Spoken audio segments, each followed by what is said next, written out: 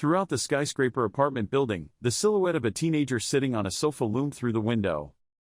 In that teenager's hand was a photo of another teenager with a smile as bright as the sun. He looked at that photo with a thoughtful expression, his eyebrows slightly drooping. He said tiredly, thinking that the first news I received from him after 5 years of meeting was sad news. 3 years ago, my mother, who understood his illness well, spent the rest of her life searching for my missing brother. She fell ill for a while and left for a better place. The young man then looked at the thick stack of papers filled with pictures of his younger brother. The hands touched the paper and then used force. The fragile paper was crushed. He walked out the door, turned around, looked back at the crumpled paper, then decisively closed the door and left.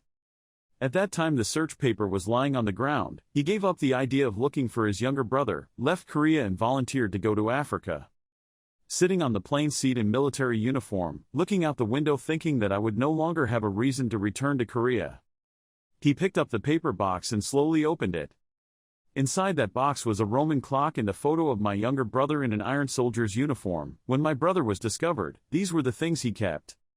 He held the photo up to his mouth and muttered, "She was filming." The photo left to reveal an old watch, a clock. He looked at it wonderingly. He picked up the watch to look at it. This was my gift to wish him luck in the university entrance exam. He turned the back of the old watch over and a row of small characters at the bottom of the edge gradually appeared. It's a very meticulously engraved inscription, with quite a few scratches on the side. This is my gift to wish her good luck on her college entrance exam. He fell into memories when his younger brother held the watch with a bright smile, thanking Hyung. Hyung smiled and said to his younger brother, "Compared to electronic watches, this is much cooler, haha, why do you think he's so psycho?" Both of them discussed the words on the back of the watch. He asked me and replied how happy I was. He was startled and asked, "What the hell give me?" His younger brother innocently replied, "Why?" He replied, "I have to go tell the mechanic he needs to fix it right away." His sister narrowed her eyes and smiled, "Come on, what's the point, I'll wear it." Returning to the present, he could only hold the old watch and smile bitterly. From now on, if you need to write a name, you just need to write Ga. The big hand suddenly squeezed the watch tightly. The old clock, which had been broken for a long time, suddenly turned back. He widened his eyes as the hour hand suddenly turned around. "Huh, isn't it broken?" A voice rang out, telling him who would continue his journey. He suddenly felt like he heard something stand up. That voice rang out again, "When you held this thing maybe I would have disappeared from the world." He panted and opened the inside of the watch to check. This was not an illusion, but there was nothing inside the watch.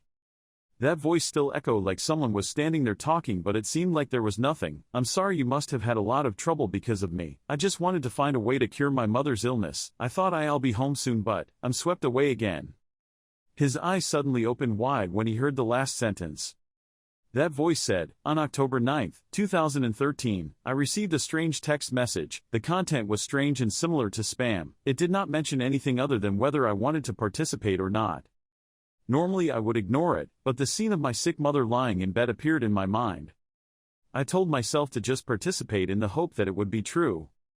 October 12th day, 2013, this is not a dream, I'm sure it's real. I know for sure elves and dwarves exist. It's the world of ORCs and dragons. In the center is the Sun God Tower. Rumor has it that if you pass the obelisk, you will become a god. However, I only care about the panacea in the tower called Elixir.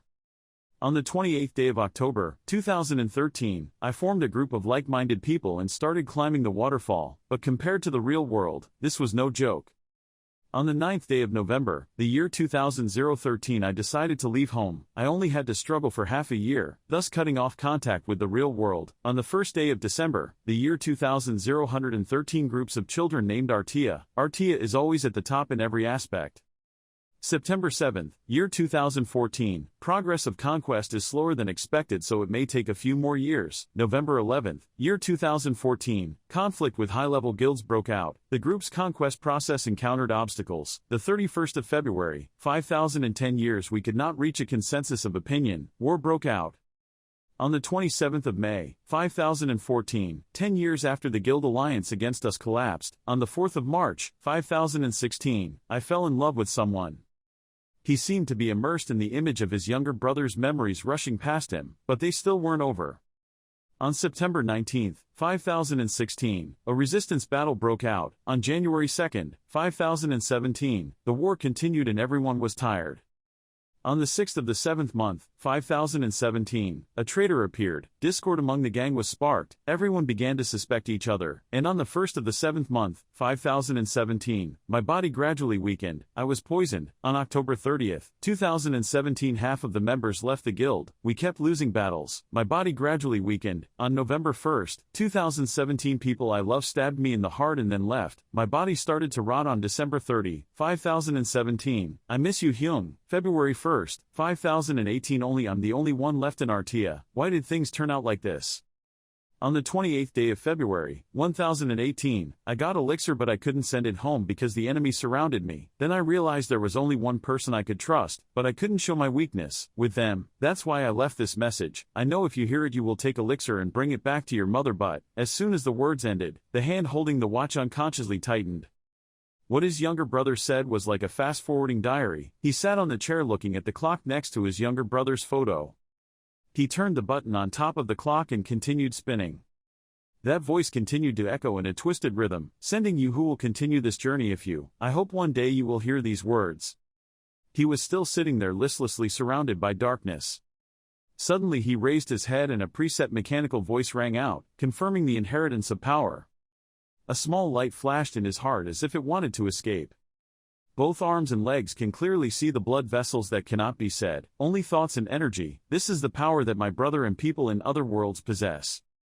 Blood vessels ran to his neck, then to his face. He winced, trying to suppress the pain running through him. The image of the younger brother with a bright smile and his voice appeared again, addressing the older brother who would read this message. In a moment, I moved next to her, kneeling on the ground with her bloody armor and tears of despair. The delicate face and spring-like smile were no longer left, only the blood flowing down her face remained. On the 6th of the 7th month, 5017, a traitor appeared, discord among the gang was sparked, everyone began to suspect each other, and on the 1st of the 7th month, 5017, my body gradually weakened, I was poisoned. On October 30th, 2017 half of the members left the guild, we kept losing battles, my body gradually weakened. On November 1st, 2017 people I love stabbed me in the heart and then left, my body started to rot. On December 30, 5017, I miss you Hyung. February 1st, 5018 only I'm the only one left in Artia, why did things turn out like this? That mechanical voice rang out, awakening complete, inheritance process failed, please complete inheritance after your body is complete, 5% progress, your current condition is incomplete good. That mechanical voice rang out, awakening complete, inheritance process failed, please complete inheritance after your body is complete, 5% progress, your current condition is incomplete good. Next to him appeared a blue screen.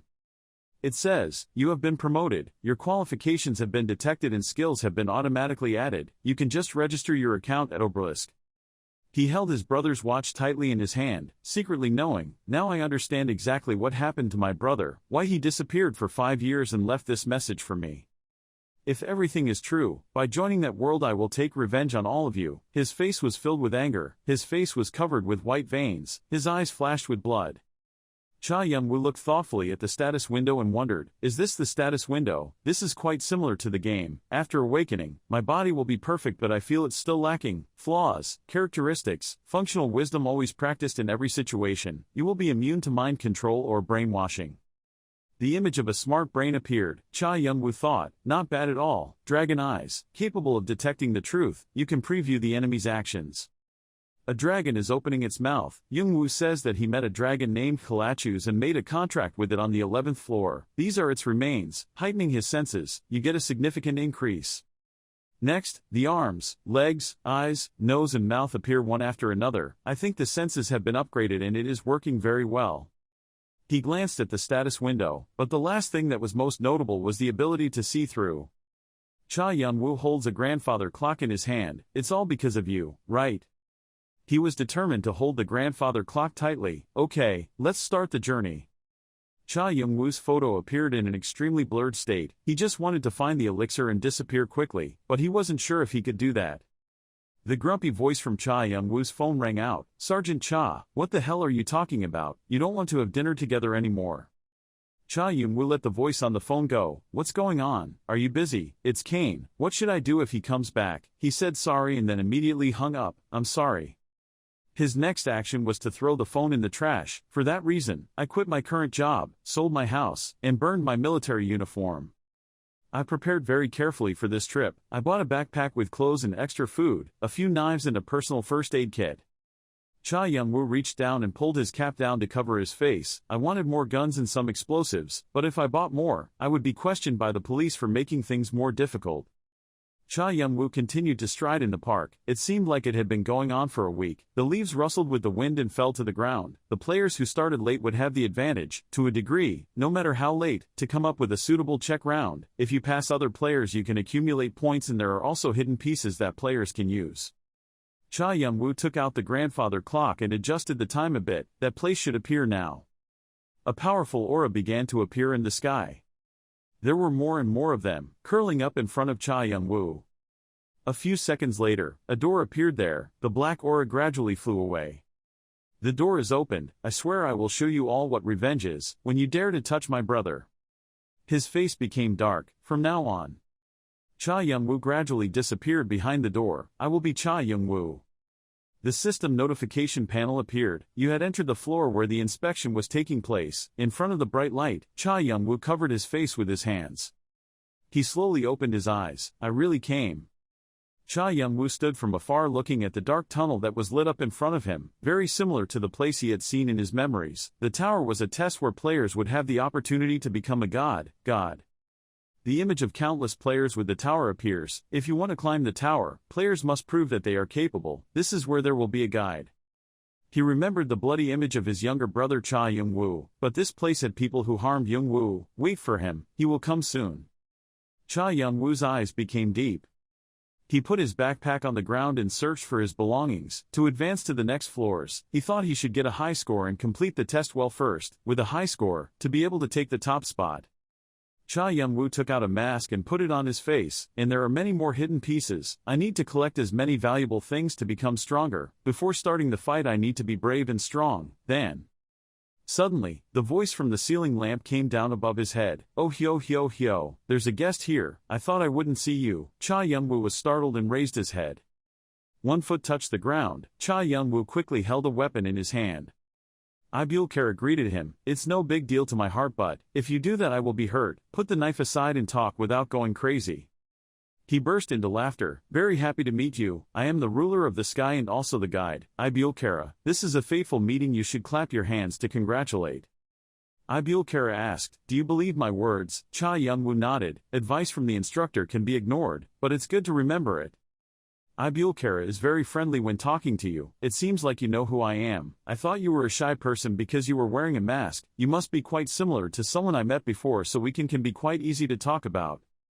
The leaderboard appears. The test is arranged in different levels from A to G. Each level has different environments and tests. Goal: within a certain period of time, score of you will be determined based on how you complete the floors.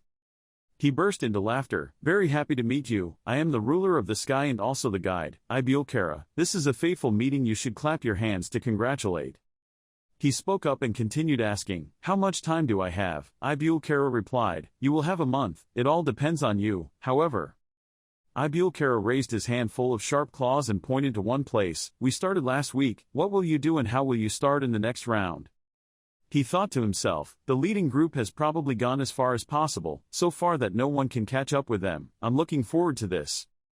Without waiting for Cha Young-woo to respond, Ibulkara continued, if he wanted to complete the test, it would be best to form a group of 3 to 5 people. His eyes flashed slightly, but if it was just you, you would get a higher score, right? Ibulkara smiled, revealing his teeth. The tower was the place to manage the player's work. If his contribution was high his score would be higher, so he didn't need to worry. He returned to his original polite appearance. Usually players will use one of two methods. They are too confident in their abilities and die while not being careful. Cha Young-woo just bent down to play. Bao replied, I understand. Ibulkara thought, or they will become a useless person in the group. He lightly snapped his fingers. If you want I will start immediately. The inspection on the ground floor will begin. The contents: content, the player, the person who wants to conquer the tower. Ibulkara bowed respectfully. You must prove yourself worthy. The goal: you must achieve a high score within the allotted time. You have 549 hours, 37 minutes and 88 seconds left. Cha Young-woo started walking inside. Cha Young-woo's footsteps are about to touch a white line. But then you step over them again. You have chosen level A to answer or break all the traps. Suddenly, a ray of light flashed across Cha Young-woo's body. He was very aware of avoiding them. In his memory he had warned him about this type of trap. The location and how to activate these traps had not been mentioned, so the warning was not a big help. The arrows rushed straight to the backpack that Cha Young-woo blocked in front of him. He firmly grasped the strap of his backpack. The arrows pierced them. Cha Young-woo cried out in fear, almost dying. Cha Young-woo hugged the backpack full of arrows and leaned against the wall, perhaps leaning against the wall and reducing physical contact as much as possible. But he did not expect that another arrow would be shot and hit his leg. Cha Young-woo was startled and opened his eyes wide. After that, many more arrows were launched. Cha Young-woo couldn't dodge as many, so he accidentally injured his arm. Cha Young-woo clutched his bloody arm as he walked. An intense pain was taking over your body. You were affected by the stunning effect.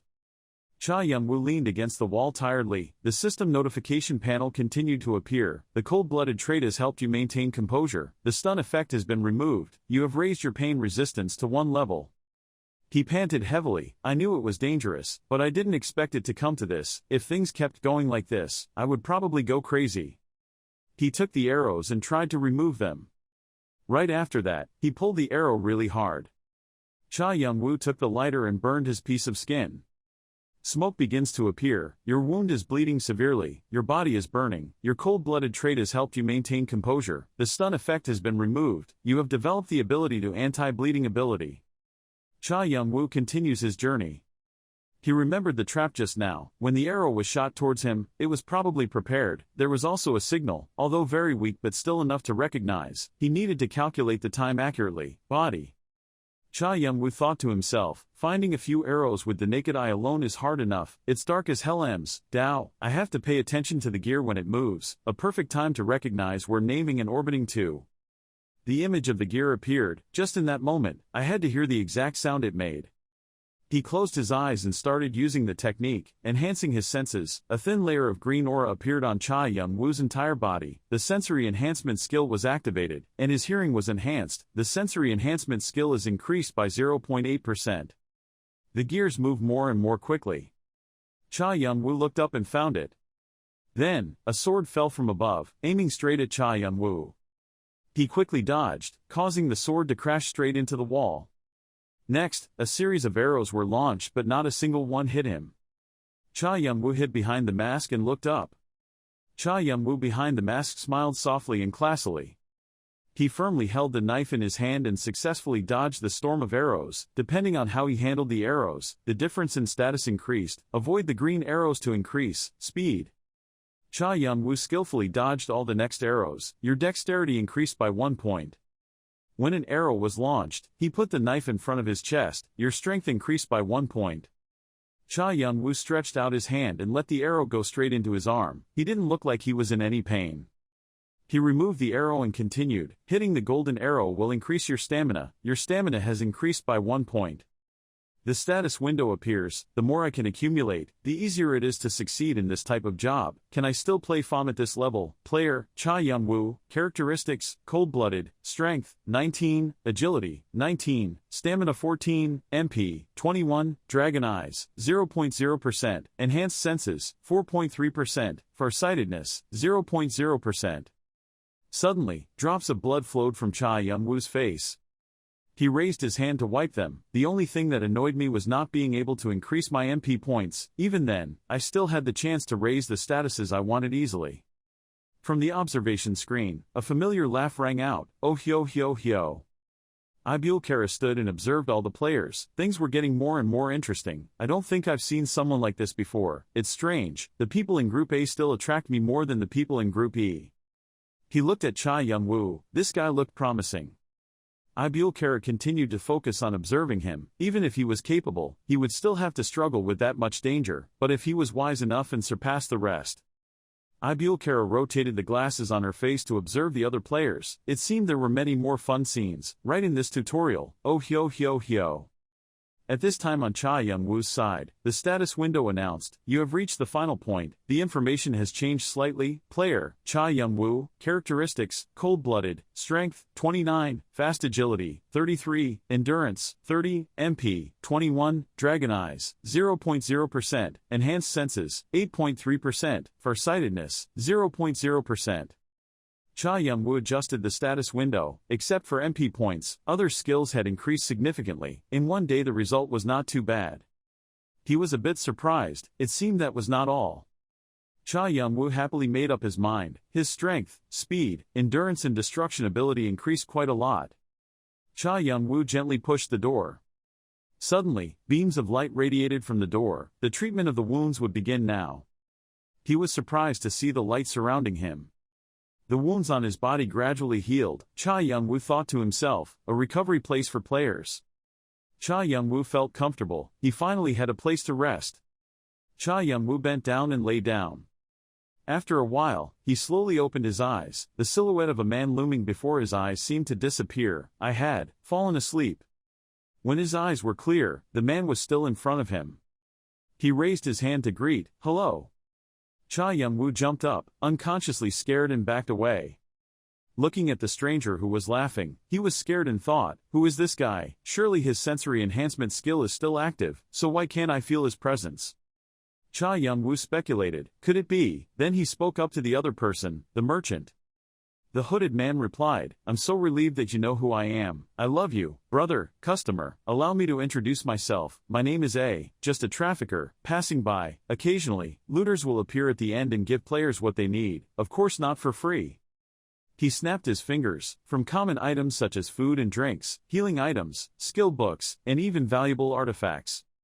A board appeared. On it was the detailed information of each item. The merchant introduced, "After coming this far, is there any need? Sir, I am a merchant of all things exists in this world. If you need anything, please let me know." Cha Young-woo was surfing the information board while thinking. Including Medusa poison. Next is the golden goat horn. A blue eye appeared on the item table, Tiamat's left eye, a rarity in the world, but thinking about it, I couldn't afford to buy a device like this.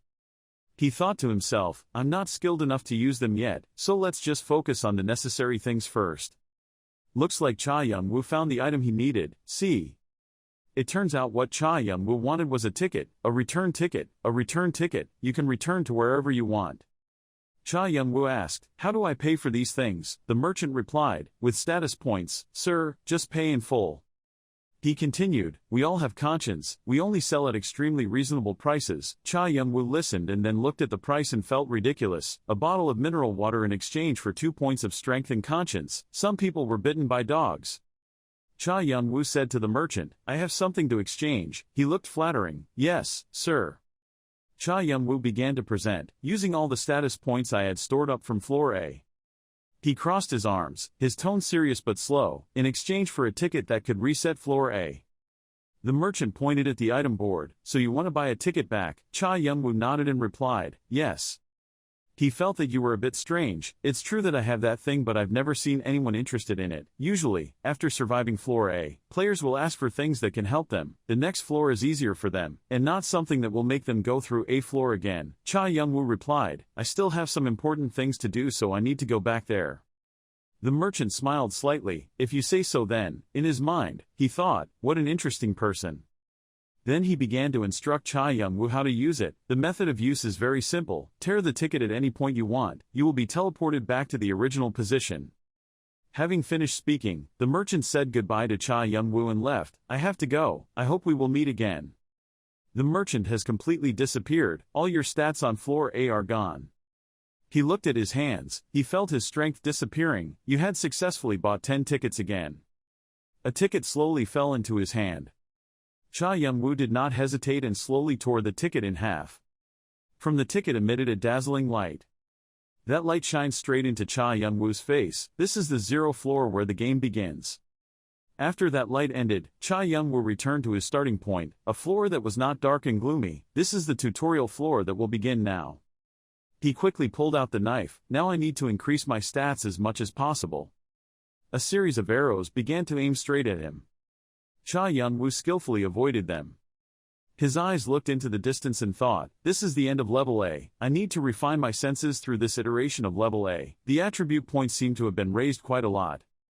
Cha Young-woo suddenly remembered a previous skill, Dragon Eyes, a skill that allowed players to borrow the eyes of the ancient dragon Kaladas, to a certain extent, to see the truth. When I activated it for the first time, at first I was shocked at what was happening before my eyes.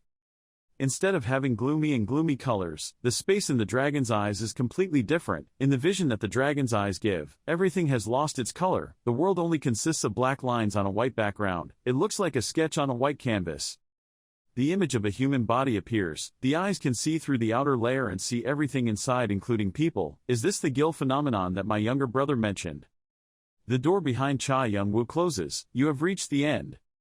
Cha Young-woo glanced at the status window, 4 hours had already passed, what an amazing progress considering that it had taken him over 34 hours on his first try. He looked at the status window, his stats had increased quite a bit, now I could confidently fight against most players. Even so, it was still difficult for me to keep up with my predecessors. The player, Cha Young-woo, characteristics, cold-blooded, strength, 51, agility, 56, endurance, 55, MP, 21, dragon eyes, 2.100, enhanced senses, 15.100, 0.0 distance vision. Cha Young-woo thought to himself, if I started with the people before me, I would have now entered Section E. If I keep staying in Section A like this, I will never catch up with them. I should accelerate to gain high rankings. He pushed the door open and into an unfamiliar room. You entered the boss's room. Cha Young-woo thought as he walked forward, I need to clear floor A and go to floor B immediately. Immediately afterwards, he rushed forward at an amazingly fast speed. Fire arrows were simultaneously launched towards Cha Young-woo, and he also promptly responded. Cha Young-woo was trying to fight them, the speed was faster than originally expected, the strength increased by 1 point. He continued to fight back, unable to slow down here. Suddenly, a new path opened beneath his feet. Cha Young-woo opened his eyes wide in surprise. Then, when it was completely opened, he jumped straight down without hesitation. Below are countless sharp stakes waiting for you. If you fall down, you will die immediately. Cha Young-woo spun around, unable to die here. He was struggling as if he was about to fall straight down. With skillful skills, Cha Young-woo easily reached the other side without getting hit by the stakes, increasing his agility by 1 point. Cha Young-woo raised his eyes and looked up. A large fire was burning loudly, illuminating the entire place where Cha Young-woo was standing. He held the knife firmly in his hand and moved forward. Cha Young-woo swung a powerful stroke from his knife. The fire split to the two sides. Cha Young-woo walked through the open path in the middle. Thanks to your cold-blooded properties, you have the ability to resist burns, and your sensory enhancement skills are increased to 15.6 points, 100. As Cha Young-woo was running away, something suddenly rushed towards him. Cha Young-woo was dodging its attack. Agility had increased by 1 point, endurance had increased by 1 point, sensory enhancement skill had been raised to 16.9%, the stats your level has been promoted, your strength has been increased. Suddenly, something punched Cha Young-woo straight in the stomach. He hugged his stomach and jumped into the distance. His eyes recognized this item, this was it. He thought to himself, this scarecrow feels like it imitates the player. My brother made a reference just for this scarecrow, the bronze scarecrow, a scarecrow that imitates movements and based on the player's actions, it is also capable of attacking within a certain range. Cha Young-woo began to recall the documents about this type of scarecrow. The real boss of Part A is not just the regular scarecrows, but also 10 bronze scarecrows in the back. They copy the actions of players and grasp their movements. Their bodies are as strong as hellstorms, so we were hindered by them for a long time. There are 2 ways to overcome. One is to fight head-on, the other way is. Cha Young-woo was ready in preparation position, subduing them. He activated the skill, Dragon Eye. Cha Young-woo's vision under the dragon's eyes became colorless. You see right through the scarecrow's body, is that its weak point? Cha Young-woo ran over and wanted to use a knife to stab its weak point. An unfamiliar voice shouted, this bronze scarecrow relies on a sensor, must find the sensor and destroy it. Cha Young-woo suddenly stopped, perhaps this was the person I saw earlier when my senses were heightened. He stepped back a bit, I knew that these scarecrows moved according to their sensors. Thinking about it, Cha Young-woo punched straight into the bronze scarecrow's sensor from behind. He successfully destroyed it. Because the sensor was lost, the bronze scarecrow immediately exploded. Yool, who had been hiding until now, was surprised and asked, what's going on? He quietly looked at Cha Young-woo and said to himself, "You hacked the game." Yool was still standing behind, observing Cha Young-woo. Realizing that someone was following him, he slowly turned his head. When Yool saw that, he immediately startled and trembled. Cha Young-woo walked up to him. "I could see the scarecrow working with its sensors if I used my enhanced senses, but this was a normal person. How could the boy figure out how? Mode of operation." Cha Young-woo's tall body was blocking Yool's face. How could he know? Yool asked in fear, "What are you planning to do to me?" In his mind was a line of thoughts, a truly terrifying power. Cha Young-woo asked, "What are you doing to the kid?" Yool stammered in response, "If you come close to me, are you planning to kill me?" Cha Young-woo reassured, "Don't worry, I won't hurt you, let you know." Yool wondered, "What do you know?" Cha Young-woo explained clearly, "The fact is that the bronze scarecrow worked through a sensor." "I was asking how did you know this?" Yool nodded, "What, because..."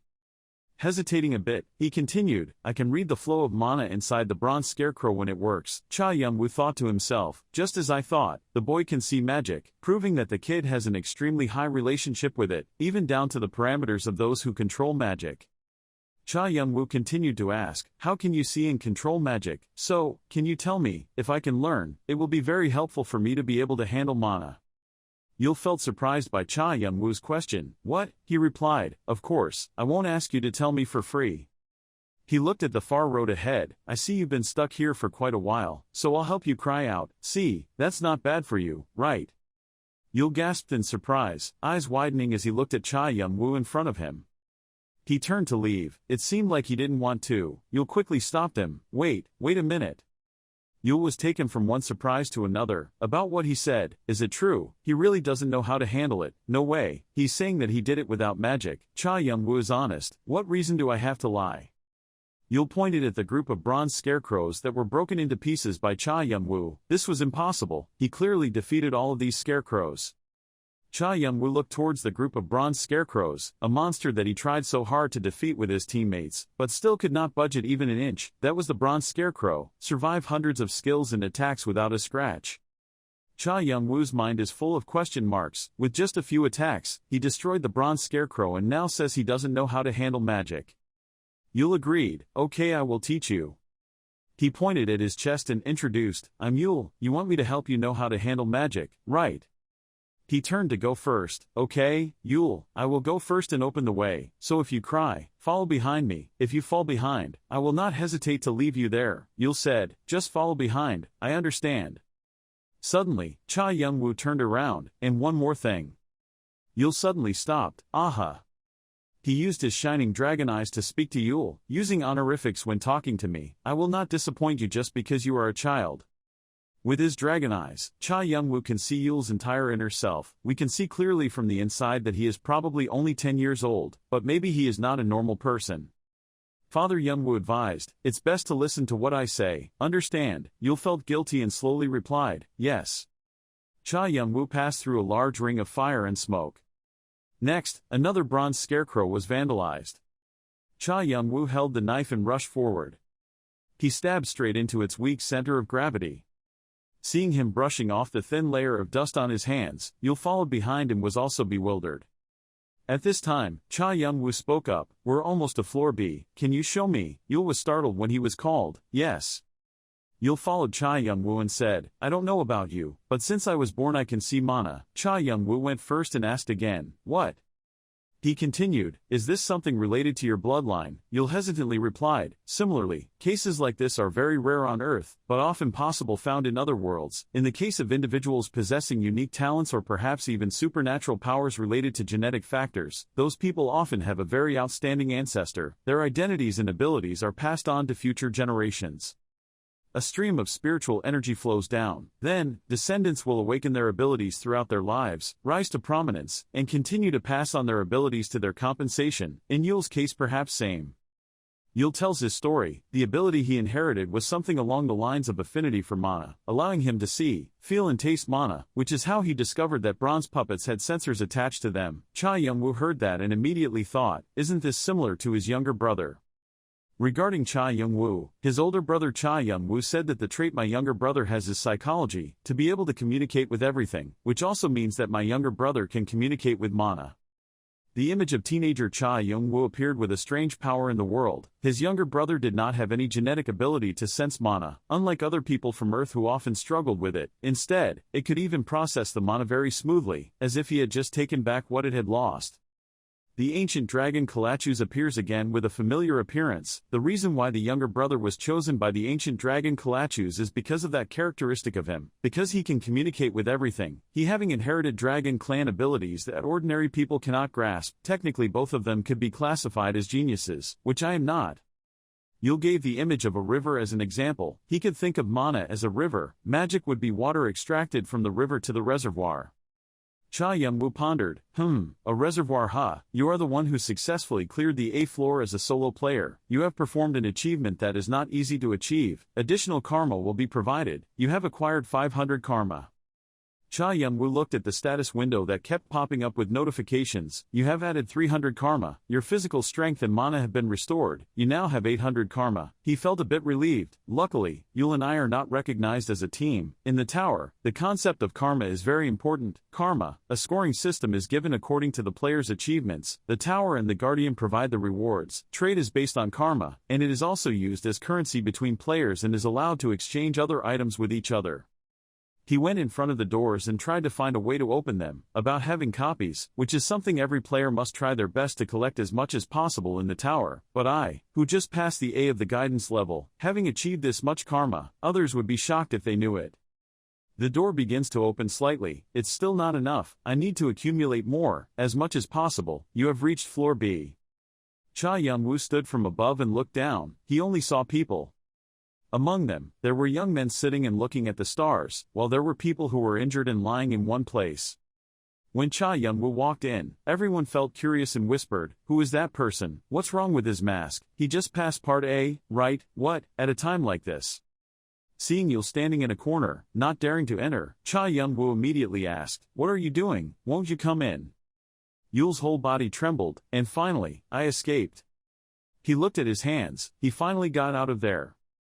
Suddenly, he raised his eyes and looked. I just saw everyone texting this way with eyes full of surprise. They were silent, not knowing what to say to him for a moment. Yool saw that and was so angry that he gritted his teeth and glared at those people with sharp eyes. Cha Young-woo saw that the situation didn't seem very harmonious. "Those people were your teammates," Yool angrily replied. "That's right, they left you behind in the boss room." Yool ignored those people, went straight with Cha Young-woo. "Come here and I'll tell you." Cha Young-woo replied leisurely. He wanted to tell me about the mana flow or something else. The two of them sat on a step, knowing the objective distinction between the two meant that crying had the potential to become even stronger. Thanks to Yool, Young-woo could have a basic understanding of magic and mana, but as things began to take shape in his mind, it made him able to accept, to a certain extent, what his brother had made in the diary. Yool began to tell about that.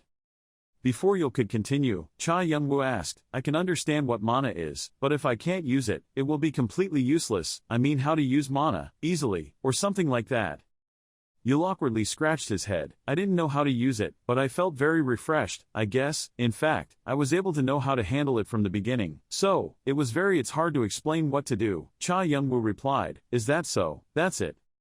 Cha Young-woo slowly stood up. "Then, I keep moving forward. You wait for the tutorial floor to end and then turn around, right?" Yool raised his head to look at you. "Why? Ah yes." He said goodbye to him. "We have to say goodbye here, kid." He waved goodbye to Yool. When Cha Young-woo left, the group of people immediately approached Yool. The sound of those people rang out, startling Cha Young-woo. "Hey Yool." Build stood in the darkness and said to the crowd, "I really like your eyes. People like you will definitely do great things." He introduced himself. "I'm Build, I'm called Arangdan. We're in the waiting room of floor B if you want to join, come with us." Kane was interested in what Build said and immediately went up to ask a friend, "What does it mean that we will be able to join the Arangdan Guild?" The other friend replied, "If Arangdan is correct, it was established to prevent the chaos in the tutorial floor." In the dark basement, facing the bronze scarecrows, Build and Kane both felt extremely scared. "If we move, these scarecrows will attack." Kane held the sword firmly in his hand and thought, "If this continues, I will have trouble figuring out how to get out of here now." He rolled his eyes and looked away. Seeing Yool holding a sword next to him, Kane felt surprised. He looked at Yool, who was intently observing the scarecrows. Yool's ability was only to analyze the flow of magic and mana. The kid couldn't help much. Maybe he should be left here. In this case, maybe that is the most correct thing.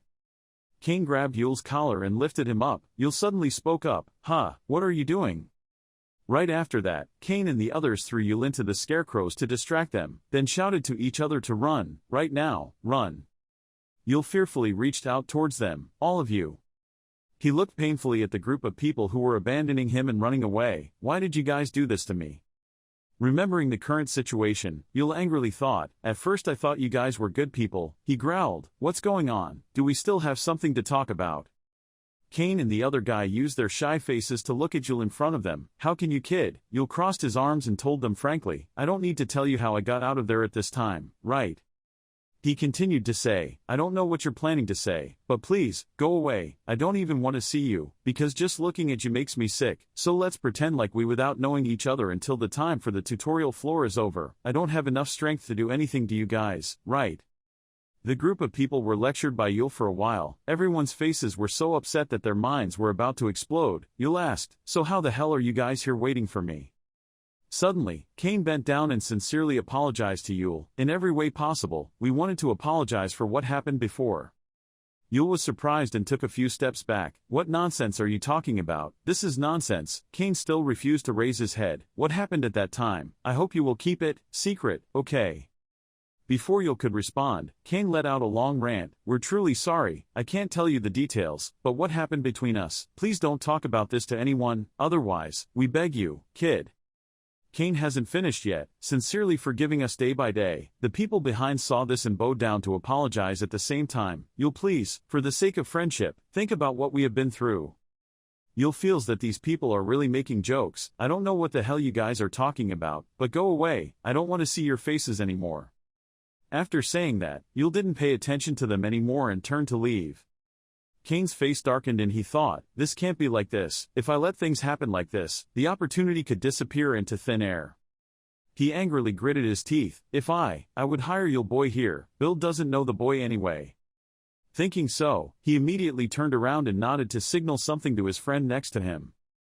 After that, Cain and the others looked at Yool with dark faces, apologizing, but he probably had to die here.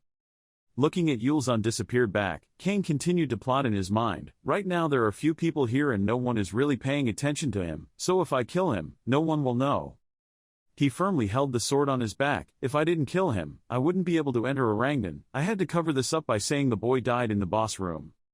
Cain prepared to draw the sword. Suddenly at this time, Cha Young-woo's voice rang out from behind. It turned out he had been standing behind him for a long time. It was said that there was a guild in the tutorial floor that directly belonged to Chung Hua-do, named Arangdan, and that Chung Hua-do tends to recruit new people from Arangdan, but is very strict in recruiting. They only want to recruit people without any sins, so you want to kill the kid, right? Cain immediately turned around in fear. He sat down, pain clearly showing in his eyes. Yool heard the noise and immediately turned around in surprise. Cain's friend stood in front of him. Cain cried out in pain, my hand, my hand. Cha Young-woo thought to himself, if it were anyone else, he would have gone to floor B a long time ago, but with this kid, he couldn't let it go. Cha Young-woo closed his eyes, seeming to be thinking. I suddenly saw the image of my younger brother appear in Yool. He imagined that there were thousands of swords stabbing into Cha Young-woo's body to the point of bleeding, and that the boy was also harmed by his own teammates. Cain's teammates are extremely scared of the masked person. Since when has he been there? I've obviously been looking around, but why is that happening? Cha Young-woo pulled out his knife. If you guys like to harm others that much, you should prepare yourself mentally. Those people looked at him. This person is very strong.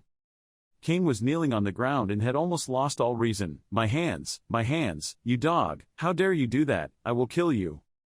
Having finished speaking, he stood up with his sword. You bastard. But how could Cain be considered Cha Young-woo's opponent? He avoided him in just a few short seconds, then he grabbed Cain's wrist tightly. Then gently bent it back. That's it. Cha Young-woo used his sharp eyes to glare at Cain. If you want, I will make you unable to use your hands anymore. Cain's teammates now spoke up. Why are you doing this? You don't have any grudge against him. Why are you hitting us? He gently squeezed his neck and shoulders to relax. What did you guys do that you still want to ask me? A friend hesitantly replied. About this. Cha Young-woo threatened, "Put down your weapons." The others looked at each other for a while but still maintained a steady posture. He was gradually losing patience. The hand that was squeezing Kane's hand made him tremble violently. He repeated, "I don't want to repeat it again." Kane shouted in fear, "Put them down, do it. Throw them down, please." They all simultaneously threw the sword on the floor. The guy from earlier said, "We've done it, let Kane go." Cha Young-woo gave a sinister smile, "You idiots." As soon as he finished speaking, he turned around and kicked Kane. He fell to the ground, lying face down. His other hand was tightly held by Cha Young-woo and twisted. Kane cried out in helplessness, "Ah!" A moment later, Cha Young-woo stopped his actions. Kane's expression turned pale. Looking at it, he didn't know if he was still alive or not. That friend voiced his displeasure on Kane's behalf, "Which is contrary to what you promised." Before he could finish his sentence, a slap from Cha Young-woo fell from the sky, landing on his face. The friend fell to the ground. The punch just now made his mouth spit out so much blood. The rest of his teammates saw that and trembled in fear. They angrily gritted their teeth and stared at Cha Young-woo. He gradually lost patience. The hand squeezing Kane's hand made him tremble violently. He repeated, "I don't want to repeat it again." Kane shouted in fear, "Put them down, do it. Throw them down, please." Cha Young-woo was not willing to give in to them. He held two sharp knives in both hands and rushed forward. He carefully held the knife close to his neck. When the other two rushed in, two knives next to Cha Young-woo's neck caused a cut in their leg. They sat painfully on the floor. "No, my legs." At this time, Cha Young-woo turned his head to look back. He landed another punch on the other two's faces. Both men immediately foamed at the mouth, and only the whites remained in their eyes. Yool gasped in surprise when witnessing this scene. He looked at Cha Young-woo, who was still leisurely. "I knew he was already very strong, but he was actually beyond my thoughts." Cha Young-woo walked towards him. The kid was drooling. Yool was startled and reached out to wipe it away. He advised, "Take care of yourself and watch out for others from now on." Before Yool could say anything, Cha Young-woo left. He immediately reached out and called out, Wait." Yool shouted loudly, "Thank you, big brother. One day I will be like you." Cha Young-woo's footsteps stopped and turned back. "I told Yool, try going to Preja Flower Garden. Yool loves music, huh?" Cha Young-woo continued, "It will be quite useful for you." After that, Cha Young-woo turned and left, leaving Yool confusedly rooted to the spot. He clenched his fist. "Preja Garden, right?" Yool's eyes showed some determination. "A group of injured people are sitting here." Khan suddenly spoke up, "Oh." He put his hands on his thighs and looked towards Cha Young-woo. It was something beyond his imagination. He lifted his foot and kicked Doyle next to him. Hey, don't sleep anymore." Doyle yawned and sat up. She rubbed her eyes with her hand. "You didn't even let me sleep, but, what's wrong?" Khan sat down in front of Doyle. "Did you see that?" Doyle didn't know what Khan was talking about. What he saw, Khan immediately replied, "Well, those people who bragged about being able to enter Orangan, they were just beaten tattered flowers and leaves." Doyle stretched his hands to the sky to wake up. They were all the people who went around claiming to be helped by the Orangan group. What happened to them? Khan's deep and hoarse voice rang out. They were beaten by the only one. Doyle was surprised and began to pay attention to this story. All by just one person. Khan nodded. "Yes, I thought he went from floor A alone. I thought he was also the one who went through floor A on his own." Doyle became even more interested. Is it all true? Is he really that strong?" The cheerful chatter of the two continued, "About making him a member of our team. Do you think he's okay?" Of course Khan felt Cha Young-woo was very suitable. Playing solo, which means I don't belong to any team yet. I don't think there will be anyone else like this. Khan bent down to look at Doyle. "So he wanted to invite him to join our team. If we can invite him, our team's strength will be greatly increased." Doyle scratched his chin thinking, "Yes, if we don't invite him then we'll have to fight each other later." Khan stood up. "If that's the case, we just need to check on him one more time. Should we follow him?" Doyle chuckled. "Brother, that's a bad habit." Khan still maintained old position. "So you plan not to follow?"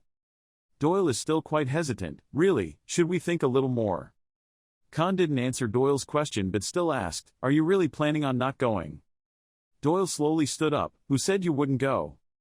She smiled happily. "Do you know that I like this the most? The B floor challenge is about to begin. B floor has a total of 4 doors. Choose one and clear the path."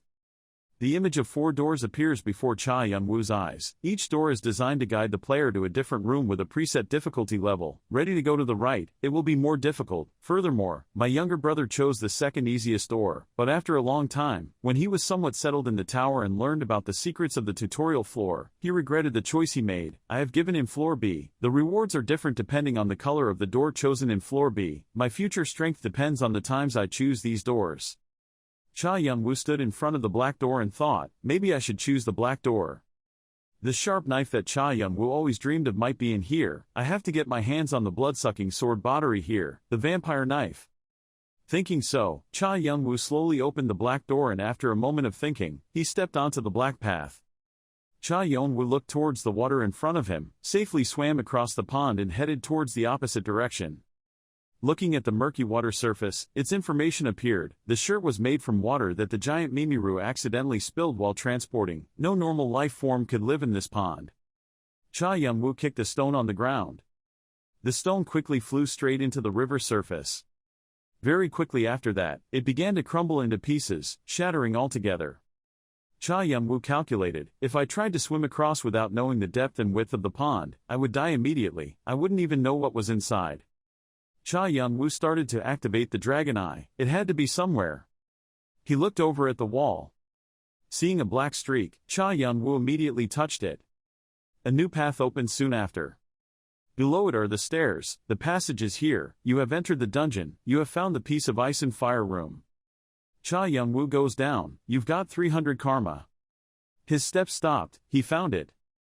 He looked at the wall covered with white moss, a type of moss that carries the essence of the moon. If you eat it, you will get sick and it doesn't taste very good. Only later did I discover that it was as difficult as a child. Black sugar. It also has many different solutions. One of the solutions is white moss. White moss is the moss that carries the essence of the moon.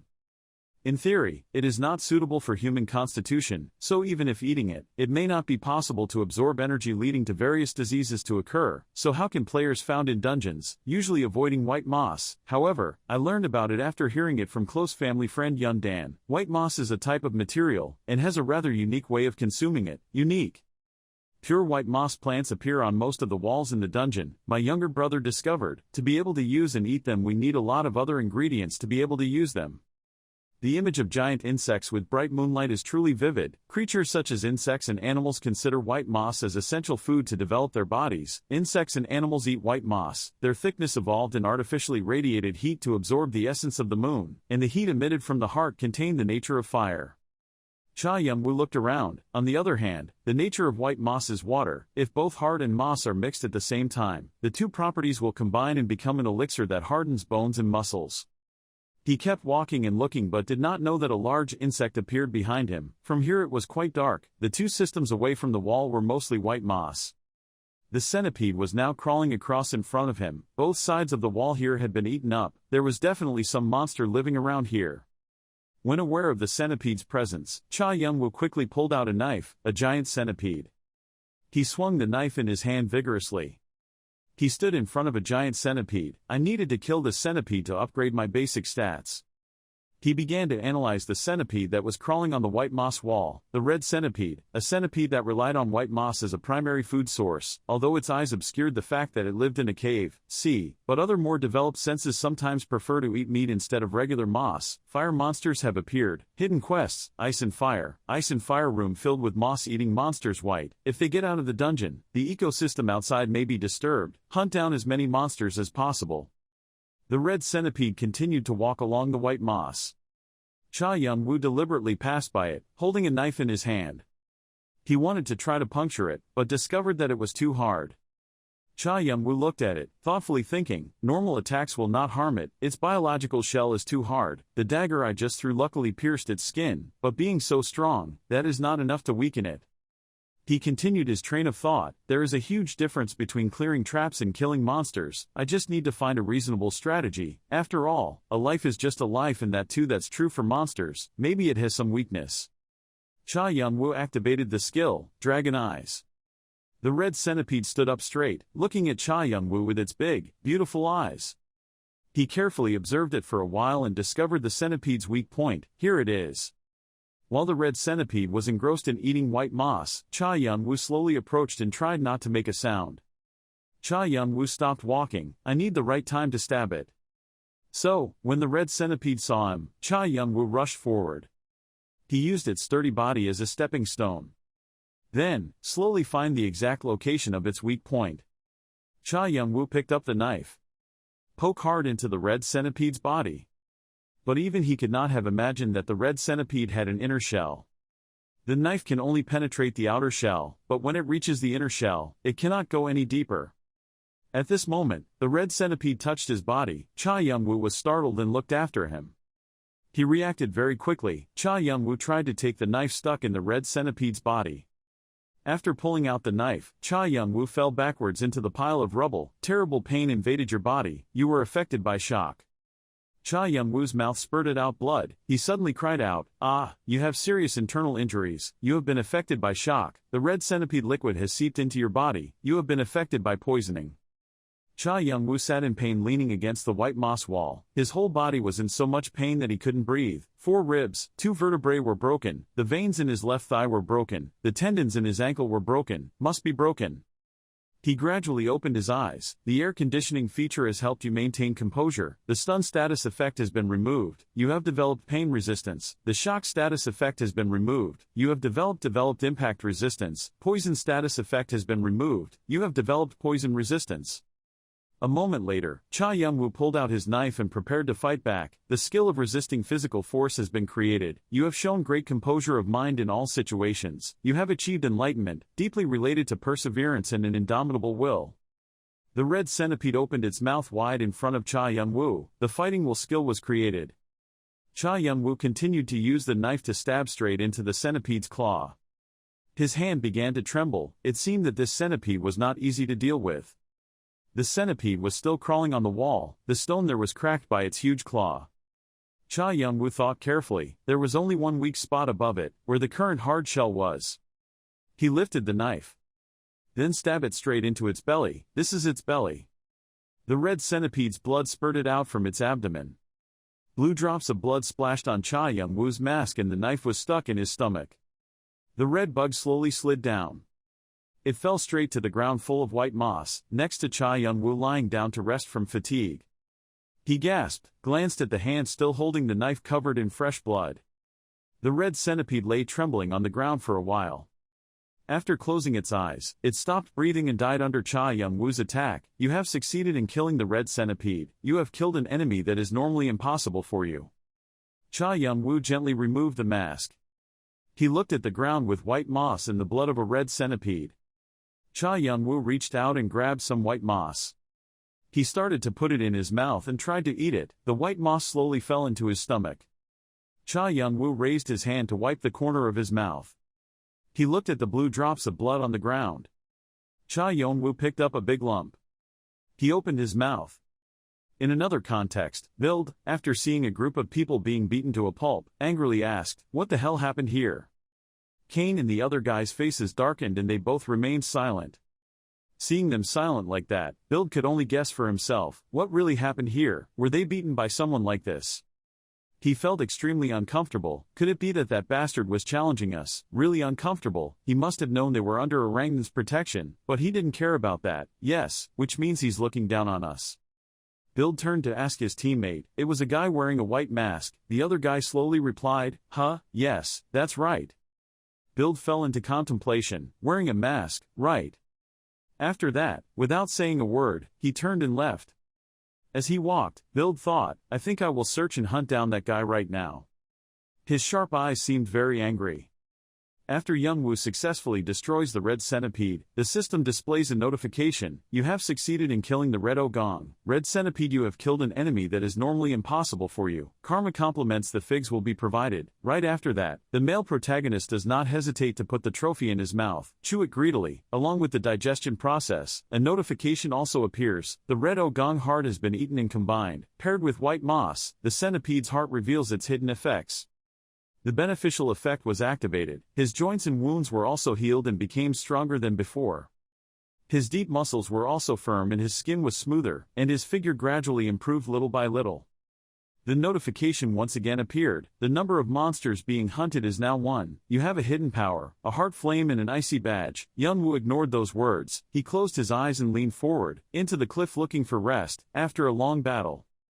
The male protagonist thought back tiredly. Well, I did it somehow. I managed to get the heart flame and the frost badge. Even though he wanted to rest, for now, Young-woo still tried to open the system panel to check. I heard that the stronger the body becomes, the faster it will recover when feeling tired. Liberation.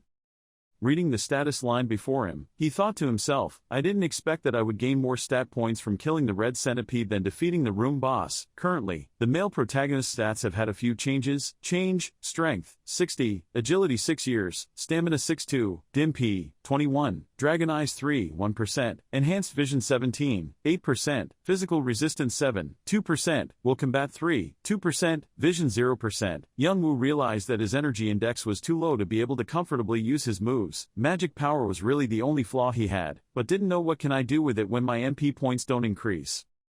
He knew that the top priority was to think of some way to feel the mana as soon as possible, but the problem was how to do it now. However, for now, he was quite happy that the indicators has been raised quite significantly. This is not the only problem.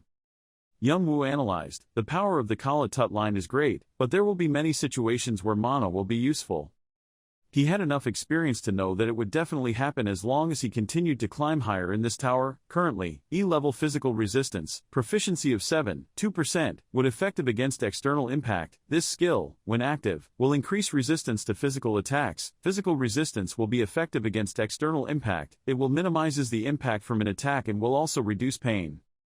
Thinking back to the dangerous situation just now, Young-woo thought to himself, I really have to thank my cold-blooded characteristics, otherwise I would have left just now.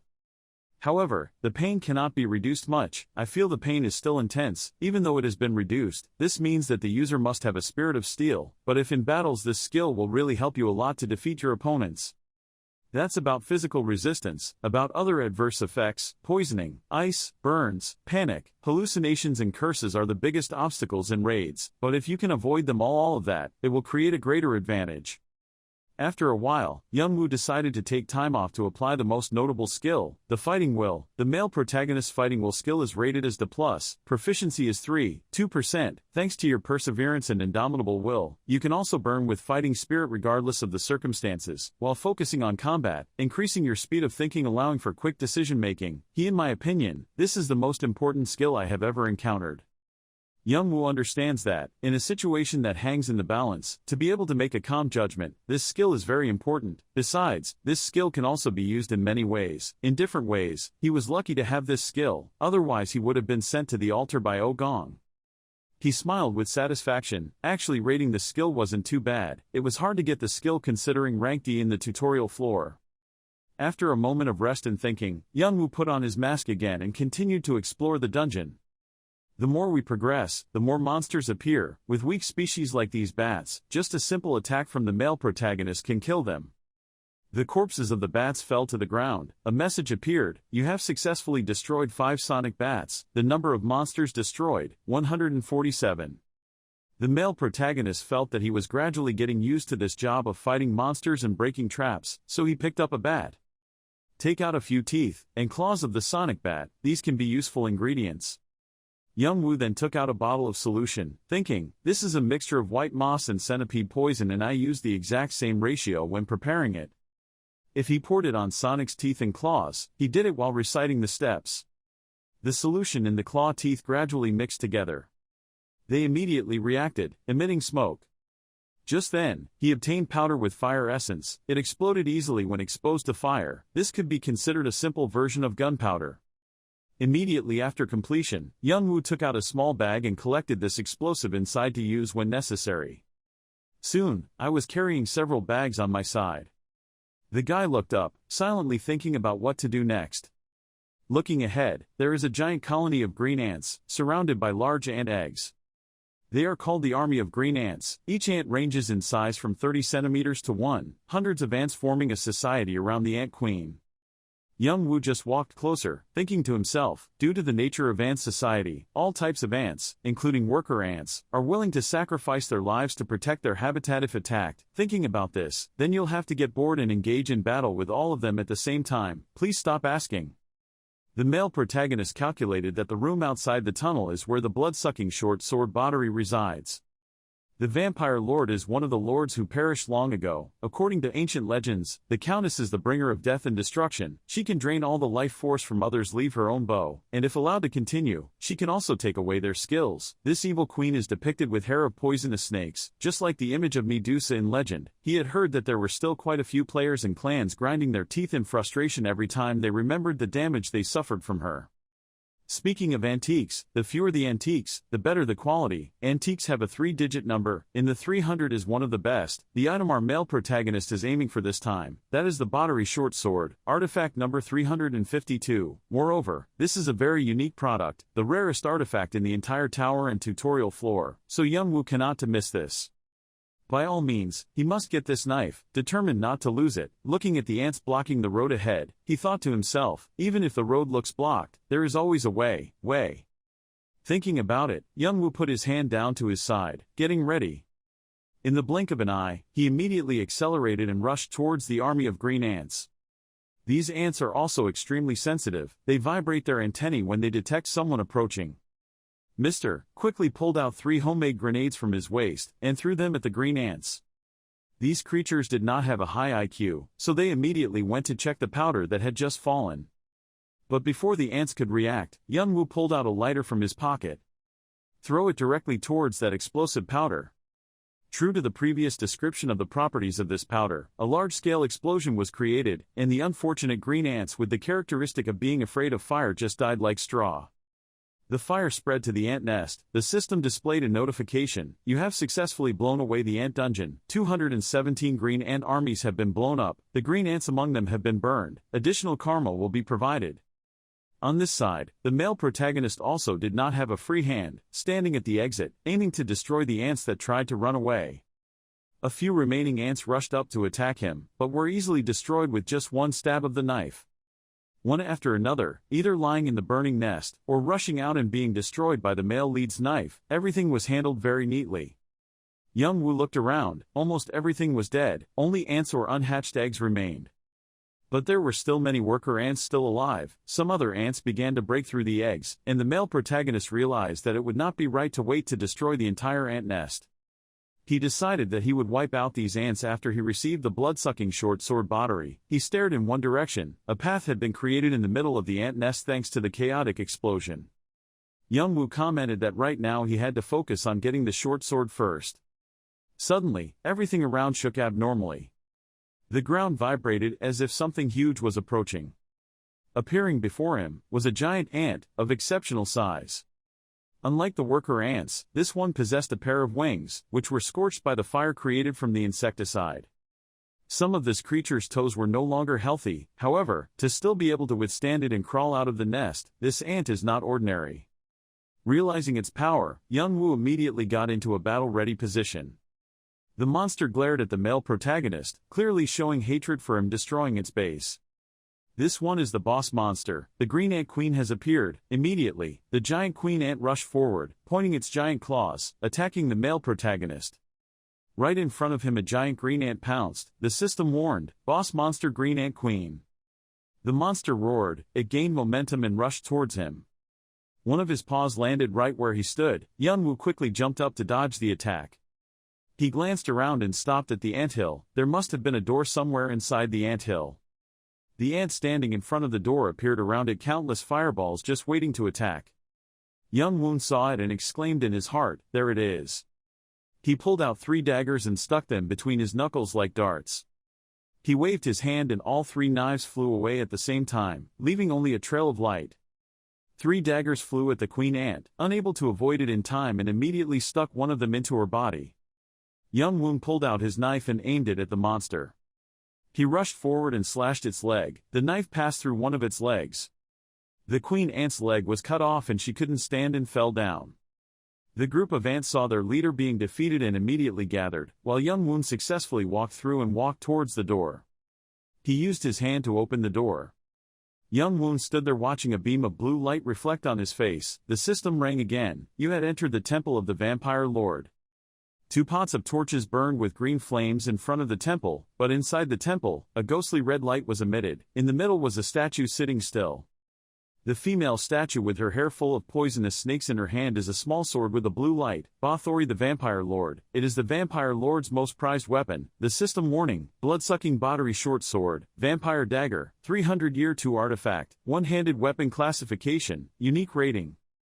Young Woon smirked. What I needed the most I finally got. It will help me a lot in narrowing the gap between me and other players. He walked up the first step, always thinking about the sword. Looking at it, it was enough to see the terrifying power of the dagger. As soon as the enemy is in the bleeding state, the dagger can increase damage higher than average. But however, the power of this knife is being sealed. Its true value is a big question mark for me. The statue is very realistic, including the heads of snakes as well as living creatures. Young Woo bowed his head before the statue. Then he decisively grabbed the banana sword and pulled it up. As soon as he pulled it out, a jet of black air flew and wrapped around the arm holding the knife. That black aura prevented him from taking the sword away. He winced in pain. The dagger will choose the person who uses it. If the player is not chosen by it, the body will be destroyed. However, do the players who have just joined the tutorial level have enough ability to stop that threat? That's why some players who find daggers always return to their grandparents quickly. Boy, as if he understood something, he raised the knife. He placed his hand on the stone pedestal. If other players saw him doing this, they would think he was crazy. Young Woon raised the knife high. Following inertia, the dagger stabbed into the hand. The airflow following the knife and into the stab wound caused the entire hand to turn partially black. The black aura continuously flowed into the hand. The blood-sucking short sword battery was originally a skill, but it caused extreme difficulty. The Vampire Lord was so greedy that she did not want to pass her most precious weapon to others even in death, so she sealed the short sword's true form and abilities and abandoned it. Back in the world, the black light lingering on the male protagonist's hand gradually turned into black bubbles that flew up. Immediately after, the system announced that the seal had been removed. The black aura that enveloped his arm turned into a beast's mouth and bared its fangs. His wings, which had been flying high, finally landed, and the seal was finally completely removed. At that moment, the system also noticed, originally captured Bathory's short sword, 66 artifacts, 0.0% proficiency. The hand wrapped around by the beast stretches out so that the owner can feel its power, an amazing power. The system immediately displays the sword's skill. Blood mark. If the target is attacked with an attack, critical, the target will bleed. Targets under bleeding will receive a percentage of damage over time, followed by the Vampire Lord's strength, which consumes energy and reduces a portion of its attribute points. Target's properties. If proficiency reaches its maximum level, the target's skills can be stolen.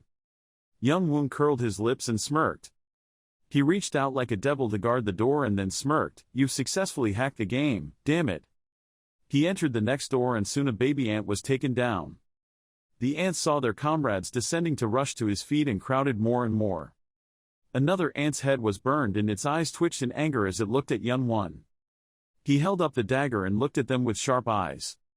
The next second, he jumped right on top of its head with one leg down. As soon as I got down, I sat right on the ant's back. The male protagonist raised the arm that was stabbed by the sword, and the fierce beast within it appeared and covered his entire arm. One hand holds the other hand down on the ant's body. He just gently said 2 words and swallowed them whole. That arm immediately tried to absorb the essence from the ant's body along with the system sound. You absorbed the life energy. Its body gradually withered and became colorless, mastering the blood absorption skill of Bathory's short sword, 0.1%. The more its body withers, the more the system notices. You have absorbed life energy. Your strength increases by 1 point. Your stamina increases by 2 points. You are still continuing to hack the game. As soon as the queen ant falls, you have killed the green ant queen boss monster. Additional karma will be provided. You get 300 karma. The remaining army of green ants saw their queen fall and immediately trembled in fear. Water bubbles of different sizes fell from above accompanied by the system's warning sound. The army of green ants lost their fighting spirit in the ant tunnel. Will soon collapse. The collapse is underway. In the 2 dark caves, the voices continuously responded to each other. Has there been a place like this before? I have never seen this place. At least he is not strong enough to enter a place like this. Are you sure he's here? Khan went first and said, "You gown, that's what I said. If you don't believe it then go back." Doyle covered his mouth and yawned. "Who said you don't believe it? Why are you so harsh?" Khan immediately smiled and put his arm around his shoulder and said, "Come on, let's not be like that anymore, brothers." The eyes under the pink hair were revealed. He looked serious and judged, but maybe. It seemed like someone had hunted a lot of monsters. Their eyes immediately moved to the monsters that had been destroyed lying on the ground. Khan broke into a cold sweat and said, "This is amazing. Is he really this strong? The monsters here don't look weak at all." Doyle crossed his arms and looked at it, hastily continuing, "Yes, it's funny to say that, hey, but just looking at the traces the guy inside this dungeon can't be weak, maybe because he's too strong." Doyle opened his eyes wide as if he suddenly realized something. He quickly said, "Hume." The other person didn't wait for him to finish speaking and quickly replied, "Yes, I know this can't be a joke anymore." The previously destroyed ants were lying on the ground, no longer green, just dry corpses. The two people carefully shouted at them. Khan said, "Where did he find this? When we searched, there was no sign of this in this dungeon." Khan was uneasy, not only solo level A where he probably has some skills that are too unbalanced. Khan broke out in a cold sweat and said, "This is amazing. Is he really this strong? The monsters here don't look weak at all." Doyle crossed his arms and looked at it, hastily continuing. He was amused as he said this, "Hey, but just looking at the traces the guy inside this dungeon can't be weak, maybe because he's too strong." From behind, there was a noise and they both turned their heads to look. At the cave entrance is a group of green ants passing by. Both of them looked at each other in understanding and nodded. In another place, the male protagonist is still sweeping the tunnel. The system continuously announces that you have killed the brown-scaled salamander. The number of monsters hunted is 1,000 along with a series of other achievements interspersed. Immediately after the system's last sentence, his hands reacted with two green auras wrapping around his arms, the heart flame effect and the frost crest completing everything that began to happen in your body. Changes are occurring in your body. He called softly, "Status window." The status window appeared with insignificant numbers, thanks to the energy of the monsters that I had drained through the blood-sucking short sword battery. The stats experienced an incomparably strong increase, only my number has been raised quite significantly. The system panel appears with another index table, enhanced physique, something like you have eaten the fire attribute hard and absorbed the essence of bang. Two elements of fire and bandages combined together provide excellent immunity and resistance. Fatigue does not accumulate easily. He carefully observed the stats I was currently thinking about. Enhanced physical strength made my body more resistant to fatigue. In particular, my self-healing ability gave me an advantage that helped reduce the possibility of serious injury during activities, emergency situations. However, there was another reason why I needed this feature. His eyes stopped on the system panel. The system notification improves. The body improvement is confirmed. You are strong enough. The paused awakening process will continue. Finally, the number stops at 21.3%. His face hides. I can't see my expression clearly under the mask, but I'm definitely happy inside. I've done it, but it's just the beginning and I have to continue to refine my body even better. The system makes a choice. Your ranking in the tutorial tier has been updated. Do you want to register your name in the ranking or not? His finger went to the word 0. The system screen displayed the words "registration has been cancelled." The male lead looked at the words with a light heart. "It's best not because I don't want to stay on the rankings and make the guilds pay more attention to me." He opened it to check his rank. He was in 281st place. He looked down with suspicious eyes. "I'm happy to be in the rankings, but why is the gap so big? Perhaps the top 10 opponents are better than I expected. At this rate everything will go down the drain and we will have to speed up a lot." He felt like he felt something turn around in his heart and realized there was someone. Young Woon moved closer to the mouth of the cave. There were two people behind him. Since when were they following him? He unconsciously reached for the knife at his side. Who are they? They are most likely the Orangda group wanting revenge. The black shadow loomed behind the cave entrance. His eyes jerked a glance in that direction. Young Woon, without saying a word, immediately threw his knife past. The person who came was Doyle. His face was pale and the knife was less than half a meter from his face.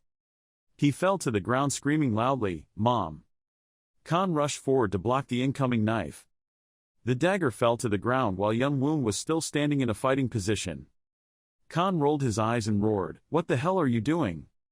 Young Woon calmly asked, "Orangda, right?" Khan retorted, "What do you mean by Orangda?" Young Woon without hesitation asked, "So why are you two following me?" Khan lowered his voice and said, "What the hell are you doing? If you were followed by others without knowing their intentions, you would do the same as me." The two bowed their heads. Khan had to apologize. "You are right and we sincerely apologize." Young Woon looked at the two people silently and said nothing.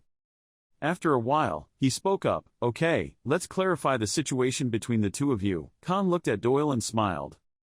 Khan excitedly pointed at him and said, "Please join our team." A huge question mark appeared above Young Woon's head. Khan still maintained the posture of pointing at others. Doyle could only cover his face in shame, not daring to acknowledge his teammates. Doyle embarrassedly pointed at Khan and said, "Don't do that again. Are you embarrassed?" Khan asked stupidly, "What are you embarrassed about?" Young Moon looked at the two of them like a piece of trash. Are they performing in a circus? Without even thinking about it, he turned around and left. Khan Sickle called back, "Hey, where are you going, friend? We haven't finished talking yet." Seeing that he didn't answer, he impatiently pulled his arm back. Young Moon lost patience. "What, do you have anything else to say?" Khan quickly replied, "You haven't given an answer yet. I want you to join the team, mine." Young Moon immediately replied bluntly, "Fuck okay." Khan was bewildered. "Why?" Young Moon turned to look at you two. "I don't know what you two are doing and don't feel any benefit from working with you two." Khan pointed at himself confusedly. "Wait a minute, you don't know me. How can you ignore it? What is it really? Who are you and I should know?" At this point Khan was somewhat confused. He clapped his hands on his chest. "But how come you really don't know me? I mean, it's me. How come you don't recognize me? I'm like the brightest star in the world. Instruction floor." Young Moon was a bit more impatient with this name. Then Doyle quickly pushed his brother away and interrupted. "Truly sorry for insulting you guys. I hope you understand, but I'm not a bad person, don't worry." Doyle said shyly, "Let's introduce ourselves. I'm Doyle and this stupid person is my brother." The system board next to it showed the rankings of two people, Doyle and Khan, in the tutorial floor rankings as 11th and 3 stars respectively. Doyle smiled and said, a bit embarrassed when he said that, "Actually it was all thanks to my brother to pull me up." Young Moon immediately understood and replied, "Perhaps it was true that the two of you followed me to invite me to join the team." Doyle was happy when he understood. Fortunately he believed. Young Moon strengthens his eyes to the dragon eye state. Recently I tested myself using dragon eyes. Negative things are black, different from positive things. Doyle and Khan's color seemed brighter. What they said was probably true. He pondered, so why do players like you two, who should be so busy completing tutorials and collecting karma, bother coming back to this place to ask a player like me to join the team? Just then Doyle's voice interrupted his thoughts. Before answering the question I wanted to confirm something with him. He replied, "What, do you belong to any team or clan?" "No." Doyle heard the answer he wanted and happily continued, "I can name a person who joined there from floor E. By the time players get to the later parts, they often join other family meetings." Young Moon asked back, "So you two want to invite me?" "Yes, I want to invite you to the team so I can enter the E floor." Young Moon was still thinking a lot in her heart. It was difficult to test the players' skills in Part A. Maybe they found themselves during the search in Part B. He lowered his eyelids. Maybe they saw him during the fight. A moment later he turned back to answer Doyle. "You're saying there's an item in the E floor that's very difficult to get, even for 3rd and 11th ranked people, and you need someone to help with this, isn't that right?" Doyle, seeing his thoughts, he smiled wryly and replied, "Yes, I can't tell you the details. It seems they need Hargan's crown. Underneath the shard that the 3 trees are entangled in on the E floor there is a cave where the pterosaur leader, Hargan, resides. It was a hidden piece that my younger brother in the Arthea hat had struggled to get, but the most important item inside Hargan's lair, the Hargan crown, was an item that had very little value to me. But because of this so-called crown, his own brother was betrayed by those he trusted the most. The law of the jungle prevailed in the tower. If someone turns their back on the enemy they can be swallowed whole."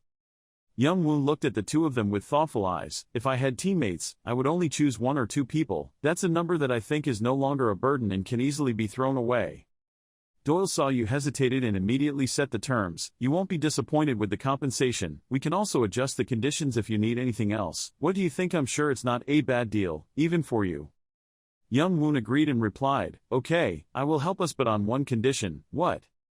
Young Moon said, "Besides the items you need, I want to receive all the other rewards." Both of them looked at each other hesitantly. "Okay, it's all yours, but you have to show us what you've got."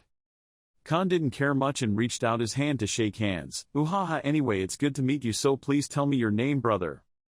Both of them shook hands quickly in peace. He looked friendly, but I couldn't say his real name. Instead I should give them a code name, a second identity when he entered the African battlefield. He gently replied, "Kane, my name is Kane." The Green Goblin, after being defeated, was still muttering, humans are too strong, huh?" Khan saw the male protagonist wiping the blood from the dagger and suddenly thought, what am I looking at? Is he the same person on floor B before? How can he grow so fast? Then the male lead opened the door, and the light source crept in. "You have cleared Tier D as a solo player, all status effects will be removed. You have entered floor E." Khan whined. It's true that the inside of the C-section dungeon is quite stuffy. Doyle rubbed his eyes, and I was a bit sad when I left. It's the perfect place for a nap.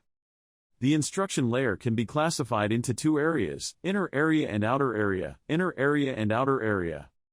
Inner area refers to the first areas, from floor A to floor B, designed to help new players realize their skill level and train what they are lacking. Outer area refers to accessing later areas, from floor E to floor G, tests the skills the player trained in the inner area and attests to their proficiency. The notification system and challenges of floor E will begin immediately. Cha Young-woo looked up at his hand in surprise. You were given a token. A token. Many tokens are hidden throughout the E floor. They can also be transferred or traded between players here. Earn 99 tokens to determine your level. Khan looked at the male protagonist's token and said, "It makes me angry every time I see that." Cha Young-woo immediately thought. This means it is possible to threaten or even kill others to get their tokens. To receive tokens, you can do assigned tasks or you can rob other players. To find the tokens hidden throughout the entire E floor is a difficult task. Instead, it's much easier to hide and ambush other players than kill them to steal tokens. My younger brother had a hard time dealing with such problems, but what sets Arthea apart from other teams is that despite all temptations, they cleared the E floor simply by collecting hidden tokens without betrayal within the team. Cha Young-woo turned to look at the other two people and thought to himself. Khan and Doyle just stared at their token and they had no interest in snatching it. It seemed like they had collected quite a few tokens before returning to floor B, or they might have collected all 99 tokens. Young-woo immediately spoke up. I have finished reading the message, so let's move immediately. You said you were looking for a hidden piece in floor E, right? So let's finish it now. After that, I had to go find my own token. Khan replied, yes, but there is quite a distance from here to there. It will take a while until we get there. Floor E boasts a much larger and wider area than the previous 4 floors combined. Thus, each area has its own geographical characteristics and a different environment, creating a unique ecosystem. Black rock mountains are lined behind a barren desert along the east. And a river flows through the steppes stretching to the west. Small hills stretch to the south. A vast forest covers the northern region. And at the end of the stopping area is a muddy swamp. And each area also has a lot of monsters. Small monsters like goblins and kobolds form villages around the forest. They share food there to form a community. But there are larger monsters like trolls and ogres that live long in the forest. Lizard men, sandworms, and orc settlements have been seen in the swamps of the north, the deserts of the east, and the steppes of the west. The challenge is to find tokens while dealing with monsters and defending your bowl from other players. Even more dangerous than these monsters, both are important. And now, we are heading towards the northern swamp. The 3 of them went into that vast forest. At the same time, somewhere else, in a room containing many different types of weapons, a yes rang out. The commander of the Orangan team exclaimed, you said he was with Khan and Doyle, why were the 2 of them with him, and they were on level E? Sorry, but we have not yet confirmed the exact situation. I just received word that they are moving towards the northern part of the forest. So why am I just now hearing about this? The reports come from an earlier section, so we think it doesn't matter. I'm afraid that's our assumption. The commander heard this and angrily slammed his hand on the table. So what does that mean? Have they cooperated yet? He suddenly thought, so he's definitely got someone behind it. Khan and Dolly, you filth. They must have recruited the masked guy even though they knew he was messing with Orangan. This is clearly making war on us Orangan or even Chinwato with disdain. Thinking so, he immediately gave orders to his troops, let's go to where he is, gather all members together, they are all currently waiting outside. We will head to his place as soon as possible. Scene change, a fire is burning. Cha Young-woo sat in deep thought, since participating in this strange game, maybe I haven't had a moment to rest, let alone turn around. I went through a lot of hardships to get to this level, time passes so quickly. Suddenly the male lead felt something, he glanced to the side. What an interesting duo. What is their relationship? I'm sure they're not brothers. The 2 of them always have to face many dangers day after day, but there is no doubt that the 2 of them treat each other like siblings. So admirable. Doyle has intelligence and Khan is strong in combat. Khan occasionally reveals a glimpse of his excellent swordsmanship. It is strong, sharp and fierce. It seems to strike a balance between magnificence and practicality. Doyle is the same. He always has dull and sleepy eyes, but sometimes he shows a sharp look, and at that time, the boy demonstrated his sharp and flexible judgment. The teamwork the duo displayed was like 2 gears that fit together perfectly. Nothing impressive. It looked like they had learned or practiced before, but they had developed a kind of connection certain, and instinctively told told them what would be another next move. The two of them were so willing to trust the other. This relationship could never have happened without mutual trust. Each other, maybe so. A real relationship makes others admire. I really don't understand why they decided to participate in this game. Surely, they will always be together. It's good that they can still be together to support each other. Looking at them makes me think of my younger brother. I tried not to think about it, but looking at them, I felt like I had to quickly warn my younger brother. While thinking about it, the noise around him startled him. "Why did you wake up? You still have a little time before it's your turn." Khan immediately replied, "How can I sleep if it's so noisy around here?" "Why did you wake up? You still have a little time before it's your turn." Khan immediately replied, "How can I sleep if it's so noisy around here?" Doyle also exclaimed, "Oh, how long do you plan to leave them like that?" The male lead immediately replied that he planned to eliminate them when they got closer. "I'm sorry for letting them wake you up. It's okay, I also want to exercise my body a bit because lately I rarely participate in a battle." My brother wonders, "Do you think they know we're here?" Khan replied, "Is there a problem?" Then he pulled out his sword. Looking at it, more importantly, they are enemies pointing their swords at us. Next, Khan swung a sword into the bushes. One person had died. They immediately exclaimed, "Damn it, how did they notice we were here?" Another guy said, "They noticed we're here." Another guy said, "Split up, it's more dangerous if we stick together." Khan's gaze became sharper. He rushed into the middle of the group and took down each of them one by one, and suddenly the whole group was logged out of the earth. Cha Young-woo stood silently when he saw the bugs flying by. And then more bugs appeared. He looked towards Doyle. "Is that the skill of taming insects? Quite a powerful skill, boy." The insects flew and swarmed all over the group of people. They were screaming, "Damn it, damn insects, get away from me, go away." Another noise rang out. Doyle turned around and was surprised. There are two guys lurking behind our male lead. Doyle felt those idiots, of all the options, chose the worst. That's really stupid. These guys are so stupid, they'll be done with playing main. Brothers, take a minute of silence to prepare to begin. It's very possible that other groups are looting this E-floor. They really like this dirty job. Under the guise of taking tokens, they robbed players of their wealth, items, and other things. After that, the items are divided among the group members to significantly increase their combat power. If they are lucky enough, they may even receive a few books on skills. Tokens can be sold to top rankers at very high prices. Additionally, there were a few places that needed slaves. They bought from workers or slaves, to prostitutes, livestock and even specimens and humans for testing purposes. They use human bodies for many dark purposes, so they don't have to worry about where to sell the prisoners. Of course, who wouldn't want to make money from such a profitable business? Also, I'm teammates with top-ranked people Khan and Doyle. No one knows how many tokens they have on hand or what items the top two rankers claim to keep. While Cha Young-woo was still thinking, the guy behind was still trying to hold a dagger and crept closer to the male lead. He raised the knife and stabbed the male lead in the neck. Then he took a step and stabbed the knife into something very strange. He immediately blurted out, "What the heck?" Meanwhile, Nam Chin appeared behind him, raised a knife and sent him to hell. A few juniors ran over. "What kind of idiot is he? Big brother." Then they rushed forward together, rushing and cursing at the dog. "Die, damn you." Cha Young-woo also did not hesitate to feel sorry for them. He also rushed forward with a little swish and the whole group disappeared in an instant. A guy swung a knife quickly. He immediately ducked and dodged. Then he looked up and gave him a knife to die without having time to dream about you. The other guy saw that and immediately ran away, not forgetting to call mom while running away. Seeing this, the male lead couldn't ignore it. Suddenly the group counted a total of 21 people. Cha Young-woo said that 81 tokens might not be a bad hunt. Doyle saw that and said, "That's great, this is the first time I've seen someone earn tokens as quickly as you." All 81 of these tokens must have been stolen from other players. More than 1,000 people were here, looking for tokens and fighting with them. 81 is a very small number compared to 1,000. Cha Young-woo continued, "But that was only possible because they were spirit orbs. Most players only have 10 tokens or less. It is right to rob others and kill them." Doyle agrees, "Yes. Tier E has a sort of winner-take-all hierarchy, the minority of strong players taking tokens from the majority of weak players.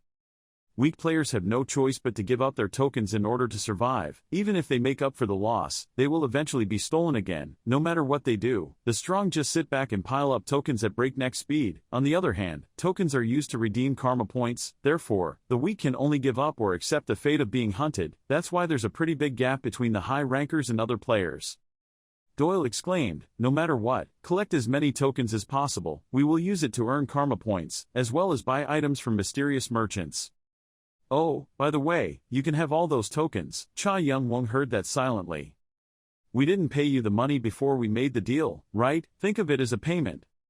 The male lead gently said, you two also need karma. Khan laughed softly, haha, are you worried about us? We had enough for ourselves, so that was actually okay. Then thank you both with all my sincerity. Cha Young-woo suddenly thought, this was easier than expected. Yeah, if I try a little harder, I can move to the F floor. Of course, there's no way I'll actually do that. There is nothing hot in the F floor that helps collect more karma. Floor E was almost the last place where he could collect karma in large quantities. Furthermore, that thing will also appear here. That will greatly increase my magic power. After that, I can complete the succession process. Once I've killed the lizardman leader, I'll come kill that thing. A strange night in the forest when there were two moons next to each other. They prepared wood to light the fire again. Khan spoke up, the monsters ahead are extremely dangerous. I think we should be careful. The male lead thought to himself that he needed to speed up more. Then he saw something again. Cha Young-woo quietly observed Doyle. He was using his powers to build firewood using insects. Once again the male lead had to exclaim, impressive, kid. I call it flame bugs. They will burn themselves to defend themselves when they encounter enemies or are controlled by you. You seem quite surprised. The male lead thought to himself, is this called magic? It was starting to get light and the male protagonist continued to fight. This time he was fighting a giant monster. Looks like a lizard with green skin and super size. After a while of fighting, the group defeated many of them. Khan felt strange when he saw that the male protagonist had already taken a knife and cut their heads off. What else did he want to plunder from them? Cha Young-woo gently gouged out their eyes. Lizardman Eyeball is a very useful item for creating items with certain buffs. It was an artifact named after an air traffic controller said to have 100 arms and 1,000 eyes. I need their eyes to create the artifact. Jij's eyes. Doyle was surprised. Wait, this is it. Khan immediately replied, yes, it looks like a war just broke out here. Doyle looked at the monster's footprints covered in blood. The male lead raised his hand to check the blood from that footprint. He immediately exclaimed, it hasn't been long since that clash took place. 5 hours, not about 6 hours ago. The hidden pieces literally had to be hidden. It is only valuable when hidden and plays an important role in raising the morale of the players, as well as encouraging them to get, so as not to fall behind. Doyle wondered if these people were successful. Therefore, hidden pieces in the direction layer still never appear again in the same round as they are found and achieved by the player. Additionally, there was something else they wanted to get by using the crown, which was an essential element for two people who were plotting something quite big. Therefore, the interference of other players is not good news. Cha Young-woo responded, no, there were only traces of going inside, but no traces of people leaving here, and apparently the people who came here couldn't find Haran's lair. Hearing that, Khan exclaimed, what do you mean? Namchin immediately pointed down at the mark, look here. The traces on the ground are very clear. It was a trace of some heavy pot being dragged on the ground, probably the player's body. I think Lizardman used the smell of plastic and lured them here. Khan wondered, so what then? No one knows what happened after that. Monsters are not always prey. There are times when monsters become hunters and see players as prey. For them, this place is home. They know good geographical locations to ambush players. Of course there will be traps lying around. This is definitely related to those traps. The more I heard that, the more angry I became. Those damn monsters. We should be more careful. Cha Young-woo suddenly thought, I think he is very naive, but he can stay calm in necessary situations like this. He turned to Doyle. This boy seems very angry. While thinking and concentrating, Young-woo suddenly looked at Doyle, who was grimacing. Doyle realized Young-woo was looking at him, so he felt a little shy and immediately raised his head to look at him and smiled. He immediately raised his head to look at him. Then flashed a smile. Suddenly Khan spoke up to break this arrogant atmosphere. We haven't told you anything about this place, have we? This place is called Haran's lair, Young-woo muttered, asking Khan again, lair. But honestly, Youngwoo already knew what it was. Until now I pretended not to know, so now I have to continue pretending. Besides, I want to see how much they learn about Hargan's lair, and what plans they have in mind. Hearing Youngwoo's question, Khan immediately explained, "Yes, do you remember the lizard man we dealt with on the way here? Hargan is one of its leaders, the chief, a king. Well, Hargan is like that, and this is where Hargan resides." Youngwoo exclaimed, "It seems the Hargan is very strong." Khan immediately continued, "Yes, sure, the two of us probably couldn't kill it." Youngwoo chimed in, "Even me, the game hacker." Khan hummed a few times and then said with a suspicious expression looking at Youngwoo, "I'm not sure about that, but it will still be very difficult. There is also a female in this lair. This one is even stronger than the male. One thing is certain, no matter how hard we try, the three of us cannot kill both bosses. We will die in vain." Ignoring Khan's words, Youngwoo interjected and asked, "So what is our plan?" Khan frowned and looked straight at Kane and spoke firmly, "Stealing." But Khan immediately explained the plan more clearly. The male was outside the cave and the female was inside. "While I deal with males, you will distract your children. Then Doyle will take the crown off its head." After listening, Youngwoo quickly asked, "What will they do next?" Khan said, "We will run away from here. Like I said, the female is ridiculously strong, you can't kill it yourself." Youngwoo responded to Khan, showing that he understood what he said. In his heart, Youngwoo remembered his days of battle in Africa. "I performed my duty in the African battlefield. This is no different from that. The only difference is, I used to be a soldier, simply controlled by orders from above, but now I'm like a mercenary driven by money." Not long after, the three of them immediately set out and entered the battlefield. When the monsters guarding the door saw them, they shouted to alert their accomplices. "There are humans here." The three of them immediately got into a fighting position, ready to fight any monster that tried to attack. With a thud, the male Hargan appeared and roared menacingly. "Humans, if you dare enter my lair, you will die. You can't escape me, boys." The system immediately displayed a hidden mission notification containing information and rewards for this mission. In Part E, there are 5 leaders ruling in the forest. Hargan is the leader of the Lizard Man. The one who owns the northern swamp defeats all the chiefs and kills the leader of the Lizard Man. Hargan's crown, spear sword, blue scimitar, blue scale scimitar, ownership of the lair Hargan. The male Hargan roared loudly to be pampered. Hargan's fierce and powerful scream made Youngwoo remember the fear he felt when he first entered the battlefield. The boiling tension made his hand holding the knife drenched in sweat. At that time, he secretly thought, "This monster has extremely terrible power, but now I have enough ability." The male Hargan suddenly saw Youngwoo's cold eyes full of murderous intent. He shivered in panic but quickly regained his composure. His eyes became fierce. It screamed and brandished its sharp sword. Rushed straight towards Youngwoo. Khan immediately rushed up. Block Hargan's sword. The clang echoed throughout the entire area. Hargan angrily looked at Khan and cursed, "Human, get out of my way, you're just a small shrimp." Khan smirked and confidently replied, "I'm sorry, but I'm no longer the old me." Driven mad by Khan. Enraged, he swung his sword at Khan, but luckily, Khan avoided it. This made Hargan even more mad and slashed wildly, causing the 2 lizard men to die instantly. He screamed, "Don't dodge and face me." The lizard men behind were scared and sweating, cautiously telling the angry male Hargan to calm down. "Sir." Thanks to Khan attracting the attention of the male Hargan, Youngwoo and Doyle were able to smoothly enter the cave. Now their opponent is the female Hargan, a monster that Khan believes is much stronger than the male part. Once inside the cave, there were a few lizard men guarding it. But Youngwoo can take them down quickly. Just after defeating the 2 guards, suddenly a voice came out of nowhere. There, it was a person. Looking to the side, there were human bones scattered all over the ground. Hargan's fierce and powerful scream made Youngwoo remember the fear he felt when he first went to the battlefield. The boiling tension made his hand holding the knife drenched in sweat. The 2 suddenly looked around to see where the voice was coming from. They suddenly saw a small prison in Hargan Cave, where many people were detained. The people in the cell were as happy as if they had caught gold, rushing to each other loudly for help. Doyle and Youngwoo, "Save me, please please, save me." Looking at the desperate people trying to cling to a thin rope that was them, Youngwoo looked around and silently assessed. His limbs separated from his body, his face left expressions showing pain, the excruciating pain they went through. Pieces of flesh and blood stains were scattered everywhere. It was absolutely barbaric. Others were tied with chains and kept in cages like pets.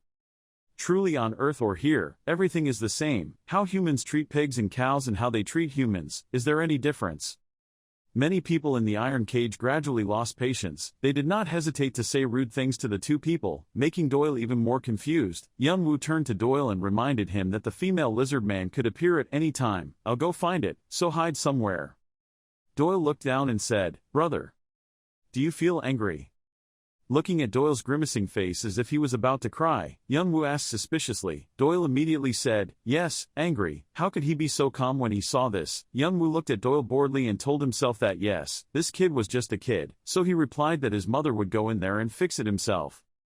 Seeing Young Woo not saying anything, Doyle kept saying, he is also a human being. A person cannot be human if they do not feel angry about this, so why are you so calm? Young Woo interrupted Doyle, but if we save them, Khan will be in danger. Hearing that, Doyle immediately stopped and hesitated for a long time. Young Woo continued to explain, don't forget, Khan is still fighting Haran outside. He can't last long fighting Haran alone, and the longer we stay here, the more danger Khan is in. Keep yourself grounded and think about your priorities, but if you still want to act on your own, I will immediately give up this job. 2 people could die because you let your emotions overwhelm your reason. After speaking, Young Woo stood quietly and looked at Doyle. Doyle was silent for a long time. Then he slapped me hard with his own hand. Steadily looking at Young Woo, he said, I'm sorry, I was thoughtless. Let's get back to main work, Khan is still waiting for us outside. Suddenly Young Woo realized something. Wait, the reason Haran built a human farm was to feed their children. I should use that to my advantage. Young immediately called, wait. Doyle turned around and asked what was wrong. Young Woo immediately said, he just came up with a good idea. Can you change the plan a bit? If all goes well, we can also save these people locked up here. Here Young Woo stopped and looked at Doyle and said, I need you to use your skills and need more fire to cook the eggs. Soon they went deeper into the cave. Along the way the two of them killed many monsters. The monsters were so surprised that before they could react, they were beaten to death by Young Woo. The female monster quickly received news from her disciples. She angrily shouted, my child, perhaps they came for my child. Then he quickly told his subordinates to protect his children by all means, even if he had to die, he must protect them, while he held a big mace to look for Young Woo. Looking to this side is the image of adorable cute baby monsters sleeping soundly. Just looking at them like that, when they grow up they stop being so cute. At this time Young Woo arrived first. He called out to the female monster, hey, female lizard man. The female monster saw Young Woo calling her and was extremely surprised. Young Woo stood facing the female lizard man without fear, holding a bag in his hand. Then he held up the bag and asked, do you like fireworks? It seemed like the bag he was holding in his hand contained explosives that he had made last time. The monster saw this and shouted in surprise, what do you mean? Before he could load anything, Young Woo immediately threw the bag containing explosives at his children. At this time, the female monster reacted, screaming in fear and rushing towards her children. What the hell are you doing?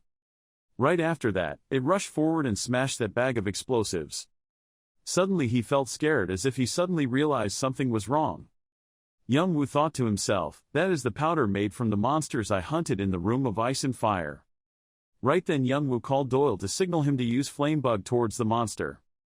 Doyle immediately used his flame bug skill to spray fire at the female monster, turning it into an explosive lizard man. The monster didn't have time to react and screamed in pain, ah, insects. After fending off Doyle's attack, it suddenly realized, my child is in Young Woo's hands.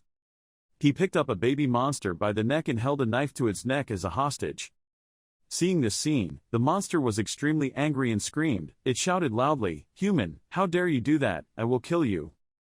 He immediately dropped the baby monster and calmly said, if you treat humans like pets, you should be aware that the same could happen to you, right?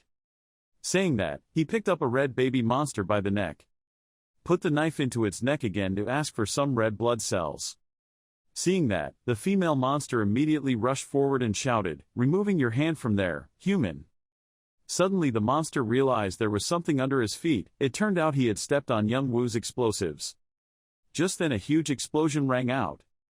The mother monster was destroyed, its body was blown to pieces, but it still held its child tightly in its arms. At this time, the system displays a notification that you have killed the boss, Tarragon, the female lizardman leader. Additional karma will be provided. Lizardman was dismayed. The monsters in Haran's lair entered a state of panic. Young Woo stood looking at the monster with a bit of silence, then said, get the crown quickly, we have to hurry up and join Khan outside, we don't have any time left. We need to get out of here fast. Doyle rushed over and quickly replied, I understand. He trembled as he held up the crown, feeling incredibly emotional.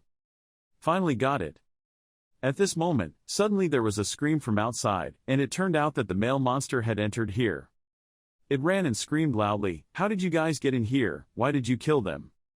It called out, Tagara, children, but it's too late now.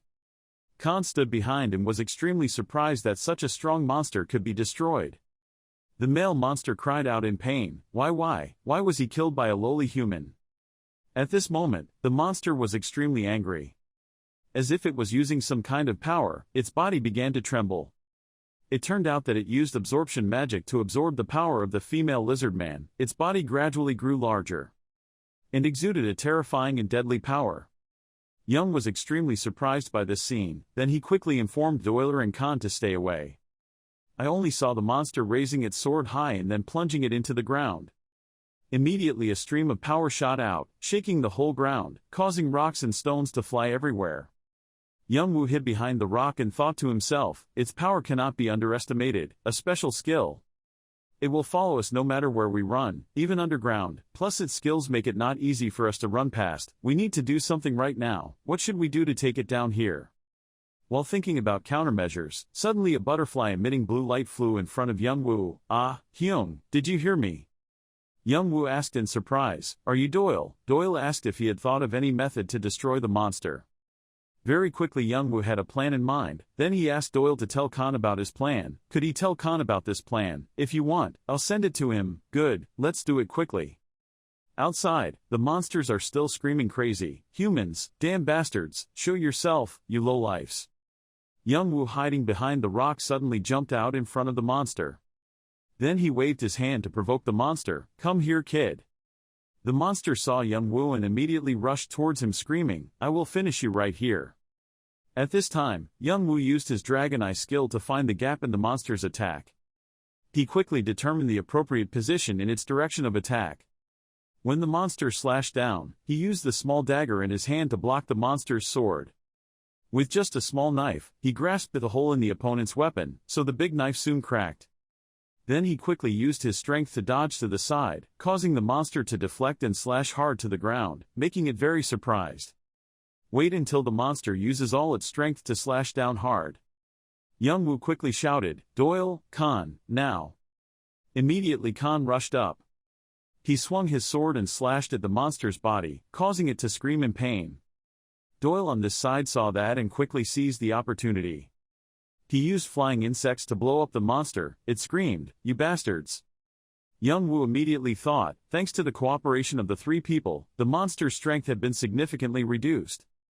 The monster was so angry it screamed, How dare you do that to me? It won't be long, I'll send you to hell. Looking at that crazy Young Woo thought to himself, right now if he miscalculates one step, he could easily be in danger. It's getting crazier now. The monster had two hands holding the sword, raising it to strike down. Seeing that, Young Woo immediately picked up the dagger and rushed up. Strike hard, the knife touches the monster's sword creating a deafening sound. The monster screams, You lowly human must die. At this moment, Khan quickly took the opportunity to rush forward and slash the leg of the monster. He screamed, Those bastards. Doyle also controlled the insects to explode so much that the monster became confused, then it roared loudly. Then it opened its mouth and gasped, revealing sharp teeth. He breathed and said tiredly, I must avenge Tarragon, for my children. Young Woo thought to himself, this is the moment. He held the dagger firmly in his hand and quickly rushed past the monster's groin while also skewering it. It roared in pain. Then he stabbed the knife and fell to his knees on the ground. Taking this opportunity, Young Woo went around behind him, jumped on its back and placed his hand on its head. The monster was startled when he saw that. Young Woo immediately used his skills to eat my hacking skills. The system shows that the blood-sucking short sword battery has increased by 5.4%, Hargan's vitality and energy are being absorbed. Young Woo's flames surrounded the monster's body. It screamed in pain, I will kill you, I will kill you. Young Woo increased his attack, causing the fire to flare up even bigger. His mask was also cracked at this time. Khan and Doyle stood outside in shock. Huh, what? The monster is still screaming. That's great, but you guys won't live long. Tarragon, children, sorry I'm useless. The system notifies you that you have successfully defeated the boss monster. Additional Hargan karma will be provided. The vampire short sword battery successfully stole the target's strength and obtained certain skills. You have learned heat survival skills. At this time, the monster was charred and lying on the ground. Young-woo thought to himself, is this an innate skill, and is it also an enhanced skill? I'll have to check it out. Suddenly he became dizzy and staggered unsteadily. Khan and Doyle saw this and shouted loudly, hey, Hyung. Are you okay, brother? Khan said as he supported him. Doyle also ran over. Hyung, please sit down for a bit, you don't look too good. Young-woo replied, don't worry too much, I'm fine, it's tiring but it will get better. Rest, that's right. Khan and Doyle each held Young-woo's hand and chatted, making him helpless. Really, these two?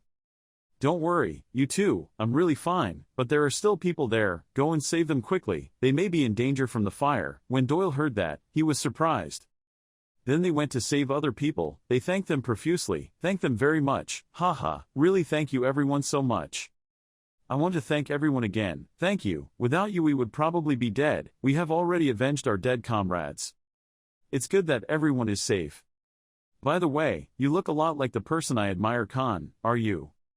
Oh ha, I tried to keep it a secret. Khan rubbed his head and smiled shyly. Doyle turned to look at his brother and sighed in boredom. Brother, do you no longer have any integrity? But unfortunately I'm not the one to defeat Hargan, I'm just helping.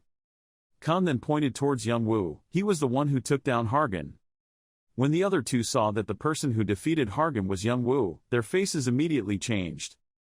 They seemed very angry because they heard earlier that Young-woo had no intention of rescuing. When I thought back to the image of them locked in prison, I saw him standing and talking to Doyle. Confirmed that it was exactly the person wearing that mask. When we were locked in there, he was the one who left us there. Khan wondered, why? He's so despicable we don't want to go near him, just shut up you idiots. Khan seemed very angry and approached the other guy. What's wrong? That guy was scared. Don't let me hear that again. He was the one who found a way to save you guys, and he was also the one who destroyed Hargan and was now seriously injured, otherwise, you guys would still be in that iron cage. Think carefully before speaking, you bastard. If you dare to insult him again I'm not sure your life will be saved. After speaking, he trembled. He looked at the rest of the people, they all looked away and no one cared to help him. He lowered his head and mumbled, truly sorry. Why, I still can't hear clearly. I said I'm sorry. Khan spoke up angrily, go over there and talk to him. Young-woo sat there listening and thought, the weak and the strong have exactly been shown right now. He approached Young-woo, bowed his head and said, I didn't think before saying I was wrong, I'm really sorry. Young-woo remained silent without responding. The other guy angrily cursed, this son of a bitch. He gritted his teeth in bitterness, he had been trapped by the lizardsmen, otherwise, how could this happen?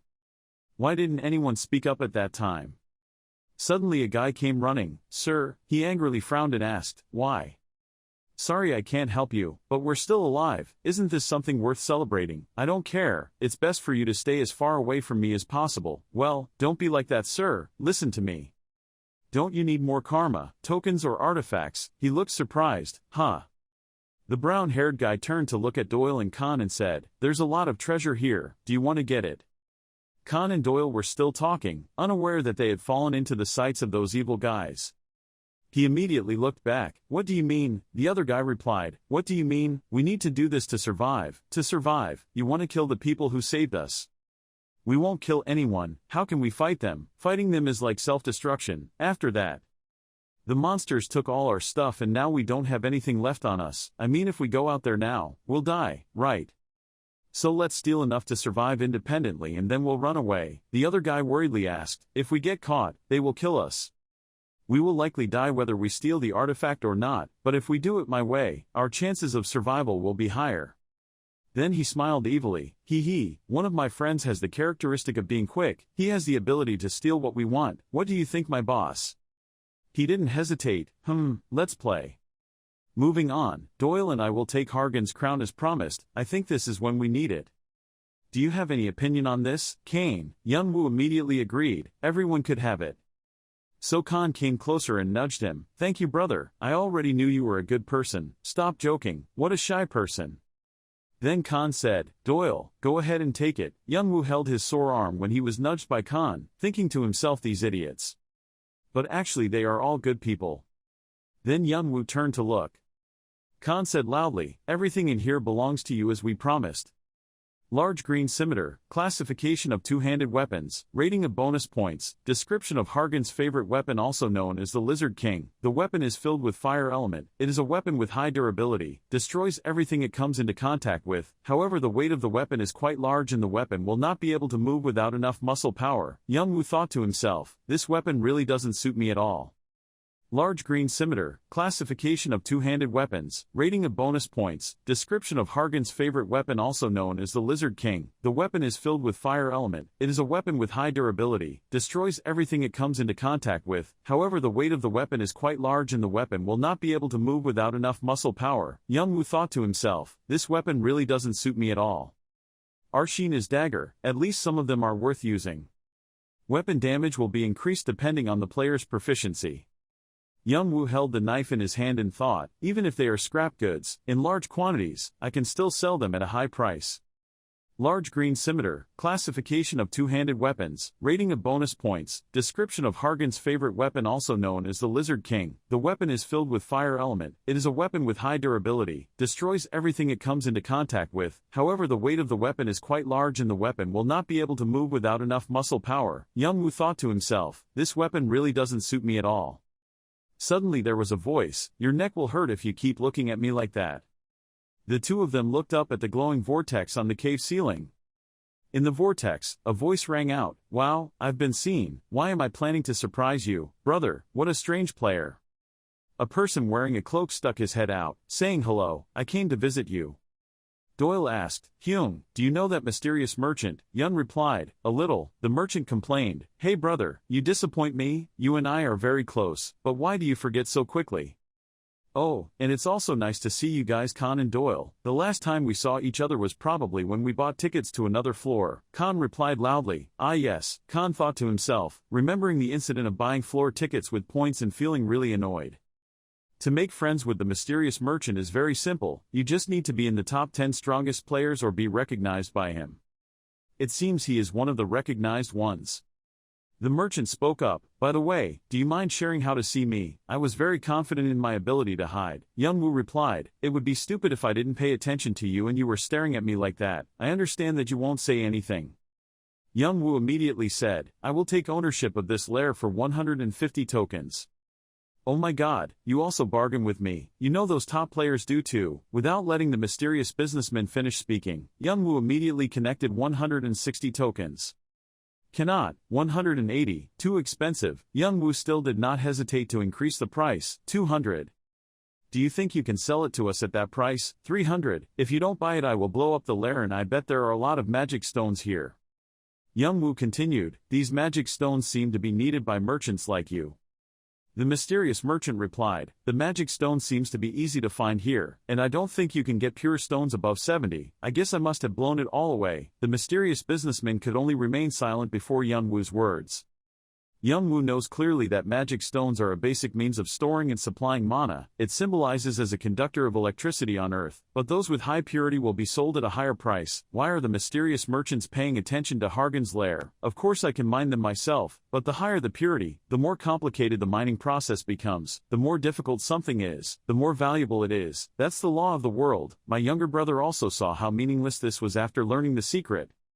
The mysterious merchant spoke up, however 300 tokens is too expensive for the job. Young Woo raised the price again, 400. He thought to himself, if I like it, I cannot sell it, but really, I need time to earn tokens. The mysterious merchant was confused. Okay then stop, I will pay and don't raise the price anymore. I don't want my heart to be broken anymore. Young Woo said, well I will sell it for 405 tokens, 5 tokens for my wasted time. The mysterious merchant bowed his head sadly and said, this is the first time I've been robbed like this. The system displays a notification that you have sold the green scimitar and for ownership of Hargan's lair you have received 405 tokens. A total of 608 tokens. The merchant only knew how to be sad in one corner. There was nothing left. I was deceived. When Khan and Doyle saw this scene, they also had to gasp. Suddenly Young Woo turned to the merchant and said, oh, and one more thing. The merchant was scared. What else do you want from me? It seems I bullied you a bit too much. After all, I have something to buy. I also forgot about this. The merchant thought he was going to buy something valuable, then he smiled happily and said, haha, what is that? Youngwoo pointed at his mask and said, you see it was destroyed and I need something similar. When the merchant heard that, his face immediately changed. Will I have something like that in exchange for 4 of your status points? Youngwoo did not hesitate to answer, of course. The merchant said, can't you be more gentle? Youngwoo said, it's not that important to me. Khan was also helpless to lose to these 2 people. The businessman was extremely angry, the fire of hatred burned brightly, but still could not do anything to Youngwoo. I'll give you a mask that's more special than the regular mask, and next time you bully me I won't play with you anymore. The merchant snapped his fingers and the mask appeared. It was called the Face of the White Ghost. Rated E+, is a mask with many souls inside. Its use has an eerie atmosphere allowing the player to hide their presence, which is not easy to remove when broken. Just use another soul to next. While the 3 of them weren't paying attention, Youngwoo immediately turned his face in another direction to change into a new mask. He put it on his face and touched it. Oh, I really appreciate this mask. A self-healing mask is really suitable for me. Thank you very much, the merchant replied. It's none of my business, and then he prepared to leave. Suddenly he stopped. Oh, by the way. When you set the price for the magic stone it seemed like you knew something. Did you know what happened in here?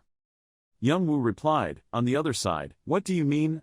Well, I'm sure I was wrong. After speaking, the merchant immediately left. Magic stones are the basic materials used to craft high-end items, and their quantity is very low. However, despite offering it for sale at an exorbitant price, the other merchants still bought it. This means that the demand for using and manufacturing these magic stones is in great demand, and the number of players is fixed, so there is only one reason for this.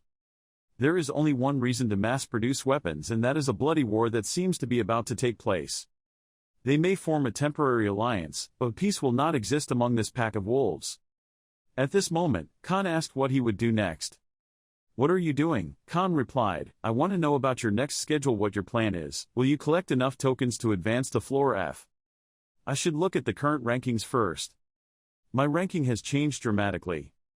I have more important things to do, which is to destroy this next boss. I need its power to continue moving forward. I have to get there as quickly as possible.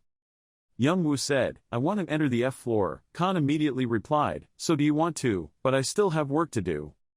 What to do about a private matter? Khan wondered, correct. Doyle spoke up, Hyung, do you want to join my team? Youngwoo replied, joining you guys. Youngwoo asked, with you too? In fact, Khan and I have talked about this many times. You and we really get along very well. Maybe the 3 of us should cooperate. I believe we will become the strongest, Doyle said with a very excited expression. I hope you will join my team. After hearing this, Youngwoo shook his head and refused. No, he couldn't.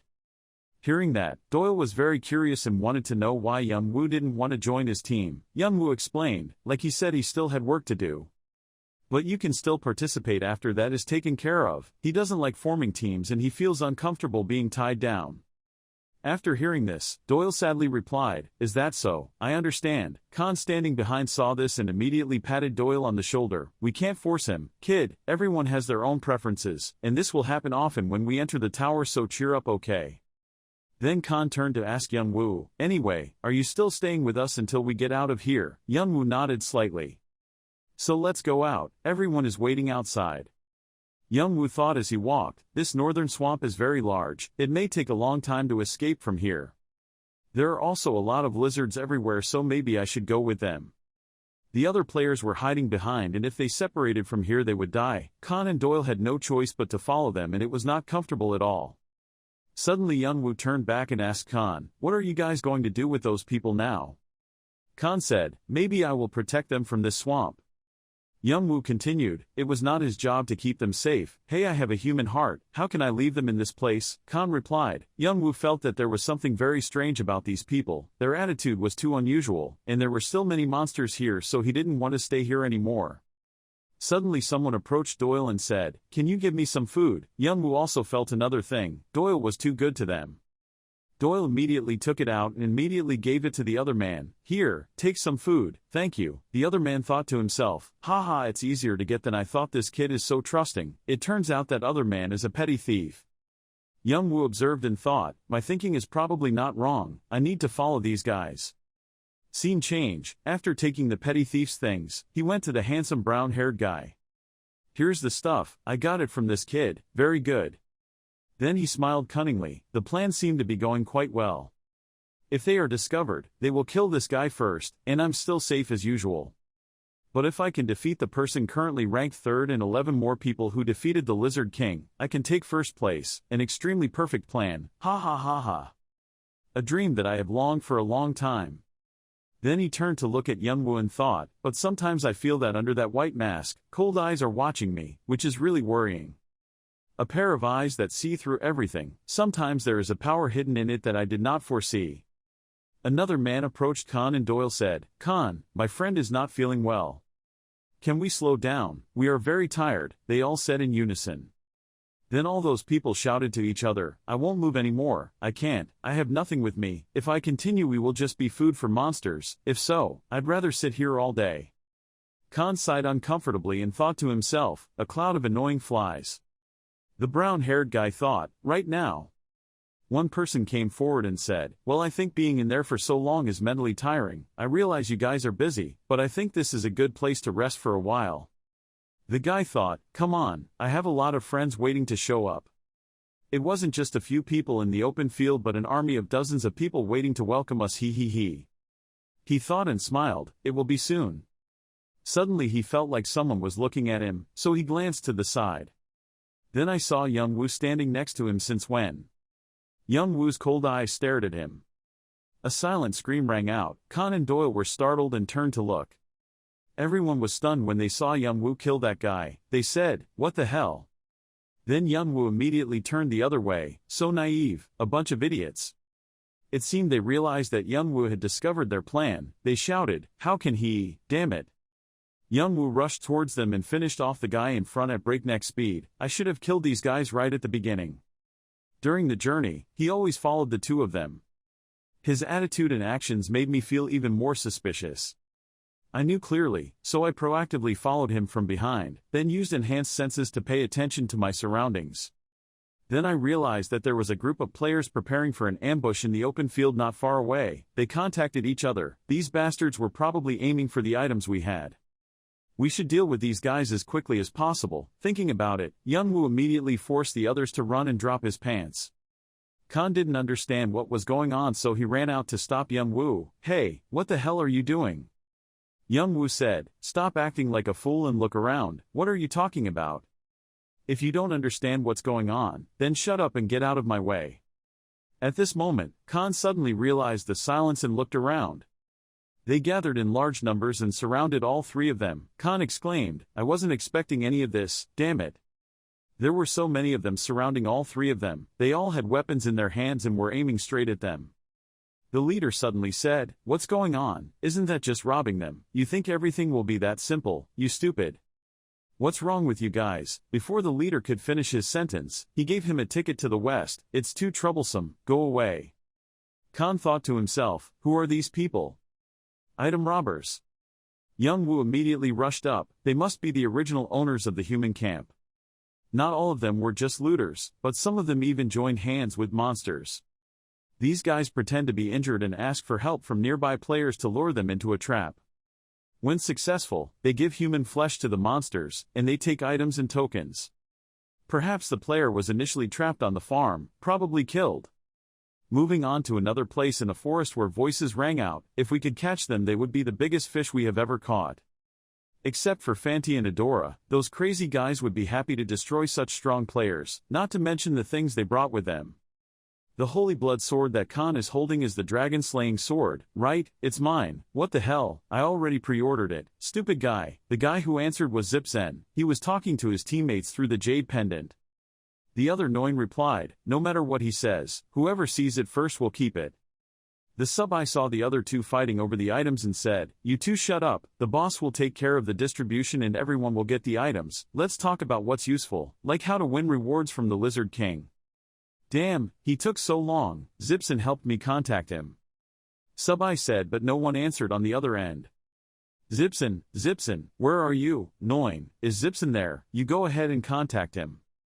It seemed like he had been murdered by someone. The communication chain still echoed Sub-I's call. Noin.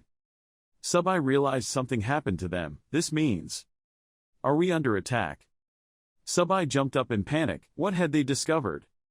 He looked around nervously. After all, he was ranked 15th. Then he angrily shouted, "Who are you? Come out here quickly, or I will kill you." There was silence around. No one spoke. He thought in fear, what a son of a bitch. Where is he? What is this feeling? Suddenly he looked aside in horror. Nguyen was brutally murdered standing in front of him. His mouth was still trying to mumble, "Run, run away." Saying that, he collapsed towards the Subai. The person who killed him was none other than Youngwoo. Suddenly Youngwoo appeared right behind the Subai without a sound. Subai felt a chill down his spine and looked over before he could respond, but Youngwoo signed him out. On this side, the group of people still surrounded Khan and Doyle. Khan thought to himself, are these the orangutans? What the hell are they doing? Since when did they become like this? Suddenly, the man in front of Khan was stabbed once and fell to the ground.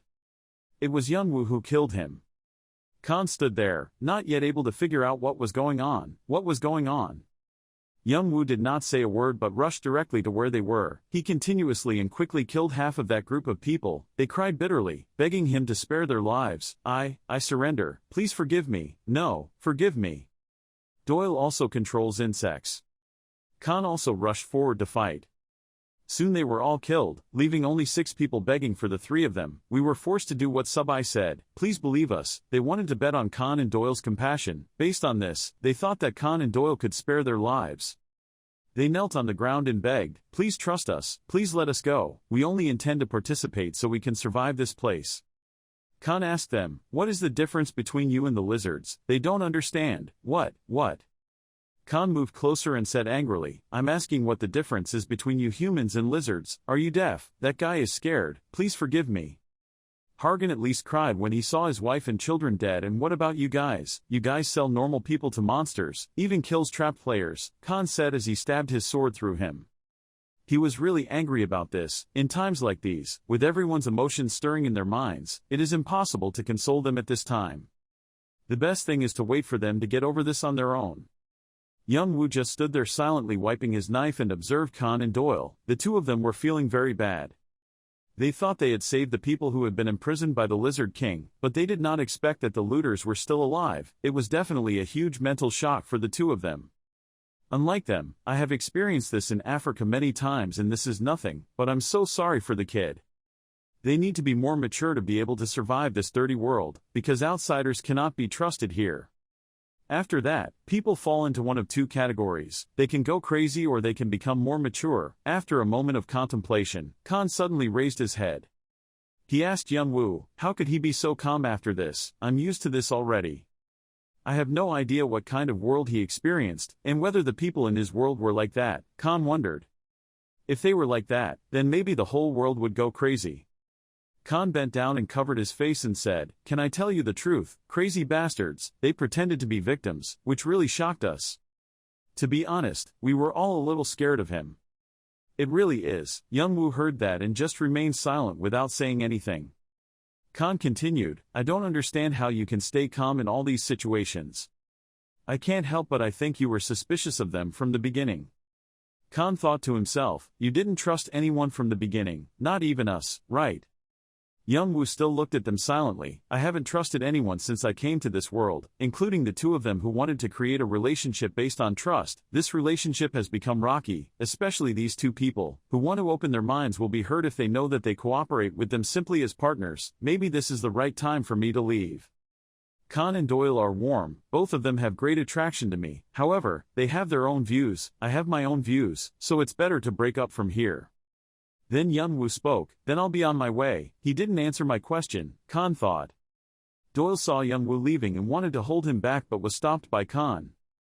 Doyle shouted, "Brother, what are you doing?" Khan just said softly, "Sitting down." Doyle was very agitated. "Tell me, why did you do that? Even if he doesn't trust us, he's still good to us." Khan still calmly replied. He said, "Sit down." Khan is also very upset right now. I told Doyle, it was the best thing for us and him. Doyle didn't understand what his brother meant and replied, "What? Don't you see that?" Doyle just stood there silently, not understanding. Khan glanced over and signaled Doyle to look aside. Doyle was surprised when he looked in the direction Khan pointed. Wait, that is, Khan answered correctly, it was Orangutan's mark. Actually he thought it was a bit strange, why Orangutan always said to maintain order in the tutorial floor, but they did the opposite of what they said. They used the excuse of needing a large number of new players, but as we know, the people behind Orangutan are one of the 10 largest guilds in the tower. Their guild values chivalry and honors swordsmanship and bravery. Of course, they always have plenty of ways to attract new people, and they can get whoever they need. When the Orangutan Guild was founded, the guilds and ranked players were suspicious of them, but there was no solid evidence, so there was nothing to do but leave them alone. What if it was a secret cover for the bandits at the farm to roam freely? The tutorial runs through a series of other complex systems in the tower. It's impossible to know exactly what they're after, but if they're using it for looting purposes then. Doyle immediately said, so they got our information here and knew we were with Kane, so they wanted to kill us. Exactly, we are not safe right now. Khan thought to himself, that's why I don't want to get involved with him. Either way, Kane has work to do. Doyle replied, I understand. It turns out Hyung didn't want him to participate in this war. Khan continued, that's why we're going to meet that bastard to settle the matter first, then you can find the next hidden piece. That Vigradra is another hidden piece that requires Khan and Doyle to get Hargan's crown first. That was the ultimate goal they hoped to achieve in the tutorial, which was one of the only ways Khan and Doyle could catch up with Adora and the Fanny siblings, players who had already accumulated karma, at amazing speed. You're not the only one who wants to see those bastards, Hyung. I think if they saw us there, they would be very surprised. Then the two of them started on their way. You know, I think I'm the stupidest person, but maybe you're no better than me. Little brother, look who's talking. Scene changes to Young Woo's side. He is walking. Then suddenly stopped. Young Woo turned around and looked back. He had gone quite a distance. I have a vague idea of where these two are going, and all their thoughts behind such a sudden farewell. But we need to move east. That's what I have to do, otherwise there won't be a second chance. If they asked me to go with them before I left, if they asked for help, can I still refuse them? After thinking for a while, Young Woo still decided to move forward. He immediately turned around and left. Returning to the Orangutan army, the commander spoke up. The second team had been destroyed. The soldier bent down and replied, I'm afraid that's true. The commander was angry. It was definitely them again. You said they were qualified for this mission, so I gave you the chance, but you disappointed me. This is as if we gave them the opportunity to take the Hargan crown for free. I'm sorry, sir. The commander then immediately gave an order, placing the first team in ready mode. The soldier looked up in surprise and asked, Hey, you mean the first star team? The first team, who were known to be the top guys in Orangutan, had never failed a mission, one of which had players ranked top in the tutorial floor. The other guy thought, all he had to do was deal with the three of them. The commander immediately said, they were the ones who destroyed the second team with just 3 people. Their strength was more terrifying than I thought. It's not that bad. This will be a good fighting experience for the first team. The commander added again, and I will move with them. When the soldier heard that, he was very surprised. The commander frowned and thought, no matter how good the players were in the tutorial floor, there was still a large gap between them and the players already in the tower. The strength of the second team is also quite strong, certainly only slightly inferior to the first team, so their strength is unpredictable. There is no reason to ignore potential risks. It is better to be well prepared. After the fall of Artia, the peace in the tower was gradually being destroyed. It was like a time bomb. No one knows when it will explode, but it's best to concentrate as much strength as possible before exploding. We cannot let things like this happen anymore. Suddenly the whole room shook violently. There was a loud scream. We were attacked. There are 2 of them, the commander immediately exclaimed. What the hell?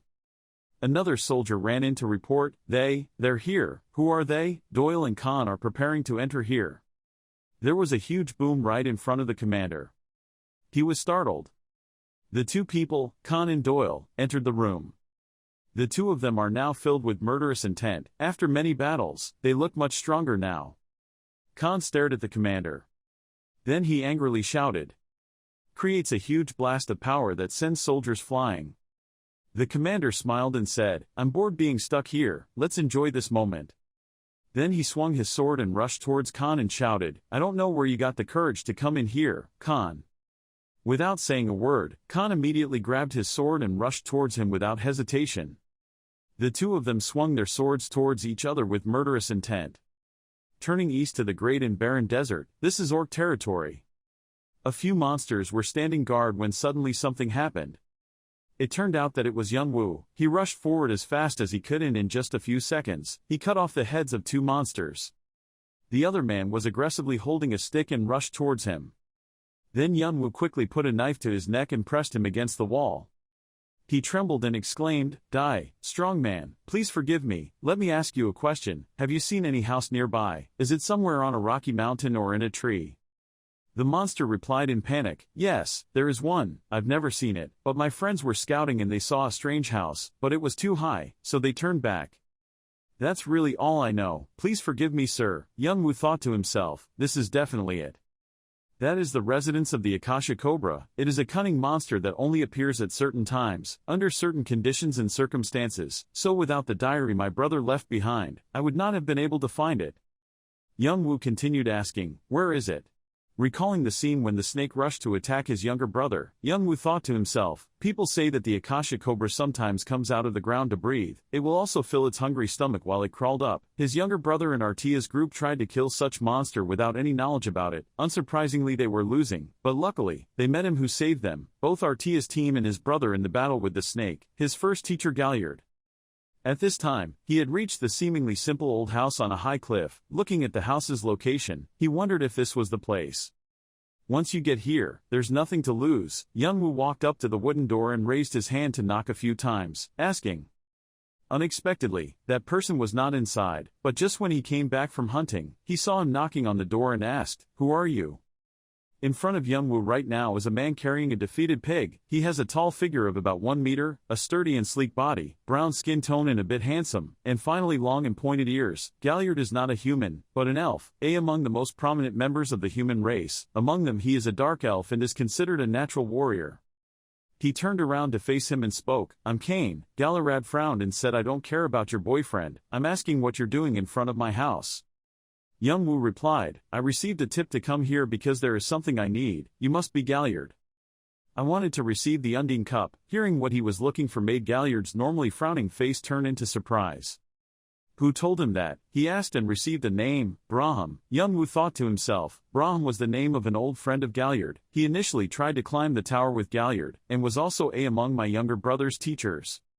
It was quick when I got information about them from my brother. At this moment, he raised one hand to cover his reluctant and angry face. "This damn guy. I told him not to reveal this, but anyway, standing outside talking is not good," so he took the initiative to open the door and said to him, "Please come in." Inside his house were countless weapons and wooden crates stacked haphazardly, and there was also a deer head hanging on the wall. He put the prey he had just hunted on the floor and asked, "Okay, let's talk about work. You want Undine's Cup?" Youngwoo immediately replied, "Yes." Undine's Cup is an artifact that can attract the Akasha Cobra to the surface. Undine's Cup is an item that contains a large amount of the snake's favorite food, but the only problem is, Gallard was the only one who knew how to create it. He calmly asked, "Do you know what the conditions are?" Youngwoo immediately replied that I know roughly, so Gallard said, "Okay, let's get started." Hidden Quest. Gallard's quest. Content. Dark Elf tested many players for a long time to find the one with qualities, blessed with his feet known to be as fast as the wind. Quest. Your goal is to catch Gallard on the run, by marking him at least 5 times within 10 minutes. Rewards will be awarded based on your number of successes, 3 or more Undine Cups, 5 or more Undine Cups plus secret item. As mentioned above, the number of people who pass this test is very small, but if I succeed, I will receive additional skills from him.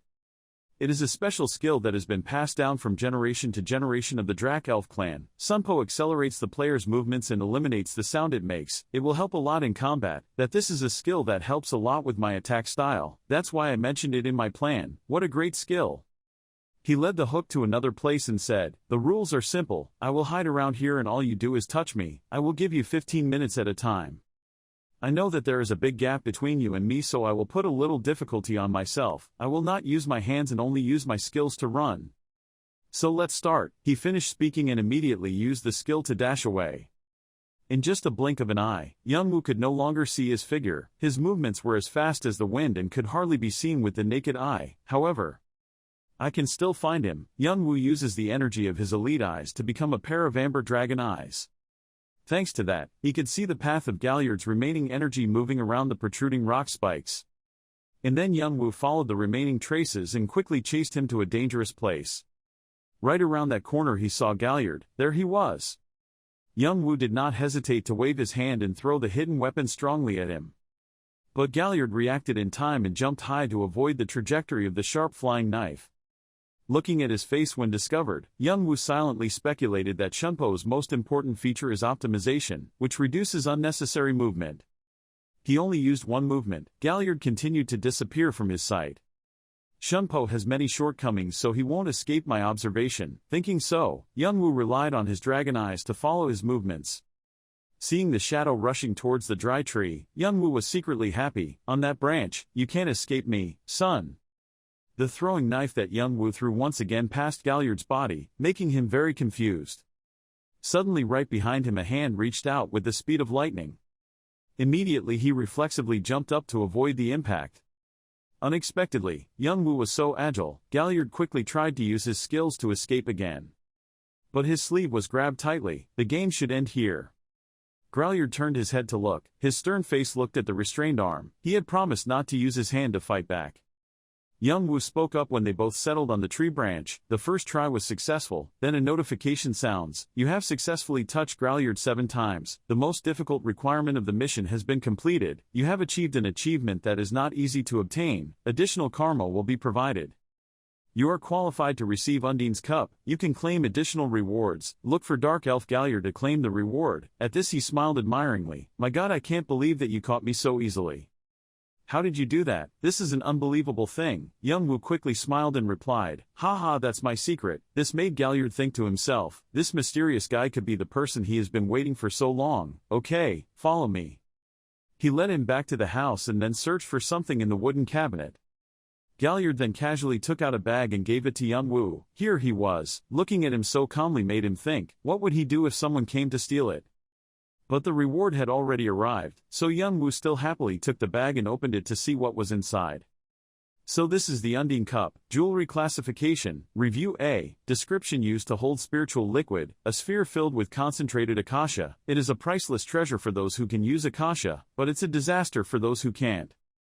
You have to be careful when using it. If the substance in the sphere leaks out, it will cause disaster. Listening to his advice, Young Woo immediately replied, I understand. Akasha is a substance that cannot be produced. Being in the physical world, a leak of such a material would result in a massive explosion. Then there is the skill bonus, Shunpo rated C, 0% proficiency. Description: a skill granted to use by warriors chosen by the Dark Elves that allows the user to move with ease and speed. Attack level and speed will increase in proportion to your skill proficiency. Moves quickly and lightly. The speed increases temporarily when activated. Attack speed is doubled for a few seconds when killing enemies, and the user has a chance to deal critical damage increased by 7%. Having learned the Shunpo skill, you can now move quickly and your senses are also improved. It feels like my body is much lighter. It might be better if I kill the Akasha Cobra. With physical enhancement, my body can use Akasha's energy. Killing the Akasha Cobra is the time for the completion processes to end. Gallard spoke up, by the way, you make me think that the rookies in this round are pretty awesome. I've never seen a first-round player who can read my movements. Am I too old? Did someone come here before me? Young Woo asked and received the answer. There were 2 players. They said they were siblings and both of them married Undine and Shunpo like you. I see, probably the 2 people occupying the top spot of the tutorial floor rankings, Adora and Fanti. Well, it's not surprising that they came here. Gallard asked again about his plans. By the way, what do you plan to do with it? You don't seem to be an alchemist or a spiritualist. I was thinking of using it to kill the snake Akasha. Young Woo's answer surprised him. His face showed a strange expression. He was chasing the Akasha snake. Young Woo noticed something unusual and asked, is something wrong? Gallard said with a nostalgic face, I'm sorry, but that snake has been killed. Because of those 2 top players, and this news really shocked Young Woo. But he still went to the place where the snake would appear. All that remained was a mess and a large blood stain on the ground. He looked around carefully and confirmed that the snake was indeed dead. How the hell did the 2 of them know this place? I thought no one knew about it except me and Artia. Damn, they disrupted my preparations. But then when Young Woo went deep inside the battlefield to investigate, he saw something strange and black. Young Woo's face showed horror. His whole body seemed to stiffen before this discovery. Young Woo stood dumbfounded, looking at the dead Akasha snake on the ground, thinking, they had taken all the important parts of the Akasha snake, such as the essence and venom gland. He bent down and knelt on the ground carefully observing the snake in front of him, but how the hell could they take it down so quickly and with just the 2 of them? Looking at the wound on its body, young Woon thought thoughtfully, how could they summon the snake Akasha so quickly? Maybe they also knew the same information as me. Looking at the snake's body in front of him, he was dumbfounded and thought, what should I do now? Young Woon sighed and took off the mask. He sat absent-mindedly on the ground, closing his eyes and thinking, what is the best thing now? The hidden piece I was aiming for from the beginning was this snake, but now it has disappeared into thin air. If I had it, I would be able to catch up with them. There is a gap of 20,000 points between me and Adora, but it is gradually increasing, narrowed down. Thinking of this, he sighed dejectedly and rubbed his tired eyes. What would happen if I accumulated as many tokens as possible in floor E, then wiped out all the remaining blinds in floor F and did this? Rotation in the G floor. It's best to get past top 11, maybe top 8 if you're lucky. His eyes looked blankly at the snake's body. Seeming to see something, young Woon immediately sat up and looked closely. Wait a minute, what is it? At this moment, he seriously looked at the corpse. No, this wound was done after it died. It even happened recently. There were also footprints here, which definitely meant that it wasn't Fanti and Adora but someone else. Young Woon walked closer to the body, bent down to observe the footprints and blood stains, seriously thinking, they are orcs, they are doing something with this snake's brain. At this time, the announcement sounded, the remaining time in the tutorial floor, 150 hours, 43 minutes and 11 seconds. On the other side, the person ranked 6th on the instructor floor looked at the person in front of him and asked, an assassination mission for me. The person in front of him heard that and immediately bowed his head. Yes, Bilt ordered the members of the first team to assemble. After hearing the announcement, he immediately waved his hand in annoyance. Call someone else, I'm busy keeping my rank. Tell that to Bilt, I'm sure he will understand. As soon as he told that person, he thought, I'm full of problems that need to be solved, yet I have to participate in an assassination mission, and moreover, the target is not in the top 10. Hearing his refusal, the other person said that this was a special order. Those who did not participate would be immediately removed from the guild. As soon as he heard this announcement, he immediately froze. He wondered, looking at the person speaking, especially, the person opposite immediately answered his question. Yes, so you must move together as a team. Bilt will reward you if anyone can bring back his head. However, because of the goal behind the second team's destruction, Bilt also advised them to be as careful as possible. As soon as he heard these words, his heart immediately thundered. This is my chance. If I succeed this time, I will be greatly rewarded. There is no doubt that it will help me get to the top and Bilt will help me complete it too. The person in front of him constantly reminded him to be careful because he was very strong. Even though the person in front of him was reminding him, his mind was currently falling into his own thoughts. Wait a minute, if the target has destroyed the entire second team, that means he has all the tokens from them. If I kill him, I will advance to the top, which is great. Just thinking about this, the corner of his mouth curled up and smiled excitedly as he said to the person in front of him, okay, tell him I will move there immediately. The side of the forest where young Woon is, he carefully followed the path in the garden. The system notification rang in his ears. Shunpo's proficiency had increased by 1.2%. After groping for a while, he discovered a path. This is the place. As soon as you set foot on the path, an announcement immediately sounds. You are the first player to set foot in the Akasha Snake Tunnel. Young Woon was startled and looked around, suddenly thinking, what, a snake tunnel? The road ahead was lit by countless torches. He looked along the road thinking, what are the orcs doing in here? There must be some secret here. Surely this has something to do with the Akasha snake, he thought as he walked deeper into the cave. Suddenly, a loud noise rang out in the distance, catching his attention. It seemed to be the sound of drums. He quickly walked closer and before his eyes, a sacrificial ceremony appeared. On the stage there were two people, one played the drum and the other guarded the object placed high above. What was placed on that high platform seemed to be a snake's skin or a snake's entrails. Below is a mountain of corpses of monsters, their bodies still stained red with fresh blood. The master of ceremonies stepped forward and spoke, Chweel, our god was killed by the wicked, arising from his death. Take our souls, bring him back to life and help we punish them. Return to this world and punish those vile creatures, sir. As soon as that guy finished speaking, the person next to him immediately brought a torch to light the fire. Once they got the fire, they quickly threw the torch into the corpse. Young Woon stood high up looking at what happened just now thinking, what are they doing? The fire immediately flared up, the mountain of corpses immediately turned into ash, and in the bright light of the fire strange black smoke appeared. That black smoke focused on the skin lying on the high platform. The skin gradually moved strangely. It moved strongly as if something inside was moving. The outer layer of skin immediately tore open, releasing the monster inside. an Akasha snake was immediately revived in front of young Woon's surprised eyes. It ferociously emitted a loud roar, showing its intimidating power. He was startled to see the Akasha snake that had just been revived, a resurrection ritual. Right at this moment, the announcement sounded again. Hidden Quest Easter. Content: Akasha snake's body consists of half matter, half spirit, providing enough Akasha energy. Akasha snake can be revived at any moment. The orcs are trying to bring the Akasha back to life with their ancient ritual. Stop the resurrection ceremony and kill the snake before it grows up. As soon as young Woon heard the hidden mission announcement, he immediately crouched behind the rock, leaning against the wall thinking, if I can raise the Akasha snake to grow up and kill and absorb it, as long as the ceremony continues, I can make the Akasha snake bigger and bigger. It won't be too late to kill it when it reaches its limit.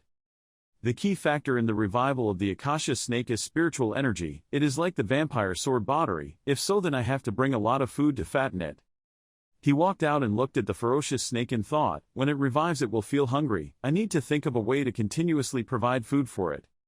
He looked at it thoughtfully. The cup of Undine. No, it wasn't enough, and I didn't have much either.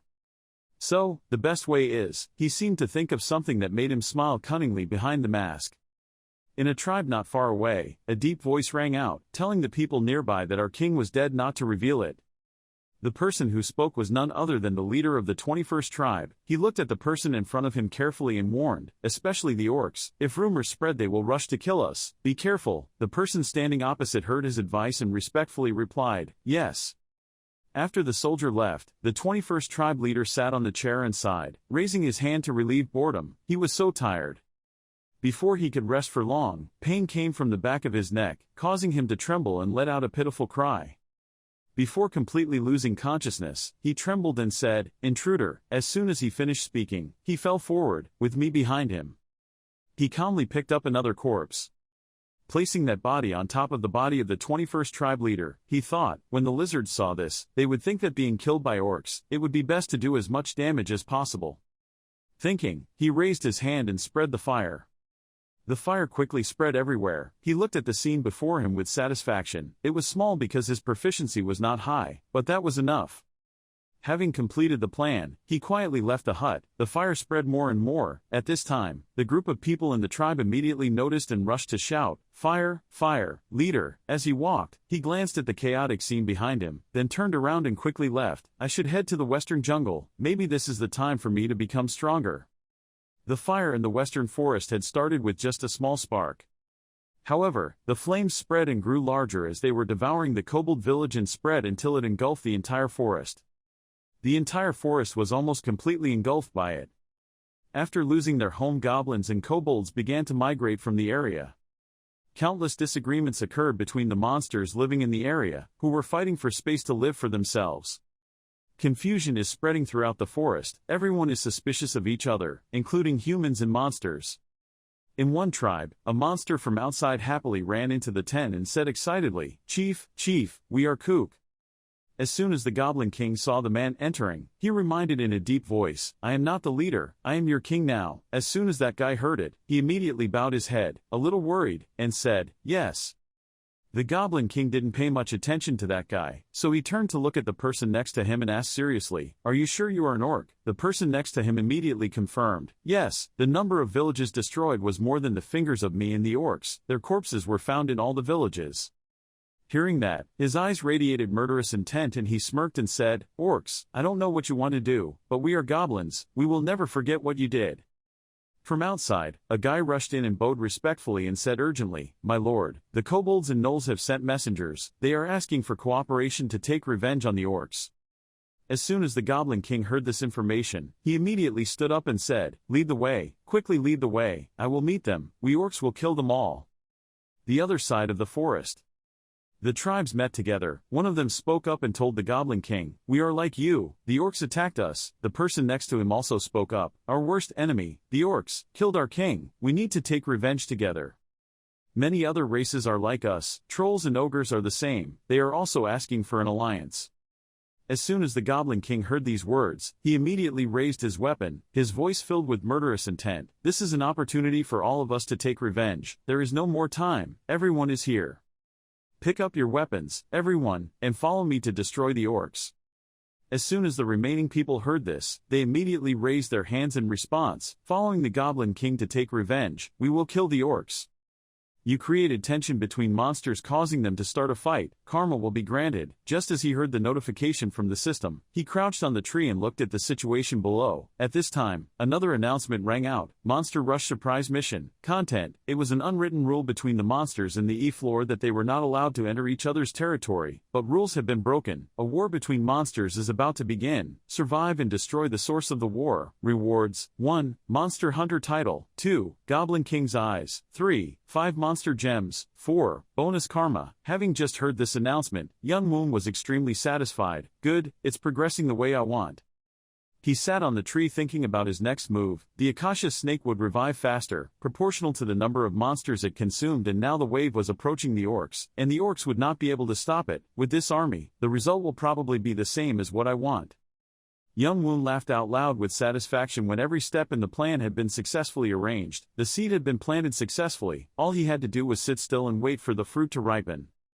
At one point, the group of people ranked 6th floor guides were carefully looking around. He dejectedly crossed his arms, looked around and said contemptuously, I see some useless people here. As soon as the person next to him heard what he said, he stepped forward and raised his voice, and looked to see who was talking here.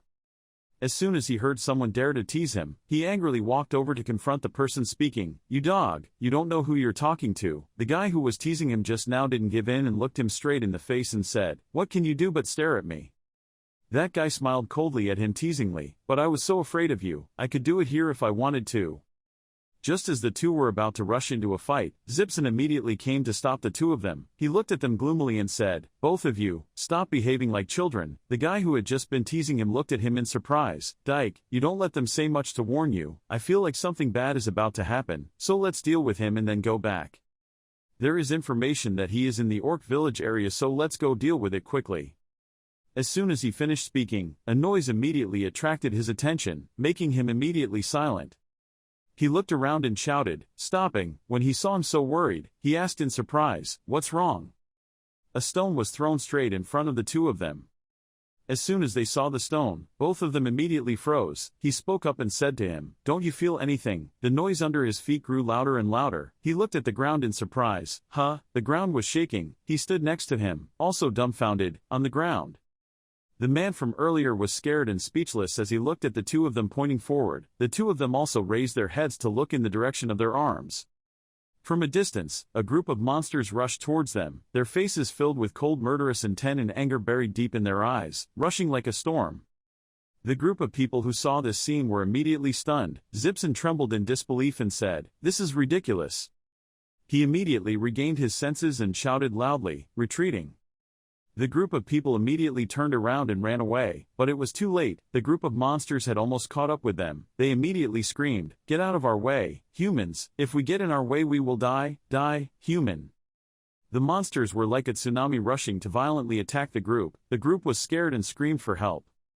The 6th floor instructor gritted his teeth and tried to counter each attack from the monsters. He gritted his teeth angrily. Damn you guys, not now, not like this. I will be the sword of Chinwato. I will survive and leave here. Die. That voice made him startled and glanced behind him. Behind him was a crazy monster holding a weapon in his hand. Having finished speaking, the monster quickly threw the weapon in his hand at him. He stood still, his whole body frozen, unable to move, looking in fear at the axe flying towards him, too fast. Kill them all, kill them all. Their callous voices mixed with the pitiful cries of humans echoed in the space. A bloody war seemed to take place. On this side, in the hut, the soldiers' voices rang out reporting the situation to the Orc King. The lizards had begun the fight. They had crossed the northern fence. Upon hearing this information, the Orc King asked in surprise why they suddenly started a war. The soldier respectfully bowed and said with difficulty, I don't know, they said we killed their king. As soon as he heard this, the Orc King immediately shouted angrily, Are they crazy? If they want, I will do it. Suddenly, the Orc King stopped. Wait a minute. If their king really dies, even better. Thinking of this, he smiled mischievously. Looking at the soldier, he said, Quickly build the citadel, bring bricks and stones, anything, we have to stop them. As soon as the soldier heard this, he immediately received the order, Yes sir. Outside the city, that group of monsters rushed in. Very quickly, the orc tribe immediately built a wall, erecting a wall to block them, blocking all of them and not letting them enter. The group of monsters was extremely angry when they were stopped. One of them immediately went to find a large rock. Smashed that rock hard against the newly built wall of the other group. The wall immediately shattered, and the group of monsters outside were extremely excited and quickly took advantage of the opportunity to force their way inside. The Orc King walked out holding a powerful weapon. When he saw the scene in front of him, he was a little surprised and speechless. But then his eyes immediately noticed what was in front of him. In front of him, the fierce Goblin King walked up to him and smiled. "We meet again." As soon as he saw the Goblin King standing in front of him, the Orc King immediately went crazy with anger. His eyes tinged with blood red and rushed towards him, screaming with anger, "Bastard!"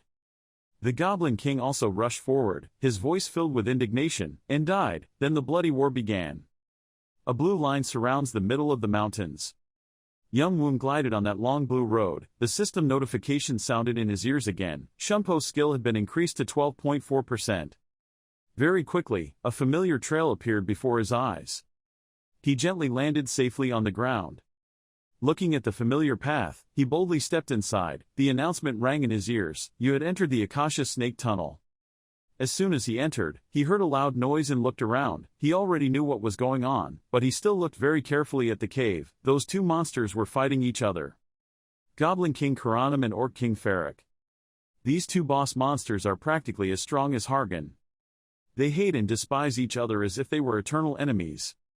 It's a fight between two big monsters, so it won't end too quickly. If one of them doesn't die, the fight will last forever. I need to lure them to the Akasha Snake as quickly as possible. As he spoke, he walked back into the tunnel. Feed it until it's full so I can get that strength. As soon as he finished thinking, he reached the Akasha Snake's place. Below, the snake was growling, screaming with ferocity. The group of people were kneeling and praying. "Shvik, oh God please, God is punishing us. Chuk, oh God." That Akasha snake seemed crazy, looking at the group of people kneeling on the ground, angrily spitting out blue fire, killing the people in front of it. The guy standing next to him was immediately scared and shouted, "Yool, you're crazy, you're angry." The snake immediately noticed the other person and quickly turned its head, opened its mouth and rushed towards the other person.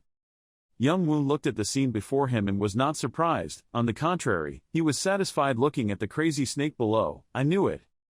It's bleeding, there's no way to keep it calm." As soon as it swallowed that guy, the snake, still in a blood-drunk rage, roared. And then it hit the ground and disappeared without a trace. He immediately slid down close to where the snake hid. Putting his hand on the ground to feel its direction, he was satisfied. It was moving up the ground towards the southwest, where the monsters were fighting each other. Great. It will take a long time for the Akasha snake to eat all the monsters up there, but I can't waste time.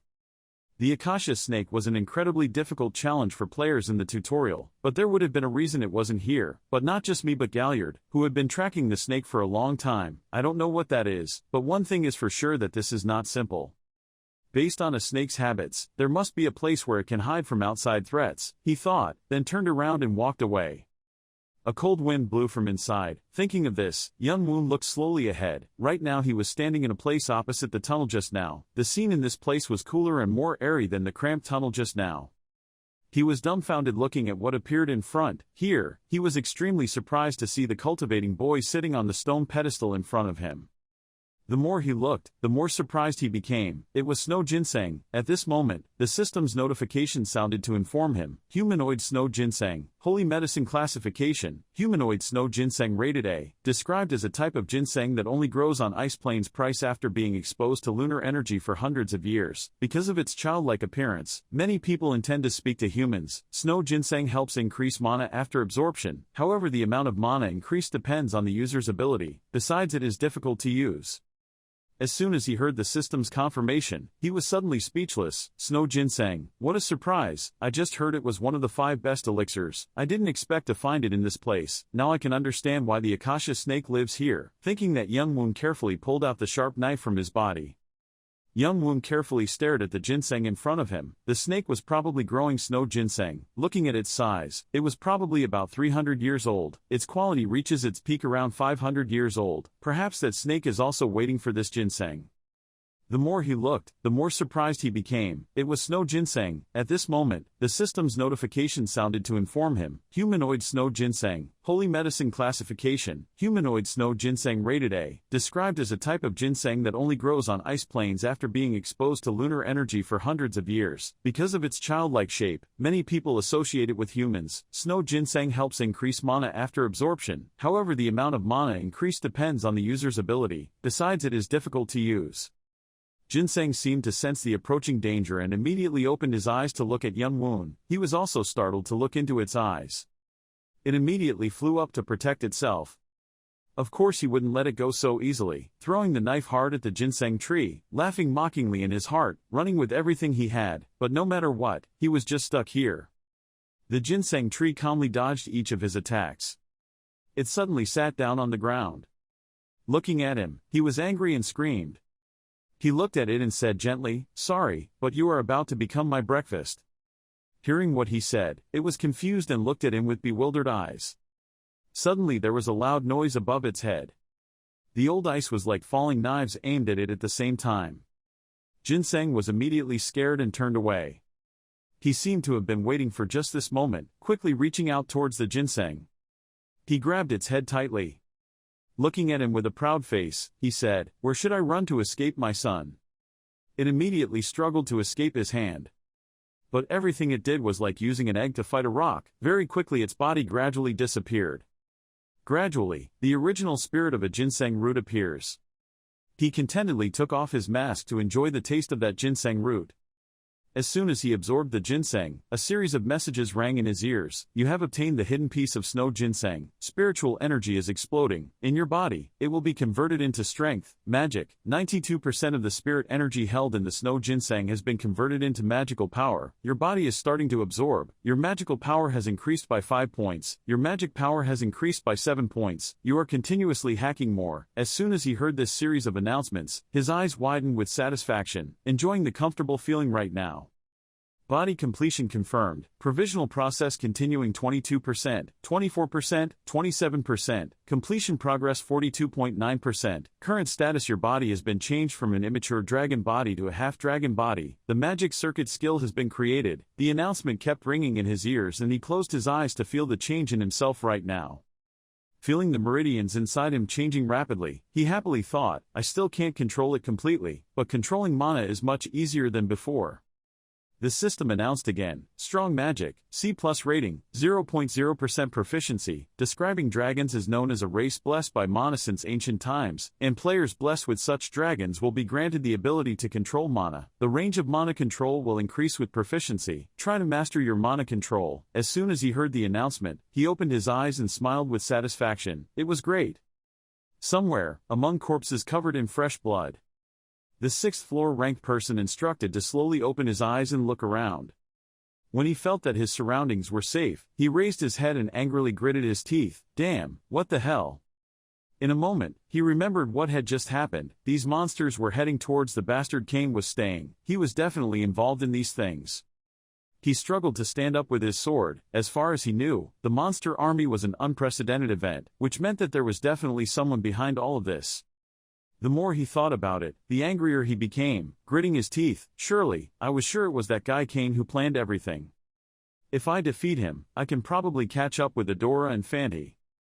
His eyes widened with murderous intent. "As long as you are there, I will kill you, Kane." After absorbing the ginseng, he immediately turned on the system screen to check the situation. Looking at the screen, young Woon frowned a bit and thought, the secret here is to build magical power and speed up the process of perfecting the dragon's body as quickly as possible.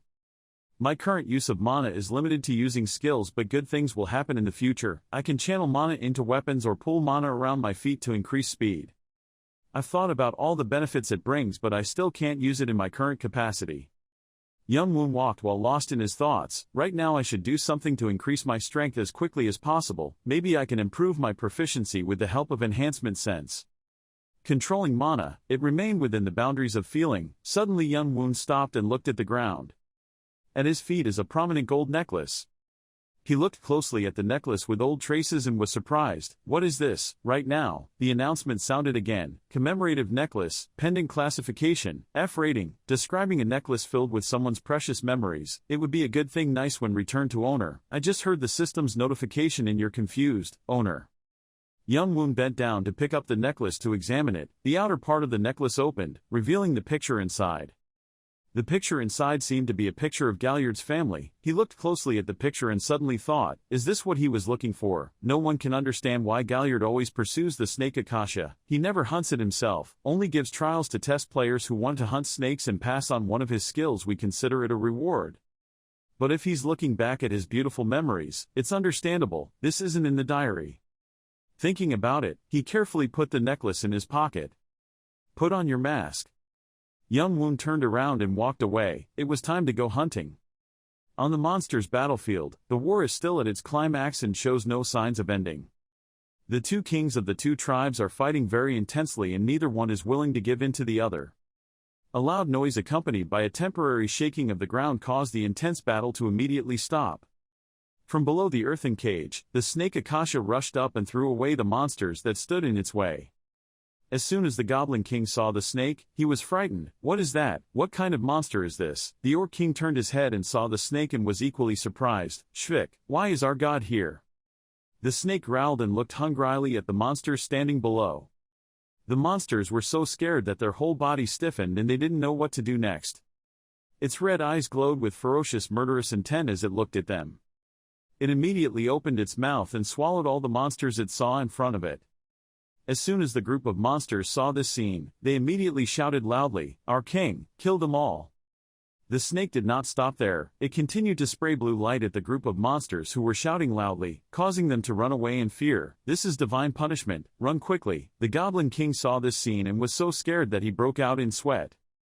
Without thinking much, the Goblin King immediately ran to protect the rest of his clan. As soon as he saw the Goblin King preparing to leave, the Orc King immediately grabbed his shoulder and angrily shouted, "Cranum, where are you planning to run to? This is a duel between warriors." The Goblin King shook the Orc King's hand away and said, "Shut up, Farrak, I care more about my safety than that nonsense of honor."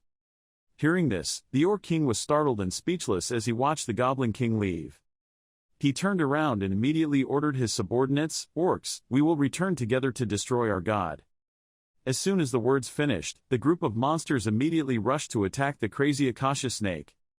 The Goblin King, watching the right moment, immediately jumped up, clutched his weapon, and attacked the back of the Akasha snake's head, dying. Having finished speaking, he also decisively made a big wound on Akasha's head. The snake screamed in pain and waved. Below, the Orc King also attacked the snake's long body. Each wound was painful and bleeding profusely. Young Woon had already arrived at the battle. He sat high up and observed the confrontation below. What a mess! Young Woon looked at the ferocious snake and thought, this is much worse than I expected. There are only 10% of monsters left to fight the snake. Now it is 1.5 times bigger than the original. There are still 2 kings who are pouring attacks on that snake. Several other monsters were continuously dealing damage with the small power they had. I'm afraid it won't last long. As soon as he thought of this, he stood up, put strength into his legs, and his mana pulse proficiency increased to 0.7%. Then he jumped a great distance. His Shumpo skill proficiency increased by 15%. Very quickly he landed neatly on the snake's head. Young Woon knelt down and placed his hand on its wound and said coldly, "Absorbing." As soon as he finished speaking, a black aura enveloped his hand. Bathory's vampire sword proficiency increased to 6.4%. Bathory's vampire sword proficiency increased to 8.2%. The snake's body began to twist. It growled and struggled, letting the black aura keep emitting from its body. The notification sounds again. Your strength increases by 3 points. Your strength increases by 2 points. Your magic power increases by 5 points. Not long after, the snake fell helplessly to the ground. You have successfully destroyed the Cobra Akasha Karma. Extra rewards will be provided. The Easter Hidden Quest has been completed. The Surprise Quest Monster Outbreaky, you have received for 5,000 Karma. You have received an additional 3,000 Karma. He calmly held the knife tightly in his hand. Very quickly, he held a yellow pearl in his hand. It was extremely large, like a pearl. He looked at the thing in front of him and thought, it's venom. The venom is attached to its essence, a venom gland that can melt anything that comes into contact with it. The black aura surrounded his hand as if craving that venom. He smirked and thought, there's nothing wrong with me. After thinking about it, he said, swallowing it.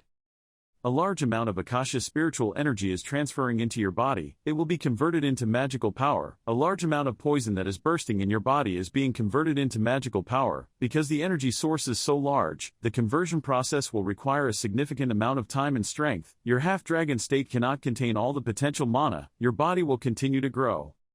That huge source of power made his eyes show blood as he tried to endure this transformation. The transformation was continuing. The pause process would continue 44%, 46%, 100, 48%. You should be in a safe place during the transformation. Outside influences will slow down or distort the transformation. The estimated time is 15 hours. As soon as he finished his announcement, he looked around. This place is not good at all. The two kings of the two tribes were both seriously injured. When they saw him looking at them, they were startled and looked at each other. They were so worried that they didn't dare look at him directly. A thought crossed his mind. His whole body is stiff and his eyes are shining. You're about to die. The Orc King looked at him and thought, maybe this human is the cause of this incident. Just thinking of this, the Orc King angrily rushed forward and said in an angry voice, I will kill you. He calmly held the knife tightly in his hand. The two monster kings were also bosses like Haran, and if true, they would bring him a lot of karma and tokens. Thinking like that, he quickly cut off the Orc King's head in one go. You have defeated the boss monster Farak, the Orc King karma, and reward will be provided. The Orc King's head just flew off. That's when the Goblin King arrived. He looked at Young Woon and also looked at the head of the person who was once his opponent. He was a little scared, not knowing whether to advance or retreat. But he saw his arm holding the weapon tightly in his hand. You have destroyed the Goblin King. Additional karma will be provided, he thought as he looked at the slowly rotting heads of the two kings. After the death of the two kings, the remaining monsters had two options left. One is to run away, the other is to resist to the end. Thinking of this, he looked at the group of monsters running away, but maybe he didn't need to chase them. They were all equally weak and useless. But he immediately felt the murderous aura behind him. A brave monster holding a weapon rushed to attack him. Idiots choose to fight. He calmly turned around and counterattacked, killing them. I will absorb them, and they will die without knowing who they opposed. I will do anything to become stronger, and nothing else is more important right now. The monster was in pain when he absorbed all of his power. It screamed in pain. The only thing left in its eyes was the whites and blood. Its skin dried up very quickly without sound. No more sounds come out. Dealing with all the monsters made me tired and bored, but absorbing a bunch of these left me exhausted. Now I need a quiet place to recover, but, he glanced aside. There's one more thing that's bothering me, he said in a cold voice, come out here. The person hiding behind the stone was startled, smirked and spoke, how could you know? The person who walked out there was none other than the 6th floor instructor. He smirked at Young Woon. That's pretty good, kid. He looked at him coldly and said, do you think you can hide with such strong killing intent? Hearing that, he laughed and said, you are really a monster. Then he thought back to what had just happened. He had been following him since the Akasha snake became angry. I hoped that when the snake became big, it would kill him and I would destroy that snake, and everything would belong to me. He pointed the sword at him and said arrogantly, the powers that you have I guess will soon be mine. He said coldly and calmly, so what, how? Hearing that, he smiled faintly and said, don't pretend that you don't understand. I know that right now you don't even have the strength to withstand the attack. Young Woon said coldly, didn't I already tell you? How can you kill me when I'm not alone? As soon as he heard this, he was startled. What? His eyes immediately looked behind him in fear. But it was too late. An arrow gently ended his life. He raised his head and looked up. A rough hand holds a bow. A tall figure appeared before his eyes. Gallard frowned and looked coldly at Young Woon. He immediately jumped in front of him and said, what created all this mess? Is this your work? Young Woon looked at Gallard and thought, I'm tired and can't even lift a finger while the transition is happening. Unlucky he appeared here. Gallard looked at him confused. Why are you smiling? He remained silent without answering, thinking, not knowing if this was a coincidence or fate. Never mind, the important thing is that I'm about to rest. Thinking, then he called out, Gallard. When he heard it, he wondered why. You take the necklace and put it in front of Gallard. I bring you a gift. As soon as he saw this gift, he was extremely surprised. His voice trembled a little. What? Wait a minute. Before he could finish his words, Young Woon collapsed on him. Gallard looked at him worriedly. What's wrong with you? He looked at him unconscious on his shoulder and thought, I don't know what to do with this mysterious guy, but I'm sure I have to help him now. Successful trait conversion. Your trait, Enhanced Physique, has been converted into Diamond Physique. 92% of the energy has been converted into magical power and absorbed in the body. The body improvement has resulted. The paused body improvement process has been resumed. The current progress is 92.5%. Your body state will be changed from a half-dragon body to a nearly complete dragon body. He was awakened from a coma by the sound of the system notification. He was drowsy and had difficulty sitting up. A series of notifications continuously appeared. He finally regained his composure and looked at his body thinking, I have absorbed such a huge power, but it is still not complete. How strange. I don't know. What will it be like when it is complete? He looked at his own information panel in front of him. It had been a while since he had checked his stats. His latest skill magic circuit had increased significantly. He immediately tried to feel the magic moving in his body, and very quickly that magic flow appeared around his arm. As soon as he saw that light, he was satisfied. Quickly waved his hand to make it disappear. It was a strange but familiar feeling. The mana also made his arm become stronger. He looked at his hand and thought, mana is said to have many uses depending on the user. Now I can control it as I wish. But what is this? My senses have increased in a terrifying way. The light is dazzling. The scent spreads pain throughout my body. It's a feeling similar to when I use sensory enhancement. It's like the Undine Cup. Just thinking about it, Gallard came in from outside with a basket of fruit on him and saw him awake. He smiled and said, Are you awake? As soon as he heard Gallard's voice, he raised his head. Oh, it's you. Just as he was about to get out of bed, Gallard immediately stopped him. You need to rest for a while. It will take a while for your senses to work normal again. As soon as he heard Gallard's reminder, he was startled and had difficulty understanding the meaning in senses. He saw that you were confused and reminded him, You didn't pay attention to it, right? He asked in surprise, What do you mean? Gallard looked at him and said, Let me guess, you did something to make your body stronger, right? And you need me to protect you while the power is transferring into your body, right? He calmly replied, Yes, he was correct. Gallard heard that and immediately said, But you did it wrong. As soon as he heard this, he was suddenly startled and looked at him. He immediately asked, Could he explain in detail? Gallard calmly looked at him and explained, I saw that the Akasha snake was unusually large. You took its essence, right? And I bet you absorbed something similar to the essence before. You don't even know if your body can handle an elixir and you dare drink two at once. You think you can handle it, or you have prepared something, I don't know, but the energy in his body will explode or go out of control when he absorbs two elixirs at the same time. Hearing him say that, Young Moon thought, maybe he did something to my body. If he hadn't done it, then I would probably be dead. No wonder someone like him has one or two secret skill. That skill probably not even my younger brother knows, let alone me. It's so mysterious. Gallard shrugged and told him, I protected you. By the way, you're lucky to have met me. Okay, it's been a while, so next time please research carefully before you want to use it. I don't know, probably can't save you anymore, unless you have the power of a dragon to absorb it. Sorry, but I already made a contract with the dragon. My body is basically different from a normal person's, so I can absorb a large amount of mana directly into my body. But Gallard couldn't know about that. But maybe he was feeling indebted because of the necklace incident. Maybe he didn't want to see himself die like that. Is that how the mana circuit is created? He asked, looking at Gallard. So you adjusted my mana to prevent it from going astray, right? Hearing his question, Gallard seriously crossed his arms and said, It's just like how I created the Undine Cup. I had to use something of yours to correct this deviation. Do you know I had to do extremely? Is it hard? There's a lot of work at home. He nodded and said, I really appreciate that. Gallard was still frowning and said, Whoa, you don't get that easily. Young Woon heard that and immediately said, I will repay you when I have the chance. Gallard turned and left and said, It's like the hell you created, but I guess you're okay. Hearing that, he still calmly looked at Gallard, and at this moment he spoke again. Oh, and this call made him pay attention to look at him. He turned around, smiled gratefully and said, Thank you, really thank you. Only now did he see that necklace being hung around his neck. Gallard said his secret skill was the water god Undine, and he said he applied this skill to his body, like when creating the Undine Cup. But like the Undine Cup used to contain Akasha, he took a human body in place of the cup. As a result, not only did I absorb mana more easily while sleeping, but my body and senses were upgraded, which was fortunate. Gallard nervously walked out and reminded him when he saw him get out of bed. I told him he needed to rest for at least 3 days to fully recover. Unless he had excellent healing ability, before he could finish his sentence, he reached out and used mana to fly around a few times. As soon as he saw this scene, Gallard smiled helplessly and thought, how could the movements of someone who had just recovered from a serious injury be so fast? Furthermore, his shunpo is amazing, it's like he had it from the start.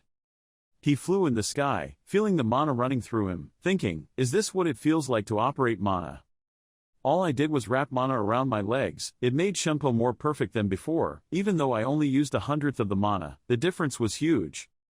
With it, I am much stronger than before, even all the fatigue now has disappeared. If it has improved so much at 92%, what will my body be like if I complete the remaining 8%? Again, just thinking about this, he did a few somersaults, happily enjoying the feeling of mana running through his body, then he gently put his foot down. I completed 2 missions before fainting, right? As soon as I thought of this, I immediately opened the mission board to see. Check out the hidden quest first. As soon as he pressed the button, a black bracelet immediately appeared in his hand. You received the black bracelet reward. He looked at the bracelet in surprise. What is this? Why can't I see its name? Black bracelet, risk guard classification rating no. Describes a bracelet owned by the owner of the Akasha snake. The Akasha snake always remembers its owner, so it keeps the owner's item in the stomach hoping the owner will return. Bind souls, adjust the fragmented souls of the destroyed target. The fragmented souls will lose their memory and become crazy, leaving only deep resentment. As soon as he saw this feature, he thought, if it is a precious item, it must have great abilities, maybe only I can unlock it. The black scythe consumes stripped souls and converts them into dark energy, so enveloping the weapon, it will curse the one hit. Seeing this, he quickly judged in his heart, so collecting the soul of the killed target seems to have quite a salty taste. Its information appeared before his eyes one by one. This was a unique artifact with no ancient artifacts existing in the tower and was bound to its owner, unable to be transferred or traded between people. Play. Some abilities are sealed and you must meet standards or conditions to unseal them. Some information is inaccessible. You must meet criteria or conditions for access. Seeing this, he was a little curious about the owner of this bracelet, whether its owner was a devil or not. The remaining abilities were locked, making it impossible for him to continue watching. He looked at the bracelet in his hand and thought, the true power of the black bracelet must lie there. That could be the power of the original owner. Suddenly the bracelet turned into a black aura surrounding his hand. He stared blankly at the black aura gradually surrounding his arms. That black aura gradually spread and gradually penetrated his eyes. The whites of your eyes gradually turn black, a notification sounds, and under the influence of the bracelet, you have the ability to observe the world of the dead. The ability has merged with the Dragon Eye skill. The skill proficiency has increased by 13.5%. Hearing the announcement, he immediately raised his head and looked ahead. Before his eyes were countless different souls.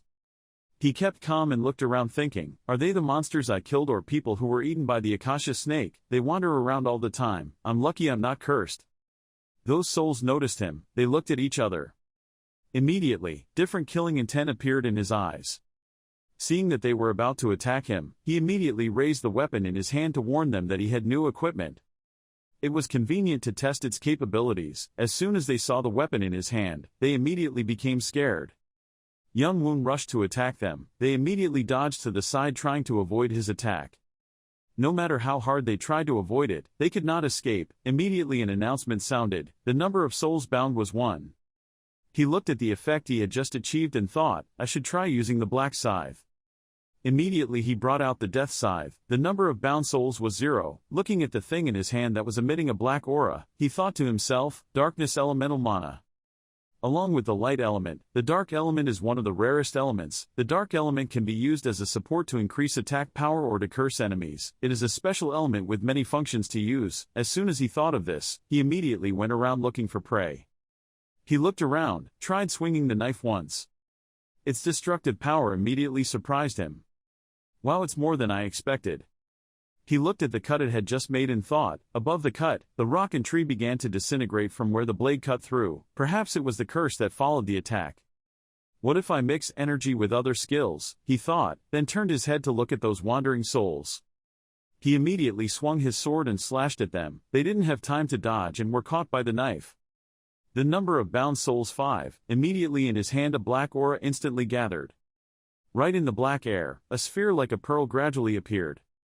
Spreading the fire immediately flared up and burned and blended into the black smoke. The sudden burst of fire startled him. The combination of these two things immediately created a large explosion. When the smoke cleared, he took a few steps back to look at the aftermath of the explosion. One explosion, it easily blew off an orc or lizard's head. If only a few souls could create such a huge explosion. What would happen if I turned all my souls into dark energy at once? Just as that thought flashed, not long after the announcement rang out, the number of bound souls was 150. He sat on the ledge and looked at the electronic board in front of him. Is this its bond or could it be more? The other players also have souls following them, right? Let's think about it later, and I have 4 more quest rewards waiting to be processed. Having said that, he immediately went to claim the reward. A series of notifications rang out. You have received the title of Monster Hunter. Monster Hunter describes a title given to the player that has caused countless monsters to fall into chaos. The owner of this title will deal greater damage when hunting monsters. However, the monsters are killed because the owner of this title will turn into a ghost and follow the player after it dies. Effect plus 10 strength.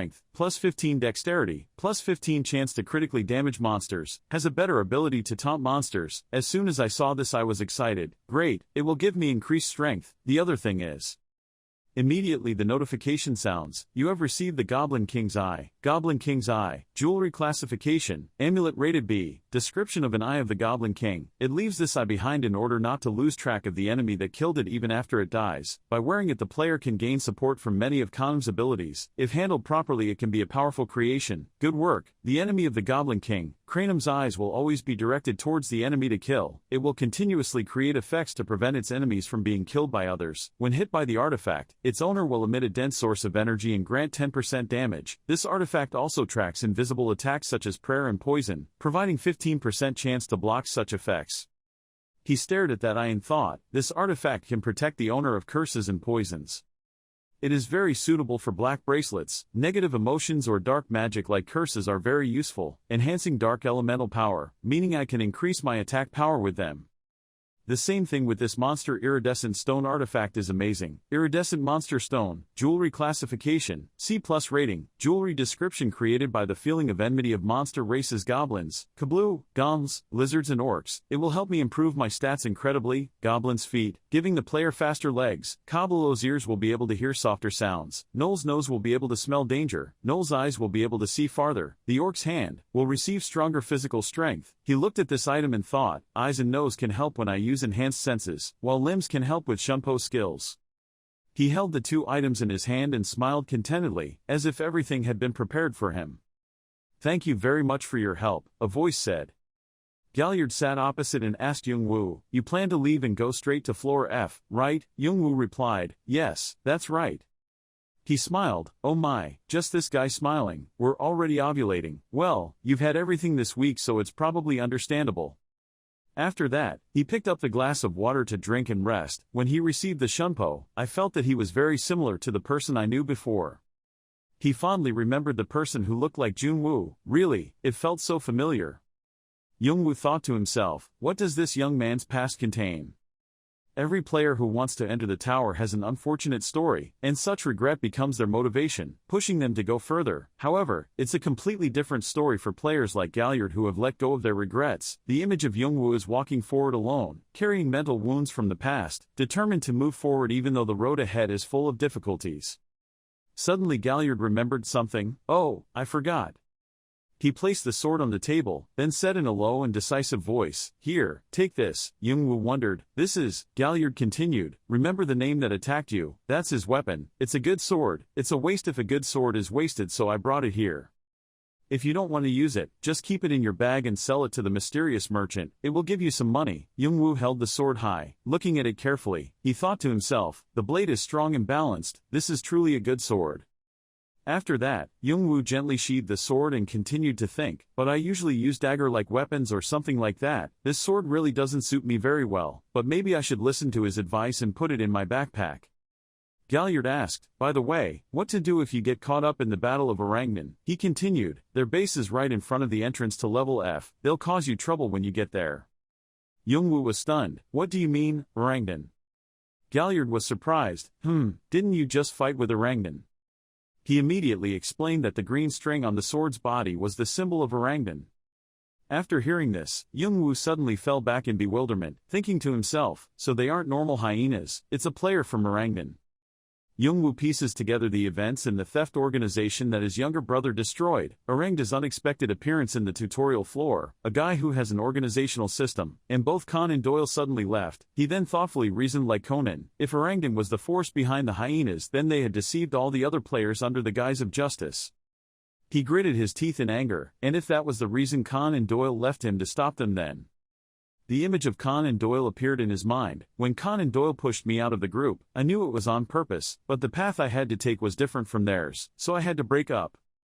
At that time I didn't think how much danger they would be in, a strong belief that Khan and Doyle would overcome anyone who stood in their way. The enemies they target are Arangdan. I don't know how many people they have and how strong they are, but more importantly, behind Arangdan is Chongwato, one of the top 8 gangs in the tower. Can the two of them defeat such a powerful enemy? If Khan and Doyle had successfully defeated Arangdan, there would have been information about them throughout the E-floor, but during this time I haven't heard any news about them. Maybe they lost to Arangdan. Images of defeated Khan and Doyle came to mind. Youngwoo closed his eyes, thoughts overlapping each other. Khan and Doyle, are they strangers or friends? Should I join or stay out? What should I really do? Besides, the image of Khan and Doyle happily hanging on his shoulders, bright smiles on their lips, while he stood there, his face quiet. The two of them smiled brightly, full of joy. He looks so thoughtful and deep right now. It's like I've found the light at the end of the tunnel. It seems I have the answer, maybe. He remembered the words his younger brother wrote in his diary. You are always my hero, and I hope you don't lose yourself even when I'm gone.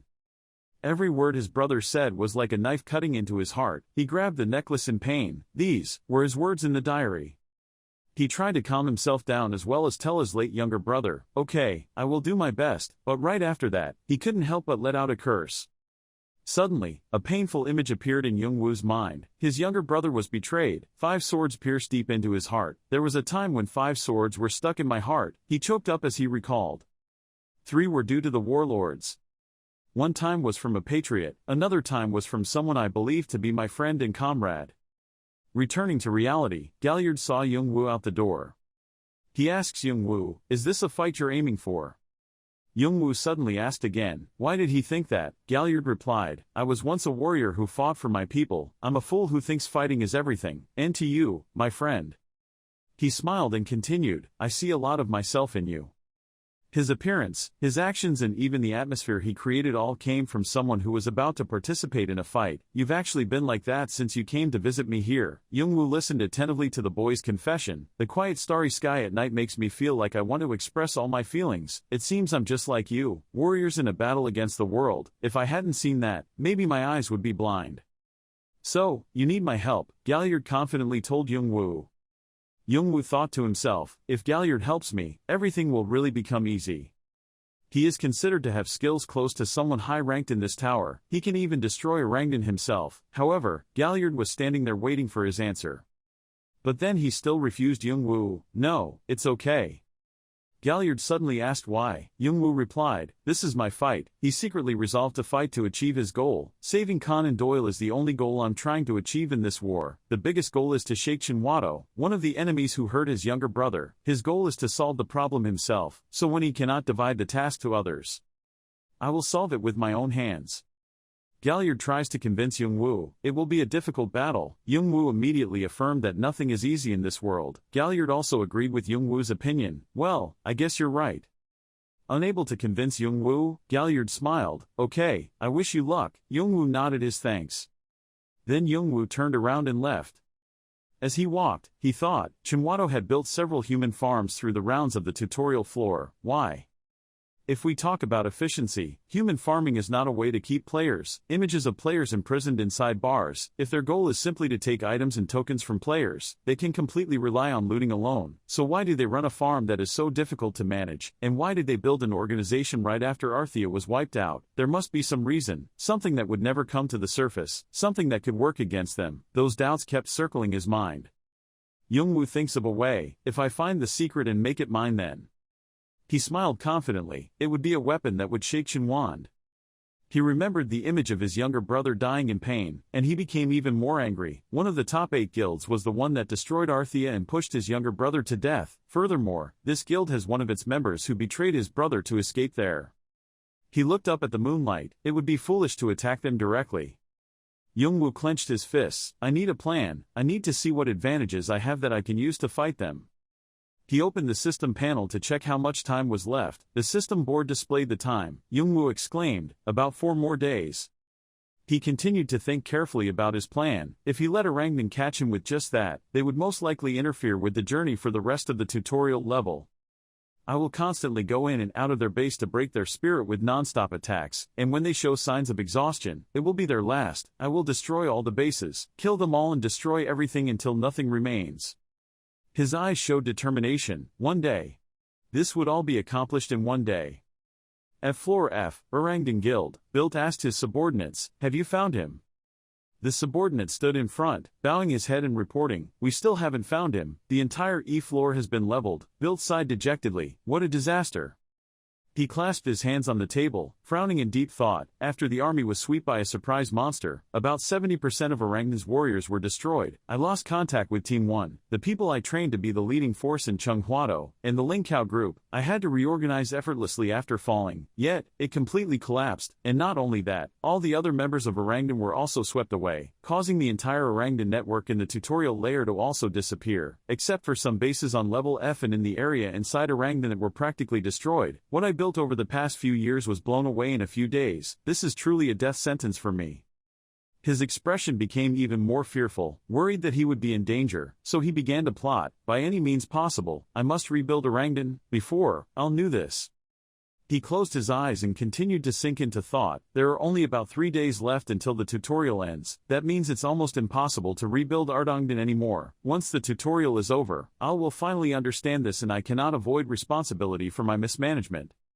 He thought carefully to find an escape plan, but there was a way for me to get out of this, a dark purple oval-shaped object stone in the center, surrounded by swirling streaks of black and gray, creates a sense of mystery and mystery. The black streaks stretched, as if there was a suction force from this stone. It must be completed. To do that, I'll have to get all the top rankers into it. Until now I have not been able to rely on that method because most of them have large guilds behind them. He continued to close his eyes and think, the reason I couldn't complete it wasn't just because of the poor quality of the materials, which were the players and monsters, because most players and monsters are just weak things without much power. Suddenly he opened his eyes as if remembering something. He smirked as if he had thought of a way. I knew what to do. In his mind, the image of Zhongwu, the masked man, appeared. At this point, he was forced to randomly choose Zhongwu to carry out his plan. The confused subordinate replied, judging by his route, we can only speculate he is on floor F. He ordered the subordinate, search every corner of floor F and bring him here, right now. Subordinates obey orders. Yes, I understand. His subordinates immediately left, leaving him sitting there, worry clearly visible on his face. His face was dark, as if he was planning a cruel plot. Now, I need to push with everything I have. Footsteps are gradually walking, moving inside. Built laughed and mocked, why don't you guys surrender? In front of them, Khan and Doyle were hanging, their bodies covered in wounds. The subordinates called them blood swords and red hair. Khan gritted his teeth, his eyes full of hatred directed at them. Khan angrily asked them, why did you come back? What else is there to say? Or you need something else to extort money from my father? Built denied, no, I'm here to tell you this. Built with a cunning smile informed Khan, you will soon become the material for the stone. Khan was stunned, his pupils constricted, and he exclaimed, a stone. Built explained, something created with materials of players captured by Orangnan and the hyenas. Like himself, it is the product and the result of a hideous experiment, an experiment that should never have been conducted. The purple oval stone lay in the middle of a pool of crimson blood. Built continued, we originally intended to slowly withdraw the energy from your body but, unfortunately, we are in a hurry right now. I say that's good news for you because it will end your pain immediately. After hearing that, Khan looked up with hatred in his eyes. Built. He turned to the subordinate next to him, signaling to leave. Built turned and walked away, his subordinates quietly following, leaving Khan and Doyle behind. Khan gritted his teeth, eyes filled with indignation. I don't care if I die, it's the consequence of my impulsiveness, but... Khan looked worriedly at his unconscious brother. He thought to himself, it would be painful if Doyle had to die with him. He's really a good kid who followed me just because he trusted me, but I led him to a bad end. Really, if it's possible, I want to free Doyle and give my own life in return. Khan again dismissed that crazy thought, but, I can't do it. Khan closed his eyes and asked for help. Someone, save us. Suddenly there was a loud noise coming from the cell above, causing Khan to look up in panic. Built also looked up, his face full of doubt, not understanding what was going on. What is that? This building is designed to withstand earthquakes. What's going on over there? A panicked subordinate approached and quickly reported the situation. Built, we're having big problems, someone has broke into our base again. Hearing that, he was so angry he wanted to scream. What? Where is the intruder? He thought to himself, but why now? Outside, the fire burned fiercely throughout the citadel, black smoke billowed out. Below, Orangutan's subordinates were casting magic to stop the fire. Stop, bastard, die teat, where did he come from? Around him, many subordinates lay collapsed on the ground. In the blurry smoke, Yoongwoo's figure gradually appeared, walking towards Orangutan and the others. His eyes flashed blue light. His feet were surrounded by red flames, those were goblins' feet. He used the momentum to rush towards the orangutan group, holding 2 daggers firmly in both hands. He put his face close to the subordinate's face, making him unable to react, standing still and looking at him in bewilderment. Then he hit him repeatedly, causing him to scream in pain. Yoongwoo defeated that subordinate in one fell swoop. Suddenly, the eye on his necklace activated and looked around. The Goblin King's eyes have detected danger around you. Immediately after that, 3 swords rushed down from the air to where he was standing, but he was able to dodge them in time. His hand tightly grasped the knife and held it out in front of the orangutans, making them step back in fear. He continued to rush towards them, using his ability, the orc's hand, the knife in his hand covered in black. In an instant, he turned them into a sea of blood. The system announced, the number of bound souls is 115. He continued to defeat the remaining guys. The system appeared again. The number of bound souls was 118. Many people were defeated by his blade. Some survivors ran away screaming in panic. He was a monster, damn it. He summoned his power, and a black vortex slowly formed in his hand. A black vortex suddenly appeared on the subordinate's face, making him scared. Then a violent explosion erupted. The 2 subordinates outside witnessed the scene and shouted loudly at Yoongwoo, "What the hell are you planning on doing?" Yoongwoo turned around to look at the other 2 men, his eyes flashing with murderous blue light. The other 2 guys saw this and looked scared.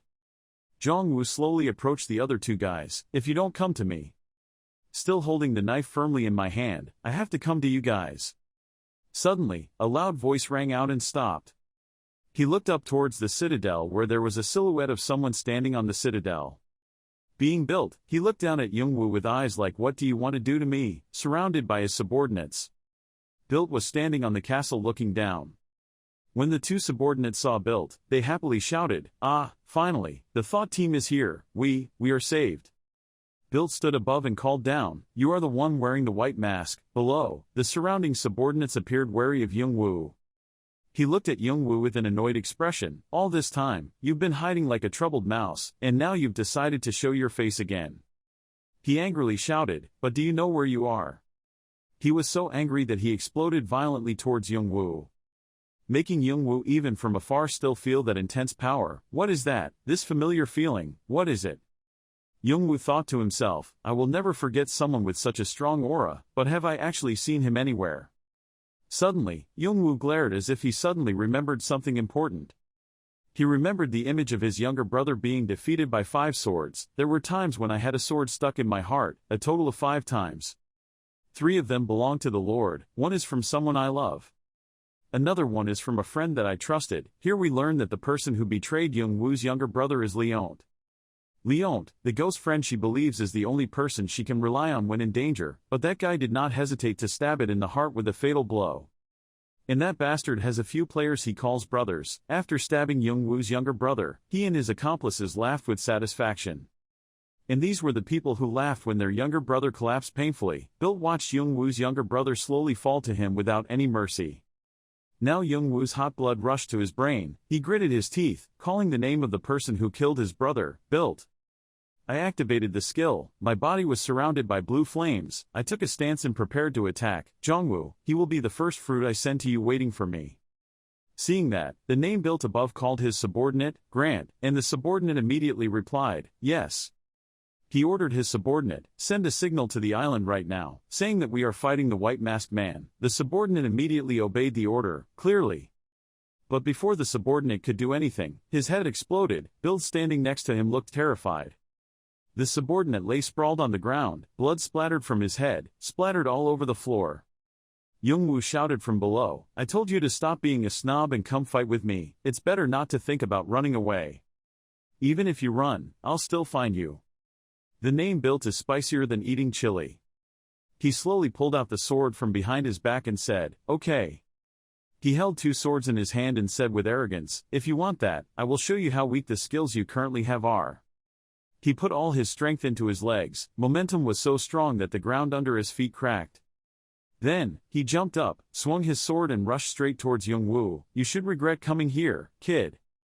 He slashed at Youngwoo but he was able to block it in time. He swung another slash straight forward, but Youngwoo promptly sat down to avoid it.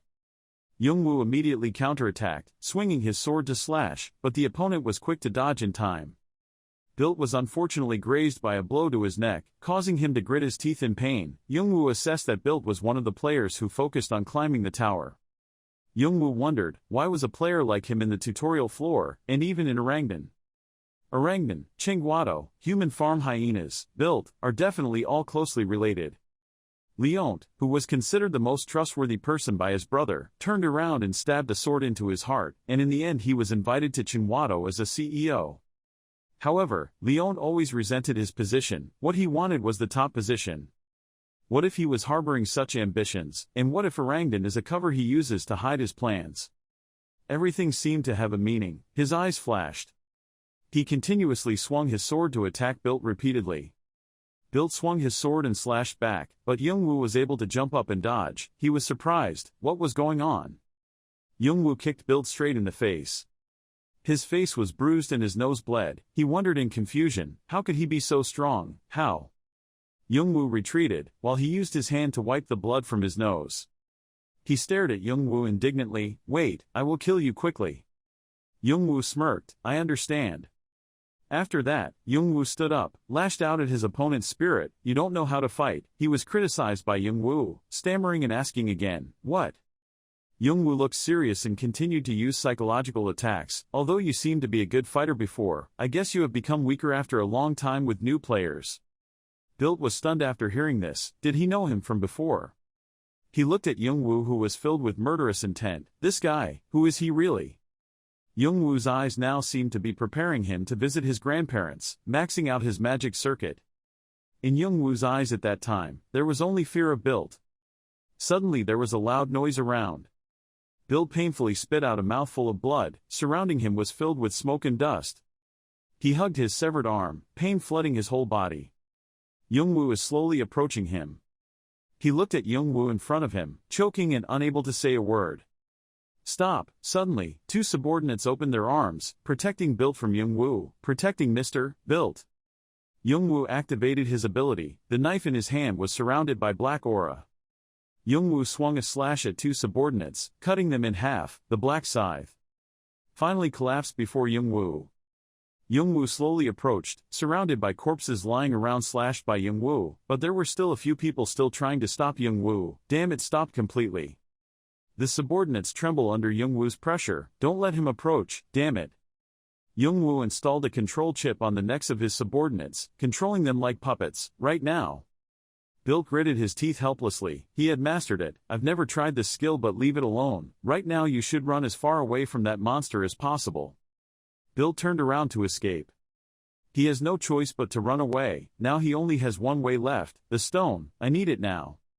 "I said I would kill him." Youngwoo stood and watched him run away. Youngwoo's eyes look like he's trying to see how far you can run. Youngwoo defeated each of his subordinates. Now around him many corpses were piled up. Orangutan was almost destroyed. His eyes look like he wants to chase his prey and tear them apart, leaving only you, Built. Inside the cell, through the small iron door, one could see smoke and dust flying everywhere, glowing red across the sky. Seeing that, Khan suddenly wondered, "Damn it, what the hell is going on up there? We thought we were doing something great, but now, we're trapped here and watching the building collapse as if waiting to bury us alive. Are we that unlucky?" Suddenly Khan heard Doyle speak next to him. "Hyung, I can only think of it like that." Doyle looked reproachful. "You are an unlucky person, but you don't. I just followed you and ended up like this." Khan looked annoyed. "So what? It's your luck to be stuck here with me." Doyle did not immediately respond. If that was true, then it was just a piece of luck. Khan reprimanded his younger brother. You seem insolent today, you know that. Doyle looked like he'd been my brother for a while. Wow, there's something I've been meaning to do. If I die, I will die after I talk to you again. Khan is helpless with this younger brother. You talk as if you have always been an obedient younger brother. Khan closed his eyes as if he didn't want to argue. We should stop teasing each other. We can't get out anyway. By the way, what do you think Kane is doing now? Doyle pondered, thinking about the problem his brother had just mentioned. A moment later Doyle replied, wow, he probably doesn't think about us. I think he's on floor G. Khan replied, yes, maybe so. Khan happily said, ha, if I knew we would end up like this, you should have told Kane about that hidden piece, at least it won't go to waste. Suddenly a loud voice surprised Khan, you can tell me now. The prison door opened and a shadow appeared, surprising Khan and Doyle. The light shining in caused the two of them to open their eyes wide and look like they couldn't believe their eyes. It was Young-woo. Two people shouted in unison, you, Kane Hyung. Young-woo removed the handcuffs for the two of them and exclaimed, you guys look miserable. Doyle clasped his hands in front of him and asked gratefully, how did you get here? Young-woo replied, it's a secret, kid. Doyle expressed admiration for his sparkling eyes, looking at Young-woo like a hero. Khan stood behind, rubbing the back of his neck, sighing as if he had relieved himself of a burden, thanking Young-woo for coming, thinking to himself, I really didn't expect to see him again. Young-woo refused Khan's thanks. If he really wanted to thank me, please give me the address of the hidden piece you mentioned before. Hearing that, Khan got angry, damn it, you really have to make it a deal. Then Khan smiled contentedly, feeling confident in his teammates, when Young-woo came to save his two brothers. Khan put his hand on his shoulder and massaged it, thinking worriedly, my body felt like it was about to explode, can I get out of this situation? Doyle looked at Khan signaling, after escaping this prison, we will be nothing but a burden to Kane. Khan implicitly understood and nodded in response. Doyle continued to offer solutions, so we should tell him to leave us here, and then we'll find a way to escape this place ourselves.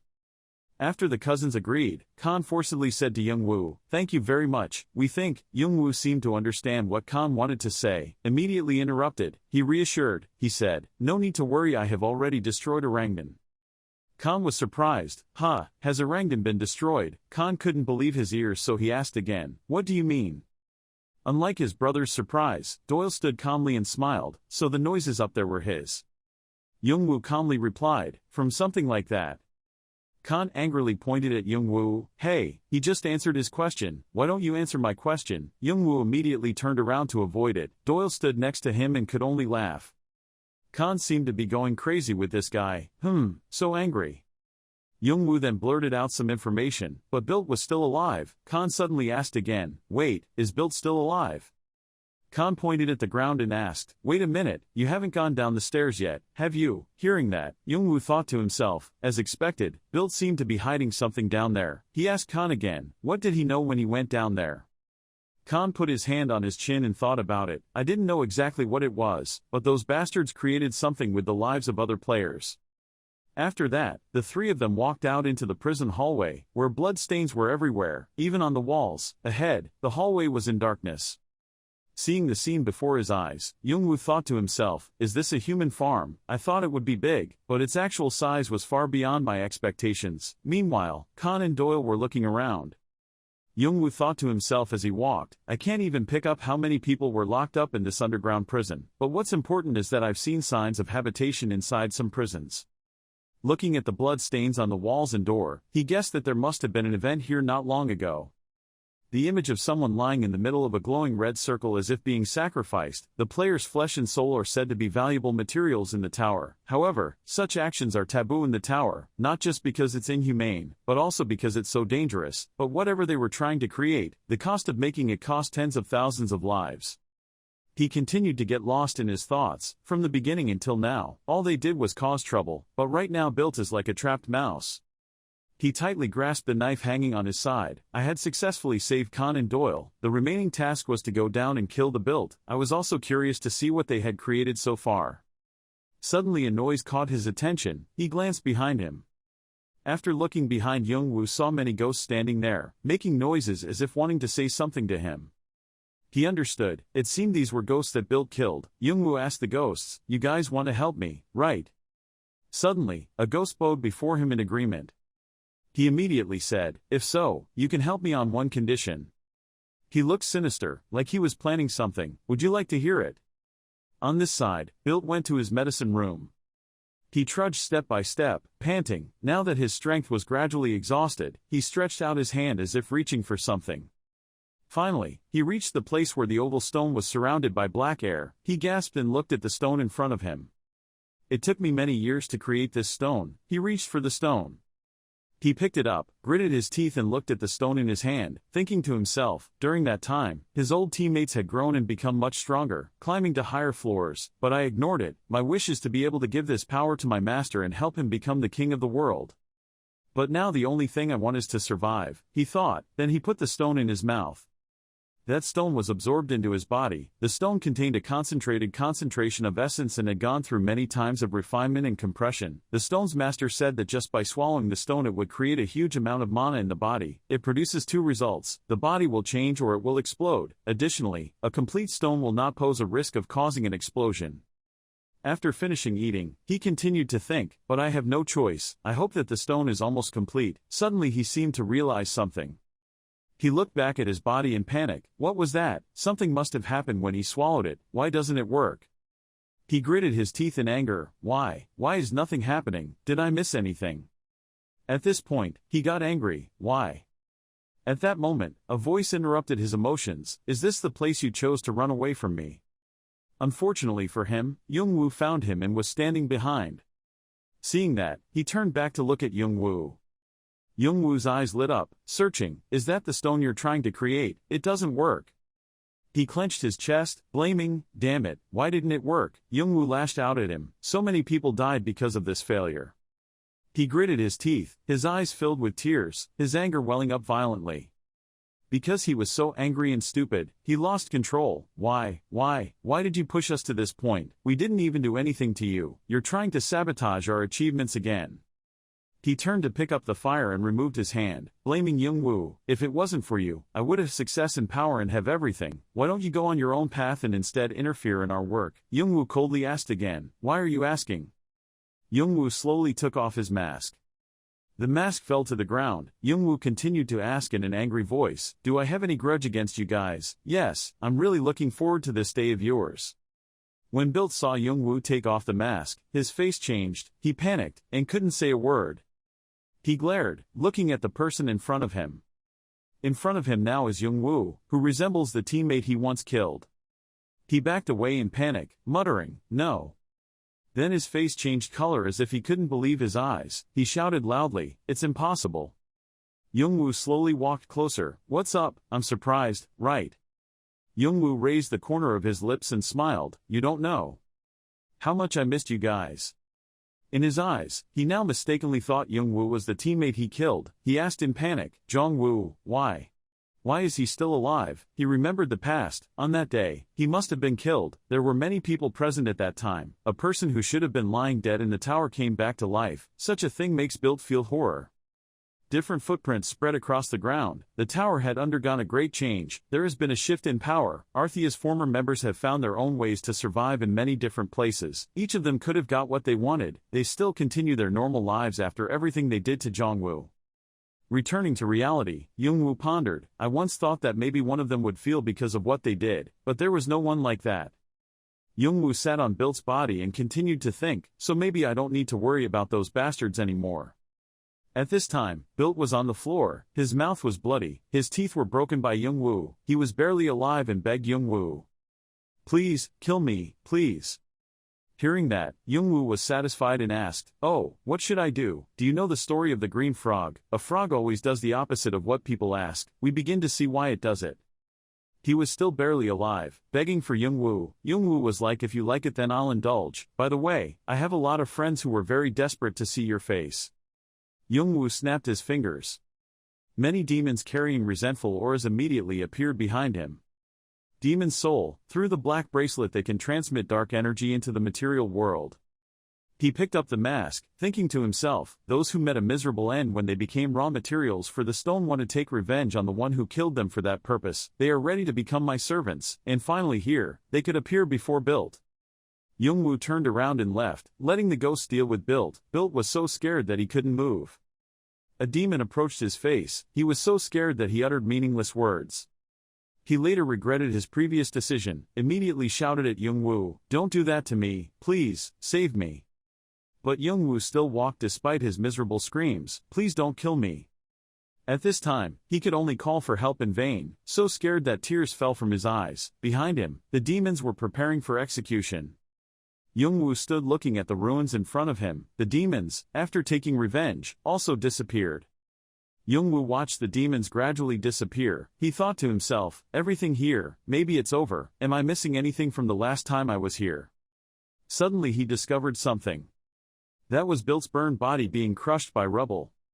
He sat down, looking at Bilt's burning corpse. "Bilt, last time I met you, you begged me to end your life, but in the end, people still try to escape to survive, right?" Bilt's body gradually disappeared. Mixed in there was the stone that Bilt had swallowed before. In the end, only the stone remained lying alone on the ground. The notification system, purple stone, could not be confirmed. Seeing this, he thought to himself, I can't find the information, that means I can't use it. Normally items like this are usually classified as F, but this was created by many lives of players. He reached closer to the stone. No matter what, I can't leave the stone here. I should pick it up and dispose of it once I find a way. When he touched the purple stone, it immediately glowed. He surprisingly held the glowing stone in his hand. The stone in his hand began to create many vein roots, penetrating deep into his skin. Little by little, those vein roots spread to his chest. He thought in surprise, what is this? Finally, it reached his heart, emitting a bright light right at that location. He was confused and didn't understand what was going on. He tried to control his mana to push the stone away, but his mana only moved around it to protect it from being filled up. It works very naturally as if it was part of the mana circuit, but maybe because I absorbed it, I had access to more information than before. Notification system, stones of unknown, class unknown, rank unknown, description unknown, locked ability, sealed. He speculated, is this all I can find? The system continues to announce that no similar artifacts exist in the tower. However, everything about the artifact is being hidden. This artifact has not been completed yet. Complete the artifact to gain access to locked information. He pointed at the screen displaying the message. Once completed, artifact information will be displayed and the seal will be removed. He thought to himself, most of the information about it is not available. He crossed his arms and looked at the system board, thinking thoughtfully. The tablet was not errorful, but it was really incomplete. It needs more materials to complete, but should I finish it? Young-woo looked at the stone in his heart again. It was next to his heart without any ability or impact before completion. He turned to look around. In the end, seeing nothing, he exclaimed, so that's all. The night sky is quiet. He called out to a cliff, you guys can go out now. Khan and Doyle emerged from the cave. The two of them walked towards Young-woo. I always feel this, but everything you do is just on different levels. Young-woo didn't understand and asked again, what do you mean? Khan smiled and explained, that means you have created a chaos hell. Boy, I began to wonder, what did they do to him to make him disrupt an entire guild like that? Young-woo expressed, no one did anything, it happened on its own. Khan looked at Young-woo dejectedly, damn, you're showing your mystery again. Suddenly Doyle asked, oh, what about Bilt, Hyung? He calmly replied, dead. Doyle was a bit surprised by that information, but it was as if Khan had already known this outcome, so he crossed his arms and smiled. Doyle smiled and said, it's good to hear that. After that, Doyle's face turned a little disappointed. Doyle thought to himself, I will direct the revenge for this to Chimwado. I want to kill Bilt with these own hands. Doyle recalls the argument with Young-woo, courage without strength is no different from temper. That's the lesson from this incident. If we want to do justice, we must be stronger. Doyle bowed his head and told himself, strong enough that no one would think about touching him. Khan next to him saw Doyle's expression. Suddenly Khan squatted down and said to Young-woo, wow.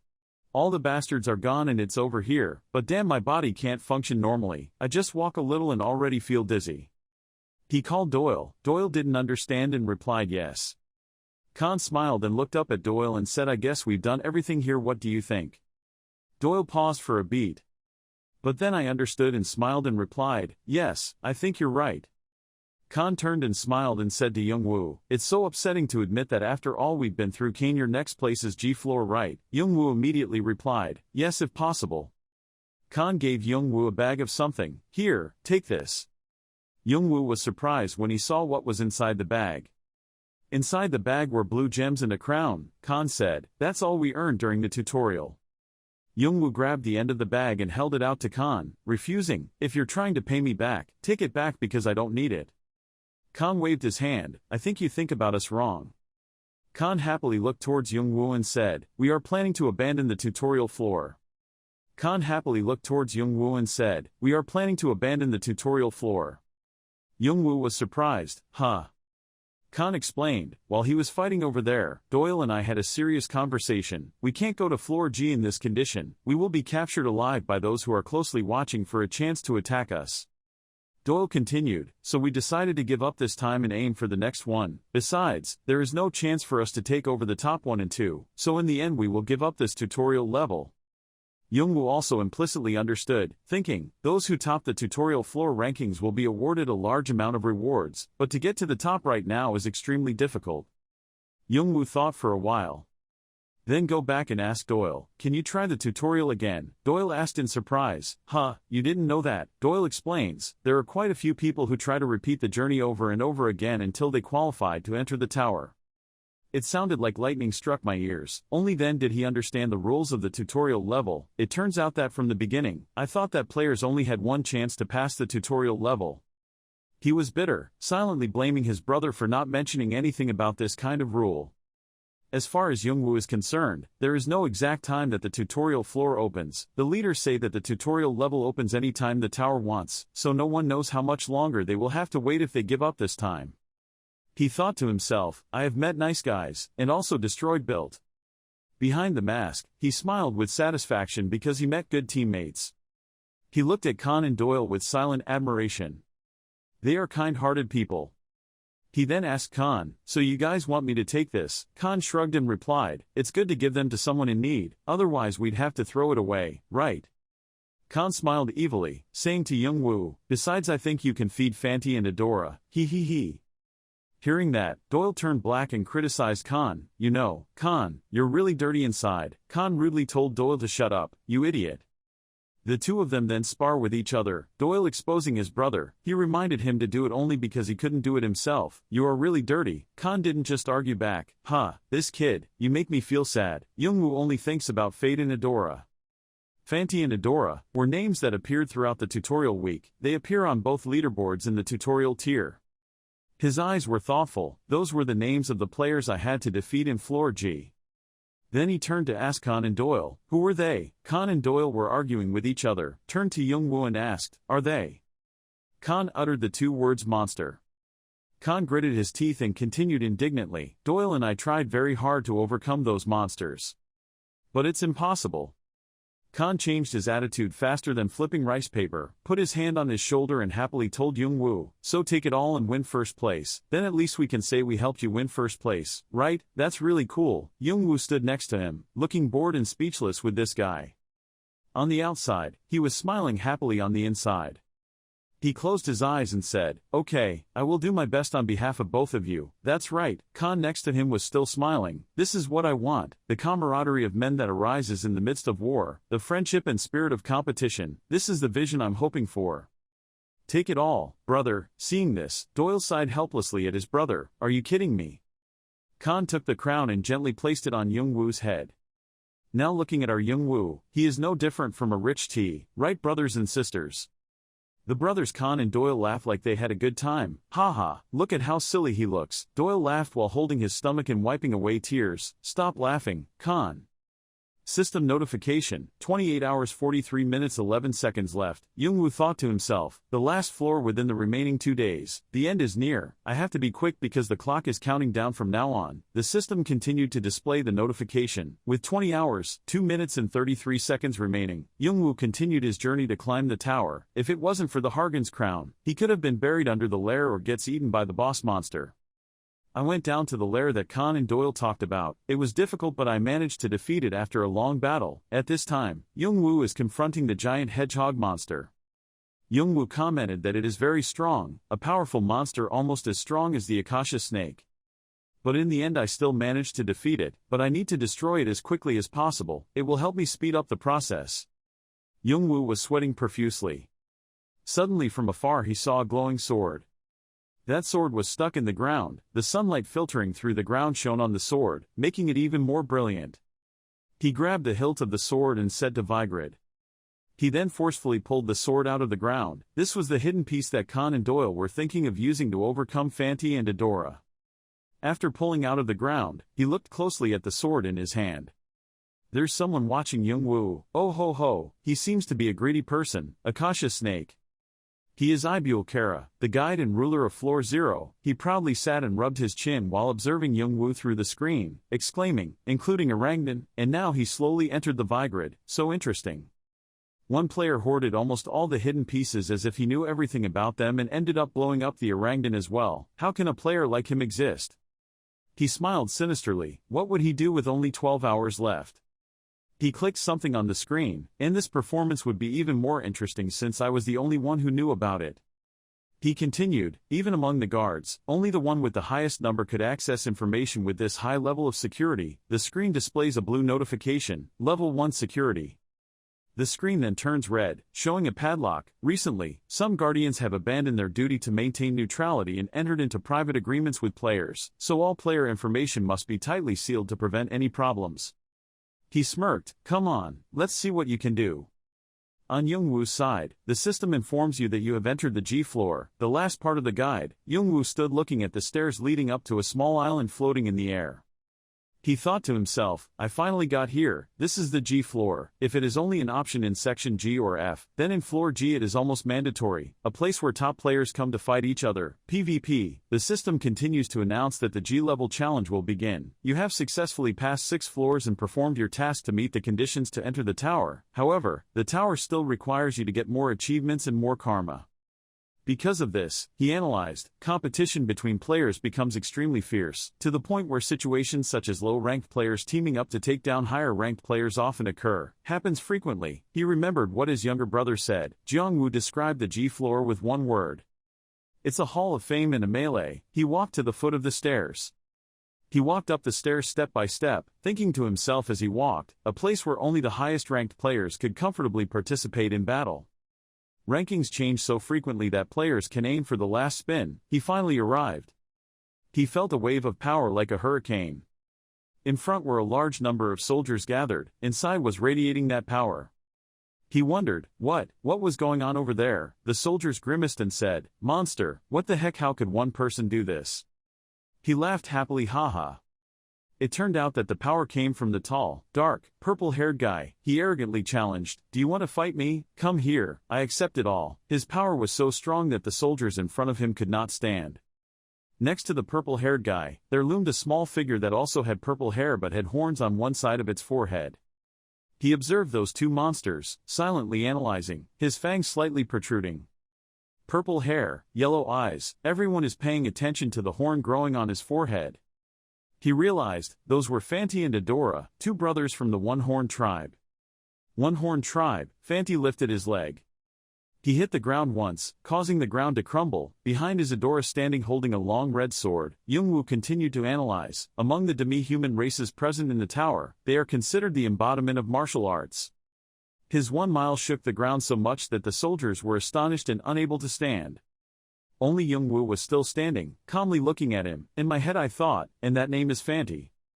Fanti raised his hand to challenge, what are you guys doing? If you want to take our karma, that name is Fanti, come here and rob. He smiled smugly, don't stand there, because if you do that. He rushed forward, looking excited, I'm coming to you. The soldiers looked panicked, using their shield abilities to stop him. Damn it, stop him.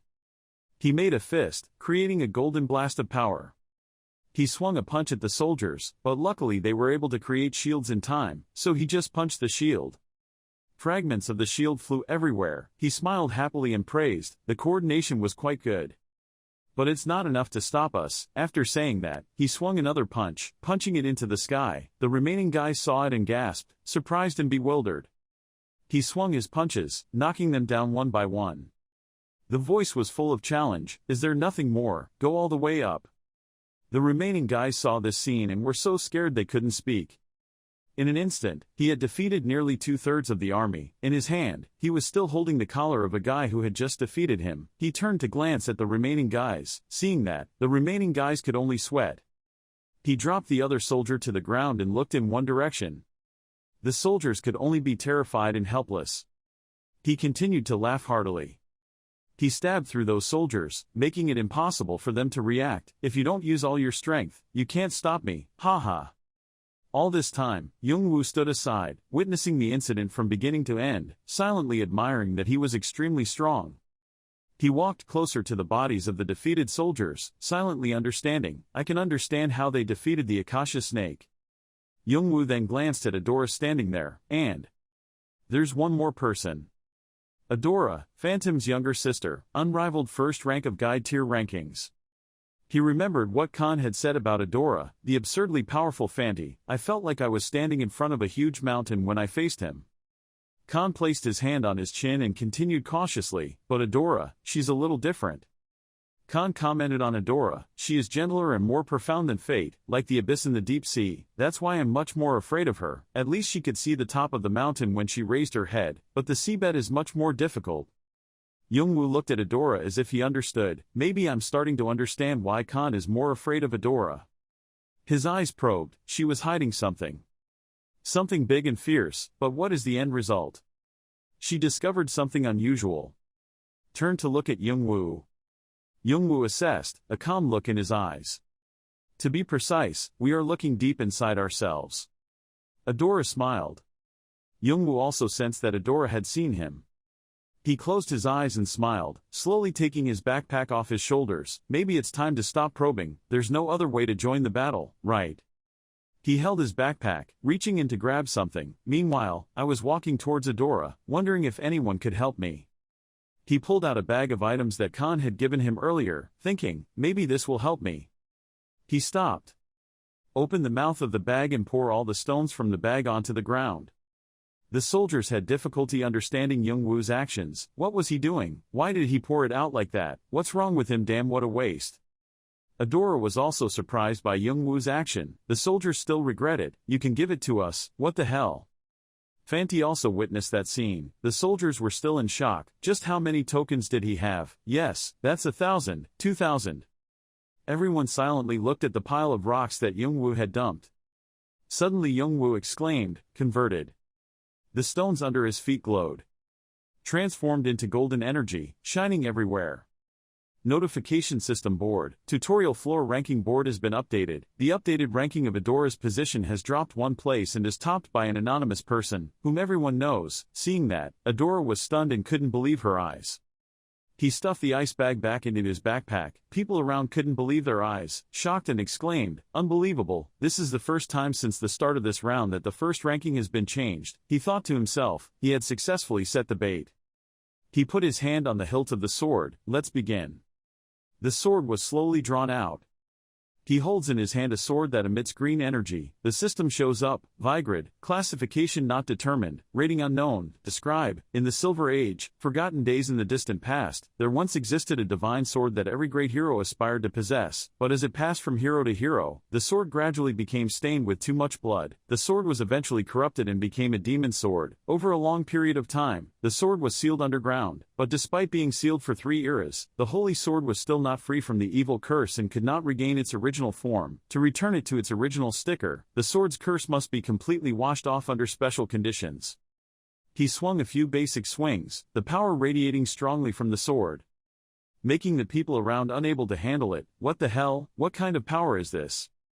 Around him was a huge vortex of air surrounding him. The people around were shocked. That, if only I could catch him. Look at the amount of karma he possesses. First place, I can become the leader. They assessed. It seems he is a solo player. The person has no team activist group behind him. Those soldiers looked at Yool sinisterly. If we kill him, we won't get in trouble. Our rankings will change dramatically. Unless he's someone with powers like Fanti and Adora, it's actually quite difficult, but he's alone. He held his backpack and reached in to grab something. Meanwhile, I was walking towards Adora, wondering if anyone could help me. Briefly about the sword that Yool got from the cave. The ability to spread the curse is bound inside the sword. Vigrid, it is a curse fueled by the spirit of vengeance of fallen heroes. Surely this is an extremely powerful curse. Yool prepares to demonstrate his ability. He used the sword's blessing skill. The glowing sword created countless green auras mixed with black aura. The sound made the soldiers hastily cover their ears. The system table displays the sword's blessing skill analysis. The dense grudge caused by the heroes killed by Vigrid turned the holy sword's blessing into a curse. When facing large numbers of enemies or stronger enemies, the sword will release evil energy that causes damage to enemies proportional to your energy. When dealing a powerful blow to an enemy, the sword will impart its curse to other enemies near the target. Targets under the influence of the curse will be affected by the contagion effect, significantly reduces defense and movement. After listening to the skill, Yool realized, this is the reason Khan and Doyle are so interested in this weapon. Its power is extraordinary. He remembered what Khan and Doyle said before. Fonta and Adora were stronger, the greater the sword's power. This skill helps the user to keep up with top players without much trouble. He thought to himself, even though its power is like cheating, Khan really wants to surpass Fanti and Adora with Vigrid. While using his ability, he exclaimed, this weapon is terrible as hell. If you can use this weapon, it will change the entire game. The whirlwind of air grew bigger and bigger, causing the soldiers to be unable to withstand the pressure of the radiated power. What the fuck? Yool used his momentum to fly forward. He was moving towards the center. The soldiers cried out in panic, quickly stopping him. He swung his sword towards the soldiers. The smoke and dust were flying. He wanted to take advantage of the smoke to facilitate his attack without being blocked by the lizard-like soldiers. The blonde guy wondered, am I still alive? Don't see flowers blooming and think spring has come. Seconds later, the smoke and dust dissipated. The soldiers in front were defeated by Yool, and the remaining soldiers felt panicked and speechless. He exclaimed, its power is terrible. But that's not all of its power. A guy was lying face down on the ground, surrounded by a green aura. Those soldiers didn't understand what was happening and came closer to see. That aura slowly spread everywhere. What was that? What the hell was that? One of them trembled and wondered, is this some kind of curse? Suddenly he discovered something, immediately startled, pupils constricted, notification system, infectious blessings. The sword imparts its curse to nearby targets, deals damage and reduces defense power and movement speed. Ability to be locked and sealed. Ability to be locked and sealed. The green aura was like poison, causing the soldiers who inhaled it to immediately have difficulty breathing, clutching their necks and groaning. What was that? What is going on? Yool rushed forward and grabbed the head of one of them, swinging it once. That slash crept through the soldiers' flesh, cutting off their limbs, causing them to scream miserably. Then Yool thought to himself, these flies and mosquitoes are done with. He turned back to look at Adora and thought, what's left is Adora. Adora still calmly stood there observing Yool. Suddenly, Fanti quickly ran in front of Adora. He clasped his hands together and clapped them together. Just looking at it makes me feel powerful. He happily laughed and said, haha, here it is. His eyes were blazing with fire, the blood of battle was rising. This is what I have been waiting for so long. It's not playing around with trash, it's a real fight. Then he turned around and asked his brother for permission. Could he go? Adora asked his brother with an expressionless face, since when do you need to ask my permission? He awkwardly scratched his neck. I know, but you know what I mean. Adora closed her eyes, nodded, smiled and said, okay, hurry up, we don't have much time left. With his brother's permission, he turned around and prepared to challenge. Hey, okay, Adora reminded her brother, but before fighting, leave that to me. He turned around and gave his sister 2 round yellow lumps. Ah yes, I forgot. Adora took it, her face gloomy. Suddenly those 2 golden circles glowed. The notification system and guide floor rankings have been updated. Currently, Adora has regained the top 1 position, pushing who knows who down to the top 2. The surrounding soldiers were shocked and surprised. What the hell did he give them all? So he doesn't have any points left on him. Karma is something that players try to destroy each other to get, but he gave it to his brother so easily. Fanti smiled triumphantly, turned around, glanced at the soldiers, and said, don't think we're the same as you trash, we are completely different from those stupid beasts. He closed his eyes and smiled complacently. As long as he could write that name, everything would be fine. Meanwhile, Yool was standing among the corpses of the soldiers. He took a defensive stance, thinking, this is a skill I have never shown to anyone in the tutorial floor. He glared, so be happy that you're about to witness it. He exerted his ability to create lightning around him, lightning fists. He rushed towards Yool and said, why worry when you can find karma everywhere? He approached Yool, asking him, is that right, idiot? Yool also applied his ability to his sword. The 2 abilities are in fierce confrontation with each other, creates a great tornado divided into 2 extremes. Smoke and dust flew everywhere. The ground around them also gradually cracked. Fanti praised his opponent, "You are quite strong." He smiled complacently, "But with just that small power, you want to fight me?" He acted complacent, challenging Youngwoo, "Try to make me happy, haha. Youngwoo over here is like this guy, he's a jerk." Then he stuck the sword into the ground, forming cracks under his feet.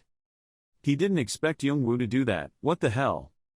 Then the pressure of that crack created a stream of power that grazed his hands and face, causing him to cover his face, and his hands were covered in blood. He put strength into his legs to hold on, but it was impossible. He thought to himself, "When born into the royal family, I have practiced many martial arts and grown stronger. Even in this tutorial level, I was able to absorb the essence of the Akasha snake, awakening my mana energy to a huge level, yet I was pushed back."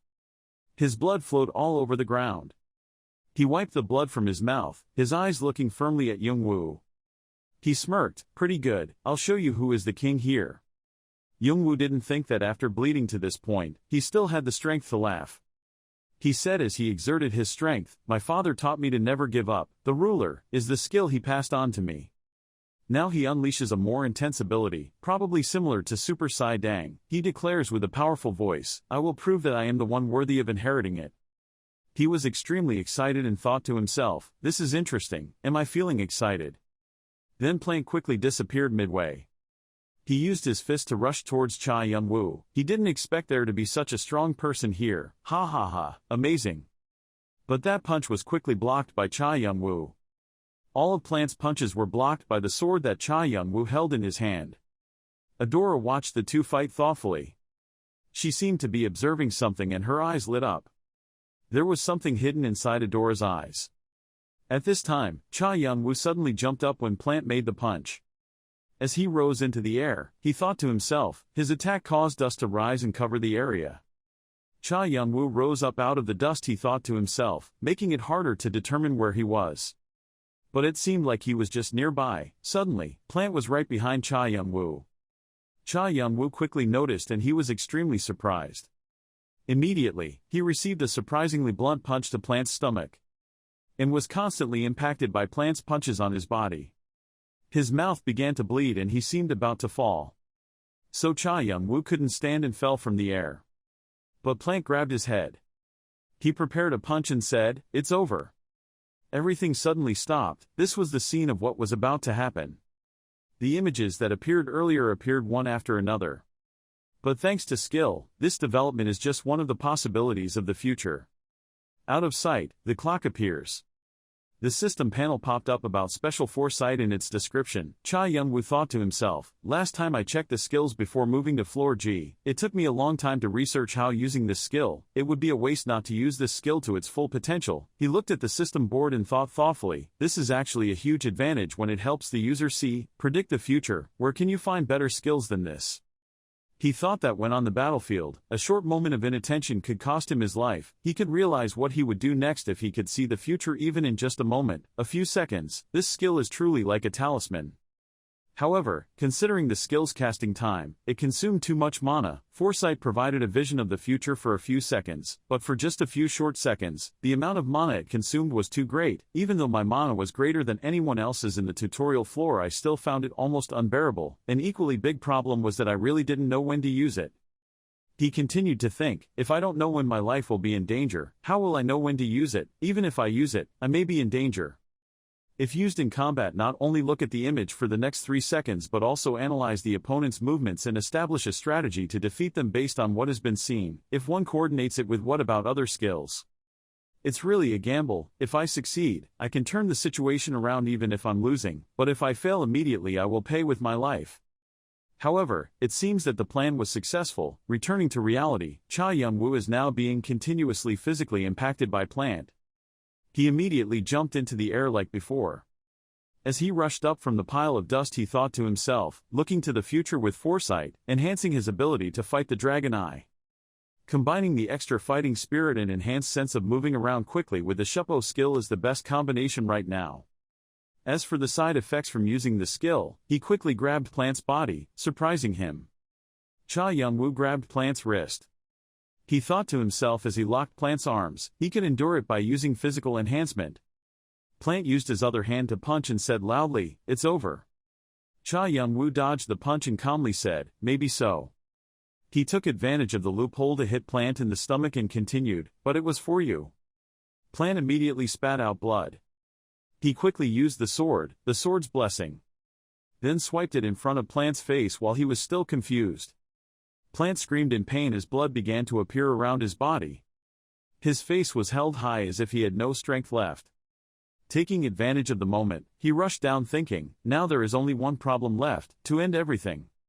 But he quickly realized Adora was in front of him with sword in hand. Adora. She immediately pulled out her sword. Then used his sword to block Cha Young-woo's sword. He thought to himself, the moment he used his foresight he saw the possibility of killing her. Thinking about it, he quickly swung his sword, and it was at this moment. He remembered, his foresight images showed the dagger would soon sink into Adora's throat and kill her instantly. But Adora quickly blocked the sword attack he swung, causing one of his swords to fall out and fly away. Cha Young-woo was surprised, could she block it?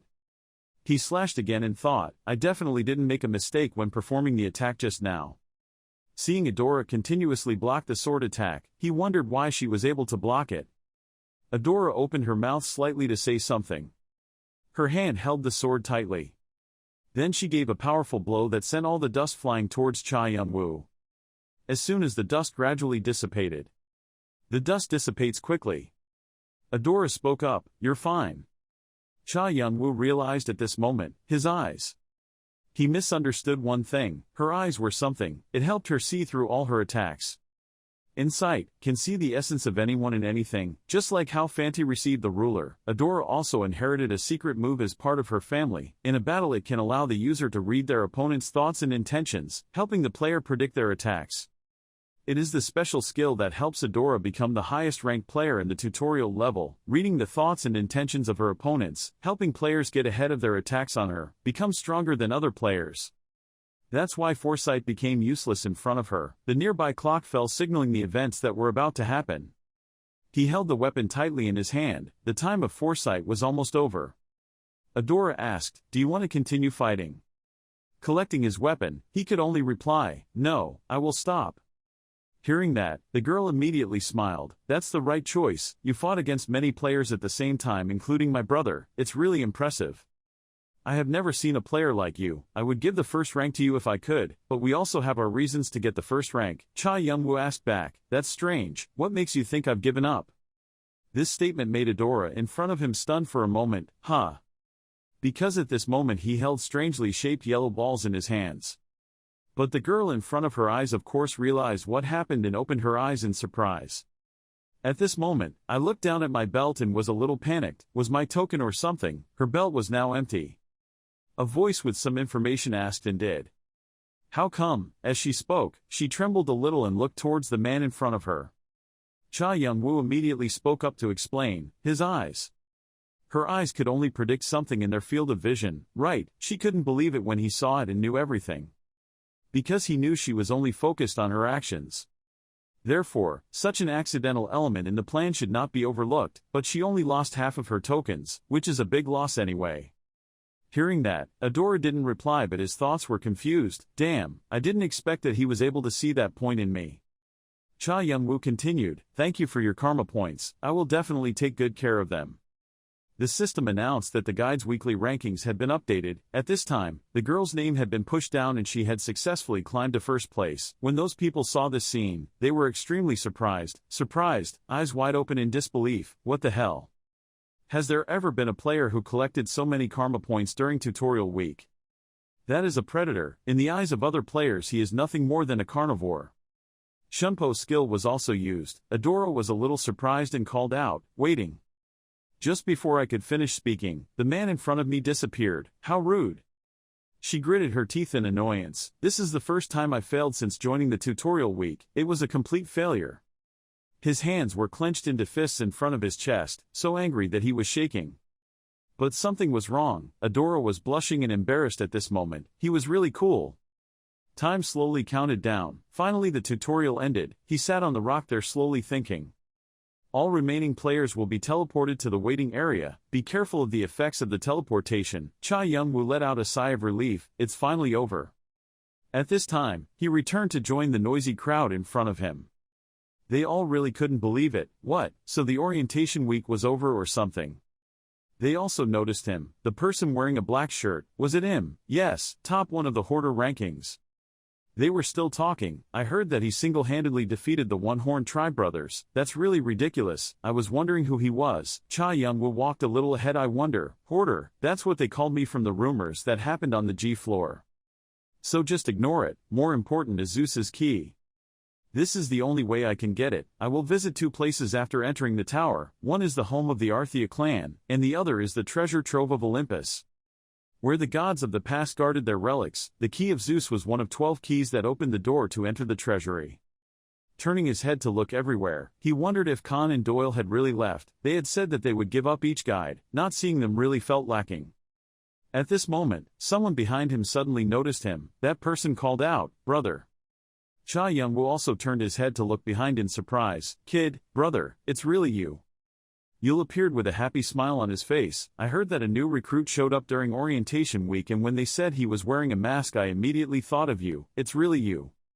Cha Young-woo felt a bit surprised. The gloom the boy carried had completely changed. Then he spoke up. "It seems he has found the Frisia garden." He was happy to hear that. Replied, "Yes, I found it hidden inside the side waiting room. I was lucky to see it. Frisia garden. Players can make a contract with the spirits. Yool has the great qualities of a wizard, so if he could learn elemental magic based on his own aptitude, then he could achieve great advancement."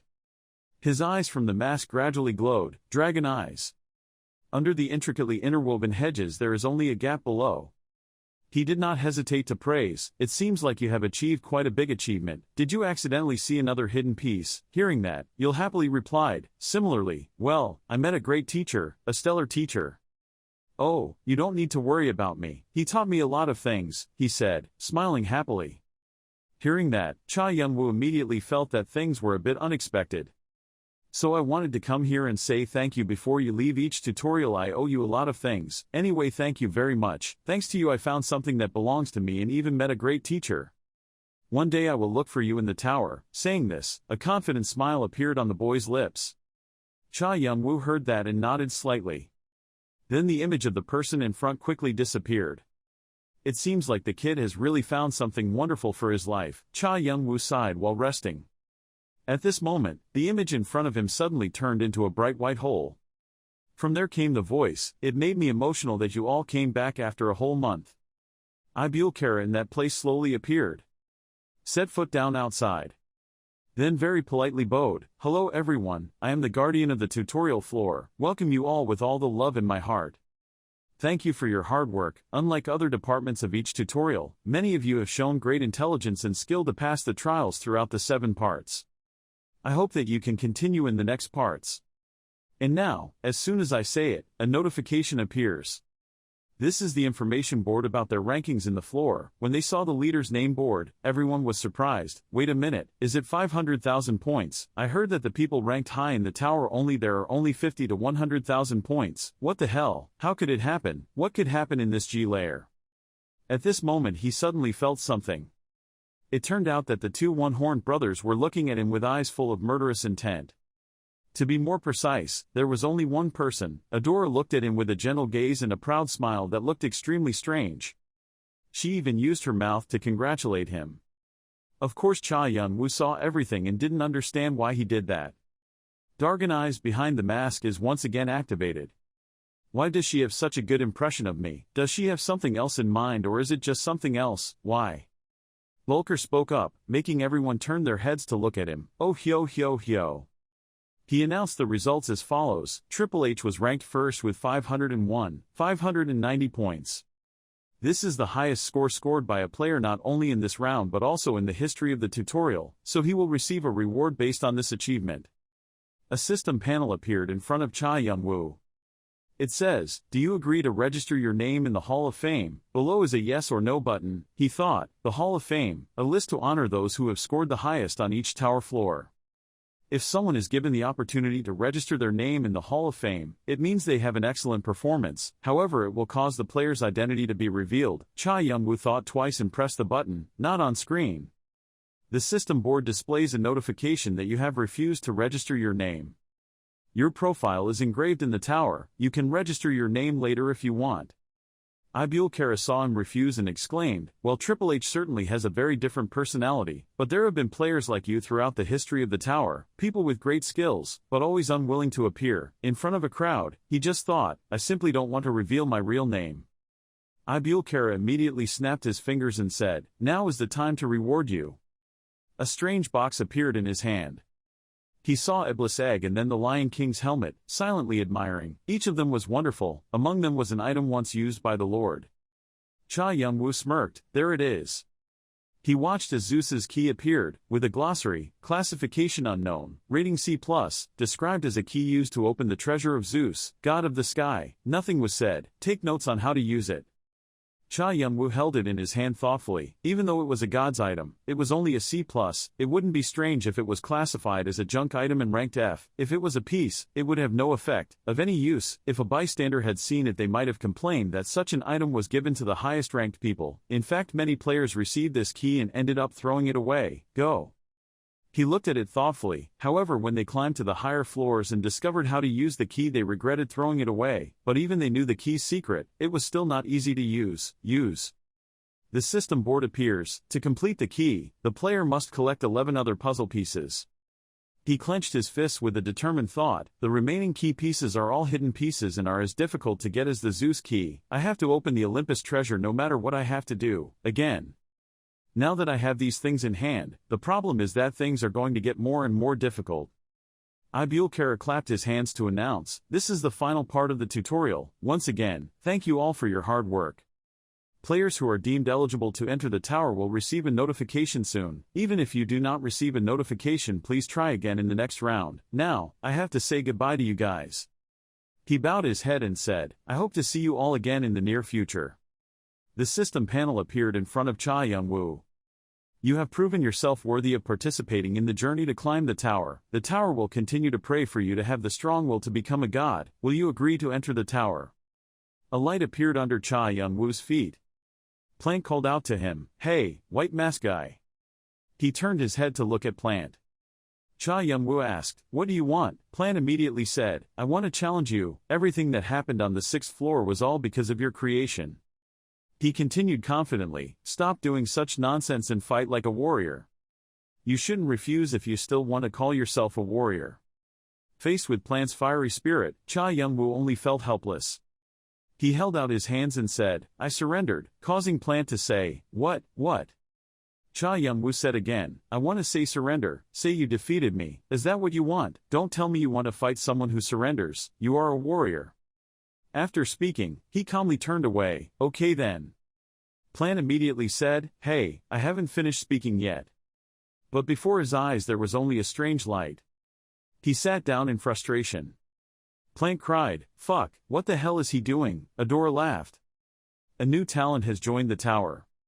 As soon as the tutorial ended, rumors quickly spread throughout the communities on the tower. A super rookie occupied the top with the highest score in history, a player who obtained over 500,000 karma points in their first participation, a player who swept through the entire G floor, defeating the royal blood of the One-Horn tribe and destroying everything that existed in this floor, hence the nickname that people gave him, Hoarder. At the same time, many guilds were planning to recruit this guy. Over the course of the tower's history, more and more players have completed the tutorial level and entered the tower, but at some point, finding standout players becomes much more difficult. In such circumstances, the appearance of a new talent made everyone excited.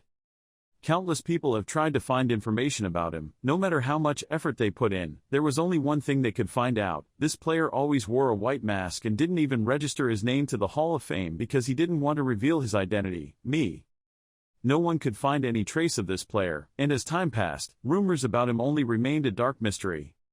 The scene is like a movie. There is one thing that stands out most in this beautiful scene. Right in the middle of a vast civilized land, there is a tall tower. It is so high that its peak cannot be seen among the clouds. It is the Tower of the Obelisk. Those bastards are there, the players involved in her death.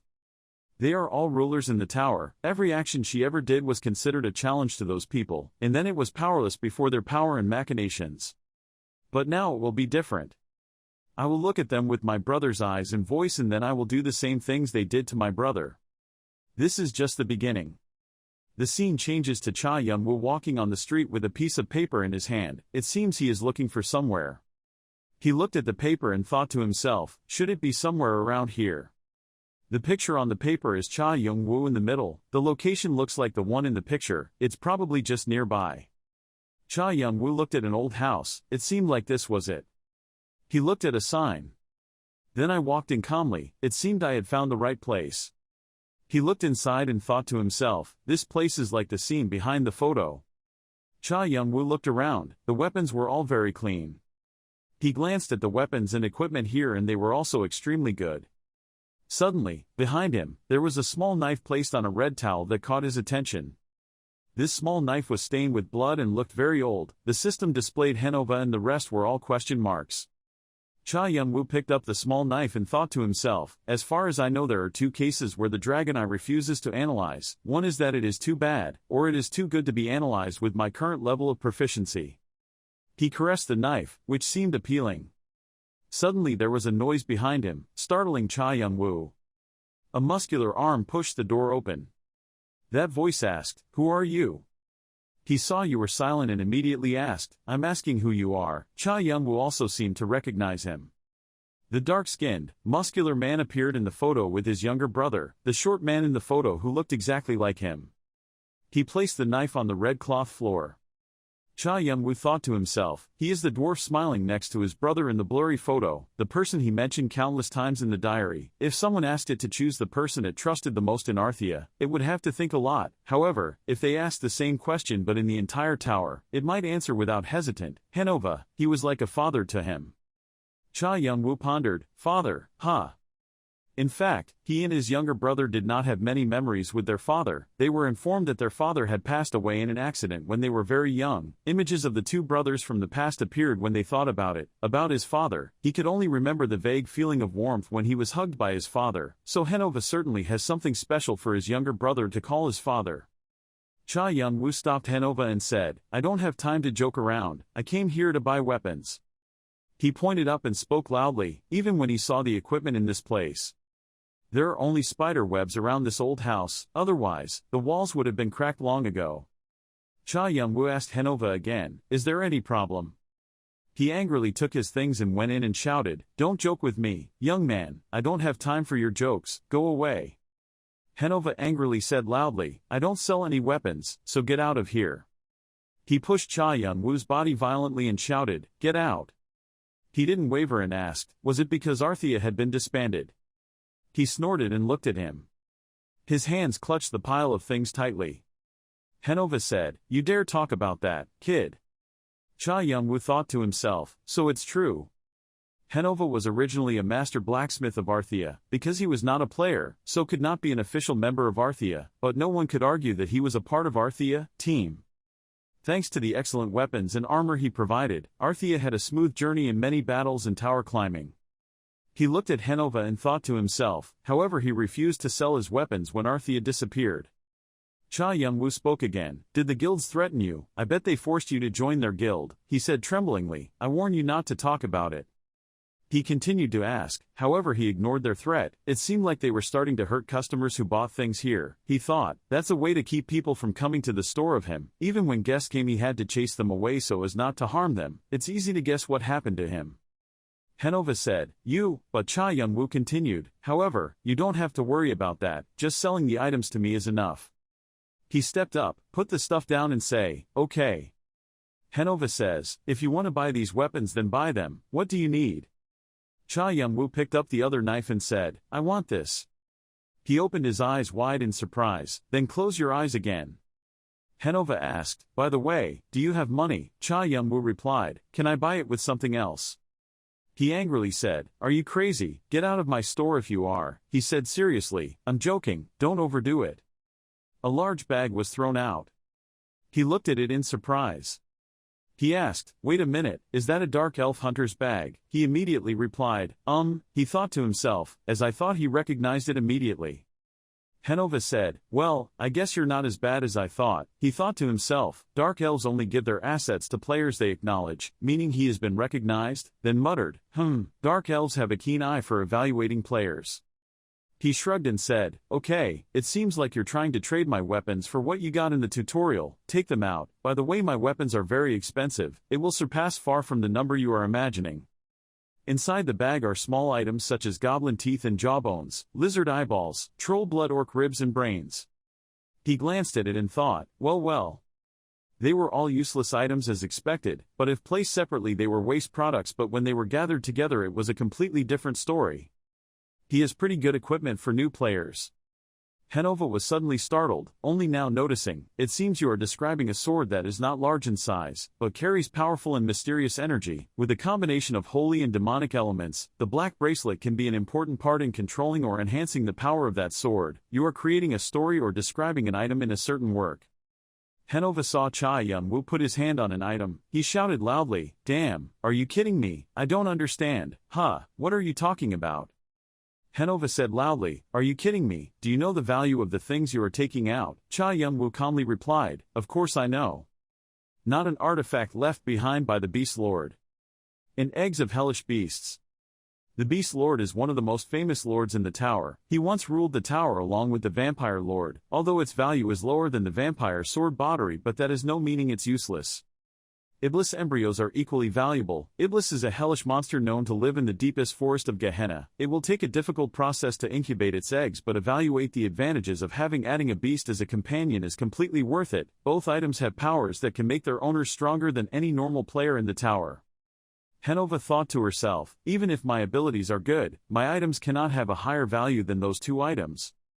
He gritted his teeth in anger. "No, this wasn't a joke, this was a taunt. How could I be downgraded to the point of being looked down upon by such a new player?" Cha Young-woo extended his hand and said, "If you think these materials and items are more valuable than daggers, can I ask you to make an item for me?" Hanova folded her arms and seriously asked him, "Are you trying to make Jigus eyes?" Cha Young-woo replied, An artifact named after such a monster was certainly worth as much as the other two items. No more than 5 master blacksmiths in the tower could have created it. Hanova told Cha Young-woo frankly, "You're a bastard. You've been aiming for it since you entered this place, right?" He replied, "I'm sorry if that offended you. I heard said he stopped creating artifacts, so I had to use this method." He bowed his head, "Truly sorry." Hanova was confused. He asked Cha Young-woo again, "Are you sure you want to do this? I mean, do you know what placing an order with me means?" Cha Young-woo said, "Like I said, I can leave the other guilds alone." He said, "What I want is for you to work together to make Jigus eyes. Don't worry about anything, okay?" Suddenly Cha Young-woo shrugged, "Of course, if you're still afraid of other clans, I'll find someone else." Hearing that made Hanova angry. He declared, "This kid, if you wait, I will do it." The system panel appeared. It was originally created for a loved one of Hanova, but with the owner gone, the blade absorbed Hanova's anger and hatred. Thanks to this, the dagger possessed the sharp can easily split a rock in half. A wish from a dwarf, the magical dagger will absorb all the emotions of the owner. The stronger the emotions, the sharper the blade of hatred. The blade aggravates the opponent's wounds and corrodes their vitality. If the target's vitality is lower than 20%, there is a certain percentage of the target will be affected by the poison status effect. He picked up the knife and thought, "It's much better than I thought."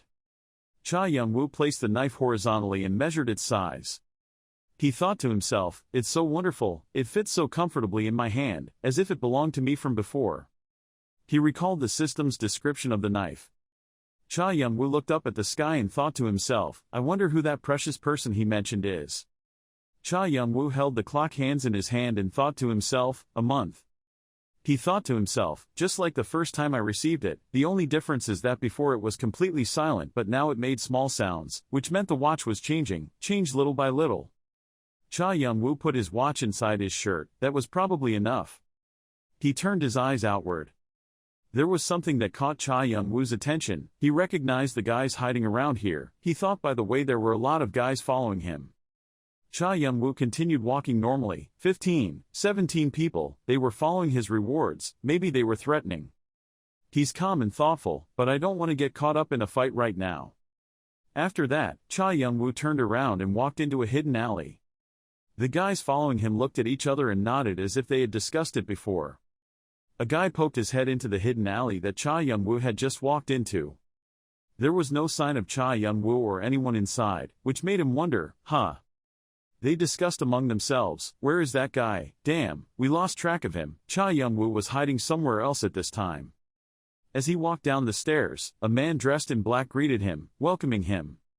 He threw a bag on the table in front of a smiling manager at the place. He directly stated his request, the rooftop, I want to use the rooftop. As Cha Young-woo requested, the manager led him to the rooftop, looking outside at the village atmosphere at night.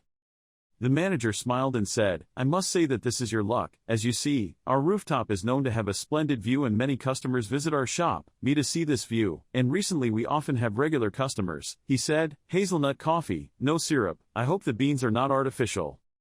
Then, he looked up and thought, this cafe is where she often goes. He pondered and looked. Cha Young-woo recalls walking around the places his younger brother went to in the diary.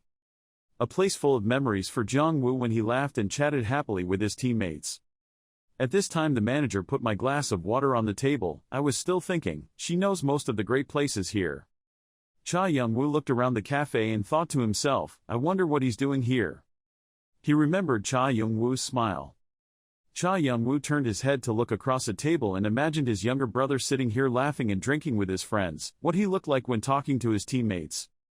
He looked at the cup of coffee in front of him and thought to himself, it's really bitter, maybe I should add more syrup. Scene changed to the morning, at Hanova's old house. The sound of a hammer hitting was strong. Hanova was diligently forging the item at Cha Young-woo's request. He turned around and saw him entering. He stopped his work in wonder and asked, why are you here? Cha Young-woo replied, I came by to check if my order was good. It seems he bought all the ingredients, the part needed to create the item, right? He said, it seems you have started making this artifact now. I will visit later. Hanova shouted angrily, you are such a damn brat. He continued to work and think angrily. I realized over the past few days, this guy is extremely mysterious, always coming and going as he wants. Even when shouting at him, he just nodded and said no. He never stopped what he was doing. No matter how much he lashed out, it was ineffective. But when I glanced over I saw him still standing there. He just tried to ignore him. Never mind, let's just pretend he doesn't exist. Cha Young-woo attentively observed and considered, dragon eyes, melting, slowly dissolving metal inside a forge, casting, pouring metal into dagger-shaped molds, forging metal objects until he got the desired shape, and finally the refining process. All the process appeared before his eyes after using the dragon eye. An artist, that's the word to describe these things. Those wings of heaven are my brother's nickname thanks to the items Hanova created. His skills are truly amazing. Suddenly he pressed his angry face close to Cha Young-woo's face. Have you finished sleeping yet, that damn guy? He shouted angrily. One was working hard and the other was sleeping. Tell me why you came here. Cha Young-woo was confused. Didn't I tell you I was bored? Hanova angrily went back to work. Damn it. He took the hammer and said loudly, if you're bored, sit down there and knock something with the hammer. Hanova scolded, stop bothering me, you lazy person. The hammer he threw was caught by him. He calmly said, I know. Cha Young-woo asked curiously, but how do I light a fire in the furnace? I can't forge without fire. Do you have high blood pressure? Do you want me to get you some medicine? Hanova shouted angrily, it's best for you to stay quiet. Cha Young-woo continued to ask the same question, okay, but how to do it? Let me have the fire. He calmly thought, I can feel why Jong-woo followed him in the first place. In another land, there were only piles of rubble all around, with a single step approaching. That step accidentally stepped on something. He picked it up. He said to the two masked gray-hooded men, this is truly a hell of chaos. Leon placed his hand over part of his face to show his discomfort. He thought, this is more serious than what he read from the report, not to mention there were any survivors, but everything built and achieved while hidden from the all had turned into dust. He said in a low voice, this damn built. Leon stood up, looked around and thought to himself, I know when he acted he was extremely greedy, but what did he do to make it end like this? He shouted orders, find it at all costs, even if it means digging through the rubble or searching all parts of the tutorial floor. The two people behind immediately replied, yes sir. Leon stood there thoughtfully. He whispered nervously, at such an important moment. Besides, Cha Young-woo spoke up, can you teach me metallurgy? Hanova was angry. Cha Young-woo said seriously, this time it's not a joke anymore, I really want to learn metallurgy. Hanova still turned away. He asked him, what are you going to do with it? He replied, there are some things I want to fix. Hanova asked again. Fix what? Cha Young-woo answered frankly, I'm sorry I can't show you that. It's an item that holds precious memories of my sister. I want to restore it. It's a magic item. It has many magic devices placed inside that I don't dare touch. Hanova is sure I can fix it, but I still can't trust him, and if he saw it he would recognize it right away. Hanova lit a cigarette. After taking a breath, he replied, okay. Cha Young-woo was surprised. I thought he would get angry with me again. Hanova replied, don't talk about it. If you don't want it I don't care. The player leaves the world and enters the tower, who cares? There is no separate story. He put his cigarette on the table and said, just summarize whoever passes by and ask them to talk about their own lives. You could probably write a book. I bet you aren't either. Exception, especially when wearing a mask like that. He advertised that he had a lot of secrets to hide. He said seriously, I don't have time to give you a proper lesson because of your damn order. I will only teach you the basics, the rest you have to watch and learn yourself. Cha Young-woo said, thank you. Hanova held out his hand. Do you think I care about you? He said when his ears were red. I just felt free. Cha Young-woo behind the mask was smiling. He discovered that his ears were red. He silently guessed that behind that cold appearance, Hanova seemed like a shy person. In front of Hanova's house, he shouted so loudly that outsiders were startled. No, you did it wrong. The hammer fell to the floor very hard. Hanova hit Cha Young-woo on the back and scolded him, quickly do it again. He stood there breathing and smoking, while Cha Young-woo was still working hard. Hanova saw this and thought with relief, at least, he didn't seem to be an idiot. He thought to himself as he watched Cha Young-woo diligently work. Usually beginners' items often have some kind of defect like hammering with inappropriate intensity or the metal being heated incorrectly, but he's doing very well, quite impressive. He found the right way to forge the parts, with just the right amount of force and temperature, and movements that only a skilled blacksmith could do. Cha Young-woo's hammer slammed down powerfully. Hanova observed and thought to himself, at first he seemed to have no knowledge about blacksmithing, but gradually he became better after my instructions, and now he is just like a normal blacksmith. This is the first time I've seen someone learn this so quickly.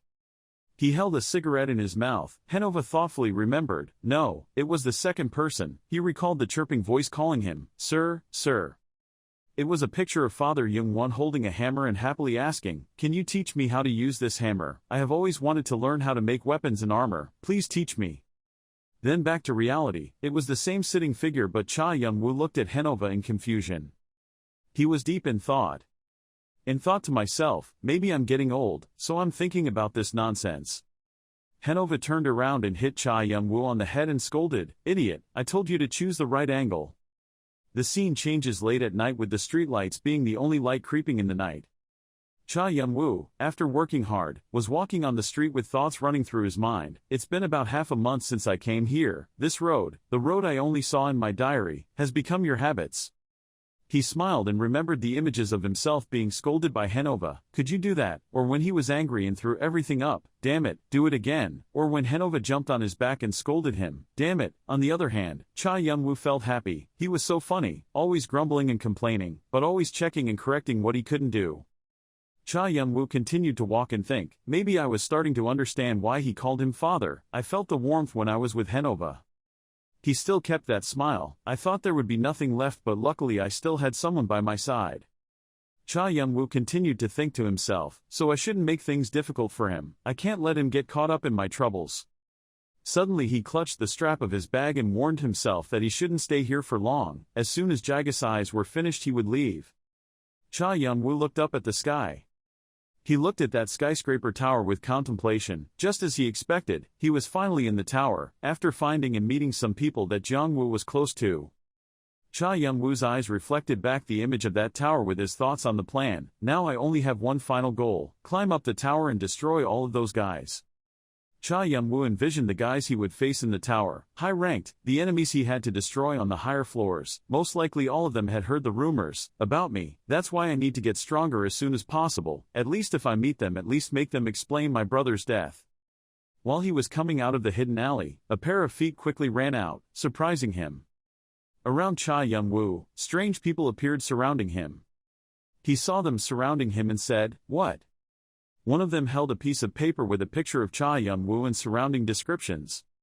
One of them laughed, then held the paper back and said, "White mask, black shirt." It was him, the idiot who ignored our warnings and went into Hanova's smithy. He held out his hand and said commandingly, "It seems like you are a new person entering the tower, how dare you ignore our warnings?"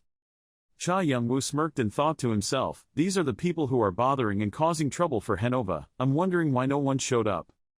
Pressure from the 8 largest guilds. However, these 8 guilds were not interested in doing business outside the higher floors, and they chose to sabotage Hanova's business to show off their abilities, and for other guilds to be wary. One guy saw Cha Young-woo laughing and rudely shouted, "Don't you dare laugh, you dog."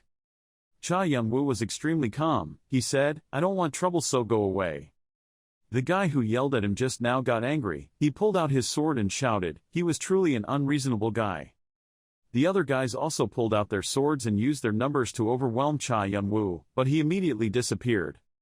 Then he quickly appeared from behind the guy from before with a sword in hand in extremely neat movements. He stabbed the other guy once, and blood immediately shot out. Cha Young-woo pulled out his sword and quickly turned to another target with sharp eyes. He gathered momentum and prepared to launch towards the target. Then he continued to slash another guy so quickly that he didn't have time to react or swing his sword. That guy's blood also shot out along with his scream. The remaining guy saw his teammates being killed one after another and muttered nervously, "What the hell?" He didn't notice that behind him was Cha Young-woo turning around, preparing to give him a blow. Another shot at that guy in the middle of the night when the attack happened. The last guy saw that his companions were all killed and immediately backed away in fear. He cried, "Ah!" He trembled and held the sword in his hand to defend himself. At this moment, Cha Young-woo pulled the knife out of the other man's body with blood covering the blade. The last guy, the same arrogant guy from before, started charging at the same time. "Damn it, kill him." But different from the previous killing techniques, this time Cha Young-woo threw the knife towards a guy. His face was cut bloodless and his eyes widened in horror, but he couldn't do anything. The knife immediately stabbed into his face. The man fell down with blood continuously spurting out in front of the last man, who turned around in horror. Cha Young-woo quickly reached out his hand. When his teammate saw it, he was startled. In front of him was Cha Young-woo holding the other man's neck and pulling the knife out of his eye with blood shooting out from the knife. Cha Young-woo continued to turn around and prepare to finish off the last of them. He used the knife to slash the last man's body. Blood spurted continuously. In the last moments, he thought to himself, "No. Impossible." Cha Young-woo's foot used his foot to step on his head. That guy was not convinced. How could a newcomer be so strong? He trembled and said loudly, You are crazy." At the same time, Cha Young-woo kicked his head hard to the ground. Father Young-woo said, "Now, find a healer or a priest. You can save your lives. Well, only if you can." The guys who were slashed but not dead slowly stood up. One guy shouted loudly, "The machine dares to fight with us. Do you think you can get away with what you just did?" He scolded me. "Do you know who we are? You will end up like that old man when they get here." Immediately Cha Young-woo grabbed that guy's neck violently.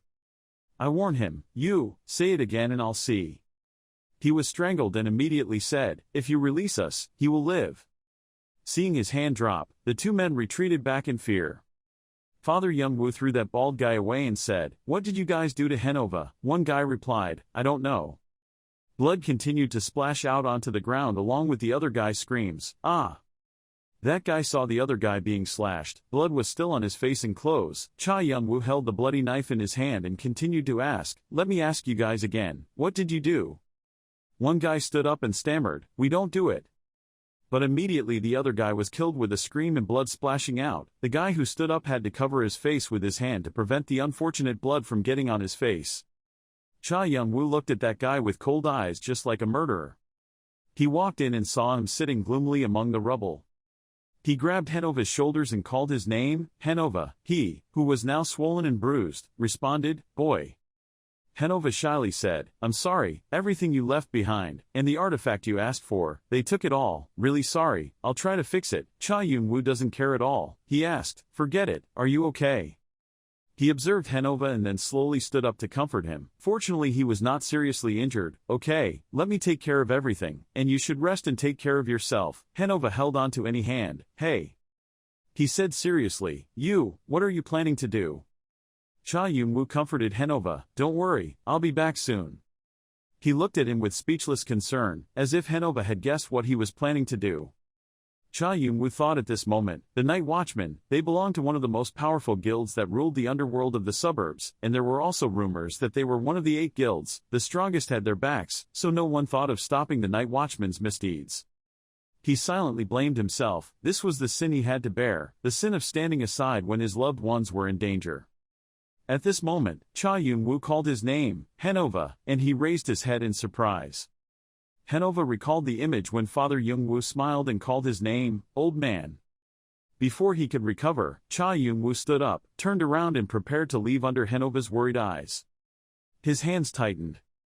Hanova lowered his face to the ground in thought and pain. His strong look full of determination reminded me of it.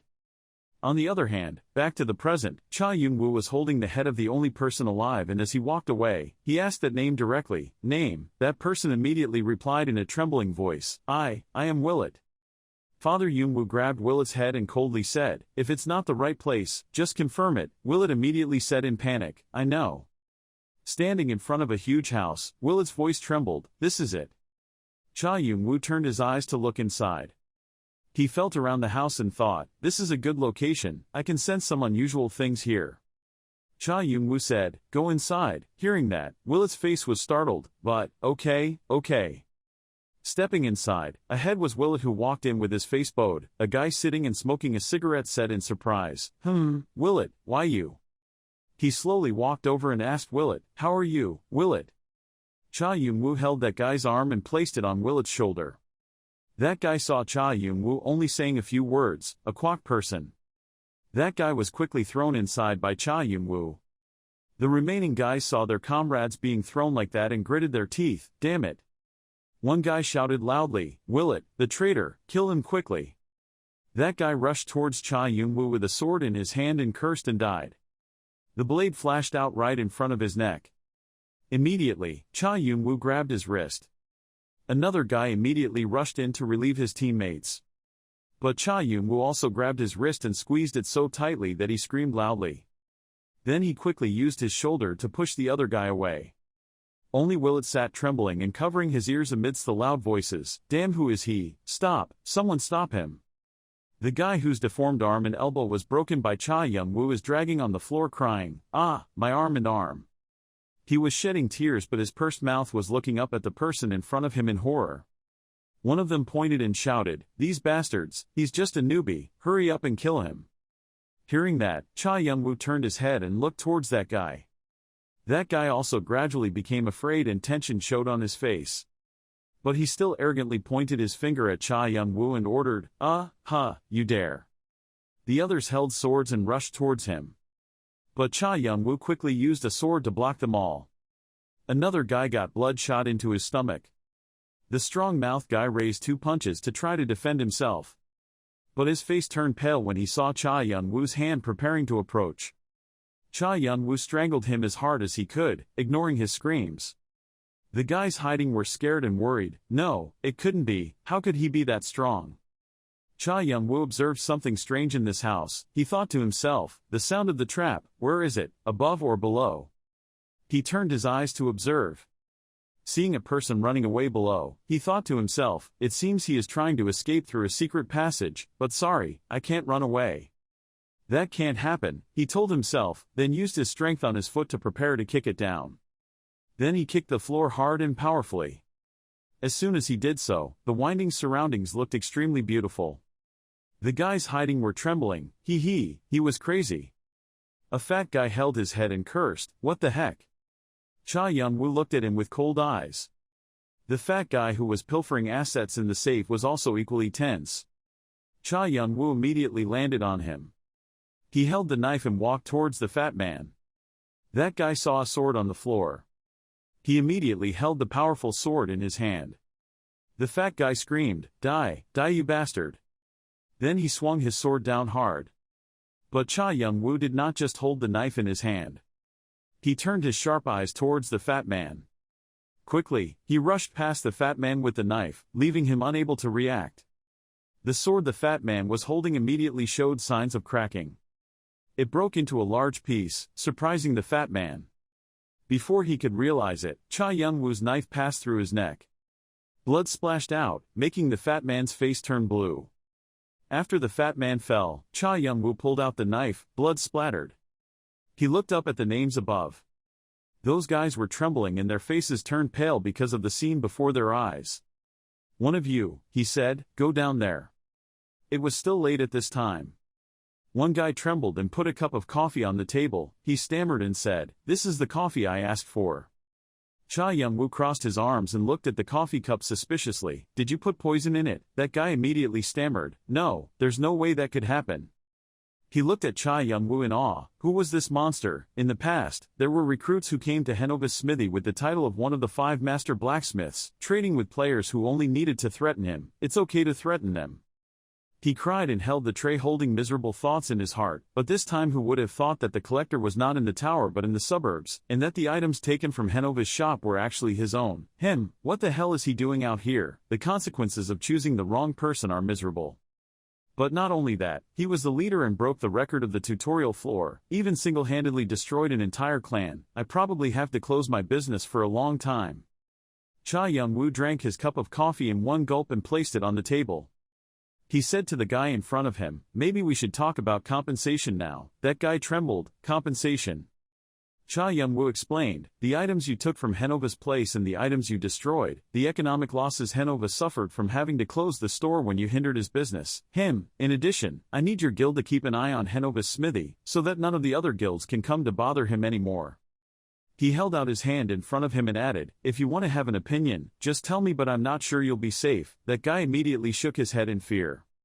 At this time, Cha Young-woo ordered him, "Now bring all the items in the safe and the items you stole from Henova to me. Bring those who destroyed and hurt Henova. I want them to fix it, his house, and you better remember to keep an eye on Henova for me or else you'll understand." He tapped on the table and added, "You can inform your backers. Well, I'm not sure they'll have time to take care of your guild."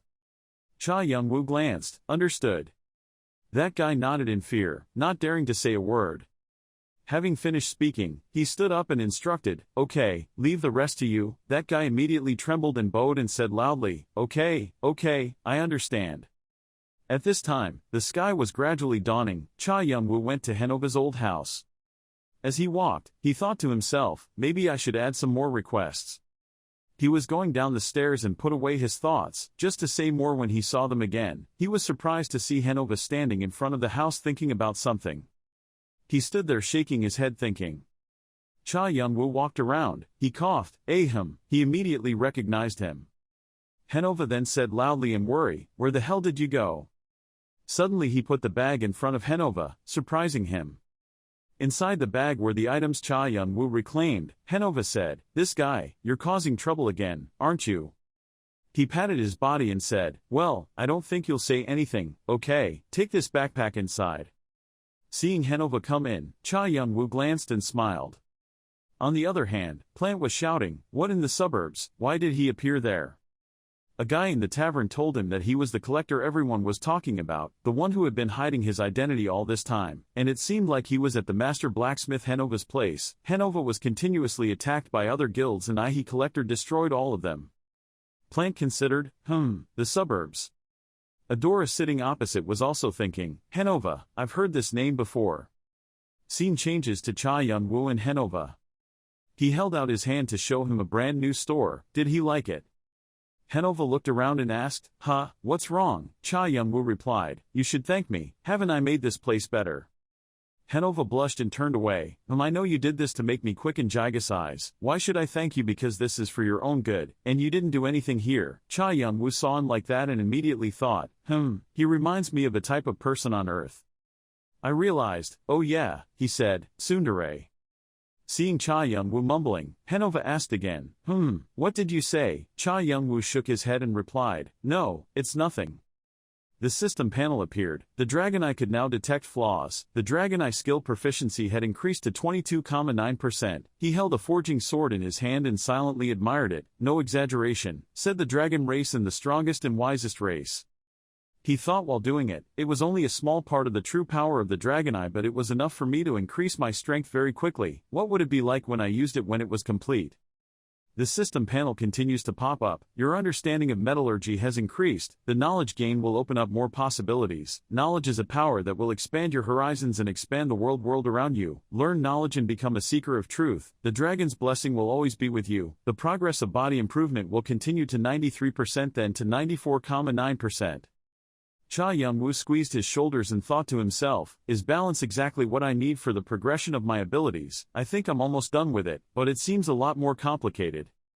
He picked up the sword and thought, let's put it aside for now, let's see. The system panel displayed a description for the sword he forged, an unfinished piece of metal, an expected classification of a two-handed weapon, an expected rating of F, an estimated durability of 5 to 10, a description of an unfinished piece of metal, perfecting blacksmithing as metallurgy. It's not bad when you try blacksmithing for the first time. Cha Young-woo thought to himself, it seemed okay when I tried it for the first time. He looked over at Henova. The system panel came up. The dwarf Henova, CP questioned, had a timid and shy personality. Cha Young-woo immediately turned around to look at Henova. Can he see other people's information? Henova immediately blushed and scolded, what the hell are you looking at? Quickly continue your work. Cha Young-woo immediately turned away and said, I'm sorry. He silently thought, it seems like I can see everyone's information. I don't know the capabilities that the system mentioned include accessing other people's information. The ability to view information about other players can give themselves an advantage while fighting. Cha Young-woo trembled and laughed, but was he timid and shy? And what was that? CP on the information window. Henova saw him like that and muttered, what's wrong with this guy? Suddenly he asked, Henova, I want to ask, what are the standards to determine the direction when welding metal? What should I do when the temperature exceeds the appropriate temperature? What are the standards to determine the direction when welding metal? What is the type? Father Young-woo asked urgently. The force of blowing the smithy seemed a bit weak. Why did he do that for that part? Hearing that made Henova pale. You shouted, find out for yourself, idiot. Cha Young-woo wiped his sword and said, I asked this to do it well. Henova angrily pointed at him and said, I told you, it's best for you to learn by yourself. Cha Young-woo said, teach me once and I'll do it myself. He angrily slapped the table, ah you idiot, how many times a day will you ask me? Henova, put aside your business, let me do my job first, damn it, if I can't complete your order on time, it's your loss, not mine. He held out the sword and said, okay, please look at this for me. Henova replied, huh. He held the sword up high. The system panel appeared, the sword of a new blacksmith, single sword classification, E rating, describing a sword that resulted much better than initially expected, the blade a bit dull, but has quite good durability. Henova was surprised, holding the sword in his hand. What the hell, how did you do this? It can't be, he thought to himself, this is something that cannot be created by a blacksmith with only 10 days of experience. I know, he is a smart guy and his skills are developing at a rapid pace, but this is beyond imagination. He gave the sword back to Cha Young-woo and praised, if this is your first time doing it then it's quite good, but it's hard to call this a sword, this is still just a piece of trash to me. Cha Young-woo said, hey, can't you compliment me a little? Henova blushed and said loudly, that depends on my assessment, after all you have to practice a lot and it's still far behind a finished product. Cha Young-woo replied, okay, to achieve that I have to ask you a lot. Henova immediately scolded him, go away, it's best not to bother me anymore. He countered, no, I need to improve. Henova cursed, this damn guy. Suddenly Cha Young-woo realized it was unusual. He hugged Henova from a loud explosion. A person stepped inside, his strength was extremely terrifying. Plant walked into the house, he was so big, you bastard, you're here, because of you I had to search every corner of this tower, if you're good, come out here. Cha Young-woo stood up, pulled down his sleeve, the murderous aura surrounding him showed that he was extremely angry, even Henova could see that. A shrill scream came from the house that had just been repaired but had lost a door. On a clear morning, Henova was closing her eyes and restraining something. But he couldn't control it and his head began to heat up with anger, he gritted his teeth and trembled. Henova pointed at Plant and shouted at Cha Young-woo, are you going to leave that guy like that? Cha Young-woo turned his head and glanced silently without saying anything. Plant now had a black eye and he was rolling ice to relieve the swelling. He angrily shouted, hey! Cha Young-woo continued to work hard while Henova stood there with a terrifying murderous aura surrounding him. Plant pointed at Cha Young-woo and shouted, I was just caught off guard, do you think you can win against me? He confidently declared, fight again, I will crush you, go outside, fight like men, like two warriors going to war. Cha Young-woo held the forging sword, observed it and ignored Plant, leaving Plant standing there helpless. He screamed and cried, "Damn it, I'm talking to you." Hanova noticed the teacup being put down despite the noise Plant was making. Adora stood in front of him, she smiled and said, "Here you go, drink this cup of tea to relax a bit." Hanova took the cup of tea and replied, Suddenly he noticed something. It was the sword that Adora held in his hand. He spoke up, "That was." Adora said, "Do you remember it? This is the sword that you forged for me when I was very young." Adora turned around and said, "Oh, I remember, you are the daughter of the Martial King. It seems like you has progressed quite a lot." Hanova began to recall the image of Adora as a child, the girl with cute round eyes holding her pants and asking to make her a sword. Then he remembered Plant as a child. He put the cup of tea to his mouth to enjoy and remember, and there was a boy who was harassing him. If I wasn't mistaken, I even gave him a tap on the head. He looked at the crying Plant and thought, this kid is still the same, still as annoying as he was then. Hanova pointed to where Plant was hugging Cha Young-woo, who was begging him, and then asked Adora, "By the way, will she stop her brother?" Adora just smiled slightly. She just replied, "He's always like that, so I just give up." Plant continued to follow Cha Young-woo so he could fight. "Even when you're eating, start a fight. As soon as you go to the bathroom, fight with me. Gradually it becomes a habit. Stop acting like you don't hear. Believe me, I punched you in the face. Let's have a match. When things become a habit, fight me, please." Even the threats turn into pleas, but Cha Young-woo still doesn't care. "I beg you." Hanova went crazy and shouted, "Shut up, I can't stand it anymore. Fight with him." Plant immediately followed. "Yeah, that's right." He turned to shout at Plant, "And you too, to shut up." Plant saw Cha Young-woo put down the hammer and panicked, "Huh?" Cha Young-woo turned around and asked Plant, "Why do I have to fight with you?" Plant said flamboyantly, "Let's fight to see who is stronger, who is worthy of being a warrior." Cha Young-woo sighed uninterestedly, "Because of this, I don't care. You won, okay? Didn't we already say that?" Cha Young-woo shrugged, "And moreover, if I fight with you, what will I gain?" Plant said angrily, "Are there warriors who ask for any benefits?" Cha Young-woo replied calmly, "Yup, then let's bet." He turned his head away and said, "Otherwise stop it." Plant immediately said, "Okay, the loser will have to listen and serve the winner. What do you think?" Cha Young-woo made a request, "If I win, you must call me Hyung." "Okay." Plant immediately replied, "Let's play." He immediately stood up and said, "Okay, let's fight." It was snowing outside. After the fight, Plant had another bruise on his eye and Cha Young-woo squeezed his shoulder and walked in. Adora clapped her hands to congratulate, and Cha Young-woo was extremely surprised. Seeing Plant come in disappointed, Adora thought to herself, unexpectedly, her brother, the son of the Martial King, lost miserably to him in less than a minute, and Hanova also thought to herself, "Oh, what just happened?" Plant looked at Cha Young-woo incredulously. "Damn, I'm sure that when I was on the tutorial floor I was on par with him, but now his strength and physicality seem to have been raised to a new level." Cha Young-woo just didn't care. "Where's my hammer?" Plant continued to think how much stronger he had gotten in recent times. He sat and stared at Cha Young-woo thinking, "I spent my whole life honing my skills as a warrior, but in the end I still lost." Plant asked, "Hey, Hyung, why are you in this suburb, instead of going straight into the tower?" Father Young-woo turned his head and reminded, "Hey." Plant immediately pointed his finger, "It was you." Plant said confusedly, "You know, I've been waiting for you, sir, for a long time in the tower." Cha Young-woo called his name, "Plant," he replied, "Yes." Cha Young-woo reminded, "Please be quiet, I can't concentrate if you keep babbling like that." In his mind, he remembered Plant's question, why did he stay here, and Plant was currently being comforted by Adora. He smiled and thought to himself, yes, there are many reasons. It was late at this time. Cha Young-woo thought to himself, Jeong-woo completed the first 10 floors within 10 days, and he was given the key to Hades after setting that record. He read Cha's diary. Young-woo, that's what makes Arthea famous in the first place. It's a hidden piece only available to players who quickly get through the tutorial level. Much like how the Zeus key is only given to the top players in the tutorial level, the tower once again requires players to complete an extremely difficult mission to get the second piece, so it must pass 10 floors in less than 10 days.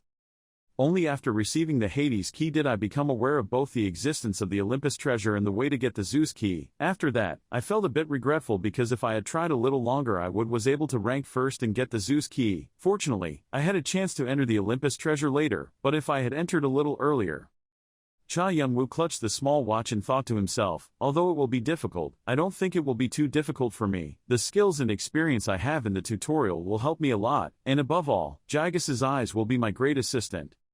He smiled and looked out the window. Perhaps this was the competition between him and Jiang-woo. Cha Young-woo seriously thought, I can't lose to him.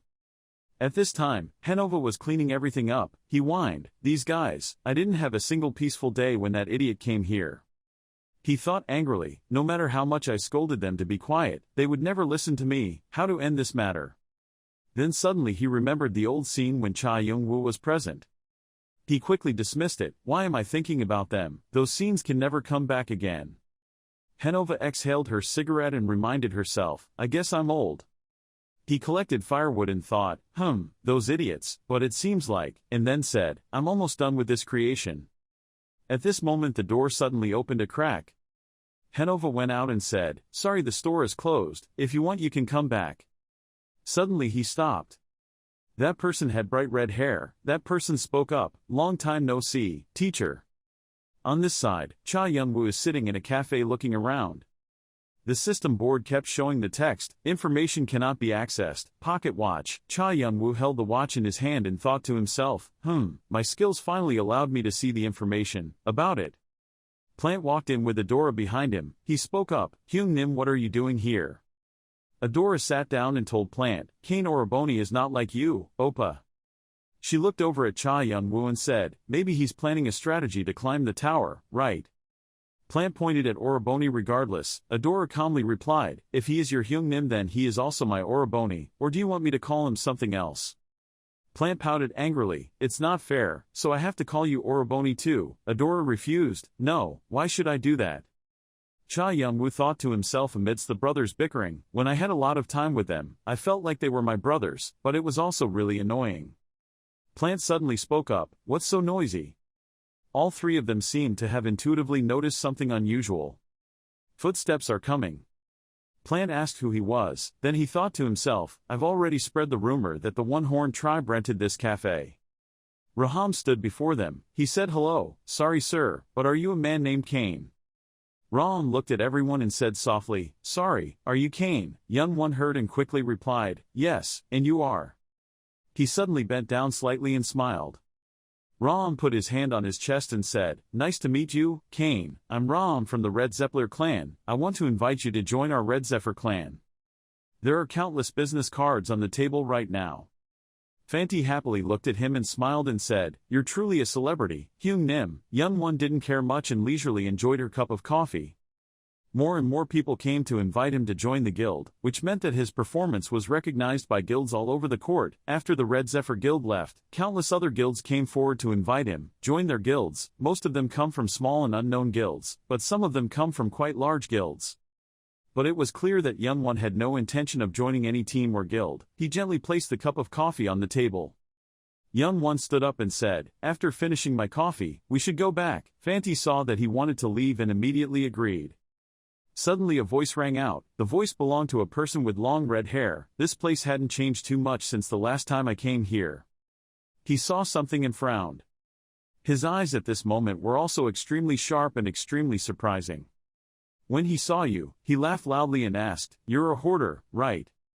Young One was a little worried and thought, why is he here? He is Fire Fist Bahal, a person who occupies the top of the tower, is known to have a gentle personality, but when he fights he becomes fierce and turns everything into ash. He is one of the Red Dragon's operators, and also one of Arthea's former members. He is a disciple of Hanova. Bahal approached him and said, I heard you have a rough personality, and it seems like it's true, but don't worry, it's not a bad thing. He smirked and continued to look at him and said, if you don't want to talk too long, I'll get to the point. I want you to join the Red Dragon Guild, Red Dragon. Bahal seemed very arrogant and continued to explain what he wanted to say. I don't know if you know this, but this is the first time we have made a recruitment offer for a new person, and you are the person we are looking for. If you join our guild, I am willing to put in my effort to help you climb the tower in the best way, and believe me, the support we can provide for the bridge is far beyond what you can imagine. So what is your answer? The top 8 guilds preferred to employ people with proven ability, rather than unearthing a potential client, the only exception being Chinwato, who put his efforts into cultivating people players have potential. However, after the offer of a powerful guild like the Red Dragon means they desperately need power, even if it is a small power like Young One's.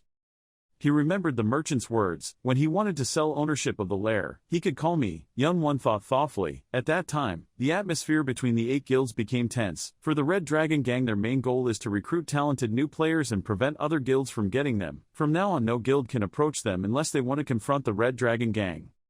Young One looked at the person in front of him and silently assessed. Bahal was a kind and polite person on the outside, but he was a beast trying to hide on the inside.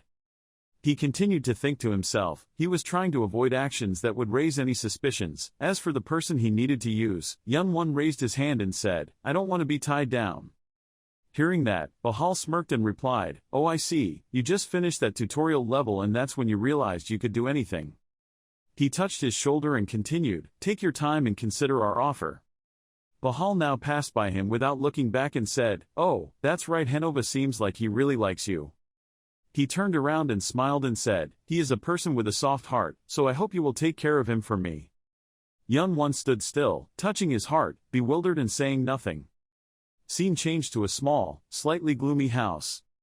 Young One then opened the door and rushed in, causing the person inside to be a bit surprised and ask, "What are you doing here at this hour?" He looked at him and thought, "I thought something would happen when Bahal met him." Luckily nothing happened, Henova said with a dark face, "But you came at the right time. I started pushing him, speed up the process of forging artifacts for you, perhaps faster than expected." Young One was a bit confused and asked him what it meant. He took out a small box and said, "Yes, it was so fast that it was finished." Henova put it down in front of him and said, "Here it is ready." Young One sat down and slowly opened the box. Inside was a set of clothes. He thought to himself, "Something is wrong here, the Gigas eyes I need are not there." He turned to look at him and asked, "I think he took it by mistake, I don't see Gigas's eyes here." He was smoking while answering him. "Those things are yours, look at it first, you're being disrespectful, meanwhile you haven't even looked at it yet." When he opened the box, his eyes immediately lit up. The armor is called Gigas armor. Classification of body protection amulets reviews a - Description: an amulet named after Gigas, a giant with hundreds of eyes and thousands of arms. Hundreds of eyes catch any external changes by making the owner feel more deeply. In severe cases it increases the level of reaction by 20%. Thousands of arms reduce damage received from 5 types: physical, fire, ice, electricity and light. Also increases resistance against 3 types of status effects: curses, poison and magic, and has a 15% break cancel or counteracts effects. Gigas's effect converts a portion of the damage taken in health. If the owner's health falls below 15%, the owner can restore their health up to 50%, use limited to once per day. He took the armor in his hands and thought. Gigas eyes were one of the most desired artifacts among top players because of its ability to defend against various threats. It helped protect against unknown hazard and reduce physical damage and strength. Although it is extraordinary, but not many players have it because it is difficult to collect the necessary materials, and secondly there are not many workers forging enough to create this item. However, Henova not only created the artifact but also upgraded it in terms of defense by turning it into a shirt. Henova looked at Young One and smiled and said, "Don't just stand there and look at it, try it on yourself." Hearing that, he immediately tried it on. It fit him very well. Suddenly a blue light appeared. Red eyes appeared on his shirt, very similar to the eyes on Gigas. Seeing them, Henova immediately stepped back in discomfort and said, "They look so nauseating no matter how many times I see them." The system notification appears. Your senses can now scan objects in an area 150% larger and analyze them in detail. Gigas's eyes have begun to assimilate with the objects. Your senses, now considered a part of your body, sense assimilation has been unlocked. His body is covered with eyes that look a bit scary. Behind the mask, Young One silently thought, there must be something special in this armor. The Gigas eyes built inside the armor are better than the original in every aspect, perhaps an effect. As a hidden effect, it helps speed up the owner's mana circulation. Young One gradually felt the strength of raising her hands and thinking. Even the process of perfecting her body is increasing. The system notifies and confirms the progress of perfecting the body. The pause process will continue 98%, 99%, the current progress is 99.1%. You listen to the system. The notification system was a bit surprised and thought, what is that? Henova spoke up, I felt better when I saw you wearing it. I don't know if you noticed, but that armor also has the effect of reducing mana flow resistance and increasing mana recovery by 10%. The basis of its stats or abilities come from mana options. He walked closer and looked into the box and said, there's one more thing, let's check the mask. The mask appeared. The demon mask Henva classified the helmet, rated A, depicting a mask that Henva had put his blood into making. Interference recognized the magic circle engraved on the mask hinders the opponent's perception ability. It also helps the mask stick to the face. It will not fall off without the owner's permission. Can self-recover when damaged, enhances attacks, increases strength attack up to 30% corresponding to the number of monsters killed within 30 seconds with each attack increasing by 1%, also reducing the duration of crowd control skills on you by 10% when used. The King's Territory borrows the power of the Beast Lord, causing damage to surrounding enemies with a fear status effect for 15 or 20 seconds, also weakening the enemy's defense by 20%. Enemy. The system continued to say, this is an artifact growth artifact that can grow with its owner, and its growth rate depends on the owner's familiarity and proficiency with this item. This is a unique artifact. No other artifacts exist in the tower and it will be bound to its owner. It cannot be transferred or traded between players. This is an item set with the magical Dagger Henva, which when equipped together, grants the wearer the same stacking effects. 2-piece stacking effect, attack speed plus 8%. Young one slightly nervously holds take the mask and think, how does the effect stack up? The smoke from Henova's cigarette flew out. He lowered his face and said thoughtfully, I thought you never intended to take off that mask, so when I had free time I made it for you. You must have seen the capabilities of that mask. I bet it fits with you. His hands trembled slightly as he held the mask. Young one looked at the mask and said, but these are too much. I think I don't have enough to pay for it. Henova put her hands on her waist and sighed and replied, do you think you can touch these things with what you have? Give them back to me after you earn enough to pay for it. Young one remembered a little bit of the story and smiled. At that time Henova said, do you have enough money to pay? He immediately replied, can I pay it back later? He continued to think, maybe I owed him too much. At this time Henova came up to touch him and said, why are you so silent? Do you feel so touched? He bowed slightly and said, thank you very much, I will put them to good use. He added, by the way. Henova raised her hand to her head and did not look at him, but shyly looked away and said, I don't think I've ever asked your name. What is your name? He suddenly opened his eyes wide. Young one moved his eyes down a bit without answering him. Henova saw him with such an expression and quickly said, if you don't want to talk, that's fine, I don't care too much. After a moment of pause, he hesitantly spoke up, Kane. Young one secretly smiled behind the mask, holding the thing in his hand and replied, my name is Kane. Meanwhile, somewhere else. Bahal slowly walked down the stairs, then saw someone standing in front of him. He glanced at the people around him, immediately sad. Raise your voice to complain, why are you guys blocking the road? I told you not to do anything stupid again. The person close to you immediately eagerly explained, but as you know, there are a lot of people. The player follows you in the tower. We are only protecting you, although being careful is not too much. However, sir, why doesn't that person nicknamed the Collector come with you? Bahal replied calmly, he said he would consider our proposal later. This person frowned and said, he seems quite bold to reconsider your invitation. Bahal is a bit indifferent, don't take it too seriously, after all he is a new player, filled with pride. Didn't you and I both feel that way when we passed the tutorial floor? Our goal is to keep other guilds from approaching him in the first place. I mean, we went to meet him directly, so which idiot party is approaching him now? And now he only has us to rely on. By the way, this statement made this person a bit startled. How is the investigation going? Have you found anything? Bahal turned his head, used a scary tone, and a deadly look in his eyes slowly continued. It turned out to be exactly as he expected. Hearing that answer, Bahal laughed loudly. Really? Haha, Leont, he has changed a bit. Not long ago, a strange information appeared in the network of the Red Dragon State. It was about Leont, who became a new member of Chunwan secretly plotting something in the tutorial layer, but they did not take any measures to interfere with that. When it comes to magical items, nothing is as omnipotent as the magic stone. There is a legend passed down since ancient times among alchemists that there is something that can hold dense amounts of mana, call it the stone or the heart. Each player in the tower has mana inside their body, and this mana reservoir is called a mana organ. However, mana organ is a part of the body, so there is a certain limit to the amount of mana that can be consumed. Mana circuits can hold. So many players sought to source mana from outside sources, the first known items being healing potions, but also magic tools along with various options. And magic items store excess mana, and countless different items are created afterwards. Players still craved ways to get more mana, so they tried to create things that could give them an infinite amount of mana, and the player's soul became known as the source of mana. The purest, easiest way is to simply suck the soul out of their physical body. As soon as he finished speaking, he raised his hand to cover one side of his face, his mouth showing a strange smile. Speaking of which, that guy is trying to create a magic organ from hundreds, maybe thousands of players. I've heard about it a long time ago, but I don't think he's trying to do that. Have you found out Leon's current location? We found him in the tutorial level and are heading here. The person replied, okay, let's go find them. Like I said, our target is Leon and his item. However, if you can't get both, you can kill Leon. But the item must be obtained at all costs. The sinister and scheming expression was clearly visible on Bahal's face. After listening, the close person immediately obeyed the order. Returning to Kane's side, he quickly put the sword into the hilt at his waist, the other sword firmly placed in the sword belt on his back. Next is to put on the new mask. The posture is extremely strong, making Hanova look at it with a puffed-up nose. He turned to say to him, Hanova, I don't know how long it will take me to get back here. He turned his head, calmly replied, I know, you are a player trying to climb the tower, so you don't no need to tell me. His lips moved slightly, intending to say something. He told him it was nothing, but secretly thought, Hanova must have understood that. This was probably a forever farewell. He was still looking at Kane with a gentle expression.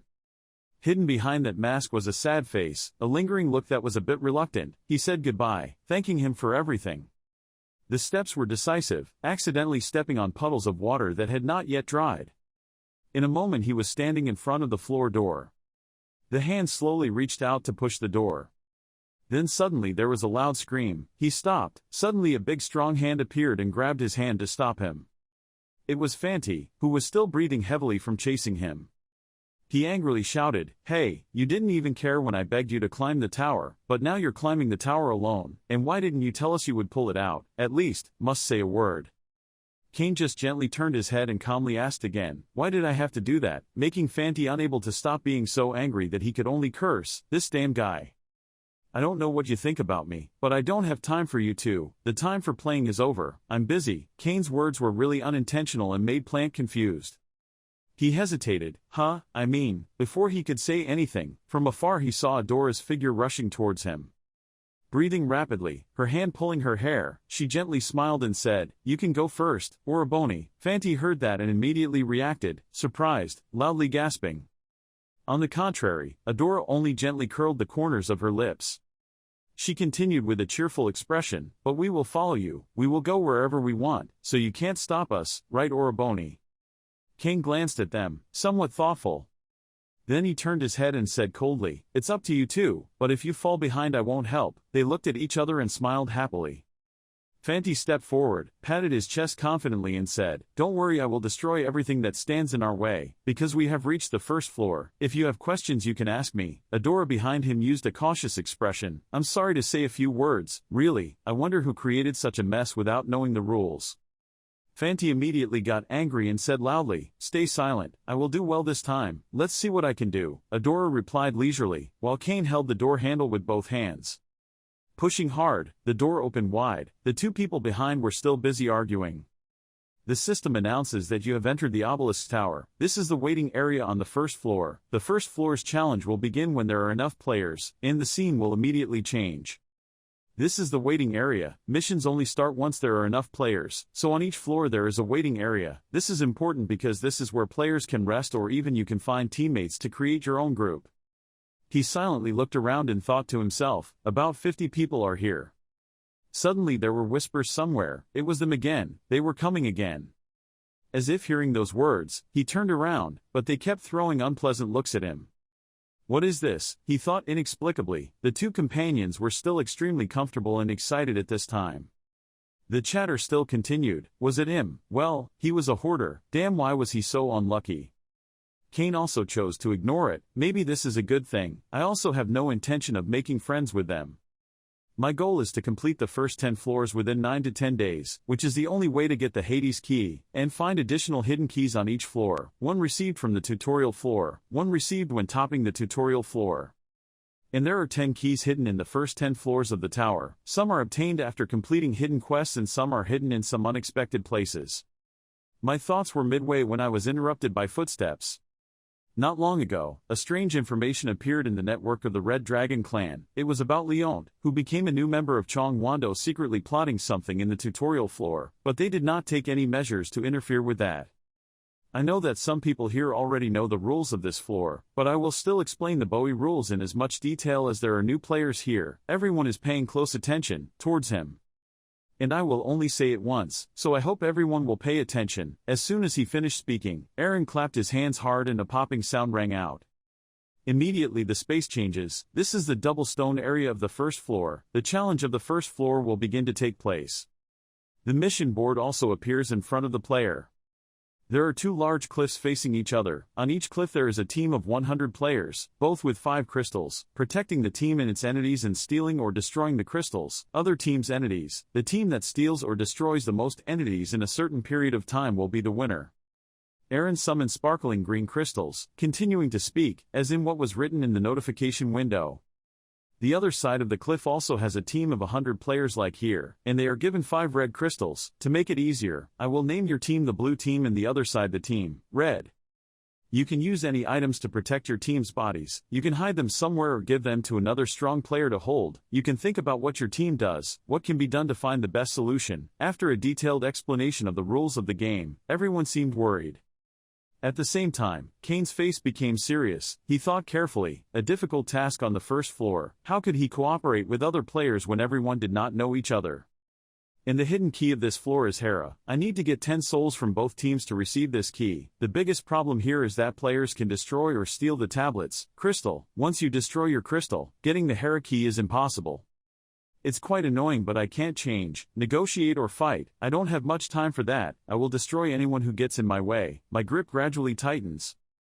He was determined to get all the blue crystals. Aron didn't understand why he looked towards him, with a meaningful look on his face. He loudly announced, "Now we will begin, and I will distribute crystals to each team. Whoever will be the keeper of these crystals, please come forward."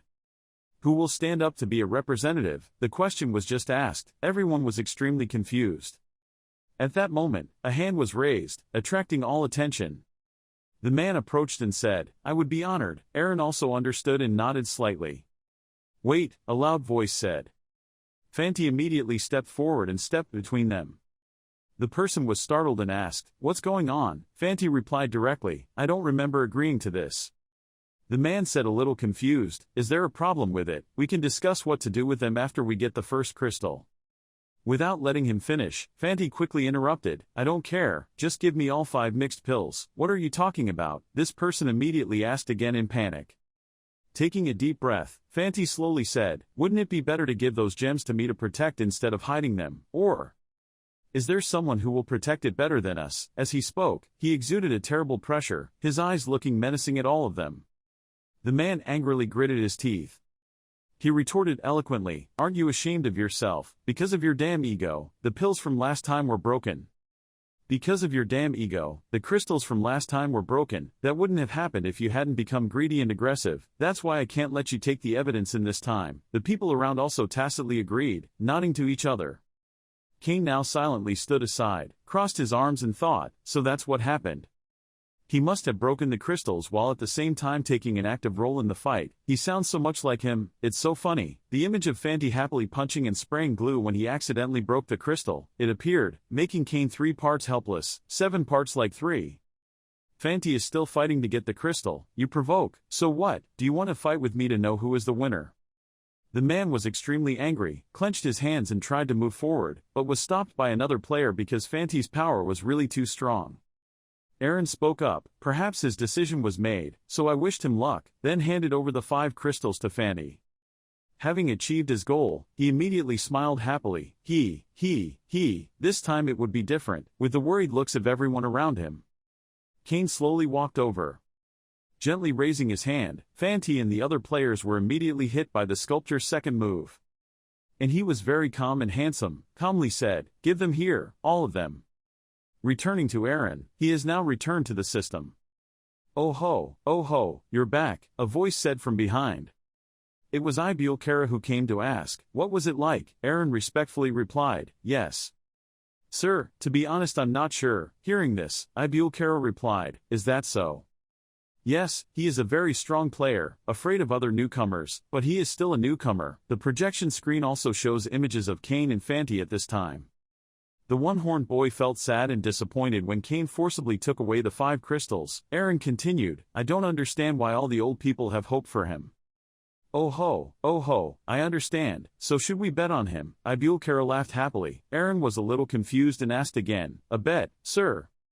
Will that guy do something extraordinary? Am I sure he will? Ibulkara seemed extremely interested in Cain. Aron also complied and said, okay, then I bet he won't be able to. Oh ho, great, then the reward for the person who guesses correctly will be. The story is still unfinished when we return to the player. Everyone was in a commotion at Cain's actions. Fanti just called him Hyung. What happened to him outside the tower? Fanti is now pouting, looking angry, venting his anger on the rock. Hyung is so cruel, he took all my pearls to show off alone. Adora had been silent for a while before slowly approaching. With her lovely and pretty face making the hearts of many boys sobbing, she smiled and asked, what's the plan, Oroboni? Hearing that, Cain said directly, can you guard this place for a while? How long? At least 30 minutes, the longest is about an hour. Having understood the strategy, Adora gently replied, okay, I hope you return safely. Cain turned around and left while the people behind were still extremely confused. Walking towards the bridge, he silently calculated why the challenge on the first floor was so difficult when the others had to go to the enemy base and find the hidden crystal. But the biggest problem was this is the wire system of this bridge that looks like it will break even if the force applied is small. And even if there was some magic that could help you cross the cliff without the need for a bridge, it would still require an intense concentration that could easily break down in this situation, which is why, as for why fighting on the bridge is inevitable, even though it seems difficult, there is more than one way to complete this challenge.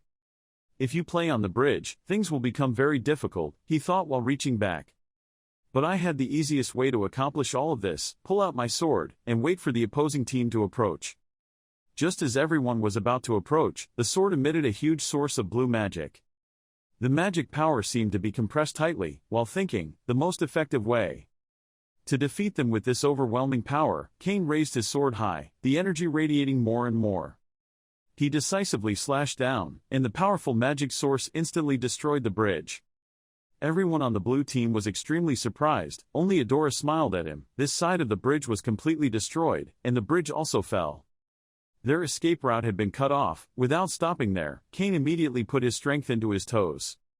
Taking advantage of the thrown pieces of wood, he stepped on them and accelerated towards the enemy team. Those people were all extremely scared, their whole bodies trembled, their mouths stammered and chanted, what the hell, he's really crazy, stop him. Without giving those people a chance, Cain immediately flew into the air, blue magic covering the entire space. As soon as it landed, a powerful sword was launched, cutting across the opponent's body. Gaining momentum to fly up again, Cain firmly held the sword in his hand. Concentrate all your magic on the blade. The slash that penetrated the blue sky fell from the sky, lighting up the entire area. The power was terrible, cutting both the ground and the large forest behind it in half. The magic dissipated and a scene of devastation appeared. Huge trees were cut down, stripped of their leaves, fresh blood was everywhere, corpses fell over, some people couldn't even find the body. Eyes gradually appeared all over Cain's body, black magic surrounded his whole body, and then a huge fire broke out, burning the remaining people. The screams were so miserable. After struggling for a while, he also collected 10 crystals, both green and red. Squeeze them tightly in your hand, light emits, shining through each gap. The system notification sounds, you have received a hidden item, Hera's Key. Hera's Key, rare item, Class C, description, a key used to open the treasure of Hera, god of marriage, nothing is known about its use, carved key exquisitely engraved, sparkling metallic colors gradually appear. He immediately grabbed it, held it tightly in his hand, thinking to himself, he had obtained the second key. At the same time, the mission board also appeared. The challenge was over, only 30 minutes had passed since the start of the challenge. This was also the shortest match in the history of the tower. The endgame was now corpses, people were lying all over, with blood stains, a long scorched line caused by the sword's magic. You have performed an achievement that is not easily achieved. Additional karma will be provided. You have obtained 50,000 karma. 30,000 additional karma will be provided. All players will be summoned to lobby now. Be careful with the change. As soon as the fight ends, Aron immediately appears. The notice board also appears. Do you want to put your name in the Hall of Fame? Without any hesitation, Kane immediately pressed the no option.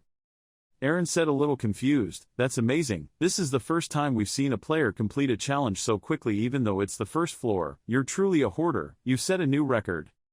In my heart, I was secretly a little cautious. It hadn't been long since I bet with Ibulkara, but I thought that this crush would end too quickly.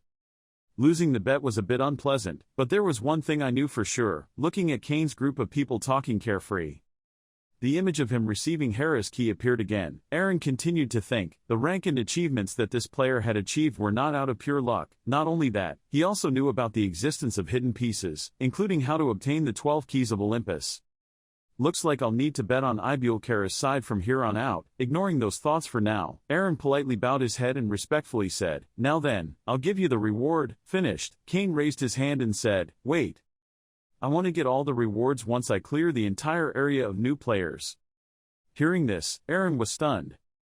The longer you keep your reward, the better the reward will be, and that's what this man is doing. If he ends up setting a record for each floor, I wonder what a great reward. What is that? What crazy plan is this player planning? Recovering his surprise, Aron replaced it with his usual professionalism. "If that was his decision," he said as he snapped his fingers. The notice board appears again. "The challenge is over. Do you want to continue to the second floor? The other players are all very confused and worried. Do you plan to go to the second floor? We didn't earn any karma this round." "I give up." "Me too. I'll wait for the next round to start." In an instant, everyone gave up, leaving only the three of them. At this point, Aron spoke. "It seemed like there were only 3 people left. Are you guys ready to go?" Kane simply nodded. The 2 people behind him were extremely excited. Fanti confidently said, "It's possible. Then I will escort you to the next floor. The portal will appear." In an instant they arrived. The system announced, "This is the mountain pass and fields of the second level." At this point Kane turned to Fanti and told Fanti, "I've said this before, but if you don't like the fact that I will take all the karma points in these challenges, then you should turn back." Fanti happily replied, "Hey, come on Hyung, is that necessary? To be honest, I'm just curious how far you'll go, so let me tag along." Seeing that, Kane immediately said, "I request you to solo this level." The system portal immediately appeared, and the administrator appeared from there. "Gently touch your feet to the ground." The wolfman elegantly introduced himself, "I am Johannes, the guardian of the second floor." Holding out his hand to ask if he wanted to proceed with the challenge immediately, Kane nodded. In the sharp eyes of the white wolf reflecting his image, Johannes warned, "It would be very dangerous." Kane didn't care and said, "However, the higher the risk, the more karma he can receive, right? It seems you know the tower system quite well." The white wolf replied politely. "Then I will place some restrictions on Mr. Fanti and Miss Adora, Mr. Kane." After completing the exchange, the system immediately appears. The challenge of the second floor begins. You are now in the beautiful forest blessed by the goddess of harvest. When the forest always provides enough food for everyone, all the animals are residing in it. But later, a few monsters appeared and are trying to take over the forest, monopolize its benefits, protect the forest from monsters and return peace. The sound of roaring followed and echoed everywhere. The main goal for the challenge on the second floor is to become the king of the forest by defeating countless monsters, including goblins, hyenas, wild boars, 7, 4, and 9 adorable monsters. Even though the little monsters were rushing towards them, holding hammers, axes, and all kinds of weapons in the world, all 3 of them stood still and motionless. Kane thought carefully, it was not much different from the monsters, massively attacking objects in the tutorial. This is the challenge where I am most confident, holding the small knife tightly in my hand. He immediately rushed up to meet them with the thought that he would eliminate an entire group in one go. You have won the key of Demeter. The sparkling golden lock fits in the palm of Kane. The surrounding is full of corpses of monsters. Blood is scattered everywhere. The main story is so overwhelming that the author skipped the fighting part, for quick. You have set a record for this challenge. Do you want to put your name in the Hall of Fame? Do you know if Kane chose yes or not? Of course not. Without letting himself rest, he decisively spoke and continued. Behind that bloody mask was a face full of determination. The surroundings immediately changed. The scene was dyed a dazzling orange-yellow color, and the crowd was fighting each other haphazardly. Kane just calmly stood still in place. The system appeared again. This was the sword and spear stage of the third floor. Raise your hand and slide away the notification line. After calculating again, it would take 10 days for Artia to clear the area of newcomers. Taking advantage of the moment he was distracted, a person behind him swung his sword to attack. But he had no idea that he was so skilled that his two sharp knives could quickly block the attack. His face was cold and his heart was full of determination. A sure-kill blow cut off the other guy's defense. He set the goal of completing the entire newcomer area in just 5 days. In the instructor's waiting room, the image of Cain calmly handling each person one by one was replayed. Words of gratitude continued. He completed the 7th floor. What time was it? How long did it take him? Long, 12 hours and 28 minutes. This is crazy, maybe not even. At least Arita is a team. This person is soloing alone. This is absurd. The instructors all have panicked, gaping, unbelievable looks on their faces.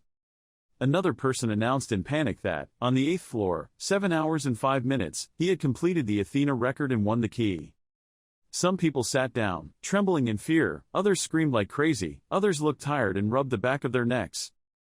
Ibulkara then slowly approached and laughed. Oh ho, it seems I have won this round. An elf guide clicked his tongue, gave him the whole bag of money and said, here you go. Aron and Johannes at the back seems to have lost faith in life.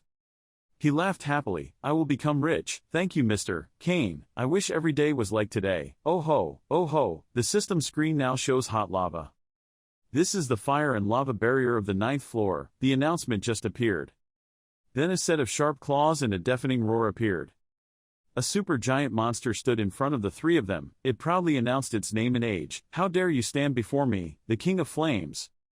Looking at the huge challenge before him, Cain could only click his tongue and say, it's quite difficult to defeat him. I guess it might not be useful. Fanti, I want you to keep it grow first, then Adora takes care of him. Fanti excitedly rushed up and said, okay, while Adora behind also happily agreed. He quickly attacked. His hands cast magic. The surrounding area showed glowing golden energy. Put all your strength into your legs until the ground cracks. Fanti used his hand to gain momentum and aimed right at the hole in the middle of its chest to hit. The terrifying power made it roar in pain, and Adora in the distance moved. Seizing the opportunity for the monster to lose concentration, she quickly cut a sweet line right into its neck, stunning it. Without giving it time to resist, Cain quickly used magical support on his legs, gaining momentum. Jumped into the air, holding 2 small knives surrounded by blue magic. As fast as lightning, he rushed straight down on the monster's head. Following that momentum and using force, he stabbed hard.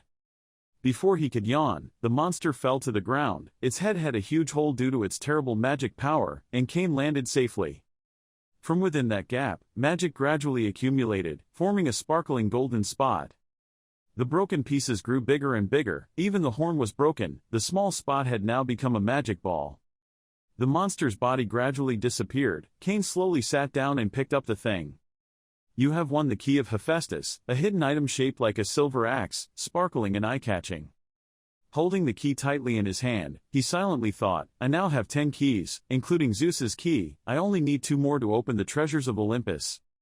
One can be obtained by setting a record time for clearing the beginner's area, Hans's key, and the other is Hermes's key, which can be found on the 10th floor. The announcement sounded again. The challenge has ended. Do you want to continue to the 10th week? Cain was still deep in thought. In this situation, you must complete it quickly. You have reached the last part. Do you want to continue to the 10th floor? It is announced that this will be a solo floor. Your group will have to disperse upon entering the gate. The system rings a reminder. Cain turns to tell Fanti, you won't back down once you get here, right? Cain said triumphantly, ha, don't be embarrassed because we will surpass you soon. Behind the mask is a gentle gaze and a smile on his lips. Then he said hello, so, I'm going. The 2 brothers happily said goodbye to him. The teleportation portal appeared again.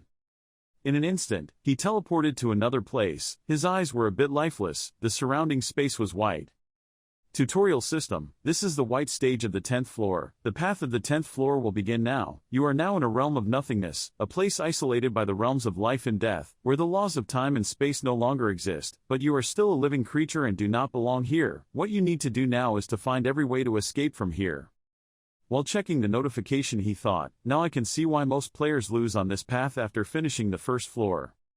It was said that the difficulty of the 10th floor exceeded the difficulty of the 1st to 9th floors combined, the path where players who had cleared the other floors were stuck. This was a place to challenge one another, the simplest thing, will. Because we have continuously set new records on our way to level 9, we are feeling we are on top of the world and we believe we can easily do the same on level 9. 10th, but this damn tower really knows how to destroy people's hopes. The image of his younger brother Cha Young-woo filled with confusion appeared in his mind. The 10th floor took everything from him. Without his friends, family and companions, he was left alone in a world of nothingness and had to escape without a clue how to do so. It doesn't matter how talented you are, a psychological battle is much different than a physical battle. After success, Artia has finally met a challenging enemy. It's time that people would definitely become shaky when they had to face the challenge alone, because before they had constantly relied on their friends, he thought seriously. But obviously that wouldn't be true for me. Cain tightened his grip on the knife in his hand, silently making up his mind. Close your eyes and concentrate, there must be a door somewhere on the 10th floor. He cast magic, red eyes appeared one after another.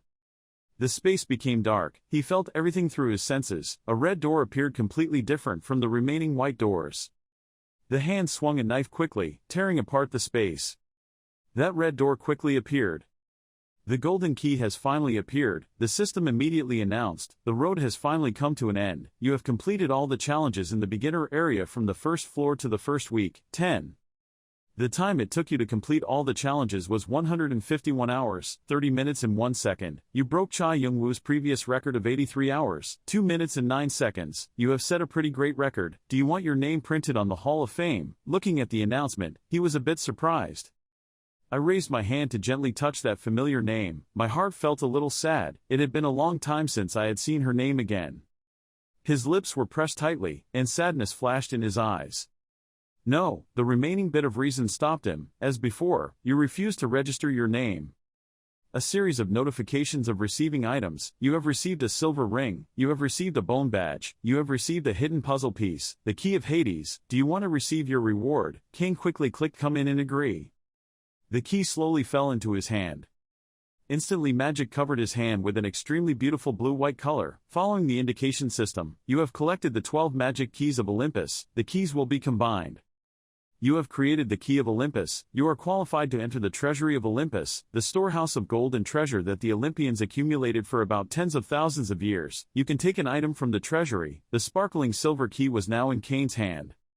As soon as he got what he wanted, he immediately thought he needed to get the items. Zeus' lightning bolt and Athena's shield were both famous treasures kept inside the treasury.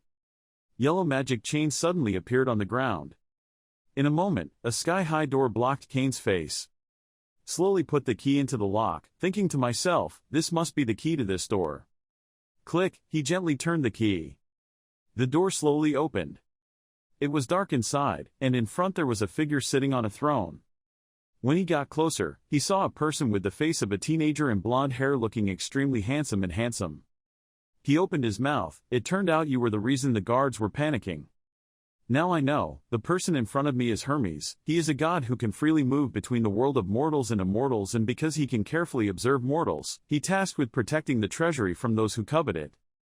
Every day I receive more and more frequent visitors, but no one surprises me like you. This is really the first time I see a mortal like you. Rubbing his chin with one hand, Hermes looked at Cain with eyes full of interest. Ignoring Hermes's rambling words, he directly said, I want to go to the treasury, making Hermes laugh. He happily said, you seem quite impatient. Okay, I will fulfill your wish. Pop, a clap rang out. The door behind the god immediately opened. Shining brightly, Cain couldn't help but widen his eyes in surprise. Both sides of the path are filled with gold, and weapons are also made of gold, making it difficult for people to restrain themselves. At this time Hermes spoke again. Oh, by the way. I said this a bit embarrassingly, making Cain a bit confused. He continued, but what do you think about using these? As you know, they are some of the best items of all. If you want to take one of my artifacts, I will also ordain you are my apostle. To be a bit more specific, apostles, they are the right hand of the gods and are beings that obey their master's will, and because they are given the power of the gods they are also known as representatives. They stood shoulder to shoulder with lords who had a lot of influence over their governor, or as a one-man army who had trained themselves to overcome the limits of the human body, thus they can become leaders themselves in the towers. Hermes was one of the 12 elite gods in the Olympian pantheon. Becoming an apostle for such a being was a tremendous feat, as one would receive an unimaginable power from him. Receiving the title of apostle and a unique artifact would be better than getting his hands on Zeus' lightning bolt. Cain thought to himself, that's an attractive offer, but I can't be tied down. He shook his head and politely refused. I'm afraid I can't accept your offer. Hermes just smiled and said, I understand. I respect the path you have chosen. What does he mean by my chosen path? Cain thought, extremely puzzled. Slowly move forward. The surrounding objects continuously entice and invite you. Take me with you, you will regret leaving me here alone. What do you think about me? Am I not attractive enough? I think I can help you a lot. Going deep into where the treasures of the Olympian gods were kept, there was a torch placed right in the center. Which is the bow? Which is the sword? Which is the shield? He still walked very calmly. King was a bit impressed by the scene at this moment. Then he quickly looked around, as if searching for a predetermined target. The footsteps gradually slowed down and then stopped. In front of him was now a picture of Minerva fighting Mars. He gently uttered the 3 words he had found. Walking to the table containing Athena's shield, Cain leisurely said that he saw it. This is probably Gorgon's first design. It will make opponents petrify when looking at the shield. Surrounding the shield is red magic with Medusa's image above. Do you want to choose Athena's shield as your reward? He quickly chose yes. I just clicked and looked around. Now I remember where Zeus's lightning bolt is. Suddenly the image of a clock flashed inside his shirt. Curious to take it out, he wondered, what is this? Suddenly the needle returned to the number 11. He raised his head and looked up. The direction of the needle is a picture. It's a picture of Zeus's lightning bolt. Here it is, he thought. Slowly walked over and gently pushed open the door hidden under the painting. Inside was a statue of Zeus. In his hand was a lightning bolt with enormous magic power. He thought, I don't even have to guess what this is. But then, as if realizing something, he opened his eyes wide in surprise and said, lightning. According to mythology, Zeus defeated his father and other giants with just a bolt of lightning, and the lightning was here. That's it, I don't need anything else. All the 12 artifacts out there combined are not as good as this one. Cain stretched out his hand slowly. My instincts are saying that I must possess this lightning. The closer I get, the magic power of the lightning even affects your hand. Cain firmly grasped it. Crack, that lightning suddenly shattered into many pieces. He didn't even have time to defend himself. It happened so suddenly, he felt like he had been sprayed with glue. Looking at the hand in confusion, I panicked. It broke and turned into Zeus's weapon. What should I do now? Before he could react, huge sources of blue-yellow magical power burst out between his hands. To the point where he had to put his other hand out to shield himself. A large handcuff with a golden chain. The chain grew longer and longer, wrapping around his biceps. The magic disappeared. One of his arms was now bound. He suddenly remembered what Hermes said, I respect the path you have chosen. Extremely confused, he tried to struggle. What happened? This was completely unexpected. I don't know what's going on, but this is not the time to blame myself. I need to find out what happened to him. From now on, he thought as he tried to take off the handcuffs. Casting magic on the eyes. Appraisal. The system immediately appeared. The Black King of Despair. Type, Wrist Guard. Grade, Unknown. In the past, the Unknown made people live in fear of the Great Black King. They finally betrayed him and imprisoned him in the abyss. For countless years, the Black King's anger grew more and more at the thought of betrayal, which lingered in his mind. This led to the corruption of the 3 frames that imprisoned him, and he turned them into tools. Soul collectors, allowing the user to collect the target's soul. The soul will be added to the collection and can never escape. It will become a loyal servant of the owner and is ready to carry out commands. Familiar souls, using a certain amount of mana to convert the souls in the collection into familiar souls. The users must overcome the user's hatred. Once the soul is converted, it will become the user's slave, willing carrying out any command of the user. Black energy is an upgraded version of black lightning. It can consume the souls in the collection and turn them into dark energy. King was extremely panicked. He thought to himself, Black King, I have never heard of this name before. My brother never mentioned him in the diary. Imprisonment, he unconsciously repeated. The Akashic snake has always been waiting for the return of its master. This is what was written in the description of the black bracelet, and it also said this is why it thought that its master's item was a something precious. So the owner of the Akashic snake is the Black King, and the reason why he can't return is because he was betrayed by his subordinates. It seems that the Black King is a very powerful person to turn Akashic into his minion. I should learn more about this Black King when I get out of here. He secretly has his own calculations in his heart. Because everything has already happened, try to think positively. There's no need to complain about what's been lost. Instead, it was better to try to think of a more effective way to use what he had taken. He closed his eyes tightly in concentration. The message appeared again. You have chosen lightning as your reward. Wings. The doors of the Olympus treasury are closing. Slowly opening his eyes, laughter rang out. Oh ho ho ho. It's Ibul Kara, he said smilingly, congratulating even though it was only the first 10 floors. Thinking back on what he did to overcome the challenges so perfectly, he really impressed all of them. Me again, congratulations. Skipping the greeting, he went straight to the point. Why did the lightning disappear? Oh ho ho, that's a secret. He still kept a smile on his face as he replied. So what about the Black King? He asked again. Well, that's also a secret. Why was I given this bracelet? The questions continued. Ibul Kara slowly explained. The tower would give out rewards according to the player's achievements. There was no other reason than that. We are only representatives of the tower, who correspond to its will. All the rewards you receive are based on what you show. So whatever you have gone through, it's all because of the path you chose to take. So I can't explain more about the questions you asked, I said. He raised his round glasses.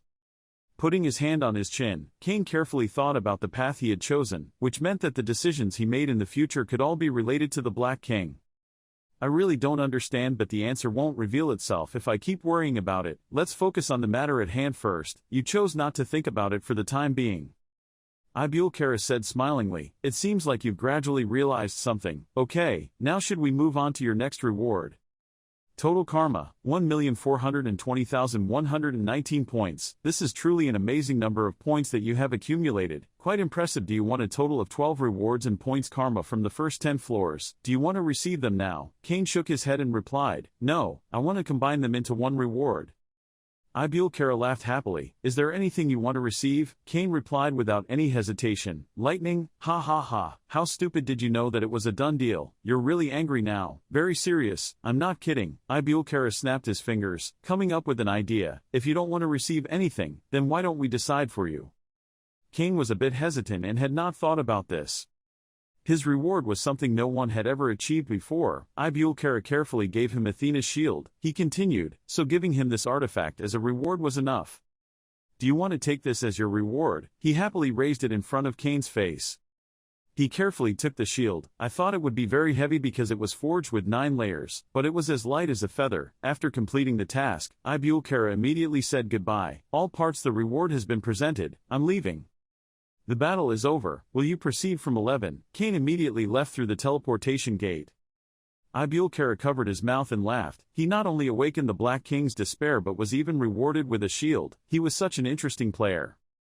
Suddenly his face turned serious. The next guard seemed to be Laplace. I was very curious about his reaction when he saw his performance. He felt quite uncomfortable when it comes to interesting things. In another place, there was a voice of someone asking, someone collecting. It was Bahal. The close person immediately explained, yes, that's correct. He clearly broke all the records for each floor and from the 1st to the 10th floor. Bahal just let out a loud noise, not surprised at all. The rankings are displayed. The top position with 9,345 points is from an unknown account. Second place is Cha Young-woo and Adora with 6,566 points, and 4th is Fanti 2,210 points. Bahal said with excitement, he is better than I thought.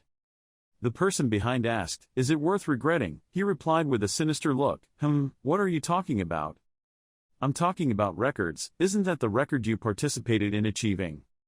Bahal replied a bit arrogantly, are you questioning me? This person immediately denied, it was just his own curiosity. He smiled happily. He was saying our queen's dearest minion was asking me a personal question. Whether you want to believe it or not is up to you. I think it will be easier for you to believe that a dog will meow like a cat. Well, it would be a lie to say I'm not jealous, because those records are also traces of when I was a part of him. The image of him and Cain's younger brother standing side by side is also the same. Time appears.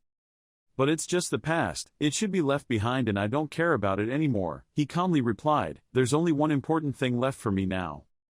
Bahal looked wistfully at the chart. Then sinisterly said, that's how this new person will belong to us. Under the canopy, his voice resonates especially. I believe that one day he will join us. Bahal said with a shrug, but that doesn't mean we have to wait for him indefinitely, and if by chance, he decides not to participate, then we'll have to destroy him the same way we do with others. A wind blew through Bahal's hair. His eyes contained an image of someone. Images of Cha Young-woo from the past appear, just like what we did with Artia. Many families recruit and many families hate Artia. They are abnormal people, do not join any guild, despite their attractive recruitment offers. Not only that, they can even commit suicide. I conquered the floors of the tower. The 8 great clans could not let these things continue to happen, and they all made a decision. Possessing them, Cha Yun-woo's silhouette appears again, or destroys them completely. Bahal leaned over and asked his teammate next to him. That answer was enough for him to understand. He immediately frowned and replied, "It seems, you mentioned something without permission. I advise you to be careful next time." Bahal heard that and scratched his head and forced a smile to show guilt. "Haha, I hope you don't take heart." His foot stepped forward to continue. "It seemed like the queen still doubted me." Bahal looked into the abyss and said regretfully, "In any case." He grinned and asked, "Right here, according to the coordinates." At this time a group of people was moving under the canopy of trees. A dazzling blue light appeared with special attention. Bahal excitedly assessed it. A portal connected to Aron. What exactly were they planning to hide that they had to create a portal in the suburbs like this? It seems we don't have much time, so let's proceed. Immediately after that Bahal gave orders to his team. From inside the gate, a figure stepped out. Leon couldn't help but frown. Seeing this, Bahal became interested. Immediately after that he mobilized his power, attacking. The arrows shot straight down. Leon and his subordinates are on the move. His pupils widened as he looked at the arrows flying down. A concussive explosion occurred. Dust flew up in all directions. Leon inevitably suffered damage to his body and face. His eyebrows were furrowed tightly, his eyes opened wide, wanting to clearly see who the murderer was. Seeing Bahal's scoundrel appearance above, Leon angrily shouted, "Bahal!" Bahal's hair fluttered slightly. He then jumped down and successfully landed. Bahal smiled happily and greeted him, "Leon, long time no see." Leon's feet stepped forward with vigor. He angrily rushed to attack the Bahal. The power flow between Leon and Bahal collided with each other, creating a huge commotion. The rock and soil then cracked. Leon angrily questioned Bahal, How dare you attack me, do you know what you are doing?" Bahal laughed and replied, "I know." He smirked, "Isn't that why we're going to war?" Bahal immediately stepped back to maintain distance from Leon. Facing the angrily glaring Leon in front, Bahal calmly asked him again, "The head of one of the 5 warrior gods of the family would be a good way to start this event, wouldn't it?" Bahal also soon mobilized the power in his palm. He continued, "We were once friends and it would be a shame for someone to know about this." This powerful stream of power could attack straight towards Leon. Leon then gritted his teeth and angrily responded, "I will end everything here." Hearing that, Bahal excitedly asked, "So why don't you leave the mana organ you have? If you do that, I promise to give you a painless death." At this time, Leon also mobilized mana in his body. Bahal played until he became more and more addicted. He commented excitedly, using his face, "You and your pride, it seemed like you didn't like being gentle." A section of land in the forest immediately burst into flames. Amidst a vast forest of flowers, this is a fantasy world on the 11th floor. Cha Yun-woo thought to himself, Fanti and Adora haven't gotten here yet. He sat down on the grass and thought, maybe he had to wait a little longer for them. At this moment a rabbit ear appeared. Laplace suddenly appeared, making Cha Yun-woo somewhat surprised. The guardian of Laplace, the rabbit of the 12 zodiac signs, then politely greeted. He introduced himself, "It is a pleasure to welcome you. My name is Laplace and as you see, I am the guardian of 11th floor." Cha Yun-woo thought to himself, the top representative rookie after Artia, had finally met the person who made the other guardians shake. Laplace closed his eyes and remembered how he had to negotiate. He thought, actually the guard on the 11th floor is someone else, but I agreed because I wanted to give my special attention to the new recruit, this here. Then he opened his eyes, a little guilty in his heart, apologizing, but there was no other way, I couldn't miss this wonderful opportunity. He thought to himself, I should have prepared some carrots for the guard on the 11th floor. After thinking about it, he warmly asked Cha Yun-woo, do you know that from this floor onwards the rules will be changed, or not? Cha Yun-woo immediately stood up and answered honestly, I heard there will be no waiting area, and long-term tests. Laplace also continued, yes, but it seems like you don't just understand it, right, so you will need more instructions. Laplace explains, they are required to overcome their own limits as humans, and to do that he must undergo tests with life-threatening dangers, the requirements being must overcome a series of challenges. He also reminded him, that's why they say the true trials begin on the 11th floor, and what he was about to experience would be nothing like the previous ones. What Laplace is trying to explain, is that if a player fails right in the beginner zone, they will be able to pass the challenges no matter how many times they have been challenged, and because there is a waiting area, so people can have time for their bodies to recover from their injuries no matter how injured they are. and constantly challenging experiments is their primary goal. However, those things would change from the 11th floor onwards, as there would no longer be a waiting area, and if they failed a test they would have to stay on that floor. If they get injured, they have to find ways to heal themselves, and even if they get stuck, they have to find a solution on that floor. Generally, the player will be stuck until they clear it. Tests. Laplace reminded him again, so be careful that there is no such concept as round from here on out. Do you have any more questions? Laplace clapped his hands and said, otherwise, let's start now. The system immediately rang an announcement. The challenge of the 11th floor would begin. This is a fantasy world, a mythical world where dreams from all over the world in different dimensions converge. The beasts that live in this world are called divine beasts, and they feed on the dreams that drift into this world. Your job is to hatch your own divine beasts. Laplace also told Youngwoo's father that the egg in his hand belonged to a divine beast. However, no one will know what beast it will hatch from your egg, for it will change according to your dreams and devotions. Laplace also specifically reminded him to pay attention, but one thing he needs to note is that although the egg develops on its own, it is still an egg. It will never hatch if the owner does not give it enough love and cares, so make sure you nurture it properly with the necessary food, behavior and attention. After saying that, he said goodbye to you here. I will leave now if you don't ask any more questions. I'll see you again at the end of the challenge. Laplace's figure immediately disappeared. Cha Youngwoo looked at the glowing egg and thought, the egg of a divine beast. He couldn't help but exclaim, it was so troublesome. Cha Youngwoo immediately sighed. He glanced at the surrounding scenery. Cha Youngwoo thought to himself, she said that the 11th floor challenge was very interesting, because this was the only challenge that could be enjoyed compared to the previous boring challenges. And above all, Jiangwu's characteristic is psychology. He spends a lot of time taking care of and talking to the egg every day, nurturing it with a lot of love and beautiful dreams. Thanks to her efforts, she was able to hatch one of the finest species hatched from these eggs, the mythical dragon, and with her devotion, she was able to meet the ancient dragon. Cha Youngwoo smiled, thus she established a contract that allowed her to use skills like dragon eyes. In a way, the 11th floor was an important turning point for Jiangwoo. He thought to himself, on the other hand, I'm not very good at things like this. Unlike him, I'm bad at nurturing things.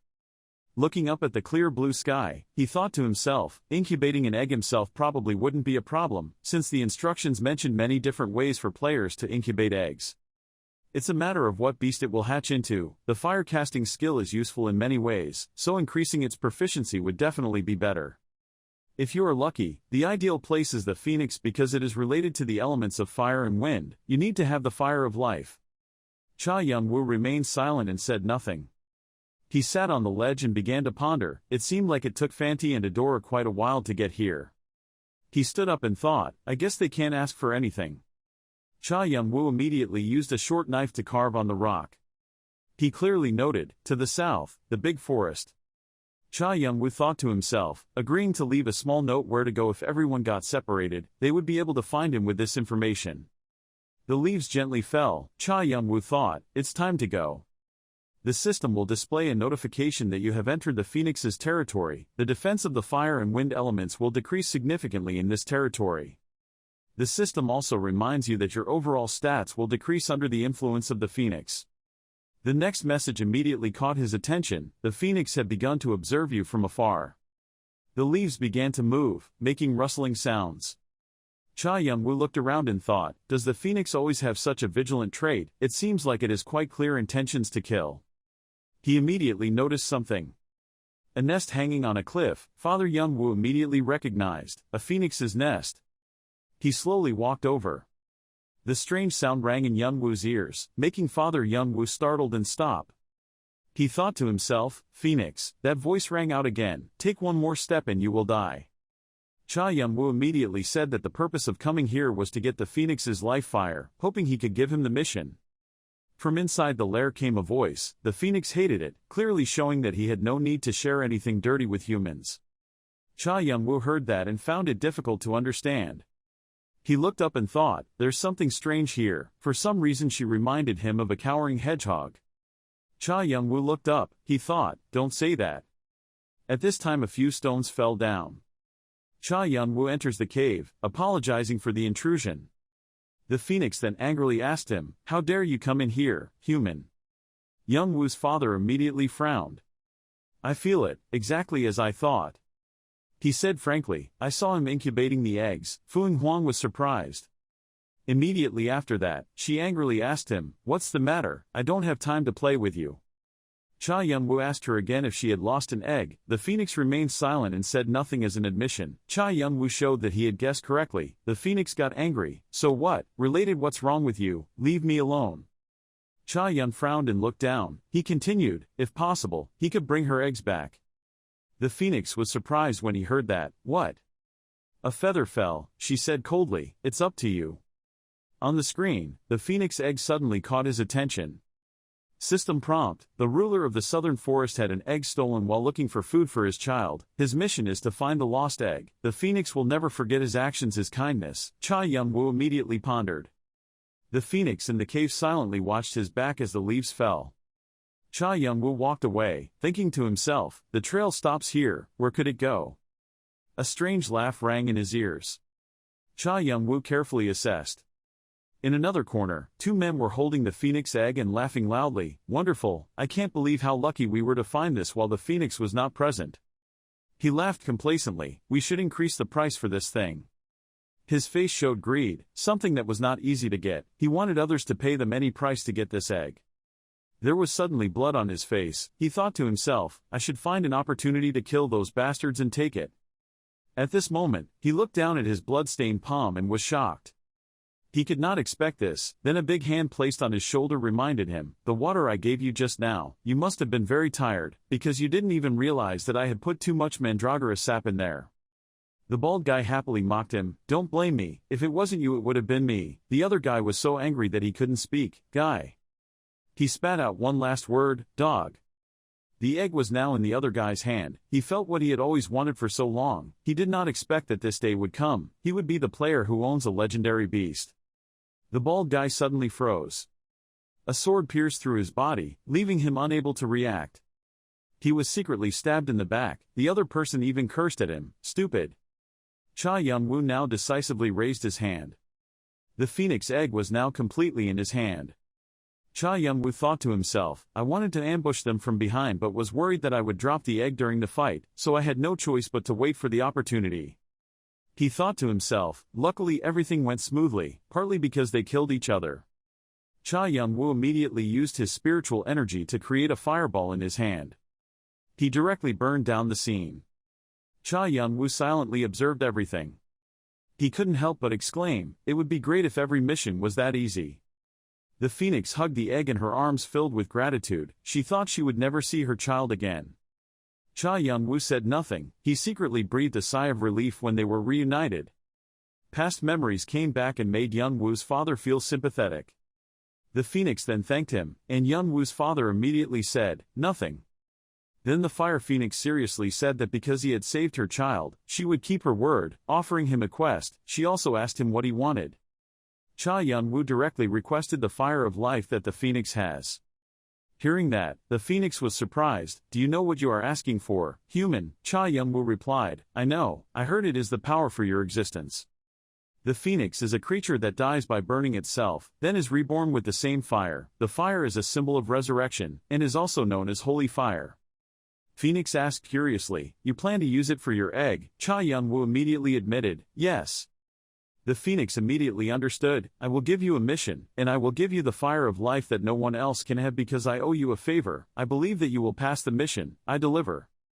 At this time, a notification appears. You have received the Phoenix's privilege, and it also reminds you that your intimacy level with the Phoenix has increased by 2 nono. The Phoenix will be less cautious with you. You receive the Flame Life as a reward for the quest, gaining the recognition of the Phoenix, completing the hidden quest. The Phoenix also reminded the male protagonist, to get her flame, he would need an object, right? Matches, so go and create one and come back. Hidden Quest Notification System. The Flame of Life is the source of the Phoenix's infinite power, requires a special container to carry, collect materials from monsters scattered around the 11th floor, and complete into a vessel to carry the Fire of Life. Ingredients include seagull eggs, shadow snake apple, small dragon heart, 0 time limit, special reward of the Fire of Life Phoenix. Father Young-woo frowned, thought to himself, the task of creating a vessel was more unpleasant than acquiring the fire. The Fire Phoenix reminded, the deal is done, you can go and come back when you're ready. Father Young-woo immediately happily agreed. A fire was lit and burned brightly. Even though it is just a beast in an egg, it is still a child. It is sensitive and affected by external influences, so the first thing you need to do is create a quiet environment. Stress. Cha Young-woo looked up at the sky and thought, although it's a bit late, I should quickly make a nest. Suddenly his attention turned to one side. The glowing egg lies still in a basin of water. Cha Young-woo thought to himself, I guess he's in a good mood. He carefully read the instructions for use before using, thinking, this is how everyone makes it. I followed the instructions, but... Cha Young-woo immediately closed his eyes to calm down. He carefully cradled the egg in his hand and exclaimed, not thinking that one day he would do this. He carefully wiped the egg thoroughly. Cha Young-woo looked at him fondly. The sky turned dark, the moon rose high. He thought about whether he should raise a few more fruits. At this time, the sky had turned to morning. The egg fits neatly in its nest. Cha Young-woo looked up at the nest he made with satisfaction. He smiled and thought, it looks better now. Cha Young-woo turned around and left to calculate. Now let's see the details of the reward. He pressed the OK button on the system, thinking, there seemed to be a total of 8 items. Cha Young-woo started searching for items. He picked up an item to look at it, thinking to himself, is this the only useful thing? The system rang out the message, the skull crest, the support item, the earring made from the skull of a player who was a witch doctor. It used to be a great artifact when it was first created, but now time had lost its past greatness and now it was used as a support item. The doctor's soul was still screaming in agony. Its screams amplified the dark mana. Cha Young-woo carefully assessed, this wouldn't be a great item if one only looked at its options. He thought, but it includes the witch doctor's soul. He shook the earring, calculating in his heart that it would be a good opportunity to try using it with the black bracelet. Cha Young-woo closed his eyes and mobilized the spiritual energy in his body. His hand firmly held the earring, dark mana surrounding him. Just then a red light flashed. Cha Young-woo considered the situation carefully. A chaos of energy appeared before him. The doctor's soul faintly appeared. He was somewhat unable to adapt to the surrounding situation. Cha Young-woo silently looked at his ghost with suspicion. He thought to himself that he thought it was the player's soul. Perhaps when he was alive it was swallowed by a monster. He didn't know if it would work. Cha Young-woo immediately approached. He thought to himself that it wouldn't help much. He rubbed the ghost's head and calculated. Currently it only appeared in a spiritual state, and it also did not obey his orders. Looking at the ghost in front of him, Cha Young-woo thought, I have to train it first. You give orders directly, listen to my orders. Cha Young-woo continues to give orders, listen to my orders. The ghost kept muttering, I don't want to die. Cha Young-woo immediately said coldly, obeying my orders. Around him and the ghost then released a maximum amount of mana. Immediately after that, everything gradually returned to normal. Cha Young-woo takes the ghost back. At this time, the ghost had unusual vitality. It was silent and said nothing. Cha Young-woo rubbed his hands. He thought to himself, it seems like he was connected to it. He closed his eyes to calm down, then that was the feeling. Cha Young-woo immediately ordered, sit. Next, he continued to give orders, stand, run. Cha Young-woo continued to try his hand at training it, spinning, running around the tree outside and then turning back, seeing the fruit out there, get it for me. Looking at the ghost in front of him, he thought to himself, the witch doctor now obeyed every order, from simple to more complex requests. He thought to himself, every time I ordered it to get fruit, it used a small spell to complete the task. Even though it couldn't use high-level spells, it seemed like performing high-level magic. Low is no problem. The apple was brought before him. He thought to himself, the soul did not show any signs of testing nor expressed an opinion. He guessed, it seemed like it had become a loyal servant. There's another test he wants to do with it. First is speed, speaking slower with his shunpo, but it's not a problem.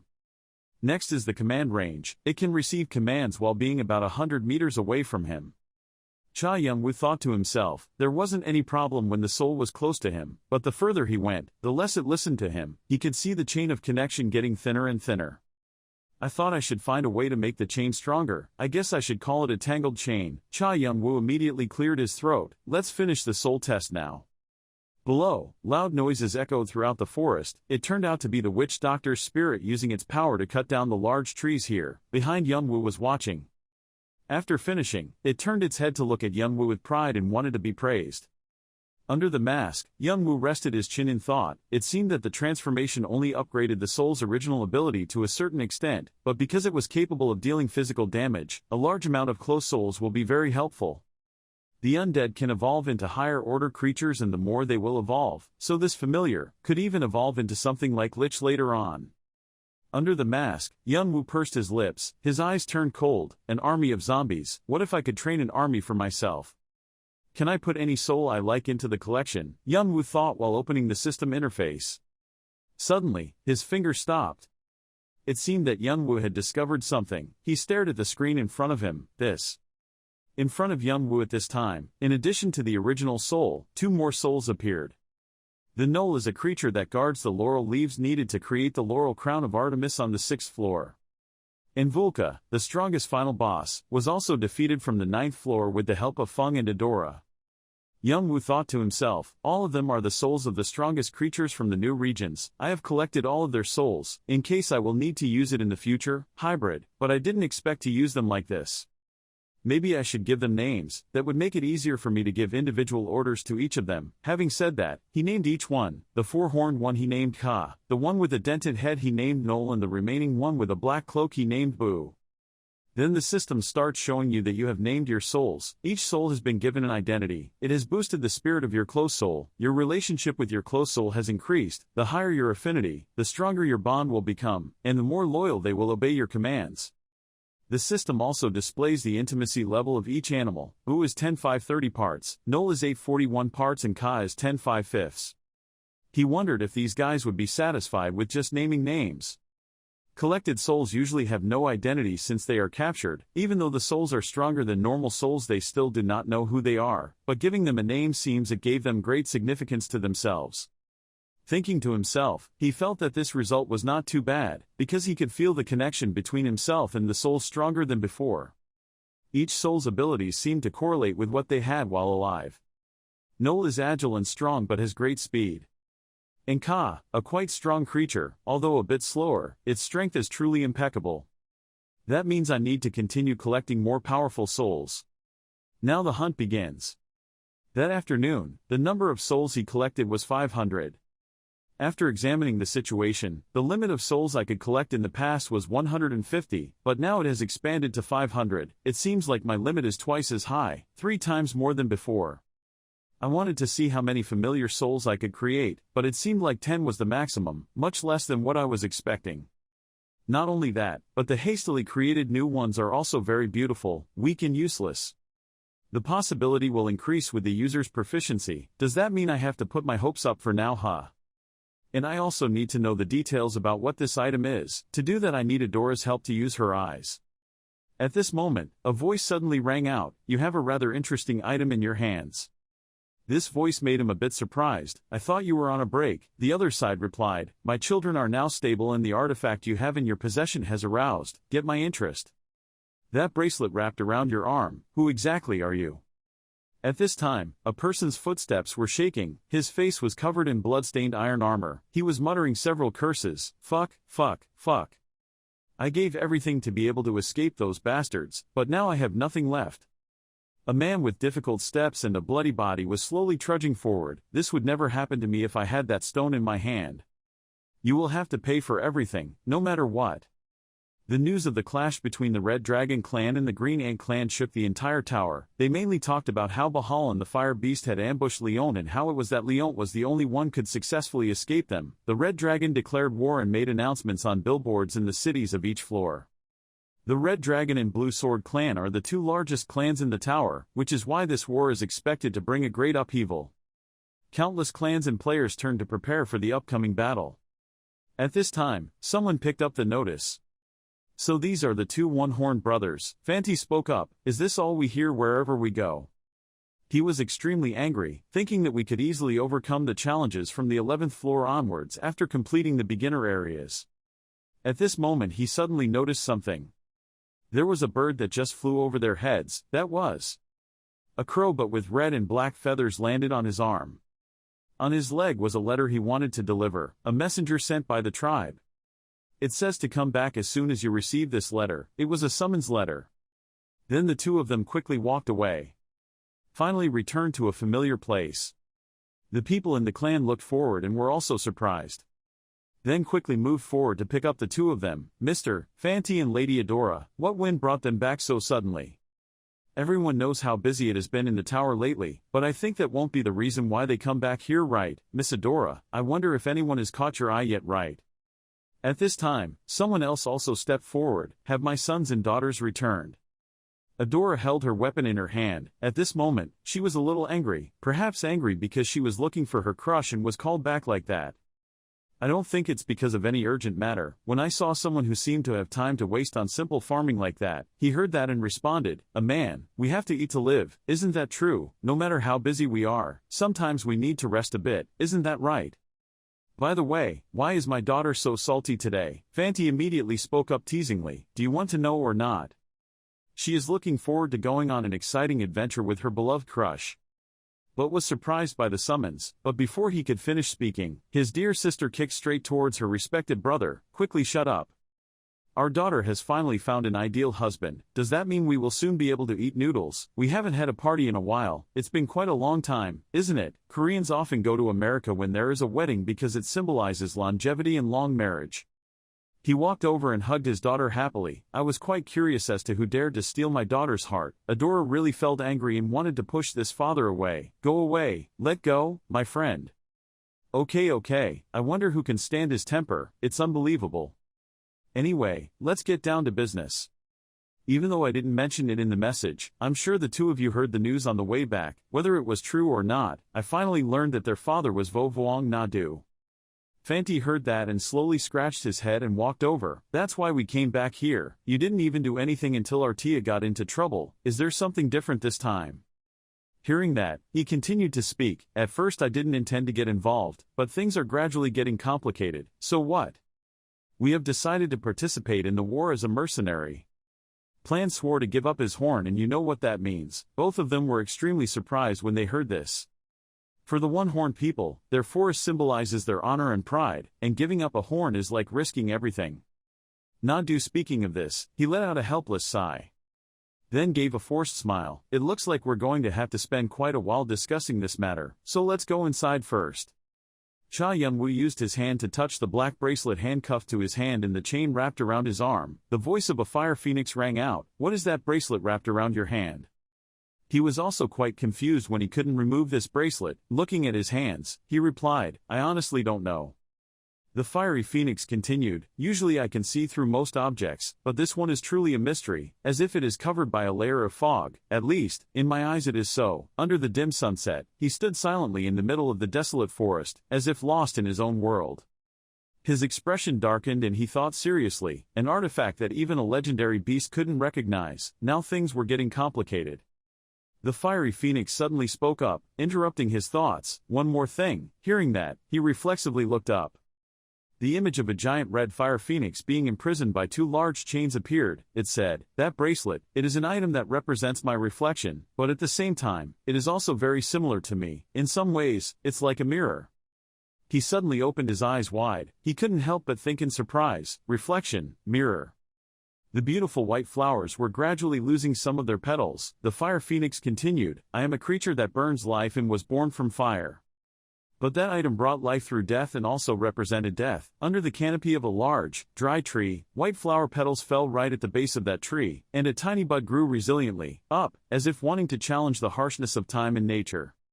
He wondered and repeated, life and death were one. Without hesitation he affirmed firmly. The image of a phoenix appears brilliantly. Its sparkling wings seem to be woven from red rays of light. The phoenix may be a living creature, but it is only reborn through death. On the other hand, the black bracelet controls death. It collects the souls of the dead and transforms them into dark energy or close souls. The red shield behind him suddenly glowed brightly. The fire phoenix could immediately feel the divine power from it. It wondered if it was blessed by the goddess of war. He pulled it out from his chin on the arm of Athena's shield, a 9-layered shield blessed by Athena, goddess of war, and could block most attacks. The Gorgon curse repels all evil and brings a powerful curse of petrification to those who meet her gaze. The goddess's weapon grants its owner a powerful blessing that will protect it from ranged attacks and release an overwhelming aura that can shatter the opponent's soul. In addition, it also grants blessings. Bless those who are recognized by the owner as allies within a certain range. The blessing will boost one's stats and morale by 0% and increase resistance against all in all. The influence of the effects and the number of recipients increases proportionally to the skill level, making it impossible to determine the sealed item. He thought to himself, this must be a divine item, so the stats were so incredible, he felt as if he held an unparalleled power in his hands. Aegis has both defensive and offensive properties. It provides great protection from black magic and also places a petrification curse on enemies in a wide range. He gently placed his hand on the shield, feeling the warmth and gentle vibrations from the divine surface. He thought to himself, but that was not the most important ability. The image of a green-haired young man appeared. He held a red flag in his hand, wearing gilded armor and looked arrogant. The goddess's divine shield could buff teammates to reduce their strength. Enemy, this type of skill is exclusive to the royal class. Even lords often have limitations, such as being able to only target their minions. On the other hand, Aegis can buff anyone the owner considers an ally. This means that any familiars of Young Woo or those who follow his orders are buffed based on its strength. He turned his legs to prepare to walk away, his mind still struggling with messy thoughts. It's much better than what Jiang Wu mentioned, and I don't even need to worry about being stabbed by the knife. Distant. He turned his head to look at the dry skeletons that were shaking with dark air. He thought, but I guess it must have its drawbacks. They are constantly trembling in fear. The close souls are looking at one of your items in fear. The level of intimacy between you and the close soul has decreased. He stared at his hands, where the dark energy was slowly, let alone, being absorbed. In the stream of dark energy, dazzling golden rays of light began to penetrate, creating a mysterious scene. Suddenly, the scene from before began to crack, like a fragile shell being broken into fragments. He turned to look at the divine shield in his hand and sweat dropped. Both the black bracelet and the goddess's shield were emitting terrible energy, seemingly incompatible with each other. The black bracelet uses curses and black mana. While Aegis contains holy characteristics, the two can be said to be like darkness and light, incompatible with each other. He reached back and pulled out his sword, still lost in his thoughts. He swung his sword wondering how this holy sword would transform. That holy sword emitted two streams of light. One side was light, the other side was darkness. The evil curse that had made Vigrid pink was being dispelled by Aegis. Vigrid's sacred appearance had begun to revive, but because the sword's curse is too strong, so it will take more energy to remove its curse. He was confused and didn't know what to do now. The voice of the Fire Phoenix exclaimed, so it did not receive the embrace of death but it welcomed the cursed sword. Haha, how interesting. A cursed item and a holy item. It's talking about the two treasures you have. It continued, the tower has never given someone such different artifacts at the same time before. If you want to find out about this, you should go ask them. He shyly scratched his head feeling thank you. The fiery phoenix said he would give him a favor. He wondered when he repeated the last two words, curious as to what it would be. It reminds him of his hatched children and the one he saved before also hatched safely. Hearing that, he immediately bowed his head to express his joy and congratulate the mother and her children. He was very grateful to him for helping him so much. Then he reminded him of his previous love, and he hoped that he would be the one to name that baby. In a giant cave located right on the cliff, the mischievous little phoenix was dancing and being cradled in his arms. He picked it up and looked back and forth at the little phoenix. The fire phoenix joked when he saw that he was still struggling for a small child. He used his hand to scratch under its chin happily. It gave him a warm and gentle feeling. Then, the Fire Phoenix urged him to name the Fire Phoenix. The game system board immediately appears. The Phoenix is asking you to name her third child. Will you accept her request? There are two buttons on both sides to refuse or agree. He looked closely at the little Phoenix. It also looked at him bewildered. Suddenly he unconsciously uttered the name Chirpy. As soon as the Fire Phoenix heard the name Chirpy, it turned to stone and stood still, not knowing what else to say. He saw its strange behavior and immediately turned to ask. It turned its head away and rolled its eyes to distract him.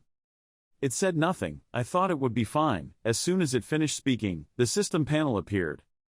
Continuing the question from before, and he clicked the agree button on the left, the system announced, you have named the third child of the Fire Phoenix Chirpy. You have established a bond with Chirpy. Chirpy will be greatly influenced by you. Chirpy's affinity for you has increased greatly. You have formed with a legendary beast, so all the animals will be less aggressive. He looked at little Chirpy who was bowing her head before him. He seemed to feel some kind of warm, pleasant power surging in his body. The surroundings became quiet. The system announced that his spiritual growth had been confirmed, and he was proceeding. The body's awakening process had returned, 99.1%. His current awakening state was 99.5%. The image of the game system board flashed in his eyes. He thought to himself, it seemed like the connection with the baby phoenix had affected his development. There was only 0.5% left before he would be fully awakened. He stood quietly alone in the forest. Looking down at the divine shield, I didn't know how to use it. Cha Young-woo then held out one of his hands. The transparent magic he created appeared on his hand. He thought to himself, maybe he should try infusing it with a little mana. At that moment, his transparent magic flew towards the shield, looking magical. His hand still there, he looked up and thought to himself, this could be some kind of ability, it's much easier than I thought. He thought, let's test it. Then the shield from before gradually separated like a lotus flower. Suddenly the shield exploded, creating flames that seemed to burn the whole world. The explosion caused him to fall and also caused the shield to fly out and turn into large fragments. He held his head and looked at a piece of the shield, thinking, if I want to control them, does that mean I have to concentrate 9 pieces at once? Then he stood up and raised one hand to inject his magic into the piece of that shield. He thought, controlling one would not be a problem. With his other hand, he also tried injecting mana into a nearby piece. His face gradually became unstable and he sweated profusely. He gritted his teeth so tightly that if they had emotions, they would be complaining endlessly. It's harder than it sounds. Simply put, drawing a circle with your right hand and then drawing a square with your left hand is no mean feat, but if you draw with both hands at the same time, it won't, gives you shape, so it means that controlling all 9 at once is impossible. If I want to use all 9, I have to divide my consciousness. No, we're going to do some practice. At this time it was dark. Young-woo took off all his equipment and left it on the riverbank. Under the sparkling starry night sky, he floated along the cool water, enjoying some peace and quiet. Then, taking advantage of some free time, he opened and reviewed his information panel. Player Cha Young-woo's cold-blooded adamantine type, strength 235 plus 23, speed 245 plus 29, physical strength 239 plus 14, magic 320 plus 22, dragon eye skill 25%, sense enhancement up to 43.2% and some other combat skills. Young-woo calmly looked at it again and then noticed one thing, the level of his senses had increased a lot. He remembered the time he fought and wondered if it was because he was focusing on it while trying to separate his consciousness while practicing using Aegis. He sat up in the water and thought to himself, until my summoned beast hatches there's really nothing to do on the 11th floor so I can focus on training to use the Aegis. Young-woo's strong arm reached up to stroke the water still flowing down his extremely handsome face. Then he opened his sharp eyes and looked into the distance and silently thought, anyway, where are those guys? Try looking at the ranking on the 10th floor. First place is Adora with 25,000 points, second place is Anonymous with 23,900 points, third place is you with 20,000 points. Based on this, something seems to have happened. They should have finished and gone to the 11th floor, so that means something happened. I wonder what happened. I shouldn't worry about them too much because they know how to take care of themselves, but I hope they come before my baby hatches. This made him uneasy. His clear eyes became thoughtful about what could possibly happen. But then it seemed because he couldn't find a way out, he leaned back and lay down in the cool water again. Letting his body feel the coolness and relaxation, Young-woo closed his eyes and reflected on himself. It seems he has changed quite a lot. Panty and Adora never appeared on the 11th floor. Even after 5 days had passed, Young-woo focused on training during that time, and was able to use the 3 layers of Aegis shields. His neighboring souls have now been able to materialize for a long time and have also developed to the point where they can begin to act on their own. He looked towards the fighting spirit, then thought to himself, now I can handle a real fight. It seemed like the shield Young-woo was wearing on his back felt something. And then he asked, are you leaving now? He took the sword string and calmly said, yes, I still have many things to prepare. His handsome face showed reluctance, and he seemed to be troubled by something. It's time to go and create a vessel for the fire of life. The 11th floor of the Albatross territory. Young-woo stood in front of the desolate forest and thought, it should be somewhere around here. Step by step, he went deeper and explored everything. Somewhere around the forest, suddenly, a dragon's wings waved strongly. Here, Young-woo gave a half smile. His eyes lit up when he saw his prey. an animal was aggressively rushing towards him, on a hidden mission, hunting albatross. It was known to devour everything in sight. Because of its gluttony, the animals living near the forest lived in fear, eaten. To stabilize the ecosystem on the 11th floor, hunt one down and take its eggs to prevent them from hatching. This quest is linked to the Flame of Life quest. The reward is +5 for all categories. Albatross's head. Looking at the attractive reward, Young-woo grinned as he looked at the prey putting its head into the basket. And then gradually the smile on his mouth bloomed even more. With 2 short swords in both hands, Young-woo was ready for a fierce battle. Come out here. Following the master's call, countless souls appeared with powerful dark power. Young-woo bowed his hands in a defensive stance, his face becoming more serious than ever. And the monster began the battle with a roar that was too loud for anyone's ears to bear. Not long after, it seemed the battle was over. Young-woo raised his hand to touch its body. Red and black energy appeared, devouring it. He looked at the energy in his hand and thought to himself, this albatross is second only to Volca. I probably can't convert my soul into a neighboring soul immediately, because of my aversion to it, but later it is possible. Well done. Young-woo sent compliments to his souls, making them happily cheer, dance, and the mission completion notice board also appeared. While the soul in its skeletal form was waiting, he threw out a black power pellet. Young-woo used spirit beads. He continuously threw out to the soldiers his soul. Here you go. Which Dr. Boo has strengthened all categories has increased by 1 point. Null Monster has strengthened speed has increased by 3 points. Volca has strengthened health and strength has increased by 2 points. I use souls to create spirit particles and it seems they are quite effective in raising the levels of nearby souls. Every time I consume it, their category points increase. I should work more to create more spirit particles for them. Young-woo looked at the white eggs in his hand and thought to himself, being a hunter seems easier than I imagined, just let them do their best without doing anything. It's great to think that if I just sit down and watch the item stats increase I can even easily get the rest of the materials easily. Next was the Black Shadow Snake's apple. He looked at the system board, the required ingredients. Albatross eggs had 3 out of 5, the Black Shadow Snake's apples were missing, the little dragon's heart was missing. Let's go. Young-woo leads the soul army forward, towards the remaining ingredients that need to be collected.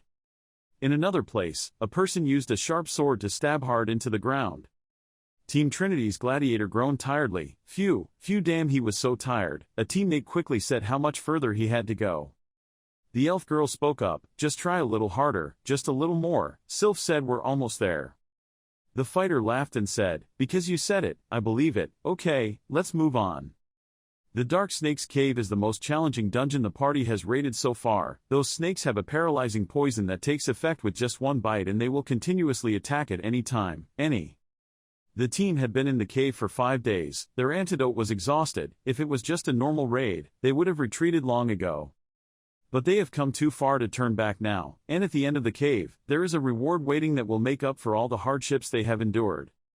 As long as the bugs get their hands on the Black Shadow Snake's apple, there will be no need to go through such hardships anymore. We will be able to defeat them with just a finger. After many hardships, they finally reached the gate that gave the team more hope in life. We were all so happy that we cried. It seemed like there was nothing left to regret in life, finally. The captain smiled and said, I know everyone is very happy right now but it's too early to celebrate. Let's prepare for battle. We will need to be careful from now on. Let's go, he said as he pushed open the door leading to their group's paradise. All 3 of them took a ready position for any danger that would come from this dangerous sacred forest. But unlike what they thought, things seemed to happen very differently. The gladiator captain's face was blank. Before his eyes was a forest with no belt left, not even a single wild animal guarding it. The only thing left was the last leaf struggling against the strong wind, the painful reality that made everyone unconsciously swear, the fate. On the other side, Young-woo was jumping up and down on the juicy red apple in his hand and the system showed that the task had been completed. It was he who arrived 1 step early and ordered the souls to pick all the apples here to do their duty. The system displayed a reward notice board. Young-woo quickly received it and thought to himself, I've seen it too many times so I'm not surprised. Barrack City at night shimmers in warm lights. High in the sky are 2 full moons embracing each other. Right on a noisy and crowded night street, Young-woo was walking along the main road when he suddenly noticed a voice ringing nearby. Damn it again. 2 certain players were standing on the street chatting about recent events. Who the hell took all the ingredients? The bald man replied, he took them everywhere. Sighs were heard along with complaints. I know the ingredients will be restored, but who knows how long we have to wait. I think I will get old before I can complete the secret mission. The person who took everything, our young Wu, passed by them and felt guilty. It was bad, but I really couldn't help it. He remembered everything he had taken today and reluctantly ignored it. I needed as many of them as possible to be a container for the fire of life. Well, I took or stole them even if no duty yet. In any case, he suddenly stopped and looked at the merchant and shook his head sadly because there were no goods and no customers coming. Pubs and restaurants also seemed to have closed because of the hazy atmosphere in the city. He thought to himself, this is the largest city on the 11th floor, Barrack, known as a peaceful and vibrant place. I don't think the atmosphere will become heavy just because of me. I wonder what happened. While Young Wu was wondering what was going on, suddenly an impatient voice rang out, quickly get away. A group of soldiers wearing red monster-shaped armor appeared in the middle of the street. They continuously shouted, threatened everyone, got out of the way, do you know who we are? Young Wu looked closely at the red badge on their armor. He knew this, they were the Behemoth Guild. They usually didn't appear on the lower floors, so why did they appear here? Behemoth is a guild belonging to the Azure Sword family. If they act suspiciously, they think something has happened to the Azure Sword family. I should find out what it is, Young Wu thought to himself as he hid to the side and watched the group of arrogant, overbearing people. He continued walking and soon he reached the place he wanted to go. Looking up at the sign with a picture of a star, he silently asked himself, is this the place? Although the star sign is not eye-catching, hidden deep inside it is an extremely powerful force. At least now Young Wu needs to find this place to carry out his plan. He quickly went inside this pub. As soon as he stepped inside, he could see the thick layer of cigarette smoke and the smell of beer and alcohol reaching his nose. Young Wu's presence with a strange mask on his face made the other guys pay attention to him immediately. The bald guy who seemed to have a lot of presence stopped his attractive movements and looked towards him. Another guy playing cards couldn't suppress his curiosity and openly watched her actions. At this time, Young Wu went to the bar opposite the bartender who was wiping the glass in his hand. He directly threw a large bag of money on the table, making a loud sound. This also replaced his intention when coming here. Facing the waiter in the bar who had a smiling face because of his large pocket, Young Wu spoke up and got straight to the point. I want to buy something. The waiter spoke respectfully while still wiping the glass. We always welcome wealthy guests. What items are you interested in? He replied, as many ladybug wings as possible. We always have small items like that. Hearing that he had them, he immediately added his request, species from Fallen Forest on the 31st floor. He replied that they were in stock, but it cost quite a lot. However, with this quantity, I guess it is enough to satisfy your request. Because of the large amount of money, he quickly gave the goods to me and respected your words. Young Wu was in no hurry and quickly checked the bag the waiter gave him. Confirming that there was no problem with his ferry, he asked another question that he was concerned about. In addition, there were a few things I was curious about. He doubtfully replied, yes, is that so? Because in order to get the most accurate information, you threw out a big bag of money to get information from these capitalists, making him laugh uncontrollably and praise you. You are truly a generous person, so you want to know, what? He asked directly, what was going on the 11th floor? I saw people from the Behemoth Guild walking around outside. What he just asked made him stop wiping the glass. And then the waiter put the glass on the table and slowly answered, is this your first time coming to the 11th floor? You excused yourself with a random chance. I have recently been away from the city's big street. The money was already accepted, so he couldn't refuse, but slowly raised his hand and scratched his head to think of a way to tell everything. Ah, that's why you don't know anything about it. Where should I start? This. Do you know about the war between the Red Dragon and the Azure Sword Guild? Hearing the familiar guild name, Young Wu seemed very shocked. What? Immediately the darkness surrounding him burst out powerfully. Just a sudden burst of energy caused everything around to be affected. The wine glasses of the people sitting around suddenly fell to the ground. They sensed the danger emanating from Young Wu's body. Several underground guards of the pub picked up their swords, preparing for an immediate fight. He noticed the group's small movements and gradually calmed down. Damn, I was going too far. Recovering his powerful dark energy, he wanted to continue listening to everything. The waiter seemed very frightened and tremblingly asked, what's wrong? He patiently said what he had just said, in detail, better go. So without your knowledge, there was a clash between Bahal of the Red Dragon clan and Leon from the Azure SWRD Guild in the suburbs. And Leon escaped with his life when he failed to fight Bahal and caused the family to lose face. Finally he concluded the story. In the process the two families had declared war on each other and now a full-scale war was about to break out. Hearing useful information, he silently pondered. Bahal and Leon were fighting each other. If two high-ranking representatives clashed, war was inevitable. It seemed things were getting more interesting.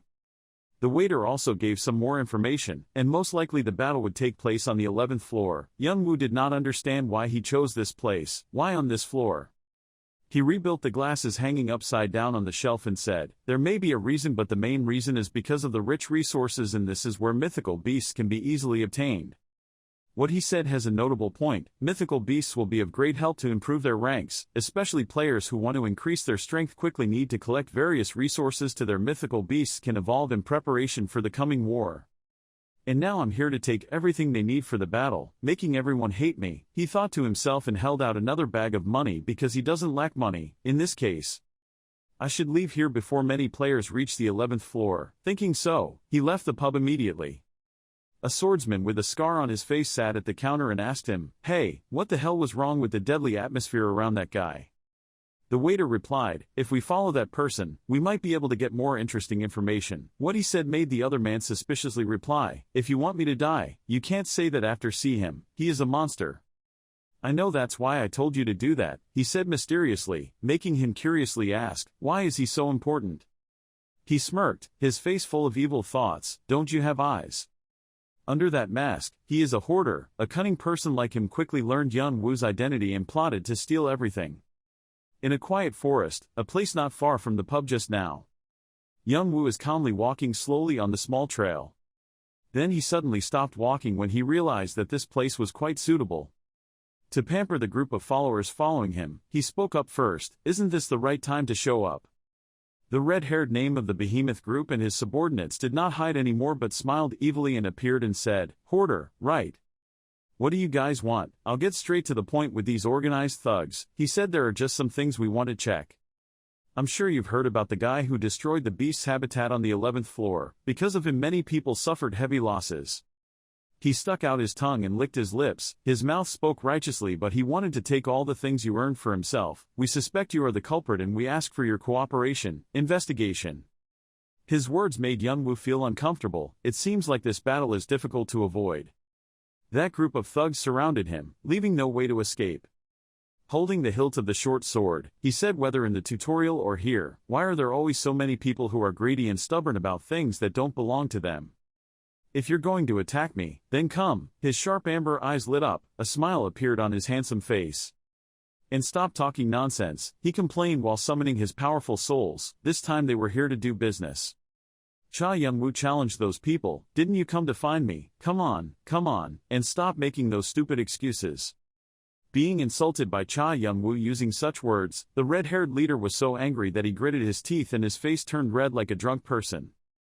He did not hesitate to point the sword straight at Cha Young-woo, almost stabbing him. "Then it was you. Because of you, so many people were harmed. We will make you pay."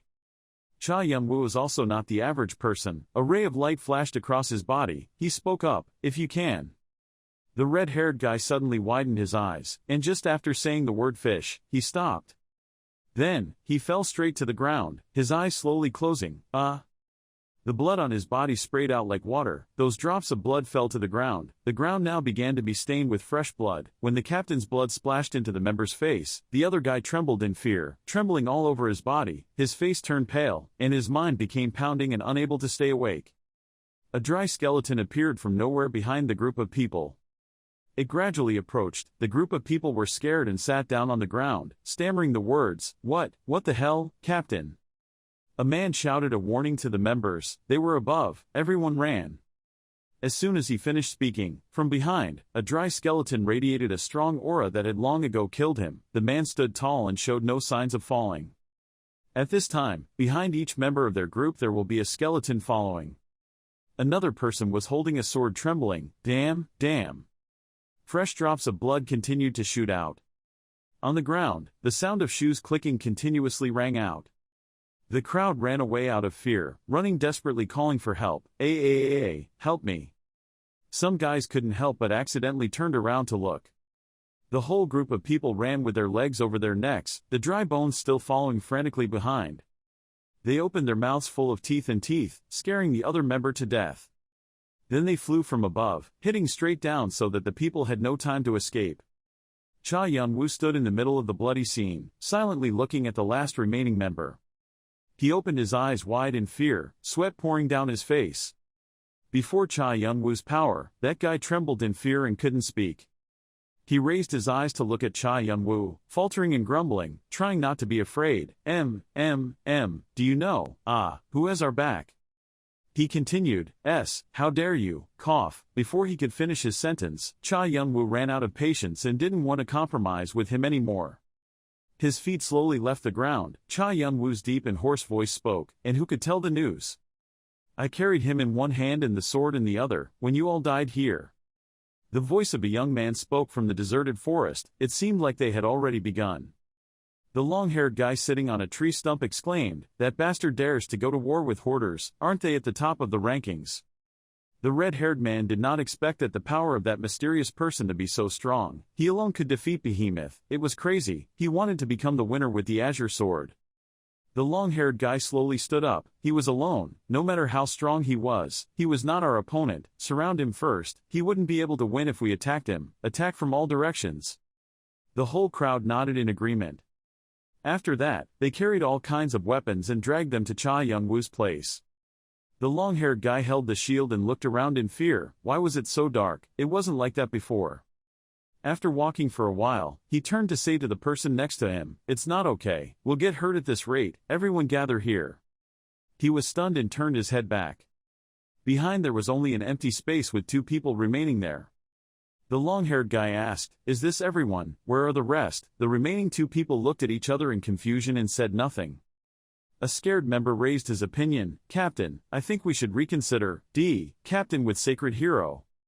Captain Sacred was surprised. What are you guys doing here? No, there's no time to explain, you have to leave here first, quickly.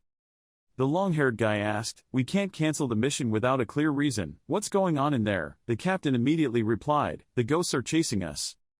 His face shone with utter terror. They ripped everyone apart and are coming here. Hurry up, we have to run away. The guy with the long hair misses people. Ghosts, you mean monsters like ghosts or corpses?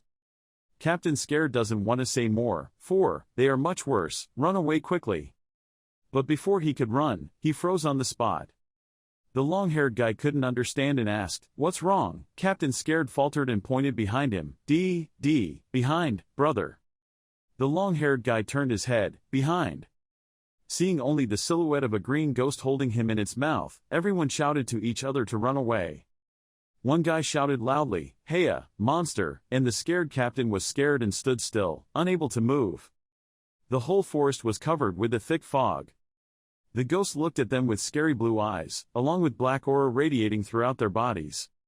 The guys still try to run around. The truth is, the fog doesn't have much of an effect. It makes the player's senses disoriented, and can even cause them to be blinded if they stand next to them. Due to reduced vision, force, they will easily panic because of the fear of being ambushed by the enemy. Fear from one person gradually spreads, causing a ripple effect, and causing panic to all members of the group. The ghost radiated a powerful aura. It was a simple debuff, but just by itself it was effective enough. What a bunch of stupid weaklings. How dare they come and kill their master? Noel silently recalled the previous image when Cha Yun-woo said, obey me, master is the one who saved me, from the pain of the dungeon of the dead, the abyss of hell. Then Noel continued to think, after we deal with these vermin, I believe my generous master will reward more souls. I will become stronger, even though I am already strong enough, but if I could be stronger than this, well, I don't know how much more I'll enjoy it. The image of Cha Yun-woo continued to appear, not the owner said. The Noel remembered his past self, that he would become a lich and achieve even more. The Noel's train of thought was not over yet, just thinking about how I could be useful to master, thinking about what I could do more. The Noel's eyes glowed, destroying all his enemies. At this time, the red-haired guy crawled on the ground. He stood up and spoke up in fear, not to mention, there were only 3 of us left alive. He couldn't believe his eyes. He held his head in fear. Fuck, why the hell did this happen? The red-haired guy's teammates next to him suddenly heard a strange noise. Wait, did you hear anything, or not? Amid the sky in the dark forest, strange noises continuously emitted.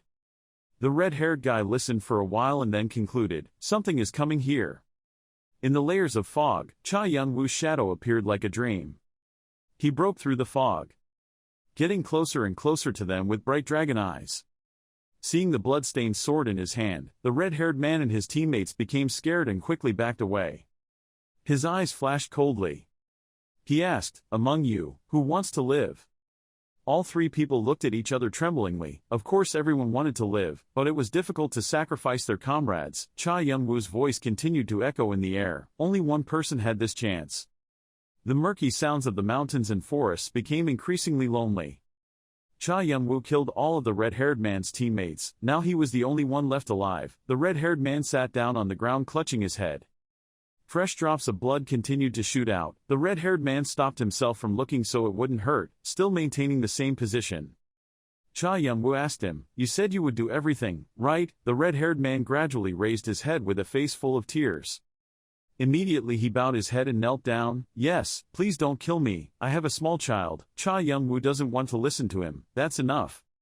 Cha Young-woo reminded the old story a bit. "Do you still remember the people who provided information about me? Go tell them, if this happens again, I'm sure they will no longer exist in this world." The red-haired guy didn't expect the task to be so easy. "That's it," Cha Young-woo bluntly replied. "Why, do you want anything more?" He quickly bowed his head to the ground to obey. "No, sir, I will definitely convey the message clearly. No, I will warn them, leave it to me." Having finished speaking, he turned tail and ran away. Boo slowly approached behind Cha Young-woo. He ordered, "Follow him." Behind the mask, Cha Young-woo thought to himself, "Noel will track that guy and find out who is transmitting the information. After finding out, one by one, I will nip this matter in the bud and deal with the source, believe at the same time."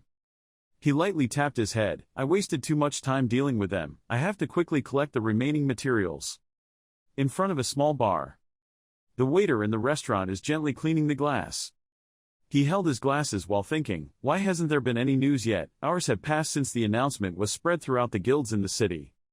He began to imagine the upcoming events, as preparations for the upcoming war between the Red Dragon Heart and Azure Sword. A series of guilds gathered in Barrack City, and hoarded human information was sold for a high price, very high. To find that person, many guilds gathered and cooperated in the hunt, and it became important information at Starlight Pub.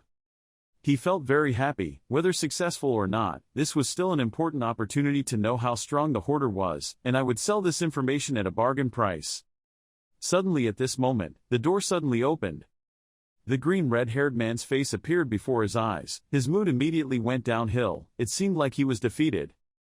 The red-haired guy walked up to him. "You bastard." Other footsteps also followed each other in. The large thugs twisted their wrists and looked at the red-haired man with fierce eyes. He looked up in fear. "Ugh."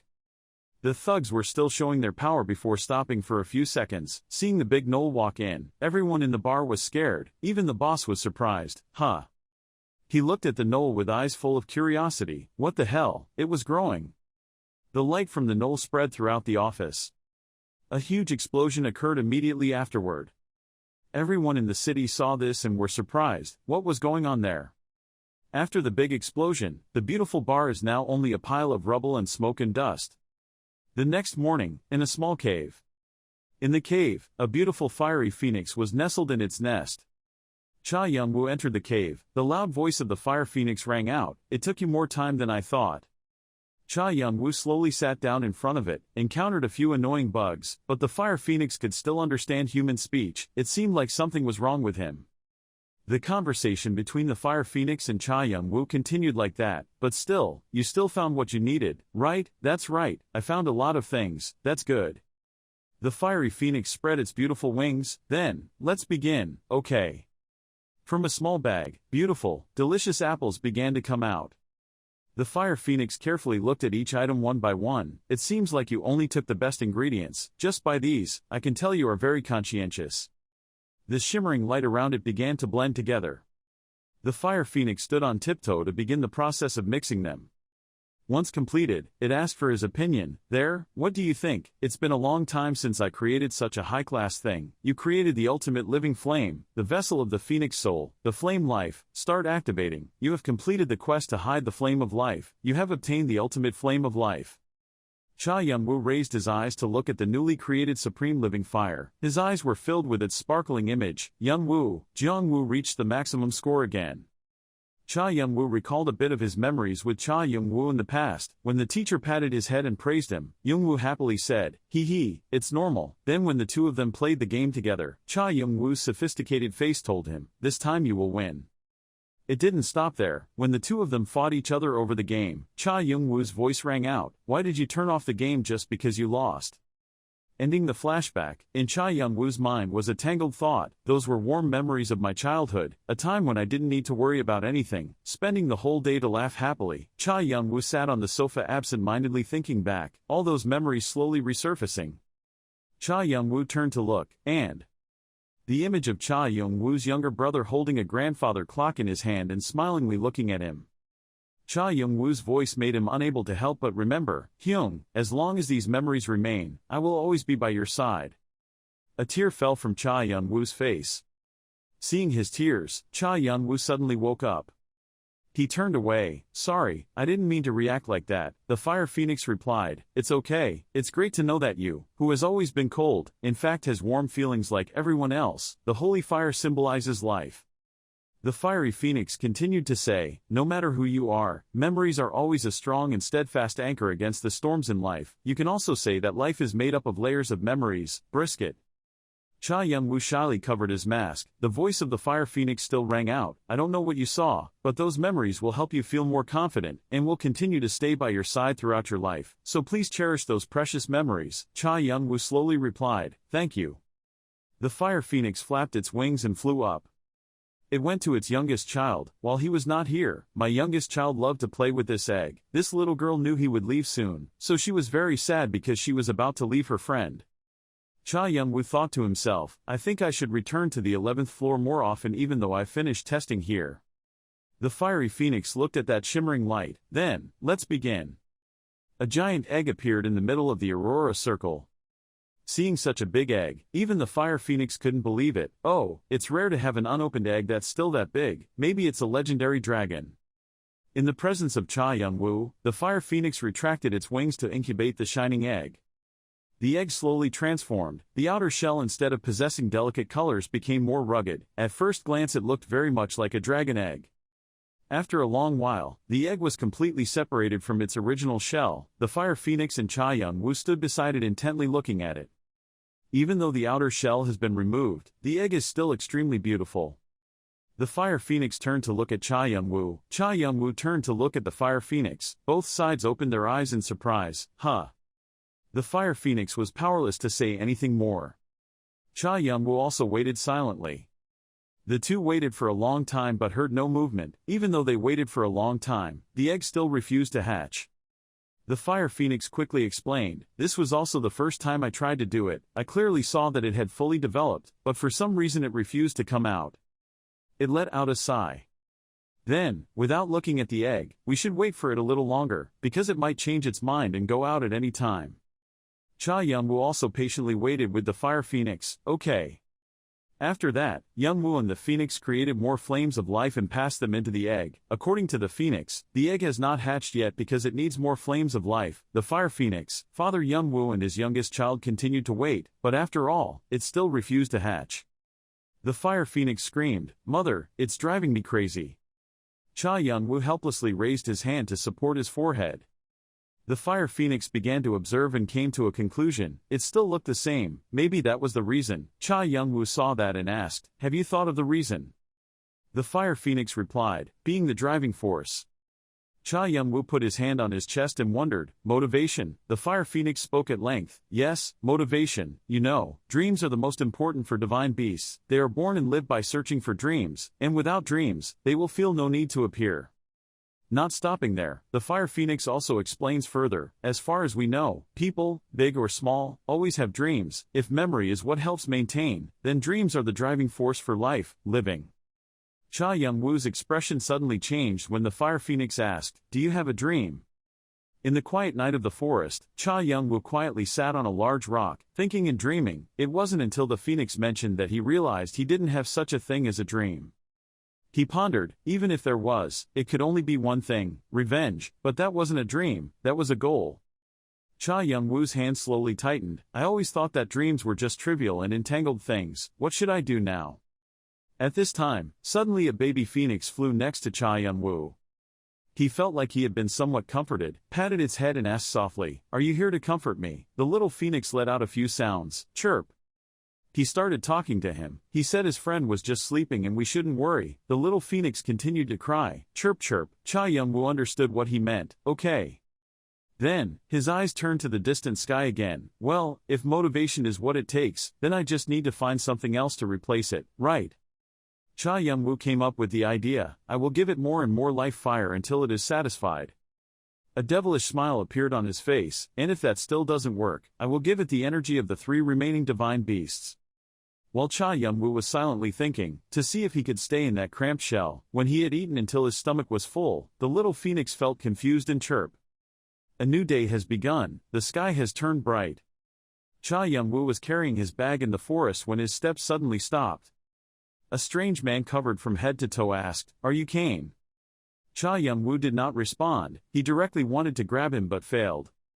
After avoiding Cha Young-woo's attack, his hat also fell off with the wind. He knelt down on the ground to say hello. Hee, nice to meet you, I'm Yanu. I'm the courier from Mr. Fanti and Miss Adora. The letter is not very long. Yanu began to relay the content of the letter. It said that the Unicorn clan had an important transaction, and to show their loyalty, Fanti and Adora had to return, asking apologies for not reporting until now, and said that he was worried, adding that they would catch up after everything was handled properly. Cha Young-woo finished reading the letter and a small smile appeared on his face. He asked about the health of the 2 people. Were Fanti and Adora still well? Yanu sighed deeply. Yes sir, they are very well, especially Mr. Fanti. Cha Young-woo smiled in his heart. He's still the same, then replied, that's good. Yanu scratched his face. By the way, do you need any help? Cha Young-woo asked confusedly. What's wrong? Yanu pretended to be Adora and imitated her voice. Actually, the princess told me that although he looked fine, if he needed anything, she must support him at any cost. Having said that, Yanu pointed his finger at his face again, looking at me like that, but I am the leader of those spiritualists. Tell you quietly, I am a trustworthy person. After hearing this, Cha Young-woo was startled. Spiritual power, does that mean he has the power of prophecy?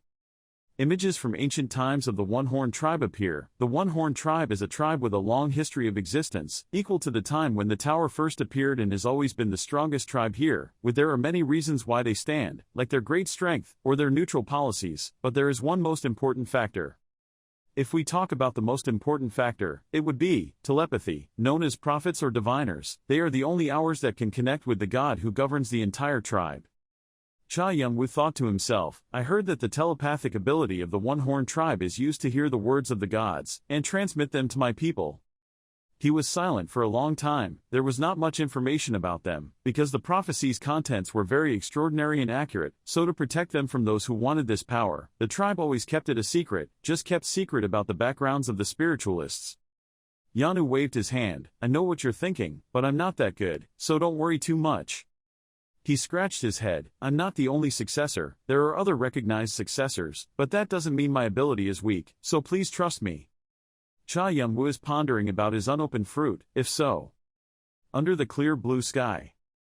After listening to Cha Young-woo's story, Yuna thought, so, what Mr. Kane means is, he needs to use Lady Adora's ability, right? Cha Young-woo replied, yes. Yuna half seriously and half jokingly said, then you just need to come with me, it's just to the tribe, it's not difficult. Cha Young-woo felt confused, but aren't you guys doing an important transaction? Yanu smiled shyly. It was true. Then he acted like it was no big deal, but that and this are different. Besides, many elders in the tribe really want to meet you. It's not like this is killing 2 birds with 1 stone. Star bird. Yanu was still going on and on. Trust me, Cha Young-woo was no longer interested in listening. Father Young-woo saw this as a good opportunity. Thinking about it, the Unicorn tribe was one of the first people of this place, so they must know a lot of secrets in the tower. If so, visiting will bring many benefits. Cha Young-won and Yanu discovered a giant egg. They were extremely surprised. Yanu looked at the egg confused and said to Cha Young-won, even though he said it before, this is really unbelievable. Seeing Yanu's confusion, Cha Young-won immediately asked, I'm ready, but how can we go to your tribe? I heard they don't welcome outsiders. After asking that question, Cha Yun-won immediately summarized what he knew about Yanu's tribe. In Yanu's tribe, everyone was born with purple hair and a horn on the side of their head, and are confident in their abilities and natural physiques. Then Cha Yun-won added that, except for the members of the tribe who reach adulthood and climb the tower to prove themselves, their tribe always lives separately from the outside world. Not only that, they also do not accept it, communicating with outsiders, and it was also very difficult to find the location of the tribe. After Cha Yun-won said that, Yanu was extremely surprised and had to say, "Oh my god." After hearing the words that Cha Yun-won summarized about his tribe, Yanu immediately objected, "It's all nonsense. If we are really as mysterious as they say, how can we maintain the tribe? We say hello, welcoming outsiders in and even encouraging free traders to trade." Despite saying that, in the end Yanu still reminded Cha Yun-won that he had to follow him closely, then gave Cha Yun-won a piece of paper and explained to Cha Yun-won that this was a permit to help Cha Yun-won leave the court tower. After explaining, Yanu immediately tore the paper in half. As soon as he finished tearing that piece of paper, Yanu was immediately teleported to his village, while Cha Yun-won was still quite confused. Cha Yun-won held the paper in his hand and looked around. He looked into the distance and said, "I'll be back soon." Immediately afterwards, Cha Yun-won was also teleported to where Yanu was standing. When he saw that Cha Yun-won had arrived and stood behind him, Yanu immediately reminded him, "Starting from here you must follow my every step. If you go wrong, the route will be confused and you will be stuck here forever, far." Saying that, Yanu started to walk. Yanu just took a step when the ground cracked and created a cloud of smoke. Cha Yun-won then saw Yanu slowly disappear. Cha Yun-won was quite confused at this situation. Only then did Cha Yun-won surprisingly realize that this was a stealth technique. It is known that the stealth technique, based on the Mugong, the one-horn tribe created a skill called the stealth technique, which is a skill that distorts the surrounding space, by simulating the energy flows flowing in nature. It is similar to a magic circle, but the hidden art still has a difference. If the magic circle creates a completely new energy structure, the hidden art only simulates the natural flow of energy. At that time, knowing how the stealth technique worked, Cha Yun-won did not hesitate and immediately followed Yanu. At this point, Cha Yun-won entered a fog. At this moment, Cha Yun-won became quite confused. After walking for a while, Cha Yun-won finally came to the place where Yanu was standing, welcoming him with a bright smile from Yanu along with a beautiful sea of flowers and grass. Yanu happily asked, "It's very interesting, isn't it? We have arrived at the village." Cha Yun-won suddenly realized that his eyes had become dragon eyes. Ignoring the dragon eyes, Cha Yun-won started observing Yanu's movements, thinking to himself, "It doesn't look like a character, but I think I'm starting to understand it, and walking on this path is like walking on such as the flow of energy." Cha Yun-won continued to observe and continue his train of thought. "It was me remembering my magic circuit, I guess I can know the way." Cha Yun-won looked at Yanu's steps and started talking while walking, 4 or 5 degrees to the left. Then the next is 16 degrees to the right. And then it was, like, something came up. Right now, Cha Yun-won started to turn in another direction, causing Yanu in front to panic and turn around in surprise. Yanu worriedly asked, "Hey, where are you going?" Despite Yanu's words, Cha Yun-won did not turn around and continued walking. Cha Yun-won kept walking. After a while of moving, Cha Yun-won stopped. Then asked behind me, "Is this place?" Suddenly, at this moment, a voice rang out in Cha Yun-won's head, "Oh, how can outsiders overcome the ho-ho cloud and the hidden mist?" These words made Cha Yun-won extremely confused. Cha Yun-won was suspicious. This voice while Cha Yun-won was wondering, Yanu approached. "What's wrong? Where are you going?" Yanu gasped and said, "You were very lucky to make it through. If you deviated just a little, you would have been trapped in the hidden mist." Before Yanu could finish his sentence, Cha Yun-won interrupted him. "Sideways, we move forward because we see the path." When he heard Cha Yun-won say that, Yanu was extremely surprised. Seeing that expression, Cha Yun-won immediately reassured him, "No need to worry, I see a shorter path." Hearing Cha Yun-won say that, Yanu became even more confused and wondered, could he overcome the path that he had memorized? It seemed that Yanu still couldn't believe it and asked again, "How was that possible, monster? Impossible, any. Look at the residents below who are constantly working. Children play very happily." Cha Yun-won has completely changed his previous prejudice about this place. In fact, this place is just a normal house in the suburbs. As for Yanu, when he returned to his village, he was in an extremely happy mood. Draw.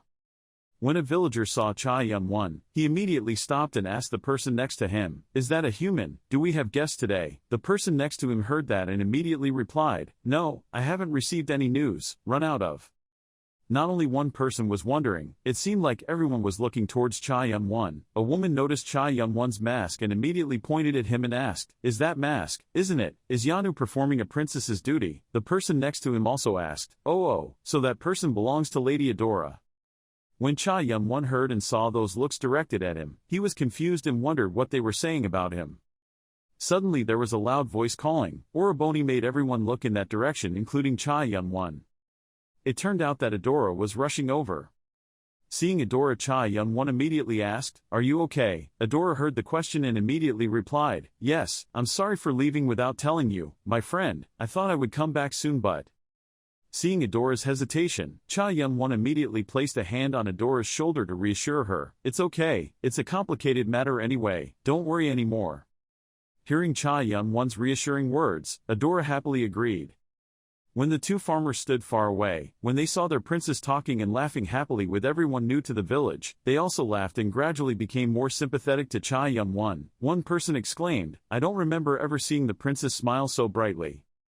After talking for a while, the two of them discovered that the two farmers from before were looking at them and laughing. The princess became angry and looked at them with eyes full of anger. The two farmers understood and immediately turned away. Work.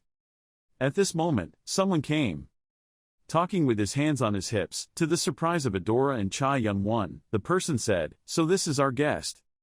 The person who came was the father of Adora, Vo Vuong Nadu. He asked Cha Yun-won, "Are you the one my son and daughter brag about all day?" Cha Yun-won looked at the person in front of him and thought, this man is the patriarch of the One-Horn tribe who opened a new era for the tribe. It was him, the god of war. At this moment, I don't understand why Cha Yun-won looked at Vo Vuong Nadu intently. Vo Vuong Nadu completely became a big black patch in Cha Yun-won's eyes. Seeing Cha Yun-won looking at him like that, Martial King Nadu immediately became confused. Vo Vuong Nadu said loudly, "Oh my god, have you seen it? You are really good." Vo Vuong Nadu continued, "That's good, after all, you have overcome the stealth technique." Those words made Cha Yun-won become strangely nervous and confused. When he heard his father say that to Cha Yun-won, Fanti asked in confusion, "Hyung Nim, what did he see?" Father Vo Vuong only faintly replied when he heard that, "Something very interesting, don't pay any attention, little one, like I can't see it." Hearing that sentence, Fanti was immediately dissatisfied. "Whatever, yes, whatever." Then the Martial King Nadu started to speak more seriously, "That's it." Vo Vuong Nadu's face was solemn, "Now I want to ask you." Hearing that, Cha Yun-won became even more nervous. "What, am I not allowed to see that thing, or is it impossible for me to overcome the stealth technique myself?" Without waiting any longer, Vo Vuong spoke straight to the point, "When will you marry my daughter?" This question was completely beyond Cha Yun-won's expectations. Fanti also had to look at his father with disdain on his face. As for Adora, her face was red from embarrassment. Fanti and Adora's father crossed his arms and smiled and looked at him. "When are you going to marry my daughter?" Before his question, he just stood there looking blankly and inexplicably. Seeing that, Adora, standing behind him, opened his mouth a bit hesitantly. Adora raised her clenched hands and shouted loudly, her face turning red, "Father!" He didn't care about Adora's screams but happily raised his hand to continue, "Daughter, have you forgotten our clan's tradition? You have to marry a good guy when you have the chance. He's enough qualifications to become a member of our family." He kept rambling on and on, thinking, "I met and married your mother when I was the same age as you when I gave birth to you." The more he talked, the angrier Adora became. Then she said, "I'm sorry, you can take care of your marriage, so stop talking." Seeing Adora's anger increasing day by day, Fanti immediately came to pull her back. "Let it go this time, let it go." Adora was so angry that her face turned red while her father still laughed and said, "Don't do it, shame." Returning to his serious state, he raised his hand to his mouth and said softly, "After all, it's been a long time since we've had an outside guest come. We can't just let him stand like that." After saying that, he immediately held out his hand and said loudly, "Let's lead him inside. We will stop talking after drinking tea," even though Adora behind him was going crazy about him. The sky is blue, in the house right now. Inside the simple and rustic dojo, rays of light streamed through the door, illuminating him. He sat in front of the small food table in front of him, thinking to himself, he didn't expect the interior to be decorated so simply. Interrupting his thoughts, a voice spoke, apologizing for making him wait. The old king's father came in with a calm smile and said softly, "I need time to change my clothes. I haven't worn a proper dress in a long time, so I forgot how to wear it. It looks very suitable for you." Seeing you say that, he seemed to be proud and raised his hand to rub his beard. "Of course, this outfit makes me feel cool, and also reminds me of when I was young. After all, at that time, I also made you cry a lot." Having finished speaking, he sat down at the table. At this time, everyone was sitting down in their correct positions, so now let's begin. Suddenly a voice rang out, the rookie who set records in both the training and training areas, the partner of the fox-tailed blood knife lady. The monster wiped out all the rewards on each floor he visited. His voice hesitated a bit at this point, then continued talking about Hoarder. And, it turns out the voice that rang out at that time was that of the old man's father. "I'm the one who defeated Bang Aron, am I right?" This question made him freeze. The expression and sweat on his face were enough to reflect what he was thinking. Young Woo immediately stood up after hearing that, thinking to himself, how is that possible? In front of him right now are swords pointing at him. Seeing him stand up like that, he raised his eyebrows, his voice became quiet, and he sat down. At this moment, Young Woo's legs were motionless. He thought to himself, what is it? He can't move. I guessed wrong. That monster is not the thing sleeping inside the God of War, but it has been sealed, completely hidden behind that smile. His body is now surrounded by black murderous aura, dark. He was a true monster. Young Woo's eyes turned cold. Young Woo was controlled to kneel down.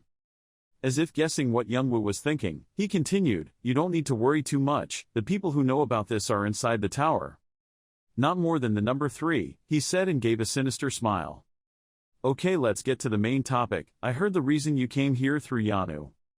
And that big useless thing out there is your egg. Hearing that, he immediately replied, yes, this egg is so big that it takes up a part of the room.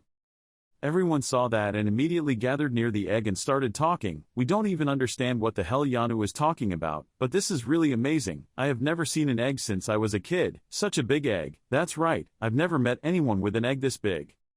Young Woo looked out at the group of people and asked him, do you think they will find the answer? He smiled and said, who knows, this is not my specialty. Anyway, why don't you try? Trust them. They have accumulated a lot of knowledge over the years, so they will probably be able to help you. Interrupting his words, one of them turned around and said, we found a similar case in the documents. This egg is probably the same. Hearing that, he immediately replied, is that so? What kind of egg is that? The egg described in the documents at that time was 4 tall and hatched after being given a few things. In particular, the monster that hatched from the egg was a dragon of nothingness. This answer made everyone there bewildered. Royal. After hearing this, Fanti felt a bit jealous. Oh my god, there really are some people who suck up all the luck in the world. How can I get something like that? Adora sitting next to me also raised her hand to ask, but Elder, please follow me. I know legendary monsters can't get out of the tower. Hearing that, the elder immediately replied, yes, giant monsters originated from outside the tower, including void dragons, so that happened even before the tower appeared. The old king heard that and immediately asked, in that case, if the egg hatches a void dragon, that means, this egg also has the ability to hatch a void dragon or similar monster. Answer the question. His question was an uncertain statement, perhaps. The old elder raised his hand to explain, it can be understood like this, the egg grew unusually large, for unknown reasons. If you want to save it, you will need the moon seed. Moon seed? Young Woo still didn't understand, so he went back and asked Adora. Then she immediately explained to him, moon seed is one of the rare herbs passed down through generations. Not everyone knows what type of herb it is. This would, because other races do not know its uses. After Adora finished explaining, he turned back to the old king and asked, so what should I do to get that moon seed? So you want that moon seed, something only my one-horned tribe can give you. He crossed his arms and looked at Young Woo and smiled. He didn't deny it, it's true, so. He seemed to have something planned, but as my daughter said, the moon seed is a precious herb that only exists in our clan. A seed like that takes 15 years to grow. This is the saying of he made his 2 children Adora and Fanti stupid and confused. Hearing that, Young Woo immediately said, you know I don't have much to exchange, if you allow me to pay later. Hearing you say that, he immediately turned away. We don't accept debit notes here. This sentence of his made him fall into contemplation. Perhaps he should have an item suitable for the god of war, Vigrid or Aegis. Then he raised his hand and continued, in fact, it is not necessary to exchange items. Instead you can move your hands and feet a little. Understand, you can probably guess what he is thinking, but isn't it? You must have heard about the war between the clan Rang Dragon and Azure Sword, right? We will participate as mercenaries. We want you to help in this war, what do you think? This proposal from him made Young Woo a little surprised. What? Young Woo's insides were now in chaos, the war between the Red Dragon Gang and Azure Sword. For my revenge, this was a war that I had to participate in at any cost. I was thinking of a way to win, can participate. But participating as a mercenary of a Starhorn clan, both solving the egg and participating in this war, is truly killing two birds with one stone. But there's one thing I still don't understand, the tribe usually doesn't participate in the main events of the court. There are also some theories. The Holy Spear of the state of Otsuer scored, that person comes from the One-Horn tribe. I don't know that person as there was no reason why the Unicorn tribe was involved in this matter, but it seemed that thanks to that person, the tribe decided to appear. Returning to reality, he immediately asked him, "Are you on Azure Sword's side?" Seeing him ask that, he immediately smiled and said, "Ha, I knew right away, you are really sensitive. So what do you think? Do you agree or refuse? Do you need more time to think?" To that question, he did not answer but just remained silent. After thinking for a while, I agreed. Hearing that, he immediately slammed his hand on the table. "That's right." The old man stood up towards him and smiled and said, "To be a man you must be brave, you must definitely watch carefully what happened during the war. It is an opportunity to learn from your experience, especially when he wanted to continue climbing the tower. Kane Hoarder will participate in the war as a member of the Unicorn clan. Does anyone object? Otherwise, as soon as the words ended, a hand was raised. I refused. This person is Jang and also one of his children. Seeing that, he immediately asked, "Okay Jang, what is the reason?" He immediately replied, "Father." Hearing him call the words father, Young Woo sitting behind was a bit surprised. He looked at Jang and said, "This is an official conference, be careful of what you say." Hearing that, Jang immediately put his hand on his chest and bowed down. "I'm sorry, King."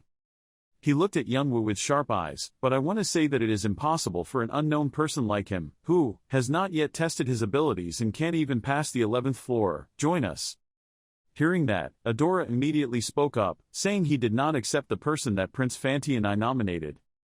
Jang immediately replied, "That's right, I'm just an ordinary person, how can I compare, TSK?" Adora asked with sharp eyes, "Do you want to bet on that statement?" He's not the type to just smile smugly, why not? The old king saw that the atmosphere had become bad and shouted loudly, "Okay, stop." He looked at Jang and said, "If you want to argue, then go out, it's really making everyone lose interest." "So Jang, you mean you don't trust Kane, right?" He replied, "That's right." "Okay then. Just try him out, right?" He looked at Young Woo and said mysteriously. The three of them, Adora, Fanti and Young Woo, they seemed to be thinking about something. Fanti frowned and rubbed his head and said, "I can't believe you had to fight with Jang." Hyung Nim apologized for everything. Adora stood by and also looked at Young Woo and apologized, "Sorry Oroboni."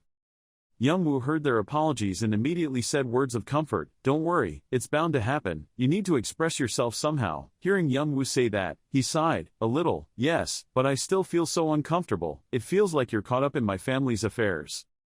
Faced with the two people's mistakes, Young Woo wondered about family matters. Adora put her hand forward and said, "Have you ever heard about our family, even just a little?" Although the unicorns are considered a single tribe, there are actually 51 completely different tribes, and among them the strongest is the king. Adora continued, "I'll explain simply, our tribe has 51 families, the Chingram family is one of them, where Fanti was born. The king of the tribe gets to choose one of the children of the previous king, and to create equality between the clans, the king is tasked with creating an heir from each clan." Hearing that, Young Woo immediately asked as if he had guessed something, which means, hearing that, Adora looked a bit worried and replied, "Yes, Trang is our half-brother, and he also belongs to the same family. Our father is from the Bexon family. He is one of the people most likely to be chosen, like Fanti. No, rather he is more likely to become king than Fanti." This statement from Adora makes Fanti a bit unhappy. Fanti shouted, "Hey, that's not true." Seeing that, Adora immediately shouted back angrily, "Shut up, who said you're a weak guy?" Young Woo stood in the middle listening to these two brothers arguing. Then Young Woo spoke, "So to bring down my position, he probably caused this in front of the elders." Seeing that the brothers became quiet, then replied, "Yes." Adora raised her hand to her chest with a worried expression and said, "Moreover, Jang had reached the 30th floor when he was young. He said he would become the strongest among the tribe members." "So," Adora said at this point, he hesitated. Then she continued, "If you need the moon seed." We will do everything we can, Adora said. Then Young-woo raised his hand to pat her head, softly saying, okay. He can take care of himself, just sit back and watch. His head pat made her blush a little, but still. Didn't you say that you treat me like a brother? Helping each other with difficult problems is what brothers should do. Young-woo finished speaking and turned away. Your brother will handle everything. In the competition area, the sound was extremely bustling. The people of the one-horned family all smiled. Except for the two brothers Fanti and Adora, they are worried about Young-woo. Standing on the stage, the old father crossed his arms, looked at Jang and Young-woo and said, like I said, this is just a competition. Murder is not allowed. If anyone kills the other person they will be punished, understand? He raised his hand and then waved it down once. Okay then let's start. Jang stood in a position to draw his sword and smiled mischievously, thinking, you naive bastard, I will make it impossible for you and the Fanti brothers to raise your head again in the future. By using the sword dancing technique of the Baekhyun family. Suddenly a strong wind appeared, making him extremely surprised. In an instant, Young-woo flew behind him. At this moment, his expression changed so much that it was unsightly. What the hell? Young-woo's hand moved towards his face. He grabbed his head and slammed it hard on the ground, causing the ground to crack. Everyone in the monitoring area was extremely surprised at this moment. Their eyes couldn't help but open their mouths. The old father raised his mouth. Then he laughed so loudly that everyone looked towards him. Young-woo pressed his head with one hand and said, honestly I don't care about your purpose in wanting this battle, because it has nothing to do with me, but this is the fastest way to prove our abilities. Then you put your face close to his ear. Remember what I said, don't ever think about getting in my way. My business has nothing to do with you, right? After saying that, he released his hand and stood up. The blood on Jang's forehead was now all over the ground. The old king's father only smiled when he saw that. We're not done yet. He stood up, picked up the sword, looked at Young-woo and said. His sword now seemed to have murderous intent. A stream of blue light enveloped the sword. Seeing that, the two brothers Fanti and Adora became worried and shouted, that's the Aura sword, he's crazy, father. He raised his hand to the sword, his eyes now sharp. This time he won't let you go so easily. Sword dance. He swung his sword once, a wave of power like a tornado rushed towards Young-woo. He ran towards him and shouted loudly, die. Punishment from heaven. He struck and brought the sharp blade towards Young-woo's body. He quickly dodged his attack. Seeing that, he continuously swung his sword and struck without stopping. Where are you running, son? He swung his sword down but Young-woo dodged it. His attack also broke the ground into pieces. Young-woo didn't dodge his attack anymore. He directly clenched his hands and deployed his magic power. A powerful attack to his stomach, causing him to fall backwards, spitting out a bunch of blood. Seeing that, he gave a cold smile. When everyone saw this, they immediately stood up and shouted loudly. At this moment, the people around started talking. He was more amazing than I thought. Could you observe, see those movements? He wasn't performing art but he was really neat just now. The guy next to him laughed and replied, I think his skills have reached perfection in real combat, right? The old father stood up and crossed his arms and said, now I'm sure no one has any more opinions, right? From this moment on, the hoarder, the cane, will become part of our unicorn clan. The sky was now getting dark. The old king's father was chatting with his subordinates when he suddenly looked away. He raised his hand to signal his subordinates, then looked in that direction and said, it seems like you have something to say. So it's Young-woo. I came to see you because there are some things. I hope you can answer a few things.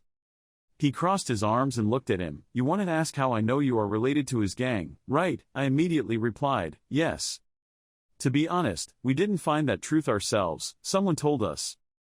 Hearing that, he immediately asked again, who was he? He didn't hesitate, he was a psychic. Their intuition signals that there will be a visitor to this village who will cause trouble in the tower, and that person may have deep ties to my tribe, and that must make me think and worry. The big trouble, what could they be talking about? Lately the only thing that can happen is the destruction of the Aron state. As if guessing Young-woo's thoughts, he continued, don't worry, I won't tell the others. Even if we join hands with the Azure Guild, this is still not important. Most of all, I am not a weak person who would sell information about a person, with children wrapped around him, to ensure his own safety, right? He said and smiled very brightly. Hearing that, Young-woo replied, I understand, so who is the person you mentioned? All for one. His words were like lightning hitting Youngwoo's ears. He couldn't believe what he was hearing and opened his eyes wide. Seeing that, he immediately continued, as you may know, he is sitting idle at the highest level that a player can reach, observing every situation happening in the tower like that, God or something similar. Sadly neither I nor the psychic can get close to that lazy guy, even you can't escape those eyes. After listening, he silently thought to himself, All for One has a move called clairvoyance, also known as double insight. It allows the user to see through the world's cause and effect, if he can see everything that happens, out inside the tower. Interrupting his train of thought, he finished asking him, When will we join the Azure clan? He smiled and replied, Soon. 5 more days, then I don't know if it's too early or not. Night gradually fell. Martial King Nadu looked at Youngwoo and said, We will depart early in 5 days. This sentence of his surprised Youngwoo. He thought to himself, 5 more days, so soon. Then he continued, There's nothing to be surprised about, we will be the ones to start the war. Youngwoo heard that and didn't know how to answer. He fell into thought for a while. Then the martial King Nadu slapped his hand on his chest and shouted loudly, That is the decision of my king. No one has a better start than me, right? Somewhere else right now, there's a guy clasping his hands and swearing. His mother thought we had to accept that idiot with that godly name. It's funny, they are from the Azure Scored state, the theocracy. It wasn't long before he replaced the god of martial arts, but he came and was beaten by the Red Dragon clan. This person was the Azure Scored god of Sword clan. Can't believe we had to waste dragon elixir to cure him. This person is Azure Scored, God Palace. The god of martial arts Azure Scored heard this and gritted his teeth in anger. Theism is enough. Regardless of whether you accept it or not, Leon is still a part of us and a person who plays a leading role. There won't be any debate on this matter anymore. What is interesting to us now, is how do we fight in the war against the Red Dragon state. As you know, our forces are extremely weakened. This statement makes the palace angry to the point of grinding his teeth. However, you within that veil continued to speak in the anger of the gods. We have blades that they do not have, and I believe it would be impossible to cut the throat of that arrogant Queen of Summer. Before going into battle, we need someone to clean up. This statement from the person in the curtain makes the theologian confused and ask again, Clean up? 4 legendary beasts. Hearing that, the divine religion immediately smiled and replied, It is true that undesirable things should be dealt with first. The person in the curtain called out, The Sword God. I will allow you to destroy 6 and 7, eliminate all of them, you will drink the elixir. Hearing that, the Sword God immediately agreed and obeyed. Then the person continued, We received a letter from the One-Horned tribe not long ago. They will leave soon, the war will begin soon. The Sword God, I want you to cooperate with them. The rest until then, I need you to carry out your assigned task to the fullest. The meeting ends here. Everyone left. Suddenly the palace called for the Sword God. Wait for the Sword God, because you will possess legendary beasts. I wonder which beast you will go first. The palace god smiled and continued, As you know, my brothers will go to the 11th floor, so I don't want any complicated problems to arise. Hearing that, the sword god didn't say anything, just sighed. Right now in southern Phoenix, the moon has begun to rise. There is a silhouette sitting thoughtfully. Turns out it was the old King Nadu. He sat in the dark room and asked, Is this okay, ma'am? For a moment, a sound came out in response, but there was no one in sight. Then he replied, Really, is this child that child? Heaven's plans cannot be wrong. Have I ever said anything wrong? That voice rang out once more. He immediately replied, Not yet. That voice continued to resound. Even without any hints, it was still able to overcome the ho-ho clouds, and he was also Adora's favorite child. Just that alone proved he had enough ability, already. The old King Nadu stroked his beard and replied, Yes, but do I mean that child, the child who received blessings from the god of death? Then he crossed his arms and continued, I want to teach him properly for once. Are you planning to accept him as your disciple? He replied with a proud look on his face, If possible. Bang bang bang, the sound of drums rang out. After ending the war with Chang, the One-Horned tribe held a small banquet to welcome the guest. Although this was actually an opportunity for everyone to have fun for once before going into battle, Youngwoo sat absent-mindedly in the bustling crowd, some people shouting, others shouting. Laughter full of happiness. Boisterous dances. Youngwoo thought to herself, everyone is really having fun here. Doesn't suit me at all. Youngwoo is such a cold man. He thought and sat back down on the stairs. Then a person suddenly appeared in front of him and asked, was he the newcomer as the youngest brother of the mansion this time? His question made Youngwoo confused. Then he pointed his finger at his face and shouted loudly, if he was a junior, he should have come to say hello right away. Where did he have to let the senior go looking for him like this? Huh? Young-woo wondered to himself, hearing that there were 9 guests in the restaurant. Is this one of them? Just a diner but acting like he's in the army. It's ridiculous. After finishing his thoughts, he raised his voice and moved away, blocking my view. When he heard me say that, he got angry and raised his hand to attack me. What? This brat? Just as Adora came, what happened? When he saw Adora, he seemed frightened and stammered, "Oh, princess." He rubbed the back of his neck and said, "It's nothing, I just heard there was another customer at the restaurant so I came to say hello." Then Adora said, "I'll give him directions to the restaurant, you don't have to worry." To where? He left but was a little angry and turned to look back at Young-woo. He stomped his feet angrily as he walked. What a child. Seeing that, Young-woo immediately spoke up, "You don't need to do that." Adora just replied gently, "I know." Then she crossed her arms and looked at that guy, but the party was fun and I didn't want to argue. She sat down next to him, took a breath. Phew, the eggs in front of her eyes were taken to the hospital. The confused leaders, hearing that, Young-woo just said coldly, "Thank you, what a bland guy." She happily clapped her hands together. "Why thank you? We should be thanking you. You probably don't know how bright the elders' eyes are." The elders asked Young-woo if he could let them study the egg while he joined the war. It was said to be a request but it was more like a request. Sounds of happiness came out from the elders. Some people lie flat on the ground. How easy it is to see this. Some people struggle. Leave it to us, okay? Some people cry and hold Young-woo's legs. We don't do anything to harm them. Please. Those elders' earnest eyes make Young-woo want to remember them at all. Adora looked at the iron chain on Young-woo's hand, but I had never seen this iron chain before. Yes, I was also going to ask you about this. After saying that, Young-woo raised his hand. Adora looked a bit stupid and asked, "What is it?" Young-woo immediately replied, "Can you see through this bracelet? I'm limited to only seeing part of it." Seeing him say that, she put her hand to her chin and thought, This, it seems, is a handcuff from a long time ago. The material seems to be made from magic iron. It's not. I heard there's very little of that type of iron left. How could this bracelet be made? I'm not sure, but I think it's more than just this bracelet. Hearing that, Young-woo immediately asked, "So?" She immediately replied, "Looking at this type of hinge, there must be at least 2 more. Normally, to capture prisoners, there are 3. The first one is like the bracelet you are wearing. The second one is the leg shackles. I heard about it for a while. The third one is stiff neck." Okay, Young-woo, it sounds like you're describing me as a real prisoner. Maybe there must be all 3 of these things. I think it must be combined with the missing parts to be able to separate the chains and know their true functions. Hearing that, Young-woo silently exclaimed, "So that's it." After saying that, he turned to look at her. "He wanted to ask you another favor." Adora heard that and quickly replied, "What is it?" He asked first, then when she asked again, he didn't say anything, making her a bit confused. Then he spoke. He wanted to learn martial arts. Is there any way? Hearing that, Adora covered her mouth in surprise and asked Young-woo, "What about your tribe's martial arts?"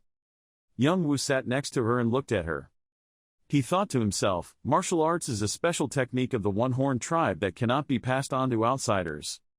That's why Adora couldn't answer my question right away. I just asked hypothetically, and didn't really care about her refusal. Adora put her hand on her chest and sighed. She scratched her face. "I will ask my father to try, but this will not be easily allowed." Hearing that, he immediately replied, "I understand that this proposal may be a bit too much." Young-woo thought, if they won't teach, then I'll learn it myself. It might take a bit of time. At this time, Adora came to see the old king of Nadu. He was holding a book in his hand and asked, "Learning martial arts, is that Kane?"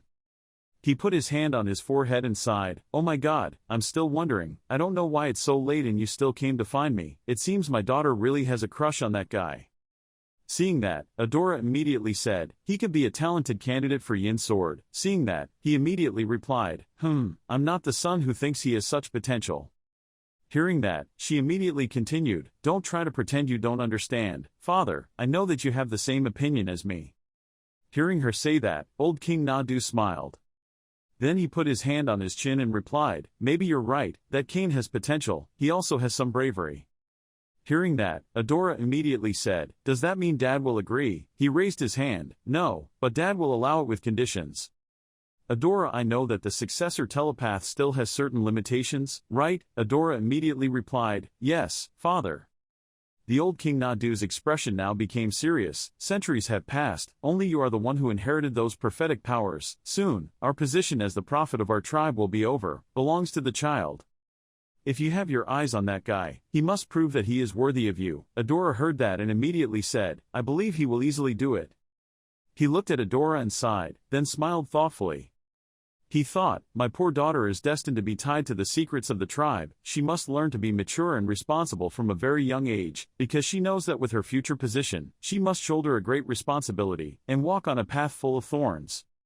Ending his train of thought, he laughed loudly, haha, do you want me to give you a hug? Hearing that, Adora immediately showed her dislike. Don't do something like that, that gives me goosebumps. Night gradually falls, under the moonlight. Suddenly there was the sound of someone's footsteps.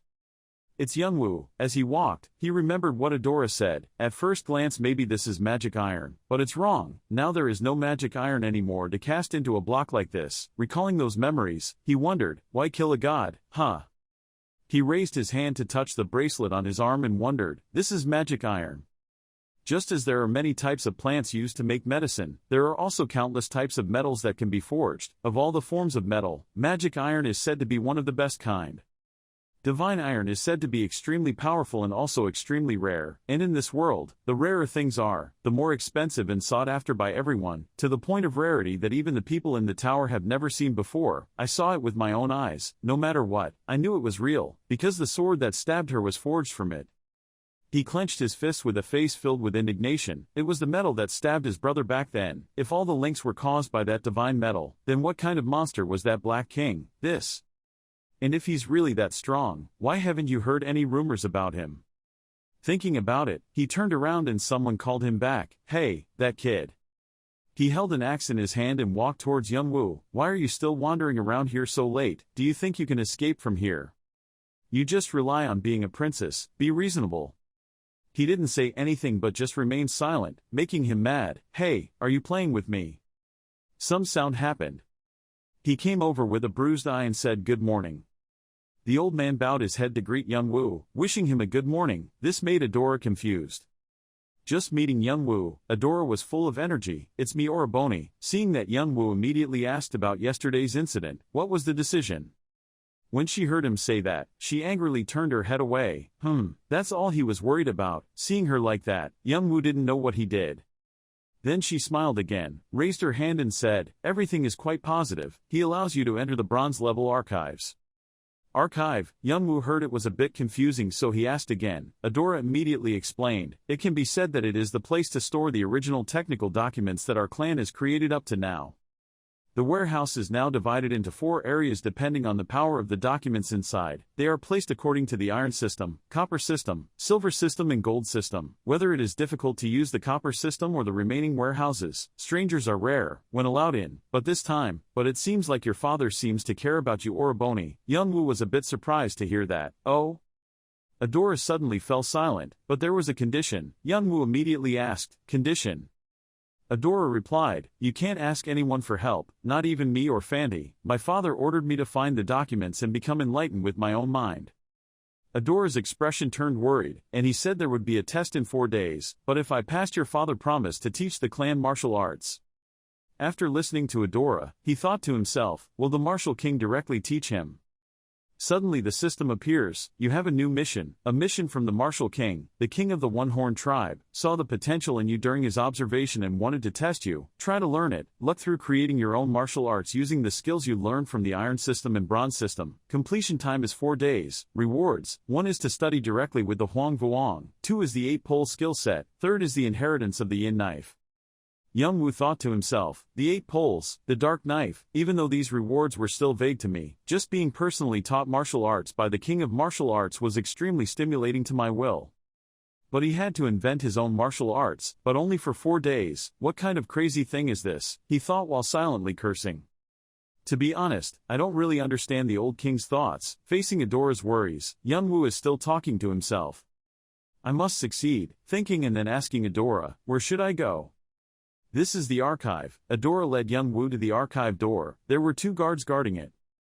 She took him inside. As she walked, she introduced him. According to history, our storage place was built during the Soho period. The founder of the One-Horn tribe led our ancestors to the world tower. In this kid's place, we have all kinds of materials, including skill sets of all the martial arts that we have created ourselves, to magic books, and magic books, alchemy guides and many other magic books. This is the end of the iron level storage. Going further will be the bronze level area. Behind the door are higher level guards guarding the entrance to the silver and gold doors, so don't try to enter there, Adora warns Young-woo in detail. She seemed to feel sorry for him, hesitantly called him Oroboni. Upon hearing that, Young-woo immediately replied, "Okay, you're not allowed to help, so there's no need to feel sorry for him." He was very grateful for the help. "I've been better for a long time now." Then he silently told himself, "And now?" As he walked, he looked sideways. "We need to find the books we need among these. The important books will be the ones that are worn out because they have been read by many people. This book," he thought, then put his hand on the shelf and pulled out a book to Adora's bewilderment. He opened the book and read attentively. "Internal skills, acupuncture points and what the heart and pulse are. I can't fully understand because they are all difficult terms. Young-woo must be tired this time." Young-woo thought as he flipped through the pages of the book, "But I can't ask for help. If I can't understand it, the only way is to memorize the content." Adora lowered his head and looked down at the pages of the book he was flipping through, thinking, Oroboni had no background in martial arts. How could he understand the words in this book? Understanding the vocabulary of martial arts is the most basic thing, but it takes a lot of time to learn. Is it too difficult for you to learn now? At first, it took Young-woo a long time to learn, but as he read one book after another, his reading speed started to get faster, resulting in an increase in the number of books he read. He still doesn't understand all the vocabulary, but is still able to grasp the general idea. Having more basics does not mean better. For example, making a large and sturdy tank a must before filling it. Young-woo sat between piles of books, reading with her chin on her hands. "So in my case I shouldn't focus on magic when I first started, but what I needed to do was expand and upgrade the magic circle. Now the first thing is to increase the power of the magic circle, then the way to use it will naturally become stronger. I don't think it is possible to use all types of magic. But I can practice some magic easily, and it helps me increase my strength and defense," Young-woo thought and closed the book. So now, he raised his arms and stretched his shoulders to relieve the fatigue caused by sitting for too long. Looking through the remaining pile of books, I thought I had to read all the rest. Danjin is the dantian, the inner Ji is the mana, the mind and pulse are the conduit, and the one Gi is the flow of mana. Neikung mind technique focuses on drawing mana energy from one Gi, the flow of energy floating in the air, through the respiratory system and accumulating energy into one's body. The energy can travel through countless conductive systems or distributed throughout the body. Whoever absorbs a lot of energy will be stronger. The part that controls the flow of energy is called acupuncture points. They are distributed in many different locations in the body. Acupuncture points can open and close these conduction systems like how a dam works. In the magic circuit system, acupuncture points do not exist.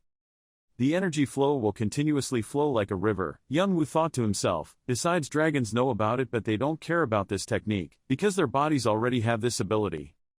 But I'm only human, a huge difference compared to that dragon. I need something similar to acupuncture points, which is called an energy core. If it were possible to create energy cores in every corner of the body's internal conduction system, and have full control over them, then... Thinking about it, Young-woo smiled. I can also control my own energy. Notifications begin appearing in the system. You have established a new concept for the magic circuit system. You have discovered one of the areas unknown to dragons. You have achieved the title, Cultivator. You have achieved the title of Pioneer. You have achieved the title of One Blessed by Mana. The new skill of mana control is formed. The gods and demons on the 98th floor begin to take an interest in you. Young-woo saw this and silently wondered if the gods and demons of the 98th floor were interested in him. For some reason, the gods and demons of the 98th floor govern the affairs of the 77th floor and below. If anyone comes to their attention, he or she will receive their blessings and strength. At the same time, giving them the title of an apostle who can meet the gods directly like Hermes did in the past, or through messages like this. But that situation can rarely happen. Even Young-woo has never received such a message before. It seems that the hypotheses about the energy core must be very attractive. In the mask, Young-woo smiled. No matter what, there is one thing that I know for sure. The path I choose is the right path. and then receive this skill, the cultivator's ability to easily contact the energy flow in the air. The energy used in each attack is increased thanks to the ability to cultivate. The speed is also faster when you master the skills. Young-woo thought to himself, not only was the amount of mana he absorbed increased, but the recharge time was also accelerated. If he could reuse and recharge his energy faster, his magic would also improve. Effective. This is truly a dream for any player, like a cheating skill. Next is this title. It's truly amazing. It's the title of Monoblessed Person, who players will gain 15 additional magic spells and 9% of their magic casting ability. Their energy output will increase significantly, and they can use many different types of magic unconditionally. Young-woo crossed his arms and leaned against the bookshelf. In addition to his energy being increased by 15, his skills were also much more developed, but that wasn't even the most important part. I can use many different types of magic, which means I can freely use energy from two opposing systems. The two systems Young-woo mentioned are the fire system and the water system. Basically, Young-woo cannot use the Aegis shield and black bracelet at the same time, but with this title that limit is no longer valid.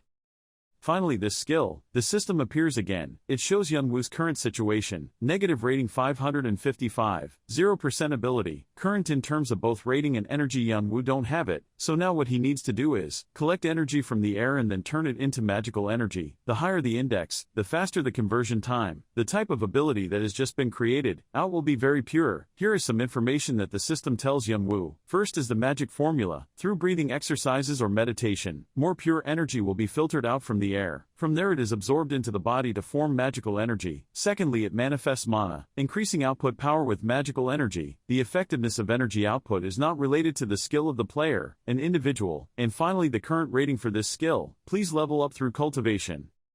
The more Young-woo read the system notification, the more he thought. He put his hand on his chin and wondered. Mana control is the skill he needs to use magic more effectively, even though its rating is somewhat different now. Low, but I have invented a new energy core and cultivation method. The rank should not be a problem. Now it seems like I understand the basics, I just need more materials to complete it.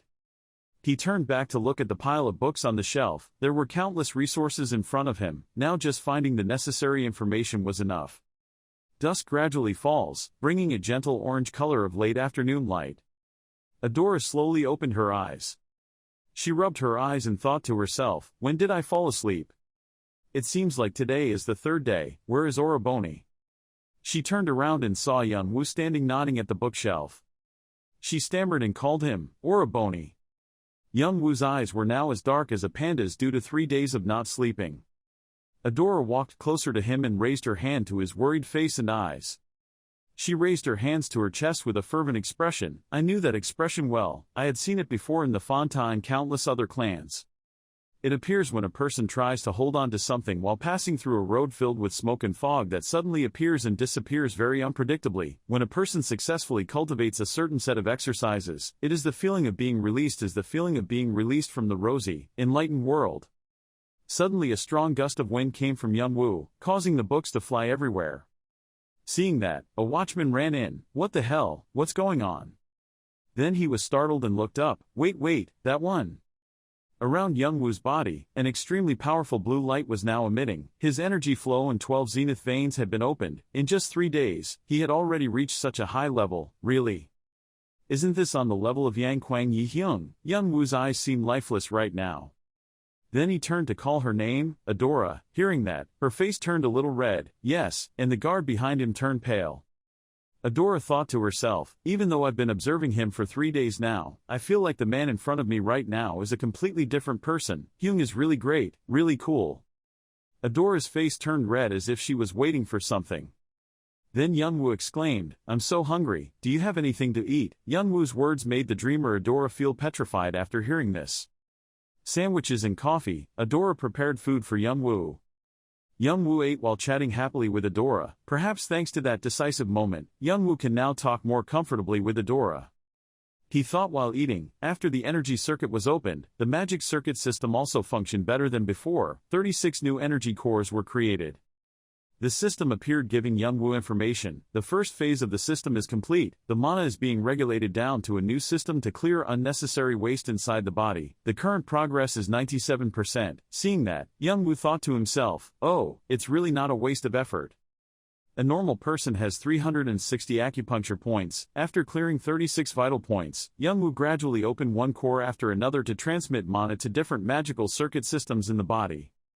Youngwoo thought to himself, although the energy in the magic circuit system was somewhat reduced, the effect they brought was more. Interrupting Youngwoo's train of thought, Adora asked him, "Have you finished everything yet?"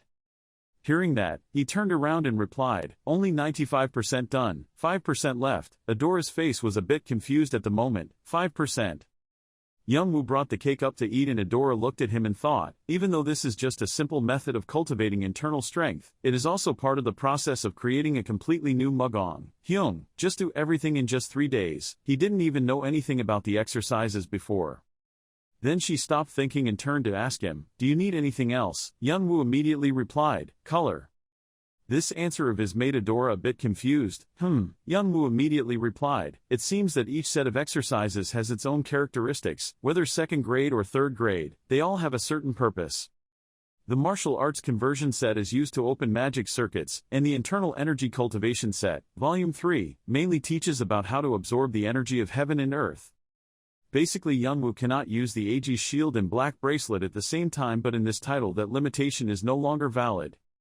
What he just created is just the foundation. To be recognized as a real set of exercises, it needs to have its own properties, something that Youngwoo currently does not have."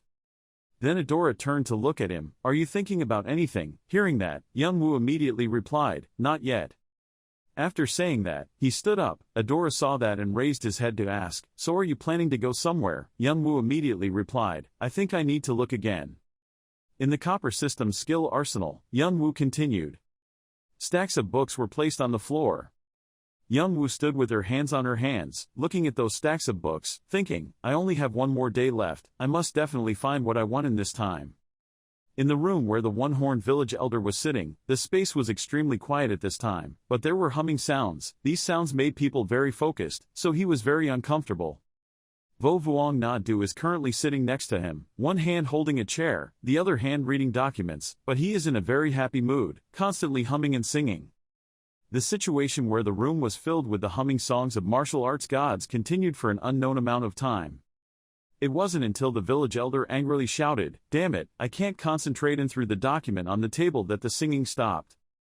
Then he turned to look at Na-du martial god and asked, "Why are you in such a good mood? Are you having something fun?" At this moment, Martial King Na-du happily raised his head.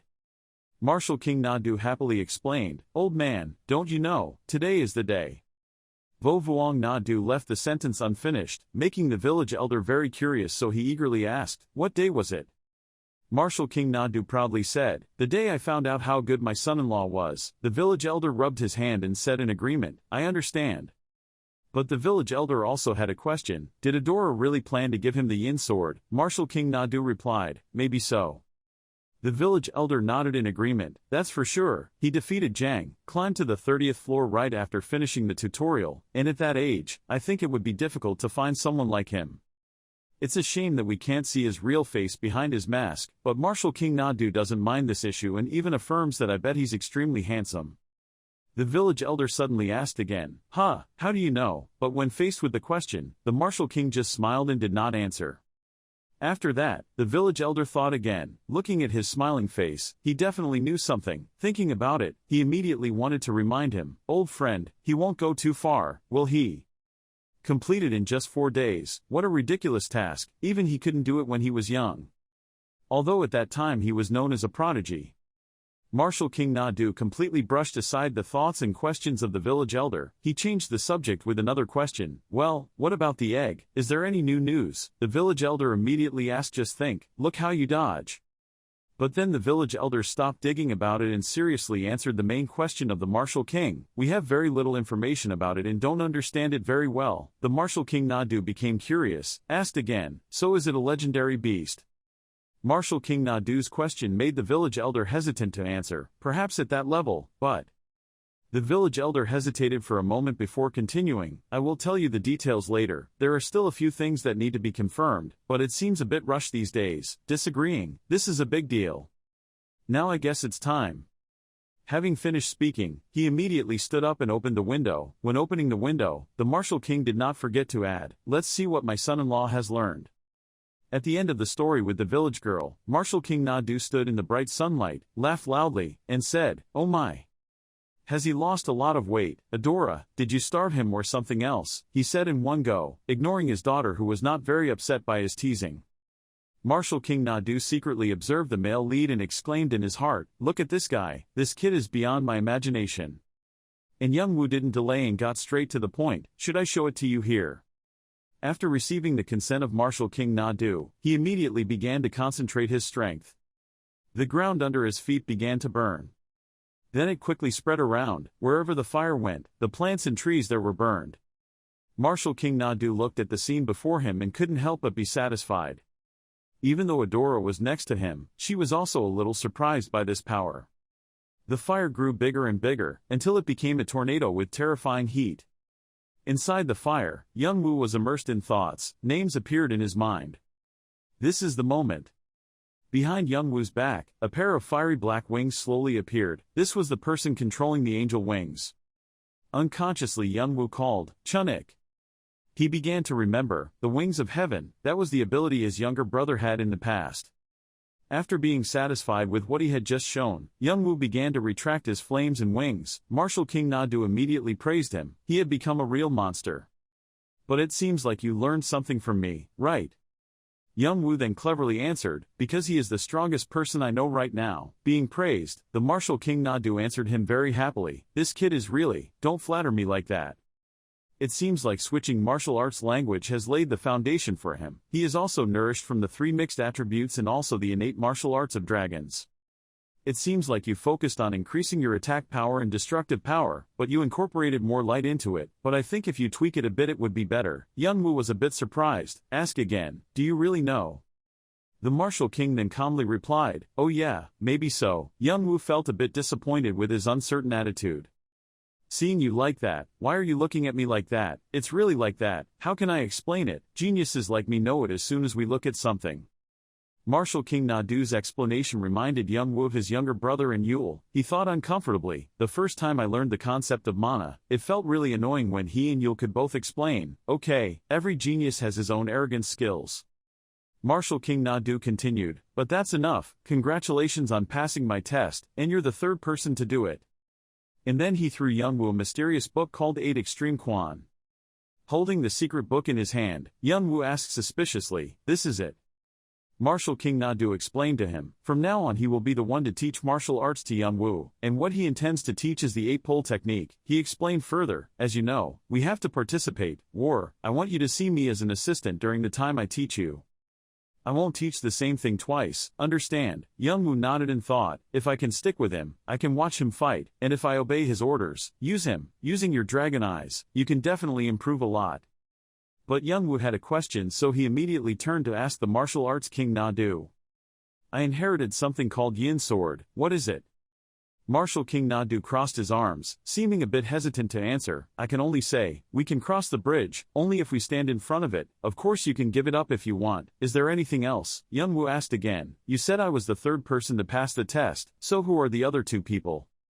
Nadu didn't expect him to ask about this, so he smiled and replied, "Really, are you really curious about them? Surely you have heard about one of them, he is quite famous. That person is the Sword God." Young Woo was a bit surprised to hear the Martial King Nadu confirm this from his own mouth. The reason he was surprised was because the Sword God was one of the 5 leaders of the Azure Sword clan and his swordsmanship was extremely excellent. People said that he was the best sword user. He was the first person to pass this challenge.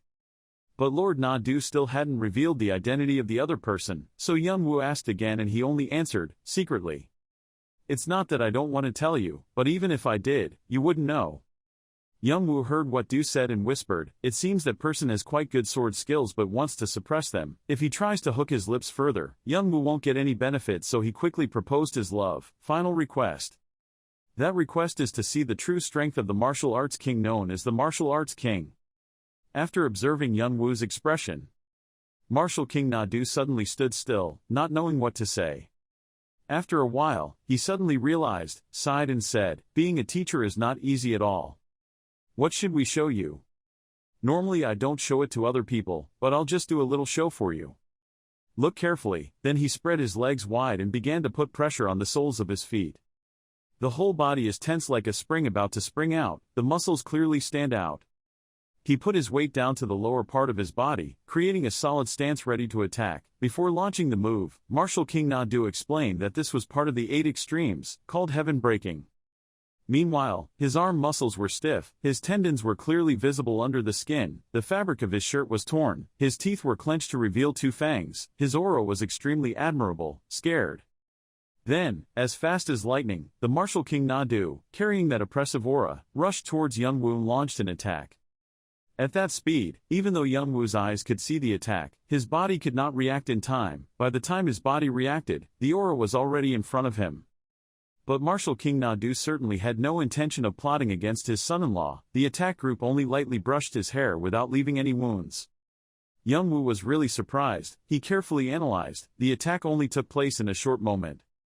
But with what I just witnessed, is there a monster still lying dormant inside the Martial King? He looked at Nadu's sharp eyes and the murderous aura emanating from his body and broke into a cold sweat.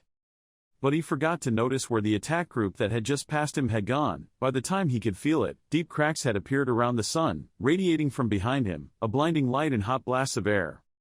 He immediately reflexively turned back to observe. And Adora was so terrified that she covered her mouth and couldn't say a word. She could only stammer, "The sun is shining." Broken into 2 pieces, but the crack began to spread. Gradually a giant black hole appeared in the sky. Around the crater were remaining fragments. But then quickly the giant crack in the sky began to shrink, and the floating debris gradually gathered together. The darkness from the black hole began to fade, the sunlight once again appeared, the sky returned to its familiar blue color as if the ghostly incident had never happened. Each incident made Youngwoo startled, wondering how could something like this happen. A sigh of relief rang in his ears, causing him to nervously turn his head. I only saw Martial King Nadu massaging his arms and legs as he spoke. My shoulders were stiff from not using this power for a long time. Anyway, you saw it, right? We're leaving here tonight, so don't be late. Adora, give this kid some food. People will underestimate him when they see he's too skinny, okay? Then he calmly left as if nothing had ever happened, to the surprise of his daughter and son-in-law. Looking at the back of the martial arts King Nadu, Youngwoo silently made up his mind. One day he will achieve such a level. But after returning to the room, a painful moaning sound rang out. Nadu hugged his terribly painful arm and exclaimed, "Using that move almost killed him." The hidden voice rang out again. "Who told you to show off like that? You're just overdoing it. The elders are frantically looking for you, wondering if you're awake when the gang bangs you. Others will come and complain to us." But Martial King Nadu also has his reasons. He cannot let Youngwoo see his weak side. Furthermore, he wanted Youngwoo to look at him like a solid wall and use him as a goal to practice harder. But that voice asked in return, what if you had completely cut off his motivation? Of course, if that was really the case, then there would be no reason to keep Youngwoo. The voice said again, "Anyway, how's everything? Are you satisfied? You wouldn't do that if that guy didn't meet your standards, right?" Having been told something really hurt my heart, I had no choice but to tell the truth. I felt satisfied right from the start. I'm planning to make him work more than planned. The Sword God took 30 days to complete the test, but it only took him 4. Don't you think I need to become a better teacher, because that would be fair to him? And so, night fell, an evening that the martial arts king believed was a sign of an approaching war. Standing high up, Martial King Nadu shouted attention to gather everyone. Then he started talking. "You guys are feeling scared because I haven't been out for a long time, right? Don't let fear make you wet your pants. I will definitely come to check, but who is like that? Understand?" These words successfully made everyone laugh. The tense atmosphere on the battlefield also decreased. On the contrary, everyone was encouraged and could relax. The woman teased him not to let himself be defeated, otherwise someone else would take his place. Everyone below was also talking and laughing with each other. It was a wonderful scene to witness. We could see that guy being beaten to a pulp, but in contrast to them, Youngwoo was completely unable to forget the atmosphere. This gas. Martial King Nadu said again, "If that happens, I will embarrass you even more by following you to hell to pinch each of your ears. Is that clear?" Everyone enthusiastically turned towards Martial King Nadu. Their chants echoed everywhere. He immediately picked up a dirty piece of paper and shouted loudly, "Then let's begin. It's time to play until the end." Then the car rips the paper from his hand. People below also picked up the paper and quickly tore it in half. After tearing that piece of paper, everyone was immediately teleported away, leaving only Youngwoo standing there with the piece of paper. He silently looked at the piece of paper. Finally this moment came. The red bird was like a small flame, flying in the air, radiating a cold light amidst the cold of the night, signaling the upcoming war between the Red Dragon and Azure Sword clans. On the 11th floor, the world inside the tower. In the middle of a vast field, a person walked silently. That was Young Woo slowly walking back to where martial arts king Na-do was sitting. Coming behind Na-do, Young Woo asked, "Why did you call me?" Na-do looked at him, smiled and nodded. Then he stood up and said, "Yes, I think I should teach you the 8 poles, before we start entering Kurum City." Then he turned around, pointed at Young Woo, and affirmed that every day he would teach him one move of the 8 pole technique. He also carefully reminded him to study hard, because he only taught him once, not a second time. Young Woo also obediently obeyed. Seeing Young Woo's attitude, Patting Vuong Na-do seemed very satisfied, raised 3 fingers and said, "Now as you can see, martial arts are divided into 3 different parts, Shim, Gi and Chai. Shim is internal skill, also known as mana or internal skill, Chai is vein or dandine. What about the thread that connects the two, allowing us to apply martial arts properly? Sword skills, knife skills, boxing techniques, all of those skills, the 8 poles that I'm teaching are some of the most advanced.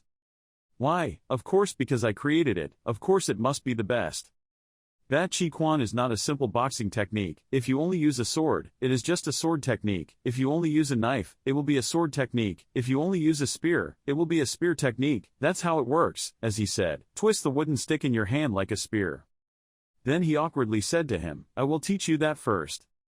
I also felt that I was too colorful, so Na-do immediately started training. First he stomped down vigorously with one foot. This is Gunbo. After that, he immediately appeared and disappeared, changing posture and position continuously. This is League 1. Observing this, Young Woo couldn't help but be surprised. Because his moves were very decisive and precise down to the position of each step and the angle of his arms, he just followed along, blending with the Jill flow. After practicing for Young Woo to observe, Na-do began to explain, "This is the first move of the 8 pole technique, called Gun Onjinjin." But he silently smiled smugly, thinking that even though it is the first move, this move includes 64 small steps. A rookie like Young Woo cannot remember it all in one observation. He was waiting for Young Woo to admit that he couldn't remember all the steps just so he could show off his talent as a talented master. But on the contrary, Young Woo's answer was that he had memorized all the steps, which made him freeze in place. Right now, Young Woo is very eager to try the move just now. He immediately did it again in order, first Gunbo, then Taegok, last League 1 Shield. Na-do was dumbfounded at his speed in memorizing. But he was even more surprised when Young Woo directed the final punch towards him. Young Woo stopped his hand before the punch interacted with Na-do's face, making him extremely surprised. But then he regained his composure and moved on to the next move. Continuously like that, Young Woo quickly learned 8 extreme quan, thus he received many beneficial skills such as enhancing senses and blocking blind spots as well as other 8 extreme quan related skills. However, the second and third forms of the 8 pole technique require Young Woo to find the missing pieces to complete the skill. Although he was shocked that Young Woo could learn the 8 poles in just one night, Na-do still tried to show that everything was as he planned. Adora and Fanti looked at their father's expression with an extremely cautious attitude. Look, he's confused, he's probably really shocked. Young Woo slowly felt the flow of mana flowing through his body. Even though the mana was only in a stable state and had not yet returned to normal, Young Woo really wanted to try the 8 pole technique. Young Woo immediately asked "Sir," but he immediately corrected him and called him Master. "You are my disciple, so why do I, your king, call me Master?" After Young Woo obediently called Master twice, he was satisfied and asked him what he was wondering about. Young Woo immediately excitedly said, "Can you give the battle at Kurum to your disciples?" Na-do immediately expressed his attitude. "What? No, this is something my clan can take responsibility for, and so can the members of the One-Horn tribe." But then he thought again, but this is also an opportunity to see how far his martial arts ability has come. When he turned around, he suddenly saw the people of the Unicorn tribe gathering there. He immediately thought of something and said with a sinister smile, "I just thought of a good idea." The story of the martial king Na-do was interrupted there, replaced by the story in the town of Na-do where a huge explosion had just occurred. The person who immediately reacted to the explosion was Shannon, the captain of Team 8 White Rickets, affiliated with the Red Dragon clan. He shouted, "What is that? What is going on?" Shano immediately suspected that this was a raid by the Azure Sword Gang, but his subordinates told him it was not. This is the raid of the Unicorn Clan. Shano couldn't believe his ears because the One-Horn tribe had never intervened in a war between gangs before, so why did they appear here now? After saying that, Shano immediately realized that there was a murderous aura very nearby. Until they saw the Martial King preparing to attack, they still couldn't believe that the Martial King was also here. Suddenly, he unleashed a punch that echoed like thunder, shaking the ground towards the enemy. The punch was so powerful that the surrounding air was compressed, creating a powerful shock wave. The punch was like a tornado, flattening everything in its path. The places it passed through left only a pile of ruins and smoke and dust. Shano was lucky not to be directly hit by the group just now. He knelt stupidly next to the rubble that the punch had caused. But was extremely scared, afraid he couldn't even stand, let alone fight. The Martial King immediately walked in front of him. Scary Face asked, "Do you want to live? I will give you a chance." Elsewhere in Kurum town, the battle is still going on. The town is engulfed in flames, the sound of bombs exploding in the sky. The towering buildings are now only ruins, masses of dust are flying everywhere. Fanta stood and observed for a moment, then said, "It looked like someone was flying here," making Adora and Youngwoo a little curious. Fanti continued, "He was holding something in his hand. What exactly was it?" It wasn't until the Nadu flew in front of them that Fanti shouted in shock, "Is it a human?" Then the Martial King Nadu's feet immediately touched the ground with a powerful force, shaking the whole ground. Then he let the two people he was carrying down to the ground. Fanti immediately shouted, "Now the old man has moved to kidnap other people's children, but the purpose of bringing these two people here is to let Youngwoo tries out his martial arts skills." He pointed at the other two guys and said, "Let's play." The two people who were arrested immediately became suspicious and did not understand what was going on. Then Nadu yelled at me, "I told you to fight that guy over there, whoever beats him will live, it's as simple as that." Nadu this slowly sounds forward, "Good, so there are 5 people." He stood there thinking uneasily, saying he would give himself a chance to experiment, but he didn't expect to use this method. The martial lord's presence may have put pressure on others, but they were all quite strong, to the point where I had to wonder if I could really fight on equal terms with them. Then he smiled confidently, but that didn't mean he would refuse this request. Then continued very strongly, "Okay, let's go to the station. This is the best opportunity for me to try the 8 Chi Quan technique and control the mana of the heavenly wing." Nadu spoke first, "The rules are very simple. We will decide who wins and who loses through a one-on-one match. All you need to do is take a step forward according to the formation order. You guys just decide for yourself." After that, the teammates looked at each other and nodded slightly as if they had decided something. One person steps forward, "I will be your opponent. This will be Cha Youngwoo's opponent." He evaluated him for a while. It seemed like he was famous at the first level, but the general rule is that he's still just a newbie. Damn, do I have to fight a life and death battle with a kid. Go ahead, these are the only words I say to you. Cha Youngwoo also quickly pulled out his weapons, 2 small daggers in his hand, without saying anything else. Finally, the Martial King spoke up to start this battle. Mana wings sprouted from his back and he shot forward to the surprise of his opponents. Then in the blink of an eye, he rushed towards that person and unleashed his ultimate move. That guy really didn't understand what the hell was going on. He was just cursing and didn't understand what the hell was going on. This guy is really fast. You have to quickly close the distance. The sword and the dagger touching each other create a scary noise. Somehow, a surprise happened when he turned his body to one side. In the blink of an eye, he sent a blow towards the opponent in front of him. When the other person received this blow, Van Sa fell backwards, completely unable to fight back. Arctic Fist and Heavenly Wing Mana Control, the first time I learned them, they didn't combine very well, the moves didn't match the magic power. So focus on integrating Shim, Gi and Che and then use Jill's moves again. To move the blade forward, the tip of the knife is now really dizzyingly fast. At that time, I realized that everything had soon merged, almost as I had expected, extremely optimal. In the blink of an eye, countless attacks were launched.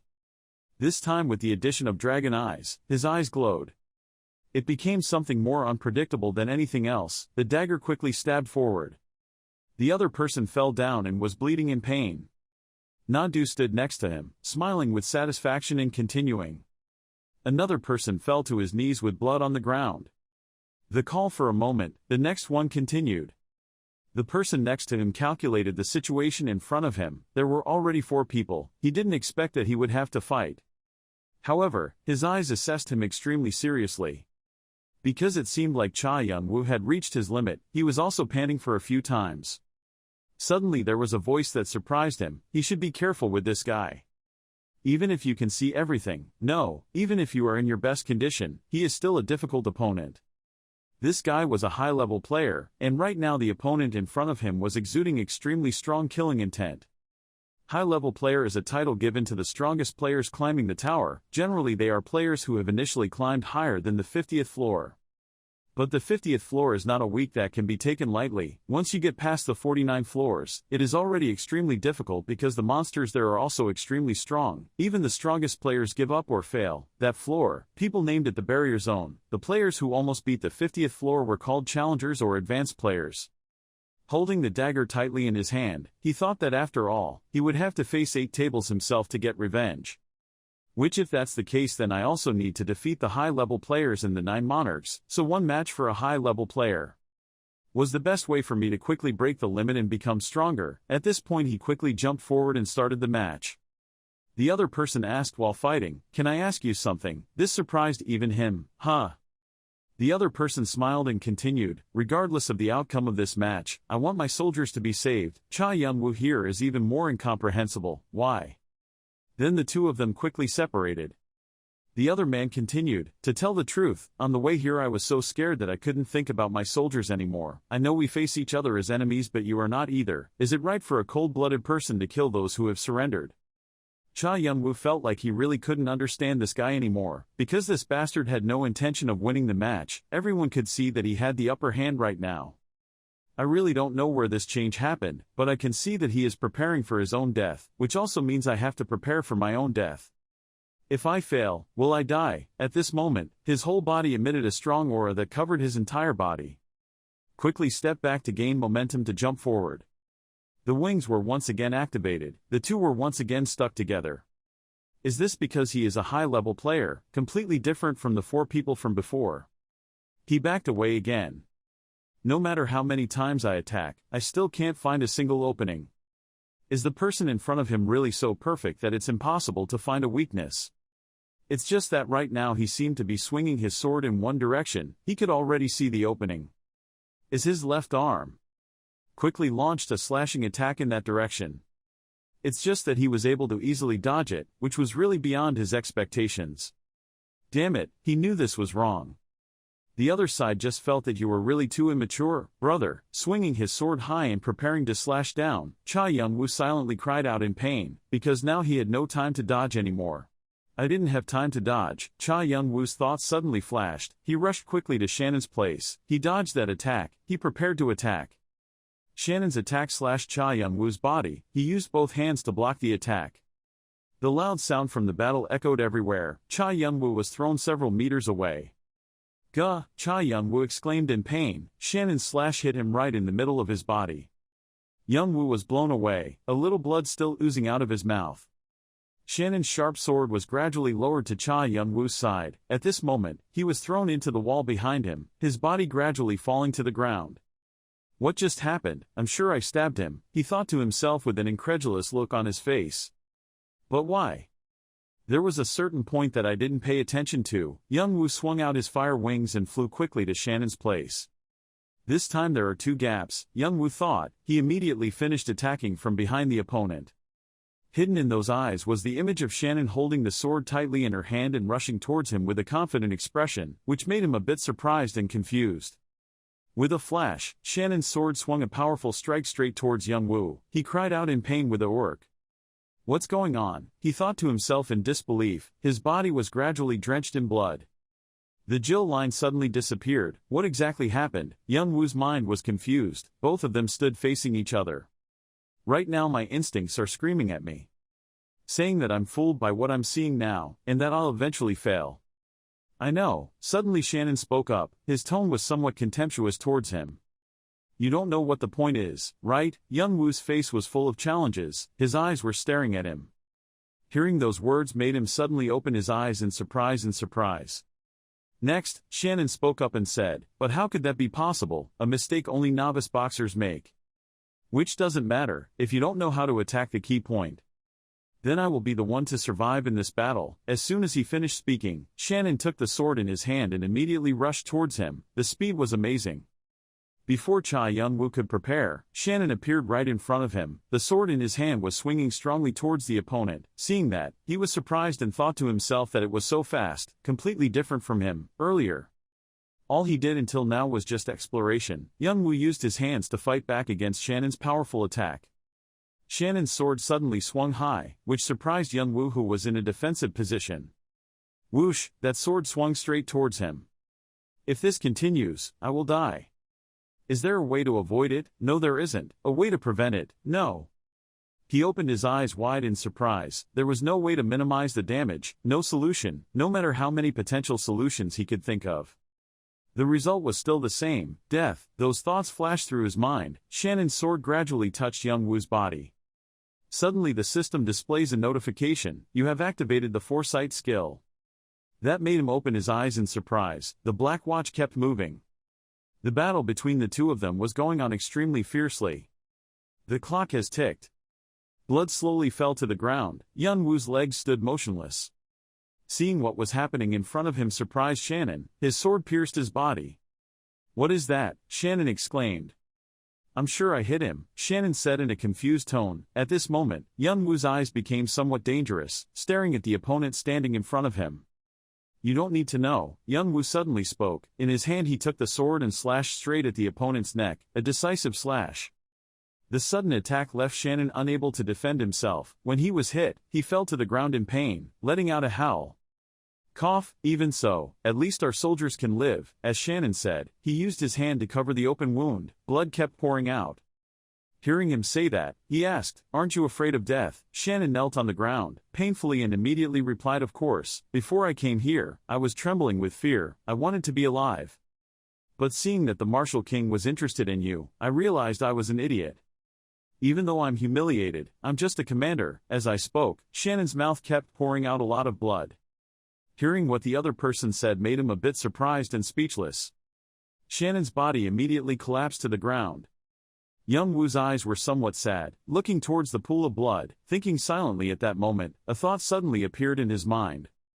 Young-woo, if someone like Shannon was by her side, maybe she wouldn't have such a tragic end.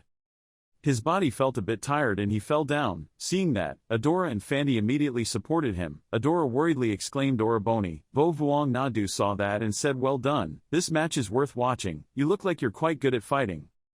What is the point of it? Young-woo tiredly asked. Hearing that, the Martial King immediately replied, That's fake.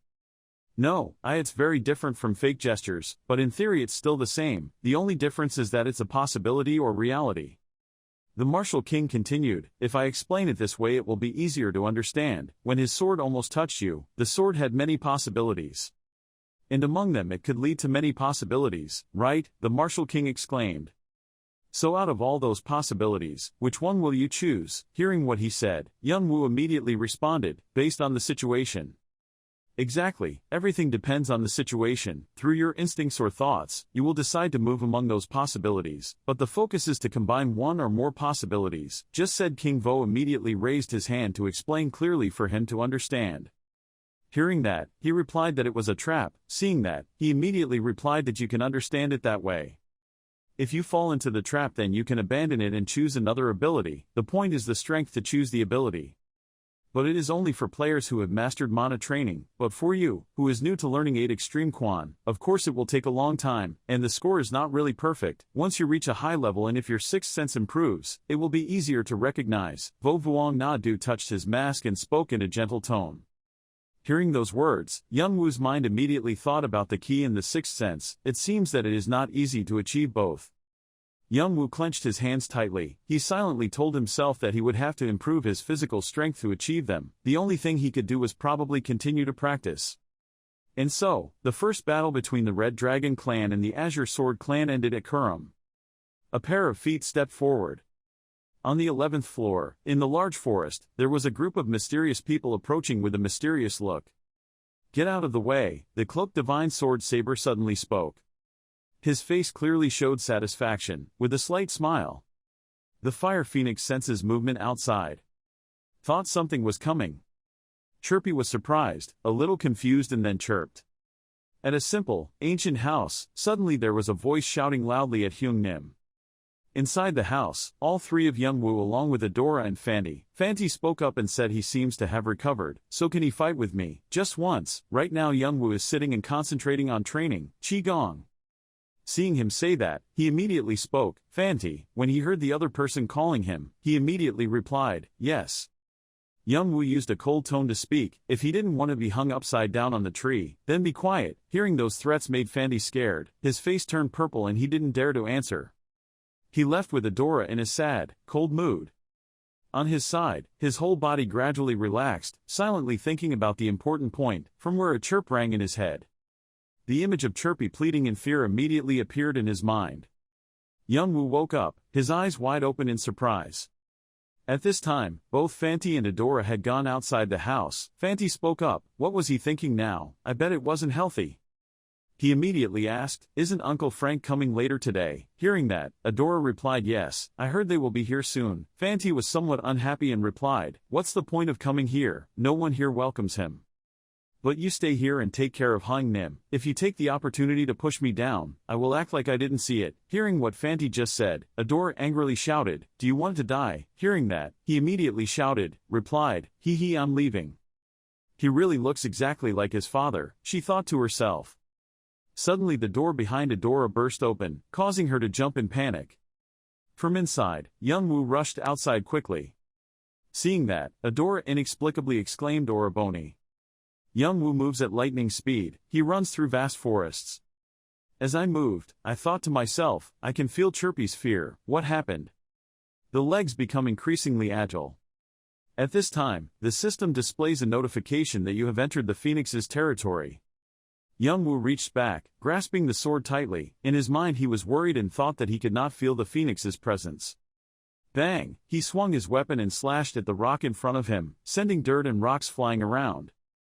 A huge hole appeared on the stone key created from Youngwoo's recent attack.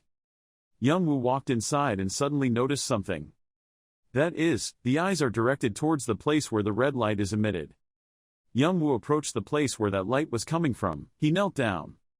Chirpy exclaimed. Chirpy was now lying tired on the ground, the corners of his eyes wet with tears of pain, and exclaimed, Chirp! Suddenly a voice rang in his head. You are a fire phoenix, as expected, quite useful for alchemy medicine. Who are you? The voice of the fire phoenix rang out to you. Who is? Hearing those words, he silently realized, this is Chirpy's memory. The fire phoenix repeatedly angrily exclaimed that no one has come here for a long time. But do you know the outcome when you come here? The sword god Saber then answered that he didn't know. In Chirpy's memory, a man with a cloak covering his face appeared. But the outcome this time will be different. As he spoke, he pulled out the sword from his waist and pointed it straight at the fire phoenix. Seeing his image, Youngwoo recognized him and immediately exclaimed in his mind, Martial God Saber. Among the 8 guilds, the Azure Sword Guild has the fewest members and the most power, but even so, there is still a reason it is considered strong, because there are 5 famous martial gods there. The martial gods are very strong, each of them is in the top ranks, and the person here is one of them who just thought in his mind. The image of the martial god Saber swinging his sword and jumping high towards the phoenix, fire appeared in his mind.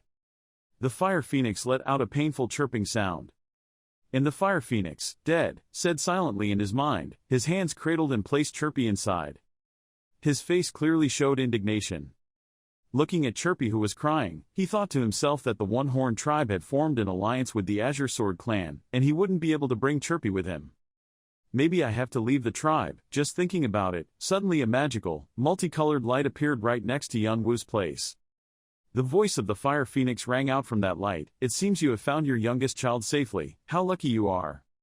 Hearing those words, he spoke up and said to the phoenix, but before the other person could finish speaking, the fire phoenix replied, don't be too angry because I'm already dead. Even though I die, with the fire I can still be resurrected. Right now I won't be here, but I will be revived again. Hearing the words she conveyed, Youngwoo's mind secretly thought, the fire phoenix did not answer me. This is a remaining soul. Dead is dead. Even if revived, it will be reborn in the future, another body. Thinking about it carefully, she was also afraid that she would end up making the wrong decision. So I ask you to take care of my youngest child until I return, as a favor, which of course is not all. Suddenly there was a vortex of that magical light spreading all around the area where Youngwoo was standing. That light enveloped Youngwoo's body. The fire phoenix continued to speak even though it was small, but I hope from now on this strength will help you and my youngest child continue to walk on the path, your way. The phoenix has chosen you as her heir. According to her wish, the original fire of life will be given to you. The magic circle prepares to receive the fire of life. Your body has successfully received it. The successful process began. As soon as the system rang out that notification, a strong stream of energy immediately entered Youngwoo's body. He felt that source of power. It was so hot. This is the power left behind by the fire phoenix. It cannot be missed, Youngwoo thought while gritting his teeth to endure the pain emanating from that source of power. His body began to transform. Light emitted at prominent locations on his body. Right at the top of the head, that light becomes even clearer. The system continues to issue notifications that all magic circles have been opened. The process has successfully ended. You have received the title of Phoenix Successor. The relationship with fire attribute increases to 30. You are gaining part of the level of fire attribute. Congratulations on the mastery of the fire-spreading skill. It has reached 100% and the heat wave advanced skill has been unlocked. Your title has been applied to the heat wave and replaced with another skill. Present the level of the fire attribute applied on the skill is being developed into a high-level skill. The Holy Fire skill number 050 has been activated. The evolution of your body has been confirmed. The spiritual layer has increased and the successful process was paused to continue. At this time Youngwoo was in pain. He sat down on his knees on the ground. Standing in front of him was Chirpy. Current progress, 99.8%. Youngwoo's hands raised high. Seeing what appeared in his hand, he immediately thought that the magic circuit had been expanded.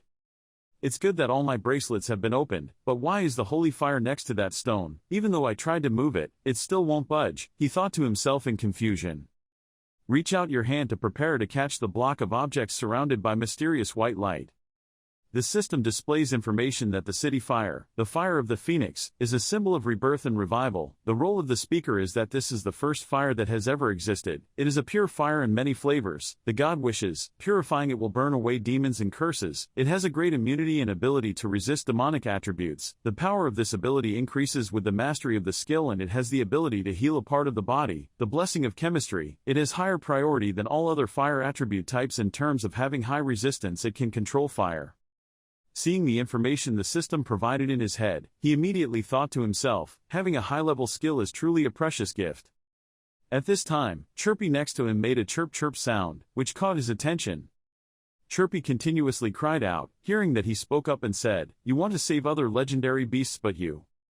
His hands rubbed Chirpy's head. In his mind he silently thought that he didn't want what happened to him to happen to other animals. What an admirable child. "Okay, let's go save them together," he said. Hearing that, Chirpy happily chirped. Suddenly Adora's voice rang out, "Oroboni." At this time Adora appeared with a somewhat worried expression. Seeing her coming, Youngwoo asked how she found this place. Hearing that, she replied that she saw you running out quickly, and I followed you here because I was worried about you.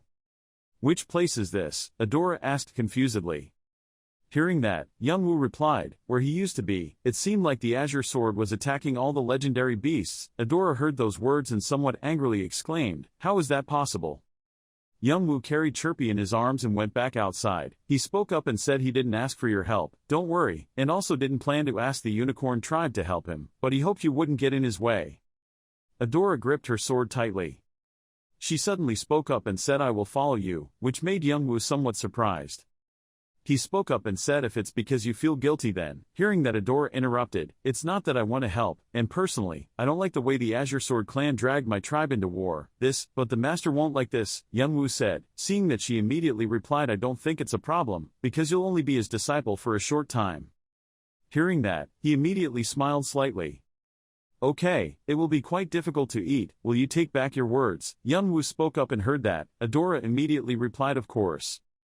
In the Eastern Dragon's territory, a black dragon is being held captive by magical ropes, underneath a series of animal corpses lying around. When Youngwoo and Adora both saw that scene, they were extremely frightened. In his mind, he thought we were late. The system rang to announce that the dragon's soul was following you. The dragon's voice immediately rang out, "Cuckoo, so you have been chosen by a divine beast. Being here you must have known about it. What happened, right?" At this moment, on Youngwoo's shoulder was Chirpy with a bewildered look on his face. Hearing those words, he immediately thought to himself that this was the remaining trace of the dragon fruit. If so, then he spoke up and said, "I have a request for you." The green dragon with a savage laugh spoke up and replied, "Cuckoo caca, you intend to help me take revenge in exchange for you being able to use my power, right? That's very brave, okay kid.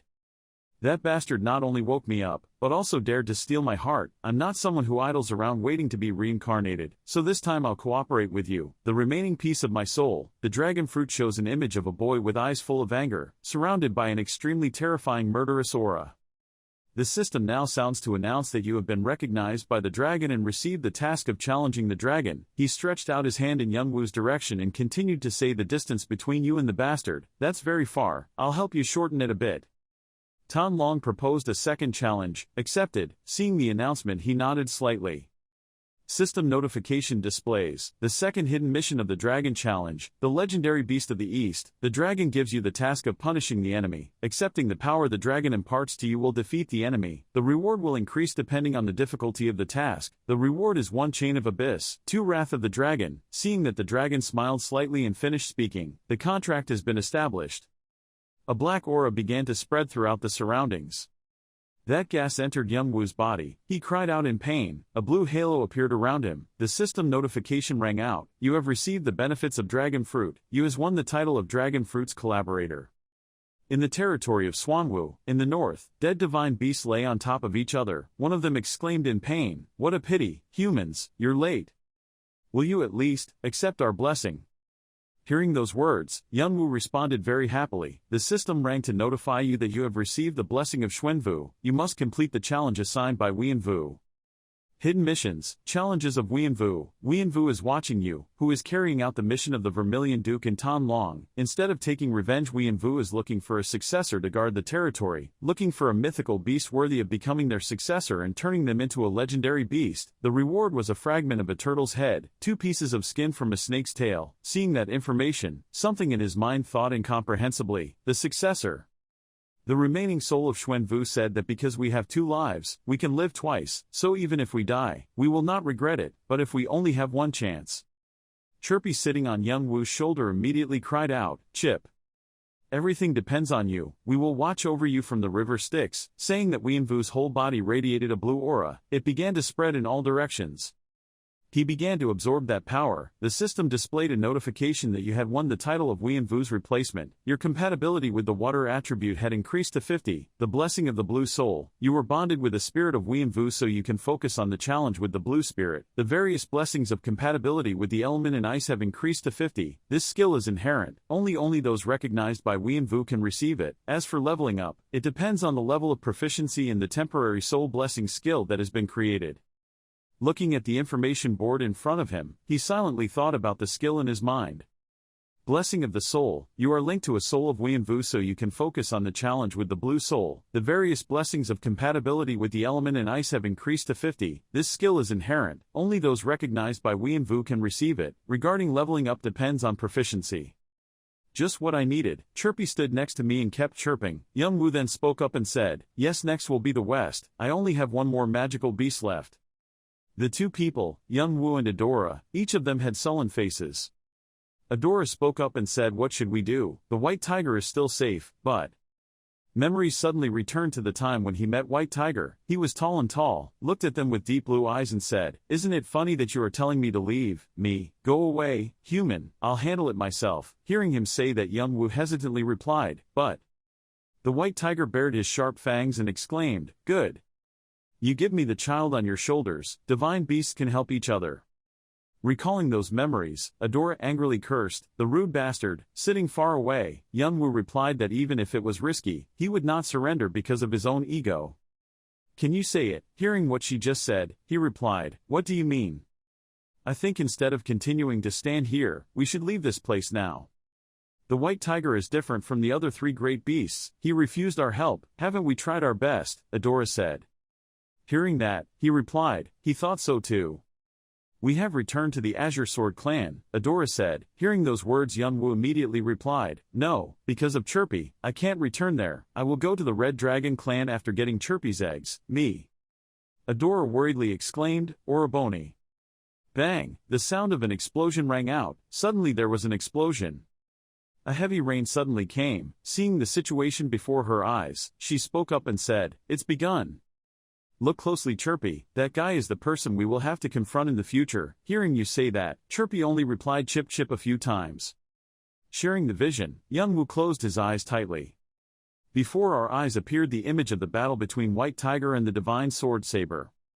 He used the sword diagonally towards the White Tiger, blood kept pouring out. Seeing that image in his mind, he secretly thought that it was the sword that Saber had been collecting all this time. The angry White Tiger kept exclaiming, "How dare you, how dare you!" Young-woo thought to himself, he is playing cat and mouse with him. Has martial god Saber always been this strong? Judging by his madness, he probably possesses some kind of magical weapon, or maybe he's using dark magic. With a flash, a slash from the martial god Saber was directed straight at the White Tiger's face. The White Tiger fell to the ground. Seeing what was happening, he thought to himself that the opportunity had come.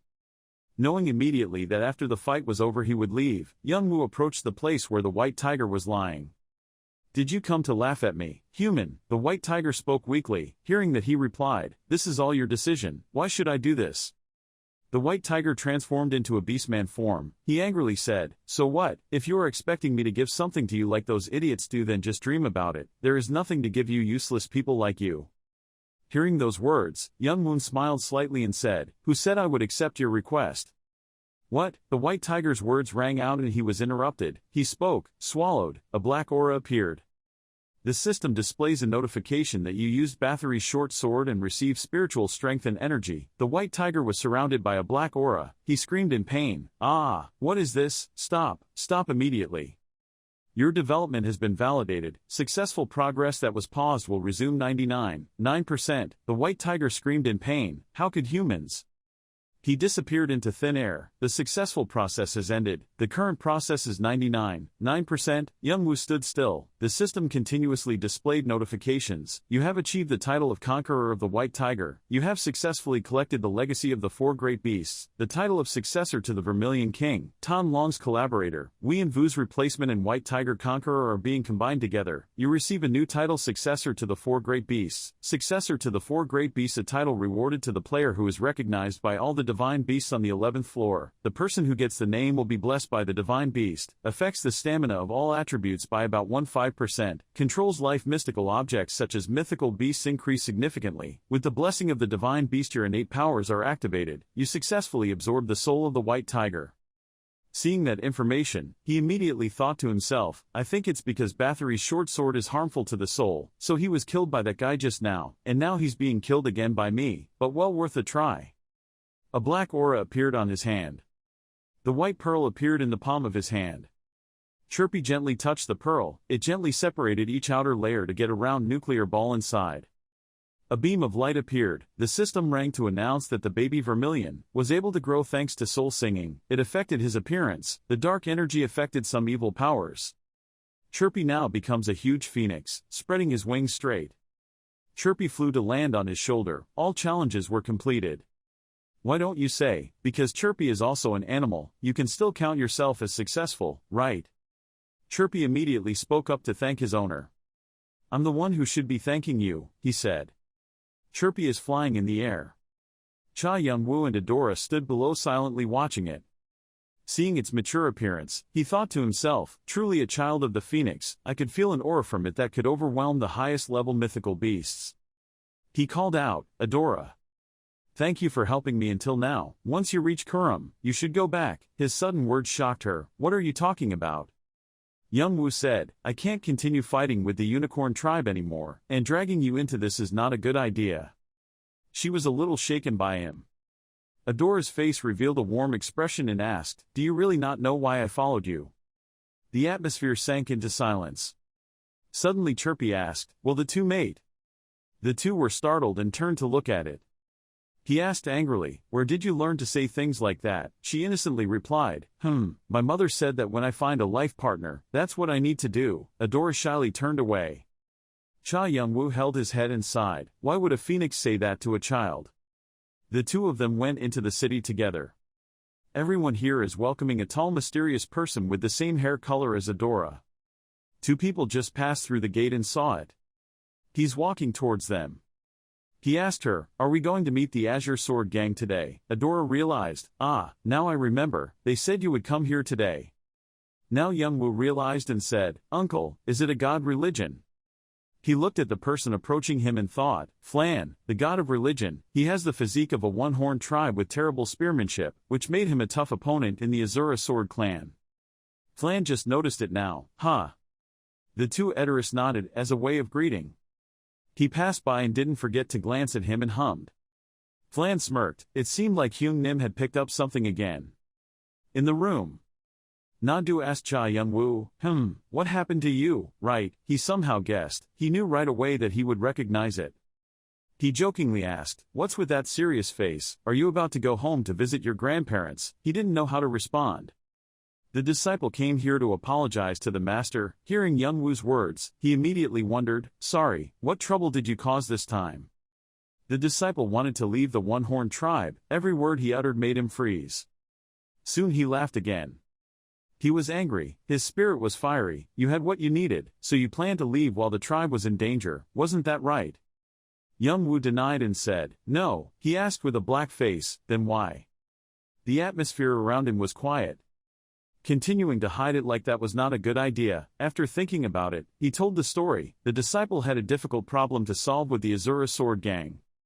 "After hearing your reason, you're a bit tired, those bastards, so they're going around causing trouble again." Nadu picked up her cigarette, so angry that she cursed, "Damn it." Then threw the cigarette straight at his head. He grumbled, "What an idiot." He held his head in pain and cried, "Huh." What did he think the teacher-student relationship was like? Nadu's question made him feel dumbfounded. He said seriously, "Even though it's only been a few days, I've taught you to the best of my ability, with sincerity." He spoke at length, "But I think that's nothing to you. If you were in such a situation, shouldn't you have rushed home to inform your respected master? Then I would help you, or nag you or something, but you don't want to be a guest anymore." Nadu sitting and lecturing philosophy. This ungrateful disciple, teacher and student are of course not like father and son, because it is a relationship created by heaven, but the relationship between teacher and student is created by humans. Create for yourself. That relationship is decided by us, so only a deep connection can do it. That's why I asked, "What am I to you?" Cha Young-woo immediately froze after hearing that.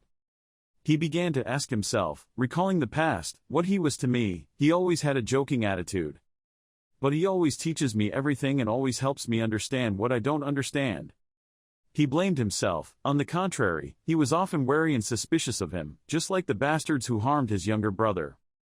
Finally, Young-woo gave the answer, "You are my master." He spoke from the bottom of his heart. That's how his disciples always thought of him. Nadu frowned thinking. He bowed his head to him. But after everything, he still couldn't say it in a sentence. Only when he went out of the city did he think of, "Thank you." Young-woo wanders on the street. Nearing the city gate, he suddenly discovered something. He was confused when he saw the two Adora brothers already waiting and asked, "Two people?" The two of them began to blame him. Would you be happy if you left this little brother behind? Even if you stopped us, we would still follow you." Cha Young-woo asked further, "Even though we can face our tribe as enemies?" Adora clutched the sword with determination. She was mentally prepared. Fanti laughed loudly, "Haha, anyway, looking at the faces of those Azura sword bastards all day will make me throw up." He hugged his face and sighed. The two of them could do whatever they wanted. When the Adora brothers heard that, their eyes lit up and looked at each other. After that, the two of them continued their journey with Young-woo, walking behind him and talking loudly. "Why do you want to follow us, Oppa?" "Because you like it," Fanti replied. Behind his demon mask is a rare smile. "It seems that after meeting a good master, I also have two stupid younger brothers." A voice suddenly rang out. "Now, the red dragons are gathering in Veges. They intend to expand their territory, but that place is being continuously attacked by the Azure Sword gang." Although Azure Sword had an advantage when it gained control of Kurum, it let Red Dragon have the advantage when they held Veges. Cha Young-woo wondered again, why was that? Adora immediately answered, "Because Bahal is leading them." "You're surprised, Bahal," she affirmed and explained. "Well, he was said to be in charge of the 11th floor. Besides, since the unicorns joined the war, they are also much more cautious." Hearing this, Cha Young-woo thought, the situation showed that they were determined to retake the 11th floor at all costs for their pride. His thoughts kept flashing. Not only that, Azure Sword also had a martial king, a divine sword and a divine spear, so the red dragons definitely wouldn't sit still and take the fight. Thinking of this, Cha Young-woo's face stiffened, his eyes glowed, the surroundings seemed to radiate a murderous aura. It would be good if Leon also appeared. Seeing the atmosphere around him change so suddenly, Fanti glanced in surprise, his whole body stiffening. Then he crossed his arms and automatically moved to distance himself while saying, "By the way, how are you planning to join Red Dragon? Just thinking about you makes them mad." "Father," Young-woo immediately objected, "speaking of being in danger, aren't the two of them more serious?" Adora replied, holding the sword tightly in her hand, saying that but they didn't mind, because people of the one-horned tribe tend to leave the tribe. He replied, "So if you meet me."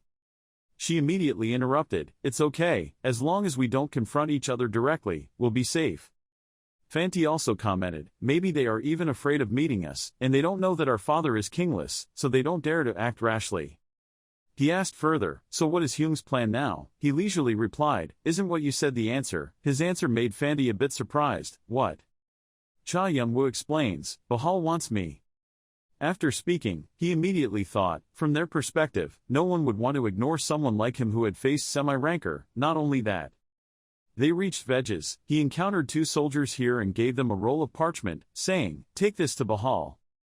In his mind, he carefully calculated that he had prepared something, then he told them that he would be very pleased if he knew that this was a gift from Cain. Outside were a few soldiers walking back and forth. A moment later, suddenly a loud laugh came from somewhere. "Look who's coming." He walked towards him and excitedly said, "Do you know that I've been waiting for you forever?" A name immediately appeared in his mind, Bahal. He clenched his hands and thought, if only he would treat Jong-woo with this attitude. Afterwards, he immediately bowed down to say hello, apologizing for being late. Even though he wanted to arrive quickly, conditions did not allow it. Bahal saw that, put his hand on his shoulder, smiled and said, "Who cares about sooner or later, but what's important is that we met each other." The soldiers around saw this and whispered silently, "He was a hoarder, wasn't that guy a rising rookie? When did he and Bahal become so close?" Cha Young-woo glanced around. It seemed he realized his intentions. Perhaps this was what he wanted to take advantage of. He used his name as a stepping stone to improve his position in Red Dragon. Bahal approached the two Fanti brothers and started a conversation. "Is it okay for the son of the king to live here?" He quickly replied, "My father and I haven't talked for a while." "Is that so?" He opened your arms enthusiastically. "Then we are ready to welcome you too." Then Bahal spoke, "So what are you waiting for? Come on in. There's a meeting going on, so we have a lot of people we want to introduce to you." A moment later, Bahal immediately raised his hand to introduce them to the group of people in front. This was the hoarder and family member from the Unicorn tribe. He emphasized that everyone who cares about the downstairs must have heard of it, right? A line of thoughts appeared before the fierce and contemptuous looks from the opposite side of them. Those from Artia were considered traitors and were not welcomed by other families, nor was Bahal. It belonged to Cha Young-woo. Among those people, he recognized a special person, 81 eyes. According to legend, a dragon's single eye has dozens of compound eyes, and there are 81 high-status people who will continue from the Summer Queen. Here, there seemed to be some familiar faces. After a moment of looking around, he was a bit startled when he saw the other person in front of him. It was a blue-haired girl emitting a metallic aura around her body, smiling towards Cha Young-woo. Fanti saw him being silent like that and asked, "What's wrong, Hyung Nim?" He hummed for a while then answered, "Nothing." Suddenly Bahal spoke up. Everyone looked like they didn't pay attention. He placed the leather map firmly on the table. Then he looked up and said, "But remember this." The people in front noticed something different about him and asked, "What's wrong?" His face darkened, his red pupils lit up. He said in a serious tone, "The location where Azure Sword was stationed." Hearing this, everyone was very frightened, especially the team captain Wolfraul. He stood up and shouted loudly, "Is it true?" Bahal replied thoughtfully, "Here, do you want to look?" The old man held the map in his hand and looked at it intently. Then he looked up and asked Bahal, "Who brought this thing here?" Without hesitation, he raised his hand and placed it on Cha Young-woo's shoulder and introduced, "It was brought by these friends." Wolfraul, the captain of the team, saw this and immediately expressed doubts, thinking that this thing must be checked. Maybe this is a trap from the Azure Sword gang. Bahal immediately asked him a question. "What if he said so? You didn't check it, Red Wolf, did you?" The old man paused for a moment then nodded. Bahal immediately added, "If that's true, this will be the thing to help us turn the situation around." At this point, the faces of the people in front changed slightly, listening to Bahal's words. "If you don't object, I want to give them a task and give them a reasonable reward." His face turned cold and he smiled calculatingly. Bahal spoke up, so, if you guys have no idea then I'll take it Kane, Cha Young-woo replied, yes, sir. He turned his back to face you, I want you to be in charge of the position of captain of the second team of the Foreign Legion.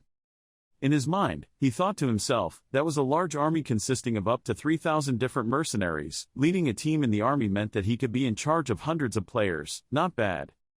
Cha Young-woo started thinking about his next plan. I will stay here and climb the tower my way, even if I am the martial god Saber, Leont, Bahal, I will not back down and fight, win when possible. Then he immediately replied, I will do my best sir. An armored foot kicked hard on the wooden door in front of him. He strutted in, spoke to the soldiers sitting in front, introducing everyone that this was Kane, the new captain and new members Fanti and Adora. As the captain of White Dracon and Amber, he frowned and said, please welcome them in your own way. After speaking, he turned and left. Don't forget to warn Cha Young-woo, I don't trust you guys, don't let me find out you're doing anything stupid. The captain of White Dracon and Amber had just left. The soldiers on the opposite side of him were whispering in wonder, Captain, aren't you guys from the One-Horn tribe? The One-Horn tribe is on the same side as Azura, right? One of them recognized him and spoke up, this mask, isn't he a hoarder? They were full of surprise. What, hoarder? You're right when you say the One-Horn tribe members look like siblings. Fanti stood behind him with his hands behind his head and said smugly, Hyung Nim, it seems like your name has become more and more famous without us around. Some people immediately felt dissatisfied and looked angry. He stood up and moved forward and said, hey, that captain. The soldiers behind also did the same. They had deadly eyes, emitted murderous intent and harsh voices. They had something to discuss. Yun asked, what are you going to ask me? It's not difficult to answer, let's just call this an introduction, because someone took all the hidden items on the 11th floor, causing us to lose a lot. The other guy said arrogantly, and the captain here is coincidentally the same as the bastard we're looking for, you see, he still owes us. How troublesome, Fanti. Get rid of them. Fanti was upset when he heard that. Hey, what do you suddenly ask me to do, Hyung Nim? Young-woo just turned coldly, or do you want, I have to take action. Fanti sighed helplessly, his character is really bad. Then he turned to the soldiers. Anyway, I'm bored, Fanti said, holding his hands and rushing towards the soldiers. One guy was punched and flew back, his teammate called out his name, Kyok. Then he used his fist to rush towards Fanti shouting, this bastard. Fanti uses his move. Then with just one hand, he easily blocked his punch. The other man screamed in pain, his hands were covered in blood. Fanti did not stop and continued to punch him with his fist. A loud explosion rang out, smoke and dust flew everywhere. When the surrounding people saw this, they also panicked and backed away. The commander of that group shouted loudly, what the hell are you doing, you idiots? Let's all rush in together, don't rush in one by one. Then he rushed up with a group of people shouting, eat this. Fanti was excited and started playing, the more the merrier, then without hesitation rushed straight towards him. His fist filled with power rushed towards him. He was sent flying aside. My hand, my legs, ack. Chirpy saw this scene and his eyes lit up like the first time he saw a fight. Master, I don't like that guy at all. Suddenly a soldier holding a sword rushed towards Young-woo screaming and dying. Seeing that his master was in danger, Chirpy immediately got angry and said go away. Then use your strength to teach him a lesson. After finishing, it flew back towards Young-woo. So annoying. Fanti finished fighting and sat aside complaining, damn it. I thought there would be a great match, but I was so bored that my hands were covered in dust. A guy still trying to get up. Fanti saw this and pointed his finger and said, something, you can still stand up, why don't you lie down on the ground? Adora sighed helplessly. At this scene, he should have shown mercy when fighting them. Now that we've beaten them to this point, what should we do? Suddenly Young-woo used holy fire. The soldiers instantly recovered from their wounds. One person exclaimed, the wound has healed, what's going on? Fanti was surprised, what, when did you learn that, Hyung Nim? It's been a while Fanti, yeah. Young-woo spoke up, break a few more of their bones and don't leave any more behind. Hearing that, Fanti suddenly gasped and the soldiers standing behind him turned pale in fear. The whole group knelt down and begged for mercy, thinking in their minds, devil, he is the devil, no, maybe he's even more evil than the devil. After healing, continue fighting, heal and then fight again, it's truly a loss of humanity, who would do such an immoral thing? Young-woo spoke up, I only say one thing. What we need is an obedient hunting dog, not a dog that likes to bite its master. This will be your last chance. Fanti stood next to him, smiling happily and said, that's right, behave properly. Youngwoo turned to look at Fanti and said, you take care of the rest, Fanti. Fanti turned around in surprise. Huh, Youngwoo replied, train them, it will be useful to us later. Fanti screamed in vain, even outside the tribe, what should I do with this troublesome matter? If you don't want it, go home. Fanti stood there sullenly. Then suddenly turned around to look at the soldiers behind, their bodies full of hidden weapons like ghosts. When the crowd saw this, they were startled. Fanti gritted his teeth with bullet-shaped eyes. The crowd trembled with fear and had a bad feeling. It was true that the hurt person wanted to hurt others. Fanti shouted loudly, you guys are definitely dead. Scene change, a blue-haired girl was caressing her curls. She spoke. Looks like you found a good treasure, Bahal replied, thank you sir. He even brought such valuable information, so lovely, Bahal replied, it seems you are interested in him. She said, of course, he was the third disciple of that weirdo, why isn't that interesting? Control him well, because it seems like he's planning something, there's going to be drama to look forward to, Bahal replied, I will pay attention. She continued asking, what about Leont? The situation is still stuck outside, the divine sword is protecting him, so it will take quite a while. Bahal continued, we are taking every measure to find the location. Once our target makes any movement, we will notify you immediately. The blue-haired girl said, it's so annoying, he's obviously doing more research on that stone, right? That might be the case, but I'm sure he won't touch the stone unless it's completed, so I dropped some bait. The girl wondered, bait? Bahal leaned closer and whispered, that is. After hearing that, she smiled. That's cute, I think it's a good idea. Bahal bowed his head respectfully, thanking him for his compliment. She leaned back in her chair with a frown and thought. Mother of Heaven's wings, if it wasn't for that bastard, I wouldn't have fallen to this low level, but it won't be long. Then she got up and left and ordered Bahal to quickly find that stone for me. Because we need it, to restore the dragon's heart. Scene change, Theologian Flan hastily pushed open the door and ran in shouting. Hyung Nim, what is this? At this time, the tactician and Martial King Nadu were sitting and discussing something. Seeing that, the strategist immediately spoke up, divine religion, that is also what I want to ask, what is this matter?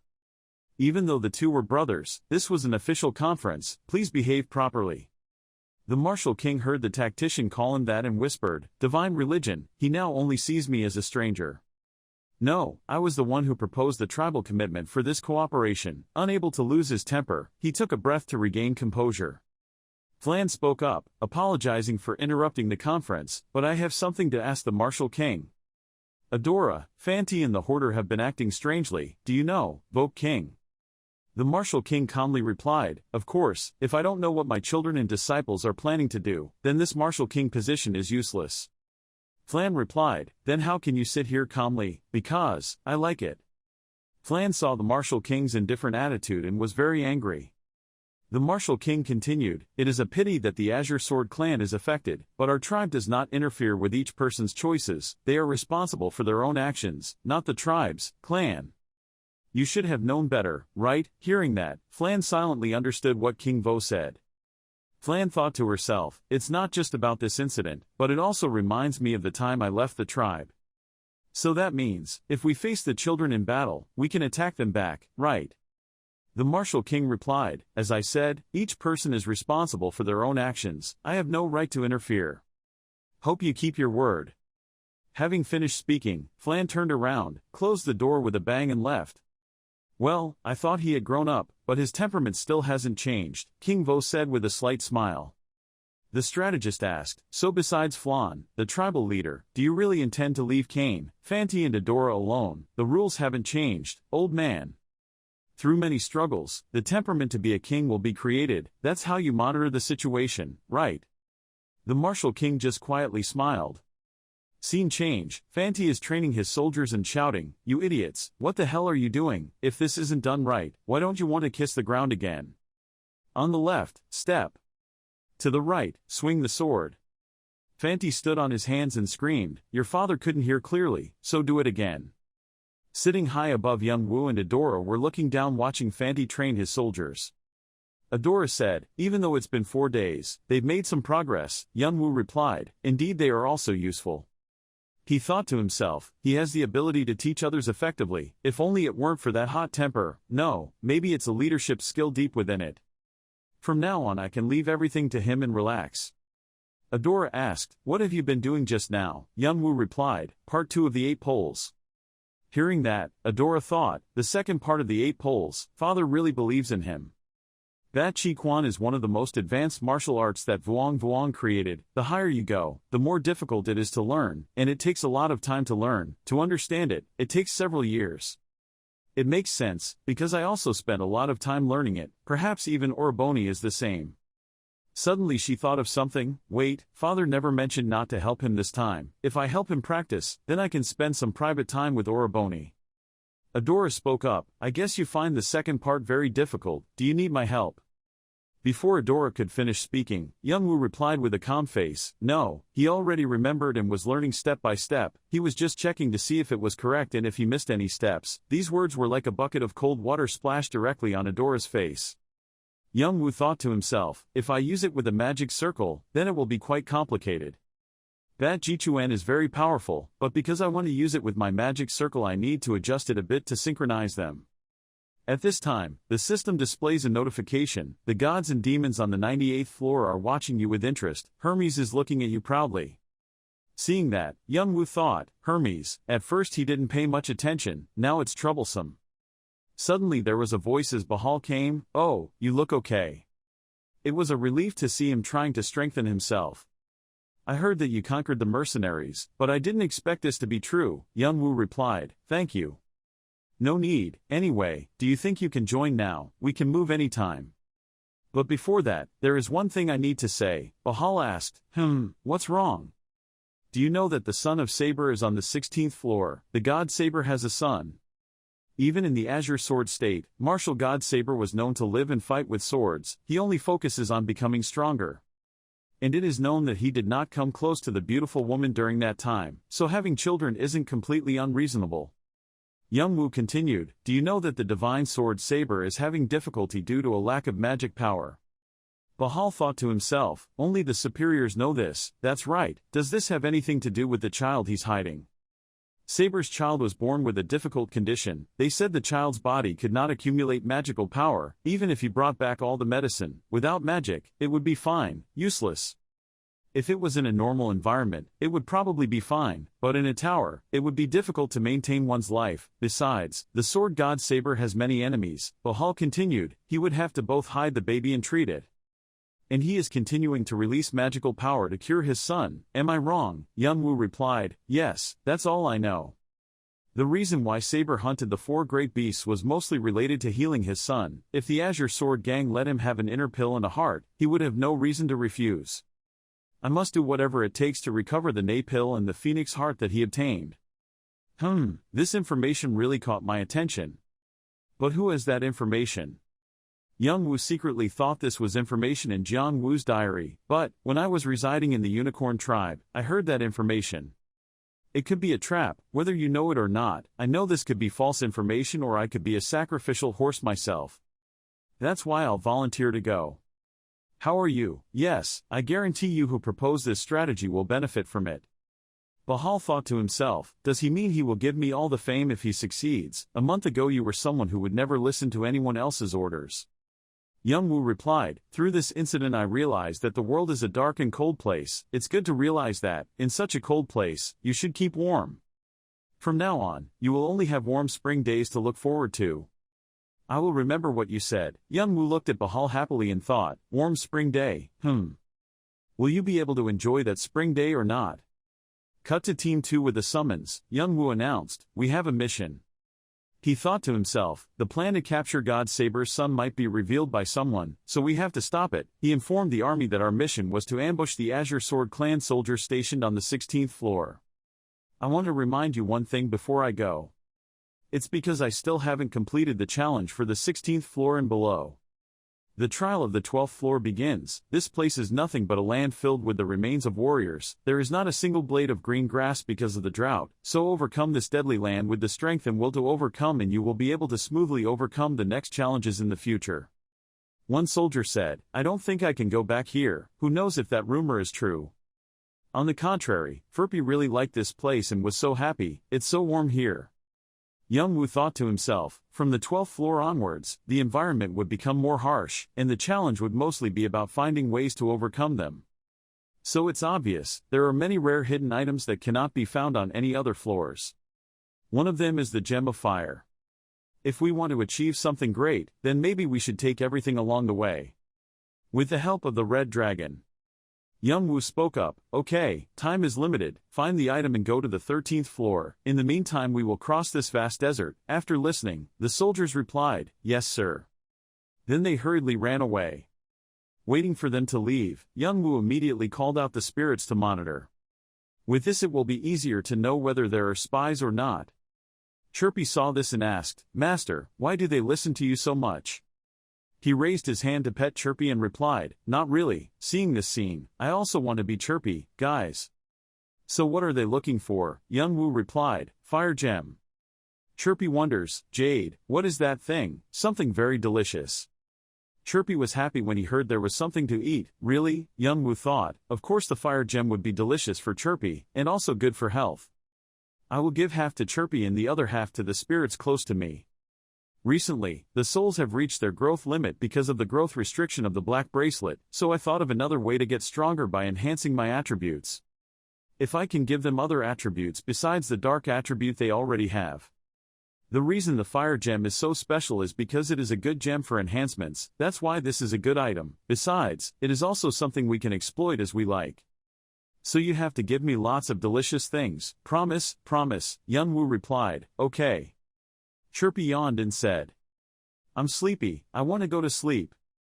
Go get some sleep, when the food comes, remember to wake me up. Then suddenly a gem appeared on Youngwoo's chest. He put his hand on his chest and thought, Pearl, why is it here? Chirpy replied, I don't know, I feel very comfortable here. Youngwoo asked, relaxed? Yes, it's very warm and soft, that's why I feel so sleepy, Chirpy said, yawning and crawling inside the gem. Youngwoo thought to himself, initially because the holy fire was here, but Chirpy's energy stabilized faster and more firmly inside the stone, better than the magic circle. Should I perfect it, or should I remove it? Because Chirpy is using it, it probably can't harm him right now. The system displays a notification that all challenges have been completed, you have miraculously crossed the Deadland, all your efforts will be rewarded. Not only can I increase my physical resistance to external influences, but I can also enhance my holy fire attribute. I installed additional cores, so now I have 108. The system pops up again. Do you want to go to the 13th floor? He thought, looks like we're done here. While preparing to leave, the rabbit guide suddenly appeared and said, please wait a moment. You still haven't changed at all compared to before, quiet as usual. You look like you're busy, so I'll get to the point. Currently, the players are heading towards the temple of the three Norn goddesses, right? Youngwoo was very surprised to see that. He remained silent and did not answer. Don't panic, our guards only appear to ensure a safe environment for players. We're not bothering players or spreading any rumors, so you don't have to worry. Youngwoo thought to himself, I remember Jongwoo had difficulty confronting the guard, especially the 12 top-level watchmen. Laplace is the zodiac rabbit among the 12 guardians. He is very curious and likes to interfere and poke his nose into other people's affairs, and obviously it's not good either. Do you have something to say? Youngwoo asked. I came here to convey words from my superiors. Youngwoo wondered, superior. Laplace immediately said that you might not know that we guardians, especially the 12 guardians of the zodiac, have other roles as well. This is a message from the gods and demons. Youngwoo said, message. Laplace replied, among them. I came here to deliver words from a devil, of the three goddesses, be careful of the strongest one. Youngwoo asked, careful of the strongest of the three goddesses. What does this mean? Who sent these words? I'm just the one delivering the words, so you don't need to know the details. If I had known, I wouldn't have revealed some of the system's limitations to you. There are some things that XXX players need to investigate for themselves. They were talking about the eldest of the three goddesses, so it meant Ord, but why suddenly like that? Why did they give us that message? I don't know about this. How could a mere errand runner like me possibly know what the gods and demons think, right? Youngwoo thought to himself, the devil is still the devil, they're normally unreliable, but they're still quite annoying. Anyway, I'm planning on angering the three goddesses. Just like I thought, you don't seem to bother putting the warning into your head. Then I hope you have a safe journey. This time I'm more careful, so on the way to the 16th floor, no one will hinder you. Young Woo immediately left. Very quickly Young Woo reached the 16th floor. The gate of life is spinning wheel. Young Woo stood helplessly looking at the soldiers and said, "Hand over everything you can take." Hearing that, the soldiers thought to themselves, why does it sound like they are collecting protection fees? Don't tell me he brought us along to rob us. It's like an item warehouse. Young Woo said, "If everyone is ready then let's go." A soldier hesitantly spoke up, Captain, where are the Azura Sword Clan soldiers stationed?" Young Woo was silent for a moment then replied. "Skuld's temple." The soldiers were surprised. Ord is known as the goddess of the past, Verdandi is the goddess of the present, Skuld is the goddess of the future. In Asgard legend, they are three goddesses who live in the stream of destiny. They sat together under the Yggdrasil tree to spin the golden thread, deciding the fate of people. Therefore, their temple always has many worshippers. There are even a few gods and demons who always want to meet them to see their future. However, these three gods avoid the gods and demons of the 19th floor, and always reside in the 16th floor. A soldier asked, "Italy, what do you mean? You mean we're going to attack a temple? What's the problem?" "Nonsense, even though the three goddesses didn't move out of the 16th floor, they were still gods. If we anger them, they will definitely punish us." "No." Young Woo replied, "You don't need to worry about that. The three female bodies, or the three gods of destiny, can only predict that fate but do not harm anyone. That's why learning is called that. The greater the tower system's power, the greater its limitations. Because they can predict people's fate, their physical contact is limited, that way they won't abuse their power. Also, if you refuse the mission it will be considered a breach of contract, so you will be responsible for your punishment," as Young Woo said while showing the contract in front of the soldiers. "Do you know what it means to be of the devil?" When the soldiers heard that, their faces turned pale and they didn't dare to say anything anymore. Young Woo spoke up, "Okay, let's go." Very quickly Young Woo's army reached Skuld Temple. People here see strangers and are scared and ask each other, what's that, what's that? Red Dragon. Why did they suddenly come here? Young Woo led the soldiers straight into the temple, and the people at the temple saw this and immediately ran out. One person spoke up, "What are the red dragons doing here? I don't know what you came here for, but this is the god's residence. Please put away all your dangerous weapons." Young Woo spoke, "You just said you don't know why we came here." That man trembled in fear. "Why are you?" Young Woo said, "If you don't know, then it means the person who sent you looked down on us. How should we understand this?" He thought to himself, "I don't feel any hatred or affection around the Temple of Skuld, because I come here on behalf of the Red Dragon, so the bigger the fight, the better. In addition, the more we destroy this place, the more serious things will become if they reach the ears of the Sword God Saber and the Azure Sword Gang." Thinking then, Young Woo pulled out his sword and used his power to blow away the people standing in front of him. One of them quickly ran away inside. Young Woo looked and pulled out his sword. Slash hard at the temple. Immediately, a loud explosion rang out. The entire outside of the temple was blown to pieces, bricks and stones were scattered. His soldiers rushed into the temple. "Arrest the people there." Young Woo was about to go inside, but someone stopped him. "Wait, you can't go that way." He didn't let it go but directly pushed it in. A scent hit him straight in the face. This smell was. Inside, someone asked, "Who are you? I've never seen you before." "He is Hanbin, the only child of the sword god Saber." He asked Young Woo if you brought a girl here. Seeing Young Woo standing still without answering, he said, "This guy, are you listening? What are those pants? You didn't bring anyone here." Suddenly a guy ran in shouting loudly, "Please listen to my explanation." Young Woo ordered the soldiers, "Don't let anyone in here." "Please," the other person who was dragged away still insisted. Hanbin angrily shouted, "Hey, what the hell? How dare you touch my body? Do you want to die?" Young Woo ordered, "Bring him out." Let me go. I said let me go." Hanbin struggled to resist. "Do you know who I am?" Before I could finish speaking, Young Woo hit me with a palm. He fainted and was dragged out by soldiers. Young Woo thought to himself, the divine sword Saber, the father's love for his son had made him blind. Hanbin has struggled all his life because of his illness, and the easiest way to escape is to play with toys, that made him become this miserable. Even when he comes to school, he cannot interfere, because he is the son of God Saber. They must not have known what might happen to them if they refused his orders, so they continued to hide this brutality. In the end, they colluded with Hanbin. They took advantage of the news that the three goddesses could not take any action, because their role was only to predict the fate of others. After Youngwoo finished his work, he left here. He looked back and thought to himself, any news about what happened here will definitely be spread throughout town by someone. And the reputation of the three goddesses will decrease. Even the divine sword Saber and the clan Azire sword. At this time, the system displays a notification that you have reached the 11th floor. Adora and Fanti, seeing that Youngwoo had returned, called out, Oraboni, Hyung Nim, you're here. Looking at you, you can tell right away that you just caused trouble, right? Cool, it must be fun. If you finish your challenges then you should. Seeing this, Bahal walked over and asked, what about this guy? It looks a lot like the divine sword Saber. If there were a few more wrinkles, it would look even more similar. Haha. He thought to himself, he didn't expect to be able to catch this guy without even lifting his hand once. Even though I didn't believe it, who would have thought that a trump card like this would come to me? For the purpose of using it to replace the dragon heart of the Summer Queen, I had to lure out Leont, no, the stone, through meticulous planning. If I think correctly, Leont's stone is still unfinished, but if there were materials to help complete it, even that suspicious bastard would come running. But I have secretly prepared the ingredients to complete the stone. Initially, he accidentally leaked the information and lured Leont out. But there is one shortcoming, according to Leont's personality, before checking the ingredients himself. He won't do anything drastic.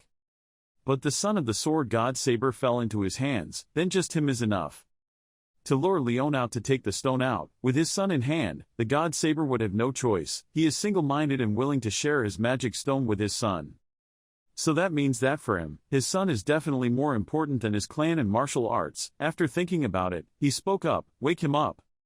In the tutorial area, the rabbit manager walked in and said, good morning everyone. Just then another person opened the door and walked in. It's another rabbit guide. What are you doing here? The manager asked smilingly. The instructor didn't care to call out the name directly, Evolk. Evolk smiled and said, Ohio, I just stopped here and I also heard an interesting rumor. Recently a demon took an interest in an area on the lower level and it was said that Laplace was the one who interfered. Can you tell me what your intention is? The rabbit guide thought to himself, this cunning old man, he will definitely not let this go. The scene changes to a soldier running in to speak. The red dragon attacked Skuld's temple. We don't understand how they knew, but Hanbin knew. Saber was worried, Hanbin was, then hurriedly left. The other soldier called after him, God Saber, where are you going? God Saber's voice echoed, even though we don't know where the boy is, we have to go save him, wherever. He ran to open the door of a room. Take the sword box, here it is. He put it on to leave when the clone bumped into a box. Saber looked back in surprise and saw a box with a note attached. God Saber opened the paper, here it is. On the paper there are words, if you want to find your son, bring the stone. After reading, Saber looked at the box enclosed with the paper. In his mind, he seemed to have realized that there would be something in the box, let alone something. Trembling, he slowly opened the lid of the box. He frowned. Inside the box was a finger as a gift for him. He screamed in despair. Scene changed to Azure Sword. He put his hand on his forehead, he had a headache. After he announced his departure from the One-Horn tribe with the theocracy, there were many obstacles and challenges wherever he went. But he swept away, took from his enemies, trampled them, and stood up again. In the end he always wins. After that, he was surrounded by people like him, and now, they serve as the founders of the Azure Sword clan. However, unlike Arthea, which he easily destroyed, the Red Dragon was like an iron wall that he could not destroy. 81 famous eyes are just the beginning. Furthermore, Red Dragon has something that other states do not have, history and culture. The birth of the Red Dragon happened a long time ago when players gathered on the 77th floor to take down All for One. They then become a large, well-structured organization that can leave a great legacy. As a result, Sick Long has become a solid organization with a hidden power greater than what is revealed to the outside world. The Azure Sword clan god clenched his fists. Now that the power had reached the 11th level, it was just the tip of the iceberg called Red Dragon, but even so, the Azure Sword clan will be crushed as the Red Dragon wishes. History with its traditions, there is no state that can defeat them with those two things. I want to end this war as quickly as possible. However, if that happens, then the king himself will disappear, news of their surrender will spread and make them hated. And their reputation plummeted. Because the Azure Sword clan is famous for their confidence and self-esteem, it's something I can't allow to disappear. Is the sword the only solution? Even though they called it a sword, it could turn into a spear for spear users, or a bow for archers, with the name of God. No, it was a divine item like a god. But to use it requires a large amount of magic, even though it's not finished yet. I should get it now. An omnipotent stone, it is something that will greatly help with sword control. Looks like I'll have to put Leon aside and awaken the sword. Suddenly a soldier ran up and said, "There's something big going on." What? God Saber is trying to attack God of Martial Arts, the Divine Sword Azure Sword said in panic. Why? Cut to scene where Saber is attacking Leon. He said angrily, "Don't make me repeat it. Bring the stone here." Leon shouted loudly, "I told you, I don't." Seeing that Leon was still stubbornly refusing to recognize the God Saber, he swung his sword and slashed strongly at Tianti. Although that slash did not hit Leon, it was so powerful that it shattered the wall behind him. Leon shouted loudly, "You bastard, how many times do I have to tell you, I don't keep that? I never asked you where it was, I just said bring it here. You better bring it to me if you still want to live." Saying that, Saber continued swinging her sword at Leon. Leon was frightened. Damn it, there's no time to dodge anymore, at a time when everything hangs in the balance. Suddenly, a beam of light appeared in front of Leon, blocking Saber's attack. Saber looked up in surprise. A spear stabbed right in front of Leon's face. It turned out that it was Shintoism. Leon said in surprise, "Divine religion."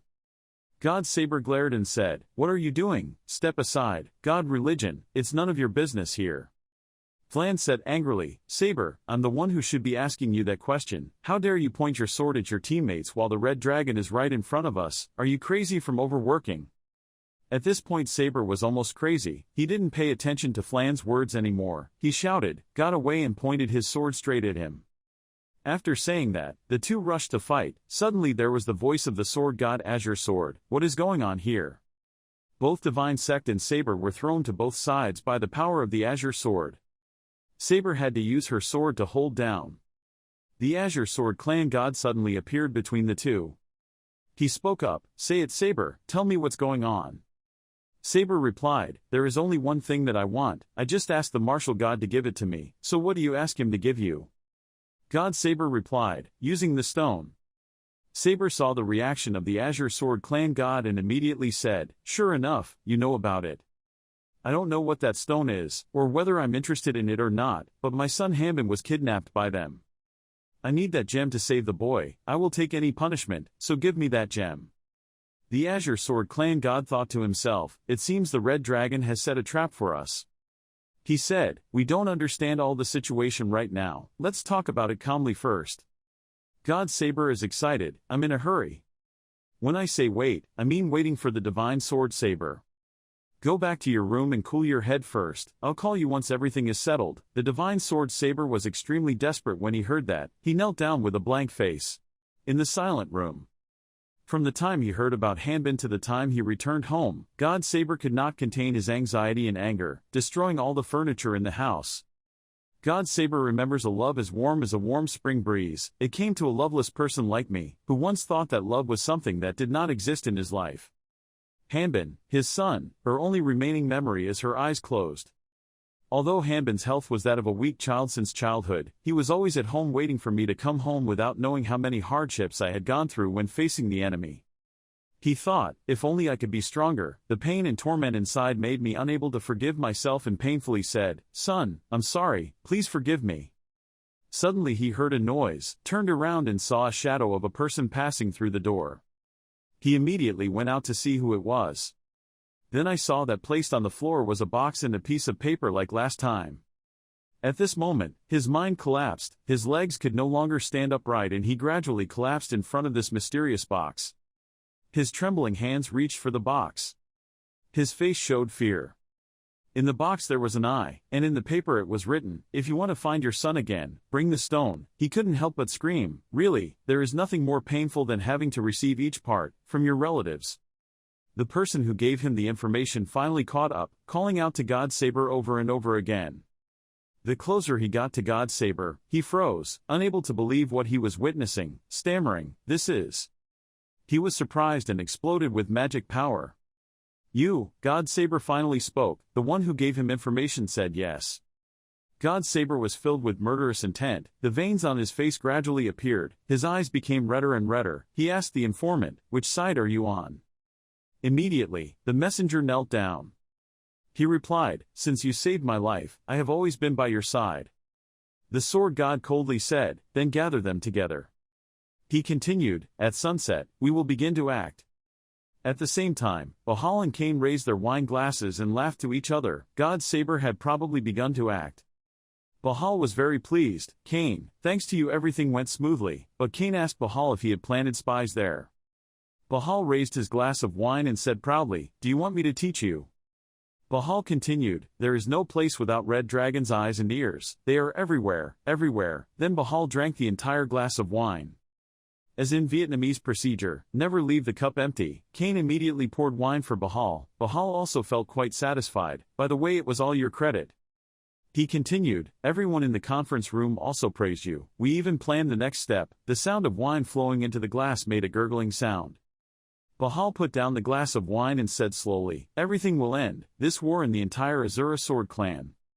Bahal had a cold face, clearly showing his ambition. When it was all over, his reputation would become solid. By then those bastards who always called me a traitor would regret it. He promises, "As for you, you still have a bright future ahead, which will be a victory over adversity for both of us." Then make a suggestion, "From now on, let's try to support each other. I'll pull the front, and you push the back. What do you think? A beautiful picture, right?" Cain pondered, remembering old memories. The day Artia was founded was a memory that his younger brother always kept in his heart until his death. He thought, but Bahal buried that memory, pushed away all his sins, as if he had completely forgotten it. Cain looked towards Bahal. Then Cain questioned, "Do you say the red dragon has eyes and ears everywhere?" Bahal continued to enjoy the delicious wine, and Cain deduced it, meaning you must have been the eyes and ears of the red dragon back in Artia. Cain returned to his room and continued to speculate. When Hanbin was brought here, the chessboard had already been set up. Cain exerted his spiritual power, with deep meaning, on a broken chessboard. "If you want to take what you want, or throw it away. Then I just need to prepare for it." At this time spiritual energy has covered the whole room. Cain continued thinking, "I really need to prepare for the upcoming battle, just in case I should set up a shield." Holding the summoning item in his hand, he thought that in order to go further, he needed to constantly strengthen his combat power. He ordered, "Appear." A soul shaped like a skeleton appeared. The skeletons respectfully bowed to him, their respected master.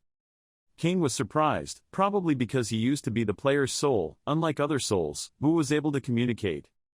The intelligence of the skeleton is quite low, can only say a few words, but Cain thought, what he needs now requires intelligence, so Cain entrusted this soul with some items and made a request. "I will give you several items in a specific order, make sure to absorb them in the order I give them to you, being careful not to miss any drop of magical power." The skeleton replied, "It was clear." He reminded again, not being able to leave any drop of magic behind. The dry soul said yes. He gave the skeletons 2 fire gems, 5 ice crystals, and 9 golden flower branches. The dry bag immediately absorbs one after another. Cain saw this and thought, if it really works, then Boo will evolve to a much higher level than before. Cain continued thinking, there were 2 main reasons why the Artia gang became successful. The first was Jiang Wu's meeting with the dragon Calathus on the 11th floor. Balak's experiments that led to the creation of enhancement items were the second thing. He continued to think, he wasn't really worried about Calathus's body, and the awakening process was almost complete, but the enhancement items were different. Just like the name, enhancement items are like potions that increase magical power. My brother doesn't know the details of how to create them, he can only write down the basic ingredients and proportions. Balak creates products that are not simple by just following proportions, but when manufacturing, some ingredients must be pre-processed, so it will be very time-consuming. Then I thought, but luckily, close souls, they are made of condensed magic, unusual with intelligence, just give them random items, they will absorb everything. Cain only wished that his close soul could evolve, but with the limitations of the Dark Embrace, he had no choice but to use this method. After absorbing all the black roses, Boo trembled, his energy gradually increasing, making him feel uncomfortable. Seeing this scene, Cain only thought, its stats are still not affected, it is necessary to suppress this force, not let it explode, must do everything possible to make Boo endure and absorb everything. He does not allow Boo to fail, at any cost, you must succeed. Boo puts the last item in his mouth to absorb. A stream of magic broke out, spreading throughout this soul's body. Boo is starting its evolution. The magic flow ran up to the neck, gradually reaching the brain. At the same time, it also runs to the limbs. Powerful magic flowed throughout its body, causing its cloak to fly without the wind. Gradually the magic flow was completely dissolved in Boo's body, it officially evolved successfully. Its eyes were different from before, full of strength as it spoke, welcoming my respected master. The witch doctor's soul successfully evolved into a lich, appearing like a grim reaper with a black aura surrounding it. The deep blue eyes on his skeletal face opened, looking at the respected master before him. The notification screen appeared with a lengthy message that basically congratulated him on successfully capturing the bringer of death. Lich was still kneeling, he thanked his master for saving his life and swore loyalty to him. His master with a black mask and commanding demeanor asked him what magic he currently had. Lich respectfully replied that when he was alive he could use most types of magic. His master asked for an example. The fire in Lich's eyes burned stronger as he asked if he would mind giving me the soul he had. Cain replied, if necessary. The Lich moved his skeletal hand, skillfully controlling the soul that his master had just given him, first summoning the god of death. Blue light flashed throughout the entire area. Then it condenses into 3 small spots of light.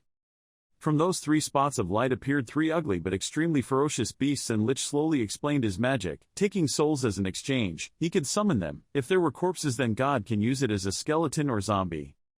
Not stopping there, Lich continued to cast another magic. The Lich chanted the name of that magic, Blood Mist. He explains that if the opponent can see it, he will sometimes create illusions and instill fear in the opponent while also having the ability to transfer strength and magic from the enemy to the ally. The owner thought and realized that this move was extremely beneficial. Not only did it make the opponent panic, it could also take away strength, especially in long-range battles. Lich came with the 3rd move. Red fire burned in his hand and he continued speaking. The name of this move is Absorb Corpses. A magic formation appeared behind him as Lich explained about this magic, that it was based on how many corpses and souls there were. Basic magic like fire and ice could be used. Fire still moves in Lich's hand as he talks about his past. In his previous life he was a witch doctor. Not like a dark magician or a witch, but a witch doctor who specializes in corpses and curses. He patted his chest and told his master that right now that was all he could do, but he assured himself that he would not disappoint his master. A pledge shone through his own eyes. Cain was thinking to himself at the moment, it was indeed a bit difficult to fight alone while giving orders to the souls close to him, but now I can relax a bit and leave this to him, because it can control corpses, so he can also control nearby spirits. Okay, he said, and the Lich bowed respectfully with a promise, I will not disappoint my master. Cain turned on the screen and thought, now. Because I want a mage to command minions, I only need one more knight to fight alongside me. The pale skin of a man, his eyes open, a pair of red eyes. The person in the armor, his whole body pale, wondered where he was. Father Youngwoo said this was the Red Dragon's base. Shannon shouted in disbelief, you obviously killed me, how could I appear here? Shannon started to come up with theories. I heard that witch doctors or dark magicians can only deal with souls. I have never heard of souls being able to be completely restored like this. Listen, then the masked man thought to himself, based on his level of sanity, he is smarter than the one who became a lich. If I can make this person become my soul knight then.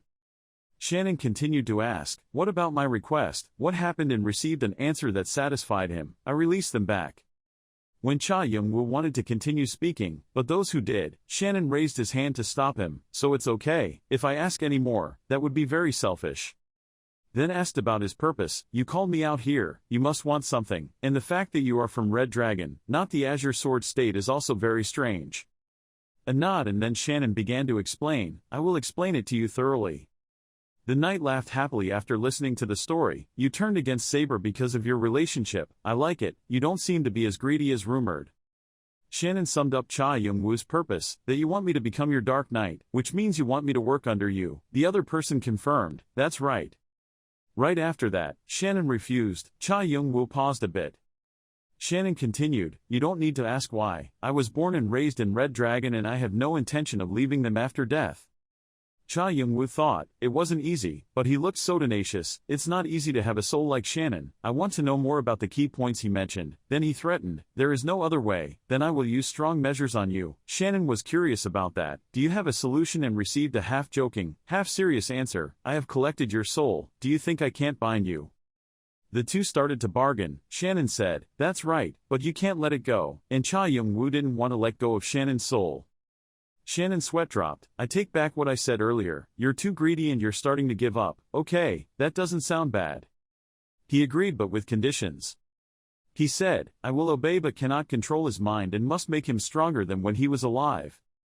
This was too easy for Cha Young-woo. He smiled lightly and agreed. Shannon smiled brightly when her conditions were met. "That's it. To be honest, from the moment I saw you I knew you and I were the same."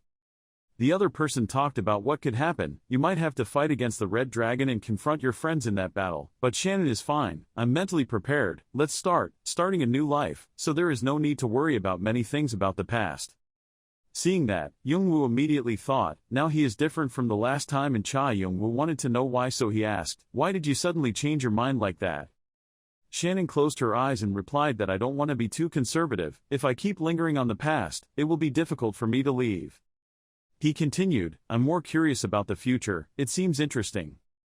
The other person sighed, admiring the difficulty of dealing with this knight. It seemed he was more difficult to understand than he thought. "But he's valuable, so he has to have it," he thought as he gave out a few items. "Now absorb the items in the order I give them to you." The notification screen appears one by one in the order of the items absorbed. The screen then displayed the message again, "Please name the soul," and without hesitation he entered the word Shannon. This knight's appearance changed in the blink of an eye. His entire body was covered by a black armor that emitted black aura and said respectfully, "Hello, my respected master." The knight knelt down and spoke respectfully but was interrupted, "Don't talk so politely.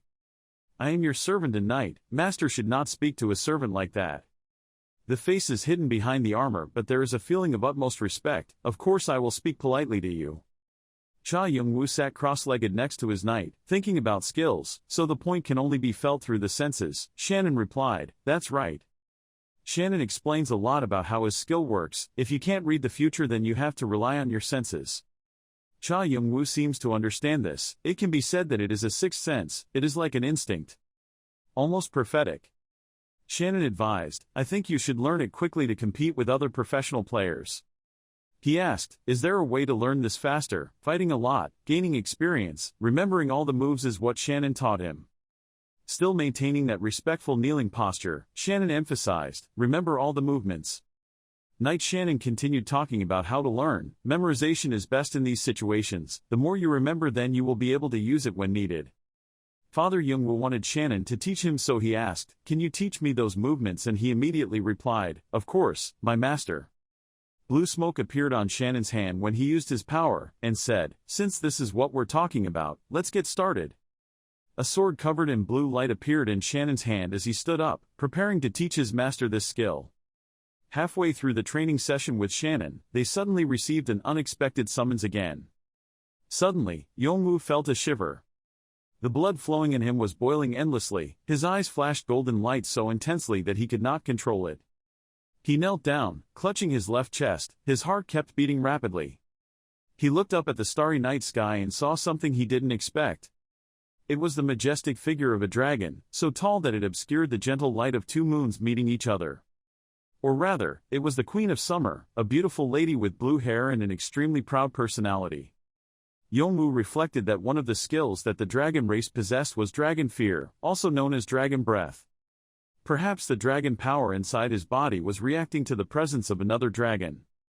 Luckily for Young-woo, this dragon lady didn't turn this way, otherwise he would have been discovered 8 generations ago. Now, you just need to try to be patient for 2 days. Suddenly, the dragon looked up at the sky above as if contemplating something. Flickering in the distance are strange blue lights. At the center of that light, something was opening up. Somewhere, the venerable god Saber is leaving a way for his soldiers to survive. "You will not receive any benefit from helping me." That god whispered while walking softly, "Not to mention you could also be labeled a disgraceful traitor for the rest of your life." So, I will give you one last chance to run away from here, otherwise, from now on, you won't be able to escape even if you want to. His subordinates were all silent, no one moved. The opposite of what he thought, Saber slightly smirked. It seemed like she was no longer living a useless life. Now, your lives will also be my lives. The innocent soldier suddenly had a sword pressed directly to his neck by a group of traitorous soldiers. He opened his mouth and said, "Do you know what you are doing?" Of course that's a redundant question, we all know what we're doing. As he finished speaking, the innocent soldier's head fell to the ground. Blood flowed down the shoulders of the traitors. His face was indifferent to the life that had just passed away under his hands. He just turned around and asked what the target location was like. The other two traitors respectfully said that the prestigious sword god was protecting that person in the study room. So, is it possible to separate the two of them? I'm afraid not. The traitors thought they were rice or something and set them up as chickens. It's not clear who is the chicken and who is the rice. Suddenly, then Kiam realized that something was wrong. Realizing he had run out of water to save, he decided to take a risk, quickly send the signal. As he finished speaking, fireworks soared into the sky, shimmering in the dark night. A group of traitor soldiers elsewhere saw the brilliant fireworks and immediately realized that it was a signal for them. Immediately, they aggressively implemented the plan. Bombs exploded in the whole area, smoke and dust everywhere. The soldiers did not know anything and ran around, shouting loudly that our supply depot was on fire, perhaps due to a red dragon attack. While some people called for water to put out the fire, others went looking for red dragons to solve the problem. Saber stepped forward with enthusiasm. Surrounding his person was a terrifying fiery atmosphere. To get that strange killing intent, he used the anti-blood medicine he got after killing the 6th leader of the demon army who possessed terrible and brutal power. Although it has the effect of amplifying the body's hidden skills to another level, it is only an item used for suicide or when cornered because it reduces the user's magical power, become many times stronger. Saber thought, if that was the only way to defeat that person then he would not hesitate to eat it. At that moment, the guard guarding the gate recognized Saber. "God Saber, this is an area where no one is authorized to enter." But he didn't pay any attention to the words of that unfortunate soldier, because he was busy preparing to make a powerful move with the sword that was emitting a taboo murderous aura. Suddenly, then Kiam realized that something was wrong. He turned to then Vo next to him and shouted, quickly moving away. Instantly, the last bombs exploded, shattering everything in the vicinity. God of martial arts couldn't hold back his emotions. "God of Saber, you're finally here." Saber's expression was cold. "As long as you hand over that stone, I won't kill you." Then Vo replied dejectedly, "How many times do I have to say this?" Then Vo, in the middle of speaking, suddenly stopped, took a breath and shouted, "I don't have that." Unlike the angry then Vo, then Kiam calmly asked, "Do you need to go to this extent?" "I'm here, so nothing can stop me anymore, so, hand that idiot over to me." Then Kiam is running out of words with this guy. "In the end, you chose to take revenge by rebelling. We have to enlighten this guy so he can stop being blind, otherwise this guy will be rewarded if he fools himself." The divine sword immediately summoned magic, beams of blue light flying in the sky. "Look, God Saber, would you still continue if things ended up like this?" God Saber was stunned. Was this an illusion? Could it be that everything we've seen so far is fake?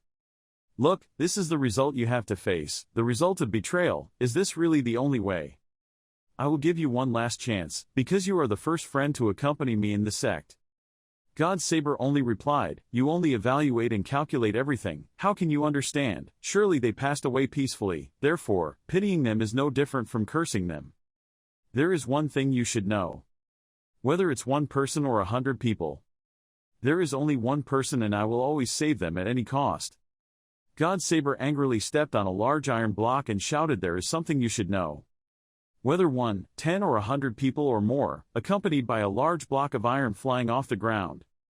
Saber's eyes gradually turned red like blood, his stern face tightened, his voice echoed with determination, "There is only one person I have to save." The sound of tearing the wind rang out along with a sharp sword flying, straight in front of the god.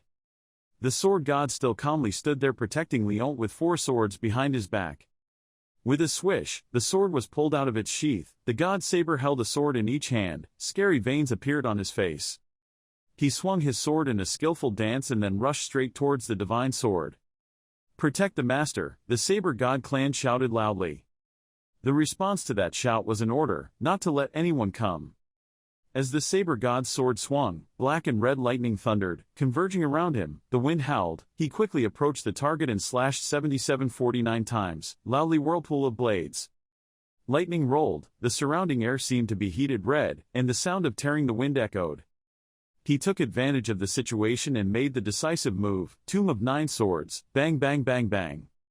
The two swords slashed horizontally at the same time, rocks flew behind him, and the sound of the explosion dyed a corner of the sky red. With a loud sound, he was surprised, his white eyes opened wide, his mouth gaped open, he tilted his head to look over his shoulder. A sword carrying a golden light was placed precisely next to him. He turned his head to look and couldn't help but wonder how the divine sword could withstand his attack. In just a split second of surprise, the divine sword came to his side with four swords pointed straight at him, dust flying everywhere. Why did he come so quickly? So this is the power of the four sacred swords of death. Drops of sweat fell down his face. Saber's face changed from surprise to a sinister smile. He had been waiting for this opportunity. What a fool, he exclaimed. At the same time, Saber jumped up strongly. His right hand quickly held the pliers and slashed down. It was over. 1,000-pound force and a sharp sword were slashed down, but unexpectedly, the sword god only needed 2 fingers to block the sword. Then he gently squeezed the sword like a piece of crispy rice paper and broke in the sword god's hand. God Saber was bewildered and couldn't believe his eyes. What happened? He let his sword fall loosely, standing motionless like a statue. Impossible. The moment the sword shattered into his eyes, 4 golden swords slowly rushed towards him. The divine sword still stood there calmly and confidently. The battlefield skills helped God Saber react quickly. He quickly jumped back and changed his hand to a sword. I have increased my magic power. My skills are now higher than before. It's golden, he said. Before he could stand still, 2 yellow sword slashes, with powerful power, formed a cross shape and flew towards him. God Saber used the 2 swords in his hand to block the slashes. Broken sword fragments flew out in front of Saber's surprise with his wide eyes and pale face, but without leaving a single scratch on him, another yellow sword flew towards him, this time too fast. The Saber God had no time to react. He could only watch as the sword approached and stabbed into his chest. Not 1 sword but 3 swords stabbed at the front and back of God Saber at the same time. He stood there like a cannon fodder, facing the sky and shouting loudly.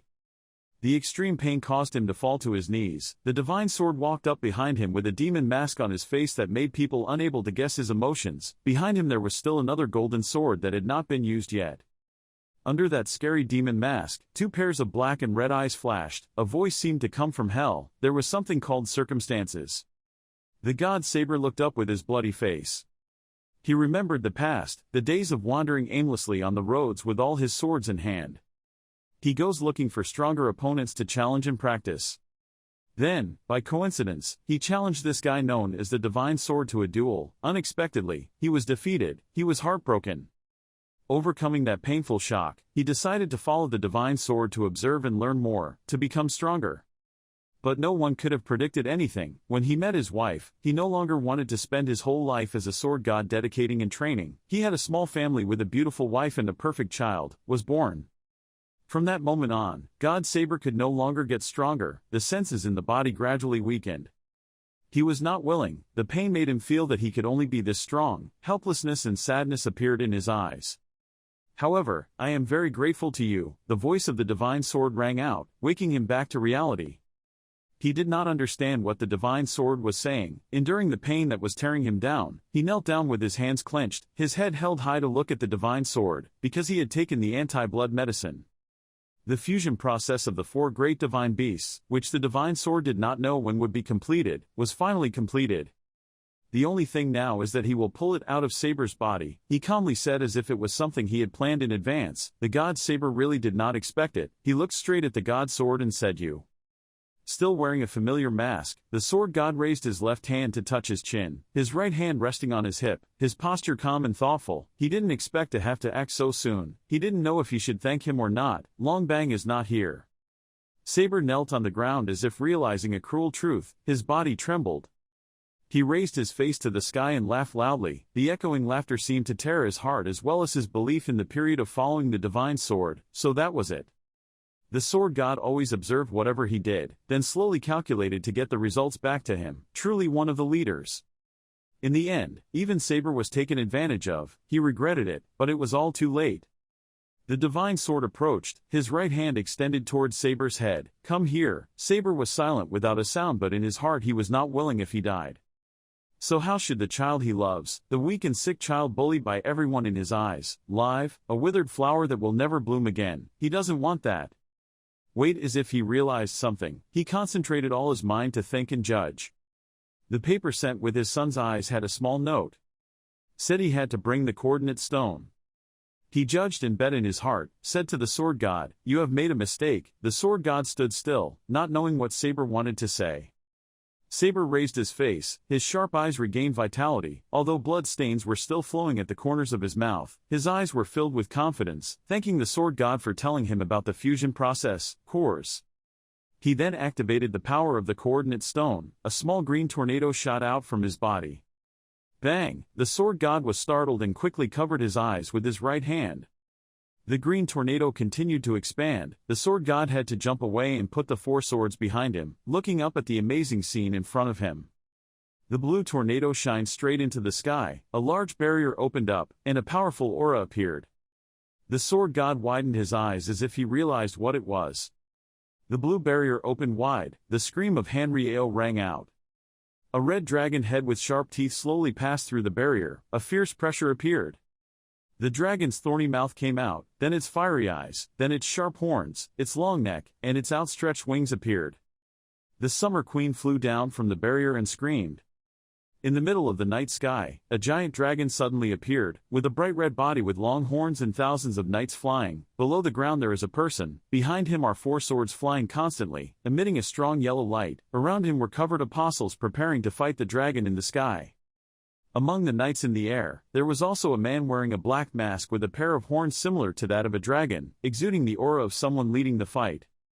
It turns out that behind the mask is an attractive guy with golden eyes that look very much like the eyes of a dragon. The boy suddenly realized the power of the four great beasts. It turns out that him being summoned through this magic also means the death of the god Saber. The young man raised his right arm into the air towards the summoning power of the four great divine beasts. Suddenly, black air appeared in his arm as if it wanted to grab the giant power in the sky. Since when did the black air flow from his hand have absorbed all that huge power? The black air stream seemed to be strongly swallowing the white light stream. The white light was constantly being pulled into him. The bed seemed to be becoming his source of strength. During the absorption process, there were constant notifications about the absorption process. He also received the title of successor of the four great beasts, and his magical power increased to level 5. The flow of power continuously flowed through his body. Around him were now streams of blue light that continuously radiated. Then the notification bar immediately announces that the inheritance process has been completed. The older brother now felt a powerful source of magic swirling within him. The people below are constantly afraid of the giant dragon and thousands of knights preparing to attack. The red dragon let out a loud scream that echoed in all directions. The people below are scared of a real monster. They are constantly wondering how they can defeat this dragon. Right now the dragon was closing its mouth around its edges, continuously emitting fierce flickering flames. The dragon roared loudly. A fire was ejected from the dragon. The fire was extremely hot and could reach 1,000 degrees. The people below were suddenly attacked by the fire but still calmly realized that it was a dragon's breath attack. They had to be careful with the power of that giant dragon. The man on the ground from earlier with four swords wearing a white tiger mask looked like he was seriously preparing to defeat this dragon. At this moment, the man in the tiger mask spoke up extremely angrily. He thought that losing the power of the divine beast attack and summoning the red dragon was a challenge to anger him. It turns out that after stealing the beast's power, he planned to steal a stone to perfect a sword. He was extremely angry when his plan was completely destroyed. After all, who is the Summer Queen, and he is sure that she destroyed his entire plan. He rushed forward, holding his sword with a murderous aura, shouting, "How dare you, bitch!" rushing towards the dragon fiercely. He flew like lightning, leaving behind only an afterimage of a faint white light. The dragon suddenly felt his presence and looked towards the direction he had just rushed up. Holding a sword in one hand, 3 swords were flying behind his back. Now he was flying over the red dragon's head. As he rushed down, he shouted loudly, "I will kill you." There was a giant explosion, fire continuously erupting, accompanied by blinding black and gray patches of fire. A human being who was just above ground was constantly excited, as expected of a sword god. The guy next to him also said that she was the Queen of Summer, but there was no way she could defeat the sword god. It turned out that this dragon was the Queen of Summer, the one who had overthrown his plan, and for that reason he attacked without mercy. Behind him, a team of headscarves said that if they had time to chat, why don't they go out and fight? He would pave the way. Standing next to him was a purple-haired boy nicknamed the God of Martial Arts who also agreed with the hooded man. Then Vo then used the spear. He took the spear from the door. He was preparing to charge and said that if we defeat the Summer Queen, the red dragon will fall quickly. A brother with purple hair, his right hand emits yellow electric rays, that is his magic. He rushed up and waved his hand as fast as lightning, then the enemy was immediately sent flying.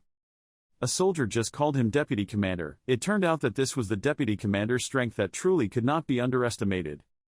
He constantly mocked the enemy's morale, making them extremely angry, even shouting Cuke's name, "You bastard." Another purple-haired character appeared, but this time it was probably a woman with endlessly long hair. Her bright yellow eyes and pale pink lips constantly exuded murderous aura from her ice-cold eyes. Only now can we see more clearly that she also has a black horn, so this is the one-horn tribe. Standing in the middle of the chaos, she observed and discovered that there was no one of her clan here and was happy that if her father was here, perhaps that red dragon would not be able to fly freely like now. She remembered the words entrusted to her by the black-masked boy. But wondering where he is now, constantly worrying, not knowing if his condition is okay. Right now that guy is absorbing the power of the four great divine beasts. The source of strength is spreading throughout the body. It seems to go deep into the bones. The black mask with the eyes suddenly flashed. This is the first transformation. His body appeared covered in scales similar to that of a dragon. It seemed that he had absorbed all the power of the four great beasts. Right now the system bar also announces that the power absorption process is complete. You have awakened all parts of the dragon, a series of changes and rewards, so he has completely possessed the power of the four great beasts. Behind that mask, his face was very confused about the change. It was so different, everything in him seemed to have completely changed. It turns out that the power he has is extremely powerful, and that is the power of the draconic strain. He also realized that the biggest change was his rights. It turns out that the draconic race is the ancient dragon race, thanks to which this black-masked man can receive the ancient dragon's blessings and can also unlock up to 8 benefits. You now only have one right, but it is also extremely beneficial. A mysterious voice accompanied by a look full of murderous dragon-like intent said that the successor was the one that boy said. He seemed to recognize this voice. He was extremely surprised that he was still alive. He thought he had died after meeting Zhongwo. He recalled the old story. It seems that the guy in the white shirt is the Gemwu he said he was. He stood before a giant dragon and told him to leave his Longan and legacy to his brother and then closed his eyes. That dragon seems to be the same guy. The voice suddenly spoke again. Until you find me, I will be here waiting for you. The black-masked man just realized something, remembered that his goal was to capture the god Saber, but the next hour it was to a certain mysterious relative. As soon as the black-masked man shouted to leave, black air continuously spread out and surrounded the place. At that moment, 2 dragon skeletons appeared, continuously emitting strong murderous aura. The black-masked man realized that the players here were not ordinary, they were strong enough to combine into a large clan. There are also extremely powerful high-level players among them. I'm thinking about how to gather them. He immediately came up with a plan. But at the same time it was still too early, so he ordered the 2 sets of bones to spread out. He kept rushing at breakneck speed. As he rushed away, he thought of a plan to kill 2 strong people. One of them is that Bahal will definitely kill the opponent Leont, and Leont will think of a way to protect himself. He then thought that Leont not having the stone meant that he still relied on some secret and strong power. And when those 2 clash, kill both of them. Fire began to erupt violently, erupting into fierce fires. Team Trinity screamed, rushed forward and fought with Bahal. This red-haired guy was also not average, standing there with a smile that was 3 parts contemptuous, 7 parts like 3. He thought they just wanted to do some trivial things to buy some more time, so he waved his hand, and intense sparks erupted into small flames. Your team was shocked by the incredible heat of the fire. Bahal just had to stay there, but the fire around him burned brighter than Fi. He began to be suspicious of their plans, jokingly provoking Stormbringer, who was called a great martial god but now had to hide like a mouse. Bahal frantically called out to Leont's soul, who was hiding behind a rock, complaining that he had become a coward after his previous defeat. Leon was bitter. If it weren't for the sword god's ban on attacks, even 10 red-headed guys like him wouldn't be able to dent a corner of him. Bahal became more and more impatient. He saw his annoying patience in Leon's shady plot. Finally, he found him hiding behind a rock. Bahal turned his sharp eyes towards Leon, trying every way to ask him about the whereabouts of the stone. Another fire broke out. After the battle, there were a total of 70 swordsmen, magicians, and demon swordsmen. The escort bodyguard, the White Sword group, all died to protect Leon. He turned pale and was indignant when he learned he was the only survivor. Bahal had no respect at all, directly rubbing salt into Leon's emotional wound, trying to make him feel guilty for being too stubborn and then everyone had to die. Leon immediately exploded. He didn't have the fucking kick that Bahal wanted. If so, your dad would have already slurped up the entire package and then wouldn't it be your turn? Bahal represented the faction that did not trust anyone other than himself, and directly took action to kill him. Leon stood up and took action to protect himself. Looking at him struggling to fight back, Bahal thought to himself that this guy is really stubborn, isn't that true? However, he immediately denied it, and even if he was wrong, he still had to steal the method from him. While fighting with Leon, Bahal began to worry that his Summer Queen would not be able to hold her own against the 3 war gods. The destruction of her dragon heart was something that needed to be kept an absolute secret since she needed to be the ruler of the tower. Realize you don't have much time left. Bahal accelerated his work. He needed to restore her dragon heart as soon as possible. Bahal continued to use fire. The fire was so powerful it seemed to swallow everything. Fire flared up again and surrounded Leon's armor. Bahal urged him to surrender, not to die because of his stubbornness. Leon swore loudly, resolutely fought back, challenging the red-haired father Bahal to see who was the leader among the two. Suddenly, Leon's entire body emitted a blue light. This time, Goku saved my uncle. Here we call him Leon's Super Saiyan. Wherever that blue light goes, it begins to put out the fire. Bahal was surprised, not understanding why that new loser had become so dominant that he was scared. Behind Leon's back appeared a cool dragon. This result is truly Mr. Long's responsibility. Bahal was afraid of the sun and thought Leon possessed mysterious dragon powers.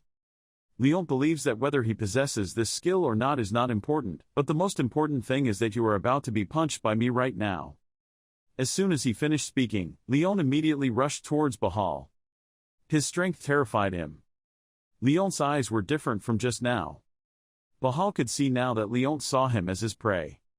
Leon looks like he's about to make a strong move. Just saw magic circles starting to appear above Bahal's head. He was shocked to realize that this was a debuff. Leon attacked Bahal from behind. He was horrified to discover that his reflexes were gradually slowing down.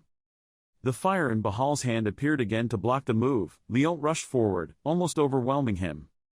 After blocking one move, he continued to provoke Bahal to see if he could block another move. His hand suddenly appeared golden. Recognized the Gungrik sword, Odin's weapon when he punished his enemies. He didn't expect that he could own it. Leon's face darkened and he uttered 2 words, "Go away."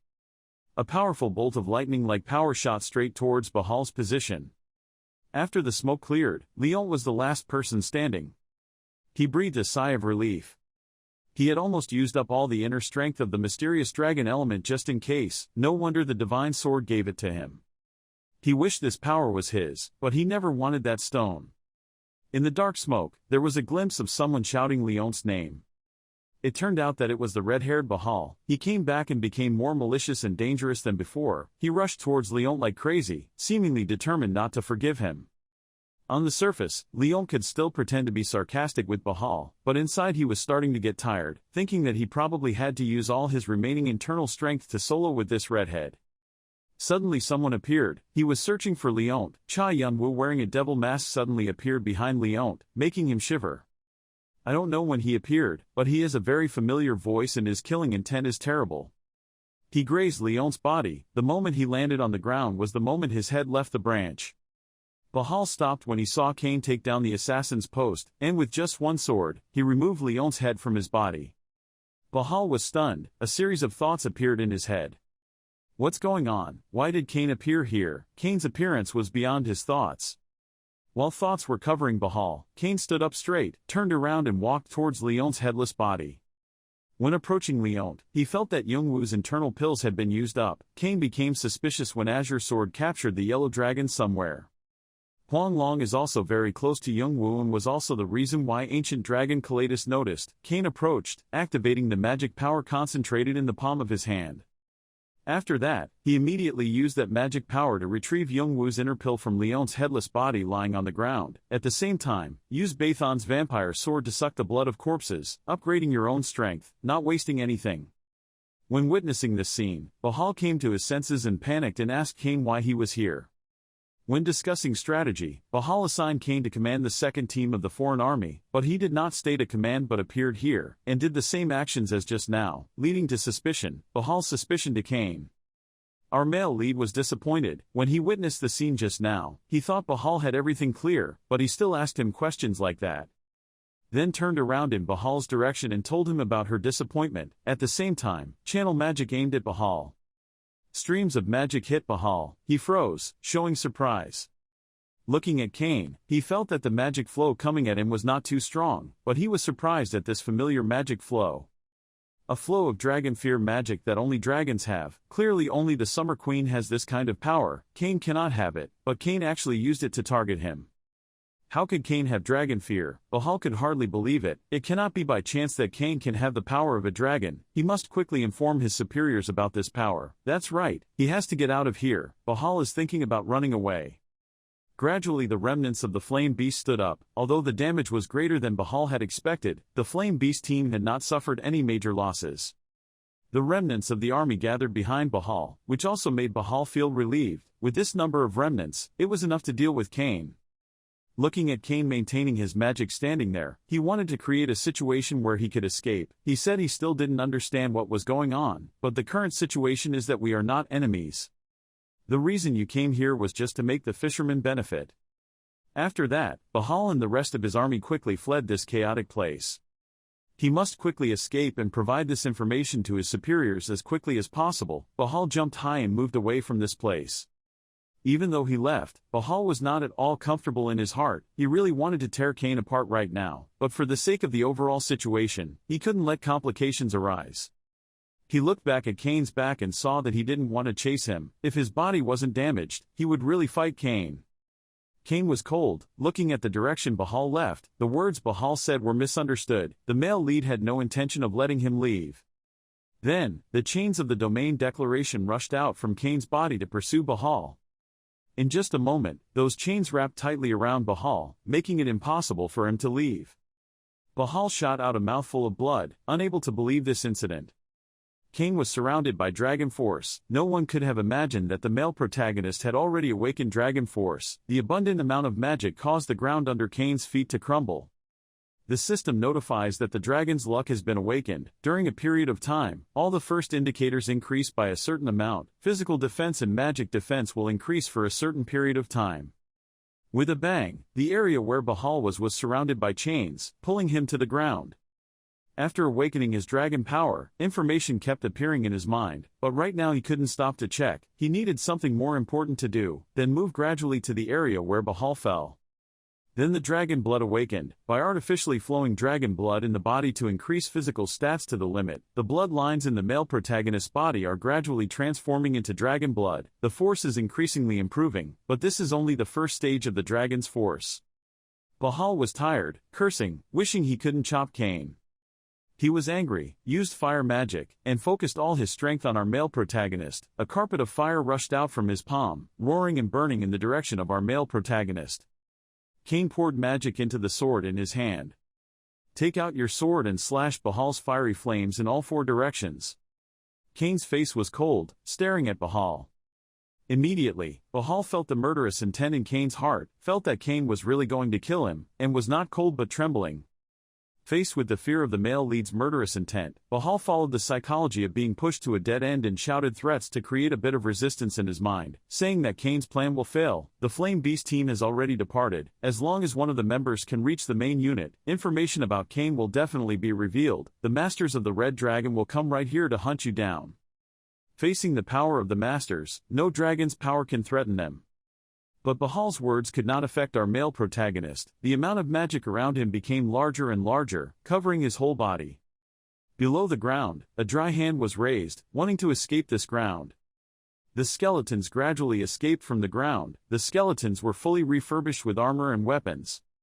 Gradually, an army of skeletons was created by Kane's magic. Dark air shot up into the sky, covering the area where the two people were standing. Bahal was afraid of this power, a feeling of helplessness, unprecedented. He fell to his knees. "This will be your burial place, Bahal," Kane said.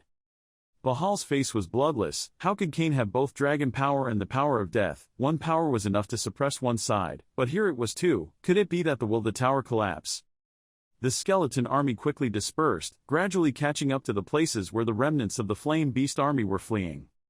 The leader of the Flame Beast team ordered his team to run faster to avoid being caught up, but suddenly he noticed. In front of him was a tall, cloaked skeleton, blocking their path. He was startled, not knowing what he was facing. The fire from the skeleton's eyes grew larger and larger, staring at the Flame Beast army below its feet. Then, a suit of armor filled with death gas rushed out and aimed straight at this army. The members of the Flame Beast were gradually entangled by the death gas and skeletons, slowly dying. Bahal was helpless, his body was too damaged to bear it, but the entire Flame Beast army being destroyed was the worst thing. He remembered the difficulties and adversities he experienced when coming out of Artia. Nothing was easy.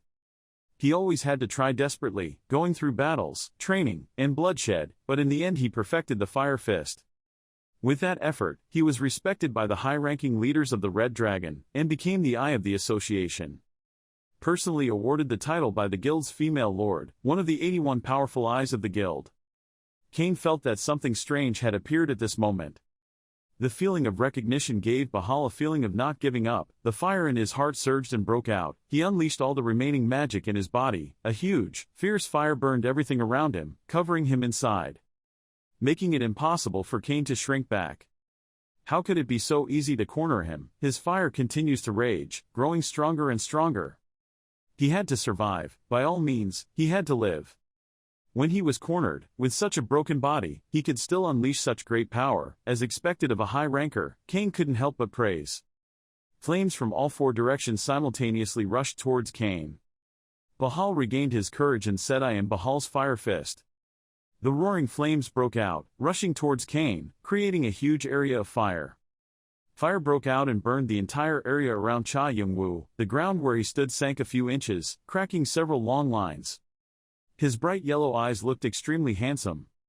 Concentrating with all his might, using the sword in his hand, Cha Young-woo swung a blow, slashing everything that was coming towards him, the blue light cutting across the fiery sky. Fire dance, 2 words uttered by his opponent. His opponent seemed to control fire, moving quickly, surprising him. Really, is he looking for an opportunity in the fire? He wondered, his eyes wide open and more alert than ever. The other man screamed twice and died as he reached out his hand to hold the fire towards his face. Fire shot out from his hand, approaching the target. Cha Young-woo could only raise his hand to block the heat of the fire. His face tightened with discomfort. A pair of black wings wrapped in fire appeared behind him, ripped through the enemy's fire dance. The other guy frowned, feeling unreasonable because every time he attacked, his power was dispersed. Cha Young-woo's eyes were brighter than ever, as if he wanted to devour his enemy. Bahal thought, what is this brat? Sweat was pouring down behind the mask, his breathing was somewhat heavy. Bahal's body was gradually being invaded by his own fire. He endures better than you think, but the ultimate winner will be you. Because you have the holy fire, the seed of all flames, in your hands. Cha Young-woo swung his sword and cut away the fire screen in front of him very decisively. The sharp sword cut the fire in half. Bahal loudly cursed his opponent for being a bastard. The fire was bigger than ever from his hand towards our Cha Young-woo. He skillfully dodged the fire, closing the distance with his opponent. The golden eyes opened again, seemingly on target. Bahal now realized his presence, but it was too late. The sword wrapped in blue cut into his body. The blade dug deep into Bahal's body when Cha Young-woo moved his hand. No way, a newbie can't be like that, Bahal thought as he hugged his body with one hand. His face became unsightly as he thought about the end of Bahal's fire fist. Fire was bigger than ever, surrounding him, making his hair fly. Bahal loudly threatened. But for Cha Young-woo, it only made him more pathetic. The green gas not only covered the sword but spread to the surrounding space. Cha Young-woo told him to stop talking nonsense and die. He took advantage and launched the sword. A blue streak cut across the sky, straight through the middle of Bahal's body, causing him to fly backwards. He screamed loudly in pain. Fresh blood splattered all over the ground. Bahal, in a sitting position with his head down with his sword between his body as the only bright spot, was dying. He struggled to breathe using what little strength he had. After all, he said, "Who is this?" On this side, Cha Young-woo with an overwhelming aura slowly approached him. "The mask is removed. You must be curious about who I am, right?" Bahal didn't seem to believe what he was seeing. Cha Young-woo's true face appeared under the thunderous sky. "No, it can't be, how could?" His eyes flashed the image of Cha Young-woo swinging his sword towards him. That was his last image before he died. His head was blown off his neck very easily, his body was still sitting in the same position. Bahal was dead. Father Young-woo looked at the other person and breathed a sigh of relief. He looked up to the sky. "Your voice rings out in the rain, Young-woo." The red dragon seemed to be surrounded by an aura of the same color. Has the dragon's contract been broken? This is a sign that Bahal is dead, but it's still hard to believe. But there was a flame beast following him. The dragon's heart could break at any time now. It seems he has become too arrogant. If you can't find the stone, there's no point anymore. The dragon roared angrily. The surrounding red gas radiated even more strongly. That person was so small compared to him. Although he was afraid, he did not falter. This person thought they were in a deadlock when suddenly something appeared from this person's wrist. "Gungnir, why did the sword I lent to Lion come back here?" Perhaps this person's face suddenly changed when he realized something. Under the pouring rain, Young-woo walked majestically and fiercely. He sighed softly. The revenge was partly resolved. His subordinates immediately appeared. It reported, "Master, that we have eliminated all the enemies." Young-woo replied, "Everyone has worked hard." Then he looked up at his hand. It seems like the bracelet vibrates quite a bit. If you think about it seriously, this bracelet contains not only Liant and Bahal but also the Flame Beast members of Azure Sword. I didn't expect it could hold so many expert souls. It seemed like those souls were protesting inside, but no matter what, they cannot escape the bondage of the bracelet. I'll ask them about the war later. In addition, this stone, the use of this stone, which has caused so many people to sacrifice, makes me feel extremely uncomfortable, but even if I could use it, it would be difficult to control properly. However, it is a precious thing needed to fight the Red Dragon, so I have to learn how to use it. Young-woo's subordinates respectfully, "Master, do you have any further orders for us?" Young-woo looked up into the distance. "No, I have no more orders." Meanwhile, he suddenly thought, maybe it would be good food for them. I can share it with the monster army and see. Anyway, our goal has been accomplished. I don't need to intervene any further. The soldiers responded, "Please obey their master's wishes." Young-woo mused, "There are still many people in these two groups that I need to deal with, but if we are too greedy, we will be in danger. This is not the time for me to show off." He dropped his mask and told his subordinates that I seemed to forget something. "Tell Dante and Adora. Come here, it's okay to retreat."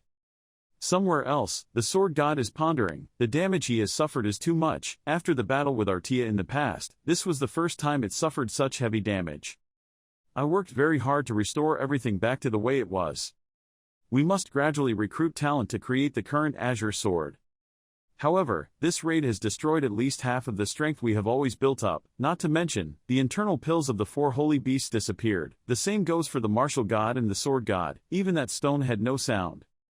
Truly an ambitious person, the Queen of Summer, you are so interesting.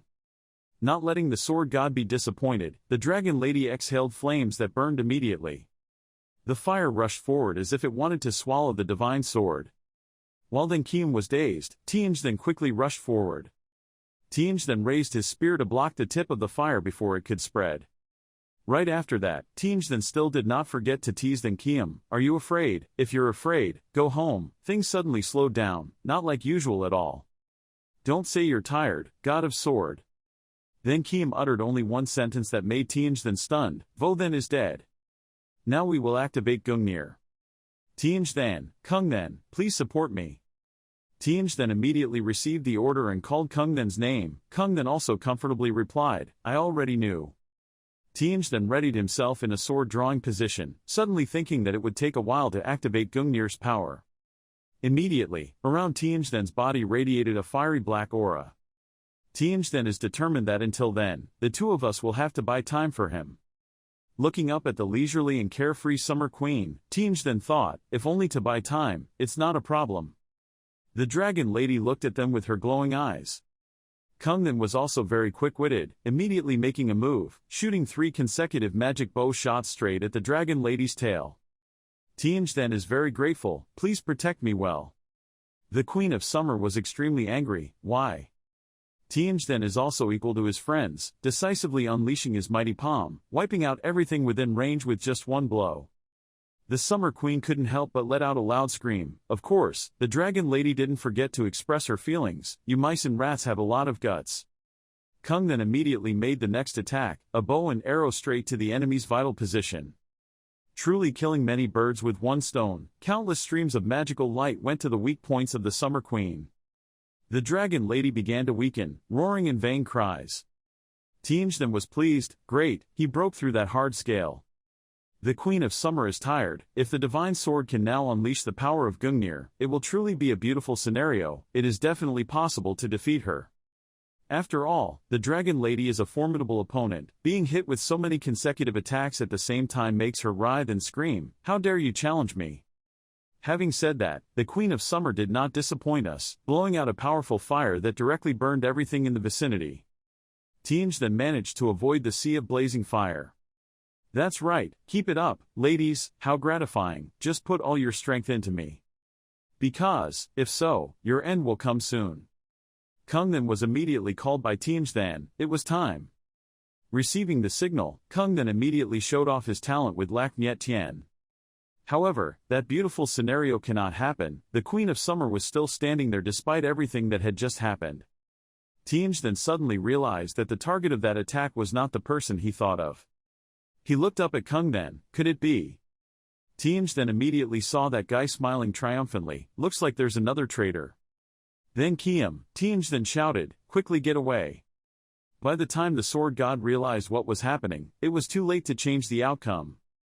The beam of light kept coming closer. Each stream of magical golden light found the divine sword, converging into Lac Niet Tien, penetrating straight into that defenseless body. The sword god could do nothing but brace himself against it. With just one fatal blow, then Kiem went to hell. A huge fire broke out in the middle of the green forest. The ground is ruined everywhere.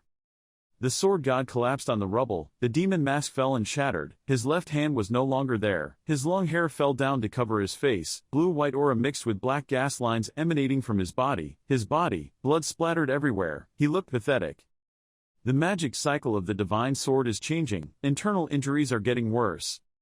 He had to grit his teeth to maintain consciousness, otherwise he would have gone to prison, blood flowing everywhere on his body, face, ears, mouth. He realized that the last clues to explain everything had been put together, the reason why Saber went crazy and attacked him.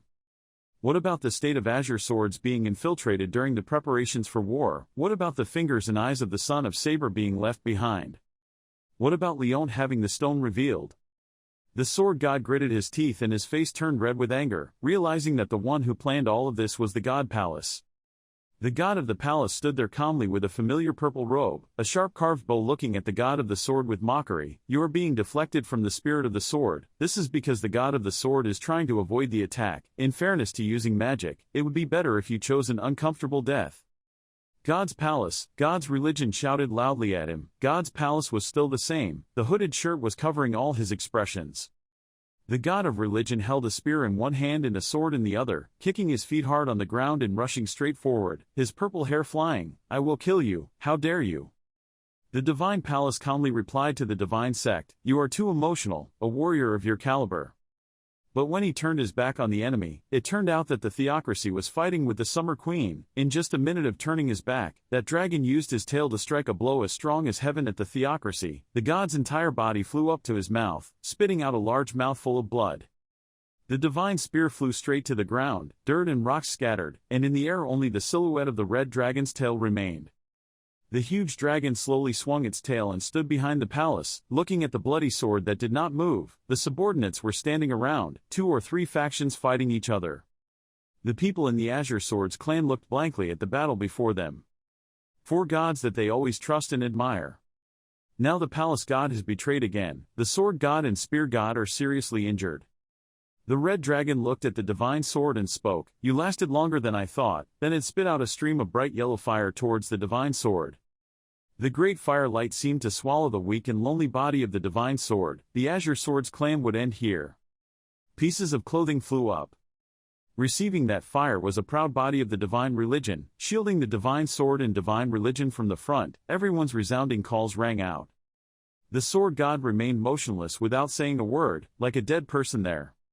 The divine spear fought against the dragon's hot fire, and at the same time said to the divine sword, "Are you unconscious?" The divine sword still doesn't react. It can't be you. You are the center of the entire Azure Swords clan and an irreplaceable friend of my divine religion. So I won't let you die here." A promise of honor appeared in the heart of the god of religion, with blisters all over the body, streaks of blood running down. The god of religion said, "As long as the sword god is alive, then the state of Azure still exists." The theocracy stood there. The fire had passed. The patheticness of the scorched clothes did not cover that tenacity. The theocracy shouted loudly, "Cut down that dragon at all costs." At that moment countless Azure Swords clan members became aware. People started taking action. The giant red dragon in front of you is an enemy that needs to join forces to destroy. Everyone, no matter how small or injured, picked up their swords and poured more strength into their swords, moving together towards the dragon. Everyone had the same thought, doing everything they could to help the god religion and the sword god by time. Together they rushed forward with the determination to see death without fear. The huge red dragon stood there as tall as a mountain, with wide wings, sharp eyes, wide open mouth. Everyone around him was as small as an ant, but these ants were a group, most united. After a while, everyone also made this dragon crazy. "You insects, how dare you!" It shouted angrily, holding a red flame in its mouth. "I will not forgive you." After saying that, it sprayed the fire forcefully towards the Azure team members. Everyone was engulfed in flames and scorched to nothing. The dragon shouted angrily, "I said get away, get away." The fire resounded. In the distance of the forest, Cain was observing the situation. When someone asked him, "Was the situation there really okay?" They had followed him before, but this time they felt something was wrong. Cain turned around and told them not to worry. "The Red Dragon clan would thank us." Dante didn't understand what Cain meant by that. Many question marks appeared in his head. Cain turned and walked away, leaving Dante with a bewildered face. Adora sighed helplessly. "Why do you think our tribe didn't appear until the war ended?" Dante put his hand on his chin and thought. According to his understanding of the leaders of the One-Horned tribe, they were like demons with their own calculations. So why didn't they recognize the battle of the Red Dragon to show up? They've always been people who know how to take advantage of opportunities to stir things up, but why are they so quiet now? Adora explained to him that their tribe realized there was no longer any benefit in the alliance, so they broke it off, and that the Red Dragon band must have sent people to the tribe. In fact, when the One-Horned tribe conquered Kurum, the Red Dragon band did not punish them, because they saw the threat of the One-Horned tribe, and they even rejoiced in their victory with the Azure Swords. From there, it shows that they also suffered quite a lot of damage in the wars. They need time to recover. Dante had a headache listening to it. He scratched his head and said, "Why politics is so complicated? Can't life be simpler?" Adora hugged this sword to her body, a pure expression but sharp golden eyes, telling him not to think complicatedly. In the end, politics came to one thing. The two brothers calmly walked side by side, telling each other about their future wishes. If you want to be a leader, all you have to do is be strong. Only with strength can you succeed. Only then will you have peace. Cain and two people from the One-Horned tribe came to pay their respects to Vuong Dao. Vuong Duong, who was watching the medal, raised his face to greet the three people. Cain is still wearing a black mask with two pairs of horns looking at Vuong Dao. The master does not welcome his son. Vuong ignored him and angrily said how to welcome someone who likes to live on his own terms, just caused trouble and then returned. His words were full of childishness and dissatisfaction. The king looked up at Cain. Through his observation and experience, he saw the difference in the strength within Cain. He looked at Cain standing there, his whole body wrapped in green dragon cloth, his body emitting a different scent. The two Dante brothers standing next to him seemed to be overshadowed, too familiar with this scene, and shook their heads in frustration. Cain thought that he had hidden the dragon scales and reduced the dragonic attribute but could not surpass the Wild King. He was truly a master. Since he could not hide it, Cain had to bow his head and explain to his master. Vuong too put his hand on his chin, tilted his face to one side and said to Cain in a warning tone that when there is something good, you must know how to share it and not keep it for yourself. You can leave. Yes, Cain and the two brothers Dante turned and walked out. Suddenly Vuong Duong sat up straight, holding the book in a serious sitting posture, called Cain back and asked him if he had done everything he wanted to do. Cain turned around and hid behind his mask, calculating why Vuong De said that. Bowed down to thank the king. The king did not say anything more, just looked at his attitude and made his own judgment, then allowed Cain to leave. He turned his attention back to the book he was reading, but his expression was happy, as if he had made the right decision. On the magnificent mountain, with large ancient trees, an azure sword general knelt down to beg for help. The sword god and spear god both escaped the battlefield, but they did not know their location so they could come to their rescue. Red Dragon is organizing a pursuit to chase after the two sword gods and spear gods. He once again bowed his head to beg for help for these two gods. Martial King Nayu looked at him coldly, needing him to explain the reason why he had to save the two gods of this organization.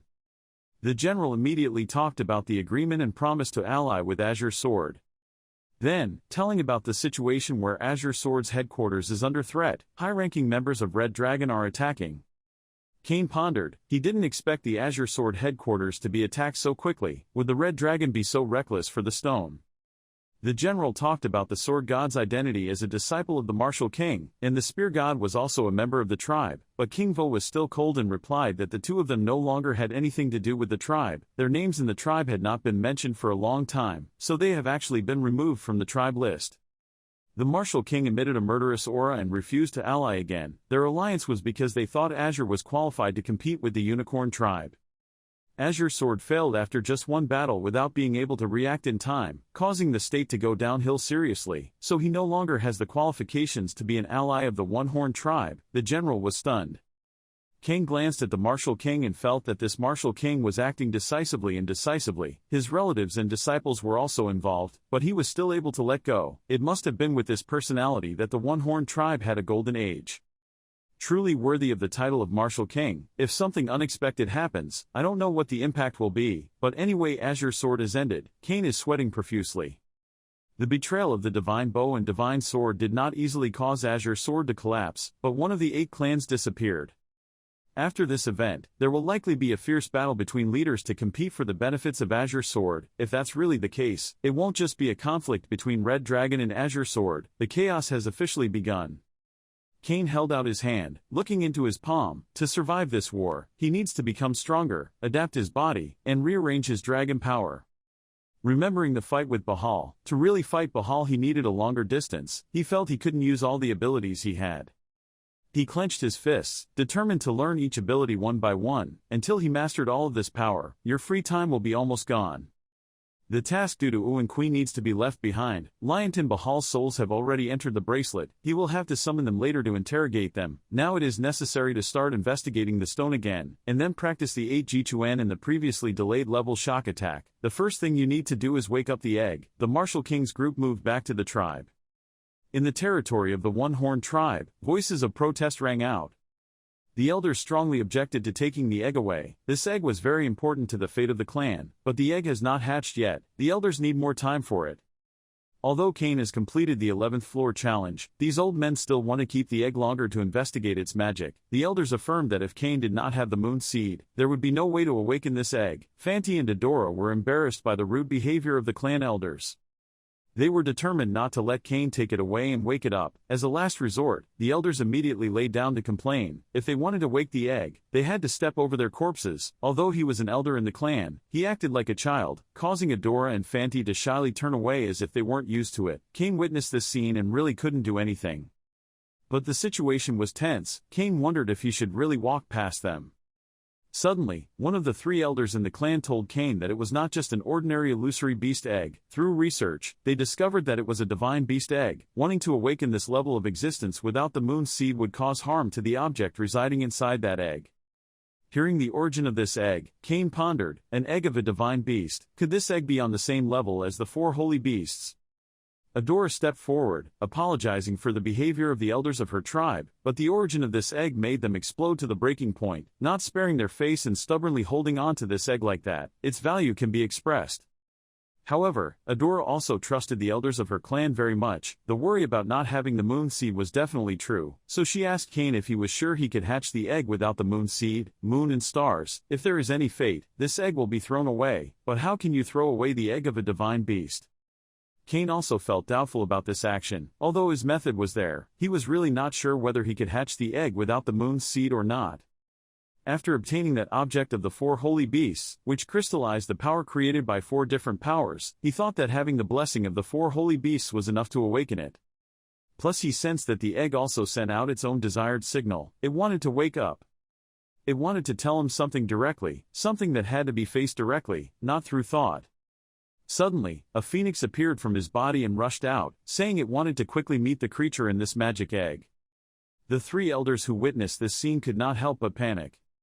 Jumped up, approached Cain, observed this bird and then exclaimed in panic, "Isn't this a bird disorder?" Hearing that it had absorbed the soul of the tiger sword, the 3 senators could not contain their emotions.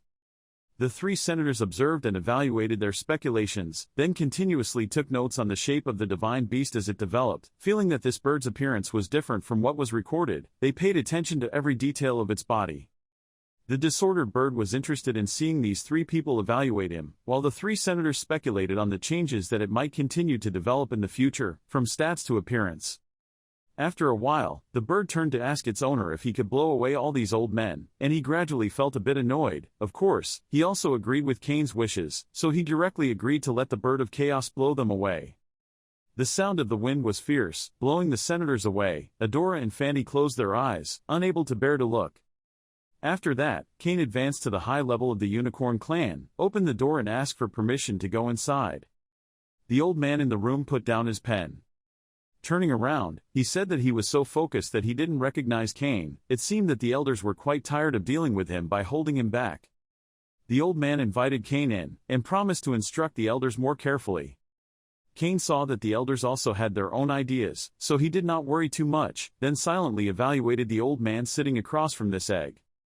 Cain felt an overwhelming force surrounding him. In this one-horned tribe, besides the martial king, this old man is the strongest person in the tribe. The feeling that the great elder gives off is different from the martial king, but his strength is extremely great. This is also a reason for other places to tremble and not dare to attack the one-horned tribe when the martial king goes to war.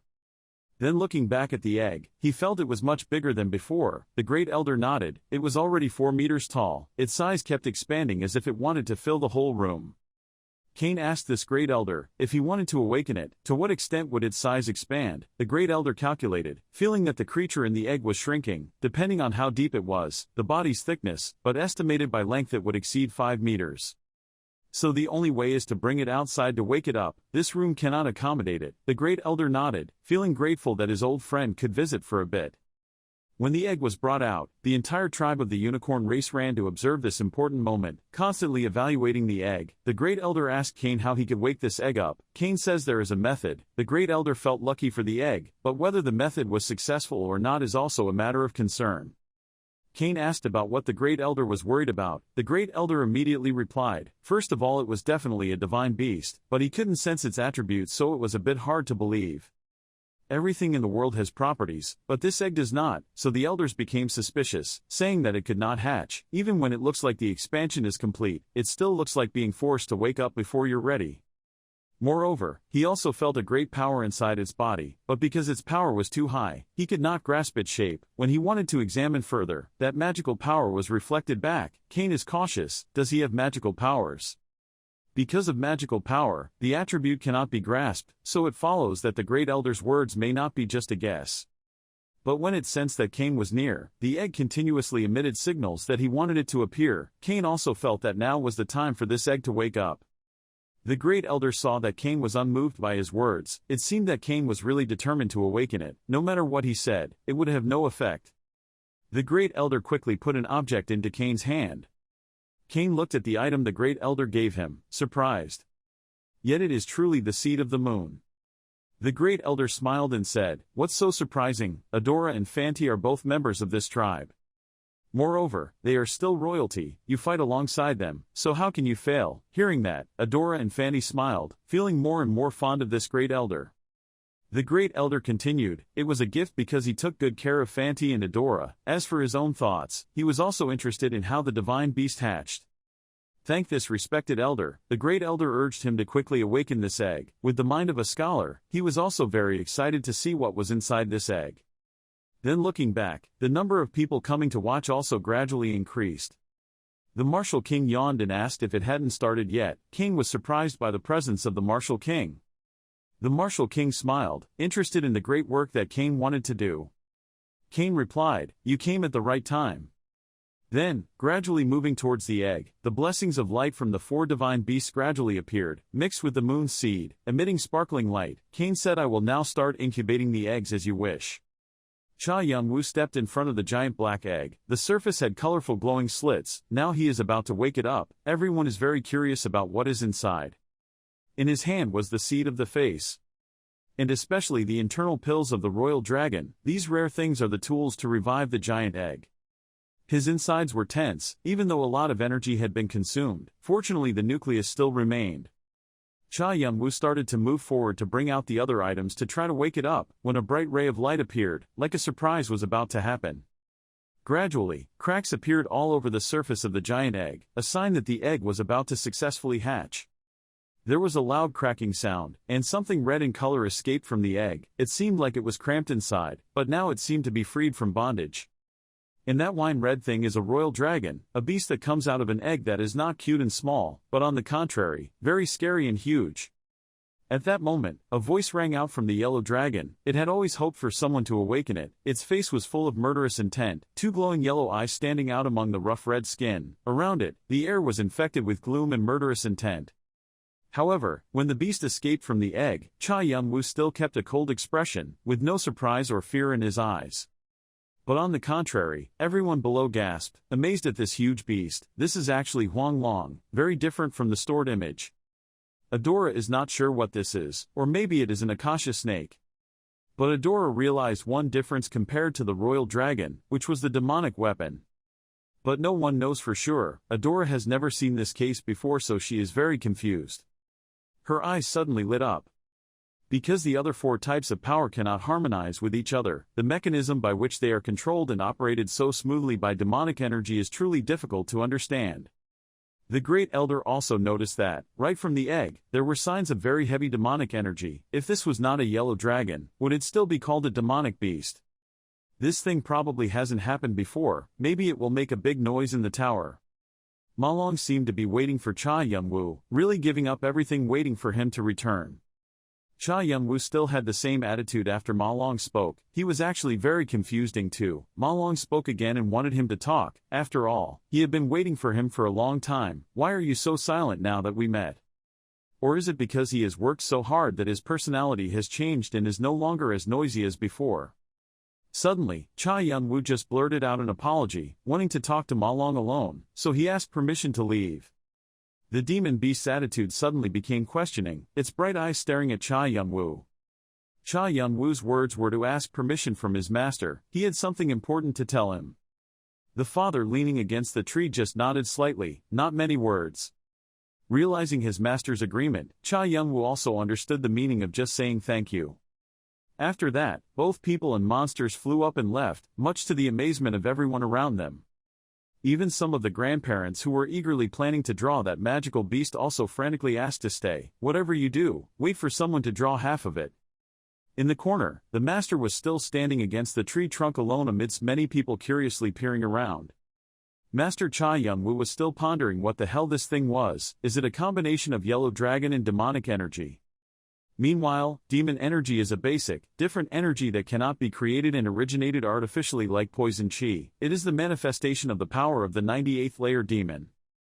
As a symbol of the evil personality of the devil, it makes us decadent and fierce. It is something that has powerful attack power but is also extremely dangerous. That's why there are many people who pursue this extreme source of power with the desire to become the strongest, typically the Mach 1 of the 8 gangs. With the nature of Huang Long, it can change its shape through its owner's inclinations. But if it is a Ma Long, a combination of powerful demonic energy and the nature of a yellow dragon, what will it become, brothers? He just thought like that, and didn't know how it would turn out. On Cha Yun-woo and Ma Long's side, he was blaming him for why he kept talking strangely and didn't understand anything, because he was so shocked that his brain had problems or something. He chased it away and even cut off contact as if he wanted to break up with it. In the end, because it was loyal to him, because it waited for him to return, it had to wander alone, very pitifully, but Ma Long's strong belief is that he will definitely come back. It's truly a wish that he has returned. It was truly fortunate that he returned and woke it up. Hearing that, Young-woo also vaguely guessed why the yellow dragon still existed until now. Because it is waiting for its owner to return and wake it up. Even though Young-woo used to have great strength, he had to rely on it to be able to catch the eye of the ancient dragon. Out of fear of the alter ego, because if the main body is damaged, its existence will be lost before it can use its powers, and Young-woo already knew that, so he cut off contact with the royal dragon to protect it. Cha Yun-woo thought so and also put down his mask. You said it before, you are not the owner it is waiting for. He said he was Cha Yun-woo, Young-woo's older brother. Hearing those words, the beast was bewildered. Is it Young-woo? Surely the beast didn't know that its owner was dead, and also didn't know that he was Young-woo's twin brother, which is why they look so similar. Through the diary, continue Young-woo's memories and arrive at the tower here. Young-woo said loudly, he came here for a purpose, is to avenge his younger brother, find those who harmed him and execute them. The animal was stunned. It had waited for a long time, and now it couldn't believe that its owner was dead. Even though he was heartbroken by his younger brother's death, Young-woo also knew that this news was indeed very shocking for the beast because he thought he was Young-woo. Young-woo also planned to go somewhere, so they could both think about this. But it seemed that the animal would be very sad and bitter when hearing such news, but it suddenly cried out without need. Even though you are not the owner it is waiting for, through its connection with you, it believes that what you say is completely true, and it must be accepted. The beast wanted to ask him something, making Yun freeze.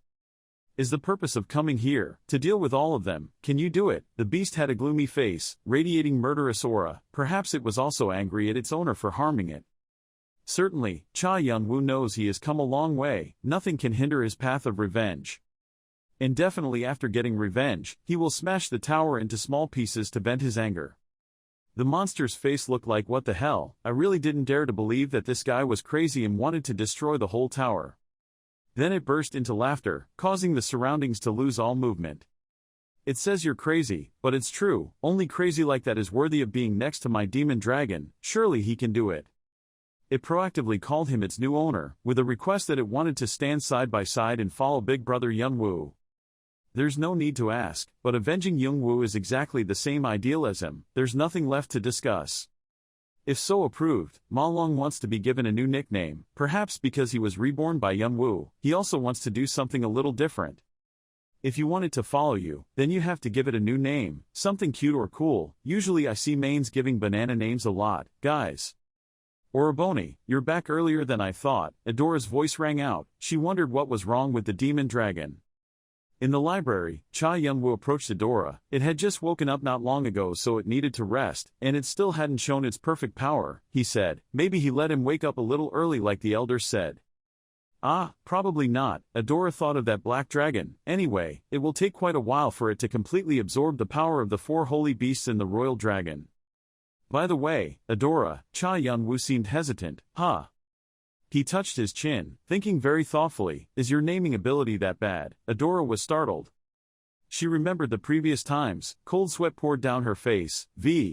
What did you do? Young-woo was confused. He had given the black dragon a name but it got angry and asked him to change its name or he would not sign the contract. He felt that the name he gave it was quite good. It was a growl. Adora was speechless. She didn't know what else to say to this brother. He was still mumbling. Maybe it sounded better. This made her sweat even colder. No wonder the black dragon insisted on changing its name. Putting that aside, Cha Yun-woo returned to his mission. He thought to himself, the divine beast is the symbol of the world in this tower, including the 10th floor. If it were so easy to create a divine beast, everyone wouldn't have one of their own. The difficulty level of this must be about the 30th or 40th floor. The good news is that you just need to find something qualified and put it in that position. On this side, Adora was still attentively reading a book, while Fanti had fallen asleep without realizing it. Fanti, Adora, Young-woo's father's call startled both of them. Let's go outside and talk. Fanti wiped the saliva from his face, panicking and not knowing what to talk about outside. He didn't want to think anymore, because now he was very sleepy. Adora was also confused and quickly apologized because she hadn't found a guidebook for naming dragons. All three people looked at each other silently. The atmosphere suddenly became a bit awkward. Some people decide to completely rearrange it because they don't remember anything. As for the two brothers' family, one came to help out of love and the other out of boredom. What? A scream rang out. After going out, the brothers learned that Yongwoo's next idea was to turn illusory beasts into divine beasts. This, he admits, has a lot of potential. If you give it some of the divine beast's power, perhaps it will qualify. Fanti hesitated. If that was the case then it would be good, but is Yongwoo sure he wants to share that power with the illusory beast?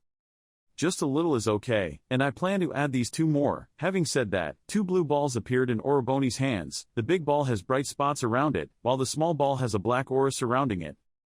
Looking closer, you can see that inside the small ball with black air surrounding it, there is something emitting a beautiful blue light. This is the Jade of Seniority, which is created from the Void Dragon, absorbing the essence from the void and spirituality over a long period of time. This is a wonderful material that will be very beneficial to the Dark System if processed carefully. And inside the larger ball is a branch of white flowers surrounded by small glowing spots, called the Magical Beast. This is a type of elixir that helps increase evolutionary potential, researched and created by the leader of the One-Horn tribe for a long time. The Jade of Seniority and the Sacred Beastbine Grass, these two objects made the Adora brothers extremely surprised. Adora held the sword in her hand. She didn't think she would use such precious things. Yongwoo looked down at the two orbs. To become a divine beast, such an investment is worth it. If it's not enough, then you need to add more. After listening, Fanti excitedly burst into English. Okay, so they will also become the owner of the divine beast, which is great, so who can refuse? But Adora was still somewhat worried. As far as she knows, Seniority Jade is the best artifact material, and the Sacred Beast is also a precious material that can help demon dragons grow, so using it like that is a bit. It's okay, he said comfortingly. These precious ingredients will be more valuable when used, rather than using them until you need them. Not to mention Adora and Fanti haven't completed the 11th floor yet, so there's nothing to refuse, he thought to himself. The scene flashed back to a moment in his memory. Cha Yongwoo held out one hand. Above were black and white lights interwoven. For him, the Jade Seniority is not much used because he already has the power of the 4 holy beasts, and if he could make a protective talisman, it wouldn't be too bad. The same goes for the magical beasts of the grass. Cheery and the demon dragon cannot be absorbed yet. If it is forced to be used on them, it will not be good. Thinking so, Yongwoo seriously spoke to Fanti and Adora. The 4 holy beasts guarding the 11th floor have disappeared. While waiting for them to revive, the 11th floor will be very chaotic. If the two people's illusory beasts become divine beasts, they can replace the powers of the 4 holy beasts. The order of the 11th floor, rewards, even excellent achievements will be in your hands. Fanti jumped up excitedly. Delicious peach branches. Adora also relaxed more. She thanked him very much. Yongwoo spoke softly. She didn't need to thank him, because he also conveniently completed his task. If it's okay then, he intended to continue speaking, but now the brothers Fanti and Adora were both happily discussing with each other, so they didn't pay attention to his words anymore. Both of them were excited about creating the divine beast and clearing the 11th floor. They were also excited to predict how shocking the elder's next reaction would be. Looking at the two cousins, he just sighed helplessly. No need to say anything. He looked into the distance, where there was a red dragon surrounded by black gas, with colorful lights flaring up. Conquering this 11th floor also means having the world of humans, gods and ghosts. This is like having the entire illusory world in hand. Indeed, this is very valuable, an advantage in the future. Achieving this unprecedented achievement will certainly receive a worthy reward from Olympics. Yongwoo turned around and was about to leave when the Fanti brothers called back. Naming the dragon had not yet been completed. It's okay to slowly place it. I'll be gone for a bit, don't look for anything. Then he jumped away and flew away. Fanti exclaimed. Yongwoo's life is really busy, and Adora was a little worried. It was clearly almost dinner time. Why didn't he eat before leaving? Somewhere else, a blue light flashed past. Yongwoo gently landed on an empty land. He turned his head to look. It was so far away that no one was coming. Thinking about it, he cast magic. A measure of blue-black aura spread out around him.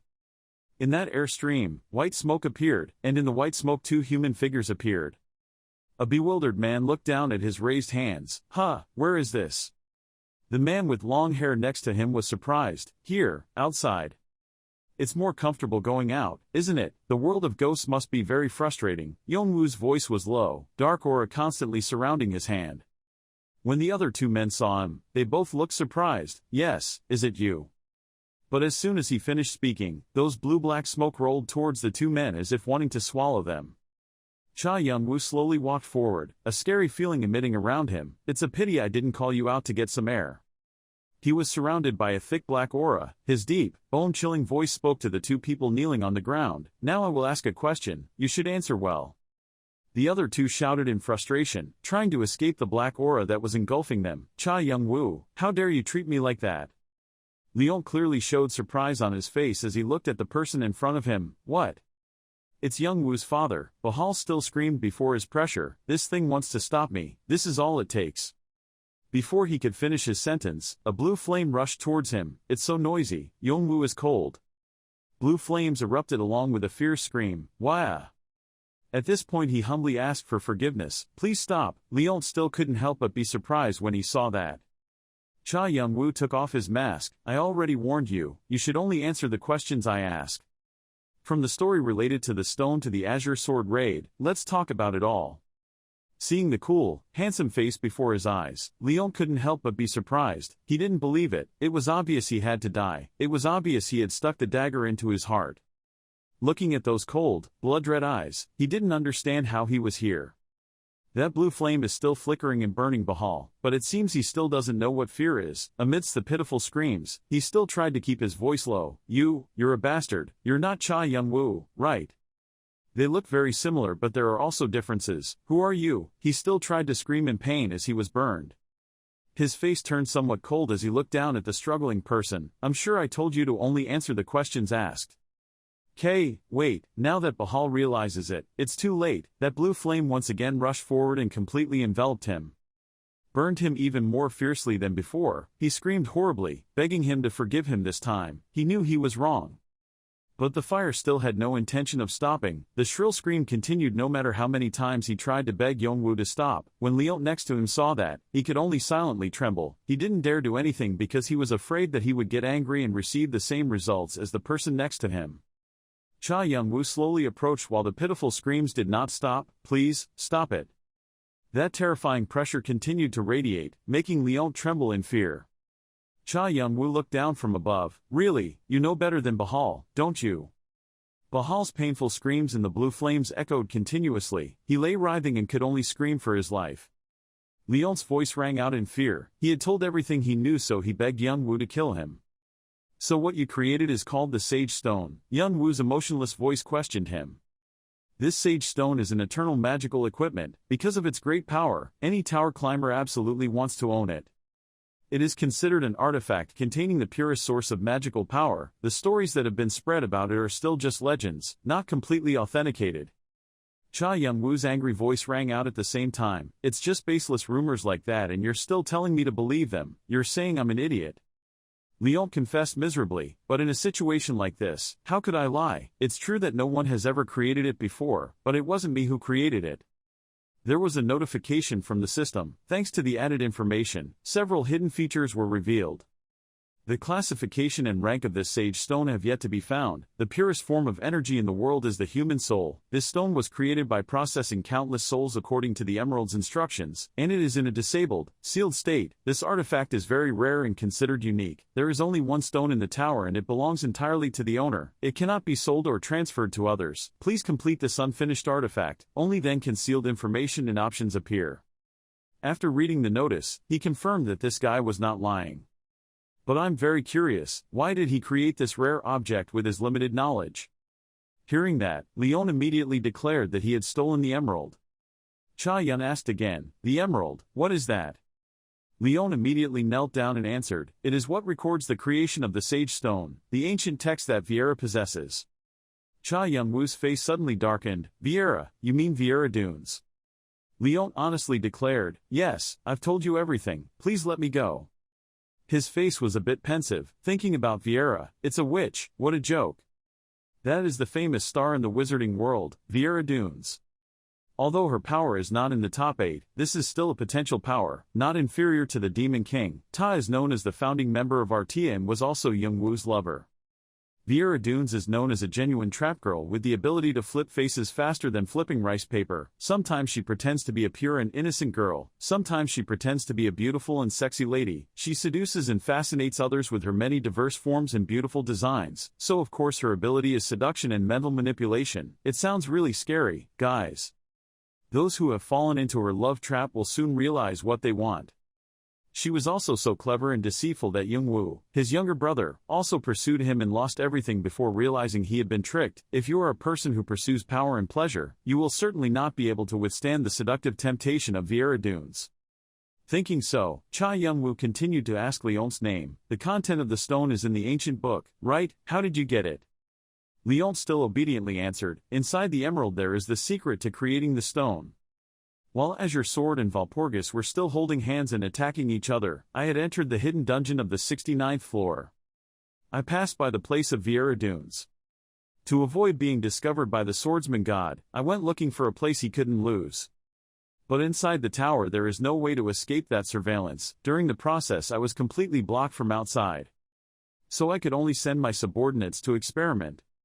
So where is that emerald now? He asked again. I don't have it anymore, I broke it.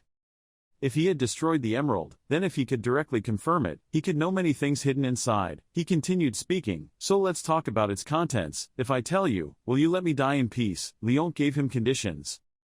You're dead, but okay, I'll let you disappear. Hearing his agreement, he immediately looked thank you and said the content inside was Notification System, Long Wisdom, Try has been opened, searching the database based on the information provided and calculating the results. There are a total of 8 contents related to the Sage Stone. Browse 2 search results with dual access. He guessed that it was a combination of alchemy and magic, and also included magic formations. It takes half a day to learn, which is quite difficult. However, truth and falsehood can be mixed up. Even though we don't know who wrote it, the accuracy is still quite high. Who wrote that emerald stone, and what is Viera Dunes' intention? Leon said everything he knew. He begged Young-woo. He also confirmed that what the executive said was correct, so he called Boo. It was Boo again. A stream of black smoke and Boo's dark gloomy atmosphere appeared. Please give orders, master. Young-woo replied, please eat. Boo then immediately obeyed and thanked him. Seeing that, Leon immediately panicked and said, wait a minute, you said you would let me die in peace. Before he could finish speaking, Boo had already beaten Leon. Leon's scream of despair rang out. Bahal saw Leon like that, knowing for sure that Young-woo would not intend to leave anyone in peace. That thing is trying to absorb the entire soul, taking away all of that soul's knowledge and power. If this happens, reincarnation will be hopeless. He turned to ask Bahal, who knew what I was going to ask. Bahal knew his end in advance, so he had to accept it. I had nothing to regret anymore, so it would be fine if I told him so I could leave early. The reason the Summer Queen went to war with the Azure Sword was because of that Sage Stone. Indeed, you are not Cha Young-woo. In the past, Cha Young-woo and the Summer Queen did not stand in direct confrontation with each other. Although Cha Young-woo lost, it also left a significant injury to the Summer Queen. I don't know why, but after that incident, her dragon heart was also broken. Young-woo was also quite surprised to learn about the relationship between his younger brother and the Summer Queen. The dragon heart is not just a heart, it is the source of magical energy, the force that drives all existence. That's why she's so eager to start a war. Because the stone can replace the dragon's heart, now it's failed. I didn't expect Lion to not keep the stone, what a mistake. At this point, he learned the truth. Young-woo, it turns out you weren't fooled completely. In the end, they did not know where the stone was located. In essence, that war was completely meaningless. At first, I thought I wouldn't pay too much attention to the stone. Looks like you have to change your plans. The Queen of Summer thought that the Sage Stone was a substitute for the Star Dragon's heart. This is definitely an advantage for me, because I can take advantage of it to develop magic circuits, strengthen my dragon body, or even own up to 2 dragon hearts. Young-woo started planning. Although I don't know what your plans are, such information is useful enough. Only a few Red Dragon people know about this. If the status of the Summer Queen is revealed after the story of Azure Sword, it will definitely cause chaos for the 8 powers.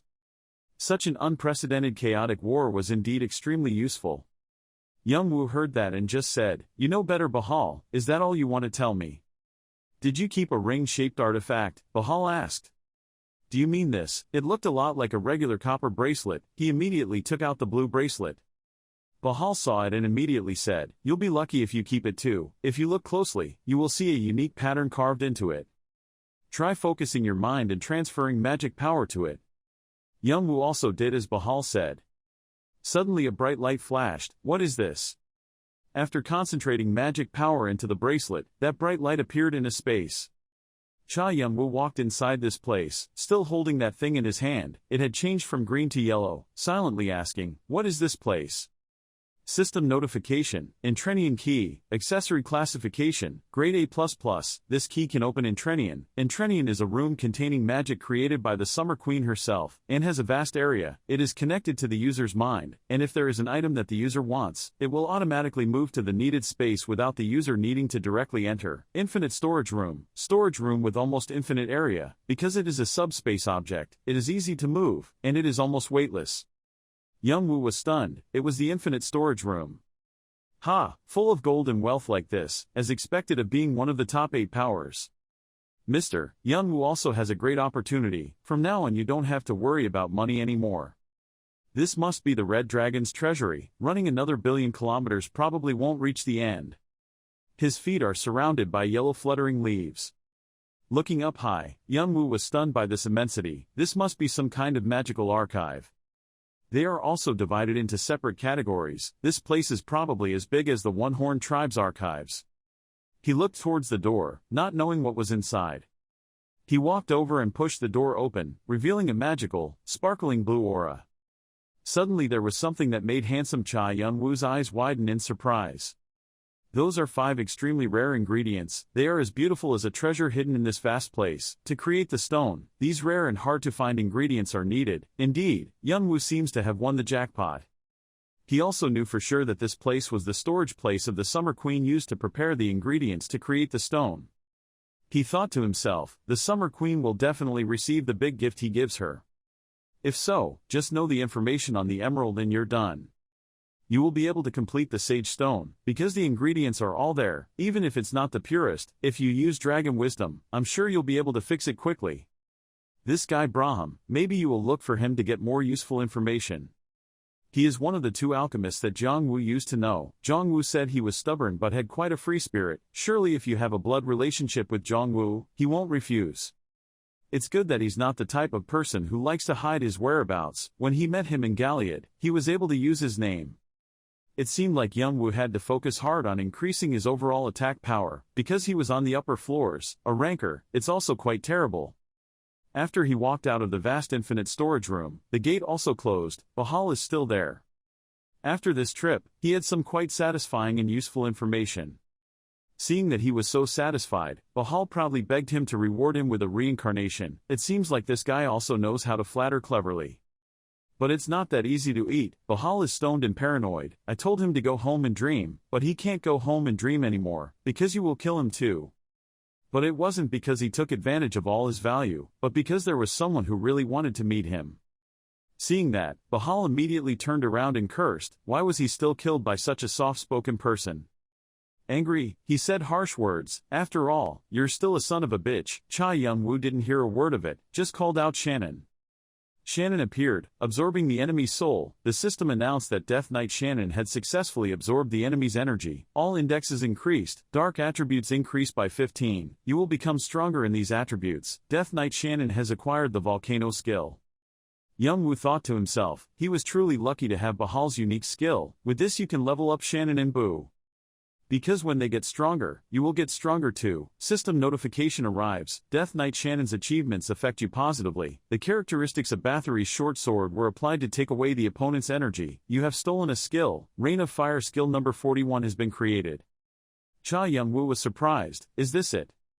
Unbelievably, Bahal's strong energy that he absorbed through the short sword battery could affect him. Incoming notification system. Fire Rain skill, top 41, 0.0% proficiency. This is a typical skill of Bahal high-level players. IT releases fire energy accumulated in the form of rain, speed and power to make an opposite unable to move. Thunder mark based on the amount of magic used. The intensity of the rain increases. During that time, there is a low possibility IT could involve the healing magic. IT causes skin burns, and increases pain. Okay, great, Youngwoo was happy. To say the least, there's no arguing that the Rain of Fire skill is a skill that even Jongwoo is jealous of. Even though he had many skills that could be used consecutively, it was not a skill that could be devastating. But now, he possesses this skill, it will change everything. Thanks to Chirpy, he has a fairly high fire attribute. The dragon form was enough to make up for what he lacked in proficiency and amount of magic. Youngwoo was thinking alone when suddenly the owner's voice rang out. As Shannon wanted to ask him something, but before he could say anything, he stopped him. He knew for sure what Shannon was going to say. Shannon opined that I don't think that guy would want to become your subordinate, so if he refuses, I can. He immediately put an end to Shannon's thoughts. If possible, he would have planned to add him to the group a long time ago. Originally, after absorbing the magic of the divine beasts, he was able to snatch the soul of the person who was about to disappear, and put it in his collection. Then Yunwoo spoke up and left. The spirit of Saber suddenly appeared in the gloomy atmosphere. Without beating around the bush or saying too many words, he directly invited the god Saber to follow him. But instead, he will save the son of the god Saber. Hearing that, the god Saber's face was panicked. Because he thought his son was dead, wasn't it because he was killed by the Azure Sword Gang? Why was Cha Yunwoo able to save him? God Saber firmly said, I was able to see outside whenever I was able to gain enough consciousness, and I'm sure you don't know anything about the Red Dragon and Bang Azure Sword after the war, so how do you think I can trust you? Cha Yunwoo just sighed, I don't think you have the qualifications to believe or not believe me. But anyway, if you don't believe it, then follow me. Then the two of them flew like a gust of wind to the Unicorn tribe in an instant. In the dark night, the two stopped in a place where there was no one around. God Saber couldn't help but ask in confusion, what do you plan to do? This place is the village of the One-Horn tribe. Youngwoo only said one sentence, look forward.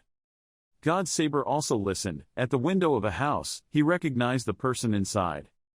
It's Ben, his son is still alive here. God Saber was stunned, how could Ben still be alive, why was he in this place? He also explained that before the war broke out, he deliberately secretly brought Ben to this place. That was when Bahal gave him permission to deal with Ben because he was too lazy to deal with it. Hearing that, God Saber understood everything. He also realized that Bahal never intended to let the boy live. These red dragons. I only know one thing, God Saber should be grateful to Chirpy, it's hard for him to understand that. He continued, it was the child of the Vermilion King that God Saber killed. Hearing that, he was also startled. Why? Originally, he intended to kill Ben. The reason was not wanting Bahal to suspect him and to avenge the Vermilion King, but Chirpy was the one who stopped him, even though Ben was the son of the man who killed his mother. Chirpy said that there is no point in making others go through the same pain. Moreover, Ben is innocent, we have no reason to kill innocent people. God Saber seemed surprised. How could such a thing happen in the tower? Because this tower seemed to be built from hatred. Countless hatreds were created and disappeared. In the tower world, players did many unspeakable things to other players to get what they wanted. God Saber himself lived like that. Surely after this time, God Saber will never forget Chirpy's gratitude for saving his son's life. He owed Chirpy 2 lives, so to speak. Suddenly there was a noise that made him look over. Suddenly, the God Saber stepped out and knelt down. He knelt down and bowed in front of him, speaking up and saying God Saber of Azure Sword, No Han Ryong. Hello owner. The system sounded a notification. The evolution was successful. The second knight was born. You have accomplished an achievement that is difficult for anyone to achieve. Additional points have been increased. Receive 3,000 additional points, 2,000 additional points. The Death Knight has sworn allegiance, becoming your sword and shield. The name of the Death Knight has been assigned as Han Ryong. Loyalty has increased by 15 points. Control ability has increased by 5 points. However, in an instant, the knight quickly felt changes in his body. The body becomes heavy. It seems that this new body cannot contain Hanryong's powerful soul. Capacity is being gradually withdrawn. All abilities have been reduced by 21%, 17%. His ability seemed to have decreased significantly. He thought to himself that with his current stats, it would be difficult to reach the level of a high-level player. Having completed the adjustment of Hanryong's ability, the soul form and potential value remain the same. You can still regain the lost strength through the growth process. It is recommended to increase maturity. You still adjusting on the system screen. He pondered over how to increase his fighting power appropriately for the next time. Maybe there's no need to worry too much. As long as Soul Koch doesn't disappear, everything can be regained. Suddenly there was a sound that made him take his attention away. He looked forward and noticed that he had a hand in front of his chest and said very sincerely that he had a request, hoping that he would find it for him. 9 swords. He calmly responded to his request, asking if it was because it was his old skill. He guessed that perhaps he remembered the sword being associated with a certain battle.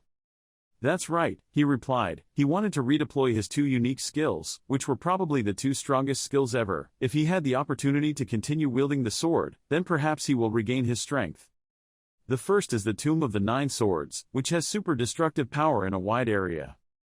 The second great move is the Vortex Sword, which can quickly knock down opponents at a narrow distance in seconds. Both skills have very high requirements in terms of stats and durability of the sword, so only the other sword can meet the standards of these two skills.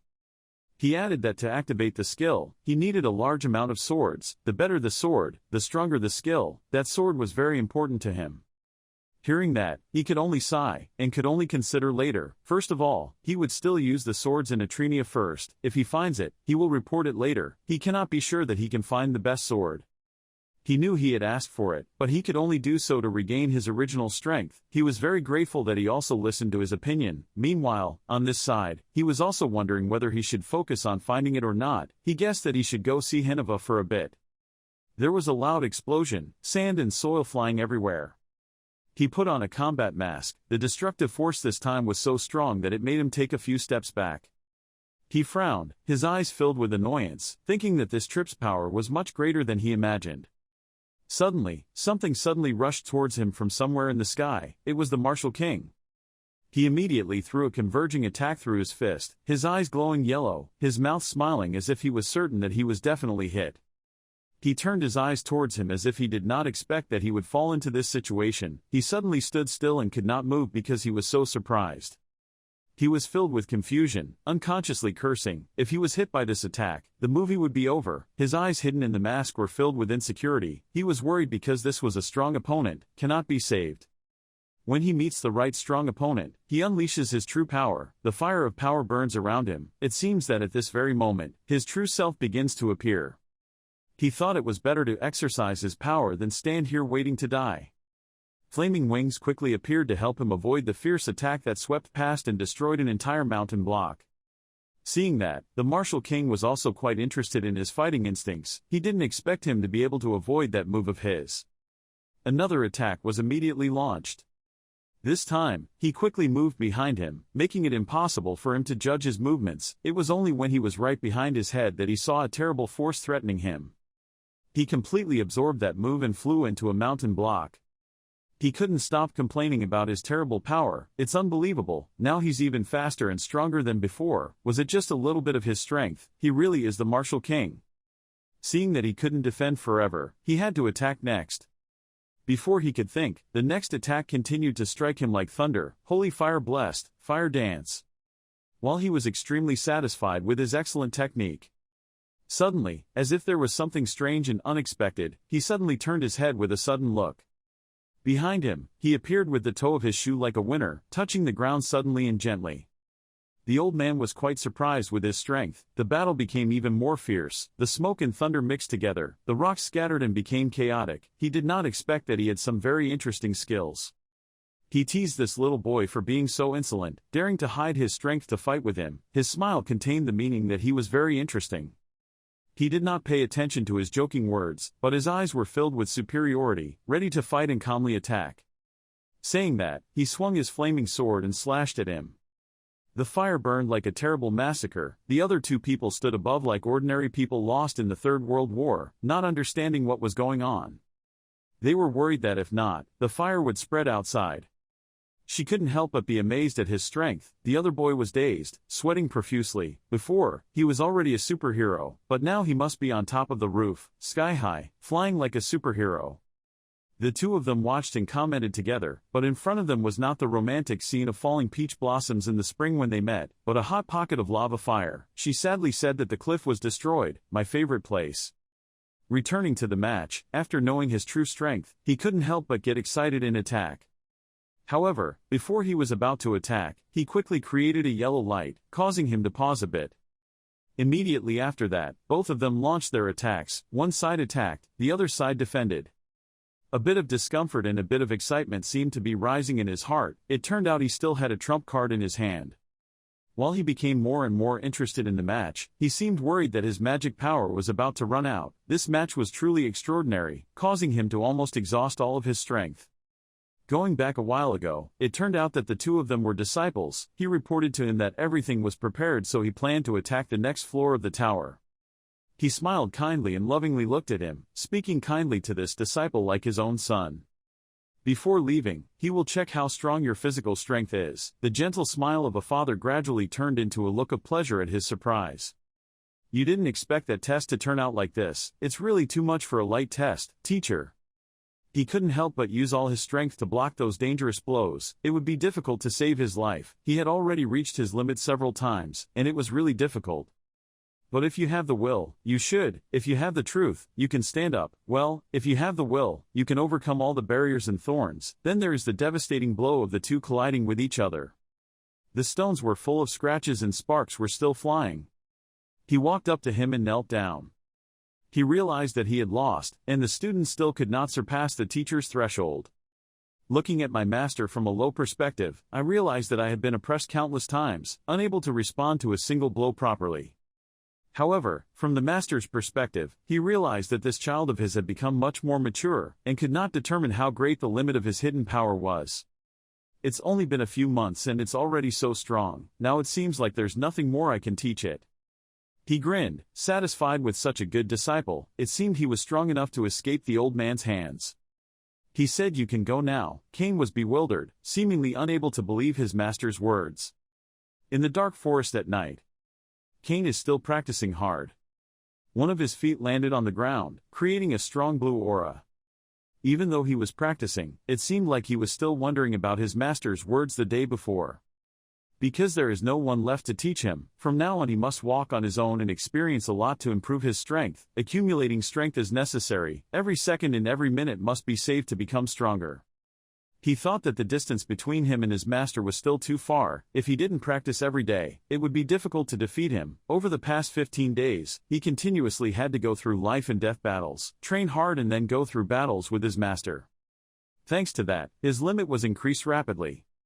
He said that in his mind, it is very normal for a master to lead his disciples and teach them. While doing a one-finger handstand, he thought to himself, one day, he will definitely show people that as a player and not as a student, it will be a balanced game, between two fair competitors, together. In that village, it was like any other day. A shrill scream rang out loudly. "Ha, is it already gone?" The boy angrily said, "No way, your body is made of steel or something." Fighting continuously for 15 days, resting for only 3 days, he was helpless because of this boy's brazenness. He replied, he said that was enough. He needed time to settle down. He didn't listen to what he had to say. He didn't believe that he was about to leave. He didn't understand why he was in such a hurry to leave, but the girl next to him also chimed in, saying why don't he rest and wait a little longer so the two of them could join him. Cain sighed, his expression 3 parts pampered, 7 parts like 3, the two of them always thinking about him made him feel like they were his younger siblings. But he still needed to leave. Before leaving, he reminded the two of them to focus on creating magical resonance, not to be lazy in practicing. This younger brother's expression is no stranger to this old brother's complaints. He is always like his father. The younger sister is attached as if she wants to hold on but can't help but tell him to take care of his health. Strong. Behind the mask, he looked at the two of them sadly and then told them to walk away, telling them to get stronger quickly and I would wait. In a certain neighborhood, people walked around doing their work, and there was also the noise of traders. Finally, he reached this place. He was worried about whether he should go inside or not.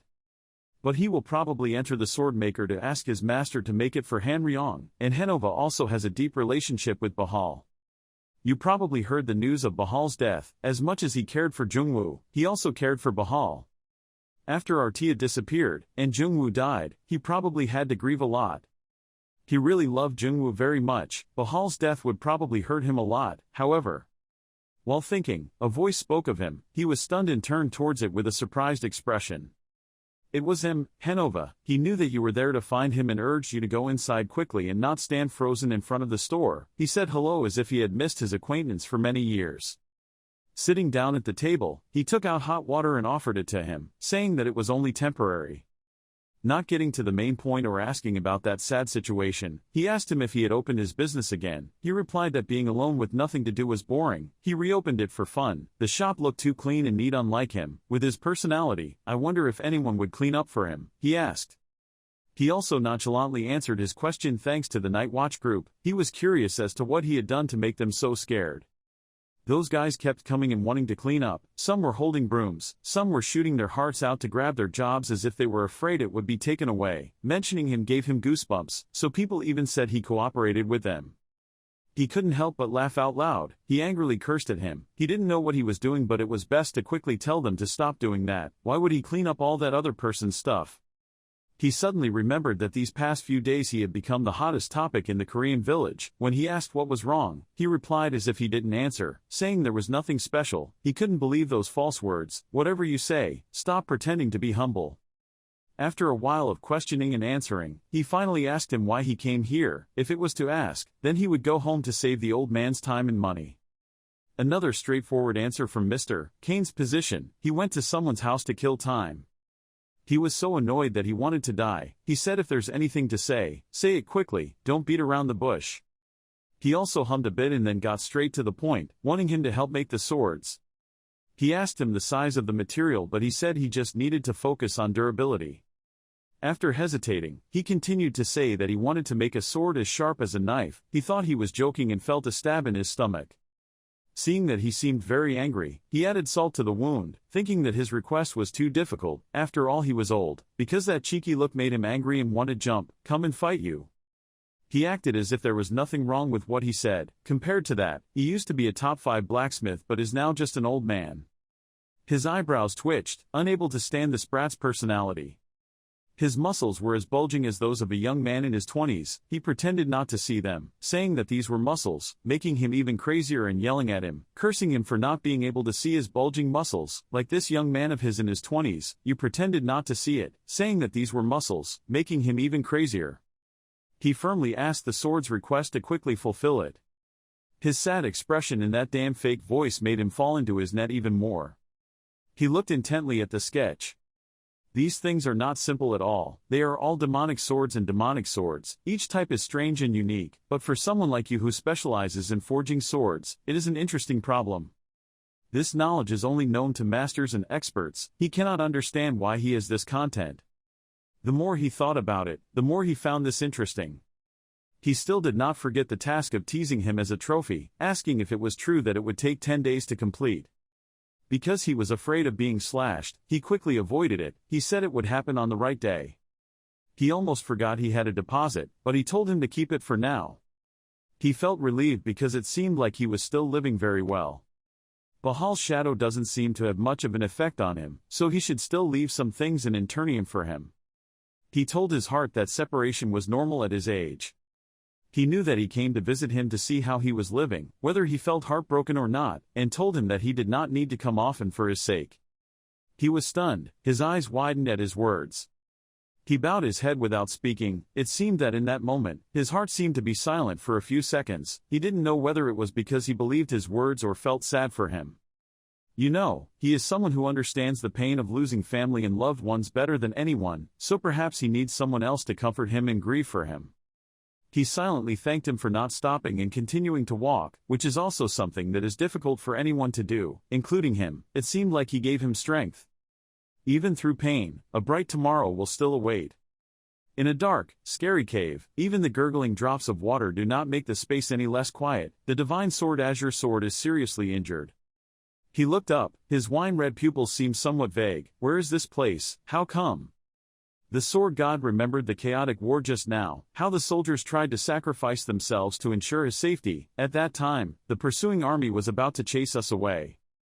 They tried to block the pursuing army. No, you guys should go first. We'll stay and stop them. But what about you guys? Go quickly. You must try to protect the swordsman. Come in here. Your dad weighs everything. Even if the soldiers die, they will definitely protect the sword god. At that time, the swordsman was unconscious, but the spear just helped the swordsman fly away. Then Tianj also saw that. He felt very guilty but still had to quickly run away. In his heart, he is truly grateful to everyone.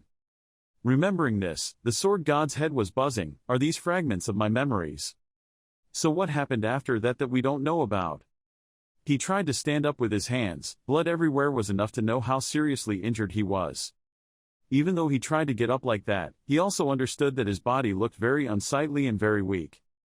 His magic circuits were almost completely damaged, the body was seriously injured. In this situation, it must be called a miracle that he still kept his life. It can be said that his body has very good qualities to survive. It's true that living a long life is a legend, guys. Unable to get up, he placed his bloody hand on a large rock to help support him. His mind was now very confused. Was there anyone here? Why is it so quiet? Is there not a single person here? Until now, the divine swordsman was so weak that he could not even use his air-bending voice transmission, like a useless, pathetic guy like he was before. Yes, before he was an extremely weak person, bullied and humiliated. Hey kid, are your ears deaf? I spoke gently to you but you didn't understand what was wrong. 3 big guys stood around a skinny boy. What should I do with you? Don't you think you're going to show off that pretty face? Why is the money running out like this? Or are you planning on acting pitiful to gain pity? I'd probably have to cut off an arm or an eyebrow for you to work properly, right? The big guy growled. He seemed to want to vent his anger on him. Since he was a child, the divine swordsman had a birth defect. Because of that, it was a common occurrence for him to be bullied. Because of that, he soon realized this stupid rule of the world. That's the big fish swallowing the small fish, whoever has the strength will win. The fact that he was born with a birth defect was as if God had deliberately arranged his fate to be a small fish forever, unable to rise up and fight back. That line of thoughts was always circling in the sword god's head, when a voice rang out, "Stop quickly, who is this, who will reach out to rescue him from this dark life?" One person held a spear and galloped aggressively toward the others. The children were bewildered. What the hell is that? These thugs suddenly realized and widened their eyes in surprise. Is it the one-horned tribe? As soon as the words ended, the divine spear had already smashed them to pieces, making dealing with these brats as easy as eating porridge. Seeing this, the swordsman was also surprised. It seemed that person was the same age as him. It doesn't seem like a small fish or a weak person like me. After dealing with the brat, the divine spear glanced at him. Is it okay? Seeing the swordsman god still sitting there loading, the spear god continued to talk, not planning on thanking me. But he only said a few words. God immediately understood that he was mute. You can't speak. Oh my god, I'm sorry. Returning to the present, the sword god's footsteps became heavier and heavier as he remembered how his life began.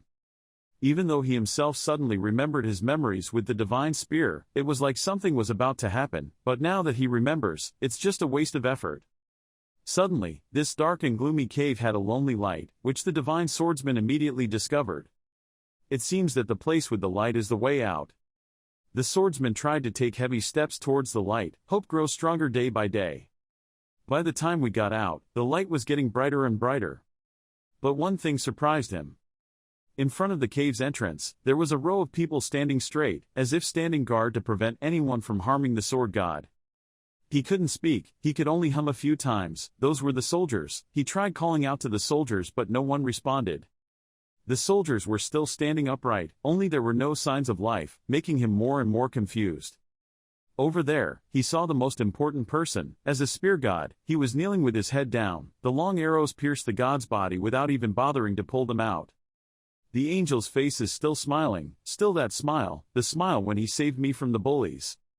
The divine swordsman had come out to everyone. Last night's attack caused him to lose an arm forever, but now he couldn't feel the physical pain anymore, because now in his heart there are thousands of lustful knives piercing his heart. The god swordsman's scream echoed everywhere. He was miserable when he saw people still trying to protect him until death.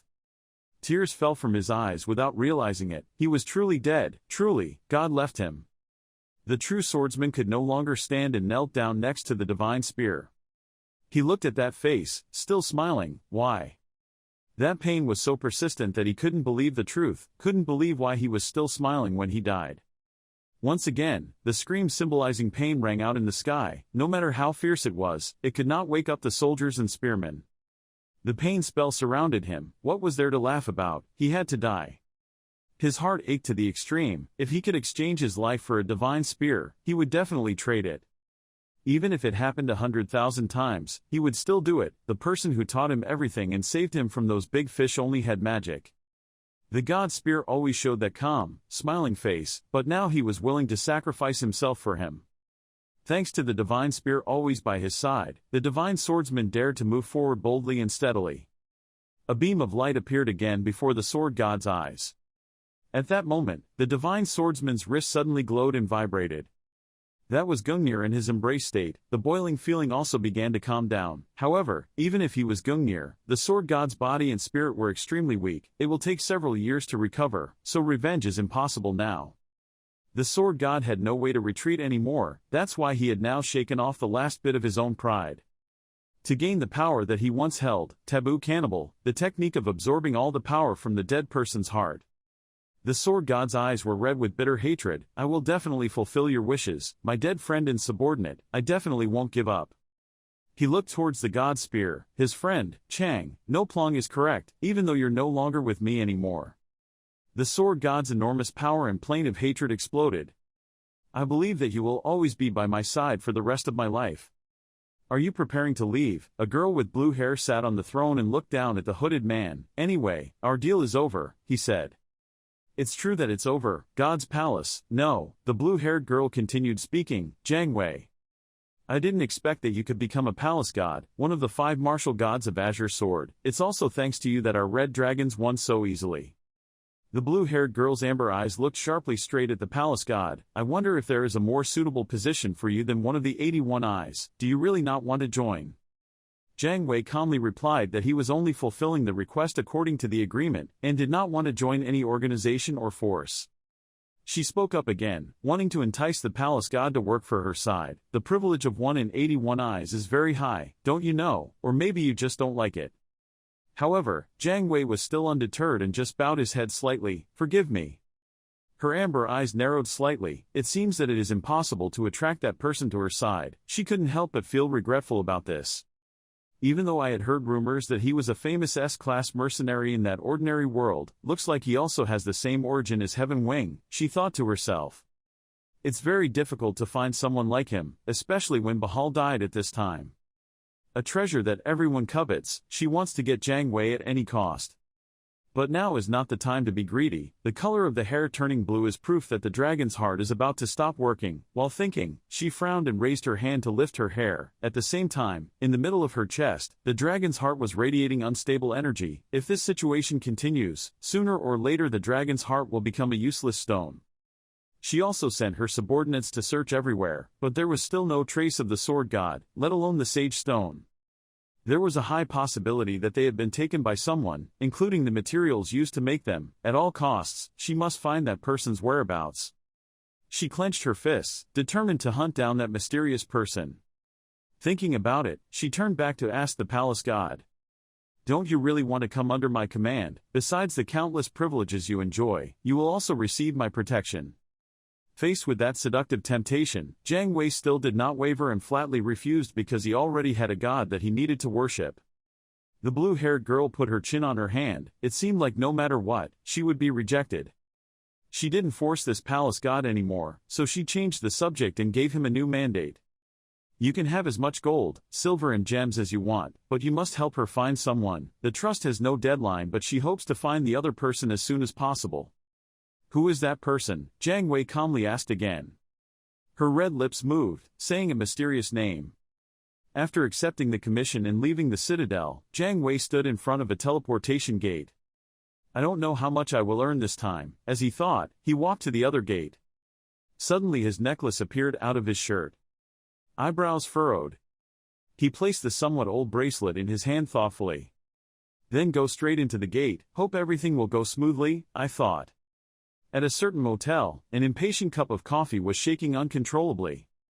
A grown man wearing a massive armor was bowing before Father Yun Wu. Here, he was trembling. Yes, this is coffee that I roast, grind and prepare myself. He bent down and put the coffee cup in front of Yun Wu's father in a flattering manner. The coffee beans have been carefully selected by him, so he believes they will not disappoint him. But he just turned his head to look and made that big man jump in fear. Did I do something wrong? Cha Yun-Wu looked around and said softly, this place has changed quite a lot. The man immediately returned to his standing position as seriously as possible, loudly saying that all the credit was due to Yun-Wu's father. Thanks to him, the restaurant is what it is today. However, just a word of thanks from Yun-Wu made him tremble in fear, afraid that he would do something to displease this little ancestor. No, it's nothing, the humble man replied. Yun-Wu put down the coffee cup.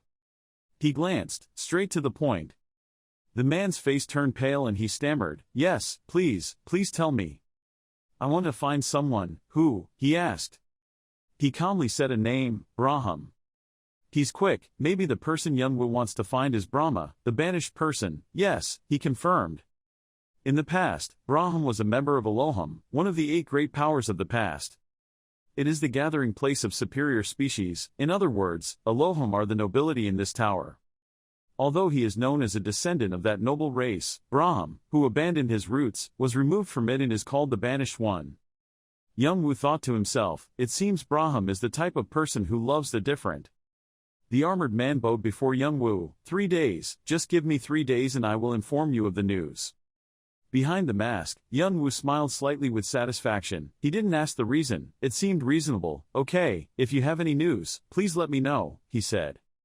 Finished, he threw the guy a sparkling ring. He was surprised when he saw that precious ring. Could he accept that? The ring is covered in 9,999 gold and has a huge diamond in the middle. This is a communication item that can communicate over long distances. Although its use is limited, its value is still very high. Young-woo didn't pay attention, he just put a bag of deposits on the table and prepared to get up and leave. The guy understood and told him he would try his best. Young-woo did not forget to tell him, "Remember to keep that thing with that person. If there's anything else, don't let me know." "Yes, of course," he said as he happily opened the deposit bag on the table. A bright yellow light shone on his smiling face. A bag full of gold with 4 nines appeared. He quickly bent his body 90 degrees towards Young-woo and shouted loudly, "Thank you, I will definitely use it well." Young-woo smiled. This guy looks like that, but he doesn't work, looks stupid but turns out to be very smart. He went out the door, his voice also followed. "Please go carefully," he thought to himself, he will know what to do, after all you need to see him for a long time. Now let's go, everything that needs to be done has been arranged. System sounds, you have teleported to the 16th floor, the Wheel of Destiny. Young-woo looked at the forest before his eyes and fell into thought. Looking down at the system board, he couldn't help but have a headache because besides the fixed location of Skuld's temple, he couldn't choose any other location. Young-woo remembered that he was the one who caused trouble at Skuld temple last time, although he did not regret it. This challenge probably won't be that easy, as he thought. He remembered the scene of destruction and ruin at the temple that he had caused back then. Suddenly a red ring of error surrounded it, making Young-woo confused. The system said he couldn't go to the Skuld temple. The owner of the temple did not allow him to enter. Young-woo is upset. This blocks teleportation, we can't let the challenge end like this.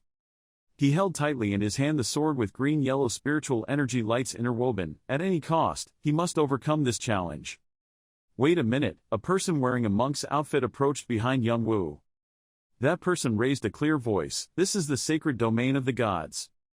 Please refrain from violence." That is a woman with a beautiful body that cannot be hidden behind that tight layer of monk clothes. She is. Hearing his question, the nun immediately introduced herself after a belated greeting. "I am Hepburn, Apostle of Ord." She placed a hand on her chest and respectfully continued to speak to him. "The goddess wants to see you." Young-woo couldn't help but wonder why the goddess wanted to see him. He cautiously inquired, "What does the goddess intend to do to the Skuld temple?" Hepburn still maintained that cautious look when faced with his question. She calmly replied, "Don't you know we are incapable of doing that? If you don't believe me I can swear in the name of God." Hearing that, he just thought quietly, if it's Urd's apostle, it's not a threat. This person, if he were an ordinary apostle, would not be my opponent. But I don't understand why he mentioned the oath while trying to take me away. Taking honor to ensure it means accepting a violation of the law of cause and effect that binds gods and demons. As if seeing through the question in Young-woo's heart, Hepburn said he didn't need to be so cautious. The goddess wanted to meet him with all her true heart. And no matter what position you are in, you still need to complete your duties, so there's nothing bad about it, she continued. Furthermore, 2 other temples had rejected him, but Mr. Ord had summoned him so he could enter and exit them. But, Young-woo hesitated for a moment, there's probably no reason for me to refuse. But, I am not satisfied with this method. Saying that, a powerful stream of spiritual energy erupted around him, and thick black smoke also rose up. What? Hepburn shouted. At the same time, blue-black smoke also flared up around the nun. Her green eyes showed panic. What is this? With a swish, a piece of the monk's robe fell down. Don't be too surprised, Young-woo spoke up. I want to negotiate my way, and the way to negotiate that Youngwoo wants is to threaten the other person's daughter with his powerful spiritual energy, while at the same time there is a tall skeleton behind him using a big scythe to threaten his life. Of the girl, looking closely at this nun's face made Youngwoo somewhat surprised, yet she was a high elf. Hepburn frowned. What's going on? But even though I clearly saw her beautiful face, Youngwoo still didn't seem to feel sorry for her. I don't like this method. It looks polite but doesn't give me any choice at all. Even if you swear on your name, I still have no reason to completely trust you. When I'm done, I'll release you. If nothing happens to me, you won't be hurt. Youngwoo is cold. Hepburn clearly expressed discomfort. You seem to have lost faith. He didn't pay any attention and replied, let's just say she's not stupid. In the world of this tower, acting on your opponent's thoughts is like committing suicide. At this time, Hepburn could only sigh in compromise. All right, I will guide you to the goddess's place. At the temple of the past, the temple of goddess Erd, let's all open the way. This is the guest the goddess invited. Hepburn went ahead under Youngwoo's control. On both sides were believers bowing to pave the way for the two of them. Looking around, he felt emotional. Although it is the eldest sister of the three gods, the temple is quite small. Because of her responsibility in the past, goddess Erd is not very popular with her devotees. Furthermore, apostles were also accepted as avatars of the gods. Indeed, the attitude of priests towards apostles is very important. Even though there was a shiny sickle on his neck, he couldn't even look straight, let alone speak. We must be careful not to become disrespectful, Youngwoo thought to himself. If so, then I have to guarantee this guy's life. He remembered the demonic message conveyed through Manager Laplace to be careful of the eldest sister, of the three goddesses. Youngwoo frowned, even though he didn't care about the devil's words, but it seems better to be careful in this case. Apostles are representatives of God's will, gods who cannot escape the 98th floor, that is, they are representatives, part of God, so their death will be a blow from God, so Apostle Hepburn's life is as big as a hostage, Youngwoo continued to think. Not to mention high elves have ancestral origins from elves or dark elves. Her blonde hair is proof that she has inherited divine blood from the goddess of beauty Freya. It is difficult to find such people in the tower because the characteristics of this race are unlikely to produce descendants. Most of the remaining survivors are over 1,000 years old. If the high elf apostle dies, this method is the safest because it will reduce the Erd's rank. If Erd finds out, he will feel insulted, but before he knows, I have to direct things my way. Just like that, Youngwoo thought while walking with Hepburn on a long, empty road.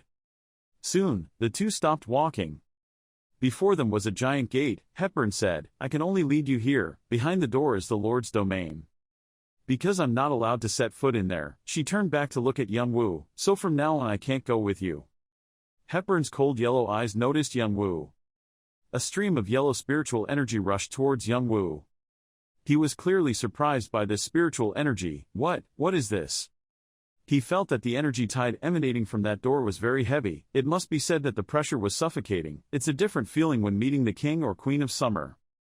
Youngwoo was a bit nervous. No matter what, behind this door must hide a very great power. Sure enough, he could feel it. Hepburn suddenly spoke up, startling Youngwoo. Sometimes there are people like that. Even though the door was closed, they still felt something on the other side. Her eyes conveyed a profound meaning. Usually such people are very sensitive or innately spiritually conscious, or they have experienced miracles. What's behind that? Youngwoo asked curiously. Is God, she replied. Youngwoo looked surprised. What? Impossible. God absolutely cannot escape the 98th floor. I heard that the three goddesses did not want to get involved with the 98th floor, so they placed the ritual on the 16th floor. He thought to himself in surprise, even my body doesn't want to go down. Suddenly the door opened. Hepburn looked down and smiled. Don't worry too much, I mean. Just go there and you'll know. The gate opened wider and wider. The yellow-white light in it shined so brightly that people could not see clearly. Youngwoo also felt it would be better to go through the door, so he walked inside alone. I'm also curious about the existence of God. His face showed surprise and a bit of fear and tension. The vague power felt outside this door was actually far beyond Youngwoo's expectations. Thick black auras surrounded Youngwoo's body. Its limits were beyond his imagination. A kind of strength that is both wide, high, and deep. It kept swallowing Youngwoo. That's it, Lord. Now in his thoughts, he feels his existence has become as small and shabby as a firefly. Youngwoo felt like he was covered by a dense blizzard. To God, humans are simply a small creature. If it keeps disappearing like this, it won't be strange at all. He gritted his teeth in unwillingness. No, it can't be like that. It's meaningless here, thinking then, he mobilized the blue spiritual energy in his body. Jong-woo calmed down again, he continued to mobilize his spiritual energy. It really can't end. With his fighting will, he shattered the ball of black gas with streams of red light like fire. Cha Young-woo has really escaped. Behind him is a pair of red wings with black veins and terrifying power. Green spiritual energy emitted from his body. He knew if he couldn't concentrate, it would be useless. By using magical power, access from the outside must be prevented by every possible means. Haha, what a tough kid. A voice coming out of nowhere made him look around in surprise. Jong-woo wondered if he could see this space. This is where gods will fail so most likely. I don't know why you're so wary of me. I promised I wouldn't do you any harm. That mysterious voice rang out again, making Jong-woo even more wary. He releases stronger energy to prevent invasion from the outside. He said, because I cannot understand your thoughts. But then there was the laughter of that mysterious voice. Haha, what a child, to be very careful with the one who inherits Cao Long's power. The lizards, except for their arrogance, are inherently just a corpse. He felt that oppressive power and thought to himself, it is a power that is yet to be matched. If so, then Hepburn must be killed immediately. Then he asked the voice again what the reason was for calling him. The lips of a beautiful woman moved just like that. That's it. Jong-woo was stunned, not understanding what was going on. That voice continued to ring out, that's right, no matter how lowly we are, God is still God. Even those who hate us do not try to pretend to us as much as possible. Jong-woo wondered, that is, suddenly the system board appeared announcing that all challenges had ended, making him even more confused. What? The system sound continued to congratulate him and announced that he had received a high achievement value, adding to the previous values, asked if he wanted to have his name in the Hall of Fame. Made him feel even more confused. Goddess Erd continued to speak, sitting in this position until now I have met many people, all of them are bound by the past and are regretting something. They cannot escape the swamp of the past and they only pray for one thing. The arms protruded as if wanting to drag the man into a dark quagmire. The goddess continued speaking, it is possible to escape from there, but you are different from them. He had no regrets or regrets. On the contrary, he went back in time to that deep past again. And in the meantime he continuously blamed himself over and over again. In the end, there is no existence that is you, only the deceased brother remains forever. His younger brother was betrayed by his trusted friends. If so, can you do that? Can you trust the people around you anymore? These people seem different from the others, but his brother also thought that they would be with him for the rest of his life. Jong-woo stood hesitantly on the spot. Betrayal can come at any time, so you must always be vigilant, isn't that right? The goddess continued speaking. Always doubting and doubting, Jong-woo's eyes seemed to lose their soul, gradually sinking into darkness. Lose trust and then lose trust again. Haven't you always lived like this up until now? Goddess Erd smiled. He fell into the forgotten past. A terrible explosion occurred. The sounds of chants and bombs mixed together. Hurry up, can't wait more than 30 seconds. Everyone was on the plane. A soldier with a bandage on his head gasped and turned to look. He gritted his teeth and looked at his teammate in the distance. I'm sorry. The sound of the plane taking off made Jong-woo stunned. He turned his head and couldn't believe his eyes.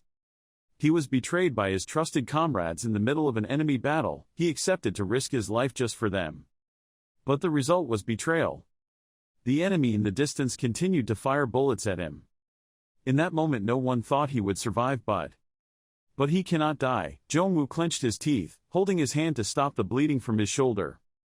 He bandaged his wound. It was anger towards his comrades who abandoned him and hatred that made him change. Jong-woo sat alone on the devastated battlefield. Two enemy soldiers were staring at him like tigers stalking prey. Both of them held knives, intending to sneak attack behind Jong-woo's back. The lake started to turn red. The dead people were the two sneak attackers. Now he only thinks about surviving by any means possible. Young-woo passed through the 150 kilometers long forest, met many people and he all killed them, and from some point he no longer thought anything. Anger, resentment, I let go of all emotions. Perhaps from that moment on people called him the emotionless monster Cain. Goddess Erd seemed happy as she watched Jong-woo gradually sink deeper into the quagmire of the past. Haha, the more you immerse yourself, the deeper you sink. You will never escape the swamp of your past and become a puppet in my collection, Jong-woo. Here, Jong-woo is still immersed in the past. He frowned. Looking down at the knife in his blood-stained hand, a voice suddenly rang out, "Get out." Return to his true form. Thick black air flowed up and surrounded Jong-woo's entire body. "Get out, Cain." The monster inside him, he stood there tall despite the rising hands intending to pull him down. Jongwoo's voice was low. "It's boring, is that all?" After saying that, he powerfully burst out his spiritual energy, destroying the illusion. This surprised the goddess Erd and couldn't close her mouth. What? No way. How could he escape? This is the world of the tower where countless people nostalgic for the past exist, but among them this guy is the best. How can I get out easily? Jongwoo smiled. The challenge is over and there's nothing left to do now. Anyway, thanks to you, I finished easily. After saying that, Jongwoo walked straight out the gate. The gate gradually closed, leaving the goddess sitting alone there. At first, Erd only intended to make Jongwoo chaotic because not many people have such a chaotic past, simply wanting to climb the tower without any hope at all, unable to escape the past, pushing myself deeper. So the goddess is always provocative at that point. Erd is the god of the past, so it is too easy for the goddess to take people's past to challenge them. Like Hepburn, I thought that Jongwoo would not be able to escape from it easily. A stranger spoke up. The always confident goddess Erd unexpectedly had this expression on her face, a rare sight. The goddess Erd was angry. "If you're still talking nonsense, go away." Hermes, a man holding a staff, appeared in the air. "Isn't it time to stop bewitching others? Not everyone will become your laughing stock like the high elves out there." The angry goddess Erd, who had white eyes, frowned, insolent.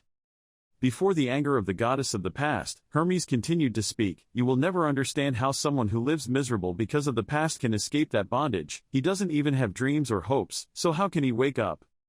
The goddess Erd turned her white eyes towards the god Hermes. "Huh, the writer knows quite well about that boy. It seems like you're always following him." Hermes replied calmly, "Not only me, but Athena also cares about him very much, not to mention Ares and Dionysos too. To be honest, it's only natural that not only us but even everyone is concerned."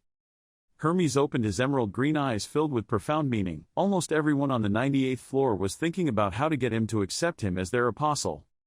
He continued to speak to the goddess Erd, who was still silent until now. "And what is the minimum condition for him to accept being an item? If someone ranked above the 50th floor, there would be chaos. And the demons too, especially Agaris who ruled over the eastern underworld, were also drooling." Hermes smiled mysteriously, but his eyes did not hide his danger. Goddess Erd broke out in a cold sweat. She of course knew that Agaris was the second great demon of the 72 demon kings, the one who symbolized destruction and madness, and the one who represented ambition. He lowered his staff, a golden light flashed, shattering the floor below. "What?" Goddess Erd shouted in surprise. From the ruins where Hermes' staff shined down, 9 snake heads crawled up to surround the goddess Erd and the surrounding powerful golden spiritual energy. He was originally the one who chose that friend first. Hermes' cold eyes showed extreme hostility and anger. "I feel a bit annoyed because other friends are constantly looking at my things. If you interrupt like that, it's not okay, right?" At the base of the goddess Erd's current state of mind is not good, but how can it be? How can she endure being humiliated like that? As a goddess, of course, she will not be humble and will find a way to repay this debt to Hermes. She couldn't help but feel uneasy. How could a free-spirited Hermes always care about that guy?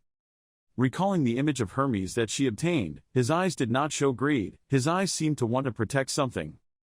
What is the reason why he is so determined to protect that boy? Not only Hermes, but Athena and Dionysus also care about him, those who are always competing and care about the only second generation who has not committed a crime, at Olympus.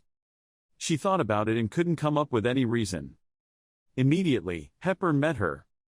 She wanted Hepburn to get rid of that child at any cost. What she couldn't have was definitely something no one else could have. If she couldn't eat it, she had to destroy it.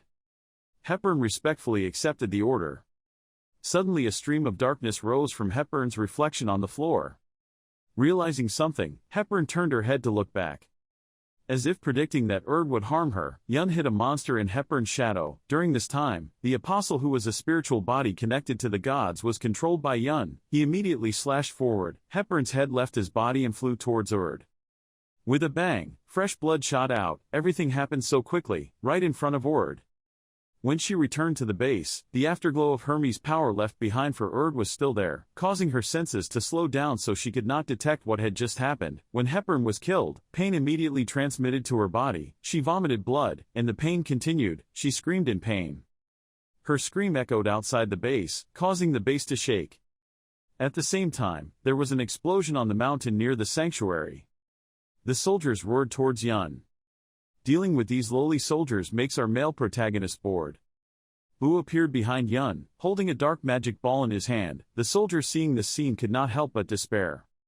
The dark light gradually approached them. All the soldiers were destroyed in just one move. This also proved Yun's ability. This was the 6th time that the dragon's power did not need to be awakened. Ord's incident had been exposed. Looking back at the hiring of mercenaries and assassins outside the church to gather him, he couldn't help but feel excited, but he felt that in order to deal with him, he needed to bring many soldiers, more force. The male lead can't help but be overconfident about his abilities, but his confidence is not without foundation. At this time, his army of skeletons had completely destroyed the enemy. Cain coldly walked over the corpses lying everywhere. The old man's consciousness said that it felt a bit boring.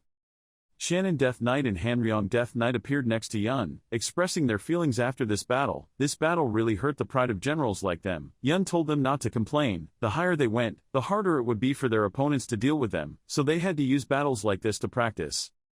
Having to go through death in battle, your strength will gradually increase. However, because these two generals absorbed too many souls from battles like this, making themselves already too strong, to the point that the generals were like Yun didn't need to draw his sword either.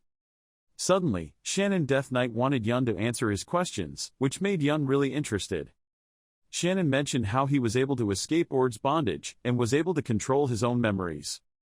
No matter how unusual and special you are, can you escape the siege of gods? What level of existence is a god? Although Shannon belongs to the Bracelet clan, he always feels that he is possessed by a divine power, always a pawn of this divine existence. Ord even has such strong power that he can destroy entire goblin races like the High Elf.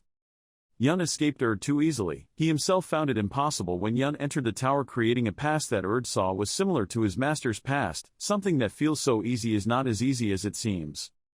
Cain explained that, what Erd pointed out, he himself was aware of it. Everything in the past only served to foster distrust in people, so when he entered the tower, he was still suspicious of everyone. When you receive the item, an item that he has kept for a long time, an item that can make him change himself, his younger brother's memories are imprinted on that item. Every time he looks back at this memory, he always feels happy. His heart is filled with warmth, making him smile. A voice rang in Yun's head. To me, you are a hero. I hope that image will not be lost just because of being hurt. Under the moonlight, Yun slowly walked on, telling his two generals that he could not become a shameful older brother to betray his younger brother's trust in him. The next day, Yun was still moving up the mountain, feeling that they were no longer chasing, which was right. Even if they chased any further, the church would be wiped out instead of regaining divine power. If you don't completely give up, it will take time to adjust.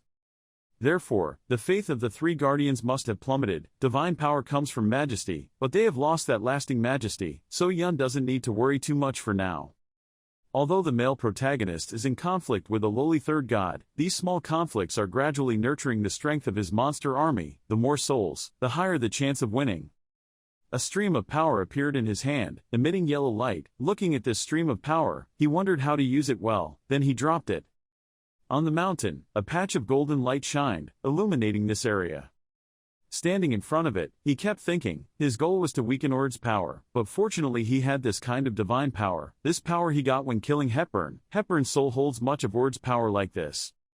Looking at this powerful light emitting before his eyes, he smiled. The value of this power can be said to be limitless. He needs to weigh and measure it to see how to use it most effectively. The opposite tendency of the people of the Black Bracelet clan, that's really all it can be. Demon birds and demon dragons are gradually turning towards evil. Taking this power back into his hands, he decided. He summoned the sword Vigrid, and around the sword spread out dense clouds of shadow. This magical sword had been cursed by countless heroes. But what if it could be washed with the power of divine power so it could be restored to its original state? He thought and did it. Bring the sword out to merge with this group of divine power. The crazy divine power penetrates and breaks the curse of the sword. Last time, many curses were washed away by the influence of Aegis and the flames. But the true origin of the curse has always been hidden deep within the Vigrid sword. It has never disappeared. The divine light continues to wash away the shadow of this curse. The male protagonist can't help but wait for the origin of the sword to return. How can it make so many heroes in the world yearn for it? What was happening before his eyes surprised him to no end. The stream of divine power quickly washed away, and soon reached the hilt of the sword. In places that have been purified, combined with divine power, the sword radiates evil power, power that has been submerged in curses for too long and has now erupted. The more purified it became, the more dazzling the light the sword produced became, and the sword was also devouring divine power at a terrifying speed. The sword lengthened little by little, and the rune patterns gradually became clearer. Ask yourself, when you can truly purify everything, what kind of change will the Virgin make? Then put it away so that the sword can continue to be purified. You have other things to do.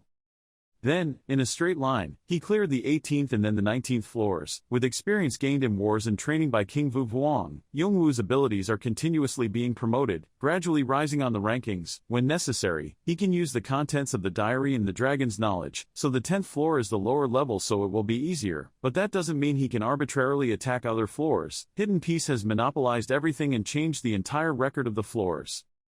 Facing what appeared before him, he pondered, wondering how he could quickly get here in one day. In front of him was the 5 mountains of the 20th floor. The name of the mountain said it all. There were many scandals about the 5 mountains. The name alone is not easy, but also the 5 mountains. But 5 mountains. But for the male protagonist, it is not fear or worry but a feeling of anticipation and anticipation of the difficulties he will soon face. Suddenly, our male protagonist officially entered the 20th floor challenge. A challenge appears, saying that those who want to return to God must know how to overcome their own limits by pushing themselves harshly at any time and anywhere. What a profound message. What will our male protagonist have to face? Let's continue. As soon as she entered, a cloud of black smoke immediately blew past, limiting Yun's vision. It seemed like the source of this smoke extended deep into the heart of the mountain. Suddenly a notification appeared, announcing that the male protagonist had entered the first mountain. The first austerity, visual restriction was taking place. He stood alone there, surrounded by darkness. Regarding this feeling, the male lead is not too worried, although it is a bit inconvenient. But he immediately activated the sensory enhancement skill, helping his senses improve. The black smoke surrounding him gradually dissipated. Although the sense was enhanced, the visible range gradually increased. The black smoke covering the surrounding gradually receded. The forest ahead gradually appeared. He felt it was a bit too simple. Looking at the mountain ahead, he wondered, is asceticism really only like this? After that, he flew up and officially entered the first mountain, expecting to see real asceticism. Halfway up the mountain, there was a group of knights struggling to get through this place. One could see the caution and worry on their faces. Just a little carelessness and they will slip. If they fall they will undoubtedly die. The ground in this place makes them unable to feel secure. The leading knight suggested keeping a distance so as not to hinder and bump into each other. They still had a lot of time, so they just needed to move slowly and they could pass. What a wise person. This must be the leader of the group. Suddenly, something strong passed by, and the group stood still for 5 seconds. Then they panicked, not knowing what existence had just clearly flown past them. It was our male protagonist. Hearing him, they immediately turned around. One person in the group calmed them down and said it was just the wind. Kane looked back at them, feeling that if they reached the 20th floor, their senses would actually be trained to a certain extent, but wouldn't it be unreasonable for them to depend on sight like that? Then he continued walking, arriving at a swamp, seeing another group of people stuck there. One person was half submerged, the others were panicking and didn't know where the swamp was. Just like that, cross the first mountain, reach the second mountain. The second ascetic will limit your hearing. Here you see people who have crossed the first mountain, feeling their hearing is lost, immediately despaired. He thought again, there was really something wrong. Perhaps asceticism was just that, but who could do it like him? If it was limited, he would increase it so it could function normally. Ordinary people, how can I have this ability? The 5 mountains of asceticism. The 5 mountains of asceticism constantly challenge the player until they have truly overcome all 5 mountains. The first mountain is sight. The second mountain is limited hearing. The third mountain is the limited sense of smell. The fourth mountain is the limited sense of taste. The fifth mountain is limited sense of touch. Each thing is limited. People will have to react to external changes and then think to make judgments to move. The only thing left when the senses are limited is the ego, so there are many cases where players cannot adapt to such limited senses. However, for those who know how to train themselves, this is their land of opportunity. The higher their realm, the greater the pressure that the 5 mountains bring.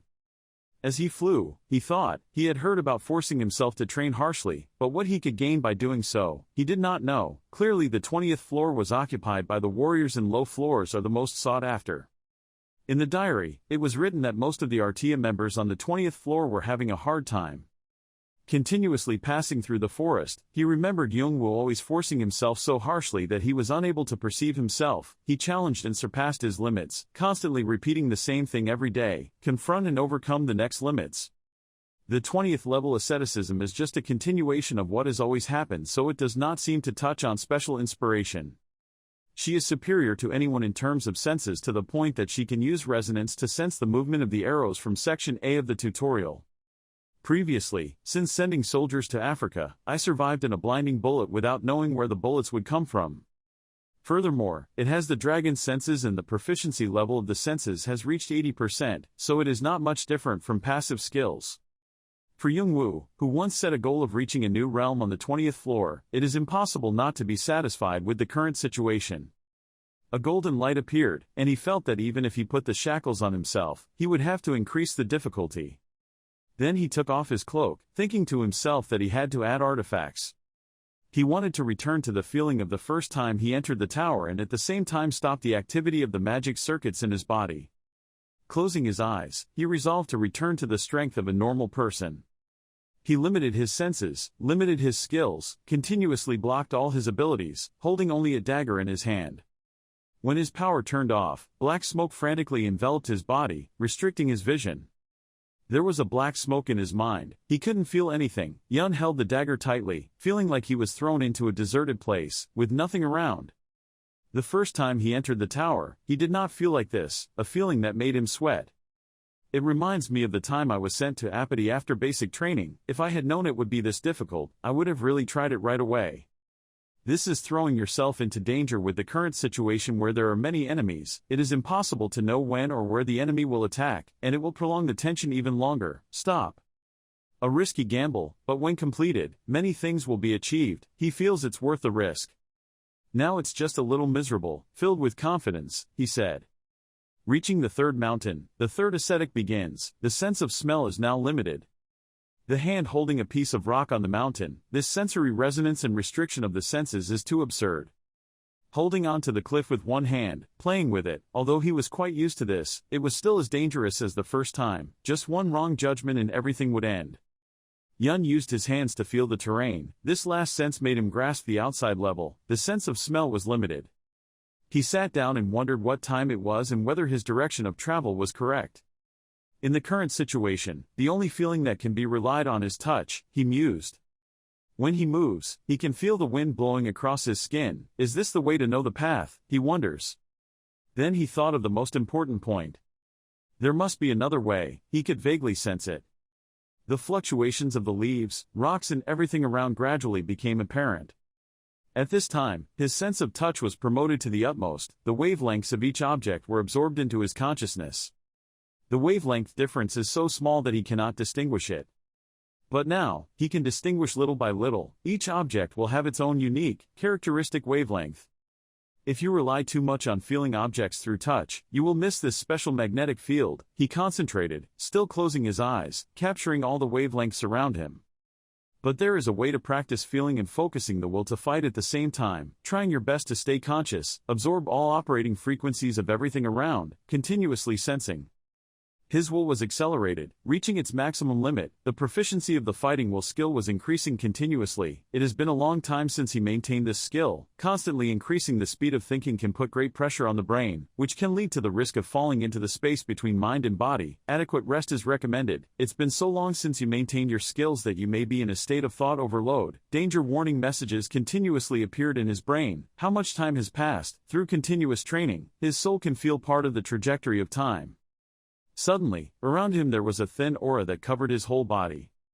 Gradually he was able to feel his entire body, breaking down the barrier that limited his senses. The system announced. He was aware of the spiritual pressure. The system displays a notification that you have achieved an achievement that not everyone can easily achieve. Additional achievements have been provided. You have achieved 3,000 achievement points, received 2,000 achievement points. You should practice more to achieve higher achievements. Only when one is aware of the spiritual pressure will one be qualified to achieve a higher level. It seemed that, after a series of announcements like that, Yool thought of something. It turned out to be spiritual pressure, so that's it. Spiritual pressure is the power of the soul, therefore, we cannot grasp it with information windows or dragon eyes, because this power is not only external but can also see deep inside. That power gives a sense that is completely different from the other 5 common senses, therefore, it is a power that cannot be achieved artificially as usual. Now that he thought about it, Yongwu understood why high-ranking warriors often came to the 5 mountains of hardship. Because the majesty of the supreme beings like Vu King and Summer Queen made them afraid. Therefore, anyone with a high rank could sense their existence, but, on the contrary, low-ranking people who want to realize it cannot realize it. If you can feel something smaller and listen to it carefully, then we can grasp the opponent's basics one step faster. From there, I will open up a completely new vision. Besides, if I could just handle this sense to my liking, then maybe I could find some clues about the yin sword. Suddenly, Yongwu started to reminisce. In the dark and cold cliff, Yongwu asked the Martial King about the yin sword. Martial King Nayu calmly replied, "Yes, the yin sword is the secret wish that my family has dreamed of for so long along with the Yang Dao." Yongwu was surprised. A secret wish, Martial King continued. It was not very well known. Do you know the origins of my family? Yongwu honestly replied that I only knew it was a race that migrated with Xiao Hao Jintian when he opened the tower.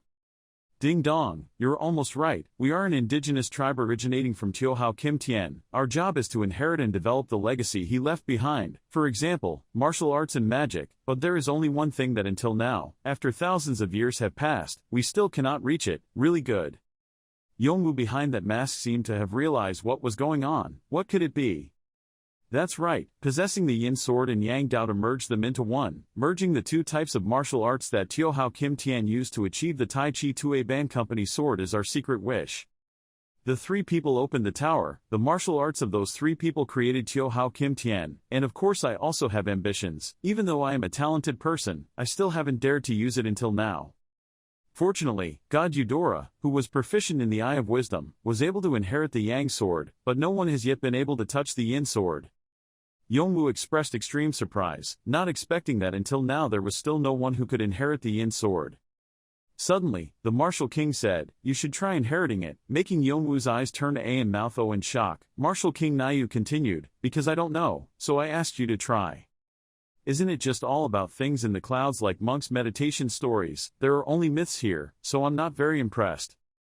This is the last assignment I give you as your master, try to solve it." Returning to reality, Yongwu hesitated, thinking he would find some clues. Even though I copied the content of that secret from the beginning, there were many sentences that I couldn't understand.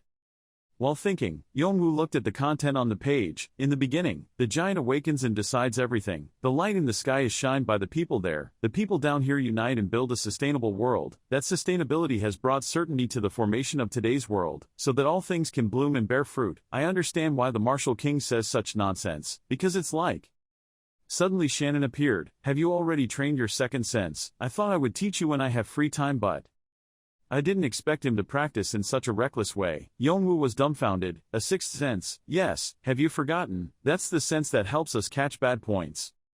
"Of course I remember," Yongwu replied, "but I didn't know it was a sixth sense. I only intended to learn it as a technique to use spiritual pressure." Shannon asked, "Spiritual pressure? Are you speaking Martian?" Yongwu replied calmly, "Isn't it used to sense the wavelength of objects? I only recently started feeling it, so I still don't understand it very well. However, thanks to the reverse spiritual pressure, I became aware of a new sense. I just don't think it's that sixth sense, I just know it's a very useful power." After Yongwu finished speaking, Shannon wanted to sweat because of this great-grandfather. "Wait, what the hell are you talking about? I don't understand." Yongwu lost his words with these 2 people. Why are you 2 suddenly so serious? Don't stay silent, speak up." Seeing this, Shannon spoke up. It was clear that the sixth sense was instinctive and unconscious, so it was the gateway to spiritual energy. But it seems the order has been reversed. Sigh, that's it, I can't believe it, I must be going crazy. It's awkward for Yongwu to hear you 2 arguing like that, so you 2 should explain simply what spiritual energy is. Shannon replied, "If spiritual pressure and the power of the soul develop to the same level, spiritual energy will be born.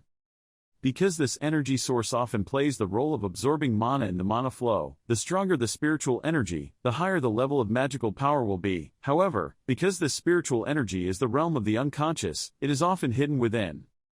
Yongwu exclaimed, "So that's it, because the sixth sense is based on instinct, so it lies at the boundary between the conscious and the unconscious." "That's right, if you can completely control your sixth sense then you can possess the power to deal with the unconscious." But, the unconscious is a realm that cannot be easily accessed because it is so deeply hidden that it accounts for 80% of consciousness. If you make a mistake, you will accidentally hurt your ego or fall into a state of being possessed, so you have to be careful. Yongwu understood now, meaning that only when falling into an unconscious state can one reach the soul, meaning I can process spiritual energy little by little. But I haven't opened the gate yet. Do I have to use spiritual energy to start opening the gate from the inside? Shannon started to get angry. It wasn't something that could be said that easily. It's absurd that such a thing could happen. Simply put, how do you get into the house? Yongwu was speechless. Of course he entered through the main door. Yes, we can enter through the main door or, maybe we can enter through the window. But, Master, Demon, now you need to quickly go to the top floor first, like going down the first floor path.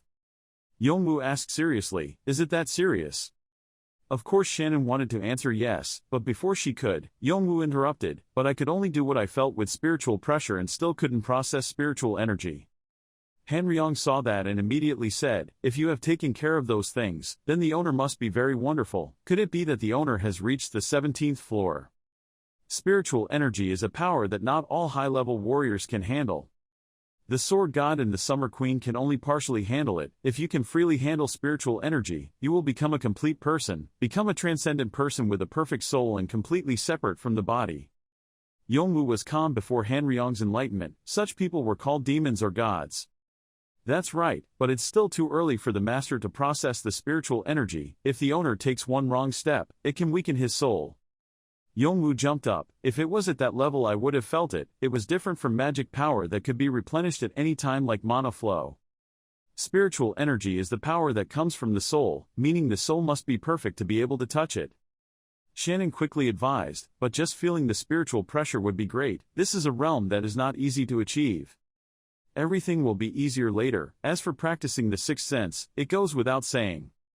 So first think about developing the sixth sense outwardly like sensing spiritual pressure. Yongwu was stunned after hearing this. Had he developed a sixth sense?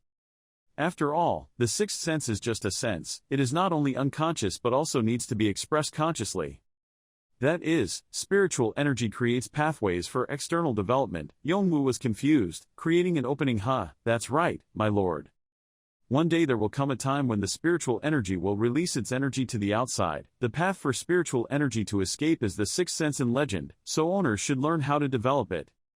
Yongwu thought, in order to be able to handle spiritual pressure, spiritual energy, and souls, I need to start practicing seriously to become a transcendent person. I've tried my best until now, but it's just a connection of fate, although it's not an exaggeration to say that I've walked the path paved by Jungwoo. The diary is still full of useful and mysterious information. But now I have to open my own path with the strength I have accumulated. Developing a sixth sense must be very interesting. Setting foot on the fifth mountain, the sense of touch begins to be limited. At this time, all of Yunwu's senses could no longer sense anything. But after going through the previous 4 mountains, the male protagonist was no longer too dependent on his senses, so this challenge still did not make it difficult for him. His body still moved freely. His brain can sense every single thing around him. The wavelengths are still there, helping him move easily. With the sixth sense used to its fullest, sensing the presence of everything around him, he will be able to perceive problems through faster wavelengths. It feels completely different to explore things with your sixth sense instead of personally searching with your body. Although there was still darkness surrounding him, he opened his eyes. Feel like your kidneys can clearly perceive every molecule of everything around you, like seeing a whole new world, a third eye to see deeply into this world. Stopping, in front of him was an intense flow of life, molecules continuously moving in a continuously circulating system. This stream of life must be a tree that must have lived for more than 1,000 years, he guessed. He can now see the souls of all things in detail, and has learned another method that can gather more power. It's true that the main character's aura and powerful features are gradually being formed by him. Continuously witnessing the features that the system brings to their owners, Shannon and Hanryong could not help but praise, but did not dare to say too much for fear of affecting their owners' concentration. Hanryong expressed the dissatisfaction in both of their hearts, as they had worked hard all their lives to reach this level. Sensory reinforcement skills have rapidly increased. It's absurd that Yoon could reach it so quickly. As sensory reinforcement is completed, all related skills and powers are significantly improved, and the male protagonist's stats are continuously increasing. The current sixth sense skill can be used freely, and at the same time unlocks a new skill, a high-level skill that can be conquered within your own rank. Various types of skills are gradually formed. It really breaks the game. Now, after all skills and stats were upgraded, Yoon felt very satisfied. The two figures of Shannon and Hanryong were still dissatisfied with the male lead's perverted ability to evolve. Whispering to each other, Yoon told them to stop grumbling. Today's success was greatly thanks to the two of them. Thanks to their guidance, everything could go very well. He was very grateful for that. There. Looking at the palm of his hand, he thought about the possibilities that the sixth sense could bring, feeling things that the eye could not see before. Thanks to it, he himself was able to not only gain but even improve the sensory reinforcement skill, which he also maximized thanks to Shannon's advice. Shannon said that what he mentioned last time was correct. Once the sixth sense skill is unlocked, it can also be maximized. Hanryong speculated that it was probably thanks to the spiritual pressure he possessed that made it faster to maximize it. For the first time, he had many new skills at once, making it difficult for Yoon to learn all of their functions. He wondered what the inspirational skill was that was still continuously increasing. Then the skill of inspiration was naturally maximized, making him surprised. Suddenly, the skills continuously maximized themselves and then unlocked new skills without stopping. He felt a bit indigestion. When there were too many skills, the system automatically searched for skills that matched his own achievements. At this moment he felt something strange in his body. With a bang, he suddenly turned into a Super Saiyan, and a powerful aura erupted around his body. Shannon was shocked, not knowing what was happening. At this moment, the supernatural skill was formed, a tremendous skill was activated in the body, a transcendent aura surrounded his body. Supersensory skills, the combination of the 5 basic senses with the sixth sense, it helps perceive things beyond the normal senses. It is now possible to perceive problems in a different way. The pressure that this skill brings is so great, it's super enlightening. Skills are increased into intuition. Many new lands will gradually open up for you to conquer further. Automatic defense, when encountering a dangerous situation, helps yourself detect faster, activates when health is below 10%, used once a day.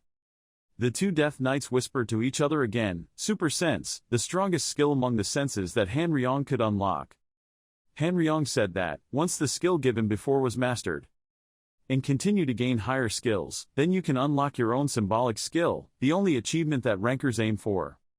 For normal people, leveling up to higher skills will be much more difficult. But super enlightenment is so absurd. The two souls were both surprised and apprehensive at the perverted evolution of this owner. It's true that the situation is a bit absurd, but with the master's talent, he must be able to achieve this. Then looked at Yoon's back. At this moment, Yoon felt like she was being exploited, which was very different from awakening consciousness. He took a deep breath. Feeling how super sense works, everything around him now takes on a completely new color. With super sense alone, so many things opened up before his eyes. He just wished he couldn't immediately end the challenge to experience the new skills he had acquired. Shannon revealed his true body and met his master. Speaking his inner thoughts, he now understood why the Martial King opened his mouth continuously when he saw the male protagonist. It's really unreasonable. A person has worked hard all his life to comprehend it, but has no assurance that he will achieve it, yet the male lead is like, oh, it's unlocked. Shannon's dissatisfaction reached its peak, leaving Yoon speechless. Hanryong also appeared in his true form, voicing his inner speculations about something on a completely different level than the normal 5 senses. Powered by the magic wheel, the range of this thing is enough to cover a hill. A controlling soul can use a sixth sense, in addition to the soul senses. No matter how much you observe, it's probably unavoidable. He said that Yoon had reached a level where he could clearly feel the mana stream flowing from nature. Yoon nodded, showing understanding. A burst of super sense, saying he could even feel the entire mountain he was stepping on, clearer than ever. Super sense continuously increases the scope of use. At this moment, someone is enjoying a cup of hot tea. A girl with white, flowing hair. Feeling the supernatural energy emitted by Yoon, interested, wondering about the identity of the person emitting this energy. Does such a person exist? Also somewhere else, in the darkness, came the words, "Did you come here to learn a new skill?" A look filled with determination, he nodded. Next to the foot of the waterfall, a person was carrying water and also noticed this fluctuation. He smiled. Finally, after all that time of waiting, a new holy fighter appeared. Immediately throw away the water bucket and run away. His speed was extremely fast, seemingly eager to meet the owner of this oscillation. Suddenly Yun noticed a wave of fluctuation. He was surprised. A source of great power was moving gradually. He quickly told Shannon and Hanryong to hide behind him, admiring this source of power. The fluctuations became more and more obvious, probably moving in his own direction. The guy at the waterfall quickly rushed forward, continuously flying and moving over the cliff like flat land. Then he jumped up. Realizing something, he looked up into the air. The leaves slowly fall. On the branch of a nearby tree, he must have jumped up on this tree. Yun doesn't know who he is, enemy or friend. What will he face next? Khan spoke down from the tree branch. He thought he had just learned about his basic conscience. He said it was called initiation and it took a while to control it. Based on the voice and tone, Kane was sure this was Khan, but he didn't know why he was here. Khan promised to meet Doyle after they retired, so he shouldn't be here. Kane also heard that the tutorial would start whenever the tower wanted, and he did not recall hearing anything about such a start when entering the tower. Khan smiled excitedly, not expecting them to meet each other so soon. Khan said that he would teach Kane to use initiation. Before he could finish the sentence, Kane could use it. Khan was now a bit surprised and embarrassed, not expecting Kane to be able to do it right away. When Kane pressed Khan about Doyle, he became hesitant. Kane noticed a more suspicious point in this story. Khan was completely different from when he met him in the tutorial.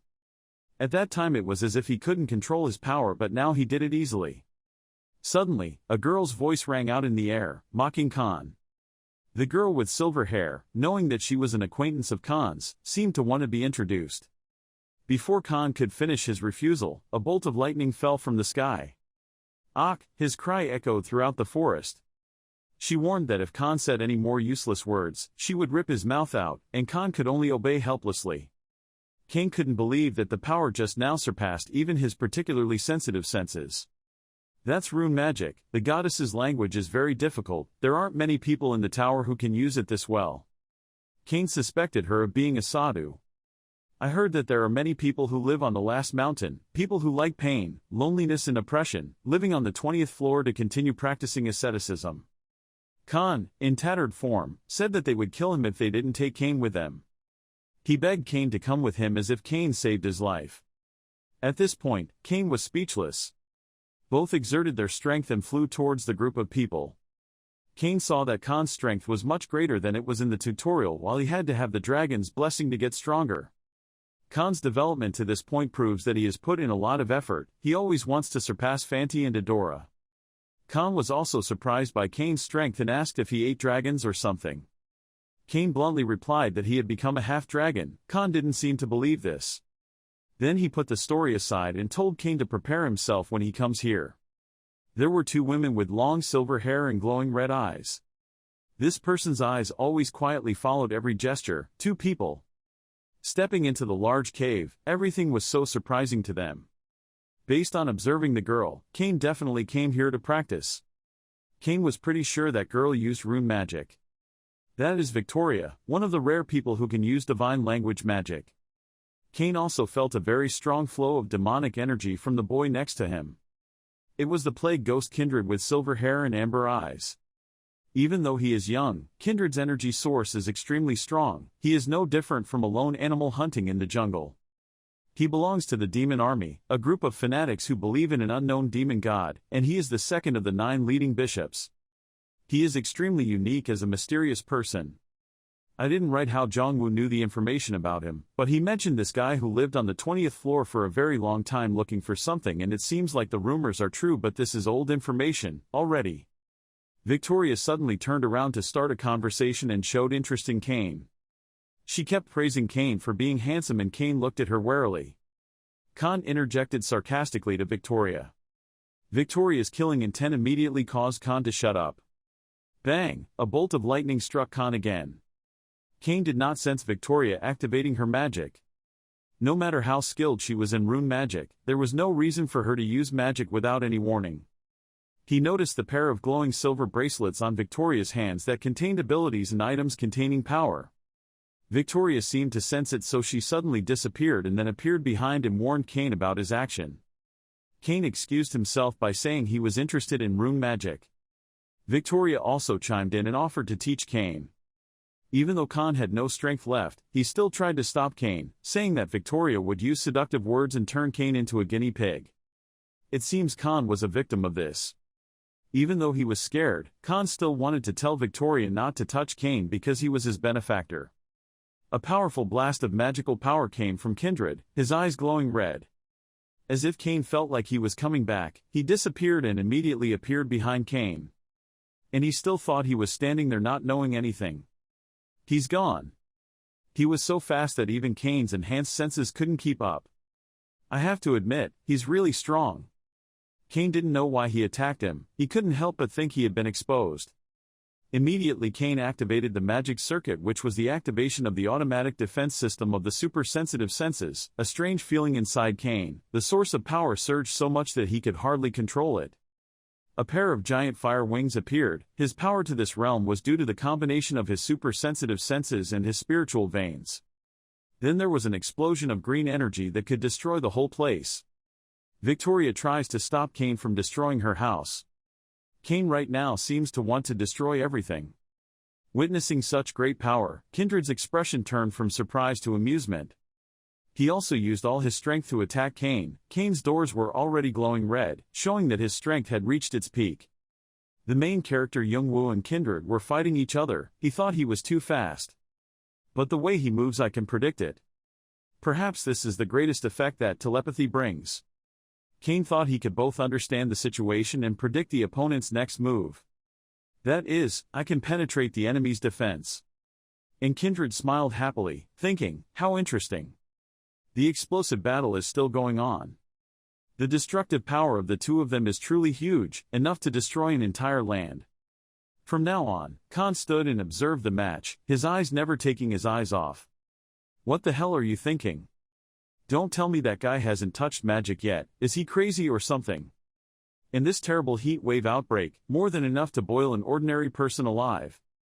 Cain, how much of a monster have you become? The match was extremely intense and the heat radiated as if it wanted to burn the place to ashes. Both sides were evenly matched, they were no different from two monsters fighting non-stop, tirelessly. Khan suddenly said loudly, "Are you guys planning to destroy my house?" Then suddenly Victoria appeared and shouted, "Kindred, stop joking around, stop it." Cain stopped and sighed, "Hey, just playing around." "That's right, she told you to stop." Kindred looked bored and regretful. A few seconds later he smiled with satisfaction, saying that initially I just gave you a simple test, but your reaction was so interesting that I wanted to have some fun. He complimented Cain, he was quite good. Because he suddenly spoke from behind, making Young-woo startled, he reflexively turned around behind him, thinking to himself, do saints like to appear behind others? Kindred then continued to attack, and just like that they continued to fight. Seeing Cain being secretly attacked, Khan called out to him. Then he turned and scowled at that saint. That was too much, he had never acted so cruelly. What would he do if he killed him? Kindred heard that and acted indifferently as if nothing had happened, telling him that he was okay. What? Having finished speaking, he pointed towards the rising smoke and dust. Cain and Khan were confused when they saw Young-woo coming out of the smoke. He thought, I didn't expect the second bishop of the demon army to be so strong. Even Han Ryong at his strongest couldn't defeat him. If it weren't for my telepathy enhancing my ability to predict and my will to fight, I would have collapsed a long time ago. Cain smiled complacently. Even my Krishna's dagger couldn't stand it. It feels like I've been hit by a shell. If this continues, I won't be able to hold on anymore. An opponent that I can only defend against by showing off all my skills, an opponent that I'm not sure will win even if I give it my all. Kindred felt that Cain seemed exhausted and asked if he wanted to continue. Young-woo didn't hesitate to say no, I can only hold out for so long. Yet you talk as if you were having fun. I really want to see your strength, but this time I will wait patiently. With a smile and a gentle tone, he immediately glared sharply at Cain, but him. What relationship do you have with the sword god? What are you talking about? Cain vaguely wondered what the relationship between Kindred and the sword god was, when the diary did not mention anything. I'm sure you won't be able to say that you have nothing to do with it. The sword skill you just demonstrated, although slightly different, is absolutely identical to the sword skill of the sword god. Well, that's about it. What are you misunderstanding? My master is a martial arts king. Hearing Cain speak, Kindred was bewildered. Martial King, from the One-Sensed clan, huh? That makes sense, because the Sword God was also once a disciple of the Martial King, but the person who said he would not accept any more disciples, after that person accepted a new disciple. Anyway, the youngest, hearing Kindred call out to him, Khan said yes, I understand why you praise him so much. Khan didn't understand anything about the conversation between the other two, just replied huh. Are you also planning to practice on the 5 Elements mountain? Cain replied yes, that's right. Just as Cain finished speaking, Kindred suddenly flew up to a high tree branch and said, okay, he landed. Looks like you've understood the basics, so when you get stronger, you'll have to entertain me again, you know. Having finished speaking, Kindred disappeared, leaving Cain standing there looking surprised. It seems like he passed the test, right? It seems that Kindred is the leader of the people living in the 5 Elements mountain. Kindred and Victoria are stronger than I thought, and I'm sure each saint is strong in their own way. Maybe I can learn something from them. Learning more spiritual energy and telepathy might be great, but, Cain squeezed his hand, here I can achieve much more. Looking at Cain standing alone muttering, Khan stiffened and didn't understand what was wrong with that grandfather. Now, Victoria sits with her chin in her hands, looking at the ruins in front of her and groaning, unable to believe that some people ruined my front yard. I'll forgive you this time because you're handsome, there won't be a next time, I'll give you a beating. Changing the scene, Khan led Cain to a small house on the cliff, right next to the stream and said, from now on you can stay here, there are a few basic household items inside, you can use them, however, you have to find your own food and drinks. If you need anything, just come find me. If you have any questions or curiosity, don't hesitate to ask me. Cain looked around the house and suddenly said, this place is tidier than I thought, of course, because my trainers pointed me to the best apartment of all. Anyway, there are a few things to keep in mind here, that is, don't stick your nose into other people's business, everyone comes here to train, as long as you comply, nothing will happen. After a brief introduction, Khan said that for the other two people, Victoria and Kindred acted a bit excessively just now, but they are not bad people, as long as you don't bother them, you can be friends with them, and sometimes they will give you some very valuable advice. But, when did you enter the tower? Not too long ago, about 2 months ago. Hey, but all the records you sent don't make any sense. The first record of the mysterious mark in the Hall of Fame. Speaking of this, Khan hesitated for a long time then turned to ask Cain, is it you? Cain replied yes, just as I thought, not even considering breaking all the records so far. I thought I had become much stronger, but seeing him hurt my self-esteem so much. Suddenly Cain asked, what about Doyle, making Khan pause for a moment. After a while he came back to tell Cain that it wasn't there. It's been a while since he and I broke up, so don't ask for details. Hearing that Khan didn't seem to want to mention Doyle, nor did he want to say too much, Cain thought to himself that he had previously heard that those two people had a more special relationship than siblings, and besides, he had no right to interfere, their personal story. In any case, rumors about Hyalgium entering the tower will not be less, and the reason he spent his whole life just training. Doyle is so smart that you can call him an old fox, just try to climb the tower and you'll eventually meet him. But the fact that he was able to maintain the match with Kindred was truly miraculous. Most people, even the simple test that Kindred gives, cannot pass. Khan happily and proudly continued, thanks to you, I am no longer the youngest, from now on you are the youngest. Cain, given the chance, I will treat you the same way I have endured all this time. Cain felt extremely disdainful when he heard Khan teasing him, he was still as shameless as ever. Khan patted Cain on the shoulder and told him to be as stiff as before, you know, still exudes a mysterious aura that makes others curious. Khan smiled and said comforting words to Cain, anyway, do your best. I've changed a lot during my time here, even though something really happened that made me very angry. I have also received a lot of things. If I were you, you would probably receive even more things than me. Sometimes if we have time, let's play a match together. Without hesitation, Cain replied, okay, I agree. Scene change at the cliff, where the sound of a rushing stream and natural sounds blend together. Here Cain is cultivating diligently. Suddenly the souls of Shannon and Hanryung appeared. I don't know if it's okay or not, he's been sitting here for a long time, even though he has a dragon body. If he continues to stay there for too long, his magic power will definitely be sealed. Shannon's soul replied, has our master ever done anything meaningless? He is digging deep into the underworld sword. Hanryung's soul asked in confusion, the sound sword, I heard that last time he still couldn't find a way to use it. Because at that time, he still did not know the right way to develop dragon wisdom, which was a method that the one enlightened tribe had never tried. No matter how long it only took 3 days to find it. As night falls, the moon is now at its zenith. The sound of the murmuring stream, the voice of the soul echoed in Kane's ears. Just call Master, Master, hey, Master, wake up quickly, you sissy. Hearing someone calling him, Kane woke up startled.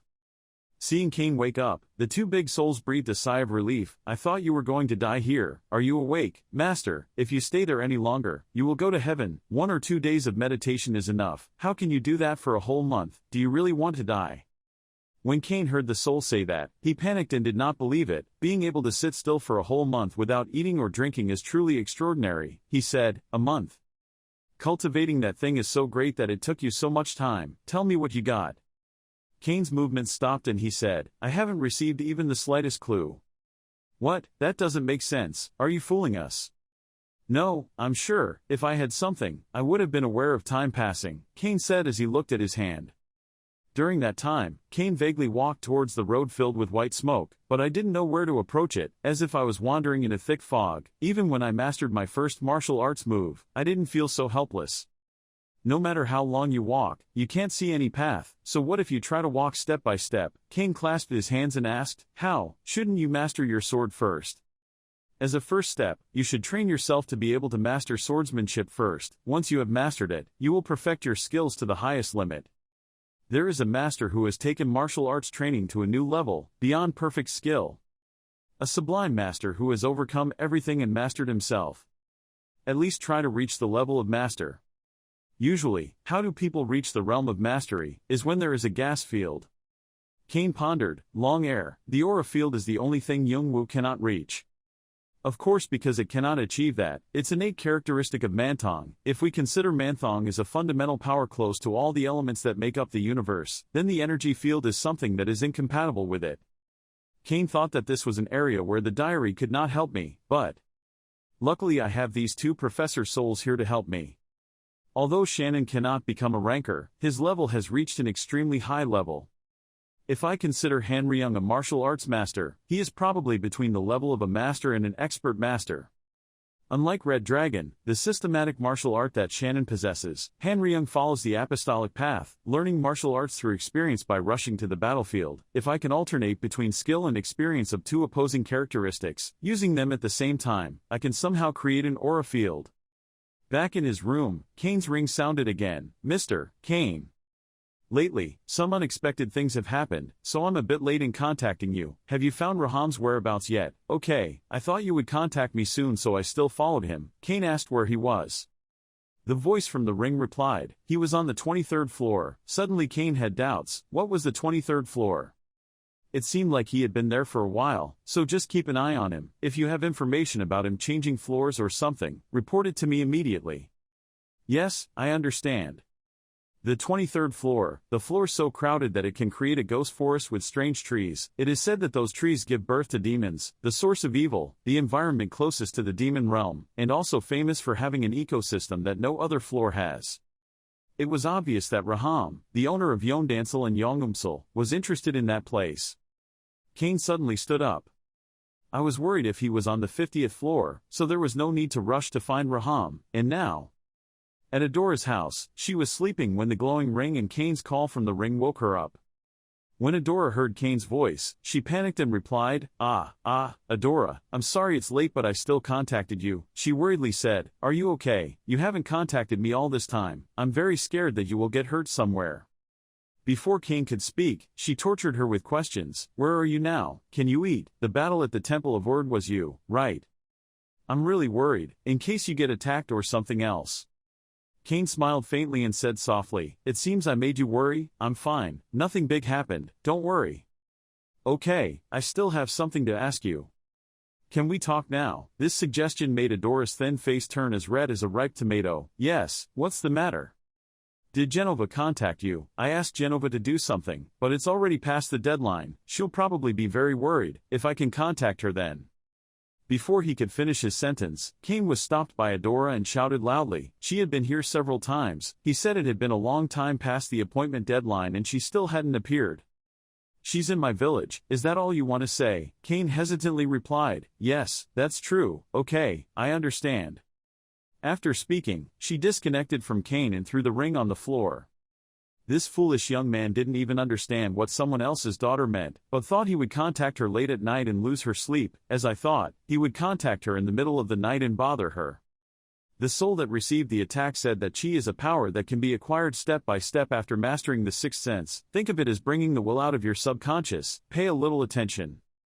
The soul fought back while continuing to say that he had awakened a telepathic ability higher than the sixth sense, so he could grasp concepts more easily.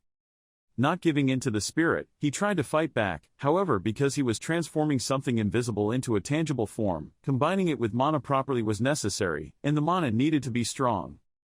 The male lead said he knew, but what does it mean to bring out his will? The soul replied that it was difficult to explain, because each person's will is different and the method of bringing it out is also different. For example, perseverance to win. The male protagonist thinks perseverance is the key to victory. The soul speaks in my case. He jumped high with his sword and wanted to slash down, saying that he was determined to become stronger. The male lead replied that I understand. He quickly dodged the attack, so there was no need to think too much. The ground was torn apart, creating a cloud of dust and sand. The male protagonist successfully dodged the attack and immediately responded, and I was the power to destroy everything. The remaining spirits standing on the ledge said finally. He stood on high and watched him finish the battle with that soul. He was about to become an expert, but because he had chosen his will, it didn't mean he could use the weapon. He left the ledge and approached him. Once he decided where he was going, he focused on combining the dozens and hundreds of moves of the 8-pole technique into the 8 types of Bagua divination. The male lead replied that I understand because the secret technique of 8 extreme Quan will soon open up. The soul slashed hard at him, saying loudly if that was the case then it would be faster and sharper. The secret technique is not simply mastered through practice, you must adjust the technique to different techniques in order. The male protagonist gasped after the sudden attack. He replied that you spoke sharper and faster. The soul immediately replied yes while focusing on the tip of the sword. Put all your will into it and think about it. The will follow the flow of the soul's power. Even if you can use your will well, there will be many different ways to use ki, mana and be able to withstand unexpected attacks, usually. The male lead is difficult to understand. Look at the soul rushing towards you. The male lead closed his eyes and concentrated on thinking, focusing on the tip of the sword. In the techniques of Arctic Kung Fu, remember how the master used it. He firmly grasped the hilt of the sword. The way the master used to destroy heaven. He forcefully broke everything. The male protagonist stood still, thinking even though the tip of the sword was right in front of him. Remember yourself in the past. A move that causes the target to explode. Soul surprise. The male protagonist quickly swung his short sword. The male lead seemed to understand the problem and immediately made a decisive move. Then he bowed silently, his sword also retracted. Seeing the results of great progress, the soul said wonderful. The rock behind him was torn apart, so this was breaking heaven, the first secret technique of the 8 extremes. Its destructive power was stronger than I had expected, so wonderful. The male protagonist replied without pain that the power to shatter the heavens was not limited to this. Martial King had already cracked the sun. Soul still admires you a lot, but you've reached the expert level in such a short time. Because the aura is engraved into the sword, you just need to get used to it and become stronger. This is the most basic skill of the air blade. In his hand is a red blade. The soul guesses that his characteristic seems to be fire. The male lead stared at the blade and said there was a difference between the stars. The soul also replied that just because they were different colors did not mean there was a difference in strength. However, he could glimpse the subconscious of its caster. The male lead replied that I understand. I also want to learn it. The scene changes to Victoria's room, who is intently studying something, constantly muttering no, no. She muttered, biting her nails to make sure she hadn't miscalculated. In the end, that's the number of damn situations there were.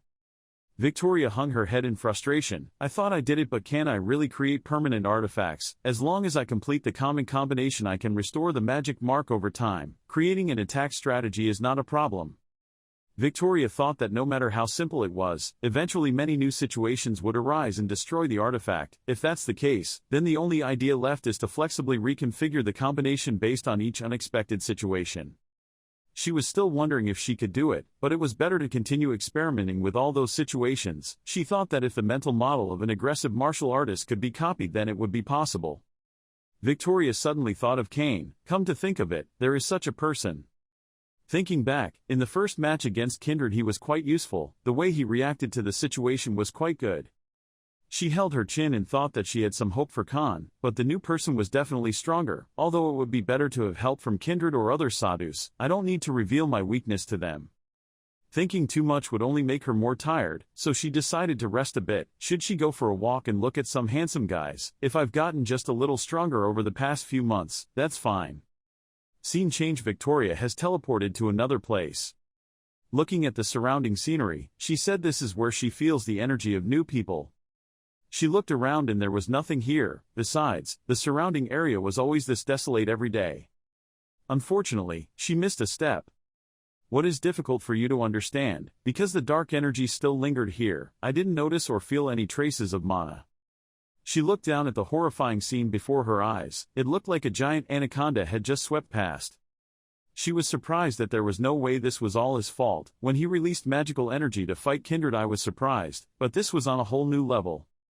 She looked at the traces created and predicted how to move through these traces, which was also quite interesting. Perhaps no one would have guessed he would become this strong. Victoria's smile was extraordinary. Right now in the main men's room.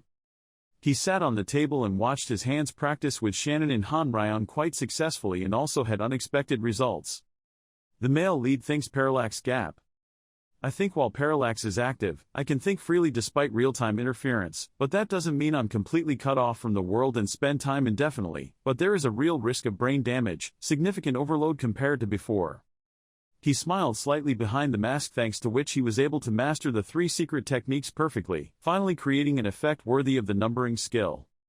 Victoria suddenly appeared, surprising him. He confusedly called Miss Victoria's name. "What's wrong?" he asked. Victoria replied happily, "Is it wrong that I came to visit?" The male lead also said without any respect that I heard there is a rule here about not bothering others. Victoria also lost interest. "You are not interesting at all," he immediately said. "Tell me, why are you here?" Victoria felt like she couldn't joke anymore, so she said okay. "Newbie, do you want to do business with me? That kid is quite useful, his face is also beautiful haha." Right now our male lead is in a shirtless state with six-pack muscles, telling Victoria how beautiful he is. Victoria thought that within a month he could promise that, even though he had to reveal his intentions, there were still many interesting points, so he needed to be persuaded to become a guinea pig. If there's anything to worry about, it's that he's too smart. Even if he learns magic to improve his spirit, it doesn't mean everything can be perfectly integrated in his body. Looking at the person still standing in the magic circle conducting the experiment, Victoria judged that after all, thanks to him, her long-term research could achieve results. If she did well, she would be able to complete 50 days today. That's % progress. End of the first day of the research diary. On the 20th day, Victoria held her head and sighed. This was so strange.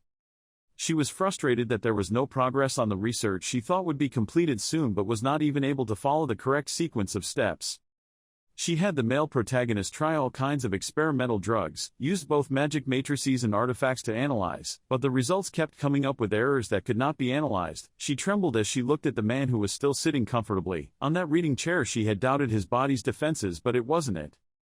Moreover, why is his knowledge of martial arts so profound? The questions he asked were so profound that even Victoria felt shivers.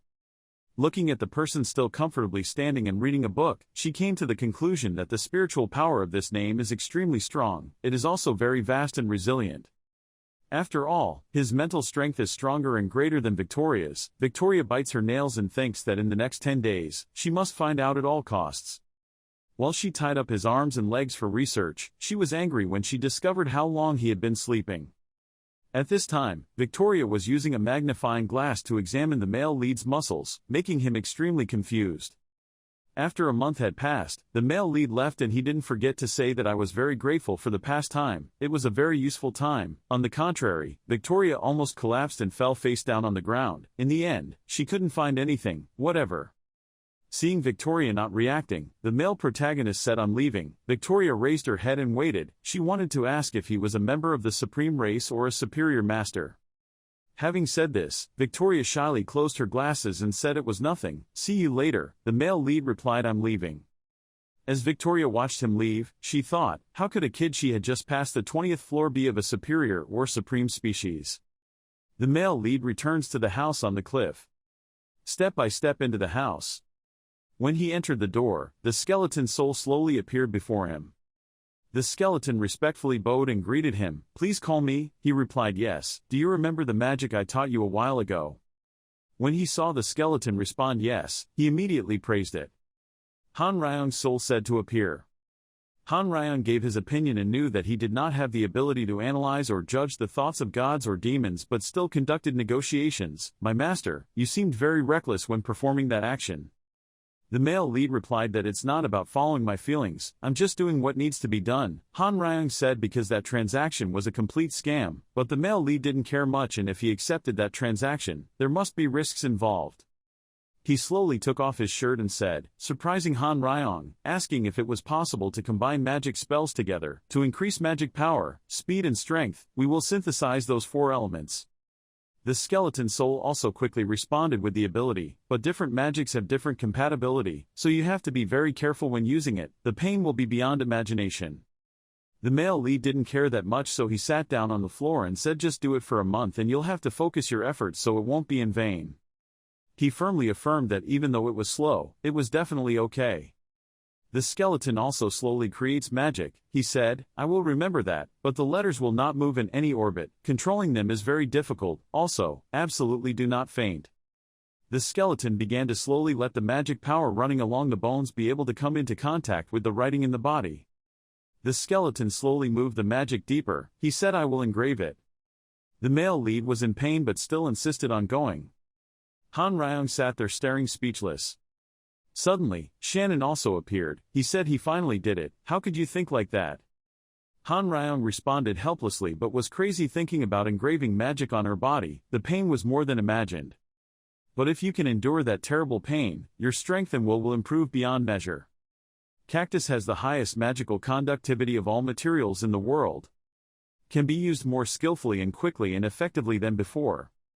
The male lead stands on the cliff thinking he has been here for 6 months already. Staring at his hands, he knew he needed to deal with the things that had been delayed. Shin-Su also said that he was about to revive. He paid attention to the magic that was engraved on his body. Before that, he had to check and tell him why he wanted to test how his body would change after fusing the magic. The male lead looked at the long sword in his hand and said Vigrid. He glanced at the long sword. Now the long sword was quite long and it had been purified to 90%. Nam is using his wings to fly up and it tilts, so where is it?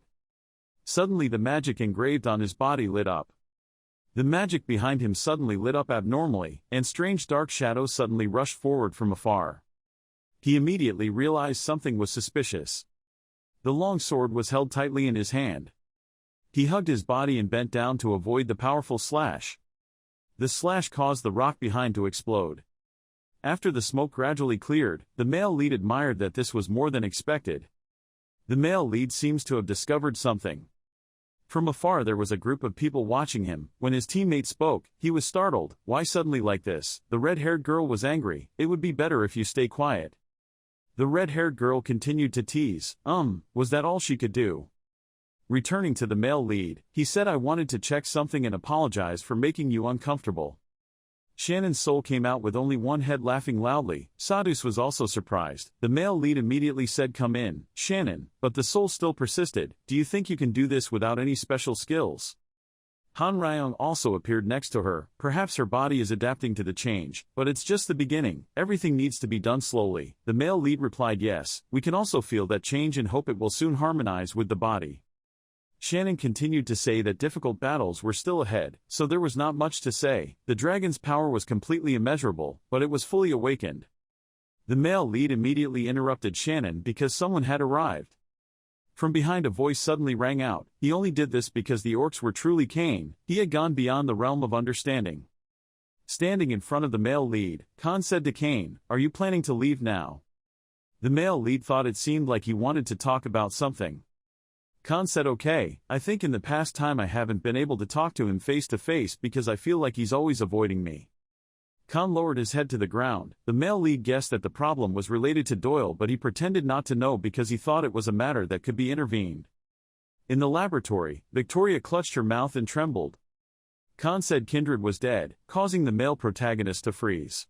In the cave, Kindred and Victoria were talking to each other as a man and a woman. I think we're still pretty close anyway. Carrick spoke up. I also know my identity. Victoria, I don't understand why he suddenly said that. I'm quite insecure, so please stop. Magic can instantly know our location. Kindred raised his handsome, killer face to look at Victoria. Yes. Victoria immediately denied it. What? I haven't done anything like that. Kindred slowly stood up and brushed the dust off her knees. I'm not saying you did it, but asking if you can do it. Anyway, you can do it, right? She replied. Then I will ask you a favor, Kindred said, smiling. Back in the present, Victoria paced back and forth in the cave looking worried. Damned. She did not believe the truth she received. Is it true, the fact that Kindred is dead? There is no way the character will die on the 20th floor. At the same time, at the cave entrance behind Victoria, two silhouettes appeared at the same time. Victoria turned her head. It's been a while since I've seen you two. The man is the demon sword Sol Luna, and the red-haired girl is the apostle of Kernunos, the god of hunting Rebecca. Victoria's serious expression told the two of them, this is not something to be taken lightly. I want you two to go inside first. A moment later, Young-woo and Khan flew in. Saw two figures standing in front of the cave. Khan immediately complained, oh, looks like we're the latest. Young-woo silently looked at the two figures and thought, we haven't seen each other for half a year and now we meet again like this. That middle-aged man seemed to be the vampire swordsman Sol Luna. The person standing next to her must be a high-ranking officer named Rebecca. He thought as he and Khan landed in front of the two of them. The vampire swordsman immediately spoke up when he saw Young-woo. It turns out you were disrupting my sleep. Young-woo replied politely, I'm sorry if I caused any harm to you, but in my heart I thought to myself, obviously hostile. I'm sorry. Victoria walked out and interrupted the conversation, because it will take a while, everyone should go inside first.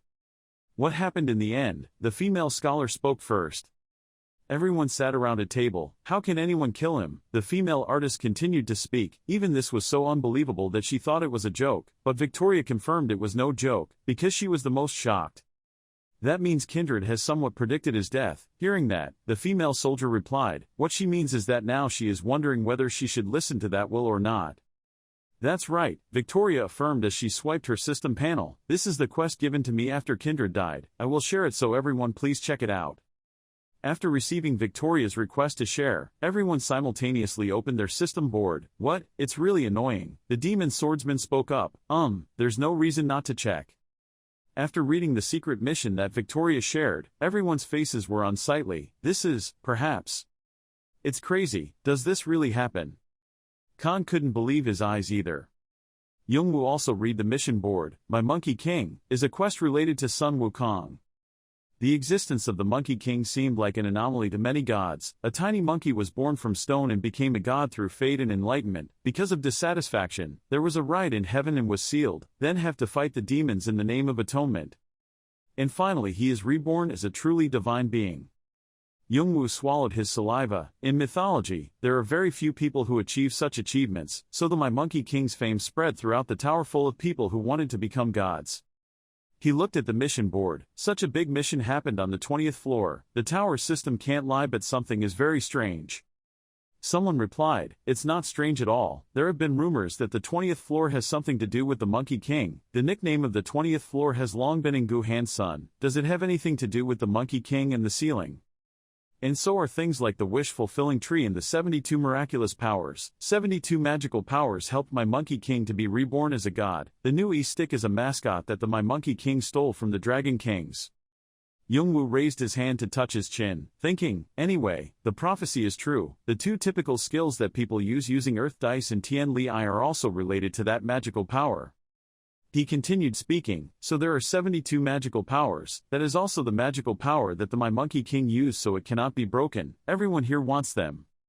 However, it was suspicious that Ma Quan's bishop would die on a mission like this. Perhaps this is a trap from the devil. As far as he knew, the demon bishops were all sinister people. They know how to bend over 10 years to get something they want. And have enough bravery to set traps and wait for the right opportunity to capture their prey, and most of all they are very brutal. Kindred too, no, in terms of greed alone he is superior to other bishops.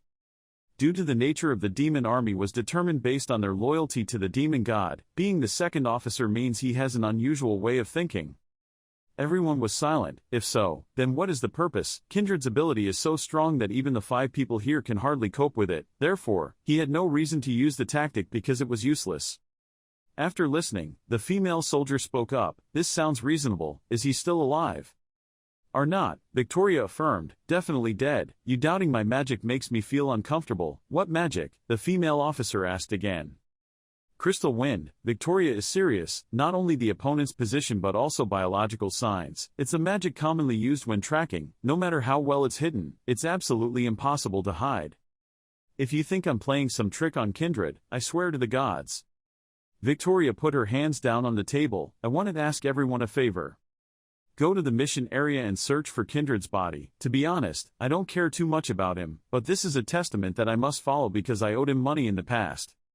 Still with that serious attitude, Victoria continued to speak. It's not like asking for your help, I want to do business with everyone. Hearing about the transaction, Youngwoo was immediately interested in asking, the transaction content is.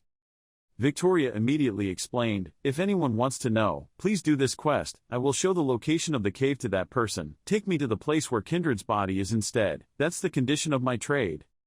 Youngwoo thought for a moment, really, I think this is not a bad condition, although it is also risky, she is looking for someone to protect herself, everyone agrees.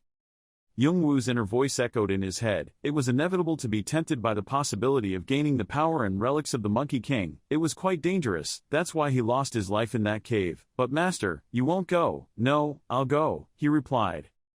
He remembered the past, but for another reason, due to the war between Red Dragon and Qinghua Island, even though the remaining 8 forces were growing rapidly, the demon army had yet to show any significant progress.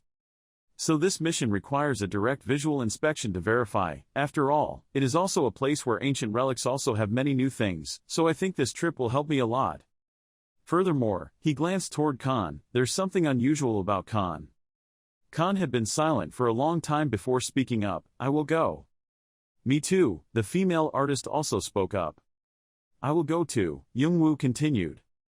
What about you? Victoria asked towards the vampire swordsman but he seemed thoughtful, Last, Sol Luna refused, I will avoid this, what is the reason I became a vampire, I don't want to die in vain. Suddenly, tree roots emerged from nowhere.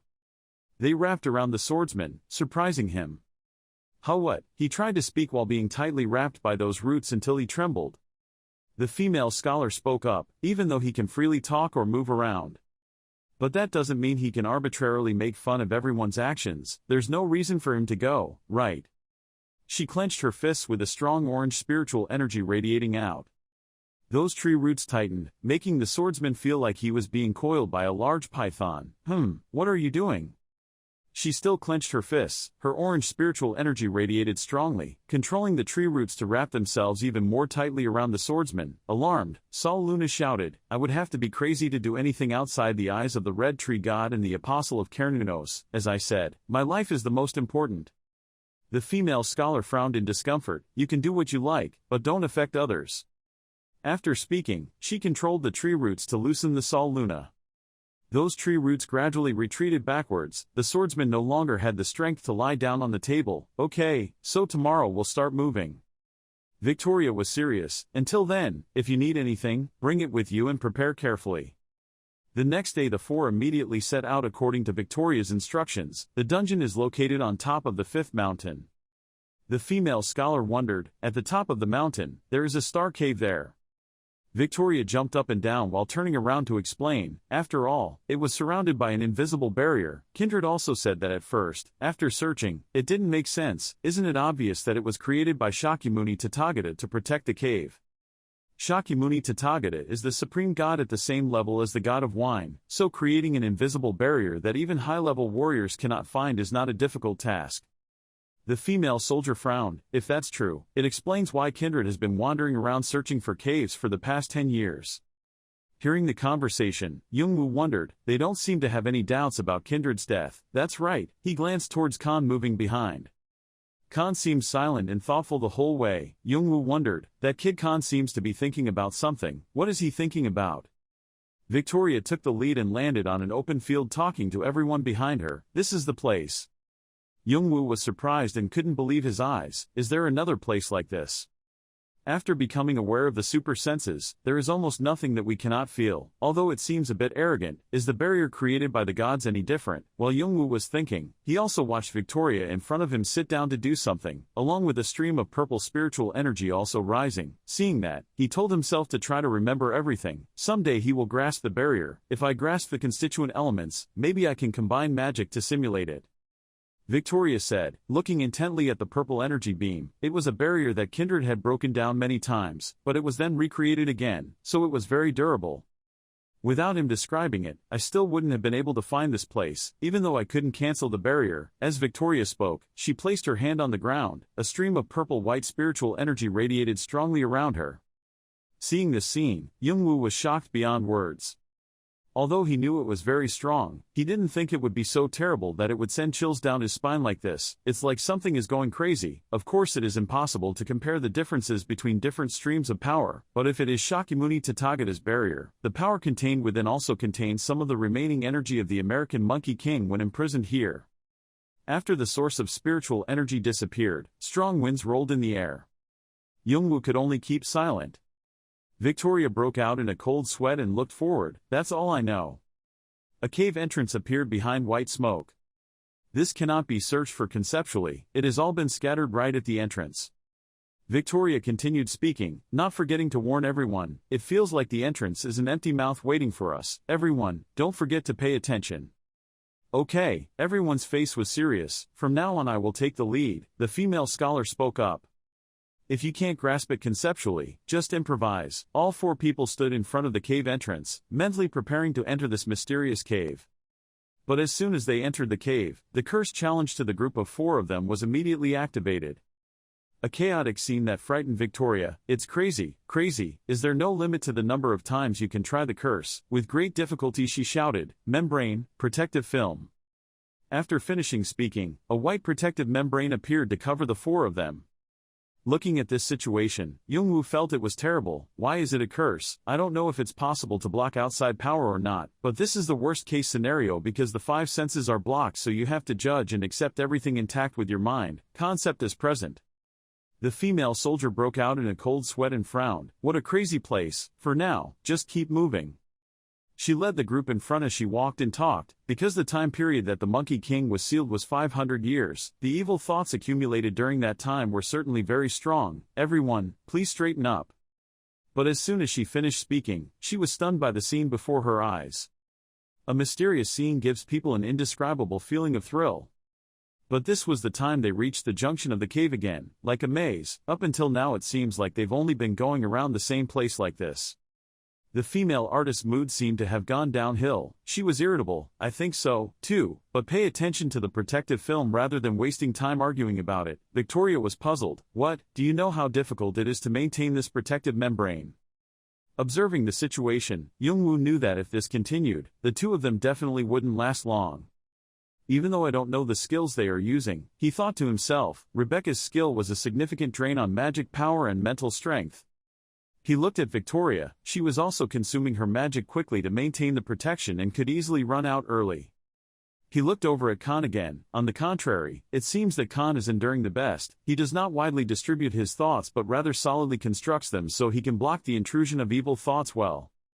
He felt confused. Rebecca and Victoria had only focused on divine power and magic for a long time, so they had forgotten the basic skills. Even though it's my first time entering this cave, if I keep going like that, everyone won't be able to stand it. Should I come out?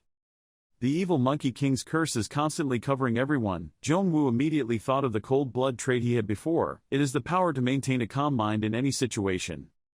Yoongwoo thought to himself, as my abilities have grown over a long period of time, that characteristic has also been significantly enhanced. It has helped me a lot in difficult situations. When freed from evil thoughts, the range of possible searches for his sixth sense and idea has been widened. As soon as he started to cool down, a blue light surrounded his body, protecting him from the evil curse. When thoughts in the sixth sense are expanded, evil thoughts are eliminated immediately. I think we should divide it up and expand the scope. Yoongwoo imagined the evil thoughts of the Monkey King in a way like each tsunami. The wave will be strong when the wind blows from inside. If so, then build a concept in the form of a solid breakwater to stop it. As expected, that made him completely control his thoughts.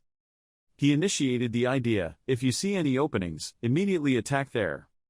Rebecca suddenly realized something.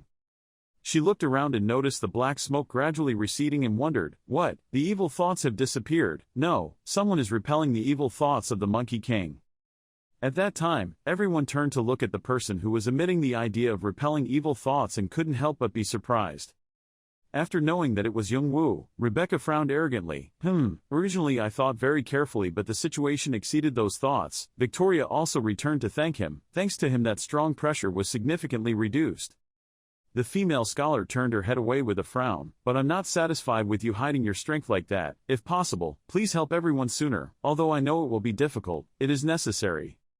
Even though her tone was unpleasant, she still didn't forget to thank Young-woo. He can only exclaim, I don't know whether to be annoyed or grateful. Girls are difficult to understand. Actually, he didn't want to deceive everyone, but in the current situation, revealing his strength here was unnecessary, so he hid the truth.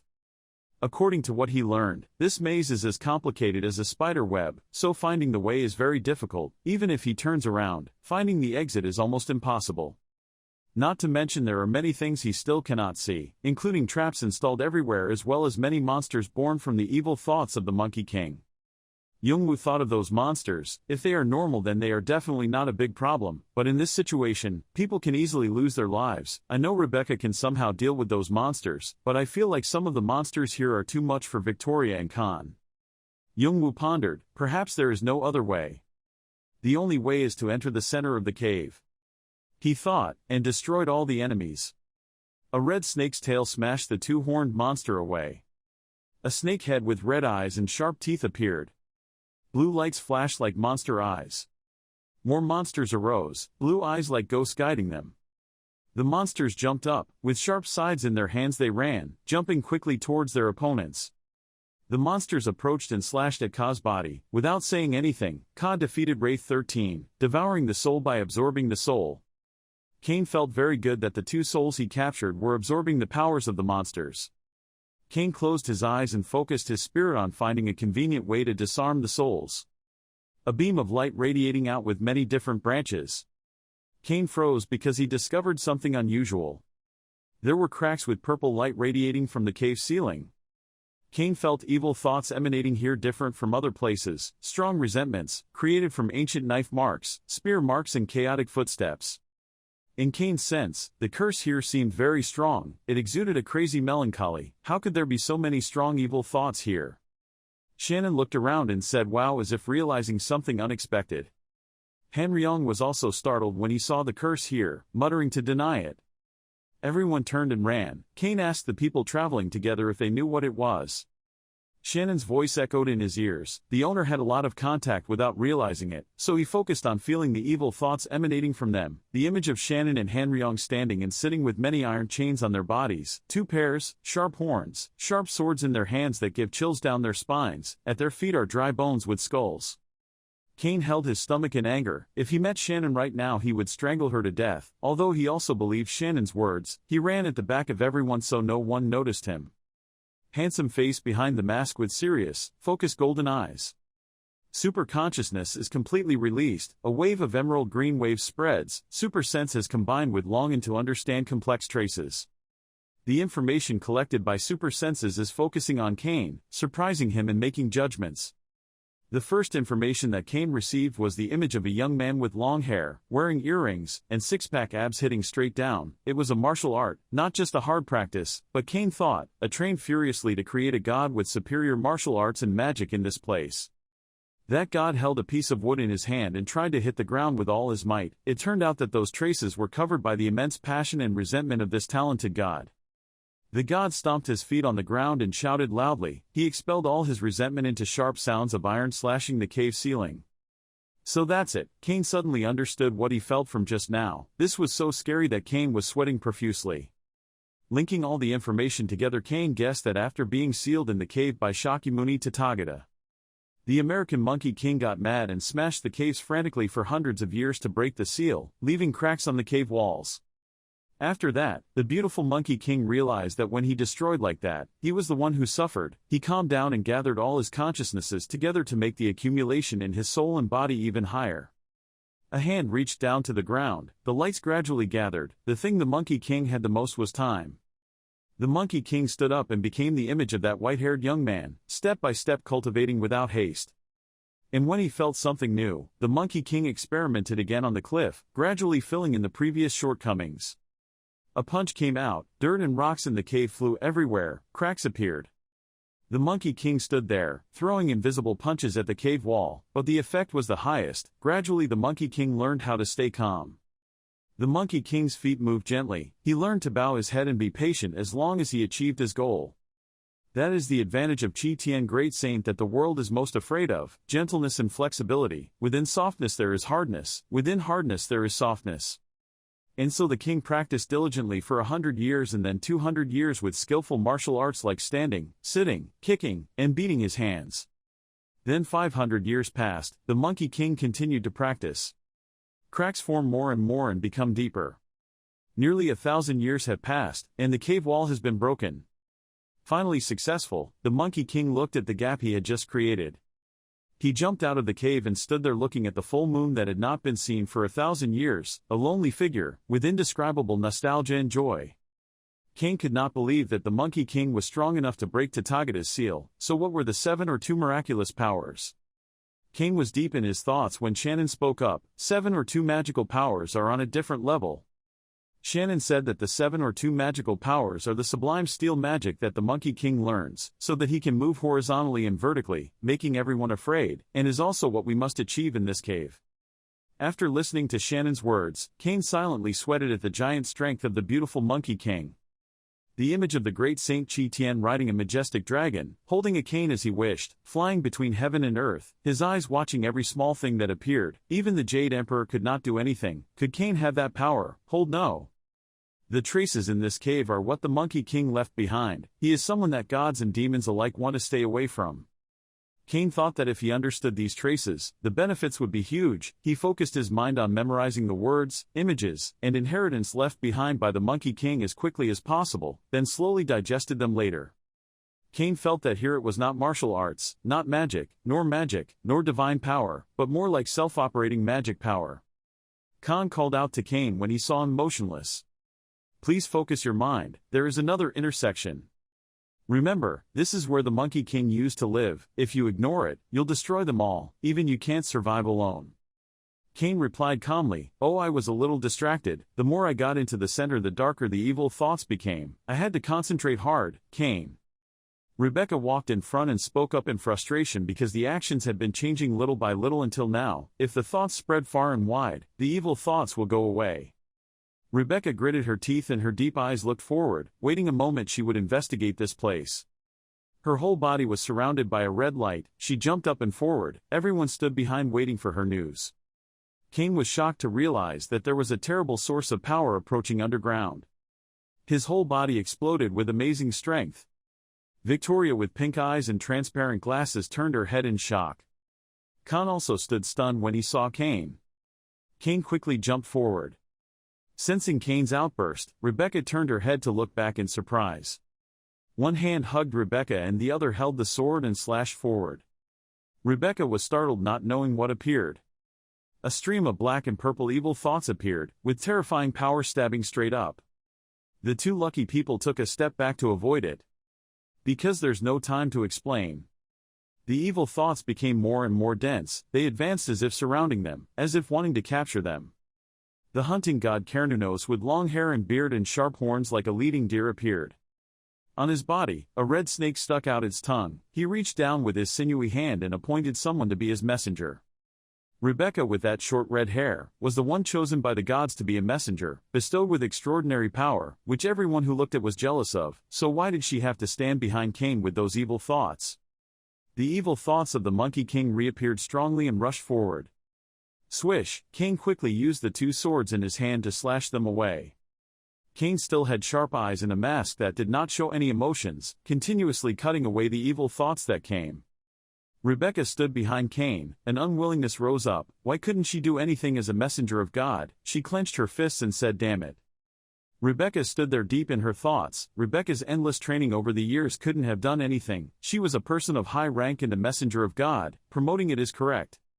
Swish swish swish, countless evil thoughts from the Monkey King shot straight towards Rebecca. She restored her state, adjusted the source of power inside her body and glanced angrily at those evil thoughts. Yep, she stood there with her ears spread out, rings of pure energy emitted from her body. Cain turned his head and looked back without knowing what had happened. She flew to stand parallel to Cain, one arm swung out, blue energy streams entangled with evil thoughts. Boom boom, the tightly wrapped evil thoughts exploded into huge fires. Cain looked at that and felt great power. This is... Looking at the destruction of evil thoughts behind Cain, he realized that this was the power of a high-level ranker, a messenger of God. And Cain also realized that with Rebecca's current mental and physical strength, it was difficult to develop 50% of her strength. Rebecca stood there with bright red eyes, the blue power constantly surrounding her. If this source of power got out of the cave, I don't know how strong it would be, Cain thought. After resolving those evil thoughts, Rebecca and Cain turned to look at each other, their power having dissipated. Rebecca wants Cain to be her guide on the next leg of her journey. Cain looked at Rebecca in surprise. What am I? Among high-level rankers who dare to admit their own limitations, being a messenger of God who dares to entrust the task of guiding the way to a lower player is an unbelievable decision, but in a way that such a person will develop continuously in the future. Victoria stepped forward to protest this decision, although she recognized the correct actions that Cain took, but leading the way required a high ranker to be effective, helping everyone continue to advance further. She raised her pink eyes and looked at Cain and Rebecca. She did not look down on Cain, but this cave was too dangerous. It caused kindred to die, so how could she accept a weak person as a guide? Through Rebecca's observation, she realized that Cain was much better than everyone else here, and was the right person to lead the way. Rebecca seriously affirmed that she would give the guiding position to Cain. Cain stood there quietly observing, without saying anything. Cain admits that Rebecca is strong-willed, but cold, and if she wants to survive then must take the initiative. He closed his eyes, and pay attention to the red-haired boy walking behind, still never speaking. Rebecca and Victoria always focus on moving forward, but those with evil intentions don't know how to act. If anything happens, Rebecca and Victoria will support each other, and he... Cain looked at the hanging bats and realized they were similar to the skills of the vampire race, and they are not affected by evil thoughts. If necessary, he will quickly steal 7 or 2 magical powers and run away, but this is too dangerous. I don't know if there are any traps, otherwise he will not do it in the end. Cain turned around and agreed to be the guide. And tell everyone we have to speed up now, everyone must focus and follow him. Cain ran first to Rebecca and Victoria, then to the red-haired kid. Cain used his spiritual power to release it into the distance and explore which path was easiest. At a fork, he turns right. Victoria felt it wasn't right, so she cried out, "Hey!" Rebecca went above and told Victoria not to give her opinion and to trust the guide, because when there is an attack, the commander's decision is absolute. Victoria pushed her aunts up and said, "Would it really be okay?" Cain walked ahead but still paid attention to the back. Seeing that Rebecca trusted and followed what he said, it was very convenient for his plan. If so, he will not let her disappoint that trust. He rushed forward quickly, cutting off the evil thoughts that suddenly rushed in. Everyone behind just needs to follow closely. Evil thoughts are quickly burned and chopped into small pieces. The 3 people behind passed by without touching anything. They passed safely. Victoria now begins to trust Cain and questions his identity. Why could he move so fluently in the cave? Look at Cain's back. He can predict when evil thoughts will pop out to deal with them. When she studied him, she also found it strange. Suddenly Cain stopped and said this was the end of the cave. Victoria was the most surprised. She widened her eyes and didn't believe they could arrive so quickly and be safe. Everyone jumped up and slowly landed below. When they landed and saw the huge iron door in front of them, everyone felt happy and relaxed. Really compliment Cain. Looking at the iron door in front of everyone, they realized that it had been there for a long time, and excitement began to arise. There were strange patterns engraved on it. 4 people approached the iron door. Victoria and the purple-haired guy seemed to notice something strange on the door. Rebecca's voice echoed the words that were written on the wish-fulfilling staff of the great Saint Quaishan. Cain didn't expect to have the stick he wanted here. Moreover, it was so rusted that others would not realize that these patterns were the last part of the Beauty Queen's legacy. Cain concentrated his mind on memorizing these texts. Victoria found that the door, which was made of a cylindrical part, was difficult to open. Rebecca didn't understand what she meant by that. The 4 of them looked at the huge door in front of them and heard Victoria say, "Iron is the type of iron that can seal gods and demons, so of course it has outstanding endurance and is very difficult to destroy." The purple-haired boy used both hands to push hard on the iron door. Victoria also quickly used magic to attack.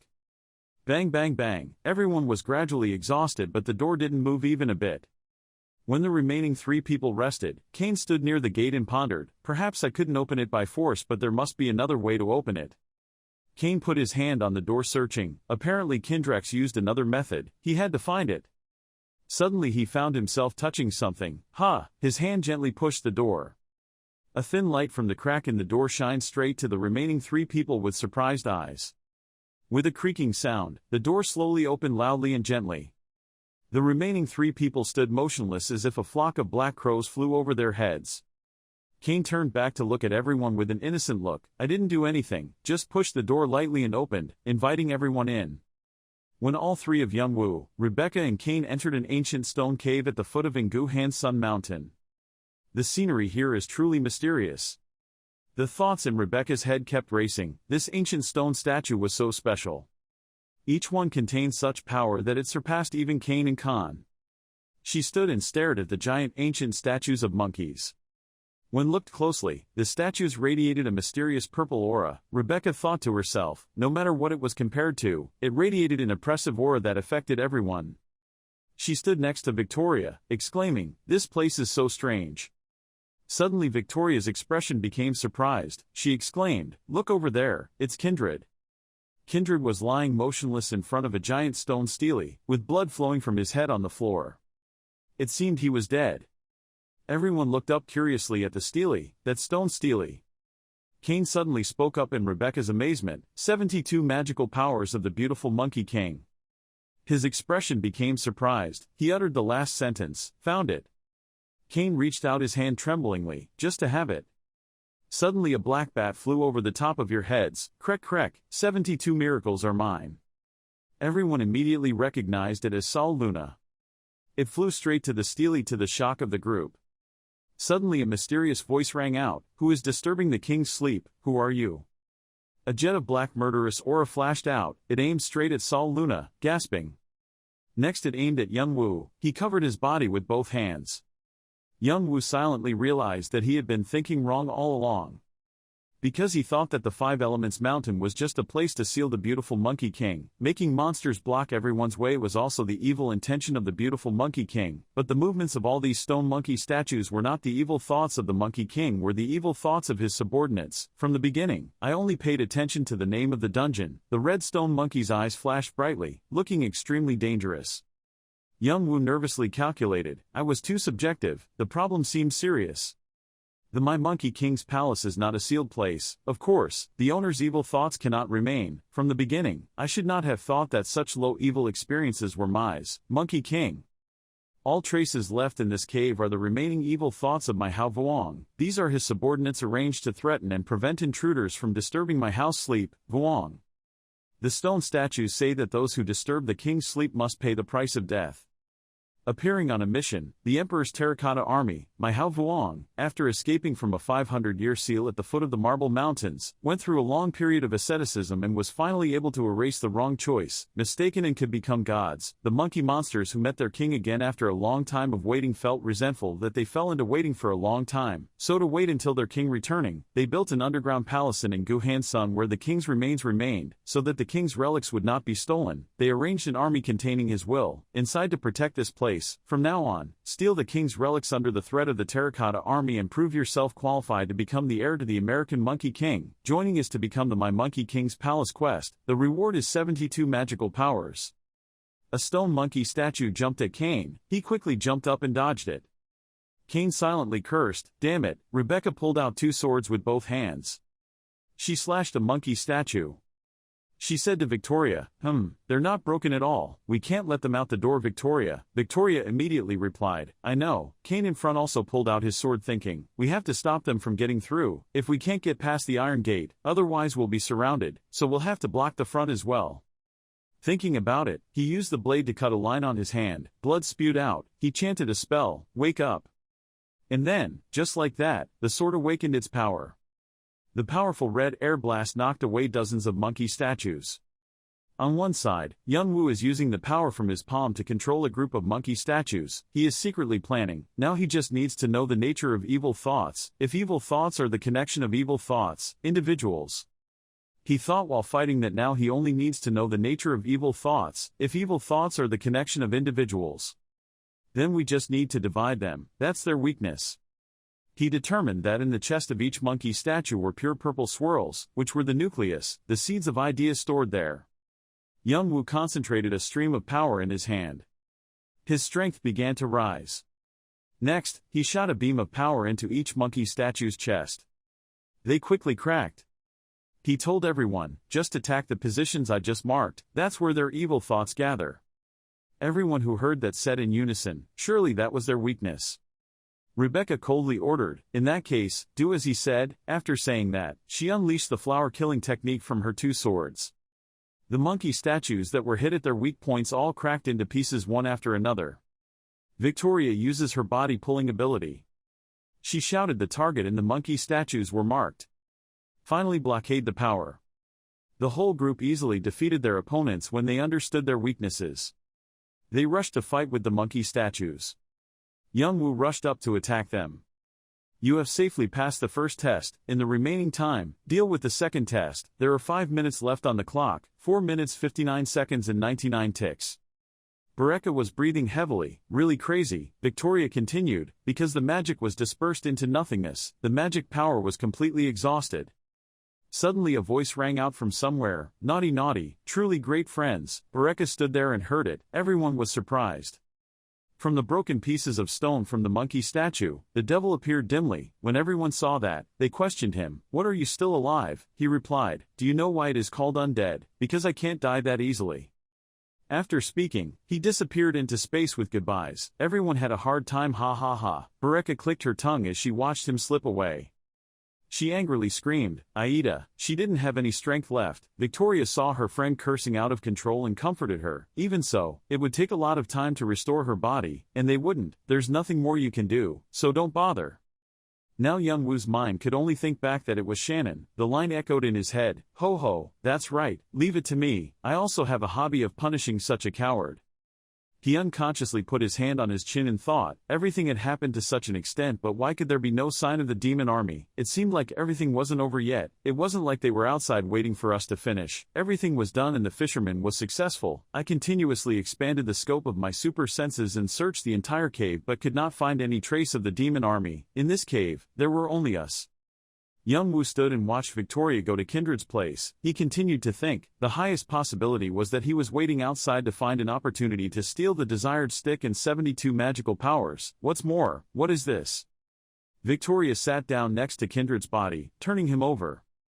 Suddenly she discovered something. Her expression immediately became shocked. This is... She used one hand to turn his body over, the doll. Victoria realized, this is a fake, just a doll. Kane was almost stunned when he heard that. What? Victoria said indignantly, what's going on? If that's the case then it's really Kindred. Kane walked towards the stone stele. He touched the words on the stele. These were 7 mosquitoes and 2 magical powers. He said, you have to memorize the whole thing. That's right. Young Wu is still deep in thought. The final content of the mission is to steal the king's relics. The king's relics cannot be stolen. They have arranged a terracotta army containing their own wool to protect this place. Anyone who steals the king's treasure will have to face the terracotta army, must prove that he is qualified to inherit the treasures of the My Monkey King. What exactly is the relic? What must be done to be recognized as the heir? I'm still trying to analyze it. What is the relic, which metaphorically represents the king's thing? That's what the American Monkey King had before becoming a god. Thinking like that, Young Wu suddenly remembered something. 72 magical powers. For the My Monkey King's relics, there is nothing but 72 magical powers. Had to prove it by memorizing 72 magical powers, and the Demon King tried to compromise or kidnap the person who was a successor to brainwash him. He remembered the battle with the monkey statues earlier. If the first test was a test of basic divine power, then turning to the stone stele with all the inscriptions engraved on it, then the second assertion will be to quickly grasp the content written on the stone stele and make use of it. He looked at the monkey statue and thought to himself that the guardian statues of warriors and the stone monkey statues that had been sculpted here were what monitored and controlled the tests. Then he looked at his teammates again. If so, why was the body placed here? He looked at Kindred's doll with a difficult question. He is an evil person, why did he do that? Finally, he decisively raised his head. What was the key point? The preparation time is over. The second round of testing begins. One by one, the guard monkey statues holding knives stand up. Their hands began to move.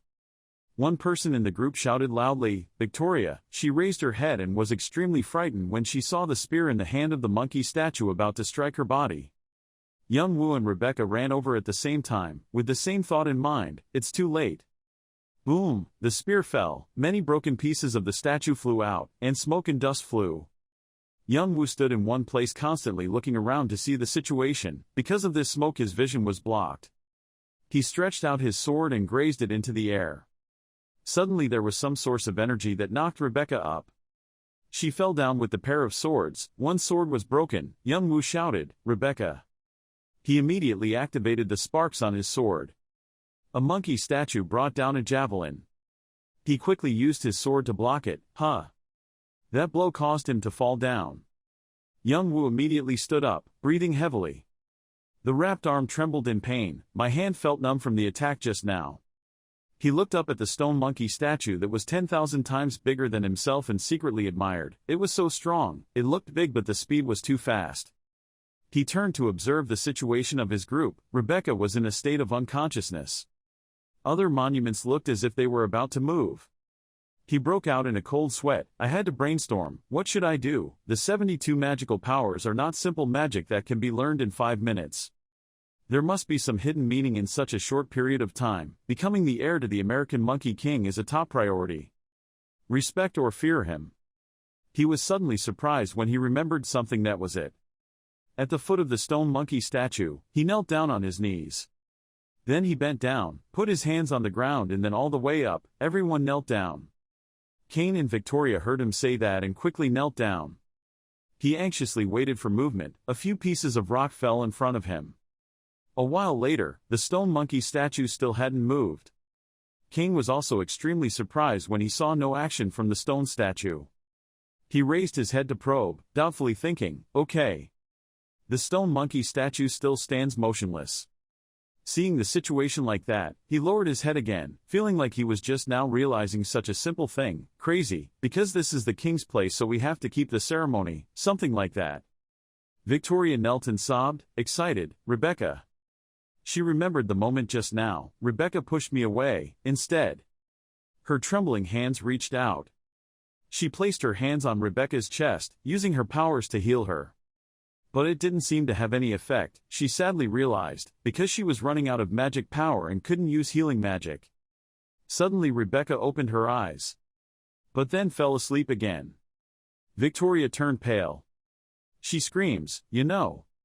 Kane gritted his teeth in pain. Even Yeonwoo looked at them without any reaction. Khan could no longer bear it while Victoria had used up all her spells. Even if Kane tried his best to do the mission, it would still be difficult and dangerous. The other two would only cause obstacles. Kane is determined to get the American Monkey King's legacy. In addition to 72 magical powers, he also has Kim Bong, an object made from that iron. If he has it, Kane can learn more about the black bracelet. According to Kane's speculation, it seems that the purpose of the trial stone statues is to find the heir of the Monkey King. The mission wants them to escape here in the form of the king and prove they have the status of heirs. Perhaps that is the meaning of the 72 miracles. It wants them to memorize 72 magical powers and prove they are qualified to be heirs, which makes sense. Victoria asked about Kindred's mission and Kane said it was a trap because Kindred couldn't find a solution so they used them as guinea pigs. Victoria was extremely angry. He said to think about the Kindred case later. First we have to escape. She asked him if he knew of any way out. Kane thought they could escape through the side door at the main gate. He said, but there are 12 stone statues, it's difficult to avoid them all. It's okay, we have bait. Even though they didn't have the heart to leave Kane behind, they still had to run away when Kane gave the signal. He looked at them and told them to run on the count of 3, making them extremely surprised. Wait. As soon as they heard the number 3, they stood up and ran quickly. Boo, full of murderous intent, grabbed Shannon's hair under Yeonwoo's gaze. Then threw him away so that he could be finished off with the spears of the stone statues. Seeing this, the stone statue immediately returned to its fighting state. Shannon covered his mouth when he saw that he was about to die miserably. He thought he was right. Below are thousands of sharp knives. Wu ran quickly to save him. But it was too late, he was about to turn into a stone statue under Bu's power. Seeing him running towards that direction, the stone statues also ran. They took weapons and chased after him. The stone statues rushed towards Kane, and he immediately used defensive techniques. Green light enveloped Kane, he blocked the statue's spear. A magic circle appeared on his back. Yonwoo held a weapon and rushed towards them. The stone statue also uses weapons to block his attacks. The stronger the enemy, the higher the sword's attack power. He thought, that's it, it worked, I can stop them. The other two people stood at the side door trying to give him a signal to run with them. He looked at them and thought to himself that the other two had also made it to the door safely. Yonwoo leaned the sword against the ground, causing it to gradually break. Then he went to the side door and stood in front of Victoria, surprising her. Victoria called Kane to come here quickly. He turned around and told them to go first, surprising her. As soon as he finished speaking, he closed the door and locked it. He, his army and the stone statues rushed together, determined to destroy the enemy. Then Kane stood facing the stone statue and prepared to fight. He raised the sword, it emitted a dazzling light. He held the sword towards the stone statue and thought that now there was no need to hide his strength anymore. Khan and Victoria angrily banged on the door, calling for Kane to open the door. Kane angrily banged on the door and said, "Damn it, it's always like that." He thought to himself that both his mother and Doyle and now, he had been constantly practicing so as not to become a burden. The 71 magical transformations that he had been hunting for were right in front of him. He clenched his shaking hands. Then I lowered my hand again. Although I felt guilty, I needed to trust him and ensure the safety of both of us first. Then he called her, "Okay." He said Kindred must be waiting for us outside, which surprised her. And then Khan seemed to have an idea to deal with Kindred. "I have a great idea, do you want to hear it?" On the other side of the door, Kane had made a territorial claim. An extremely large stream of power radiated. "No matter how strong the circle is, right now this is my territory, I can exert all my strength. Here the limits of the fifth mountain that is restraining me have all disappeared." His five senses returned, his eyes lit up. He thought to himself that he hadn't spent half a year practicing. He could feel his abilities being enhanced, he could see the wavelengths and monoflows of each thing and interact with them. Scabs began to appear.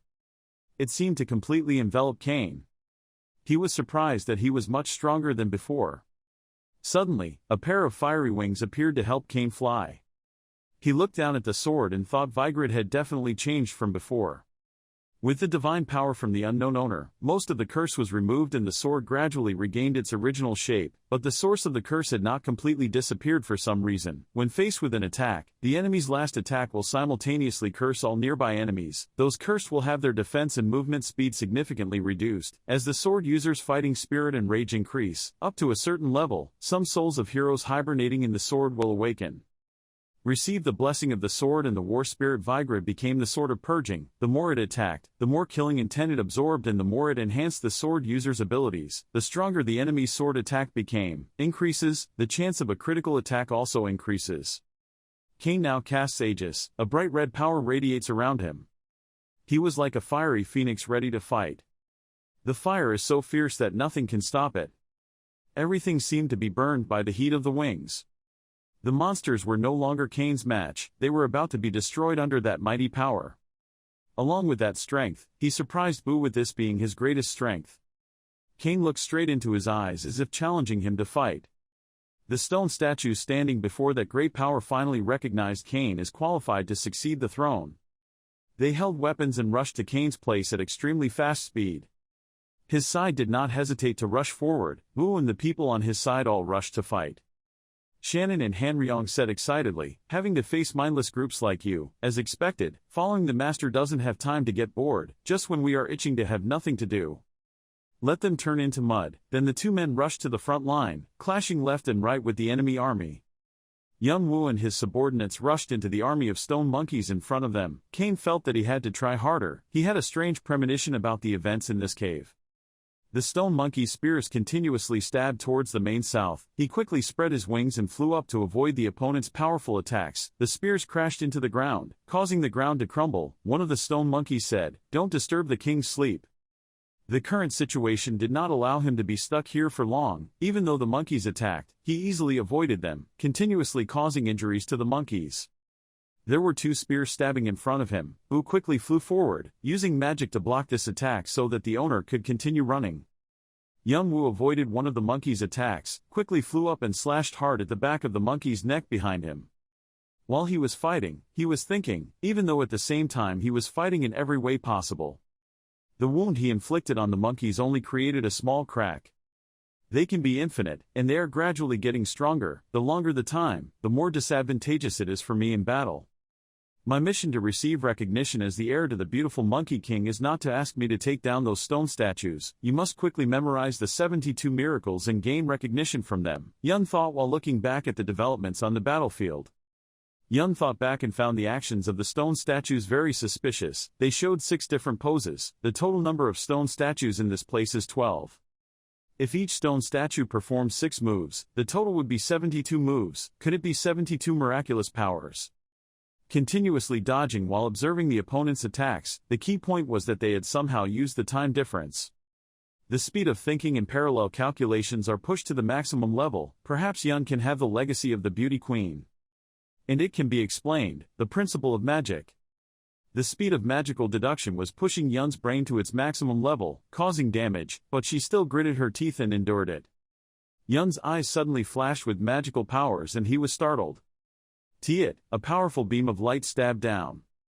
A magical power was powerfully deployed by him. A stone monkey received this magic attack, one of its arms separated from its body, the light and fire emitted to neutralize everything. He did it. The system announced that Yun had released the first magical spell, successfully learned 72 magical spells, and then there are announcements about the origin of the skill as well as information, scope of use, and achievements when achieving this skill. One of the stone monkeys spoke up, "You rudely ruined the king's sleep, you have proven your character, now our work is done." After that, the stone monkeys gradually turned into ashes. Even using just 1 move out of 72 magical powers is enough for Yun to qualify, and the lost souls are immediately recovered. Yun breathed a sigh of relief. He did it. Just thinking of this, the system has approved the 2nd round of testing, and the 3rd round of testing will begin immediately. The door behind him opened. He turned around and thought the 3rd round of testing would start immediately. The door gradually opened wide. The 3rd round of testing begins. Go through the gate, step outside. An extremely beautiful waterfall appeared before her. Yun exclaimed. Suddenly a dragon appeared. Yun also noticed it. The dragon flew forward, stopped in front of Yun, and asked if you were the new puzzle piece.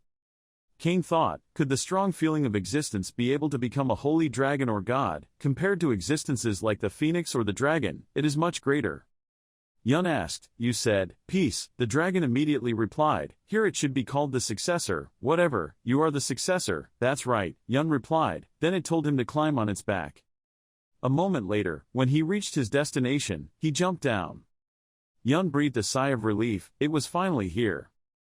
A silver-haired man was patting this dragon's head, saying that our Sung has been serious for a long time. The dragon said, "I brought the puzzle piece here." Then Sung immediately flew away. The guy in front of him regretfully told Yun, "When I was little I used to tease him a lot, but now he's grown up so he doesn't even bother to answer me anymore." The young man glanced at Yun and assessed him. Is this person the beauty queen? Seeing Yun looking at him without blinking, he proudly said, "Why he looked at me with such respectful eyes? Because I met my idol. My heart is pounding and my head is dizzy. It's true, after all, it's because I'm handsome, but you didn't fall when you looked at me, so I was extremely satisfied." Seeing that, Yun judged this guy to be extremely arrogant and talked a lot.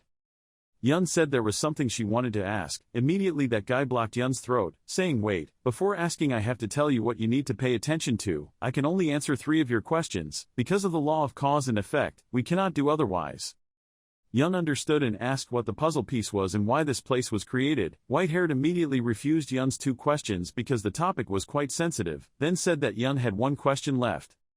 He pondered, why is it so difficult? If I asked what the law of cause and effect is, I probably wouldn't be able to get an answer. This is the 3rd test, but this person only told me to ask questions, not give any answers. Any test. Could it be that asking 3 questions is a test? If so, we need a comprehensive question that must not include a god in it. Thinking of this, he immediately asked, "Who are you?" The white-haired man was extremely surprised. "Smile, finally something I can answer, it's interesting." Then he spoke. Young was shocked by this answer. The system informed him that he had passed the third test, receiving achievements, titles, and additional skills. He continued to say, I am Ta-Ta-Neem of the beautiful Monkey King. Before my body disappeared somewhere, I was a ray of divine mind left here. What? Just think of me as a ray of divine mind of the beautiful Prince Goes. And this world is like my inner world realized by evil thoughts, so I really don't know where to go anymore. I know everything. That guy is a much more free person than me. I had to stay here to witness the heir and evaluate whether he was a qualified person or not. I'm tired of being tied down here. Anyway, it's lucky because it's been a long time since anyone came here. Take it. Then Ta-Ta-Neem threw a piece of something to Yun. Looking at this item, Yun looked and evaluated. This thing gave him a familiar feeling as if he had seen it somewhere. Perhaps it was divine. The system detects the item and informs him. This is a piece of the wish-fulfilling stick, the magical object of the beautiful Monkey King. This is one of dozens of pieces that make up the wish-fulfilling stick. Currently there is no possibility to make it. Shows its original form. In order to restore the wish-fulfilling stick to its original shape, one must search for fragments scattered everywhere and put them back together, accompanied by a mission to hide the owner of the wish-fulfilling stick.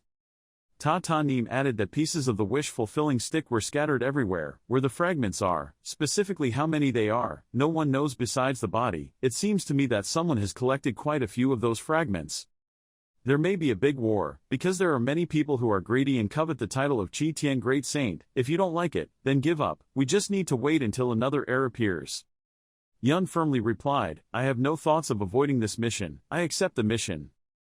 Ta-Ta-Neem said with emotion, You're still young but you have a lot of courage. Then my work is done. If you pass here, you can return to where you were before you came here.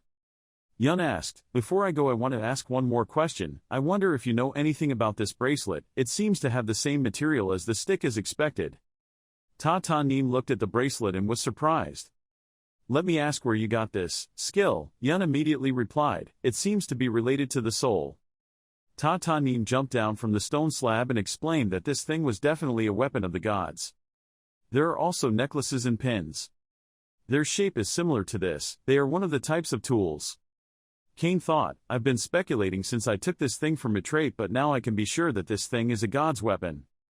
Then Ta-Ta-Neem mentioned the key point, if you meet its owner, hide it, for a treasure he has an extremely great desire and will miss it and will not let it go. Yun nodded, then asked why both gods and demons went crazy because of mysterious iron.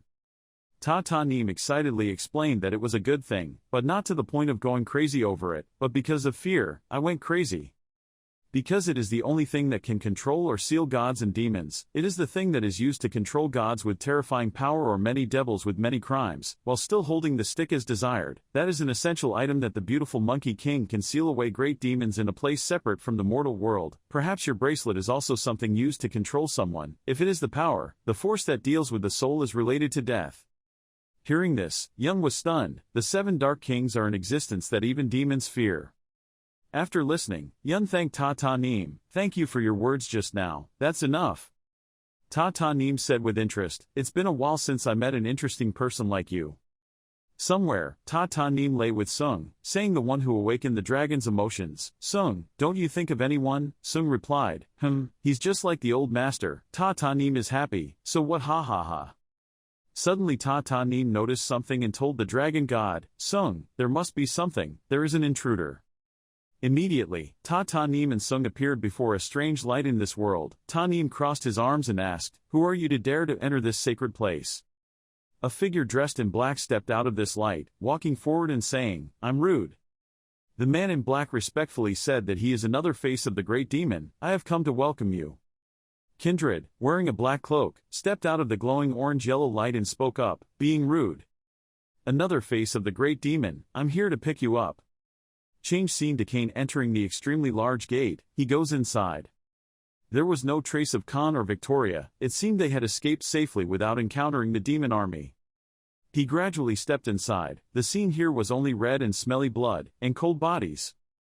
Even though I don't interact with them, they are all good people. I want to collect souls, but the bracelet can only absorb the souls of dead people. There is no way to collect the souls of these people. We'll have to try it later. Cain picked up the red-haired baby and brought it into the yellow light, seemingly teleporting the body to another place. Anyway, I don't know what to do here. Someone has already collected quite a few broken pieces of the wishing stick. If that's true, there will be a big battle. Above all, even if it's just a coincidence, I absolutely won't let anyone have it, only we are allowed to have the stick we want. Switching back to reality, a blue fire behind Cain suddenly burned stronger, and a large statue appeared. On it were strange symbols. The blue flames as a background make Cain look cooler. He walked bravely and resiliently. It's true that the main character's aura is different. Scene changes to the village of the one-horned tribe. Yanu saw a stranger appear and was curious, thinking to himself, who is that? Martial King Nayu saw Cain and was so happy that meeting him was even more difficult than picking stars from the sky. The evil Cain wearing a two-horned mask saw this big guy wearing a shirt showing off his chest and whispered in disgust, anger towards people. He didn't look good at all. So Cain ignored him and turned to ask Yanu, "How was Sinsu? I told you that when the egg hatches, I will come here." Yanu replied, "Oh yes, the egg is hatched.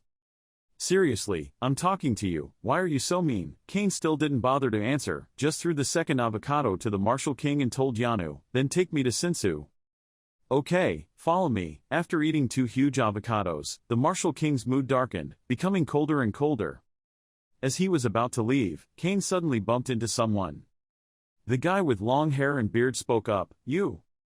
Then looking at Cain with a savage, extremely dangerous look, he said, "Ah, so you and Sinsu have a close relationship. I thought that an idiot like you is nothing like Sinsu, there must be some secret reason." Cain wondered and exclaimed that this name was so strange. "Hey, don't you remember him?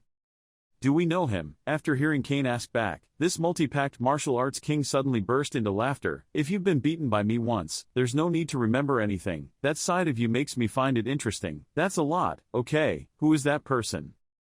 "He was the one who stopped me when I first came to the village of our one-horned tribe, and I still managed to enter the village, so he held a grudge. It's not a big deal that you don't recognize him. He's been angry lately, he's changed so quickly and no one knows the reason. He has demonic energy. He must have done something recently. I can feel a very heavy aura coming from him." Cain looked at the back of that guy leaving and thought to himself, "Forget it, his business has nothing to do with me." When Cain arrived, he saw loud laughter coming from. "Haha, our Korong already knows how to go to the toilet. If Korong wakes up, won't she be very hungry? Quickly bring food over here. Where are the notes? The color has changed. I have to quickly write them down. Where are the books? This change must be recorded in the nursing diary." Cain walked over to look and was extremely shocked. Griffin is classified as the rarest and most precious of all discovered species. Looking at the color, it seems that they have absorbed it very well, and looking at the appearance, it can be seen that it has outstanding development potential. Currently, I also feel some of the limits when using them to create weapons and defensive armor. Their shells are as hard as adamantium, and they also have the special property of carrying poison in their bodies, so they are quite useful when making weapons. "Master, who has returned?" Snarl's voice suddenly rang out calling for Master Cain. Hearing the familiar voice, Cain couldn't help but be surprised. "Growl, it seems like you've changed a lot in half a year." Chip Chip also spoke. Hi Master, I'm also awake." "Growl, Chirp, how's your body?" Chip Chip happily replied, "It's very good, I want to spread my wings and fly." And the Black Dragon Boy was angry, seemingly not liking this growling name. "Don't call me by that name. Perhaps you haven't chosen a name for me yet. I can't think of any good names. No way." "Don't laugh now, the joke is not funny." Growling and crowing, Cain was about to remember. If so, Nemesis, what about that guy? The name of a star god, the god of punishment and revenge on Mount Olympus. The name of a god only needs power. That's enough, since the symbols passed down from the gods and their beliefs were widely spread to the world. If you use the name of a god, you will receive blessings and protection from that god. However, absolutely do not tarnish that name. Most people who use the names of gods cannot overcome those gods. Most end their lives with curses or are destroyed. The gods and demons were discussing together on the 98th floor. Some of them were feeling uncomfortable and not very happy. Hermes was persuading them to calm down. "How do you feel? If you don't like it, I'll still call you Growling. You really think in extreme ways. It's fine, just make that decision." "And me, what about me? I also want a name." "Chip Chip, do you want more?" "That's right, up until now he's been begging me to change his name. Let me think. Nike, what do you think of this guy? It is the goddess of victory." Chip Chip heard that my name was changed and was so happy. Okay, Nike, the name is so beautiful." At the end of the naming session, Cain continued, "So the naming section ends here." Cain told Nemesis, "Nemesis, you are awake. By the way, I have something to tell you." The scene changes to an open space. The sky and air are fresh and beautiful. So, what is the reason for calling me out here? You also know how you were revived, how the ancient dragon Kalatus is still alive. Until now I have never asked you, but now I want you to tell me. Nemesis pondered for a long time. In the past time, we have been wandering around in the loop of nothingness. In that world everything always exists forever. Time and again things keep repeating. I keep waiting and waiting. One day Youngwoo, that friend, will find me. But it's all just hope. Why would you think of waiting for someone in a place like this? Because Kalatus told me so. Isn't it very strange? Clearly Kalatus gave everything to Youngwoo and peacefully closed his eyes, even giving me the dragon heart. We were there when Kalatus died. The two of us have confirmed it thoroughly. But when we arrived at Chunhwa, we were surrounded and Youngwoo could not carry out his revenge plan. At that time, I felt that Kalatus was truly no longer in this world. Right at that moment, I thought I was dead, but Kalatus' voice rang out again. Please wait for me, that kid will definitely come back. Only then did Cain realize the reason why Nemesis had been waiting for so many years. So that's it. After entering the tower, I always wondered who brought Youngwoo back to Earth. It's not Kalatus, so who could it be? Where is the place that Kalatus goes to most often? The place that Kalatus uses his life to protect, the 50th floor, the Dragon's Temple. The 50-star floor is also where Youngwoo, his younger brother, passed away from this world. Maybe Kalatus is still waiting there. In the end, I have to try my best to get there, but I don't have enough time to do that right now, because there are too many more important things to deal with. Getting to the 50th floor is not an easy task. You have to start from the 21st floor, just slowly climb up again. But what can you do? Cain looked up at the blue sky dejectedly. His voice was soft but sounded sad. Changing scene, Cain used teleportation magic to fly to the 21st floor, the clone room. Cain looked down at the long building and silently exclaimed, it was truly a magnificent building. The theme of the 21st floor is the takedown challenge. Each room will have 5 doors numbered from 1 to 5. As the number gets larger, the difficulty also increases. To pass through this level, you must go straight through 33 zones. The task in each zone is to defeat the clones, which are shadows created by illusion magic. From 1st place to 165th, only those with top abilities will have their names entered into the Palace of Fame. Most of the people who had their plaques hung on them later became excellent rankers, standing at the top as messengers and monarchs. Here you can challenge many times to grasp your opponent's weaknesses and have the opportunity to advance to a new area. Therefore, it is possible to see previous images of people who will become opponents in the future, and of course, you can also use them to research tactics to deal with them. Ordinary people have great difficulty completing the tasks on this level. The main exception is Youngwoo. Youngwoo is at the top of all floors except the 10th floor. It's not an exaggeration, but it can be said that Youngwoo is the person with the most unique moves since the tower was built. Even so, Cain suddenly stopped. A blue screen appeared in front of him, showing the ranker rankings. He saw his name ranked 4th. On top of that was the ranking order from high to low. Cain put his hand on the board, touching the last number on the board, which was 4th place with the name Cha Youngwoo. The next morning, under clear blue skies and at Mukul, there was a voice that rang out, and now it has reached the 21st floor. Marshal King Nayu sat down, crossed his arms, and said that if he were to prevent clones, he would have to fight my illusion, right? The male lead sat upright and answered yes. His master's clone was in 2nd place, he thought, and 4th place was Jongwoo. The male king asked, are you confident? He replied, is there anything to be confident about? He asked again, why are you so afraid? Not only was he not afraid, on the contrary, he smirked behind his face. Of course he would win. Seeing the arrogance of the male king, Nayu's face also had a few dark lines. He said, look at this kid, aren't you pretending to be good to be here? Both of them looked at each other with murderous intent. He said, I'm not good at joking, even if it's an objective assessment, that's fine. He immediately replied, I had to be beaten by my clone to wake up. Okay, the male lead can't be weak. Even if that's not the case, I've already planned to comfortably fight Master's clone, so it's okay. After all, Master is like the sky. I'm very happy. Hard to win. Fanti sat next to him and watched the two quarrel and wondered if there was a legal way to beat his father. Nearby Adora also immediately said that the two of them should stop being children. The general's father just came to find him and quickly go away. King Nayu sighed dejectedly. Why did he have a premonition that something would go wrong? He didn't forget to come back and say he was right.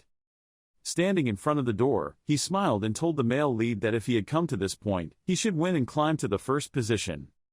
The male lead in the back replied yes. He looked at his master's back and thought that the person who was called all for one in first place, his master also couldn't beat that person at the top. After the master left, the male protagonist turned to ask Adora, "Are you going to climb the tower again tonight?" Adora answered yes. "First, we plan to take Griffin to the area where the abyss appeared. I think we will also go after that. Begin." Adora feels like she's been here too long in the past, and the male protagonist feels that's right. "I'll see you on the 20th floor. You'll have a surprise on the 2nd floor. 3 stars. Her face turned a little pink. It turned out he was saying let's play together like old times. Adora smiled brightly like a blooming flower and replied yes. Before saying goodbye, Fanti said, "Aren't you coming with us?" Kane replied that I was not ready yet. He thought the 21st floor was where there were clones of many monsters that needed to increase their fighting ability just in time for new materials to be found. He went to a small town. Walking to a small shop, he thought to himself that he had to apologize. Having assigned weapons to Shannon and Hanryong because he couldn't come on time but promised, he was extremely worried, and at that time he had to go to the Horn Tribe's place. He sighed and walked over to hold the doorknob. When he entered the room, he saw everyone bidding for a sword, the number reaching 120,000 points. Seeing a pile of swords sitting on the table, a voice appeared and shouted, "Owner, stop it, isn't that my sword? The item made by 5 artisans was sold to other people, weird guy down there." The male lead is so tired of his hot temper that he doesn't know where he learned it from. Normally, he gets 5 artists to make it and doesn't even have a chance to look at it. The male lead is so tired of that hot temper that he doesn't know where he learned it from. Normally, he gets it for 5 artisans who don't even have a chance to look at it. Everyone is bidding on it. Everyone wants to get it even if they have to give up out all assets. Our male lead also raised his hand to bid for 500,000. When they heard that, they immediately turned around to look and discuss the loner over there. Why was that person over there? And they didn't know why that loner was close to Henova. But the remaining people still refused to give up. There was a fat guy who offered 600,000. The friend next to him quickly advised him to stop. He was crazy. How could we afford to pay? The male lead didn't seem to care and continued saying 1,000,000, including the remaining swords. The angry blacksmith's head was full of black lines. He said there was no one left to bid, so the auction was over. He didn't forget to curse under his breath. When he saw the male lead gradually scraping up all the swords, he angrily yelled at Y'all, "Why did you come here? Okay, take this damn kid away." The servant was dissatisfied and said I was a big customer who had already paid for it, 100,000 to buy them. It seems like you've treated them too poorly. He slowly pulled the sword out of its scabbard, which was so bright that it surprised him. His pupils shone with a wonderful golden light without any blemishes. Henova's straight and wave sword is the sword that Henova forged on the night of falling dew because it was created for the purpose of a dagger, so the 2 sides of the sword were made for different uses. Shannon and Han Ryong also couldn't stop admiring. "Wow, you're crazy, Master. Why have you only discovered this now? What are you doing? This couldn't have been done in just one day. After all, it took a long time. Over time, we've been progressing little by little, but with the remaining swords of this standard, it's impossible to create them in such a short time." The male lead thought maybe he stayed up all night to forge it while I wasn't here. He suddenly said he had to apologize, making Henova confused. He explained that I didn't even convey any news to him. I was truly sorry. He should have contacted me and informed me that I would be late, but I didn't. It's my fault if I do that. Henova said I don't want to lose anyone else. I don't want to be caught up in such things anymore. Hearing that, the male lead was extremely grateful. He quickly turned away shyly. "Oh God, I knew that." He also replied yes. Right after that, he held the ingredients in his hand and said that this time I had found and brought a lot of good ingredients and wanted to ask him to help me process them. He received them while on duty. Henova's eyes lit up. "Oh sure." Feeling a bit lost, he calmed down and asked what he was going to do with these things. The male lead also quickly replied that I want to change all the equipment on my body. He was surprised to re-equip. He replied yes, my old equipment has been used for quite a long time. Now I am much more mature than then. I want to entrust the creation of my own equipment in a style that suits me, for you. Henova felt unbelievable and asked him again if he knew what he was talking about. He replied yes, it was completely clear. The male protagonist of course understands better than anyone else. He knows that making all his own equipment means the player must provide all personal information to the blacksmith, which means having to expose all strengths and weaknesses of himself to others. If the blacksmith is malicious and reveals this information, it will be a powerful attack that will cause great harm to the player.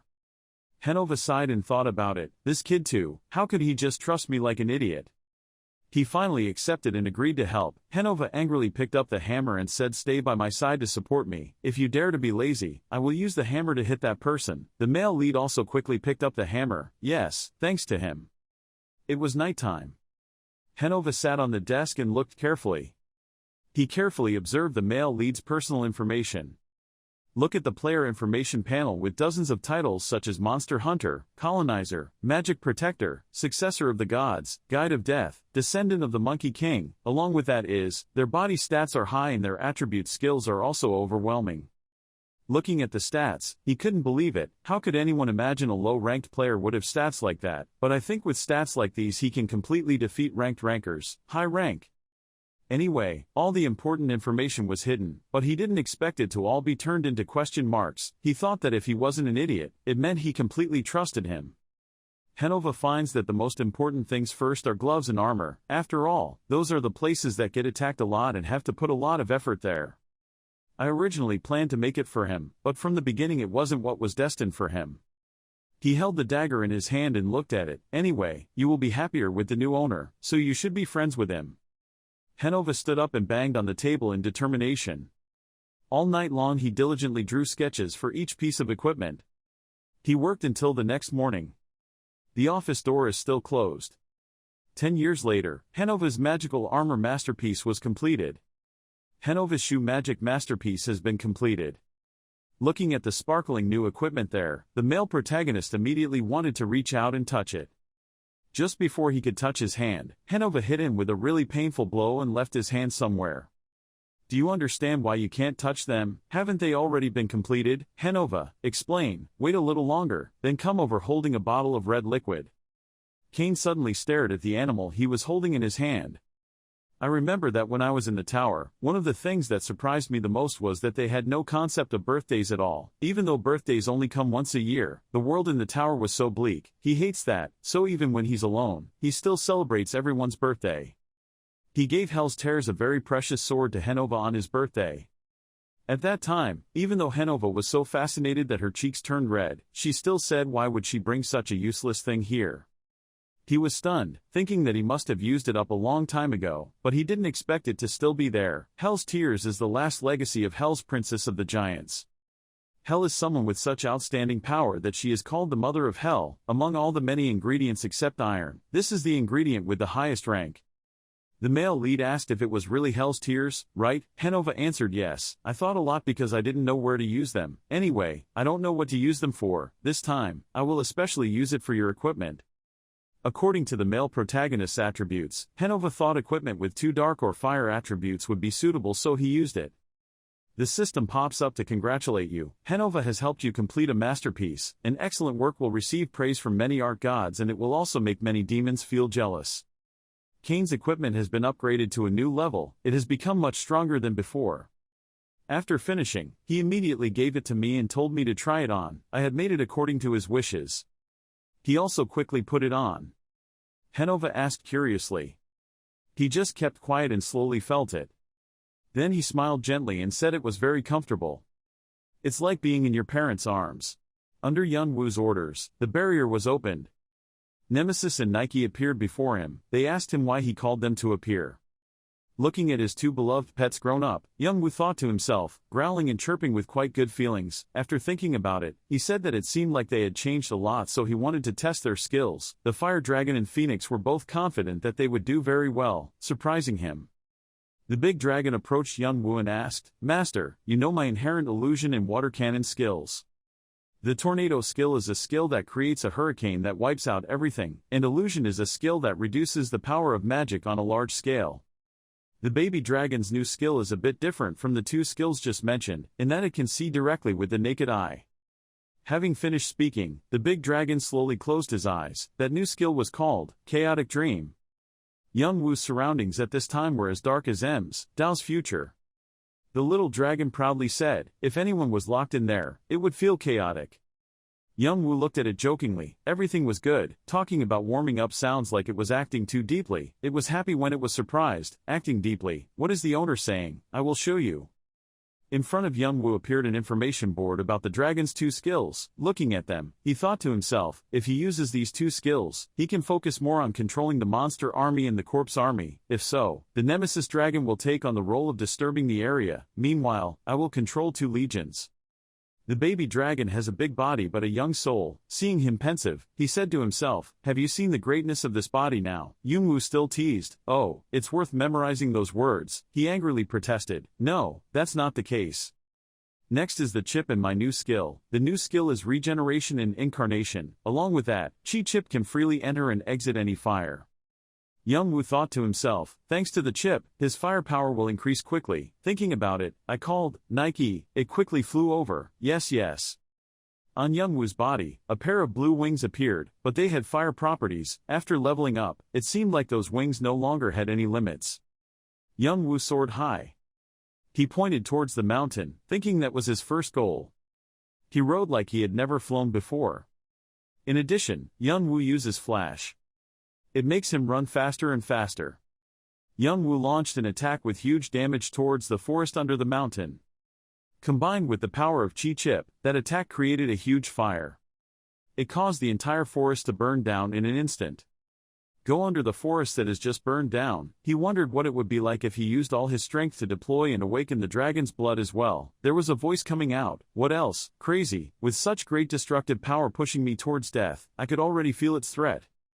As he walked away, Young-woo replied, what if I met you in your golden age? The voice rang out again. After all, it was still a threat, but even if I had to confront it, I wouldn't be afraid.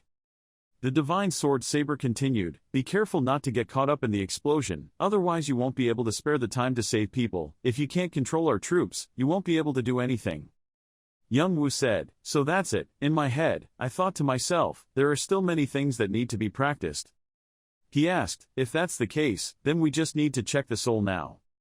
Looking at the green soul in Young-woo's hand, he thought, green soul, I can see great potential but I still don't know how to grow it. If I can't develop it myself, I should plant a seed, perfect personality so that it can mature on its own. Thinking about Hepburn, although she had a high personality, her loyalty to Urdu was so high that it would cause many obstacles. Looking at the blue soul, he continued to think, saw Luna too despicable to keep around. In the end, there was only one person left. Rebecca. Even though the soul has left the body and disappeared, the idea remains. Only a soul remains to retain the idea of existence on the body. Young-woo used magic to put his will into it and woke Rebecca up. Rebecca slowly woke up. She asked vaguely, where is this? He replied, this is outside the tower. Rebecca wondered why she appeared here. Hadn't she met her ancestors in the maze? She suddenly understood and said, could it be me? He replied that what she was thinking was correct. Rebecca shouted, crazy, how did you awaken my soul? Behind the mask he said he wanted to borrow her strength. Rebecca was angry because she was a messenger of God and had to live like that. Young-woo replied that she still had feelings and memories so that was considered alive and he asked her to sign a contract with him. Rebecca was still looking at Young-woo with angry eyes. But then she thought back to what he just said. As a child, Rebecca saw a strange beast. It devastated the village and ate her family. That was the only thing engraved deeply in her heart and she always wanted to see it again for revenge. Now, she didn't expect it to be like this. Seeing that she did not agree, he threatened to take back her consciousness. Rebecca clasped her hands and agreed to sign the contract. But she has one condition, which is that she will act and think for herself. Young-woo stepped forward and replied, she didn't need to worry about that. The two souls walking next to him grumbled, wanting him to treat them fairly. Young-woo still maintains a cold attitude. Don't you two have any self-control? Rebecca asks Young-woo to make her a new body. Young-woo agrees and asks her what she thinks about living as a spirit. Young-woo replied, it was a member of the Abyss turtle. Looking at the blue soul, he continued, there is no ego, just unity. Two souls, one black and one yellow, appeared. Young-woo intended to do the same with the messenger of Urdu and the soul of Sol Luna. Giving the blue soul to Rebecca, he announced that he would not be respectful to her, but she argued back, you've never been respectful to me. Rebecca slowly swallowed the green soul. Just after eating, her body was surrounded by a blue light. Young-woo looked at her silently. He turned around and left, thinking to himself, demons and gods are trapped in the 98 floors and cannot interfere with the lower floors, especially cannot hinder the player's achievements. He is focusing on exploiting achievements, so the black chain cannot arbitrarily stop him. Think about the devil taking special care of you, Young-woo told himself to be careful.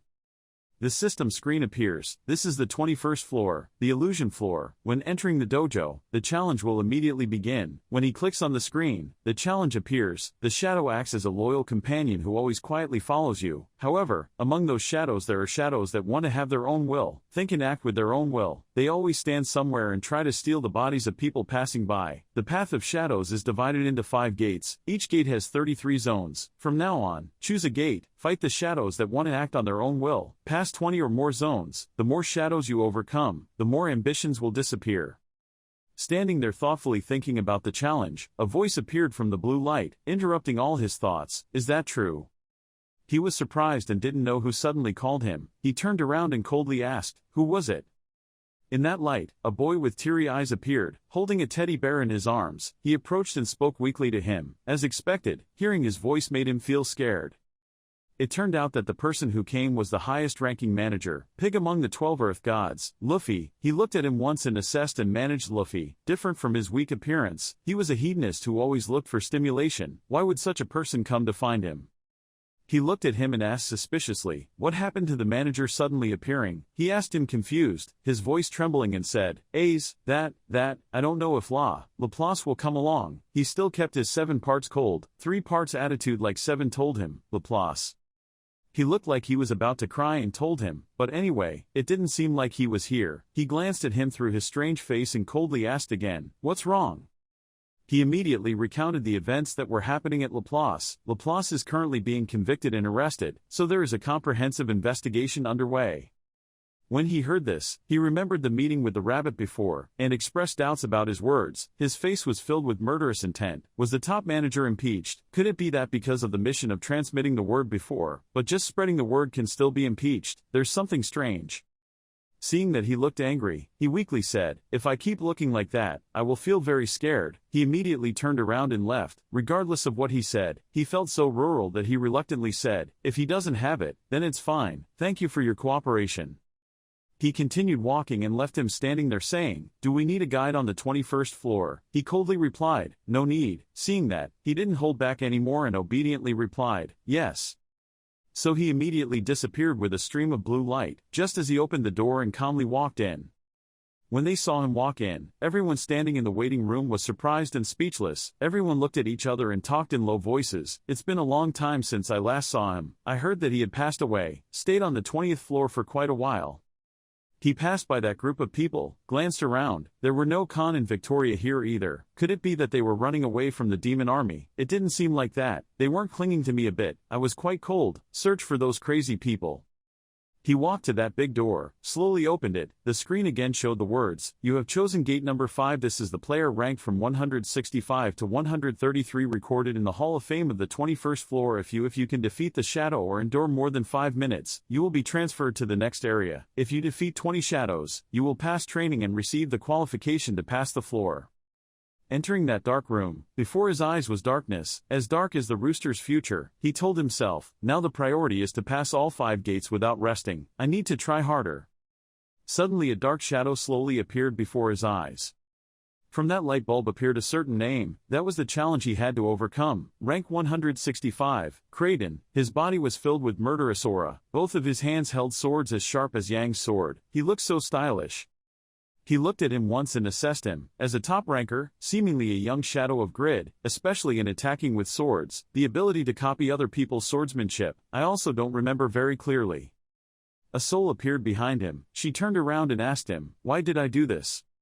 He looked up at her and thought, Rebecca's fighting spirit.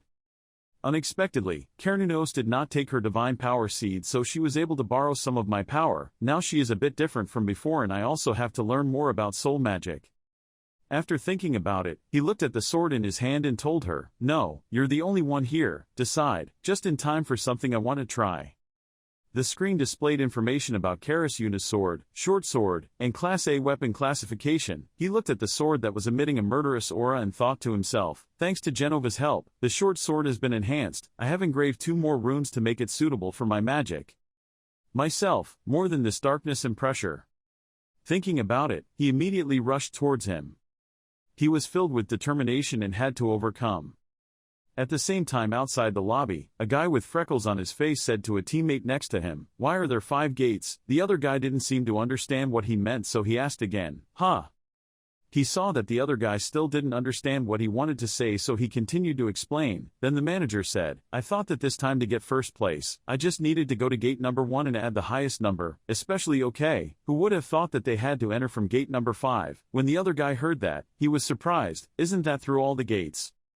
He continued to ramble. "Why?" His face clearly showed insecurity and worry. Even though the shadows in there were the youth of the masters, the things in there were all monsters. No matter how strong a person is, it is impossible to continuously confront such a series of monsters. It's not like you can just touch it with a finger as rumored. The other guy replied, "Somehow, strong people always have their own tricks." While talking, they suddenly turned to ask the elf girl standing nearby, asking her opinion. "What do you think, Hundi?" The girl's face clearly showed insecurity, clutching the stick in her hand without saying anything. Seeing that she didn't answer, those 2 people called her Hundi. Everything was happening normally when the floor began to shake. The 2 guys looked at each other in panic. What was that? An earthquake? He looked up at the ceiling. There's no way there could be an earthquake in here.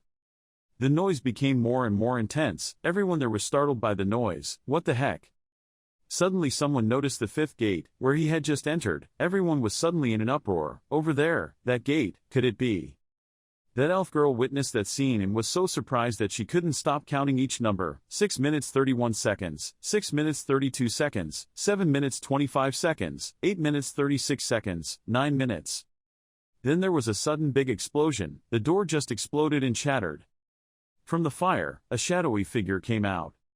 She stood there in shock, not believing her eyes.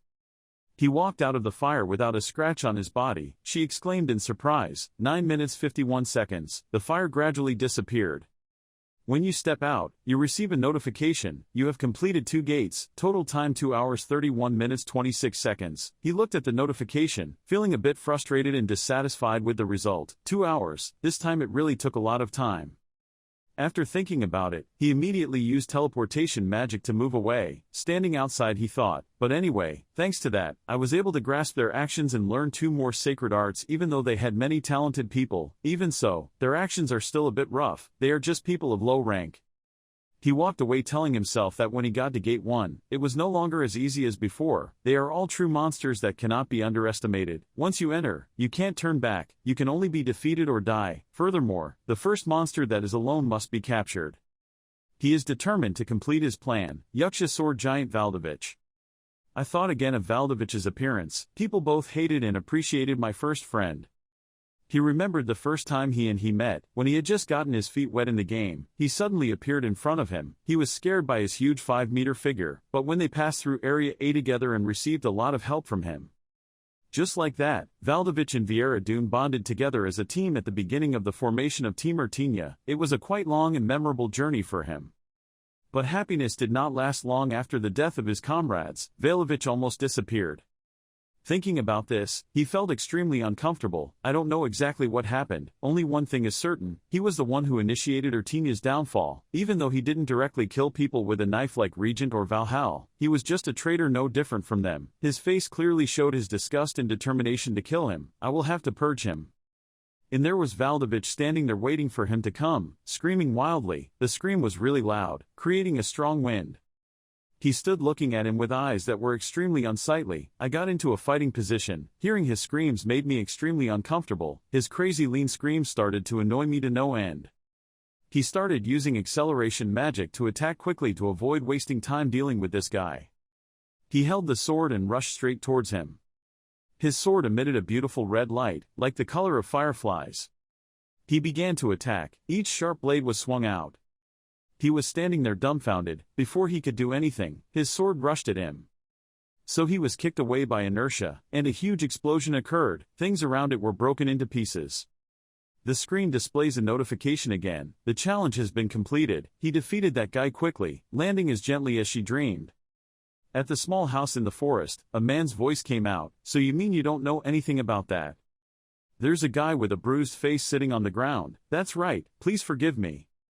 Bill looked at him and thought, "It's been half a year since I received this request from Ha Huang, but I've screwed it up so many times already. Even though I've carefully followed the people around that bastard Bahal, I still haven't found the culprit." Then he thought of the male lead. "Don't tell me he's that kid Kane that Bahal loves so much. It's impossible. It's very difficult for a brat like that to get involved in something this big." Then he looked incredulous. The guy sitting on the ground was scared and asked for forgiveness. Bill, after dealing with the guy sitting on the ground, hurried away. Ha Huang thought that person was using the chain dragon and the lamb sword sect as pawns in this war. I believe the intuition that day was correct, because even though he was weakened, dragons are wise creatures that can always see through the truth. Build opens the player's information to search. I will have to look up more people related to Bahal. Then like found something. That's a dwarf information board, one of the 5 best alchemists. Hanova, what an anvil of fire, he exclaimed. Elsewhere, the male protagonist is fighting fiercely. Now there are 20 factions. In Part 1, Episode 1 of 9 Tales, one of the 8 great factions appeared. In Part 4, the second general of the demon army, Kindred, appeared. The sword god is in the hand of the shadow in front of him. He is wearing a mask that looks very stylish. He looks at the male lead as if to say that standing there, "Fight harder, whoever is afraid, go home." He is the eldest disciple, and is the one who has mastered the 8 extreme palms, and from there has risen to a new level, a genius that no one can match. Indeed, this time the male protagonist has encountered a strong opponent.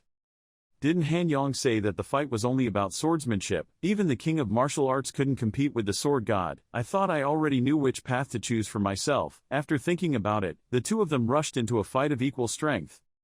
And now, he suddenly disappeared from his sight. I was winning again. He appeared behind him, flying high, preparing to swing his sword. One whiff. On the other side, 2 players were looking at the rankings and exclaimed, "He's crazy." Ranking on the 21st floor, in which Vivasvat ranked 1st, followed by Nayu, Hugh ranked 3rd, and finally Unknown ranked 8th. The two of them looked at the rankings in disbelief and felt extremely surprised. Wasn't he only ranked 15 a moment ago? Why is he now ranked 8th? What if he really gets ranked 1st? What about the 21st floor? The guy next to me spoke up. "What's wrong with brown hair?"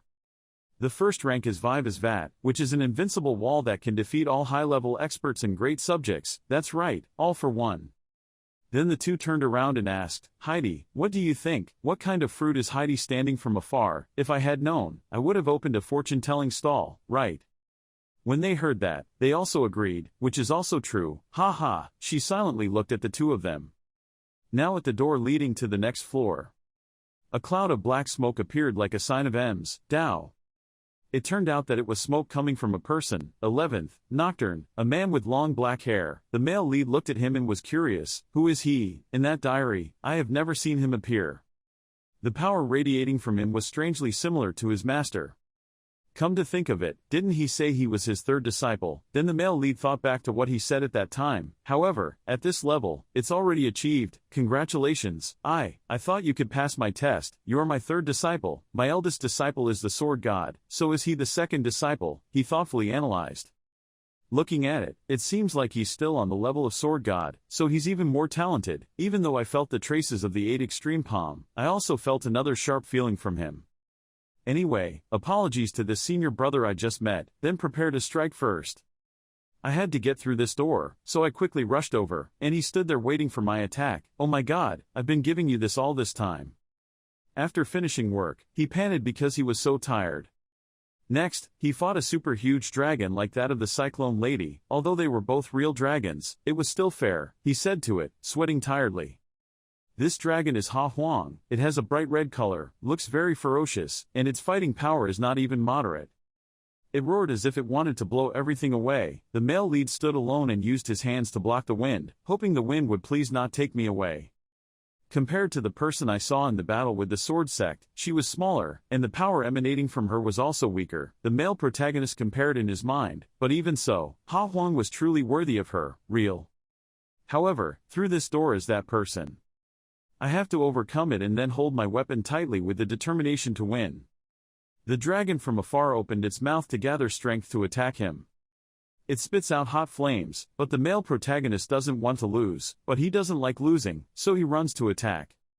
The 14th challenge is starting. Judging from the male's condition, he will be given 30 minutes more time to prepare. The cold-blooded attribute has been disabled for an unknown reason. The opponent in front of him that he slashed began to slowly melt into thin air. Suddenly he saw someone with an expression of 3 parts surprise and 7 parts like 3. It's Jungwoo, he thought to himself, that person is his younger brother. Looking at his face, he seemed very awkward. Having lived to this age, he had never encountered this situation before.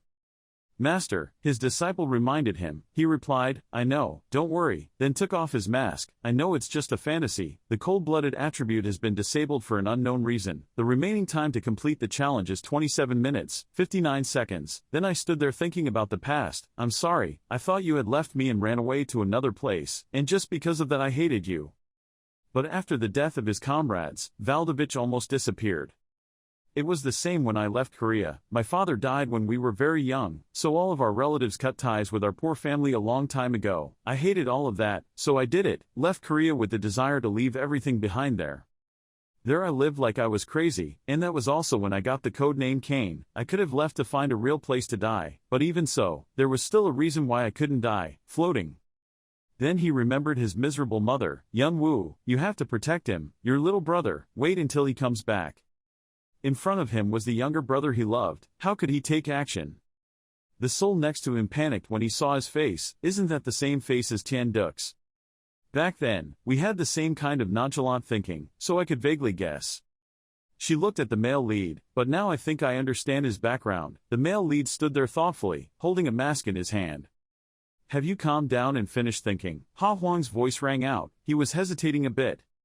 He looked up to talk to him. You must have been very shocked. I'm sorry. He was like, shut the fuck up. Of course he's not even human. Then he asked him again, do you think I can defeat that person?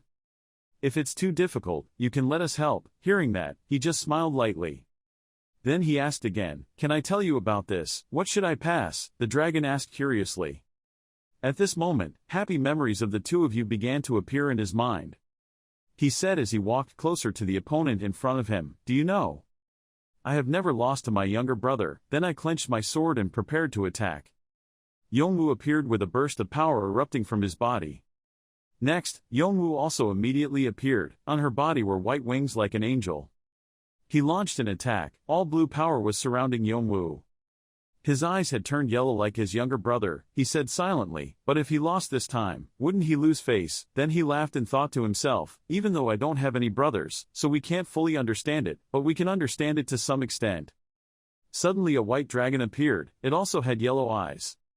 As expected, the silver-white dragon was Yongwoo's mascot. The red dragon with the power of fire is Yongwoo's mascot, he thought, isn't not wanting to lose to that guy similar to my thoughts. Ordered to attack, the two dragons immediately cast magic. Their owner is having an extremely tense sword fight. He gritted his teeth and thought, the struggle for power was like the competition for rank between fierce beasts. But when he saw this beast in front of him, he had a different view. This dragon had a different rank than him. But he decided to defeat this dragon. Temporarily falling into a state of shock and severe muteness, it has been dispelled, and the ability to resist the dragon's power has been created. A bloody sword appeared before my eyes. Could this be the sword of purging? Taking advantage of the moment when Yongwoo was caught off guard, Yongwoo immediately struck a powerful blow. A blood-red magic power flashed straight towards him. Yongwoo immediately retreated away to defend. Before Yongwoo could regain his balance, Yongwoo immediately rushed forward and swung his sword at him. Suddenly, his eyes appeared mixed with red and yellow colors. Next, Yongwoo nimbly avoided that attack, his whole body falling under the blade of the sword.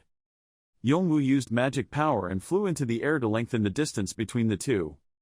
Suddenly, magic circles appeared around Yongwoo. It was a star magic pill. Different magic was continuously exploding.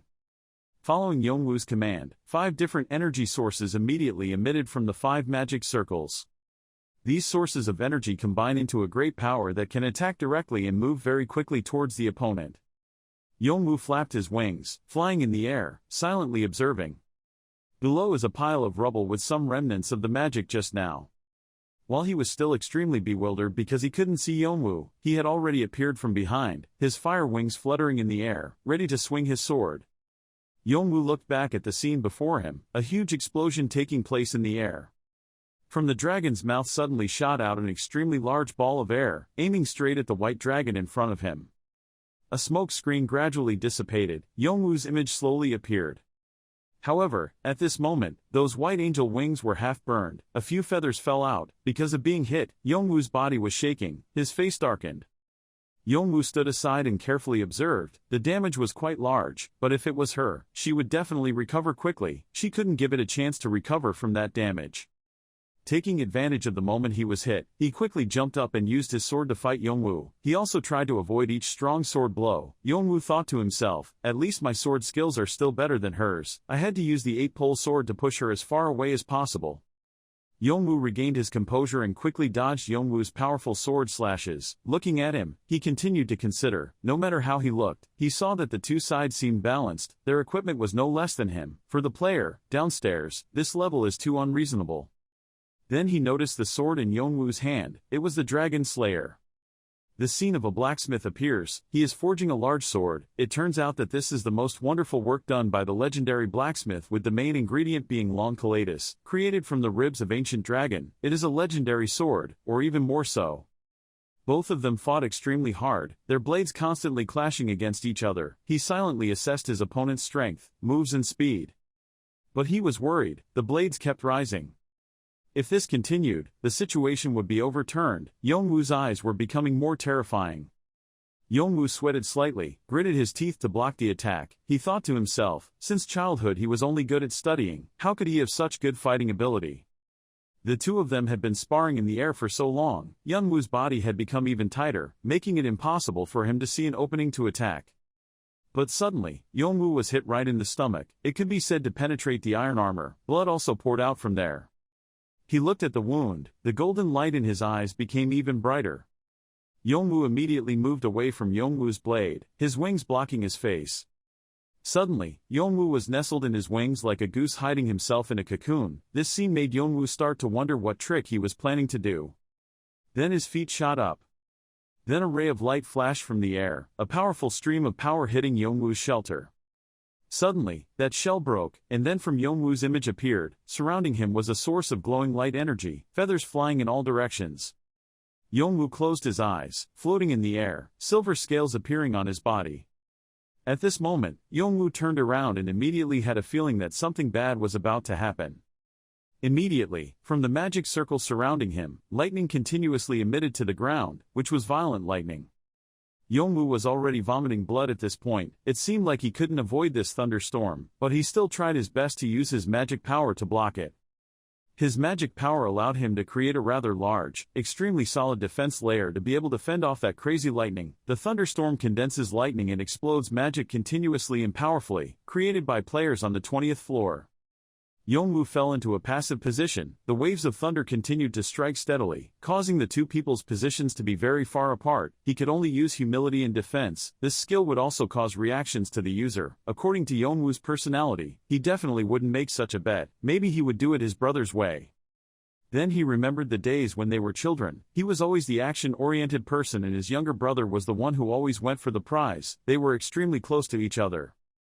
And every time like that, Yongwoo would scold him when Yongwoo did something wrong. He would just stand still and listen to the scolding. Those words created a habit of thinking many times before doing something. The same in this tower. He looked at his younger brother and smiled. Maybe we are becoming similar. The violent storms passed, leaving behind a pile of rubble. Many parts of the tower burned down, and Yongwoo's shield gradually retracted. Yongwoo spread his wings in the air, from inside his body still radiating that power. A ray of light emitted from your talent. This time you were planning to use magic skills like before. Yongwoo wiped away the fresh blood on the corner of his mouth and continued to stand up and fight, his expression as if he wanted to provoke the opponent. Just try. The flames continued to burn the rotting room.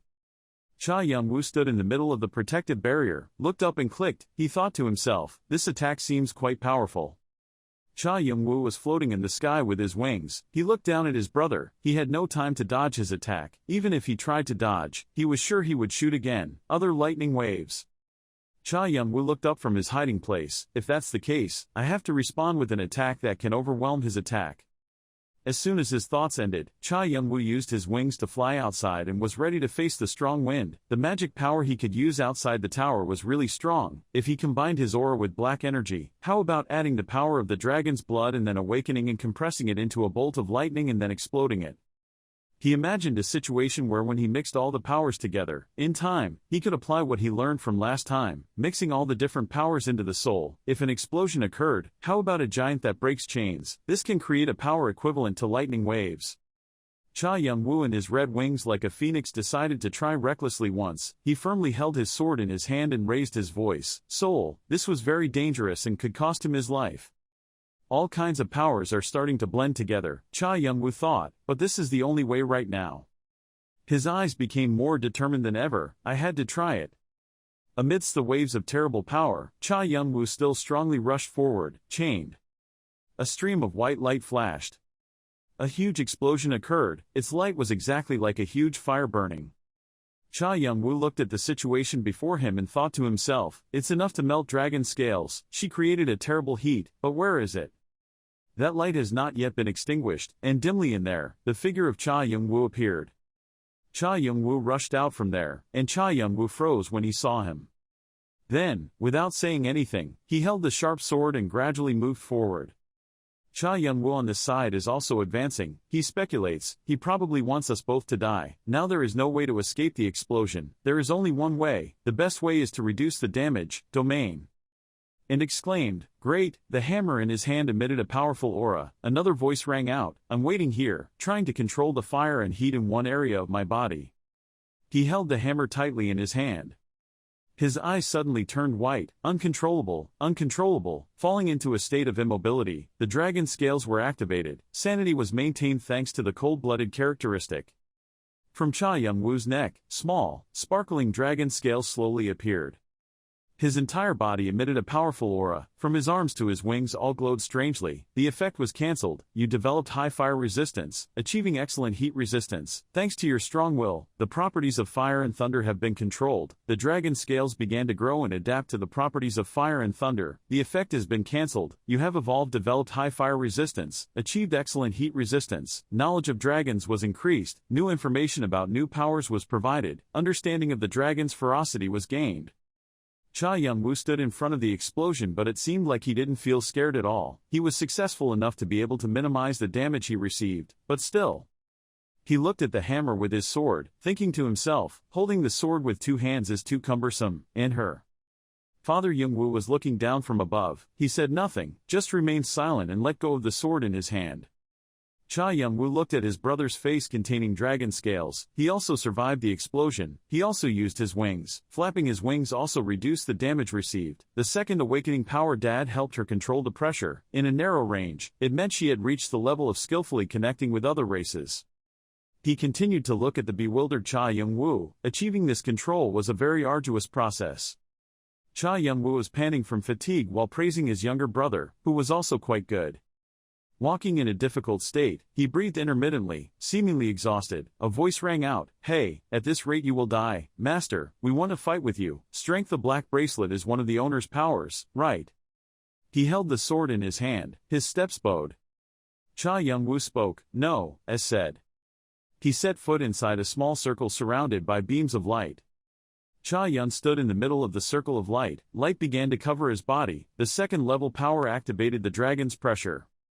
His expression was a bit better. Cha Young-woo slowly said, maybe I need to unleash all my strength in this battle. The dragon's pressure. The ancient Kalathus dragon has divided its power into 8 steps to help others. Control can be easily adapted to it. The second step is 1. Among them, the dragon's will is so strong that it threatens even the gods and demons, who once controlled the laws of this world. By releasing their will, when this will is released, it establishes a stronger control on a clear scale, taking over the fate of dragons. Dragons are the superior species far above all other races. They exert enormous pressure just like their arrogance. For people in the server, it releases a sense of terror in the hearts of enemies and arouses the will of allies. Long month wall. The deeper you understand the power, the stronger side effects will be received from skills. The Viennese dragon's range has been enhanced. It can now use its power and control a specific area during that time. All stats are increased. While holding my other hand tightly, I rushed forward. Cha Young-woo also rushed forward. Both of them were about to clash with each other. A blinding light emitted. Cha Young-woo reached out with one hand in front of him as if he wanted to grab something. Cha Young-woo was pointing the sword at his brother. Out of nowhere, a huge tornado appeared. It kicked Cha Young-woo to the ground. Cha Jang-woo slowly rushed down. The feathers from his wings flew out in the wind. Father Young-woo sadly sat on his knees on the ground. Suddenly, a foot stopped in front of him. As Cha Young-woo, he stuck the sword into the ground and knelt on one knee in front of his younger brother. You both looked at each other for a while, silent. No one said anything. You passed the challenge. In this challenge, you achieved many different achievements. You achieved something that is not easy to achieve. You received an additional reward. Additional bonus. The unique skill Fire Wave has been created. The Fire Rain skill is linked to the Live Fire skill. Proficiency has increased by 3.2%. Cha Young-woo is fading more and more. Cha Young-woo saw that and was stunned. Did she just fade away? He trembled and raised his hand to touch Cha Young-woo, just for a moment, just for a minute. When he was about to touch, Cha Young-woo emitted a black aura. Cha Young-woo withdrew his hand, his eyes widened. In Cha Young-woo's eyes, the image of his younger brother appeared very clearly. Cha Young-woo opened his mouth and said, "I'm very happy to see you again." He raised his head and smiled brightly, calling Cha Young-woo, "brother." After that, he just disappeared into thin air like that in the presence of Cha Young-woo. Cha Young-woo raised his head to the sky. The shadow was created based on the previous owner's records and achievements. It wouldn't be surprising if some of the previous owner's memories were retained, but, it's been a while, just met my younger brother again but in the shape of a shadow. Opening your eyes, the world has completely changed. You are given a longer waiting time because the time challenger status is 3 hours. He looked at the aura radiating from his body. The waiting time was 3 hours. Did that mean he had been fighting Young-woo's shadow for that long? If Young-woo ranked 4th, then what would the fate of the remaining 3 be? Here, everyone easily passed the 21st floor, so what level are they at now?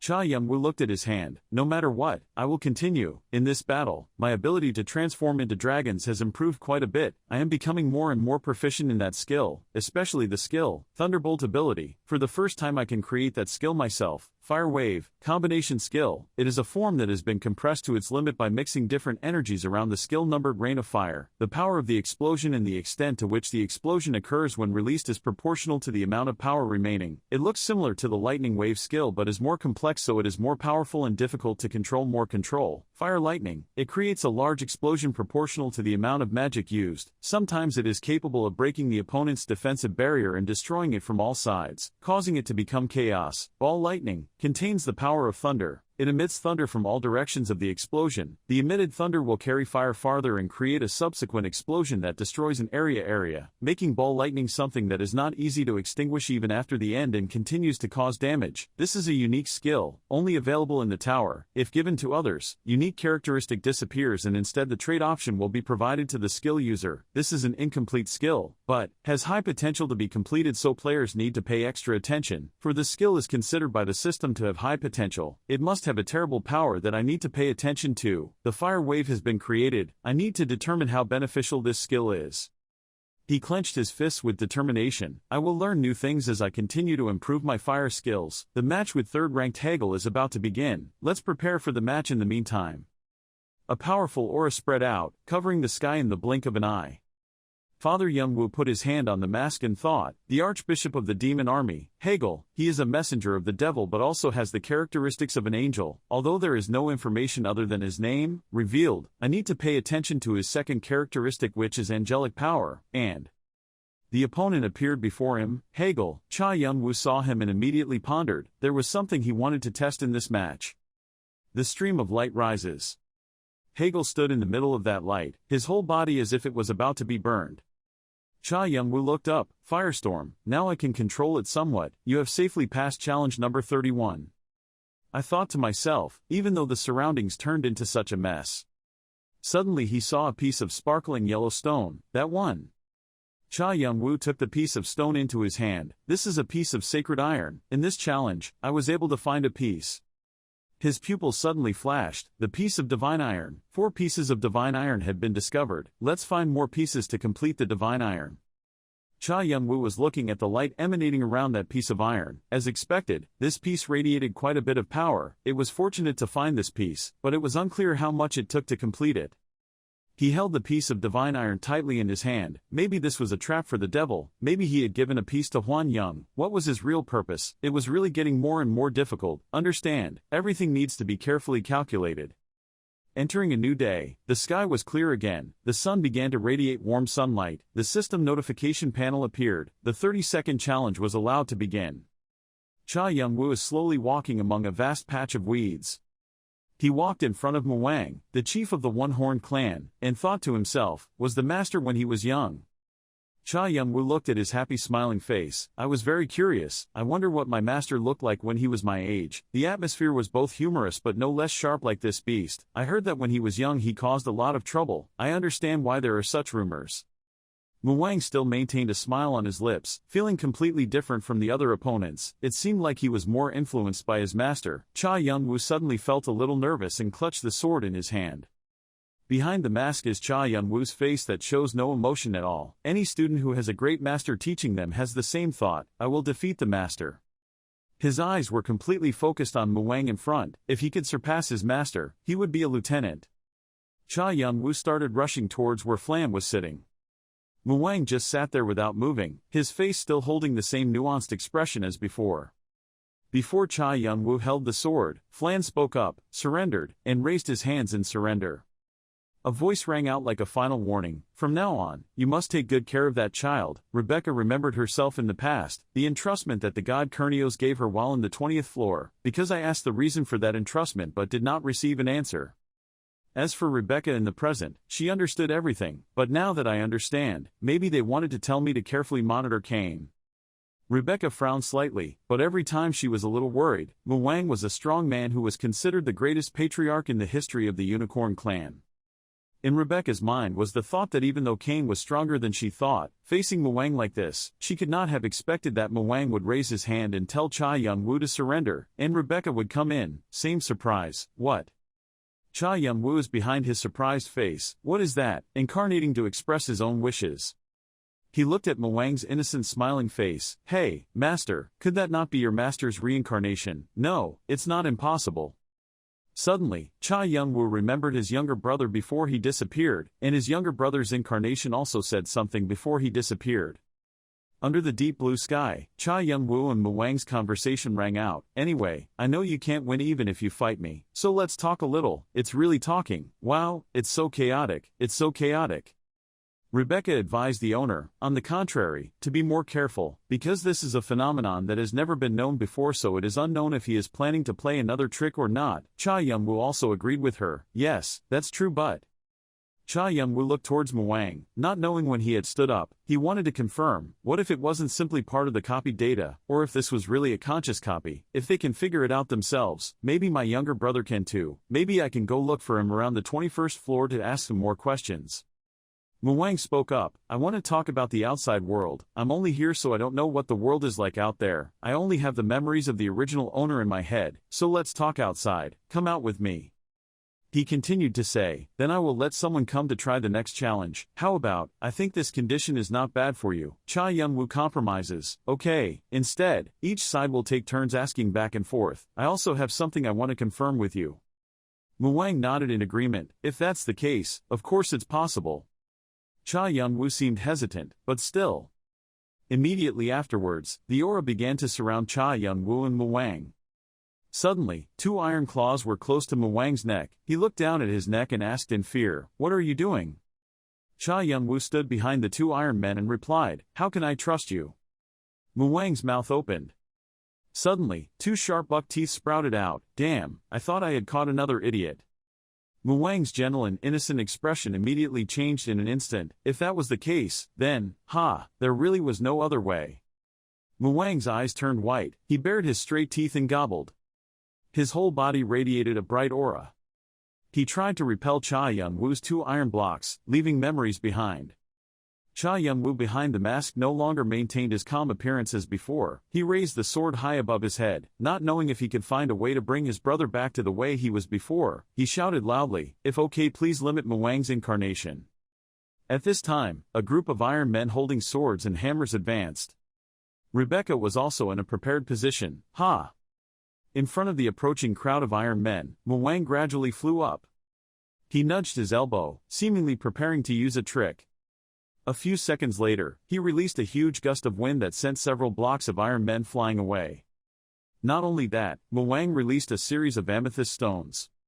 Bullet after bullet continued to rain down on the Iron Man. They struggled to find a way to fight back. Cha Young-woo raised his eyes to see the quartz stones about to fall on his head. He quickly dodged and tried to use his strength to respond. The power was so great, he was truly a monster. Cha Young-woo suddenly realized something, and just now, it was clearly breaking the Heavenly Fist. This time the master should have only created the 8 Extreme Fist. What's going on? His phoenix wings sprouted. Cha Young-woo leaned on the sword that was emitting aura to the ground. Could it be that the incarnation did his own research, and here he completed breaking the Heavenly Fist in a different direction from the original owner? Hwang's back was filled with dust and sand. Ho ho, look, that move of yours seems to be the 8 Extreme Fist. It seems to have something to do with this being. Hwang gave a sinister smile. How interesting, there are more things I want to ask. As soon as he finished speaking, he used the technique, the Forbidden Land branch. The system notification panel appeared. The Dragon's Territory, Vina has been created. You can exercise your power in a certain range. Level 2, Ultimate Power, Dragon Armor. All stats will be increased to a specific number for a certain period of time. Physical defense will be increased to a specific number for a specific period of time. Certain period of time. The elemental defense increases to a specific number for a certain period of time. On the green grass, a large circle appeared. In the middle was a strange glowing object. Master, I'm sorry, but as I said.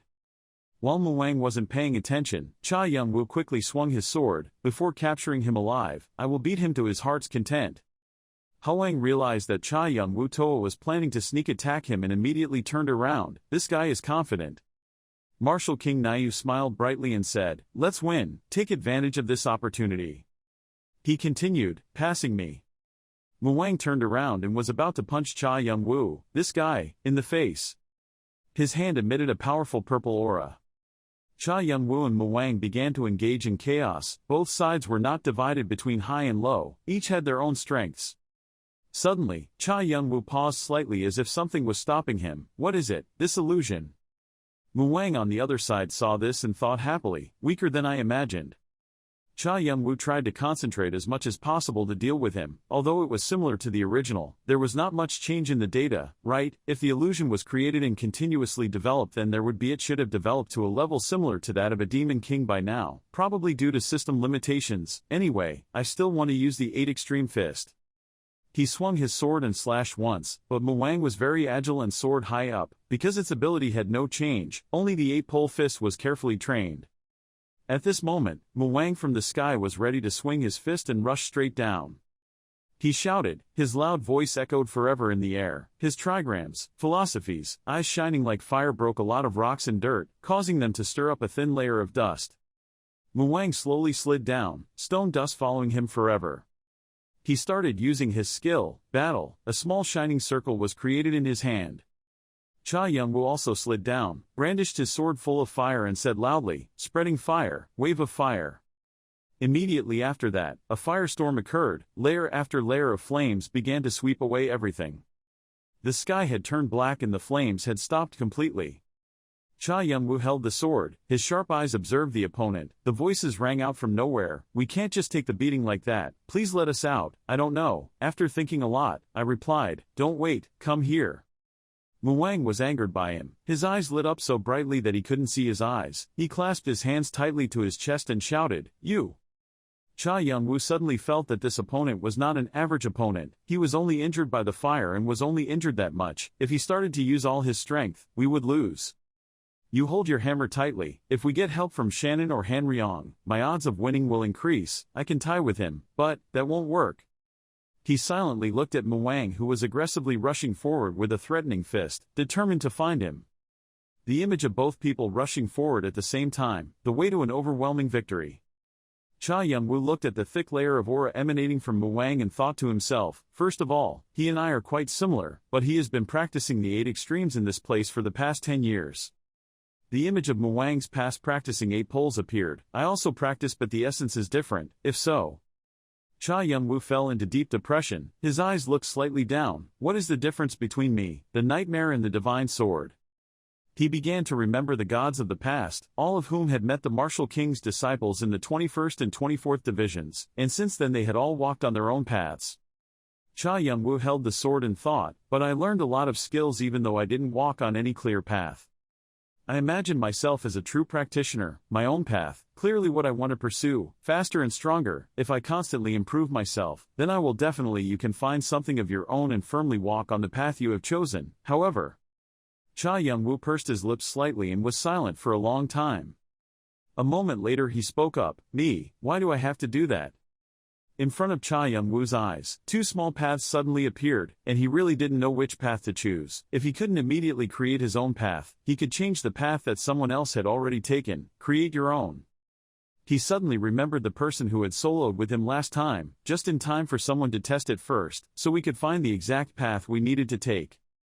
In Cha Young-woo's memory, every memory of that person is still as clear as print. Everything about them has been engraved in my mind. New mode, synchronized sensing balls, super sensory skills, receive a 28.1% increase in proficiency.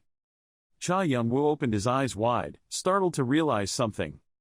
He imitated the other player's actions, the path of the sword god, stronger and more solid, the path of integrity. Each successive wave of divine swords was released by Cha Young-woo.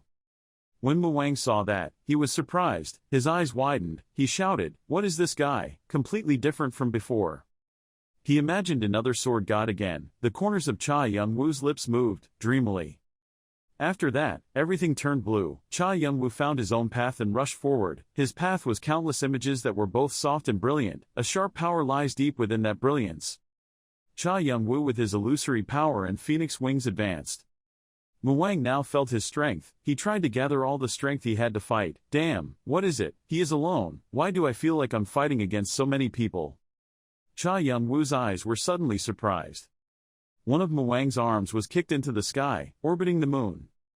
Muwang lost an arm and cried out, holding his memories, but Cha Young-woo continued to approach and refused to let go. Cha Young-woo thought to himself, next, the strongest person I have ever met. He's behind the mask calling out, Muwang. Muwang was furious, wishing he could chop him up, gritting his teeth and staring at Cha Young-woo in front of him. Damn, his temperament is exactly like mine. Is he teasing me? Cha Young-woo and Muwang only had one hand left to fall into chaos again. The path that I analyzed of the Master's incarnation was the path of vanity. He became more and more sure of victory in his hands. It was a violent whirlwind with his power that would sweep away the opponent. Before Cha Young-woo's great strength, Muwang truly couldn't stand it and was devastated. Blood spurted out from the corner of his mouth. No, if he fails here. Seeing Muwang about to fall into the abyss behind, Cha Young-woo did not hesitate to help this time. The last path, Heaven Wing. Father Young-woo appeared with the image of a delicate snow-white angel armor, the path that Young-woo pursued. Cha Young-woo launched a straight sword and cut Muwang's body in half. Freedom. Cha Young-woo's face suddenly changed color. In that moment, Young-woo seemed to have seen part of the path he was pursuing. The path he was pursuing, passing at the speed that the eyes of a god could see. Even the spirit couldn't see it. Lightning fast, the notification panel of the status window appeared. You have passed the 30-second challenge safely. Through this challenge, you have made great progress. This is truly an amazing achievement. You will receive additional rewards and merit values. After death, Muwang's body became a black aura and flew away with the wind. As soon as Cha Young-woo saw it, he realized that the illusion was not his master's. He quietly watched the remnant smoke little by little and couldn't help but think to himself, the master he knew was stronger, nobler and freer than anyone in the world. This is just the remnants of all for's obsession, one left only. A familiar voice rang out in the air again. Master, aren't you planning on keeping that illusion, if you want to bring back your brother's illusion? After listening, Cha Young-woo slowly shook his head. No, when I saw my master's illusion just now, I woke up, with all the hatred on that illusion's body. I can't consider him my real younger brother. On the contrary, that will make us even more sad. Cha Young-woo remembered his younger brother again. Yes, kid, now we can't see each other anymore. Cha Young-woo's eyes became sad. Perhaps he was just dreaming a dream that could not come true. Cha Young-woo turned back. Now is not the time. I have to quickly escape the 21st floor as quickly as possible. Please allow the 33rd challenge to begin. Cha Young-woo stood still without moving. Now was the final section. Who would it be? The wall that even the master couldn't overcome. He opened his eyes wide. That person called all for one. The battle for the first rank is about to begin. Prepare to fight in the meantime. The first rank illusion Bibazbot has been deleted for some reason. Know if you can find the data again. The 33rd challenge will automatically be completed. All challenges have ended. After Cha Yun-woo read the status window, he couldn't believe his eyes. Under the fading sunset light, the small houses in the town are even more lit. In a house there is a sign for making iron tools. A stranger walked in and spoke up, apologizing for disturbing him. Old man Henova was sitting and working hard. He didn't turn around to look but answered directly, "The store is closed, so you should go back." The man wearing a cloak that covered his face still stood there. He looked at everything around the room, the items made of iron and the armor. When old man Henova saw that he was still stubborn and refused to leave, he angrily turned around and shouted, "Damn it, I told you not to sell it. Who are you?" The other man asked, "Are you Henova?" Behind his back is hiding a sharp knife. The old man said, "So what?" Then he looked at the status window again, but he seemed to see something. He huffed, "The record of the 21st floor Hall of Fame has been updated. Do you want to check? No. Ranked 21st floor, tied for first place, not public, Bibazbot. Third place, Naiyu. Fourth place, Hyol. Fifth place, Cha Yun-woo." Henova's eyes widened in surprise. Tied for first place with all for one. How could a tie for first place happen? No, until now has anyone been able to match all for one's record. The old man suddenly remembered Cha Yun-woo. That guy Kane said he would come to the 21st floor, so I set the alarm. But for this record, it was worth it when I worked hard to complete the equipment for him. You, kid. The old man's face turned slightly red, and he also felt a little proud. Only then did he realize that, thinking back, it seemed like someone was coming. So he turned around to see who it was, but the guy in the black shirt had disappeared. Gone. In a narrow alley in a small town. The mysterious man walked slowly and thought, how strange. He remembered what he saw at old man Henova's workshop. According to my investigation, it was clear that Henova said that after the fall of Ertia, all the items were destroyed. The items I saw just now are clearly all high-level items. He also suddenly remembered the image of the old man smiling happily. Moreover, it was clear that he had laughed. As far as he knew, the Bahal disciple had just died not long ago. Something was indeed wrong. The man was still deep in thought when he heard a voice calling, "Oh, that guy." Yanu, who was carrying a pile of iron on his shoulder, saw that he was full of mystery and asked, who was he standing there muttering to himself? Actually, Yanu had met him before. "I came to do business with Henova but saw a stranger, so I followed him to see. When I got here, I saw this guy. Although not very quick, I felt my senses are not bad. You, giving off a very dangerous smell. Who are you?" Being questioned like that, the man looked at Yanu with a questioning look. Well, if he got involved with the Unicorn clan, it would be troublesome, but there was no other way, just in time for something I needed to find out. Right after that, the mysterious man emitting murderous aura slowly approached Yanu, feeling tired from just handling one task. A moment later, drops of blood flowed on the ground. Yanu was kicked in the chest by the man, so he cried out in pain and sorrow. The arrogant man ordered Yanu, "Starting from now, if you answer all my questions, I will spare your life." Even though she was lying at his feet, Yanu still refused to be humble. "Naughty, what are you barking at? Really, do you think I will listen when you say that?" The man's cold voice rang out, "I thought you would follow but..." Saying that, from behind him appeared many green snakes, which seemed to be very poisonous. "There is really no other way, although this is not the method I usually use." The man began to let his snakes attack Yanu. He chuckled softly and ordered the snakes to eat. After taking the snake back into his hands, the man thought to himself, "Is this the memory of that boy? Now I understand why the one-horned tribe suddenly did not participate in the battle." The image of two white flags appeared in Yanu's memory. The man continued to look, and the person sitting in the center was. In Yanu's memories, there was a scene where Cha Yun-woo sat and talked with everyone in the tribe. The man who saw him immediately recognized the one man, Kane, and then a huge dragon that made everyone wonder, scared and ran away. The man paused slightly, his indifferent attitude whether facing the fire plant or the Tan Hua Dao. Even though he had participated in the war as a mercenary of the Unicorn clan, watching him fight was still quite professional. He smiled a conspiratorial smile. "From the beginning I thought he was nothing special, but now I'm interested." Leaving Yanu struggling to lie under a bloody mess on the ground, the man coldly turned around and left. "It would be great if something interesting happened." On Cha Young-woo's side at this time, the status window appeared. The 22nd floor challenge was allowed to begin. The challenge, the landscape city facing the wide sea, had long become a difficult problem, where the monster Kraken appears. Cha Young-woo flew with Fire Phoenix wings to attack the octopus. He thought to himself, 4 in 1, the data on rank 1 was lost. The status window had announced that neither demons nor gods could escape the system. The system had completely changed. Considering being imprisoned on the 98th floor, this was absolutely impossible. Cha Young-woo's powerful fire attacks were continuously launched. As things got more complicated, I needed to quickly find the knight's location.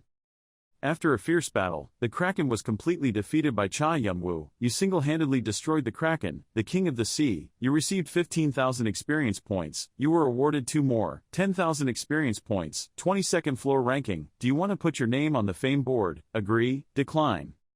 Cha Young-woo didn't think anything else and directly pressed decline. The status window announced, you have refused. Rebecca hugged the ghost's arm like Kraken. It was roasted. Poseidon, god of the sea animals, paying great attention to you. Death is also worried about this.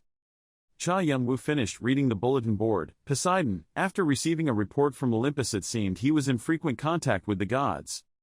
Cha Young-woo was a little skeptical. What? I absolutely did not think I would receive any offer. Moreover, I don't have time to procrastinate here. From my position it will take a few days. There was no sign of Brahm here, so we had to quickly get past the 23rd floor.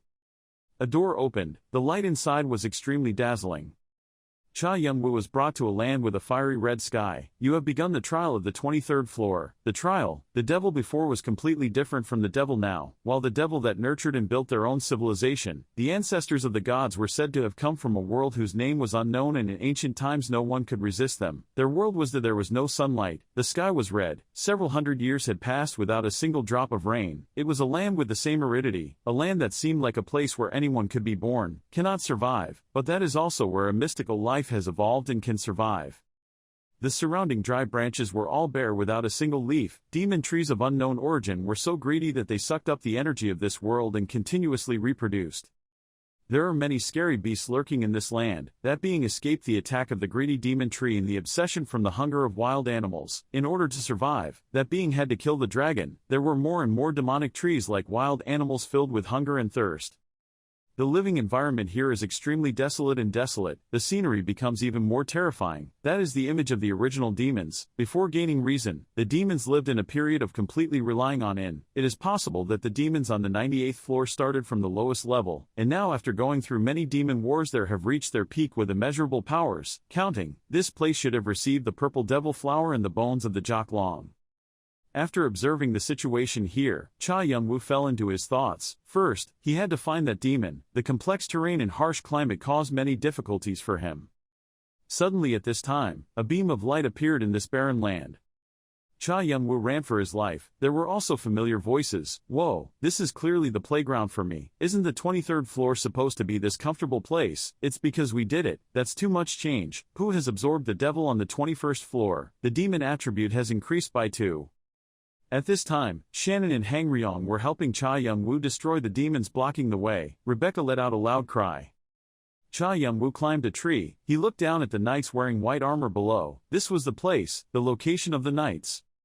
Suddenly, he paused slightly. Them. Cha Young-woo looked at those people. Elohim. The beautiful figure of Hepburn appeared. Elohim is a group of fanatics that only people with superior bloodlines such as the Jigo race and Chowel race can join. Why are those egotistical people here? As far as we know, the relationship between these connections and Braham is not good. Cha Young-woo's eyes suddenly noticed a person with an amputated arm. That guy. Father Young-woo, the elder of Elohim, the god of light Ader. He is not Artia's person. He opened his head to see clearly. Why was he here? Protogeno, he was a noble race and also had a high rank in the Elohim group. People like him would not often appear outside. He retreated slightly, turned his head to look in the other direction. That person over there. A young man with dark skin and silver white hair shone in Cha Young-woo's eyes. Gallard. Cha Young-woo couldn't believe his eyes when he saw this person, Gallard. He stared thoughtfully at Gallard's face. I knew that person was Braham's friend. Maybe he intended to stop Elohim's group from finding Braham. On this side, Gallard began to draw his bow and prepare to shoot. An arrow rushed straight towards the god of light Ader. He was startled, shouted to everyone in Elohim, and attacked secretly. The god of light Ader pointed towards where Gallard was standing, up there. Gallard continued aiming to shoot a second arrow. The god of light had nerve endings all over his face, capturing him. A whole bunch of Elohim's men rushed forward. How dare he, an ogre? Seeing Gallard, everyone immediately surrounded him. It was him, quickly capture him. But before he could touch it, the body gradually faded and disappeared into thin air. Gallard was behind them without realizing it. He landed on the ground, bow and arrow raised again. A cough suddenly came out, cough. The god of light Ader seemed to be extremely angry. He shouted, "You bastard," followed by streams of aura that spread across his body, arrows of light. When 3 or 4 arrows came again, Gallard was also very agile and promptly dodged. The god of light began to release arrows. Go die. The arrow, as bright as the sun, rushed towards Gallard at a terrifying speed. Immediately after that, a huge explosion rang out. Gallard slowly rose high in the thick smoke. Just then, the god of light Ader also flew to his place. With his own strength, Ader uses skills, thousands of lifetimes crowned. Gallard quickly pulled out the shield, but in his heart he was still a little afraid. Would the shield that Brahm gave him be able to withstand it? Anyway, Gallard didn't have much time to think, and this was the best way right now. So as soon as the beam of light from Ader's skill was launched, he used a shield to protect himself. But I'm afraid the shield will be hard to withstand when it begins to crack. Gallard tried to hold on to the shield, but the power of the god of light Ader was not easy to deal with. It was indeed too strong. The shield cracked more and more. If we didn't win quickly, it would soon explode. Gallard behind the shield still tried to defend. A beam of light hit Elohim's body. The people fighting Gallard spewed out blood, cried out in pain, him. Gallard was extremely surprised. You. Cha Youngwoo couldn't think much, quickly helped Gallard stand up. I will tell everything after leaving here. After the two left, the god of light Ader stood with his arms crossed and quietly looked at the group of people in front of him who were constantly coughing. He clenched his teeth angrily, his face dark as ink. Name. In the red sky, the god of light Ader's scream echoed everywhere. Even Cha Youngwoo could clearly hear the two words, damn. After finding a safe place to stop, Cha Youngwoo looked around a bit and reassured Gallard. They wouldn't chase him all the way here. Gallard also thought so, maybe so. Cha Youngwoo greeted, long time no see, Gallard. Gallard tiredly leaned his back against a large rock. It was indeed you, Kane. You have changed a lot. He ran his hand through his curls. How did you know I was here? Cha Youngwoo replied, by coincidence, I was asking someone to find Brahm, when I heard that the Elohim and Gallard guilds were in conflict. Gallard slowly stood up. So you helped me because you and I had a relationship. Is that recklessness to the point of making enemies with Elohim? Cha Youngwoo said, the story of Brahm being hunted by the Elohim group has spread everywhere, and also the fact that Gallard and Brahm are friends. I think something is going on. Gallard thought carefully. It seemed like he wasn't lying, but he couldn't believe it right away. His long ears suddenly heard some sound. He reached out and gently touched his ear. Brahm and Cha Youngwoo saw that and were startled. Were they communicating with each other? Gallard opened his eyes wide in surprise. What? His eyes were somewhat apprehensive. Gallard turned to talk to Cha Youngwoo. Brahm asked. He looked at Cha Youngwoo's puzzled face. How could you exude the scent of the Dragon Clan? Cha Youngwoo suddenly opened his eyes wide. Before Long Hoa fully awakened, he was absolutely not supposed to be discovered, nor could the Summer Queen discover how Brahm could feel it. Cha Youngwoo looked stupid and didn't understand. I don't understand what you're saying. Gallard didn't deny him. You should go ask the landlord about that. He told me to take you there. Follow me quickly. In a large place in this space. Cha Youngwoo and Gallard walked slowly to a place emitting a small light. The ground suddenly changed. This space was not simply divided between inside and outside. High-level magic was reinforced in the space inside with many different high-level spells. The desolate world suddenly turned green again, and it turned out that this was the space-transcending barrier. Cha Youngwoo followed Gallard. As he walked, he looked around. To create this place, it took a lot of time, materials and effort. Gallard warned, you absolutely must not reveal anything. This place is outside, if you still want to come here again. Gallard turned his head to look at him. Anyway, until that matter is resolved, you will be detained here. If you don't want to, there's still time to go back now. Father Youngwoo asked, protecting this place is related to the promise that the Elohim group is looking for. Gallard was silent for a while before speaking. Yes. A small wooden house deep inside that barrier, Braham is playing with his little niece, erecting a barrier through space, creating another space and protecting it. This is the place the Elohim Society wants. Look, what is there in this place? Braham's little niece saw Gallard returning and immediately ran out. The little girl jumped into Braham's arms, and he hugged Sesha. Cha Young-woo just looked and recognized the person in front of him. That person was. He looked at Braham, who was being gentle with his little niece, an extremely arrogant man, always pursuing freedom, expelled from the Elohim Society because of conflicts, the embodiment of a god when he denied down to earth. Suddenly, Braham turned around to look at Cha Young-woo. Braham, he asked, who must be the one with the power of the dragon? Cha Young-woo did not answer that question directly. My name is Cain. At this time, Cha Young-woo noticed something else. He looked at the girl pressing against Braham's body. That was the child. The little girl with golden eyes and a dragon's tail opened her face to look at him. Cha Young-woo was startled. Dragon Man. The image of the Dragon Clan appears. The Dragon Clan is a different existence. When humans in the Dragon Clan combine, they will give birth to the Dragon Clan. The Dragon Clan carries half of the human blood. The Dragon Clan, that is an existence, overcoming all racial limits. After the death of the ancient dragon Kalatus, the last dragon, the Dragon Clan became extinct, and the number of dragon-related players in the tower did not exceed 3 people. Cha Young-woo recalls the people considered to be people of the Dragon Clan: the apocalyptic dragon, the summer queen, the human dragon, Ananta, the descendant of the ancient dragon, Father Young-woo. Cha Young-woo thought, I don't know why Ananta suddenly hid her whereabouts, but I know why Ananta disappeared. She was the last person to see her younger brother.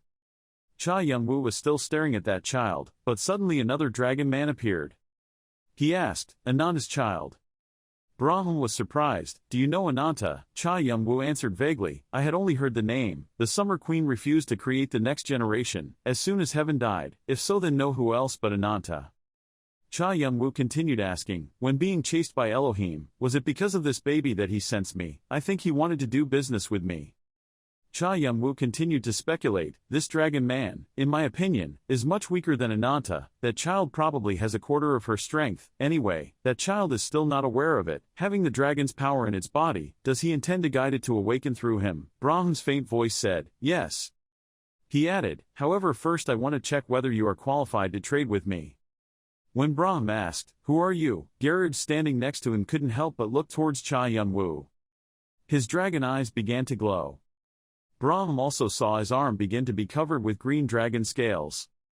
After changing like that, Cha Young-woo said, it seems I don't need to answer about who I am anymore. Is this enough to answer? Braham turned around. That's enough, follow me. In the small wooden house, on Braham's desk, books were stacked all over the desk. On the desk was a pure white sheet of paper, along with a small candle for light. Not only that, there are also many bottles used for experiments. Father Young-woo followed Braham and looked at the house for a while. I wondered about something and Braham asked again, what was it? Father Young-woo gets straight to the point. I heard that you are completely indifferent to other people's affairs, so why do you take care of Ananta's child? The eyes behind his mask looked at him deeply. Yes, he was a very strict person with his own principles. Braham remained silent and said nothing. Even if the outcome was that someone close to him would die, he would not help. Braham changed the subject. I will only talk about Ananta's transaction. Anyway, for us, isn't it important to just satisfy what the other person needs? I will only make one request. First of all, it would be good if I could stay here temporarily and pass on knowledge related to the Dragon Clan to the child, and occasionally play the role of its guardian. Sesha was hiding in the corner listening to every word of Cha Young-woo. I see. What is that baby's name? Braham replied, Sesha. Cha Young-woo gave you conditions, so now I will say my conditions. Braham slowly, say it. Cha Young-woo was a bit hesitant. I want to learn about it. Braham was a little surprised by his condition. The green crystal was written by himself. The green crystal. An ancient book filled with aura appeared in Cha Young-woo's thoughts. Braham's memories when he was a god. It was a book that recorded Braham's experiences before he came to Earth. It can be said it is a book that contains all of Braham's knowledge. Braham's expression was filled with murderous intent. At first Braham was extremely wary, but, in the end he accepted, but I had to sign a contract to only learn things related to alchemy. The following days of Cha Young-woo's life took place in a certain order. After that, every day I spent 2 hours listening to Braham explain the technique of needle pulling. Fortunately, the knowledge I learned during that time, the word Henova, helped me quickly get acquainted and gradually understand alchemy. Brahm's eyes were always like a true teacher, so I also learned a few things from Brahm, and so at night I learned about alchemy, and during the day. A voice rang out in the room, unable to escape boasting about the fate of being a nanny. It must be very hard, haha. At this time, Cha Yong-woo focused his attention on little girl Sesha who was hiding outside the door eavesdropping. Look, she's already alert. Shannon and Hang Ryong continued, Master, what's wrong? You don't need to teach anything, but just getting close to that baby will make you cry. Anyway, don't worry too much, if you do as I say. Cha Young-woo angrily asked, who said I can't take care of him? Shannon was dumbfounded. Cha Young-woo's deep voice rang out, eat. A delicious double cake appeared before her eyes. Sesha felt happy when she saw that. Whoa ah. Sesha excitedly asked, what is this? Cha Young-woo coldly replied, food. Sesha seemed like it was the first time she saw such a beautiful-looking cake. Food. Cha Young-woo in an apron sat silently watching Sesha enjoy the cake. Shannon and Hang Ryong interrupted again. The owner cooking. It was announced that tomorrow would be the end of the world. The end of the world was coming, so the owner was still like that. Little girl Sesha tried a piece of cake in her mouth. It seemed that the cake was very delicious. Sesha ate it very happily. Cha Young-woo asked, is it delicious? The girl nodded repeatedly, yes. The little girl said as she ate more. Cha Young-woo used a small towel to wipe the corner of Sesha's mouth. I know, then eat slowly. The sky was red with a bit of smoke and dust, extremely gloomy. The Elohim group was lying on the ground with wounds from the previous battle. The god of light Ader was still very angry. Damn, the high-ranking people were all mortally wounded but there were only 4 people left alive. He gritted his teeth. He had to replenish his forces and continue the attack. Right, no, we absolutely must not reveal this. I was attacked and lost to a result that has no reputation at all. If this matter were to be exposed, everyone would look down on them. To restore the dragon race, what the Elohim society has always dreamed of. No, it would be to restore the ancient race. The image of little girl Sesha, a representative of the dragon people, appeared, reviving the dragon tribe and the giants, then forcing them to prostrate themselves at Elohim's feet. To do that, we must capture that child, the descendant, the only remaining dragon clan in the tower. He remembered the image of Cha Young-woo, who was also a descendant of the dragon clan. I let it slip away once and this time I definitely couldn't let it go again, right from the beginning if I found his body, by Cha Young-woo. He clenched his trembling hand. Now things were not going to turn out like this. Suddenly, a voice seemed to interfere with Ader's thoughts. What the hell was he going to do with the body, like that? The god of light Ader turned around. This voice. Hamura came out of a door. Ader exclaimed, Hamura, the girl said softly, hello. Ader asked, what are you doing here? Hamura half-jokingly said, you don't know by looking. Of course I'm here to help. Ader crossed his arms and looked at her. Now was not the time to joke. Hamura laughed softly, looking at me like I was joking. Behind her appeared many soldiers. I think this is enough to fill what is missing. It's a bit difficult to chew alone, so let me help. Ader was able to realize your intentions. Why the hell would you help? Come to compete with me. You think I don't know your plans, but I can't miss this opportunity. Ader happily agreed. Good, let's join forces. We each enjoy half of the results. Hamura was startled. How could she bear that price? What are you talking about? Do you think you can defeat Brahma without my help? Anyway, it's 3-7. Ader happily corrected it a bit. Okay, 3-7. You 3, I 7. Then he turned around and left. If he didn't like it, then leave. In any case, no one but me knew Brahm's whereabouts. Otherwise, you yourself would lead your subordinates to search every stone and blade of grass to find Brahm's whereabouts. Hamura was filled with anger but couldn't say a word. She thought to herself, cunning guy, that's right, because he has such a quick calculating mind, he could think of appearing in a good place like Artia. In the end, she had to compromise. Okay, where are they? The cake plate was clean after a while of Sesha eating. The little girl seemed tired, so she hugged her teddy bear and slept very soundly. Brahm walked into the room. Was he asleep? Cha Young-woo sat next to Sesha, saw Brahm's voice and immediately looked towards him. Yes, I cooked for her. She liked it very much. After eating a few portions, food makes him sleepy, so he goes to sleep. Brahm understands. That's it. Brahm suddenly said, from now on I will take care of Sesha. I have a job for you. He passed me a basket, went out and picked the purple devil flower and brought it back here. Cha Young-woo knows that flower, the mysterious purple demon flower. Legend has it that since ancient times, the Dragon Clan and the demons have been enemies. The Dragon Clan adapts and follows the rules. The demons are arbitrary and do not follow the rules. Of course, both cannot get along with each other and have been opposing each other for a long time, but on the contrary, because of their confrontation, the two have become natural enemies. The story continues to be skillfully led. The Dragon Clan swallows the soul of the devil and can turn it into a powerful magic power. Not only that, the demon ate the dragon's solid body and could easily be using it to consume more than mana. However, even if the demon couldn't be caught, there was still a way to counter it. Get this element of the devil. The purple devil flower appears with scary flower buds, which is the purple devil flower. Cha Young-woo refused. I'm sorry, but I also need that purple devil flower. Brahm asked, are you also planning to plant the devil's element? I was not surprised, because I was doing the same. How did you know that? Brahm looked at little Sesha. As you can see, Sesha still has many shortcomings in using the Dragon Clan's magic power. It is a puzzle for both her and me, so to raise her level of magic power we are in the process of refining the devil flower. He bowed low. Don't worry, because of the devil flowers I will not fight with you. What you are looking for are flowers with a concentration above level 4, right? Cha Young-woo replied. That's right. Brahm gently patted Sesha's head. I'm looking for demon flowers with lighter colors and concentrations of 3 or less. If the concentration is too high it will harm it. Anyway, it's full of flowers with high concentrations. Cha Young-woo felt confused. What do you mean by that? There are so many purple devil flowers. In the vast forest of evil, it is very rare to see that flower. You have to find thousands of plants to find one that is a devil flower. Purple, right? Seeing Cha Young-woo thinking for such a long time, Brahm had to speak up, not believing. Follow Gallard, you will know better. After that, Cha Young-woo along with Gallard went into the evil forest. Cha Young-woo looked at the purple flowers covering the sky and asked, what exactly is this place? Gallard looked at the flowers and said, can't you see, it's food. Cha Young-woo was surprised. Did the devil become food?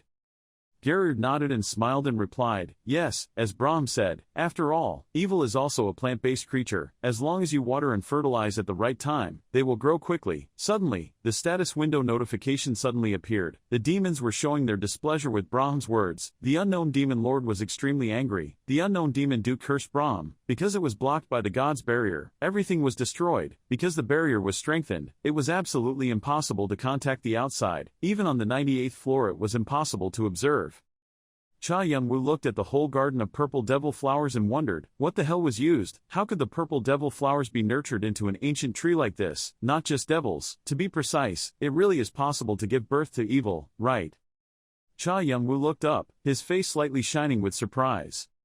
From the purple devil flower tree, magic circles surrounded it. Magic circles, exactly as I thought. Cha Young-woo tried to narrate its growth process, planting the devil tree and then making the devil flower sprout. After the demons were born from the devil tree, the formation would mentally confuse them and make them eating each other. A protective circle appeared. These rapidly growing demons were used as sacrifices and as a result demons were summoned. While evil was born, it was immediately destroyed, captured by magic power. Cha Young-woo looked up at the ancient trees with purple devil flowers. Most of the alchemy and black magic used were very complicated things. Even some of the magic used here were magic, and according to legend, it turned out that Brahm was absent during the day to perfect this formation. He turned to call Gallard. Gallard, do you think there will be a big fight between Brahm and the players in this tower? Gallard asked in surprise. Why do you think like that? Cha Young-woo is still a bit cautious. Well, it's not like that. Why did he prepare everything to make the devil depend on him? Gallard breathed a sigh of relief and explained that it was because of the demon's dependence. In fact, if you say so, there are some similarities but also some differences. Gallard asked, Sesha, have you seen it? I don't know if you can feel it, but that baby can't live much longer. He explained the reason. Because of the limitations of his race, his body had been very weak since birth, even though he had given him many good herbs. Only at first did he get a little better, then he had to lie in bed all the time. Cha Young-woo began to remember the image of the first time he met Sesha. For some reason, from the first time he met Sesha, he felt her aura was very weak. She was a child of humanity and dragon clan. Dragon people are usually born very healthy and strong. Moreover, they probably have a quarter of their strength. Gallard continued to say, actually, Sesha being able to run and jump like that was something that happened recently. He said that the moment Sesha became better was when it ate that mysterious evil element, but it seemed like it was getting closer to the limit, so maybe Sesha also had the ability to resist it. Back it. Cha Young-woo asked Gallard, so now I need to catch a whole demon and let Sesha try to see if she can eat it. Unexpectedly, Cha Young-woo guessed Gallard's intention. He replied, words, that's right. Cha Young-woo couldn't help but think, a person as famous for being cold as Braham would do so many things for a little girl. It was truly unreasonable. He was a little curious. Something happened between Braham and Sesha. What is it? I heard Braham say a little bit. Gallard also has no intention of hiding it from you. Honestly, I don't know either, because he hasn't said a word to me, but I know one thing clearly, if it is what is needed to help Sesha recover from her illness, then even if he were a god, he would definitely catch it. Braham and Sesha are always so connected. After picking a full basket of purple devil flowers, Cha Young-woo and Gallard returned to the wooden house. Braham's voice said, "You're home." Father Young-woo didn't see Sesha anywhere, so he asked, where had Sesha gone? Braham was intently reading the newspaper, so he didn't raise his head, because he wanted to go for a walk. He went out for a while. He suddenly glanced at the paintings on the wall, thinking he was a grumpy person. Cha Young-woo looked at him. Now there was nothing in his eyes but a stupid girl. Realizing that Cha Young-woo was looking at him for so long, Braham glared. What are you staring at? Cha Young-woo averted his eyes. Nothing. Compared to that, what are you looking at? Braham put the book down on the table. Green crystal. I'm checking to see if I missed or wrote anything wrong. His eyes still did not leave the book. What I taught you, do you understand? Cha Young-woo replied. I am rehearsing things related to exchange. Braham happily replied. Follow me, I will just add for you. The flickering candlelight was still lighting up the whole room. Cha Young-woo is studying hard. It's been half a month. I've been learning alchemy, but it's not easy at all. Cha Young-woo thought to himself, Braham taught me more than I thought. Rebecca's advice also helped me a lot throughout the process. Thanks to that, I was able to analyze the emerald tablet I had stored the entire time, via. There is an undeniable truth. This is the truest and clearest. To achieve a single miracle, above and below are the same. Below is equal to above, and everything comes from one thought, think, and all are linked into one. Rebecca and Shannon stood behind and gave Cha Young-woo a lecture. No matter how you look at it, its structure is very interesting. Sir, this part is wrong. I'm scratching my head, going crazy. He crumpled the paper again and threw it into the corner of the wall. Heiza, come on. Cha Young-woo suddenly had an idea. Little Sesha rubbed her eyes and went into Cha Young-woo's room. Kane, inside here. Cha Young-woo said the words, no. Seeing Sesha walk in, he stood up and asked, is Sesha hungry? She smiled softly, he. So, Cha Young-woo had to go to the kitchen again in the middle of the night.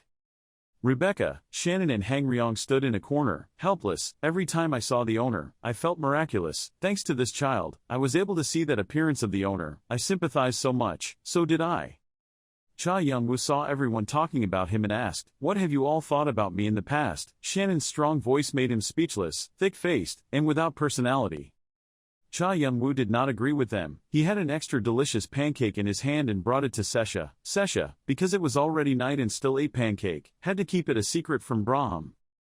Sesha was drawing a magic circle when she turned her head in surprise. That, Cha Young-woo reassured. I'm not angry, don't worry, after all, it's a pile of junk. He picked up the plate of cake and placed it on the table. Compared to that, let's eat this first, Sesha happily replied. Yes, hi. He looked at the girl running around the room. Sesha, what is this? Innocent girl. Kane did it. I just did the last part. Brahm taught me that. Cha Young-woo touched the piece of paper with the magic circle Sesha had drawn. At a glance, it seemed like it was drawn haphazardly, but everything was applied according to a certain formula. He picked up the paper and started mulling it over. Yes, that's it. Why didn't I think of it all this time? Cha Young-woo seems to have thought of something. Now I can analyze the Sage's Stone and create a cumulative momentum that can produce infinite magical power, but that's not all. It could be a medium to amplify the amount of magical power emitted. Cha Young-woo added a few more strokes on the page. This copy contained content about the operation of the sun. The last words of the tablet, the operation of the sun is the cycle of magic power. Now I understand. Know why Leon and Bilt couldn't complete the Sage's Stone. The biggest shortcoming of the stone is the accumulated motivation. The accumulated motivation is the most important part to activate the ability. The memory of the purple demon flowers popped into his head. However, the demon that Braham and Gallard captured, if I can capture something similar and seal it inside the house's stone sage. Cha Young-woo continued to think, will it become a magic power supply? A red gem appeared in Cha Young-woo's imagination. If so, then Long Tam in the Sage's Stone. Another stone radiates aura that also follows the flow of Cha Youngwoo's thoughts. These two things will become a huge source of magic power. Cha Youngwoo was stunned, not knowing that he could have unlimited magic power. On the other side, the sound of footsteps and a hoarse voice rang out, "Adora, come with me." Fanti angrily said, "Oh, it's so annoying, even on the 12th floor it's not boring like this." "Whatever, you're thinking about meeting him so you don't listen to me, right?" Adora countered, "If you have to, if I choose, I will find someone who loves me, even though I won't be able to find one in my whole life." Fanti showed his own charm. "Hey, because he was buried here, but even if he came here, he would still be noticed," Adora suddenly said. "That's strange." She held the sword, turned her head to look at Fanti with cold eyes, "Following the coordinates that you clearly showed me here." Cha Youngwoo was playing with Sesha when a voice rang out, "He." Fanti and Adora suddenly stopped by, they happily waved goodbye. "We're here." Adora walked up to Cha Youngwoo and asked, "What are you doing?" He looked like he was working very hard. Cha Youngwoo, covered in mud, slowly walked over, "Just doing this and that, it's nothing, guys, don't worry. Adora and Fanti saw the little girl standing next to Cha Youngwoo and gasped in surprise, "This child, this is Sesha, TSK. Braham stood far away with his arms crossed, looking up at the people. Why did he bring outsiders here so casually? Gallard smiled slightly, "What's wrong? I think it's fine." He looked at Sesha. Sesha also seemed to like it. "This is my ball, how about you?" If Sesha felt uncomfortable, she would have immediately come to find me. Gallard teased, "Braham, that bright look of yours reminds me of Munduk." Seeing Braham silent and not saying anything, Gallard felt a bit sad and said, wondering if Sesha felt lonely. Gallard continued, "All this time she has always been isolated from the outside world." Braham seemed to have something in mind. He remained silent and said nothing. Meanwhile, Adora was playing happily with her little friend Sesha. Looking back, it seems like she doesn't laugh happily like that often. The image of a lonely Sesha flashed across my memory. After all, in the past I only did everything for Sesha's sake, so perhaps I made her even lonelier. This barrier is extremely beautiful with green trees and white clouds racing across the sky. Braham walked over. "Kane, I have something to tell you, follow me." Kane was startled and turned his head. Then, he slowly walked after Braham. Adora glanced at him. She blushed. He said it wouldn't change anything. If he was more happy for the Don's appearance or said he missed me like that would be great. Seeing Adora bewildered, little Sesha also quietly looked at her. Suddenly Sesha asked Adora's heart, "Do you like Kane?" Adora's face turned red with embarrassment. Why do you think like that?" Sesha giggled, her eyes always looked towards Kane and never left. Adora outwardly refused. That was not the case, but in her mind she thought to herself, "Could it be that my eyes were so obvious that even a child would notice?" Sesha said, Please help me." In the room, Brahm placed his hand on the piece of paper on the table and asked. He must have known that the construction of the barrier and the demon tree was almost completed. Cha Youngwoo replied, "Yes." Brahm's hand gently caressed the paper. Fortunately, there had been no news of the Elohim or Eaters appearing nearby recently. If the barrier was completed, even if they wanted to, they couldn't. Who can find us quickly? Cha Youngwoo thought to himself, if the imaginary world is completed, this area will become Brahm's private territory, so that means, there will probably be a month of construction. Cha Youngwoo imagined a scenario where Brahm had his own base, his own limited space. Brahm was a supreme god with absolute power in that space. Brahm entrusted the upcoming task to Cha Youngwoo, "So I entrust the things here to you. Please arrange the necessary things. If the demon tree is completed, it will be very busy because you have to focus on summoning evil return." Gallard didn't know when he had entered the room and spoke. "There's no need to simply say leave. Why bother beating around the bush? After all, you're not an honest person." Brahm turned around angrily, turning his head away and shutting his mouth. Cha Youngwoo looked at the two of them talking, although he said it a bit vaguely. What he meant was that we should rest. Warm sunlight shines down on the small wooden house. Fanti turned around. We came here together anyway. Tell me, don't like it?" He laughed loudly. There's nothing I don't like, otherwise every time I come here I'll feel uncomfortable to death." Marshal King Nayu once silently contemplated. He had reached number 1 on the 21st floor rankings and was in the same position as All for One. Even though he didn't show it, he still felt very frustrated because this. Fanti smiled, revealing his white buck teeth. He didn't know when he would be able to catch up with him. In front of him, he had to practice more. A person wearing iron clothes asked curiously, but why did Adora have such an expression? Fanti turned his head to look at her. Because she didn't expect to receive such a big blow at home. Here, Adora sighed, maybe so, after all, Yuri is famous and loved by many people haha.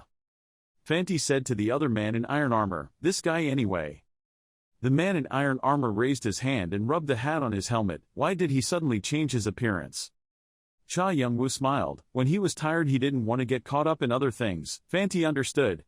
So he was afraid of being bothered. Now he's become a celebrity. That's what he meant to say, right? Adora invited Fanti, brother, so let's also dress up, because Kane is famous for being an evil person and often hangs out with other young unicorns. So, Fanti and Adora dressed up a bit. On the way, Fanti was tired, sweat was running down his face. Yeah, so uncomfortable. Adora felt annoyed, closed her mouth and went away. Cha Young-woo saw that and immediately asked, what's going on? Fanti pinched his old mask and said, because of this mask, it is a special formula only found in our tribe. Probably not, many people know it, it is often used to hide identity when traveling. Fanti said as he walked, in fact, this is not a very necessary thing when going out. If he asked for it, Dad probably wouldn't give it to him. At Lake Deloy, Fanti's deep, hoarse voice rang out, just like that. 3 people stood on a high rock looking down. After all, why were there so many people here? Fanti sat down, annoyed. There was nothing to see in this pile of ruins. Cha Young-woo understood a little. Maybe this is where Jock Long once appeared, that's why. The image of Jock Long here is not unfamiliar to many people. Jock Long is a variant form of demons. It takes place during the period when the strength of demons reaches the precepts and prepares to evolve to a higher level. It's like a caterpillar. After growing up, turns into a cocoon, turns into a pupa, and from the pupa turns into a butterfly, breaks the cocoon and comes out. Fanti was surprised. Jock Long, isn't that a mysterious piece? Cha Young-woo didn't think so. Now it's spread to the point that calling it a mysterious piece makes me feel embarrassed. I don't know why. Fanti continued to observe the situation below. Can we chase all those people away? Could it be that you intend to join hands with that group of people to hunt Jock Dragon? Do you have that kind of humanity? Cha Young-woo too. Squat down next to him. Of course we have to rob. Maybe to hunt Jock Long that group has traded with each other. Let's just stay here and wait for the opportunity. Cha Young-woo threatened, so don't attract attention for now. If you are discovered, you will die first at his hands. Fanti chuckled, really, if someone heard it, they would think I was the one always causing trouble. Don't worry, when it comes to patience, aren't I a good example? Minutes later, Fanti punched a man in the mouth. A group of armored men held swords pointed straight at Fanti. Who are you? Fanti said sarcastically. Ha, that's right, charge up you bitches. Cha Young-woo and Adora helplessly raised their hands to support their foreheads. Sigh. The process of Fanti fighting is recounted. The reason Pant started fighting is very simple, that is because suddenly a group of soldiers appeared. They announced that they would take over Jock Long after it appeared and demanded everyone left this place. Of course everyone objected to this, but no one was in a hurry to stand up to do so. Among those soldiers was a ranker. But Fanti was different from the crowd, except for one person. Adora wanted to stop. Let me stop, but was pulled back by Cha Young-woo. No, wait. His sharp eyes seemed hidden behind the helmet, which was even better. Rad was emitting cold air. Cha Young-woo saw him and immediately thought, Blood Nation. I didn't expect them to suddenly be here, one of the 8 major clans of the Blood Nation. The group of people of the Blood Nation with a red flag appeared, the Blood Nation, claiming that their clan was a country, a descendant of a certain destroyed world. The goal that the Blood Nation pursued was very simple. In the Promised Land, they have no territory or any special regulations. They always do everything with the strong belief that one day they will find the lost land. In other words, they are wanderers living in the illusion of things that have disappeared. However, they are always responsible people and never stop training themselves. In addition, being disciplined, their bodies are also very strong, so most people don't want to get involved with them. Cha Young-woo paid special attention to Rad. These guys and Elohim all appeared on the 23rd floor. But why now? Coincidental? Impossible. On Deloy Lake, a chaos is happening. Depley Lake's horned dragon is very famous. If it was people affiliated with the organization that did this, they wouldn't go to the extent of sending a ranker here. The problem is... Cha Young-woo was still looking intently at that man. I didn't know what that ice snake or Rad was thinking. Suddenly, Rad's eyes glanced towards Cha Young-woo. In the dry land, a group of people gathered here. A soldier held a sword pointed straight at Fanty's face. "You, this guy, do you think you will be safe after touching us? Behind us is that bloody nation. Fanty doesn't care about those people, they're blood nation." He put his hands on his hips, arrogantly provoking. "So scared, then what? Behind me is that one-horned tribe. Now the one-horned tribe is at war with only the blood nation." "Ha!" After hearing that, the other soldier hesitated and stammered, "That's it, that's it." Seeing that they seemed humbled, Fanty twisted his wrist. "Why, if you don't rush forward, then please let me go over there." The soldier cried in fear. At this moment, Rad's cold voice sounded, "Take off, step back." As soon as the soldier saw that it was Rad, he immediately obeyed. Fanty gained more momentum, and finally the leader appeared. He was still halfway through speaking when Rad passed him. After all, fighting rancor should be fun. Fanty looked at Rad's footsteps in surprise. "Huh. It's Cha Young-woo," Rad said happily. "It seems like there's no need to fight. What if we stop here?" Rad introduced himself a bit to carry out his mission. "I am a male in front of Rad, an envoy of His Majesty the Emperor. His Majesty sends an invitation to you and Brahm. What do you think?" Rad's words just ended. Father Young-woo recognized it immediately. The airbender transmitted the sound. He looked up at the smiling man in front of him. He recognized him. Better than Rain, he knew that he and Brahm were working together. Waiting for a while without receiving an answer, Rad continued to say, "Actually, not many people here know your true identity, so there is no need to worry." Cha Young-woo asked, "How many clans know? Brahm and I are together." Rad thought for a moment and then answered, "You guys are hiding, and we're also very busy, so I'm not sure, but I can't say that no one knows." Father Young-woo thought to himself, because he is the last dragon, so many people pay attention to him, except for Sik Long. He is currently the biggest concern. Cha Young-woo's hand clenched slightly. "Big clans pay more attention to this than I thought. This is something I didn't foresee. From now on, I have to pay special attention to my whereabouts every time I move." "Okay." His armor gradually peeled off, but because he cooperated with Brahm, he fell into a dilemma and could not avoid the attention of others. His armor was completely gone. Fanty exclaimed in surprise, "Huh, your makeup," while Rad, the owner of this job, happily said, "No need to make things more complicated." Cha Young-woo suddenly spoke. Rad was a bit startled. "I want to ask something. How did you know I was going to Lake Deroy?" Rad replied without thinking, "Because it's your habit, you have to complete the hidden pieces to be satisfied, right? So I guess you will definitely come here." Cha Young-woo couldn't help it. "I'm curious again. So, how did you recognize me?" "Obviously I completely changed my appearance to hide my identity." "Well, that's thanks to my skills." He raised his hand to caress the distance between his eyes. After looking carefully, Cha Young-woo realized that the Nine Snakes Eyeball skill helps see the opponent's characteristics and characteristics. So could it be that, from the moment Fanty started chaos, he just stood there? The piece was to find me. He was stunned for a long moment. "So that's it." Rad still maintained the smile on his lips. "Our Emperor is especially interested in you. You will not refuse his invitation."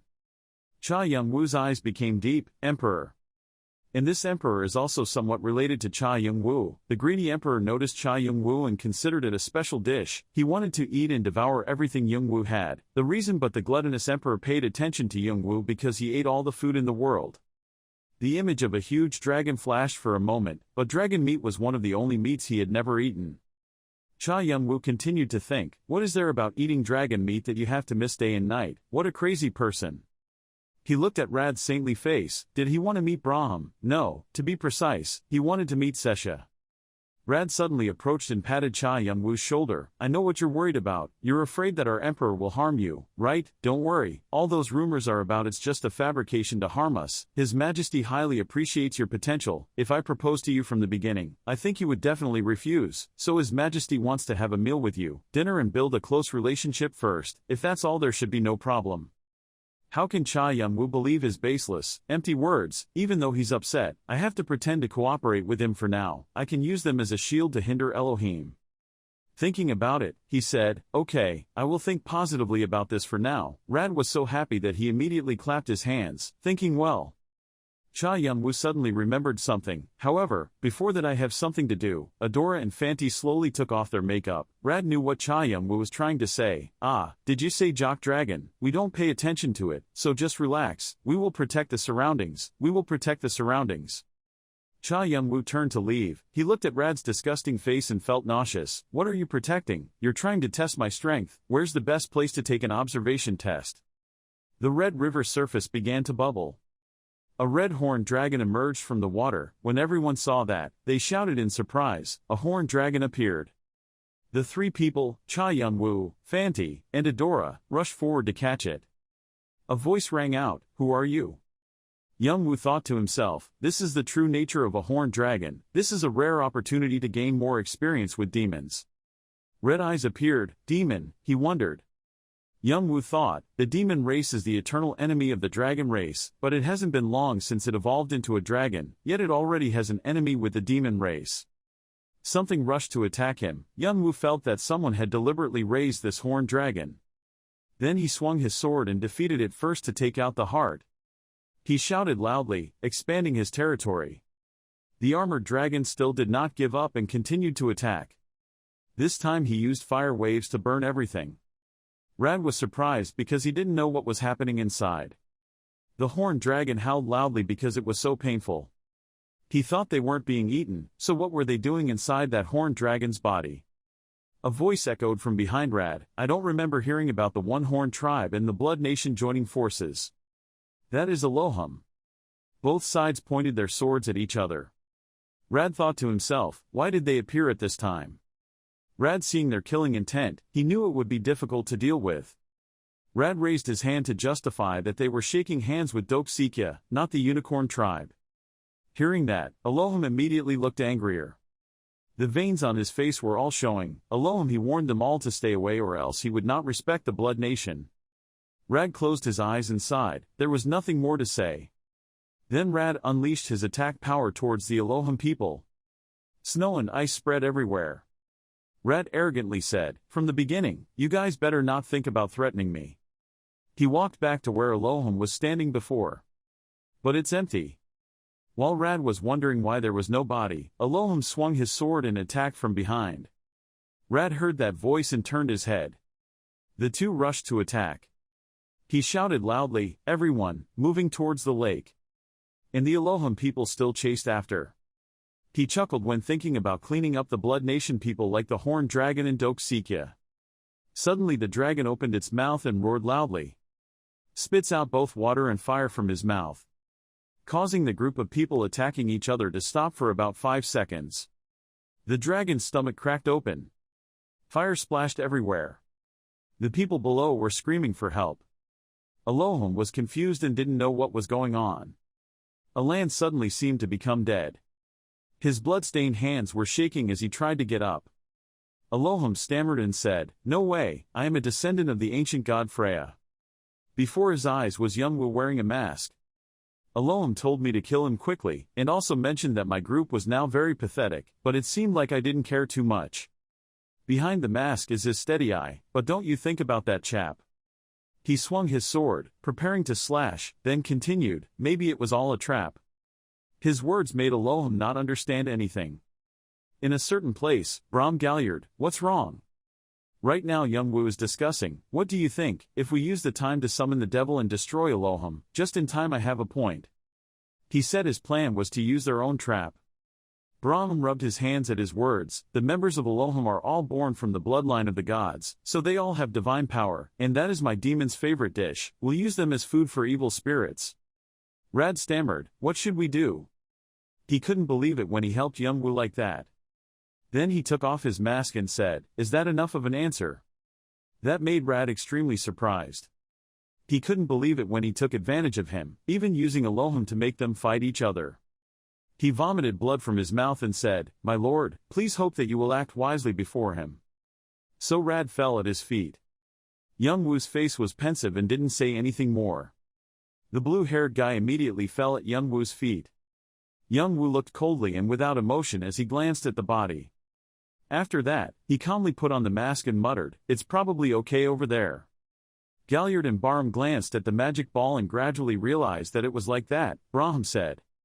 Inside the sphere, several familiar figures appeared and speculated. It seemed like they had increased their fighting power. Hemera also appeared. Those two people always wanted to kill each other, but were they twins? Gallard next to him immediately replied, it is true that in this world, for them, the only thing they can rely on is brotherly love and blood. Hearing that, Braham immediately mocked Gallard. Don't make me laugh. Do people like them still have such a thing as feelings? If necessary, their parents can kill them, and depending on the situation, Hemera might do that to kill Ether. These words made Gallard panic. After all, they were twins. Braham frowned and said seriously, they live in a society of gods. If necessary, they will kill fish and eat each other like a society of demons. But he only thought the latter part in his heart and did not say it out loud. Then he glanced at Gallard and spoke, they are people without blood and tears. If they have the same goal, they will first cooperate to achieve it or prioritize protecting Sesha from their sight. Gallard quickly responds. Immediately afterwards, Gallard put on a black cloak and hugged Sesha in his arms and fled into the forest. Braham looked at the silhouette of the two people and fell into deep thought. Sesha. Remembering the two people who appeared in the sphere, he whispered, today I will use them as sacrifices to treat you. That is also my last gift to your mother Ananta. Braham thought again. Remembering Yoongwoo's figure, he told himself that this was the way he used to make amends with the person who was no longer in this world. The magic book was opened and bright light was emitted in all directions. The gear appears according to the rules and begins to operate. Sensing that something was wrong, Ether immediately turned back to warn everyone. Everyone noticed that it seemed like he had activated his magic. One of them suddenly panicked. Hey, where did he go? Hearing that, Hemera immediately asked, what's going on? Seconds later, the whole team became chaotic. Suddenly, Havy was nowhere to be seen. Numpin also suddenly disappeared, so did Ran. What? Causing one guy to scream in panic, he was suddenly captured by something. Seeing that, Hemera swore once, then cleared his throat and said, everyone gathered together in one place. After saying that, she tried to mobilize the holy power. Doubt suddenly arose in her heart. It was so strange. Just now I felt like my holy power was gradually being withdrawn from my body. This thought appeared immediately, causing Hemera to look around in panic. She gritted her teeth and whispered, isn't it wrong that this forest has something that is eating away my divine power? Braham hid in the crowd. He was startled and quietly lowered his head to avoid Hemera's sight. Seconds later, the crowd formed into a horizontal line, clasping their hands and chanting incantations. In Hemera's hand, bright fluorescence flashed. Seeing that, she secretly breathed a sigh of relief. Okay, let's fill it with divine power. Then Hemera screamed, white light, holy power emitted from her hand. The bright light illuminated an area of the forest, dispelling the fog in all directions. A soldier from earlier immediately flattered and smiled. Okay, it is indeed Mr. Hemera. As soon as that name finished, his red eyes followed the clearing of the fog, appearing viciously staring at the crowd. Causing that guy to panic and scream loudly, whoa, what is that? Appearing before the crowd were three huge ferocious dragons along with a series of bat-shaped magical beasts surrounding the entire sky. Several ferocious dragons immediately rushed to attack the crowd brutally. On the other side, Hemera used holy magic to block the attack of the approaching demon beasts. She was startled and screamed, damn Braham, this is the end of the story. Seeing that the situation was at a disadvantage, Hemera thought to herself, there are too many of them, this is not good. She gritted her teeth and told herself that she had to retreat first. Suddenly her pupils widened and she cried out in pain. I only saw Ether appear behind Hemera holding a sword and piercing her chest. Hemera's voice was trembling at this time. Ether, you. Hemera gritted her teeth and glanced at the person behind her and scolded, you idiot, if you kill me you will also die. Hearing that, Ether moved her lips and said, otherwise I will live, it's all thanks to you. As soon as the words finished, a fluorescent mark appeared on Ether's forehead. Seeing this scene, Hemera was amazed at the symbol. Before I could react, a cold voice spoke, everything in this world belongs to the great gods who will visit this land at any time, all those who desire things, that will all have to disappear. Hemera's body was immediately torn into pieces. The mysterious space door then slowly opened. A group of strangers walked out from that strange space, causing the villains present to become alert. Those people. The group of strangers, consisting of 3 people all wearing black cloaks that cover their faces, are demons. I only saw Ether approaching, kneeling down and respectfully bowing to the group of people, paying their respects to the bishop. Then Ether explained that, hoping for the bishop's forgiveness, due to my carelessness, I still cannot get it. Suddenly, the dragon from before rushed towards the crowd of demons, opening its mouth wide as if it wanted to swallow the crowd. Immediately, the eyes of the leader of the men wearing black robes flashed with ferocity, then he coldly exclaimed, destroy them all. On the other side, Sesha was startled when she discovered something. The next second she immediately screamed in panic. Braham was in danger. Seeing that, Gallard was startled. What?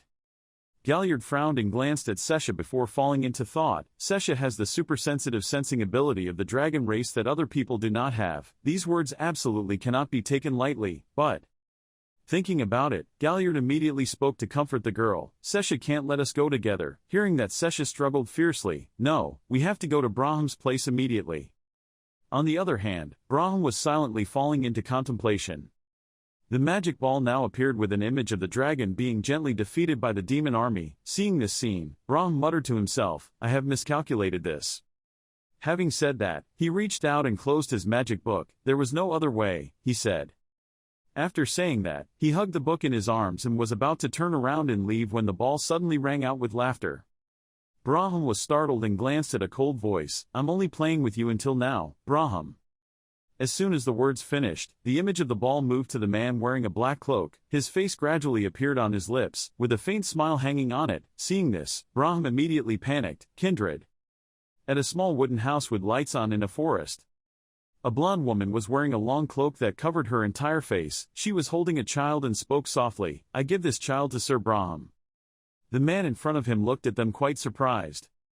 The newborn baby, wrapped neatly in a white blanket, was still sleeping peacefully. Then he said loudly, Are you awake? The child is not even your child. But she interrupted again. No, the child is my child. She hugged the child tightly in her arms and said, Although the child was not born to me, he is my child, that's why I asked you. A large crack appeared. It was gradually opened wide by someone's hand. The scene before his eyes shocked Braham. Then the scene seemed to be torn in half. A person with platinum hair and a mysterious outfit stepped forward. That person is none other than Kindred. He immediately rushed towards where Braham was sitting and attacked. But he immediately dodged it. But the book he was holding in his hand was torn, enough to show how powerful that blow was. He smiled sinisterly. Kindred has been sitting in front of him for some time now. Even though he was able to deflect the attack just now, the distance is now very close. He rushed forward, causing the floor to immediately crumble. Braham had to quickly use magic power to stop him. His eyes glowed terrifyingly. Murderous aura surrounded him, his hands waiting to attack at any time. Seeing that he was about to get closer, Braham cast magic. Then a bolt of lightning struck the house, causing the doors to burst. Braham escaped outside and sat panting. Kindred had just taken over his senses and had broken into space. He quickly stood up, looked back at the collapsed red house before his eyes and considered. After all, he was strong and acted extremely comfortably. Suddenly his face became panicked. From within that pile of rubble, someone was slowly approaching. Kindred was safe and sound, smiled and walked out. What radiated from him was the demon spirit. Braham was still holding the book. They were standing facing each other. He frowned, now knowing the reason that Kindred could act at will within his domain. Because he is in the state of a demonic spirit, accompanying the demonic army. If he were the demonic army's god, it would be truly chilling. Someone who is a god but not a god, a devil and not a devil, is called a demon god, but he is closer to the light than anyone else, a concept full of contradictions. It breaks down and rebuilds everything, so it is called celestial ghost coming from the sky. Knowing that even if he used all his power, it would be difficult to win or defeat him, so Brahma quickly grabbed the book and ran away. He is extremely concerned about the world of mind images gradually being dyed with the color of heavenly demons. Brahma decided to deploy magic because if he didn't defeat him now, he wouldn't have any more chances. He will definitely blow everything away along with the mind image world, from the hugs magic emanating powerful energy sources. Kindred immediately got into a fighting position, avoiding all Brahm's attacks. Suddenly he raised his hand to the sky.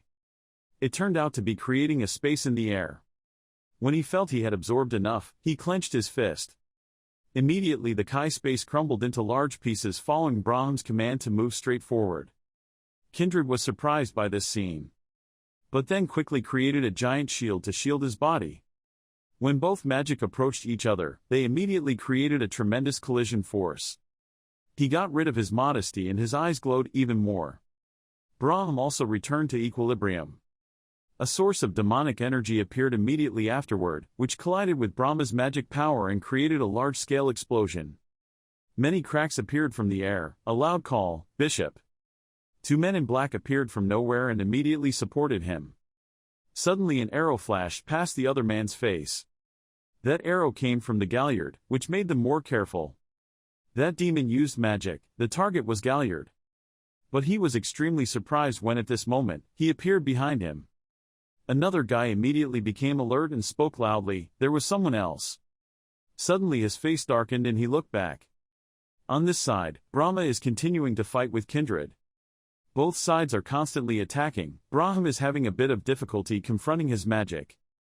Kindred still laughed happily, constantly attacking the opponent. At this time, the two spaces are constantly surrounding each other. Brahma creates a large-scale tornado that can sweep away anything that stands in its way. He is using all his strength to control the tornado, but it seems quite difficult. Brahma's hand trembled, the world of mental images collapsed, its holiness and power also disappeared, just that was too much for him to bear. Even if I die, I don't care, because I have nothing left to regret, but he remembered Sesha, he gritted his teeth, but if he died here, he would capture Sesha, this cannot happen. But this magic really covered the atmosphere. Causing Brahm's tornado area to be erased, he was attacked and bounced outside. He gritted his teeth and used his magic power to support this body. But then he froze, his face suddenly remembering something. That's right, he thought of Sesha. A little girl, with the most pure appearance, is looking at you, my poor Sesha. Blood started pouring out of his mouth, but he still tried to hold on, even if my spirit falls to the bottom, I still have to protect her. He used the last magic, the trump card that Brahma cherished, summoning the demon. Immediately, a huge summoning magic array appeared in the void, making Kindred extremely surprised. A ghostly door appeared from the ground, its pressure resounded and blew away those people, two bloody flames were lit. The space also became dark and thunderous, a large amount of white gas emitted from the open door of hell. Followed by a manic laugh, a pair of feet slowly appeared. Then a huge body appeared, but in reality it was covered with a thick layer of wings.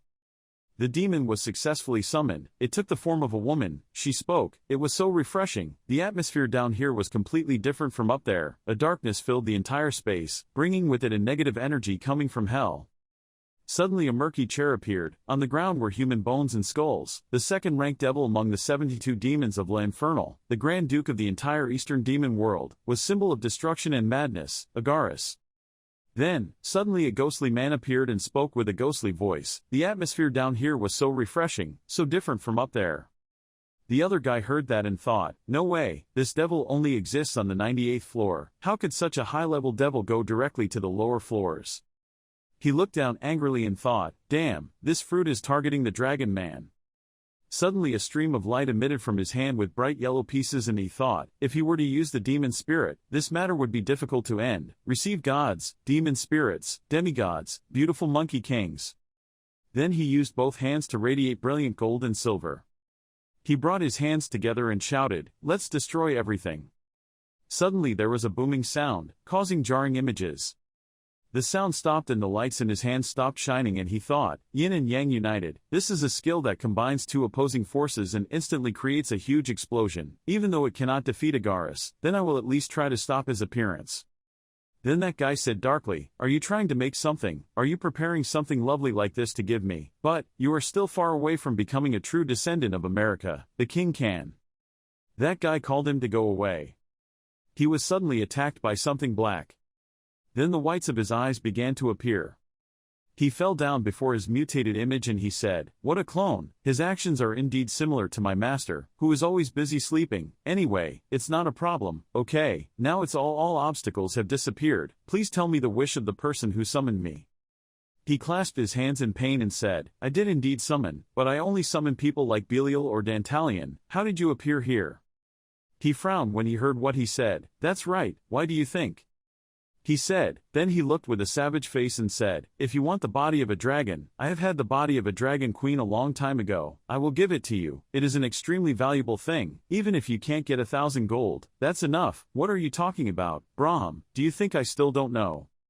As he spoke, he thought of the image of a little girl with wings and a dragon tail and said, I will take that dragon girl away, even though she is just a piece of trash without talent and strength.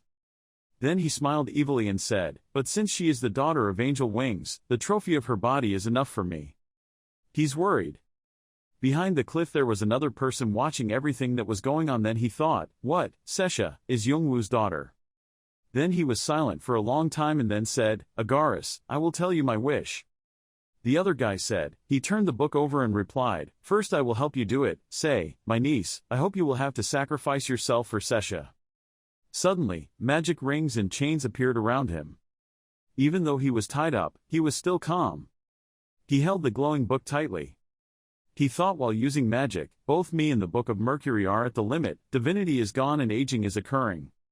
He was starting to get old and in his heart he was thinking, Sesha, I want to see you healthy, but there is no other way. Now, this moment, I will sacrifice the rest of my life. Suddenly he received a notification and an image of the devil appeared in his hand. You have grasped most of the devil's privilege. You have destroyed De Roy's expedition diary. Part 2, the hidden part has been clarified. You have gained the skill, Demon Map. Then the information appeared, Demon Map, Level D, D+, Proficiency, 0.0%, a study that De Roy, an adventurer, spent his whole life observing demons and recording. You can borrow the power of a demon on the 98th floor by using black magic. The higher the proficiency, the more powerful you can contract with demons. Demon spells, after paying a certain price, can produce the amount of gas necessary for black magic. Conditions of use must be defined and own a corresponding magic book. Poison Devil, can produce extremely powerful poison that only demons and devils have it. Demons make changes depending on the dark attribute and understanding of the devil's privilege. Then two people appeared and spoke and held a ball. The other guy wearing a mask replied, I should put it somewhere, let's leave it there for now. Suddenly something made the guy startle and dodge away. The dark-clothed man rushed forward. Creates a defensive shield against that attack. He saw this and thought, what is this? What is this hurricane? Moreover, in this hurricane there is mixed demonic energy. Then he saw behind his mask, he thought, of Agaris. He thought, then sprouted wings and flew away while the other girl called out, this feeling of insecurity, I have to quickly get to Draham, bro. He thought about the images. His younger brother was the horrifying haunt of Agaris. His younger brother tried to get acquainted with the devil's magic through demonology, and through many things Agaris was the one who taught her about the devil's magic, and through many things Agaris was the one who taught her his own magic and asked her to bond more with him. Every time he suggested that she was persistent, decided to refuse. Then he thought again, but her refusals made him angry. He continued to make suggestions but she still refused, so he completely cut off relations with her. Agaris had turned. It took a while, then he came back and the two resumed their relationship. That was a few years later when his younger brother was living alone. He said, take my hand, then the disease that corrodes the soul and body will disappear, and I will help you gain terrible power so you can take revenge. He was bleeding from the mouth and said nothing. He smiled and said, my answer is still the same, I refuse. He replied silently, arrogant man, but your end will be mine sooner or later. The other guy was still flying and thinking, why did he appear here? With his position, he could get what he wanted from helping demons at lower levels fulfill their wishes. He was still thinking in his head. In addition, these scattered clouds were fragments from Abraham's mental world. The mental world had been sealed off. He looked at his hand where dark things were appearing and thought, could it be that something had happened? These fragments are evil thoughts that contain after images of the mind image world, can find out what happened. Then thought, there, you, that's it. Then he thought of him, but Abraham's evil thoughts were filled with regret and trembling. I could feel it. What could possibly make you so worried, Braham? He thought back to the image. He said, I did indeed summon, but only summon people like Belial or Dantalion. How did you appear here? He continued thinking, that's right, why do you think I still don't know? Still continuing that thought, but since she is the daughter of Angel Wings, the trophy of her body is enough for me. Finally he thought in panic and there was an announcement, Angel Wings, girl, you have fallen into a state of chaos. Characteristic, cold-blooded, has been activated for unknown reasons. Characteristic, cold-blooded, was activated for unknown reasons. Jongwoo, does he have a daughter? But there was also someone who was in love with Youngwoo, Ananta, a girl with long blonde hair. Ananta, who has always been lonely, fell in love at first sight when she met Jungwoo, but unlike Ananta, Jungwoo only considered her a friend. Thinking back to the last time she reunited with Ananta, she left a meaningful sentence, I will protect it no matter what. Could it be because of Sesha, he wondered. Isn't that the child you gave birth to, father? Is this a memory of Braham's past? Fragments of Braham's spirit are gradually assimilating with him, and then behind him appear wings that burn like flying. He closed his eyes to feel. Ananta's existence is my fault. When I got fed up with all the responsibilities of a god and went to enjoy entertainment, I made a mistake by playing with dragons. I completely cannot accept it. That child lives and pretends not to know its existence. It was said that the child liked a dragon man. One day, Ananta brought a newborn baby. For the first time, he called me father and gave the baby to me. He was the child of Youngwoo and Viera Dune. Viera has long hidden from Cha Youngwoo that she has a child. During the night in Valpurgis, Ananta accidentally discovered something, took her child and ran away, raising it alone. I heard that Ananta and the witches were at war with each other, and Father Youngwoo was also fighting with other guilds, but I couldn't help in any way, because I had to protect Sesha. Is that what happened? He opened his eyes and seemed to understand everything. The reason Agirs came here, I now know, was to hide Youngwoo's only trace. We had to stop that. He clenched his fist, even if Youngwoo didn't keep his promise. Well, Sesha is still my grandchild, so I have to protect her. Thinking then, he spread his wings as bright as the temple fire and flew away. What you have been preparing for a while is this. Agirs was full of black feathers like a crow bound by chains, he said contemptuously, but unfortunately I cannot grant your wish. Then he used magic to break the chains. The mental world was broken, so the magic was weakened. Braham was affected by magic, so he collapsed in pain. He couldn't, and the paintings and books in front of him began to fade away. Sesha was trapped in a red ball by that handsome devil. She was scared and screamed, "Braham, Braham." Agirs looked at the girl and said with a savage voice, "It turned out to be this thing, the mistake he left behind. Although I am not very satisfied, but this size is still worthy of being a trophy. Oh my god, baby, do you know how long I've been waiting for this day?" He couldn't wait to open his mouth and swallow her. The ball gradually flew back towards Agirs. Sesha felt extremely desperate, afraid, mother. Sesha, you look a lot like your father, so when you smile it's very beautiful, so stop crying and smile. She remembered her mother's gentle voice. Braham stood there, smiling very kindly. Back to reality, the ball flew into his hand. Sesha was so scared that she closed her eyes tightly, tears threatening to flow. The little girl wanted to be saved. In her mind, she thought of the name Cain. From the sky a black object flew, amid flashes of lightning. Cain appeared as a god and saved the girl. Lying in her arms, Sesha sobbed and opened her eyes to look at him. When she realized it was Cain, she burst out calling his name. After that, little Sesha took 10 steps back gently like Mung-Ka. Then he landed safely. Next he dropped the girl on the ground. Sesha looked at him without understanding anything. Slowly he took off his mask to reveal his handsome face. Sesha looked at him with a puzzled expression. Her eyes were filled with tears, looking at him intently. It seemed he looked a lot like her, so she wondered if he was the father. Then he raised his small hands to touch Cain's face as if to confirm the truth. She sobbed and cried looking at him asking, "Is it really his father?" Sesha's words were full of hope. He just looked at Sesha without saying anything, but his face showed awkwardness. Seeing that, she immediately rushed to hug him. As if feeling her love for him, he also hugged her. Braham was seriously injured, trying to hug his wound and walk closer to the male protagonist, him. Before he could say anything else, Cain reached out to treat his wound. "I will tell you the details later, you should treat the wound first." He observed closely and realized that although his face was similar, he was not Cha Youngwoo. Abilities, temperament, way of talking, habits, they're all completely different. Maybe they're brothers, Braham secretly speculated. Not only did Cain come here alone, but he also brought a team of ghost officers with him. Damn it, how should I face that thing? The two soldiers standing there thought. And the evil gear stood there. He was filled with the power of evil. As if he discovered something, he spoke up and said to the male lead, "Are you his brother? Looking directly like this is different from looking from above. It's really interesting." The male lead stood there calmly answering him, "Do you want Sesha?" Without hesitation, he affirmed that a long time ago the male lead's brother had insulted him, so now he demanded compensation. Then he smiled coldly and continued, "However, a Grand Duke threatening a dying person like you would ruin your image, so I will give you a chance. You want my power, don't you? I will give it to you, but you must sacrifice your niece to receive the corresponding reward." How dare he make a request to Cain? He thought for a while and then said in a tone that seemed to challenge him, "Otherwise, what if I wasn't afraid from 1st to 5th grade? What should I be afraid of evil guys like you?" Hearing that, he immediately thought of the image of Cha Youngwoo the day before, and he also refused his request. "You're only human, how dare you do that?" Then he angrily gritted his teeth and said. He raised his hand to cast magic towards him. Immediately his ghost soldiers also appeared and rushed forward. A stream of black magic like Dao's future was sprayed out, it seemed to want to swallow everything. Aegir's flew high above. The superior said, I don't want to use coercion for the dragon soul, but since you have refused to this extent, then so be it.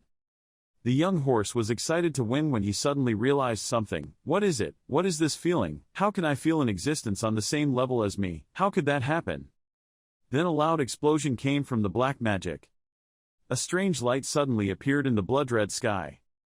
It seemed that it was created by Cain. He was raising his hand to the sky to cast magic. Aegir was extremely shocked by this scene and stood there looking at him blankly. A door opened. Brahm looked at Yonwoo in surprise. He thought, did he restore the magic circle to summon another gate? The gate asked him who he was calling, and he answered, Hermes. The price to pay for the gate when calling Hermes is Aegis. Immediately the gate opened, and a giant snake crawled out of the gate. Aegir looked at the thing slowly coming out of the portal without blinking an eye. Giant snakes and a man riding the largest snake gradually approached, Hermes. He appeared and began to talk about his past with Aegir after 900 years of not seeing each other. Aegir looked up at Hermes suspiciously and asked, You should just stand and watch, why did you come down here? He answered calmly, The reason is the same as you, I received someone's favor and came down here to repay the favor, that's it. He gave Aegir the choice of where to fight, whether to stay down here or retreat back up there. Aegir confidently responded to Hermes, saying that fighting demons and gods on these lower floors would not be inconvenient at all. He began to emit a black aura that quickly rushed towards Hermes. Without hesitation, Hermes created a dazzling light, blocking the black air that was about to surround him. Aegir turned into a demon in his black aura. Cha Yonwoo stood outside but was still affected by the power of gods and ghosts. Just looking at them made him feel suffocated. The oppressive atmosphere made him feel like his lungs were about to explode, but thanks to a divine aura that suddenly appeared, he was still able to survive. The familiar warm energy made Cha Yonwoo think of Athena. He did not think that Athena would also be summoned to replace Aegis. Moreover, Athena, in addition to saving him, also saved others. Father Yonwoo didn't understand why he was favored by Athena, but now was his chance. He had to help capture Aegir somehow. He knew his body would be overloaded, but there was no other way, so he could only awaken the inter-elements. Cha Yonwoo began to absorb the flowers that were emitting a strange aura. Those radiating air currents were gradually being absorbed by him. It seemed like it was very uncomfortable. The blessings were awakened, the demon nature was deeply engraved into the dragon bone. Cha Yonwoo endured the pain while thinking about some theories about the demon dragon that his younger brother left behind. Since ancient times, dragons and ghosts have always been at odds with each other. Their mutual influence is so great, sometimes, they abandon their own species and accept natural enemy characteristics to become stronger. That is a demon dragon, a dragon that begins to absorb demonic properties, and at the same time they also possess great magic. It would be unreasonable for a great dragon to throw away the power of his species and develop his power with magic power. They believe that the existence of demon dragons is a disgrace to the dragon clan. Furthermore, even if you make a contract with Aegir to learn magic and possess demonic nature, you must not exceed your limits, as you will fall into the depths of the demon race. If you exceed them, then I will cancel all the contracts I have with you. Jongwoo kept his promise to Kaleidos. He was curious, what if a person could surpass the demon dragon threshold? If that person still retained their nature without being demonized, then they could use both characteristics. Dragon blessing and demon blessing have reached their limit. Ma Long's power has opened up. Cha Yonwoo, after going through a process of awakening his power, finally awakened his inter-elemental powers and grew dragon wings. His eye color turned golden, his cheeks grew dragon scales. Under Yonwoo's call, his two pets Nike and Nemesis appeared. Nemesis, one of Yonwoo's two pets, said, Wait, master, the dream is gone. He pulled out a sword, then used fire on it, causing the sword to burst into flames. Cha Yonwoo flew up with his dragon wings, holding the fire sword he had just created, swinging it once. The sword passed through the demon's body, cutting him in half. Two people wearing iron armor emitting a blue aura rushed forward. Rebecca prayed, "O my protector, bless me." Everyone rushed to attack Aegir, creating an opportunity for Hermes to counterattack. After a series of operations, the opportunity finally came. Hermes immediately told his snake, "Snake, it's time." The snakes opened their mouths, revealing sharp fangs. They rushed to bite Gareth's feet, making him scream in pain. He was angry, causing his own power to explode. How dare you? Cha Yonwoo stood to the side calmly, but also a little impatiently observing the situation. He was being attacked continuously, maybe we could defeat him. He swung his sword, slowly infusing fire into the sword, wishing he could strike again. He walked with heavy steps towards the place where they were fighting. As he walked, Cha Yonwoo was steadfast and certain that he had to save Sesha. He used his strength to grip the sword tightly, transmitting fire to it. But the scene before my eyes gradually faded away. Symptoms of coughing up blood, he is gradually weakening. His two pets were trying to stop him, but they couldn't. His body suddenly changed properties. He had to catch Gareth. He's already lost Jongwoo, and he can't lose Sesha. Finally, he collapsed in screams, calling for him. Master, are you okay? Say something, Master. The sunset sky was covered in brilliant orange-red colors. A worried voice asked, Master, are you okay? Please say something. That person's voice deepened a bit. I think you're exhausted, already strength. You spent a lot of energy just now. Cha Yunwoo spoke weakly. Seshar, his hands were shaking, his breathing was getting weaker, but he still tried to say every word. We have to save her. The scene changes to a room full of dark aura, dense aura, shadowy shadows creeping everywhere. The giant python, its huge, curving body, is fiercely rushing forward. It roars, let go, let me go. Hermes stood outside, his face solemn, his hand holding the magic stick tightly, continuing to cast spells. He thought, I have no intention of destroying him, but there is no other way. Then another thought flashed, pushing him down to the 98th floor would seem faster. His eyes flashed with determination. Agaris said in a strong voice, that thing is mine. Hermes rolled her green eyes at him. His face now seemed very serious. Agaris, why don't you give up and go back? Agaris smiled wickedly, his lips curled up in challenge, his eyes bloodshot. You can't push me down to the 98th floor like this. This time I won't miss it. The words carry cruelty and determination. Saying that, a stream of dark power rushed straight towards Cha Yunwoo. Seeing that, Hermes immediately waved his magic stick, his face showing tension, commanding the giant python to rush forward. Damn it! Both the armored giant and the python rushed forward, aiming straight at Cha Yunwoo, facing the dark power pointing straight at him. The owner, his words rang out with anxiety and urgency. The situation became extremely dangerous. A dark hand rushed straight at him. It squeezed his body tightly, causing Cha Yunwoo to gasp, partly due to the pain he had previously felt. The devil laughed loudly. Ka ha ha ha. Suddenly a hand squeezed Cha Yunwoo's neck. Isn't that the super handsome form of Agaris? He smiled proudly at Cha Yunwoo. His bloodshot eyes opened wide to look at Cha Yunwoo. Now in his bloodshot pupils was the appearance of Cha Yunwoo writhing in pain. Suddenly Agaris opened his eyes and smiled wildly and said loudly, this time you must come with me. His hand suddenly tightened around Cha Yunwoo's neck. His eyes flashed two bright yellow rays. He gritted his teeth angrily looking at Agaris. A part of his skin had now gradually turned into snake scales. Cha Yunwoo suddenly grabbed Agaris's hand, which was squeezing his neck. A stream of power surrounded him. Suddenly many lines of text appeared on the system. The vampire blade was activated. Life and soul are being snatched away. You are absorbing demonic energy. You are absorbing demonic energy. It seemed like Agaris noticed something had changed. He opened his eyes wide and looked at his hand with suspicion. The system continues to display the words, demonic energy has been absorbed into the body in large quantities and exceeds the limit you can endure. Cha Yunwoo's eyes still glowed with determination to resist Agaris. The flow of dark power around the two of them became increasingly stronger. Agaris said angrily, you dare to defy me.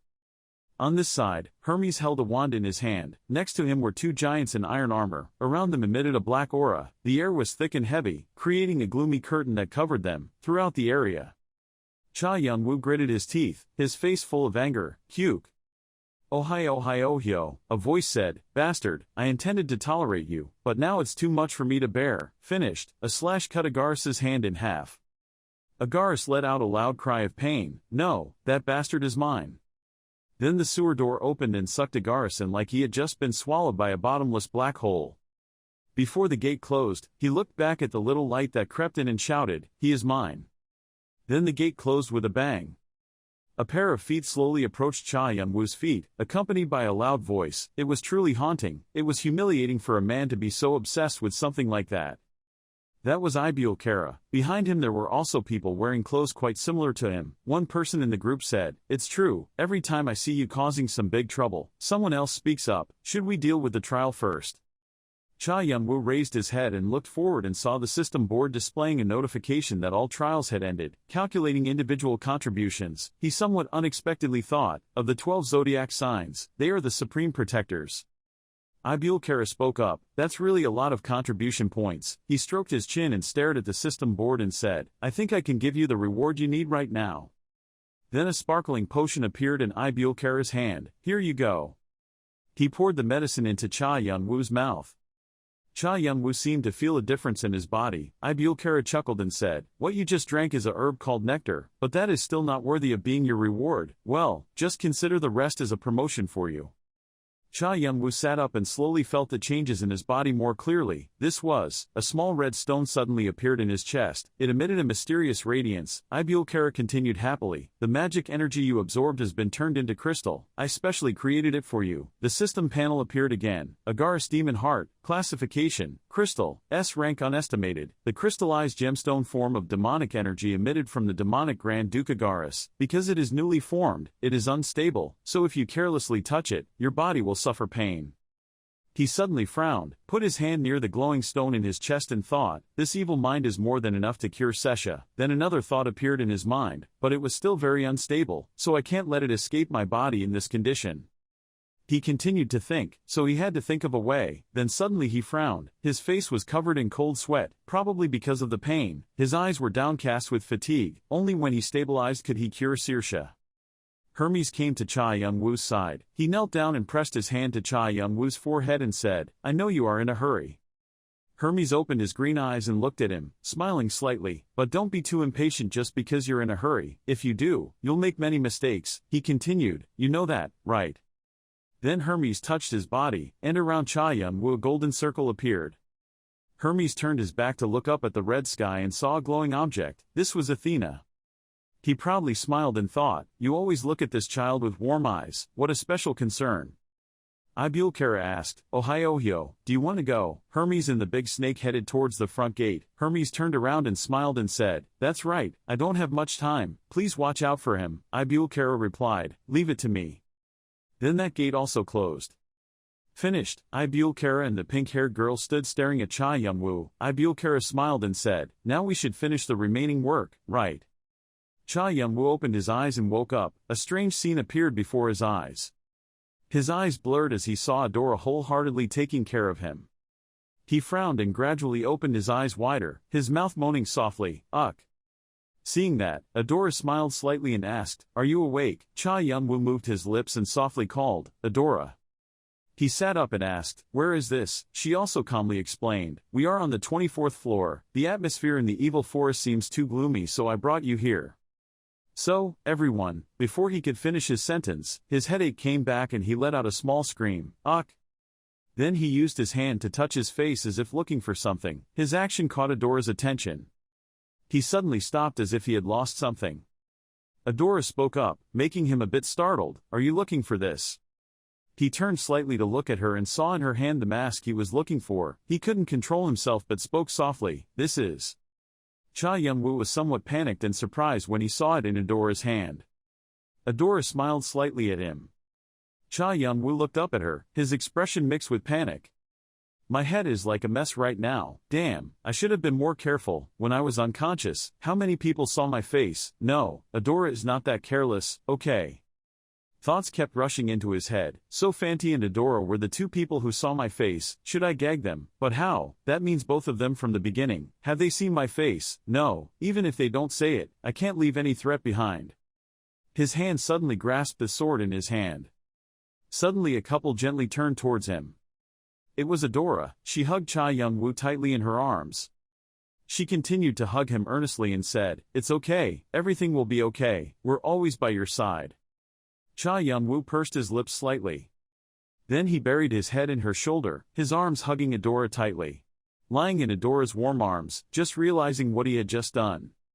He awkwardly separated himself from her warm hug. His face now clearly showed embarrassment. He turned away and glanced away. She noticed his expression and laughed teasingly, so he was also shy, as if he felt she was teasing him. He immediately said, "What do you think of me?" She smiled and said to him, "Is that so?" Ho Fan still hasn't seen his face because he didn't show his face willingly. He said he would wait until he personally came to tell him and let him see his face. Older brother, I also think the same as Fan, but... Hearing this, he began to be surprised as if he could not believe what he had just heard. She continued to say, "In the end I chose another way. I want to see how your injuries are." She said honestly, "I want you to share it with us. Am I wrong in saying that?" She looked up at him. Seeing her appearance, he was surprised and suddenly called her name, Adora. He fiddled with his mask in his hand and thought to himself, maybe it will be okay with this kid. He raised his face and hesitantly said to Adora, "One day I will tell you everything." Hearing him say this, she suddenly stopped. After a while, she finally understood his heart and smiled brightly and answered him, "Yes." After a while, after chatting with her, he went to Brahm's place to ask about his health. When he saw you coming, he immediately said, "You really look like that person. It's no different, but the impression of him is somehow different." He heard that and immediately answered me. He heard a lot of people say that. After saying a few words, he coughed violently. Ibulkara saw the two of them talking to each other and immediately opened the teleportation gate. It seemed like the two of them had a lot to talk about, so outsiders like us will leave for a while, so I'll ask permission. At his bedside, little Sesha stood there, her small hand holding his hand. He looked up and said to him, "You know, I really hate this face because it is the face that made my daughter suffer." He looked down at him and said with a self-mocking face, "That guy is really evil." Then he asked him, "Brahm, don't you still want to live? You must live to see Jongwoo and help me drag him out for treatment. Moreover, you must help Sesha recover and go see Anaton." When he heard that, a strong will to live appeared in his eyes. He weakly replied, "Okay." Then he looked down at the crying child next to him. She was holding his hand. He told himself he couldn't let this baby stay. The little girl cried with a trembling voice, begging him, "Brahma, not to go anywhere." He weakly told the two people, "I am a brother and a god, but now I will become someone else's follower." Having said that, his eyes seemed to become blurry, his eyelids closed involuntarily, but I think that's not such a bad thing. As soon as he finished saying that, his hand dropped and he fell onto the bed. The crying girl saw such a scene and cried even harder. She cried and helplessly called his name, "Brahm, Brahm." When he saw her panicking like that, he stopped her and comforted her, saying, "Sesha, wait a minute." Saying that, he raised his hand in front of him, exerted his power. From his palm appeared countless mysterious black lights that covered Brahm's body. Seeing this, Sesha stood at the side and called out, "Uncle, wait." The girl quickly took out a glowing blue pill bottle from her pocket and gave it to him. "No uncle, take this. Brahm once said if you can't cure my illness, I'll use this. Hey, even Brahm will be cured." The system again displayed the information of the potion, the homunculus spirit liquid, an unfinished elixir-type compound for a variety of creatures that Brahm had used all his knowledge of alchemy and magic to create. So however he could not find a method to form a soul, so it was left in an incomplete state. He held that bottle of medicine in his hand and was amazed. The homunculus soul liquid was another of Brahma's treasures that corresponded to the Book of Mercury. The little girl looked at him with sparkling eyes filled with silent hope. "Ko Vuan, you will definitely succeed." As if sensing the expectations that girl had for him, he smiled and said to himself, "It seems like I'm not allowed to fail." He immediately used his power on the potion to combine the two things together and a green light appeared. The medicine bottle just floated in the air, absorbing his power. The system screen again displays the notification lines. "You have received blessings from the gods. You have received blessings from the gods. You have received blessings from the gods." A moment later Brahm's body began to transform. The wrinkles on his face slowly disappeared, and his whole body seemed to radiate an intense light. Besides, in hell, many demons feel happy, many guilds are arguing fiercely. The demon guild of L'Infernal shows no interest. Young Wu thought, both gods and demons are in chaos. He remembered, back when Brahm lived in the lower levels for a long time and suffered a lot from Igaris. He is not a low-level god but instead a god who once headed a divine order. For such a god to become a follower of a small mortal who is not even ranked yet, of course they will act like that then. In thinking as he stared at the system screen, when she saw him awake, the little girl burst into tears of joy and ran to call, "Brahm."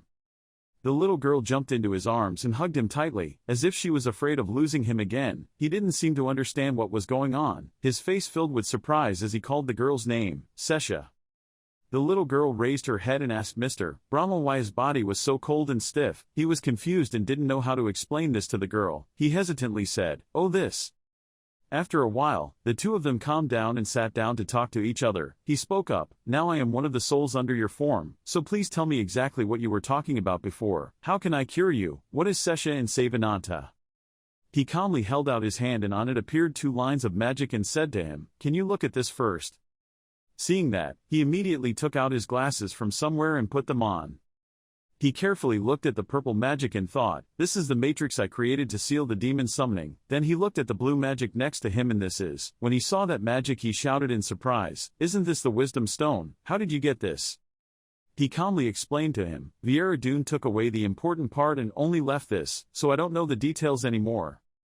He raised his head to make a suggestion to him. "I came across it by chance and was wondering what it was if we combined it with your glass book." He said in amazement, "Then the wisdom stone will be completed and if this formula is used to create the transformation circle." While speaking, a thought flashed in his mind, "This time we can treat her, we can put crystals in Sesha and not be afraid of any risks." It seems that he accepted his offer. He asked, "And then why tell me how you will save Anata? She must still be fighting somewhere." Hearing such a question, he immediately answered, "I intend to take advantage of the Kailat auction."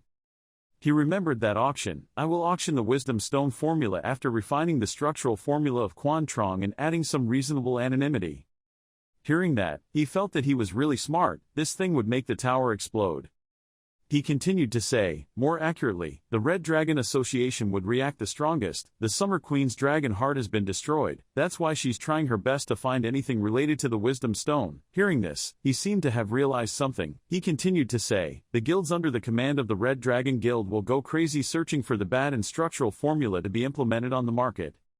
He understood most of his plan as he spoke, and then just in time he would make everyone's eyes turn to the Valpurgis family. He took his opinion. "Yes, then we can start the witch hunt." He just sat there discussing plans on how to attract attention to the Valpurgis family. After a while, the two of them finally finished talking, and he opened the door.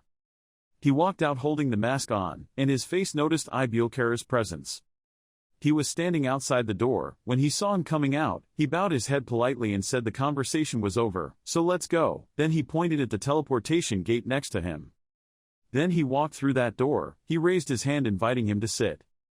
He even invited me to drink a rare tea, but I just spoke. "Don't you have anything to say? Be frank."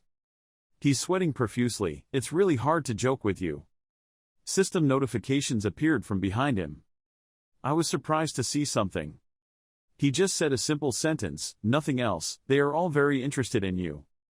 Then, that guy continued, "You know, the condition to become an apostle is that you must have a fighter, right? But, maybe they thought that waiting until you reached the 50th floor was too much. It was late, so everyone was trying to get him to sign a temporary contract. Some of them even said that they would give him their power the moment he signed the temporary contract." He thought and said, "There is a great power called the Dragon's Awakening, but I no longer have that great power. Anyway, I have no intention of depending on anyone. I refuse their offer. I don't want to be tied down anywhere." Then he suddenly thought, "Wait, thinking about it again, maybe there is a way to take advantage of this situation." Then the other guy touched the information being displayed and said, he suddenly spoke up, "No matter how valuable the treasure is, if you don't like it then it's useless, so I'll close these channels." Devil, extreme sect threatens the organization office. Agni, the god of Hinduism is going crazy, is making his way down to the 24th floor. God Olympus is opposing the office, but... Then, he said with cold eyes, "If they give me the power, I won't refuse." The other guy thought, if they want to have me, they have to show off their strength first. Think again and tell him, even if they do that, I still have no intention of obeying anyone. "Oh hyo, you're right, I think you'll be the second person to be on the 98th floor. Day, uhayo hyo." After that we still see the notifications still appearing. Infernal Agaris shows the power of evil spirits. Heimdall, the Norse god, shows the power of the end scale, and rare elements. Geller's horn, Galanta, evil demons of the extreme sect, showing off their great power and magical weapons.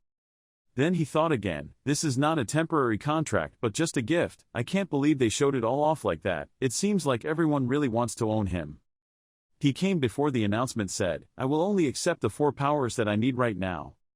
Then it appeared the board, the relic of the goddess, level, power, experience, 0%. The power bestowed by the goddess of Olympus, Athena. Athena had a deep impression on you. who fought hard to protect his nephew, and so bestowed a power to replace the Aegis, the sword of the goddess, the blessing that the goddess bestows. Your body will be protected from the arrow, sword and spear, and the opponent's soul will be shattered. In addition, those who consider you as allies will also be blessed and all defensive attributes will be increased. Goddess shield, endurance, the area's resistance and resistance are greatly increased, and a temporary barrier can be erected. Moving on to the next table, 3 spirits, level, power, experience, 0%. The power that Azrael, the god of power, bestows, is the god of death and souls. Azrael has showed special interest in the despair of your 7th Dark Lord a long time ago, but he was still annoyed with you, who was still lacking in soul control, so that day he gave it to you. A new power, something he feels you will need, demons and monsters. You can implant thoughts into the souls you possess to be able to use them at will. Sometimes, you can take over their bodies to control them like puppets. Hundreds of demons, the souls will move in a flock. The souls have a natural instinct to regain their lives, so they will absorb them. As soon as it receives life, the area where the soul moves will turn into a lifeless area. Next, the evil spirit, level, power, experience, 0%. The power that Agaris, the devil of the infernal, bestowed. Even though he was seriously injured, Agaris still couldn't let go of his attachment concept for you and has given you a power equivalent to his own power. However, you may go crazy when this power is activated for too long, so it is necessary to pay special attention to Trong, the evil god. The anger and hatred stored in your body will turn into crazy actions. Then your attack power increases with the level of insanity, but your defense ability is also reduced. Evil, madness affects your opponent and attacks their mind. Their reason turns into your stamina and magic. Finally, the table, faceless law, level, strength, experience, 0%, strength but bewilderment, devil of extreme sect, bestowal. Bewilderment has eyes but cannot see all things, has ears but cannot hear sounds, and also has no internal organs so cannot eat. However, he has excellent senses and intelligence. His ability to reason is amazing, incomparable. The number of evil magics born after a long debate was too different from the existing system to be composed separately, so he gave you this power. He thought and clicked on the screen. These powers will help me a lot, and the remaining powers that I don't accept, I can't say no to them. I'll just leave a message, like that you can take it out and use it any time. Then suddenly he announced his thoughts and the other guy laughed and said, Athena, the god of Olympus, looked at you with happy eyes. Agaris, the demon of Infernal, laughed and mocked the other demons. Ares, the god of Olympia, resenting your decision. The devil of extreme sect, Gallard, silently observing your choice. For gods and demons, seeing a human like me do these things is not pleasant, but they won't take back the gift they were so proud to give me. Ohio, you're really smart. Then there appeared the image of the other guy saying, there is one last trip. As you can see, the battle between Hermes and Agaris was so fierce, the losses were so serious that the arena had to be temporarily closed. Then the image of death appeared and he said, most of the players on this floor were dead. There were many complaints from players and families everywhere. After that, the two of them sat down to talk. Our office will not impose any further punishment, but other clans and players may be prejudiced against me. The other guy kept talking and there was a blue gate behind him. As expected, you know everything. Ohio, that's all I need to deal with you. Sir, please keep working hard on the next floors. He held the child and told him that he thought, just like What If had warned, any disturbance would never escape the attention of the big family. They were also watching the places where Braham and Sesha was staying. So staying on the 24th floor any longer would have been dangerous. So we left the tower and headed to the Unicorn Village. Then there are purple-haired people making noise. The purple-haired girl was holding her sword and nervously told him, it's strange, why is the village so noisy today? Suddenly someone appeared in the crowd and someone shouted, Father. Suddenly he turned back to the other guy and asked, what happened here? Then he said it made the girl stunned, falling in love with her. There was an image of the other guy trampling Yanu on the ground and he said, the person who killed Yanu was known as the Dharma god of Chinhua. The army sent to chase him was defeated. 6 people, including both the Elder Karam, the White Demon King, were dead, and the 9 people who returned were also in critical condition. He helped the other girl speak and he thought and the other guy angrily said, why did the magic god suddenly attack the unicorn tribe? Kanapa, what about the murderer? What are you going to do? He frowned and said, I will chase him. If he touches us like this, it means they consider us a thorn in their side. Then he frowned and said with sharp eyes, if we catch that bastard, I will wring his neck. Then he turned to the others and they replied, everyone, get ready. Yes sir. The other 2 looked worriedly while behind him he thought, the tower will be noisy for a while, so I'll stop by Henova. In front of the logo is a picture of a blacksmith shop. Someone was talking to him when he touched the handle and said, "Hanova, do you, by any chance, know something about the Philosopher's Stone?" Hearing that, he panicked and asked him to answer. What did he mean by that question? Are you here to sell opium? No, but it's something quite important. He recounted what the man told him. I can only help prepare the theory and experiment with the Philosopher's Stone. Hanova will be the only one who can do it properly. In addition, he will need a lot of help. So, that's how it goes. I see. He said sparklingly, and he shyly replied, will you help me? Ad, who said I would help you. I only tried it because I thought it would be quite fun if it was a Philosopher's Stone. Behind the mask, he smiled and thought, those days are always like that. Then this old man said, long time no see, Hanova. The old man happily said, it's been 20 years, how did you get entangled in this idiot's affairs and ended up in this situation? Braham, anyway, nice to meet you. Then suddenly a guy with a horn on his head spoke, and he smiled and replied, I hope the old man won't drag our feet, but the blood sage said such words, so he is telling us to if you go out, you'll die, right, haha. There was a girl in that guy's appearance who thought, why is the team so unstable? Then he started talking to them, well, since everyone's gathered, let's get started. He continued, holding out his hand in a circle of light emitted, we are trying to perfect the Philosopher's Stone ourselves. Then they looked at the pile of drawings in disgust. The other two looked at the paper. We had reviewed the formula countless times, and if we judged any method to be correct, Hanova would immediately try it. This was still going on when he spoke. The research was progressing very quickly, and it seemed like the Philosopher's Stone would be completed soon, but for now, there was a problem. Then, in front of the mutated black colors, someone said, quickly, a month later, it failed again. He held his head and said, sigh, it's just close to perfection, it'll be tiring if it keeps going like this. He also held his head and thought, he had to find a way to repair the Philosopher's Stone in the energy core of the power source, but there was no way to put all the ingredients into one bowl. I was going crazy. Then the other girl asked him to answer, Master, why don't you bring a famous person from another field and ask for help? If you look at it from another angle, maybe you can find a solution. No, everyone here is very trustworthy but others are not. If so, then Sesha may be in danger. Then she said. He replied, however, I was just thinking of a suitable person. Who is that? Then she said the image of a woman appeared, Victoria. Then he said, I wish I could contact her, but I don't even know where she is. The other girl touched her chin thinking, then said he touched the table and heard that, stood up and said, although not sure, there is a place where Victoria might go. Where is it? I will go and see. She said thoughtfully, there. Suddenly appeared before a scene full of sparkles and beautiful architecture. Then a girl appeared talking and laughing with the other guy, and another girl invited him. Then he went there with the one-horned girl, unable to believe there was such a wonderful place like this.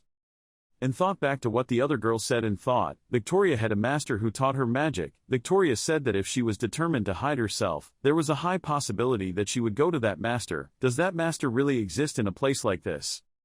He was thinking when suddenly three girls came to greet the two of them, and the girl accompanying him was panicked. I hoped I could quickly leave here before anyone recognized me. Then suddenly someone called out, oh, there you are. Then he told that guy. He sweated and replied, you found what I need to cure. Before Ted, I found the place. Those places have steam. Please follow me. In front of a sharp design he said, the person you mentioned is in the special room on the 8th floor. He walked up the stairs followed by the other two people. He thought, the smell of these things makes me so uncomfortable. Then I saw dark images full of people. There was a beautiful woman inside who said, what's going on? I didn't even call. Then he suddenly stepped forward and lifted the curtain and asked, is it Anastasia? She heard that and said, oh. Then suddenly her image appeared clearly as a woman full of magic and seduction, and she said, you know me. He immediately became suspicious and thought that she was using magic to bewitch me. Anastasia still calmly asked why you were looking for me. Cha Young-woo immediately replied, I want to find Victoria. Anastasia's expression immediately changed, her eyes widened, and she said fiercely, what? The entire tower floor was destroyed into ashes. Anastasia stood on a wooden pillar, and below was Cha Young-woo, still perfect and unharmed. In her hand was a purple-pink energy ball, with a vague silhouette of a nine-tailed fox behind her. Father Young-woo saw this and immediately speculated that the original body was a nine-tailed fox, perhaps the magic of the nine-tailed fox. Anastasia raised her hand, energy exploded in it, she intended to shoot the ball at him. Cha Young-woo quickly raised his sword to block. Suddenly a voice rang out, both of you, stop. Cha Young-woo glanced down. He called, "Victoria." She was panting, wearing a white dress. Rebecca's soul rushed out from Cha Young-woo's body, calling, "Victoria." Victoria was also panicked and surprised, stammering a bit and calling back, "Rebecca, you, but how?" Victoria remembered the time when Rebecca grabbed her sword and rushed forward to block the attack. She couldn't believe it. "Sure, sure." Rebecca flew over and held Victoria's hand, gently saying, "I'm okay, have you lost weight?" The group sat together and talked. The atmosphere was quiet. Victoria lowered her head. She recounted, after safely escaping from the beautiful Monkey King's cave with her help. "We started being chased by a group of mysterious people," Victoria said. Rebecca asked, "What do you mean you don't recognize them?" Victoria replied softly, at the same time confirming that the family behind them was not innocent, good reputation. Rebecca quickly asked again, "Is it a demon race?" Victoria didn't answer. She continued to tell the story. According to her, after being chased for a long time, Khan decided to stay and deal with the stalkers, and then Khan disappeared. She couldn't be found. The image of Khan turning around and leaving despite her calls appeared in her mind. Thinking of this, Victoria immediately cried. She collapsed and hugged her face, and Anastasia, who was next to her, immediately leaned over and hugged her. Anastasia raised her head and said, "I don't know what happened, but this child is no longer in the spirit to meet you, so leave quickly." Flow of people passing by. Rebecca flew next to Cha Young-woo, saying, "I had lived with Victoria in Can Thatch Sun for many years. This was the first time I saw her like that." From the memory, the image of a confident, strong Victoria with a magic book in her hand appeared. Rebecca said, "The Victoria I knew was very shameless and selfish, but on the other hand, she was extremely kind. She was strong, much stronger." Rebecca made her own guess, perhaps because she felt guilty towards Khan or me. Cha Young-woo was silent next to her, not speaking. Suddenly a magic book appeared. It flew in front of them both. Rebecca called out in confusion, "Suddenly, what is this?" Cha Young-woo reached out to take the book. Anastasia's voice rang out, saying that Victoria was sorry for not being able to help, telling her to give us this magic book, even though she herself didn't know why Victoria did it. However, she hoped they would both use this properly. Rebecca looked at the magic book from the side, then exclaimed in surprise, "This is the thesis that Victoria intended to present to the Magic Tower." Rebecca said, "It contained everything she researched, yet she gave us this." Cha Young-woo thought to himself, "Victoria, do you feel so guilty or something?" He looked at the book, thinking, but perhaps this book would be of some help in his research on the Sage Stone. Victoria's researches had reached such perfection that Brahma was extremely admiring, and with the help of new knowledge we invested everything in and researched again, resulting in indeed. Cha Young-woo slammed his hand on the table. On it there was a piece of paper with lots of words written on it. He said, "That's it, finally. After a long period of time, I was able to complete the structural formula of the Sage Stone." Henova said regretfully, "It is a pity that this wonderful item cannot be crafted. There must be 10,000 souls as ingredients. This is crazy. Damn, we already have the ingredients, but if this recipe falls into our hands, bad guys will be big trouble." Brahma was next to him, saying, "Then let's begin." Cha Young-woo looked at the things on the table. He put his hand forward. From it emitted black aura. He said, "Absorb it." Cha Young thought to himself, "I only have one chance. If I fail, I will fail immediately." The fragments followed the blue light slowly approaching each other. It formed something like an egg. Seeing that, Cha Young-woo thought, "Okay, done." He immediately began the next step, which was to combine the Sage Stone with Agara's source of magic and demonic mind. The Sage Stone was a unique item that could not be traded, born from countless souls and containing full of hatred. Now the hatred is reacting with the demonic mind Agaris in him. Cha Young-woo put the stone into his chest, trying to connect it with his own magic power, thinking, "Now, if I can connect my magic flow with the stone, then he successfully achieved bronze, internal synchronization with dragon body characteristics." Blue light emitted intensely from the Sage Stone stuck on his chest. Magic power was released from him around. Brahma quickly said, "It's a magic storm, quickly build a magic barrier." Henova replied, "Understood." A light purple barrier appeared. However, magic was still released around. Brahma put his hand in front of his face to observe. The Sage Stone on his body suddenly turned purple. Rebecca exclaimed in surprise, "It's so bright, the magic power is so terrible. In my current state, I don't think I can withstand this pressure." Cha Young-woo's eyes suddenly turned golden, his pupils were narrow and long, and scales appeared on his cheeks. A strong, black stream of energy was released, startling Cha Young-woo. The surrounding darkness seemed like there were hands trying to pull him down. Cha Young-woo thought to himself, is this the hatred of the Sage Stone? It's too dangerous. If he's not careful, he'll be swallowed whole. From the darkness, a figure dressed in black appeared. With a vague face, the thing let out a strange laugh. That figure said, not yet. It said, a little longer, a little more ripe, then I will come back to swallow you. The voices kept calling his name. Cha Young-woo was startled awake. Someone asked if he was okay. He sat up, said to Brahma, maybe I am okay. What happened? There was smoke and dust all around. A mess, Brahma said. It seems like you don't know what happened outside, and it's not very happy. Henova patted the dust on her shoulder after crawling out of a pile of rubble, saying, putting that aside, how is the Sage Stone? How is it? Is it effective? Cha Young-woo silently felt. He smiled and said, let's give it a try. In a house with lights on in the dark night. Sesha sat on the ground looking at the phoenix. I couldn't see Brahm anymore. The girl puffed her cheeks in exasperation. Chirpy leaned closer. Sesha strangled it. The phoenix calmly ignored life. The girl's face had a thoughtful look. She said to the phoenix, hey Chip, what are you doing now? Chirpy broke into a sweat after hearing this. On this side, Shannon was knocked away. Young-woo's face was black, his eyes were bright, the sword in his hand radiated dark power. He wore armor all over his body and stuck his sword into the ground to get up. He spread his wings and his whole body exuding a powerful force. He looked at him, this is it. Shannon was tired and a little surprised. Previously, he only needed to swing a sword to knock Young-woo away. He frowned thoughtfully. Remember the scenes of battles you have experienced. He seemed to awaken, surrounded by blue-black rays of death. Burning blue flames enveloped his iron mask. Then gradually spread to his shoulders. He grasped the sword tightly, getting into a fighting position. The short-haired girl thought in surprise, Shannon. Shannon walked away, leaving behind a majestic silhouette. Young-woo held the sword in his hand, standing still and motionless. Shannon was filled to the brim. He rushed over quickly. Young-woo gradually regained his wings. His eyes were determined, looking forward. The two sides collided and there was a huge explosion, leaving behind a cloud of darkness. The smoke gradually dissipated, and someone's feet appeared. Brahma frowned, glanced at Shannon who was kneeling on one knee, supporting the sword, and said, the soul's dependence on the master is still just that. He immediately turned around and walked away. Seeing him sitting and resting, he approached and said, the stone's power was indeed worthy of the rumors. Young-woo calmly looked at him. He said, Brahma, you need to recover your holy power. He replied, thank you for your concern, but you know this is not easy.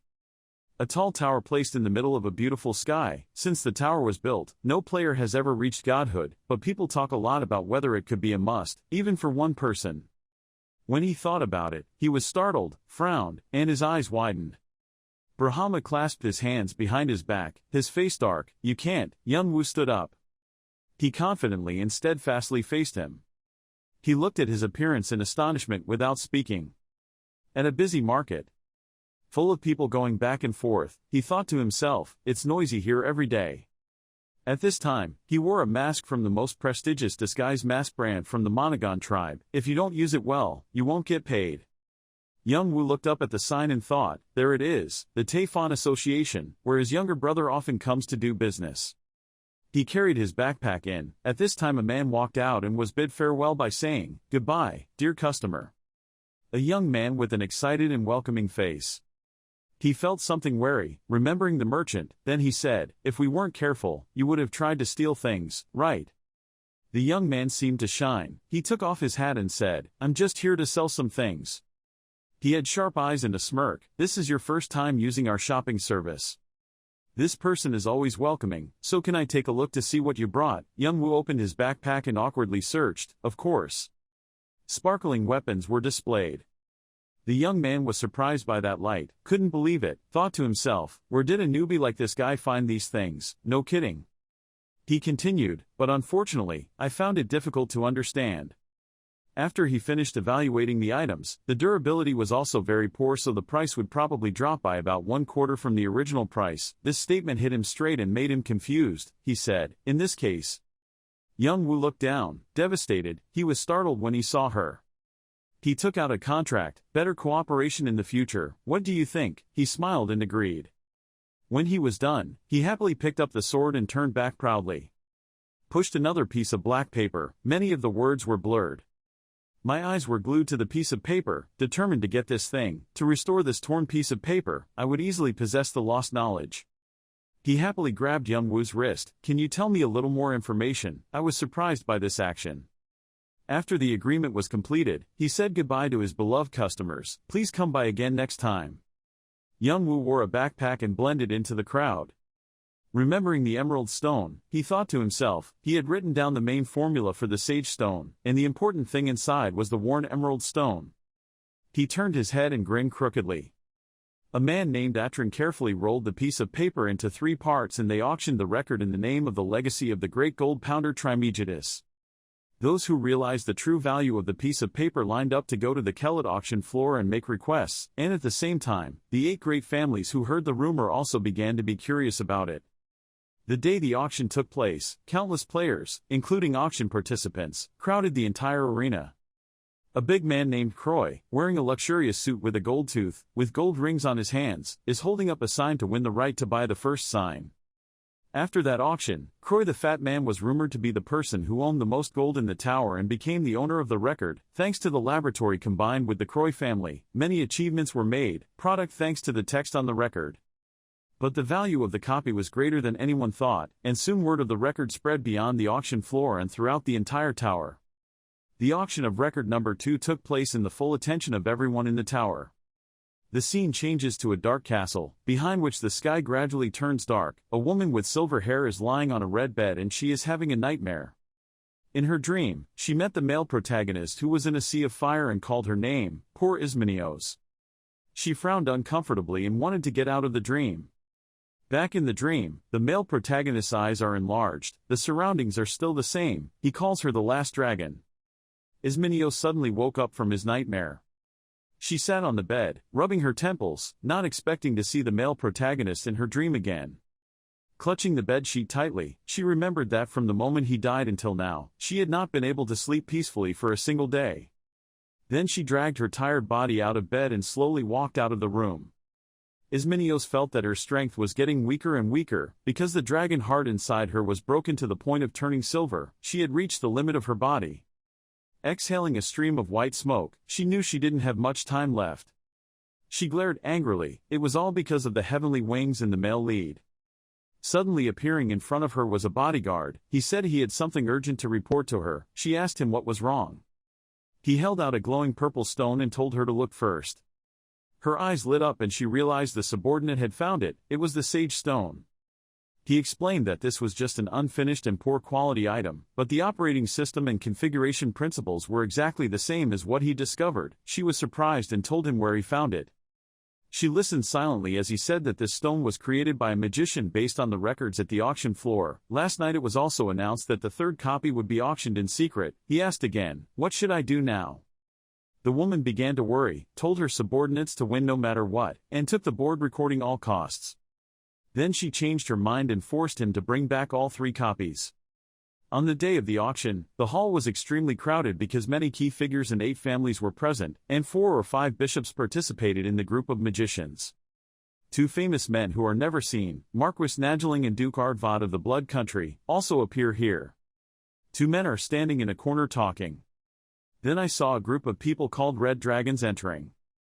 Among those people, there was a man with red hair named Tom and he was also the son of the Summer Queen. The Summer Queen created him by transferring her dragon blood into a dragon warrior and made him her child, the 9 children of the dragon. They also had a total of 81 eyes and held great power in Red Dragon. A man wearing a cloak all over his body stepped up to start the auction. He opened the scarf, showing everyone that today's auction item was the 3rd record. The man turned his head and was about to offer the floor price when a voice rang out. It turned out to be Tom. He was bidding on an object called elixir. Duke Ardvad stood up indignantly and asked him what he was going to do. It turns out that elixir is the best new medicine that even Artia's angel wings want to own, something that even spending thousands of gold cannot own. Some say that its value can be compared to comparable to the sage stone. Tom turned around and asked the auctioneer that he knew he had to bid with gold, not items, but wouldn't this be okay? The auctioneer trembled and agreed to use elixir and asked who wanted to bid higher. The dissatisfied Duke stood up and scolded him not to think that if he liked it he could get the record. He was still as cocky as ever. Tom stood up, told everyone they had misunderstood, that what he wanted was not just that. The Duke froze. He coldly smiled cunningly. Everyone at the auction panicked because he said he wanted all the records. Suddenly the fat guy and the magician received news that the research room was attacked and something happened to the tower and all the records were stolen. Tom slowly approached the stage where the record was placed, while the auctioneer was trembling. The remaining guys put on their hoods and walked out. He reached out and broke the glass box containing the record and took it. Tom smiled contentedly because he finally got it. Behind him the auctioneer was scared. He smiled triumphantly because with it his mother would be cured and make the red dragon the ruler of the tower. The male lead smirked and said they said so. The man with silver hair smiled triumphantly and said yes, the auction floor must be in chaos right now. He stopped laughing and said to the male lead that they probably didn't expect that there were tricks in there. The male protagonist thinks that when the Summer Queen felt the strangeness, she was already poisoned, because in the newly compiled notes, the structural formula of the poison was included. The wrath of the Summer Queen, who was injured and angered beyond reason, will be transmitted to the source of the record, and the source of the record is an emerald. The man rubbed his chin and said that the male lead was very talented and that this was the end of the witch party. Under his hand is D. Roy's expedition diary. He put the mask back on and picked them all up and said, "Just leave it like that, we'll have our own ways," and he walked towards the teleportation door. The castle was black and the sky gradually turned black. On the floor are 3 notes. The woman puts them together and then it becomes the Sage Stone. The Summer Queen is not simply the leader of the guild. The reason the Blood Dragon Tower is scary is because the Summer Queen is ruling there. The reason Dragon Blood players are strong is because they share her power. She is the foundation of the dragon's blood, and the dragon's blood itself. But, what if she makes a mistake? At this time, the Summer Queen was screaming in pain in her private bedroom. The servants and bodyguards beside her were suddenly calling out, "Queen!" She held her head in pain, surrounded by strange purple smoke covering her body. The servant asked, "What's going on?" She screamed, her whole body gradually cracking, to the point where blood vessels could be seen inside. On the bed is a strange purple stone. Perhaps that's what made her like that. Somewhere else, 2 people wearing red robes were talking to each other. One asked if they had found the owner of the print yet. The other replied, "They still haven't found it, but, in the past, the night of the witch in Leant was witnessed by many people, seen and inscribed on a certain stone stele at Faust's ruins. At the auction room, there is evidence that someone witnessed the witch's night, but I don't know if it is related to this." The redhead gritted her teeth, frustrated. Then he said, "That bunch of trash don't know fear and dare to cause things like this. Over here, Young Woo is burning Deroy's diary to destroy the seal.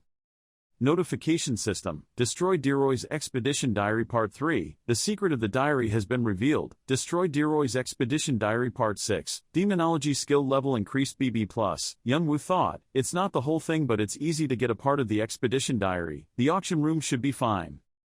Then he looked up at the notification bar, so now the rest. Young Woo creates the ultimate move, the third divine consciousness, demons and monsters. It can so the caster's absolute will into the possessing soul in many different ways. Those with weak mental strength will fell into a state of chaos. Many people were even temporarily robbed of their bodies and manipulated like puppets. Hundreds of night demons, souls moved in groups. Dead spirits had the instinct to assimilate living beings. It will take the lives of things standing near it on the path it passes. He commanded the souls to scatter. Then each soul began to attack the monsters. They entered and he gave the command, "Move away." Those monsters had already begun to devour the remaining monsters that had not yet been affected by the soul. They fight and destroy themselves. Their corpses were scattered everywhere. He stood outside looking and was surprised. Its way was completely different from our way. The monsters are still biting each other. Fanti and Gallard were excited, wow, but Adora felt a bit scared. After the war, the magician came out and said, "It's begun, let's compare." The corpses of the monsters began to change. The middle of the head was suddenly sliced open from the inside. Appearing there was a male devil. He exclaimed, "Ah, the atmosphere is so refreshing." The devil spoke up, "You guys helped me wake up from my long sleep. I can't express my gratitude to you with just words. I will treat you as my loyal servants." Before he could finish speaking, relying on the wizard's help, he took action and spoke, shutting his mouth. Young-woo uses his ultimate move and binds the devil. He shouted, "Ah, that's impossible." Having achieved his goal, he said, "Okay." The wizard also stopped. Adora said to Fanti, "Brother, you know right." Fanti didn't understand, asked again, "What?" She continued, "He saw the devil," and she blurted out 2 sentences, "Shut up and okay." Fanti then looked over Maine. He immediately turned away. Fanti saw nothing strange, thinking, "Anyway." The wizard held the stone that the devil left behind after his death. "Then tell Young-woo, so it's this." He grabbed it and smiled happily. He thought, if it was this, it could help Sesh's illness get better. The people around heard the loud noise and ran over, wondering what was going on. Young-woo saw from afar walking a person wearing a red cloak. He asked, "Dok seek your right?" He was silent for a while. Young-woo coldly replied, "So what?" Marquis Caliburn of the Blood Country, and he knew it was one of the 12 swords most beloved by the voracious emperor. He pretended to think and said, "Ah, could it be because of Baron Lao that you came to me?" He was startled, as expected. "It had something to do with you. Lao is a subordinate that I love very much. I personally sent him as a messenger to everyone, but until now he has not returned." Young-woo recognized the image of that guy before he killed him. He still asked, "I want to know the details of what happened at that time. I want to know the extent of Aloham's actions." He thought carefully, "I have to lie a little. I can't shake the loyalty of players from the Blood Country." Then he told Caliburn, "I agreed to the invitation, but Aloham suddenly appeared and sabotaged it. There is a big difference between our strength and Aloham's. Lao did not want to put the Emperor's guests in danger, so he told me to flee while he stayed to buy time. Thanks to that, we can survive." Having said this, he hesitated and expressed pity. He impatiently asked, "What was his fate?" He replied, "That's all." He angrily clenched his fists. But then thinking about it, he said, "Well, that's okay then." He asked again if his invitation to come to the country of blood as a guest was still valid. Young-woo said without blinking, "Of course, this is where that friend saved us." Adora stood next to him and thought, "He lies like a god." Marquis Caliburn had no doubts. Okay, if he was a friend of Lao, then he was also a friend of the Blood Country. Then he made an oath, "Here I swear, according to Lao's wishes, we will form an alliance with you. No matter what danger you encounter, we will wholeheartedly protect you, and Aloham will pay dearly for what he has done." Marquis Caliburn's proclamation has the effect of decree under the oath of Mana, received the Marquis's oath. He achieved his goal and smirked, "Aloham and the Blood Nation, first of all." Caliburn returned to base. He saw his comrades lying on the ground, all seriously injured. He was stunned. What is this?" The Duke spoke up, "Have you returned?" Seeing that the Duke had lost an arm, he panicked. "Duke," the Duke said, "don't make a big deal out of this." He asked, "How did it turn out like that?" The new Duke explained, "Knowing that dragons are starting to go crazy, magic towers, and golden beetles, we are not capable of dealing with such enemies. Tell me about the things related to Aloham. They are no longer sane anymore, Caliburn." He immediately knelt down. "Yes." The Duke obeyed. The Duke said, "Rebuild the army." Then his eyes were filled with murderous intent. "Whether Aloham, or dragon blood, wipe out all the insects that disobey the Emperor's will." The Marquis immediately obeyed, and his subordinates asked to receive the order. The Blood Nation has declared war, and in the past the peace that Arthea has always maintained, has finally broken down. In front of this scene, what a mess. Young-woo immediately called Boo out. "I told him to tell me what happened here." Braham said, "Every time I see this thing, I have to exclaim in admiration, 'Where did you find it anyway?'" Young-woo didn't understand, so he asked what he said. Braham immediately explained that Boo's development was unbelievable. He must have been famous since he was alive. If we use the current terminology, it's probably the same as the 9 kings. Hearing this, Young-woo still finds it hard to believe. He raised his eyes to look. He didn't think he could be like the 9 kings, Her Royal Highness the Queen. Then he said, "Master, prepare to start watching." The scene that appears is a guy happily holding a piece of paper and smiling. Next to them were 2 hooded girls. They couldn't believe why the emerald copy was there and who released it. One girl in there decided, "Let's avoid it first." Young-woo looked at the other 2 girls and thought, those 2 people used to be in Young-woo's memories. Are Dark and Margaret, the first witches formed by Knight Viera Dune's limbs in the birth of other witches. The crowd said that they had found their base and opened the gate. Young-woo warned as he walked through the gate, the most important thing right now is information about Anata. They won't know what trap has been set, so warn everyone to be careful. It was like going back to the time when I was sent to fight in Africa. Then he thought back to that time. Then he took out his sword. Okay, let's go in. The message that appeared entered the world of eternal night. Braham spoke up and said that this is the demon world's formation. It spreads fog that limits vision and hearing. It also causes hallucinations that take away vitality from the target's panic. A thorough solution is difficult, but we can reduce its power. Message pops up. Braham has given his ally Curse Defense Blessing and Illusion Defense. Another announcement, 2 quests have been created. Young-woo looked at the notice board in front of him. Finally, he thought, the administration had taken action and the Summer Queen had dispersed the eyes of others by using Walpur Giznicht as a reward in another quest. As for Viera Dune and the witches, that is, it's also a good thing. He wandered away in the fog, surrounded by corpses strewn about. He told everyone to be careful, but no one responded. When I turned around, everyone was gone. A voice from within the fog gradually appeared.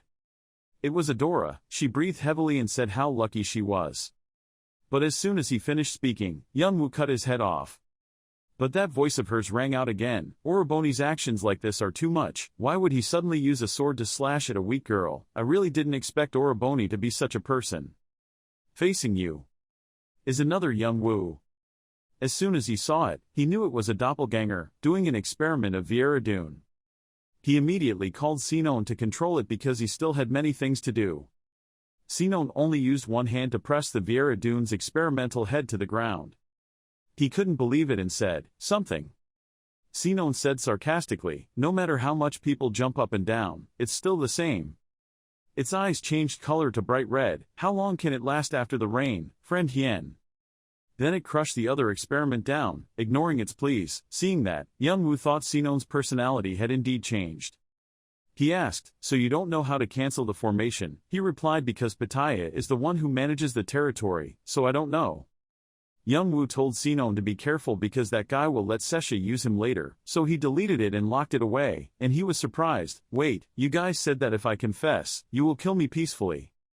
After Sinon finished tying the bow, he still didn't forget his right to curse him a few times, but replied, I know I won't be able to go to heaven, so don't worry. Then he called out a girl to find the location that Hui mentioned earlier. Because I know that kid is just a promise to be proficient in magic. And then he said, besides, I'm not weak anymore. Moving to a place where he was currently pressing a knife to slit a girl's throat.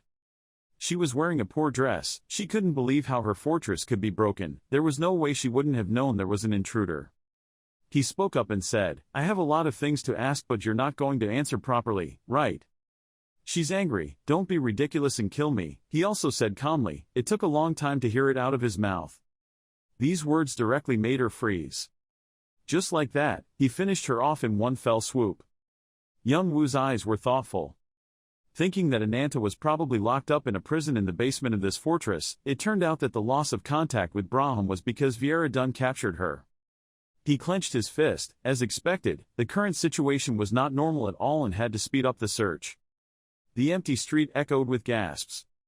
He held his injured arm, mumbling, it was very difficult for me to escape. After all, the unicorn race seemed like a poisonous race. The image of Martial Lord Nyu appeared in his mind. He thought to himself, especially the Martial Lord, who was so cold that every word he spoke seemed to freeze. Well, heard even among the top martial artists of the world, Tower, he is also considered a monster. Martial King Nyu's cold face and expression made him shiver, thinking to himself, the feeling of being chased by such a person is truly interesting. He laughed happily, holding his neck, thinking that since becoming a top ranker, he rarely felt threatened by others. Now he felt like he had returned to his time on Earth. There are always dangers lurking. Little sister, I think I still have to travel a very long way to meet you. Suddenly a few pieces of paper fell from the sky. He cried out in doubt, that's it. He reached out and picked up a sheet. That is the Tan Fan Association's recruitment announcement flyer. The participation fee will be negotiated separately. After reading it, he thought, recruiting mercenaries. Well, I heard that Red Dragon came to the Kellett auction floor. He wondered in his mind, the submission of Walpurgisnacht, if I do this well, I will be able to gain some advantage over the two clans at the same time. He said, okay, let's join. That guy raised his head, revealing a sinister face. He muttered, and more character. Cha Yun-woo's image appeared in his mind. He said, if he was there it would be great. Thousands of witches flew on brooms in the air, drawing magic circles of different colors. A blonde-haired witch with freckles shouted and shot. Countless magic spells were activated, pillars of magic power shot down, with terrible power causing huge explosions, ploughing the ground. Below, the soldiers hastily avoided the attack, including a general with short hair who opened his mouth and said aggressively, "Damn, how dare you rats!" He widened his eyes, constantly thinking, something was wrong. No matter how strong these witches were, they couldn't continuously cast spells like this. He raised his head to look at the witches flying in the sky, thinking to himself, they must be using sage stones. At this time, a person wearing a hat that obscured his face came to the side and quickly announced that a third of our troops had died. We need to retreat first. He immediately shouted back, "Shut up, go get treatment, fight on." Suddenly loud sounds rang out. He looked up at the sky in bewilderment. Only purple explosions occurred consecutively. Accordingly, the witches who were blown up and died fell continuously like rain. Seeing that scene, he was amazed, wondering, what was that black fire? Did the sage stone explode? Although he didn't know the reason, this was his chance. He quickly ordered, "Run quickly, we must get to Aloham." The people following immediately responded, "Yes." On a sky-high mountain covered with cold winds, there is a castle. That's Fern Castle. The witch with long hair observed the battlefield through a glass bridge and quickly reported that the Demon World Castle had just been penetrated. The 5 main defense forces, both the disaster battlefield and the underground battlefield, had been activated. Active. The witch with long brown hair stood next to her and thought in amazement, "Thanks to the barrier, we were able to survive. But, who did this?" The witch monitoring the battlefield continued to report, "The enemy are nearby, we have to stop them somehow." The long brown-haired witch thought to herself, "Arg, let's just focus on stopping them for now. It's not done yet, but if we have this then we can stop them somehow." Holding the stone in her hand, the sorceress whispered, "Sage stone." She raised the stone and swallowed it, thinking to herself that it was a pure, incomparable sage stone. Then he raised his hand and shouted, "Everyone, prepare to fight." But the smell of fresh blood filled her nose and made her stop suddenly. The witch wondered in shock, smelling blood, and Cha Yun-woo with black wings swooped down from above. The witch turned around, but before too long, Cha Yun-woo slashed a sword down. The witch fell to the ground, panicking and thinking, "Who is this guy? I didn't realize he existed." She looked around, the other witches had also fallen, all were dealt with in one quick move. She thought to herself, "Before I found out, the other witches had already." She raised her hand to use the power of the sage stone to protest and then went to report to Vieira. "It felt like my heart stopped beating, the stone didn't react at all." The witch's face turned pale. Cha Yun-woo's voice rang out, "What's going on? Why did the stone react like that? Maybe it's not effective." He reached out and grabbed her face, telling the other witches to do the same. She wondered doubtfully, the other witches, then could only make helpless, gurgling cries. Cha Yun-woo coldly shouted, "4-2. He turned to the back and praised, "Thanks to you, I was able to kill 4 or 2 people, well done." Boo immediately replied, "It is my honor to carry out my master's orders." The sage stone must be a finished product without the involvement of any other magical power, and Boo can put his own mana into the stone to make it normal. Boo said, "I have finished absorbing the stone." Cha Yun-woo immediately led it away. At this time, in a certain branch of the castle, a meeting between witches is taking place. Cries are heard, "Dune has had an explosion in the witches. Dune, we need to immediately find a solution." "Dune, please," they said to the blue-haired witch who was sitting. She didn't respond, closing her eyes quietly. The witches immediately reported that the mercenaries were quickly approaching. "The Trafalgar clan is at the south gate, there are also rankers there." Someone said, "Aloham, they are preparing to pass through the northern gate." The pink-haired witch was suddenly startled, her face frightened.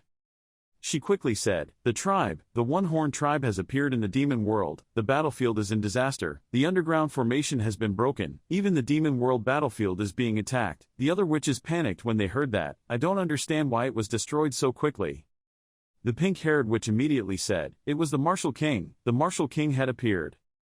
The surrounding atmosphere was gloomy and desperate. Someone said that at this rate, the entire clan would be destroyed. The witches cried out, "It couldn't be," but Dune still closed her eyes and said nothing. Suddenly she opened her eyes, only white pupils, no pupils. She said, "Mother told me." The surrounding witches seemed to see the straw that saved their lives, and breathed a sigh of relief. They quickly came to ask, "Really, what did your mother say, Dune?" Dune stood up, said he had to go to the laboratory to find a solution, and asked for some time. She confidently said that her mother would soon appear in the world to take care of her children. The wooden door opened, followed by a pile of smoke, dust, and rubble falling down. Young Woo stood on a tree and looked at the people below. He wore a mask that covered his face. Young Woo's face was serious, green scales appeared on his neck. The scales gradually spread on his face, his hand tightly grasped the sword. He spread his dragon wings and soared, swinging his sword in the air. The girl in the lead felt something and turned her head to look. The crowd looked up and saw lightning rushing towards them. They immediately ran for their lives to escape. Young Woo landed on the ground. Not far away was a dark figure emerging from the ground. He went inside through the purple hallway. Smashed in front of him were jars containing experimental materials inside. He said they were doing the same thing as the orangutans. Young Woo went deeper and saw a large vase in the middle of the room. Pipes from other vase were transmitting to it. He said, "Found it." Young Woo stood in front of a large experimental jar. Inside there was the silhouette of a girl. Ananta was in the solution, his eyes closed. Remembering the time before, the armored man stood still, stunned. The two people next to him laughed happily. He had a black face and was annoyed. The girl stood opposite with her hands on her hips. The beautiful Ananta frowned, looking at him uncomfortably. Young Woo blankly stared at her. He found it interesting and smiled. Then he looked at her in panic again. Ananta was annoyed and asked, "What?" He laughed with a thick face. Seeing that, she raised the sword high. He was surprised and frantically tried to dodge. Ananta swung her sword, but no one knew she was embarrassed and her ears turned red. The scene changed. Ananta was covered in blood in the torture room. Her hands were chained hanging on the wall. The witch stood looking at her. Question about the baby still wrapped in a blanket. Dune crossed his arms arrogantly and questioned the chained Ananta. She bowed her head tiredly. There was blood at the corner of her mouth, and the wound on her face continued to bleed. Ananta was indignant, his eyes sharp, his teeth gritted. Returning to the present, Young Woo hugged her after breaking the experimental container. Purple liquid flowed all over the ground. In his arms, she was still sleeping soundly. He carried her to her feet. Young Woo opened a gate and took her away. Finished, his hands gathered dark power to destroy everything here. He ran outside. His subordinates were waiting. "Master." After reporting, he told his subordinates, "So you've worked hard." Feeling something, Young Woo turned his head. A puff of black smoke quickly announced that the laboratory was in danger. Dune was stunned, her whole body trembling. The brown-haired witch next to her awkwardly asked, "Is Dune okay?" Dune was stunned, her face turned white, her mouth open. She couldn't believe her eyes. Dune raised her shaking hand and looked at the empty room. Losing what she was about to achieve, she angrily screamed. Dune's eyes flashed brightly, her blue hair turned into poisonous snakes with bloodshot eyes. They rushed forward and strangled the two witches behind them, both of them panicked and scared. Dune ordered, "Before those uninvited guests arrive, use every means to find Ananta for me, even if all of you have to die." The snakes turned back into green locks of hair. The brown-haired witch rubbed her face still scared, and the other person ran away. "Yes." Dune clearly showed anger, frowning. She placed her hand on the wide, empty glass vase. "Seems to sense something." Dune felt the crack on the vase. This way of using magic power reminded her of a person. Dune's face turned purple when she thought about it. The room shook, making Dune a bit unsteady. A blast of purple magic sent all the witches flying. The magic power created explosions, rocks and objects fell to pieces. Young Woo jumped on a rock, coming in front of Dune. He wore a mask, his emotions unclear. But his eyes revealed hostility.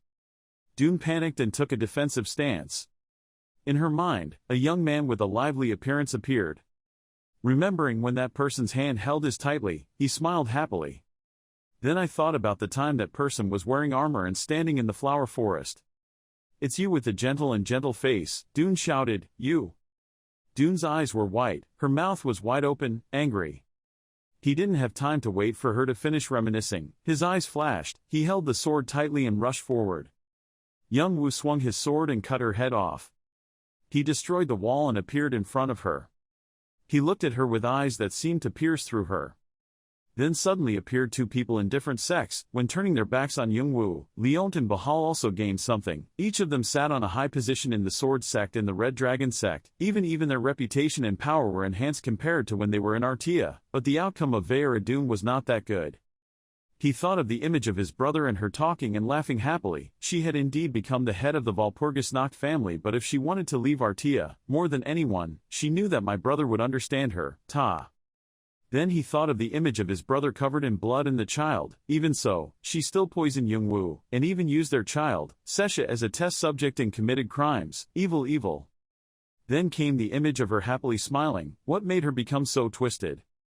Then that image faded. He thought, maybe she was always that kind of person, just pretending to deceive him. Then behind the mask he thought, in the end, Youngwoo couldn't find the reason and had to die, but, whatever happened, it was none of my business.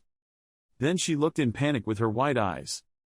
Suddenly she stood up and the other girl rushed over worriedly. Then she trembled and touched her neck.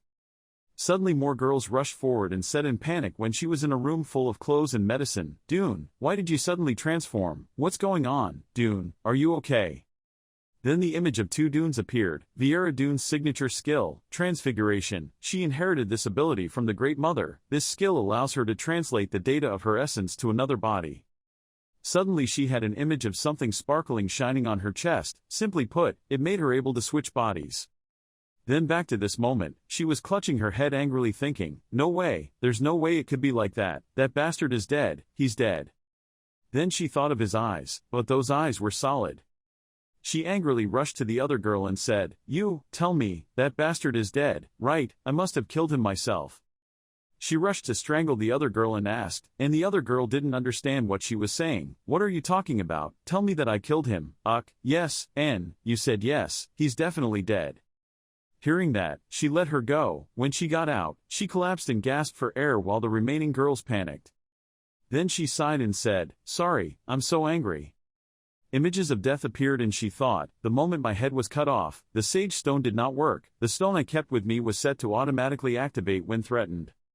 Then she frowned and held her head, thinking, but he could stop the stone from working. How far had their research gone? She remembered the image of the stone in the center of her chest. Perhaps other witches had also lost their lives for this reason. Then she thought and then she said to those people, Ananda is definitely among them. First we have to capture that bastard. Everyone, set up a defense. Yes. Suddenly the girl turned around and said, Dune, watch out. Hearing that, she turned around and said, what, you said? Then she saw a dark figure approaching and said, where do you think you're running to? Then she was slashed so suddenly that her head separated from her body. She couldn't help it in time and panicked. His image appeared. Summons a purple tornado that sweeps away other witches. Now her image is getting darker and darker. Then her eyes began to droop and were no longer clear. Then she fell to the ground screaming with her form intact, Erg. She panicked, held her head, remembering that image and said, where am I now? At this moment, she was so startled that she realized something that made her face turn blue. She dodged away in shock and screamed in fear, how is this possible? She screamed and ran frantically forward while an officer was flying behind her wanting to kill her, no. After that, she still ran but looked back and said, I said no. Then suddenly her face became more and more blurred. She kept talking and now only her scream came out full of pain. Please stop. Then his voice rang out. Right now she was pointing a sword at her neck. Don't overreact like that.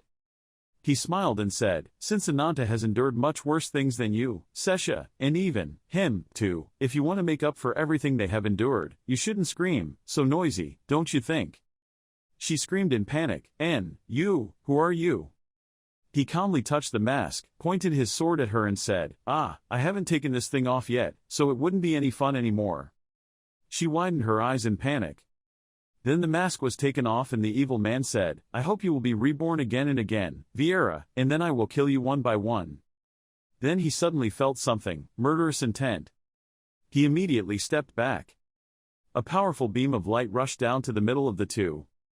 A voice spoke from the man in black who had destroyed the floor, you're also out, but you can guess, that speed is not achieved by all gladiators.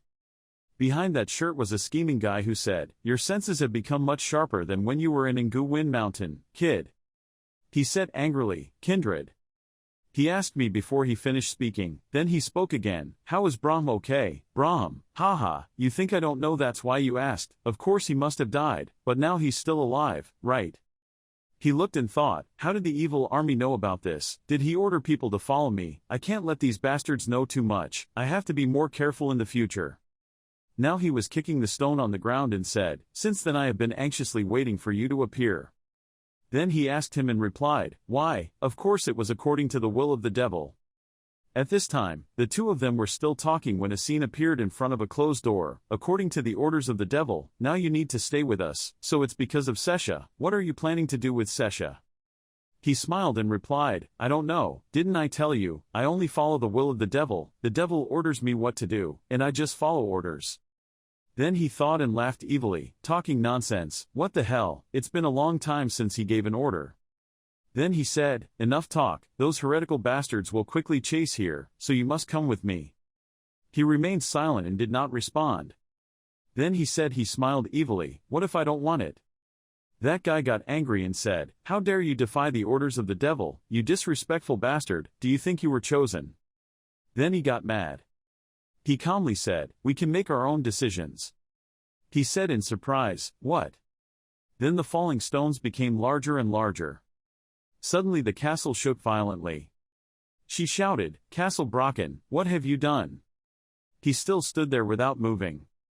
He smiled and said, "Let's start." Then two images of two people began to appear. Suddenly an arrow pierced a glowing blue stone. A man's bodyguard landed to report the situation. The entire barrier of the citadel had been broken. The man answered yes. The bodyguard said again, "What should we do next? That's it, isn't it magic that we have to pay a huge price to summon?"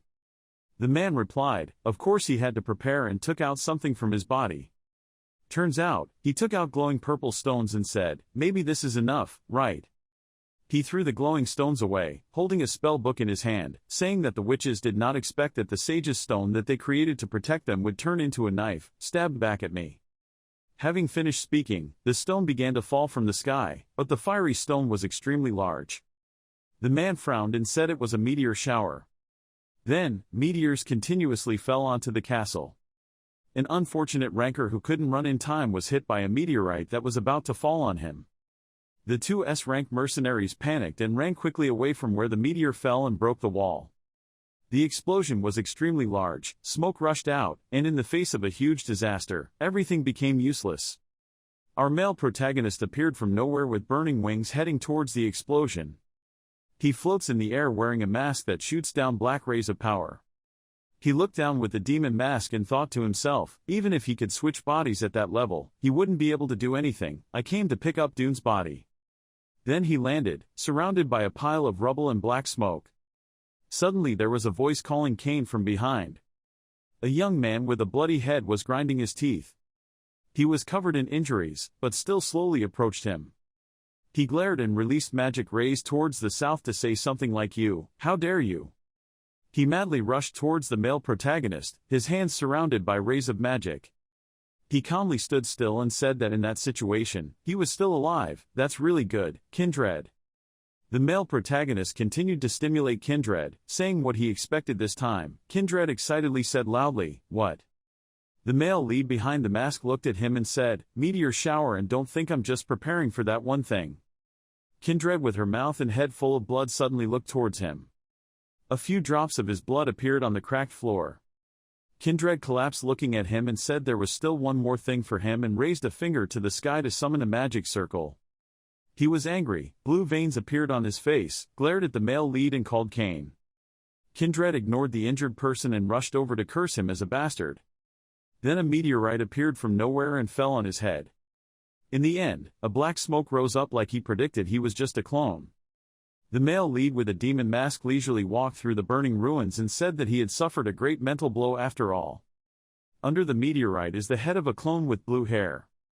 The male lead looked at him and said that death was easy for him. If he thought about the lives of Sesha, Anata, and Chongwu, he would have to die more painfully. He released a ray of magic and said, "Swallow it." The system suddenly informed him that he had absorbed vitality and essence, so his strength and skills were increased, and all magical equipment attached to his soul was removed and returned. At the same time, he received the unfortunate Sage's Stone, a glowing purple stone. Then appearing in front of the male lead was a skeleton with a cloak covering his entire body called Boo. He gave it his stone. The skeleton received the stone and thanked the owner, who was the male protagonist. The system continued to notify him that he had a new skill called Regeneration, and he looked at the notification panel. He clenched his fist and thought that it was an immortal skill, but he was not unable to die. But when standing in front of others, it was no different from immortality. In his subconscious, he was standing on a rock and thought that the power that could heal the crushed head and soul was immortality, and that's why everyone couldn't get past the wall called All for One. If you can master the new skill and satisfy the conditions, then you can find the secret of All for One. Coming back, he was standing thinking that it was all just an idea and he had to act carefully. Surrounded by ruins and soldiers, he brought what he needed and had to leave before they woke up. The system board suddenly appeared next to the male protagonist and announced that he had completed the mission. He was startled to realize that the liquid was dragon blood. This dragon blood water bottle is difficult to find because the dragon species is extinct. The male protagonist thinks maybe the Summer Queen plans to create new dragon soldiers. The male lead holds a water bottle in his hand. He knows this thing is very valuable, but he doesn't know how to use it. Suddenly he felt like there was an aura of dragon scales surrounding him. The male lead noticed this aura and turned around to search. It turned out that the dragon roaring before her eyes was the Queen of Summer. It roared and demanded the Sage's Stone from the male protagonist. He looked behind the ruins and thought its appearance after Dune's death was his mistake. Suddenly I saw the male lead. It recognized the male protagonist hiding behind the collapsed wall. "It was you who killed Dune and stole the stone," the queen screamed. She asked him to return the stone. The male lead secretly thinks that if he makes a mistake, he will die, otherwise the chance of him dying will be 9%. The angry dragon wheezed its donkey and slowly walked towards him. He held the sword firmly in his hand. The male protagonist decides to bet on his remaining survival. Suddenly there was a hand on his shoulder behind him. The male lead, startled, turned his head and glared. He breathed a sigh of relief.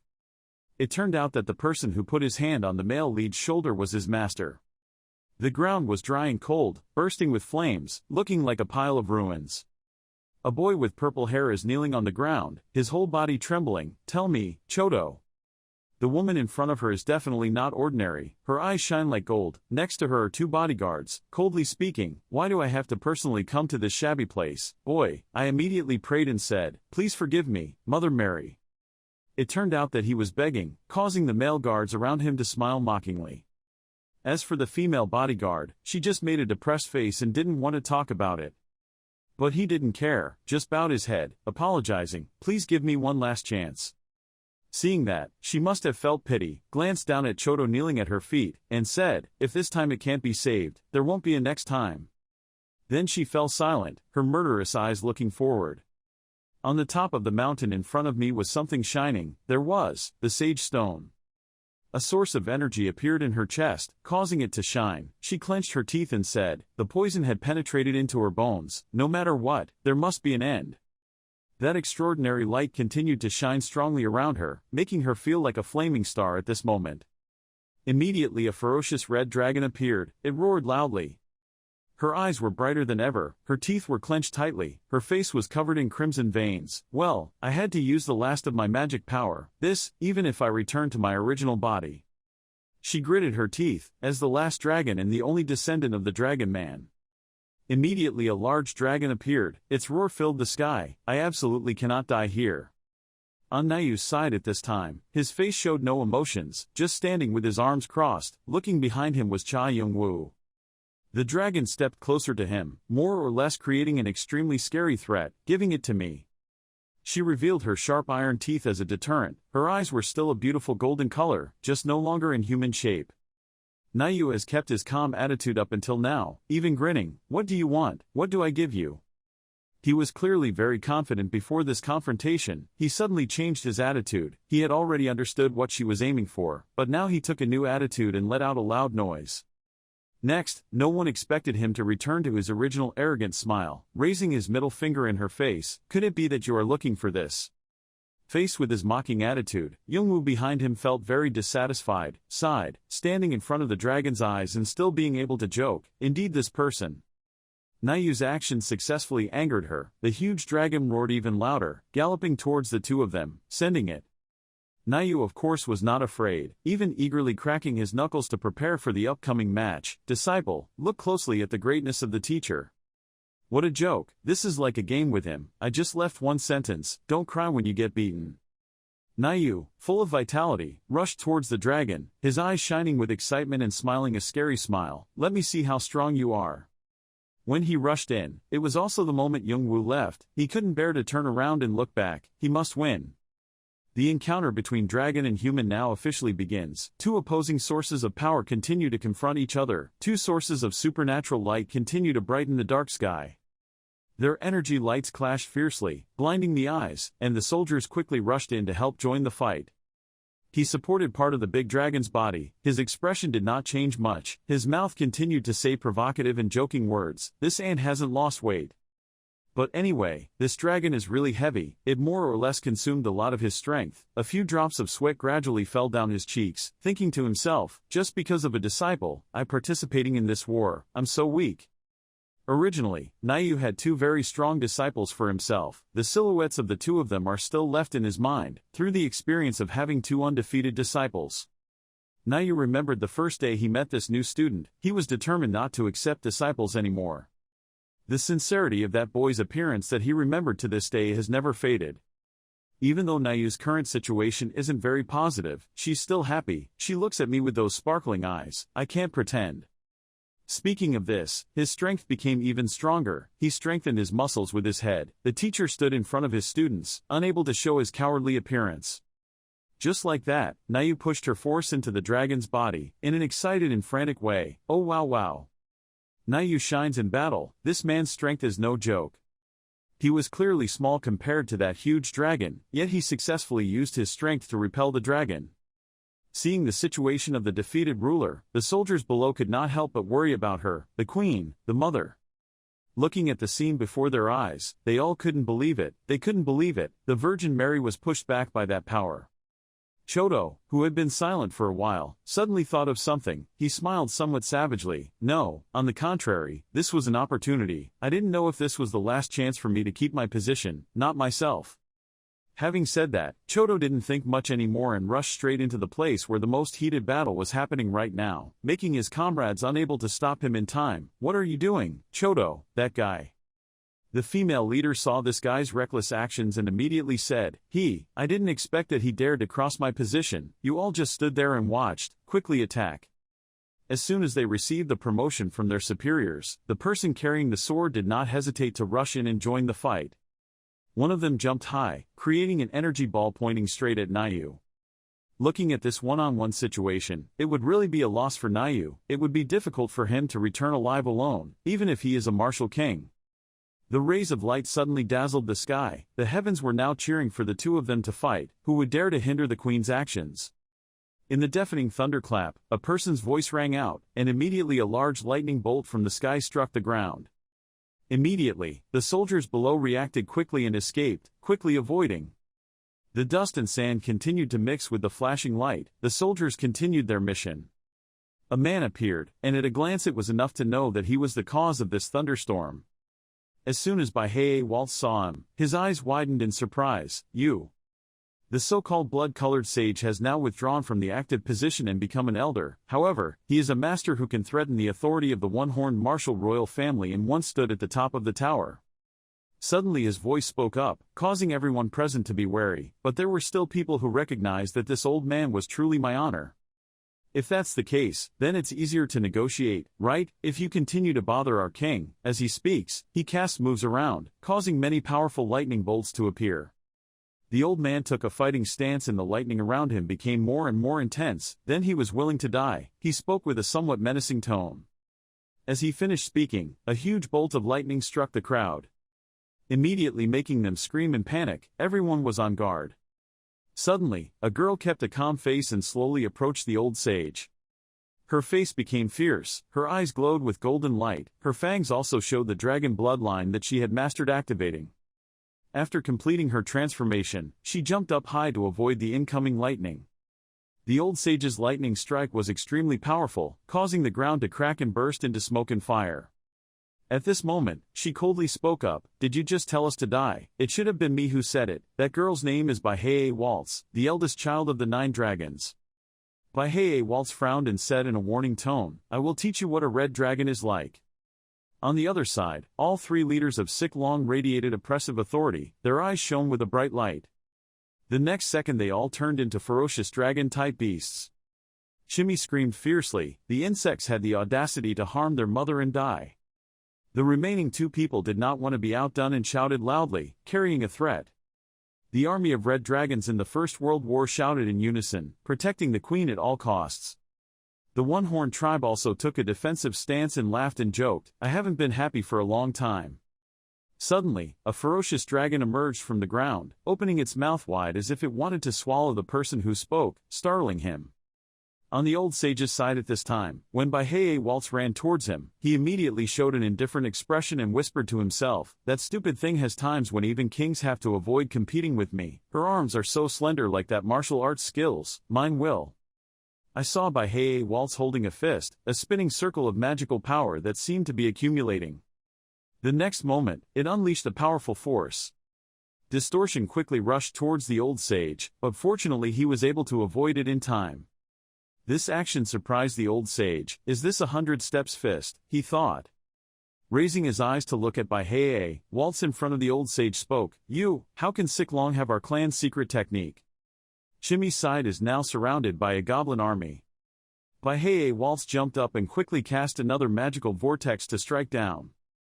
The old sage immediately used countless lightning bolts to repel the 2 energy streams that collided violently.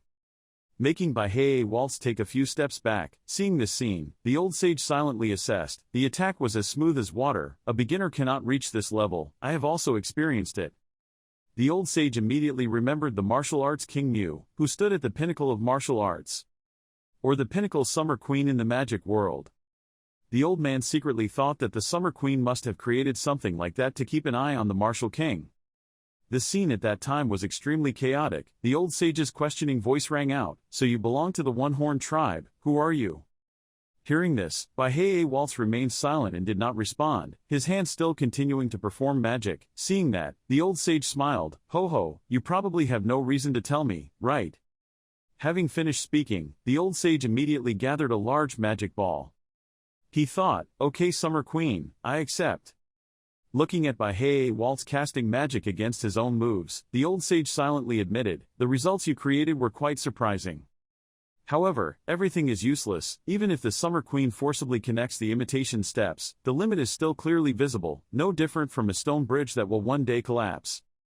Thinking of Yunwu, the old sage thought to himself, "At least, we won't know if it's that child or not." The old sage said that the combination of martial arts and magic is quite similar in some aspects, but the path that Yunwu steps on. It wasn't just imitation, but after thinking about it, the ball in the old man's hand sent increasingly larger and fiercer lightning bolts shooting out in all directions, demonstrating its power. Seeing this scene, Baihei Waltz's pupils constricted and she was startled. Then immediately build in front of yourself a solid shield.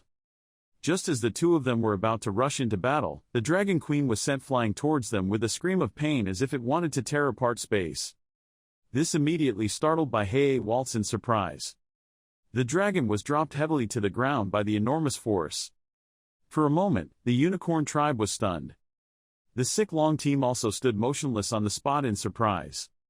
The dragon was dropped to the ground and immediately lost consciousness on the spot. Seeing that, Martial King Nayu over there gave a triumphant smile. He gently brushed off the dust on his hands and raised his mouth to exclaim, "It was ridiculously heavy." The Red Dragon people saw this scene and began to tremble in fear. "Queen!" The happy laughter of the one-horned tribe rang out, "Truly our king!" The whole clan became excited and happily danced around King Nayu. His strength alone was admirable and invincible. At this rate, will Fa-te and Adora ever have a younger brother? Suddenly, the Dragon Queen's pupils widened, emitting an oppressive power. In an instant, the one-horned clan was scared and silent. The Dragon Queen stood up, releasing pressure in all directions as she said every word, "I will kill you."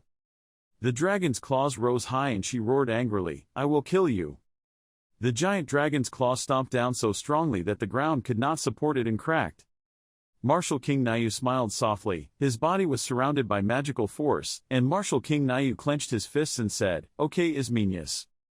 To see who would be the one to punch a certain god, Martial King Nayu spoke up, his golden eyes flashing, his tone unable to hide his excitement. Having said that, he immediately took a fighting stance with powerful magical energy, rotating to form a formation behind Martial King Nayu. He smiled lightly and said, "It ends here." While the battle was continuing, there was a guy in a white shirt with a stick. He was trembling from fatigue. Then he suddenly laughed wildly and said, "I must be crazy. When the arena was destroyed by the Red Dragon, I wanted revenge on the Summer Queen at all costs. That's why I spent my whole life saving and hiring the best S-rank mercenaries. Ice King, twice, Black Skull, and a few more. I even unexpectedly met people like Turn and Jang. So many of the tower's masters had reunited, making me feel that perhaps a powerful force like this could at least cut off one of the Summer Queen's arms, and yet, the mighty Black Skull, like a tiger wanting to tear off the toenails of the Summer Queen. But I also had to run away after my eloquent statement, hometown is hometown, we have many hometowns." His foot was stepping on a corner of the skull-shaped flag. Thinking about it, he hugged his stick and laughed crazily. The dragon in front of him still fought fiercely, emitting rays of light to kill the enemy. The spiritual people standing below looked at it with fearful eyes, but among them there were people who looked very calmly and expressionlessly. He seemed to want to say something, so he pondered for a long time. Everyone can only stand and watch that huge fire now. At this time, Martial King Nayu climbed onto the back of the supergiant dragon. Then he used his hands to tear off its wings as easily as tearing off chicken wings. As if reaching maximum strength, he grew fangs and smiled mischievously. From above, there was a soldier walking away somewhere. He looked at Martial King Nayu and then made a dangerous face and exclaimed, "It was truly too terrible. I know that Martial King Nayu is very strong, but to this extent, he is worthy of being the most ruthless beast in the tower. But it is also because these monsters know where they stand, so they are always immersed in the illusion that they are the strongest, that arrogance makes them think that no one will dare to attack them from the outside, without knowing how dangerous that thought was. Thinking then, he raised his bow and aimed towards the ongoing battle. He felt extremely enjoyed this feeling, so he suddenly smiled lightly. Then he thought of the captain, a certain mysterious person of his. His eyes suddenly lit up as if he was planning something. He used force to stretch the bow, aimed correctly. "Goodbye, Martial King," he said proudly, but he was currently fighting the dragon, so he did not notice the evil arrow flying at lightning speed towards him. He sprayed glue and stood still, keeping the same position. As soon as he let go, he felt a terrible feeling, There's something very strange around here. Where is that thing, where is it? Then he turned his sights towards the man in black standing on the ledge. He shouted in his mind, finding it when he saw the masked person standing with his back turned to him. Who was that person? He was extremely curious. The masked person was still standing still looking at the burning fire. Now the male protagonist is observing the battle. He feels extremely angry because that battle was originally supposed to be his. He thought, the Queen of Summer did great damage to Young Woo, was poisoned by the devil, but he was still not satisfied, and determined to return everything to her. As he was deep in thought, there was a provocative voice behind him. "Yes, that's right, it's very good to think like that. Hurry up, that's your prey, right, evil ego, just it's in moments like these that it appears, like a ghost, but now I hardly pay attention to it." Could the rewards he received from the Summer Queen's quest be of any help? He thoughtfully looked at the quest board.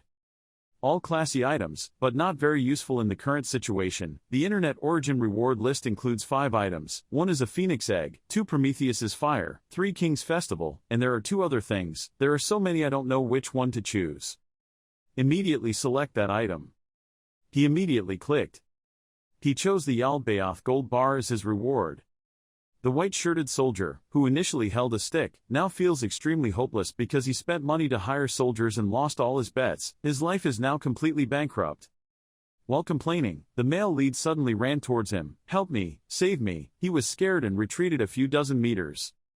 Immediately, mercenaries appeared, pointing sharp swords at the male lead's neck. "Alert, who are you?" Seeing that, he didn't say anything, just coldly glared at them with eyes that said, "Who dares to stop me?" The guy in white was scared. "Oh God, help me," hiding behind a long-haired mercenary who hoarded a lot of stuff. "Why did you come here?" Hearing that, he politely replied, "Long time no see," then pulled out the super large, sparkling gold nugget he got earlier.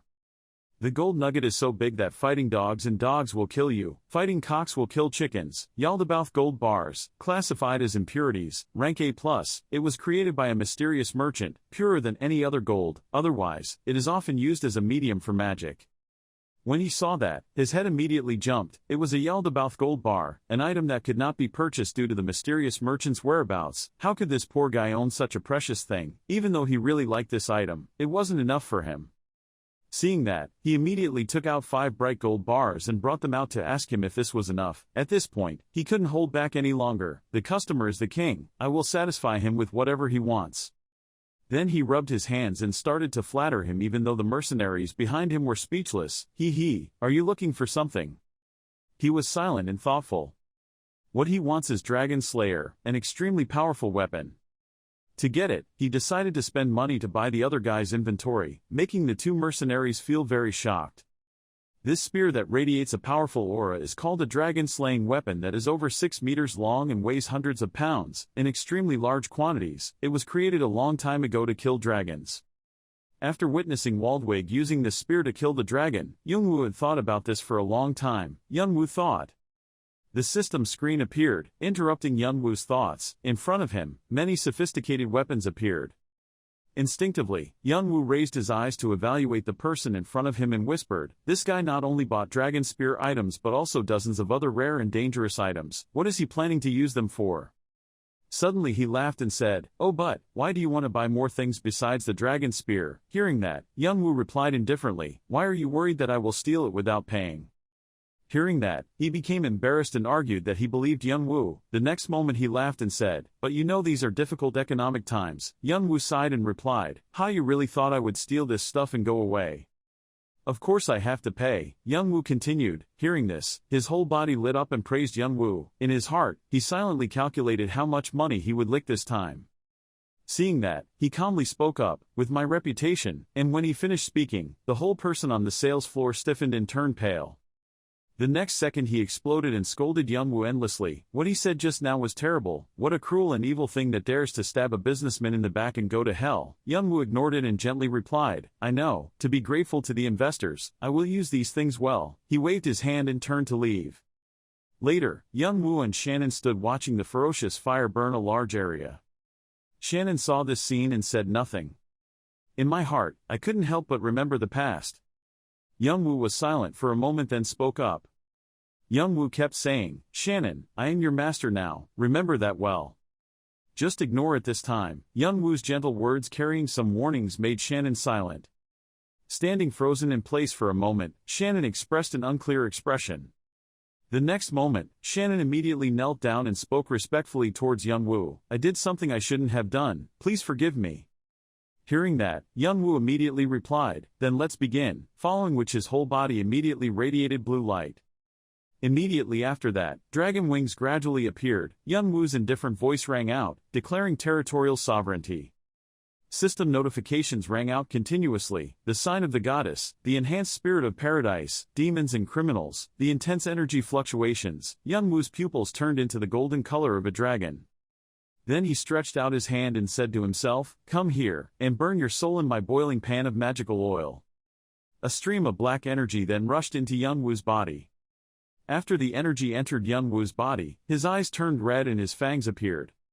Seeing that the time has come, Brahm over there opened the magic book in his hand. "So we should start," he said. Finished each consecutive spell and formation that Brahm summoned. The powerful flow of magic immediately made Youngwoo kneel. His pupils were filled with blood, fresh blood began to flow from his mouth.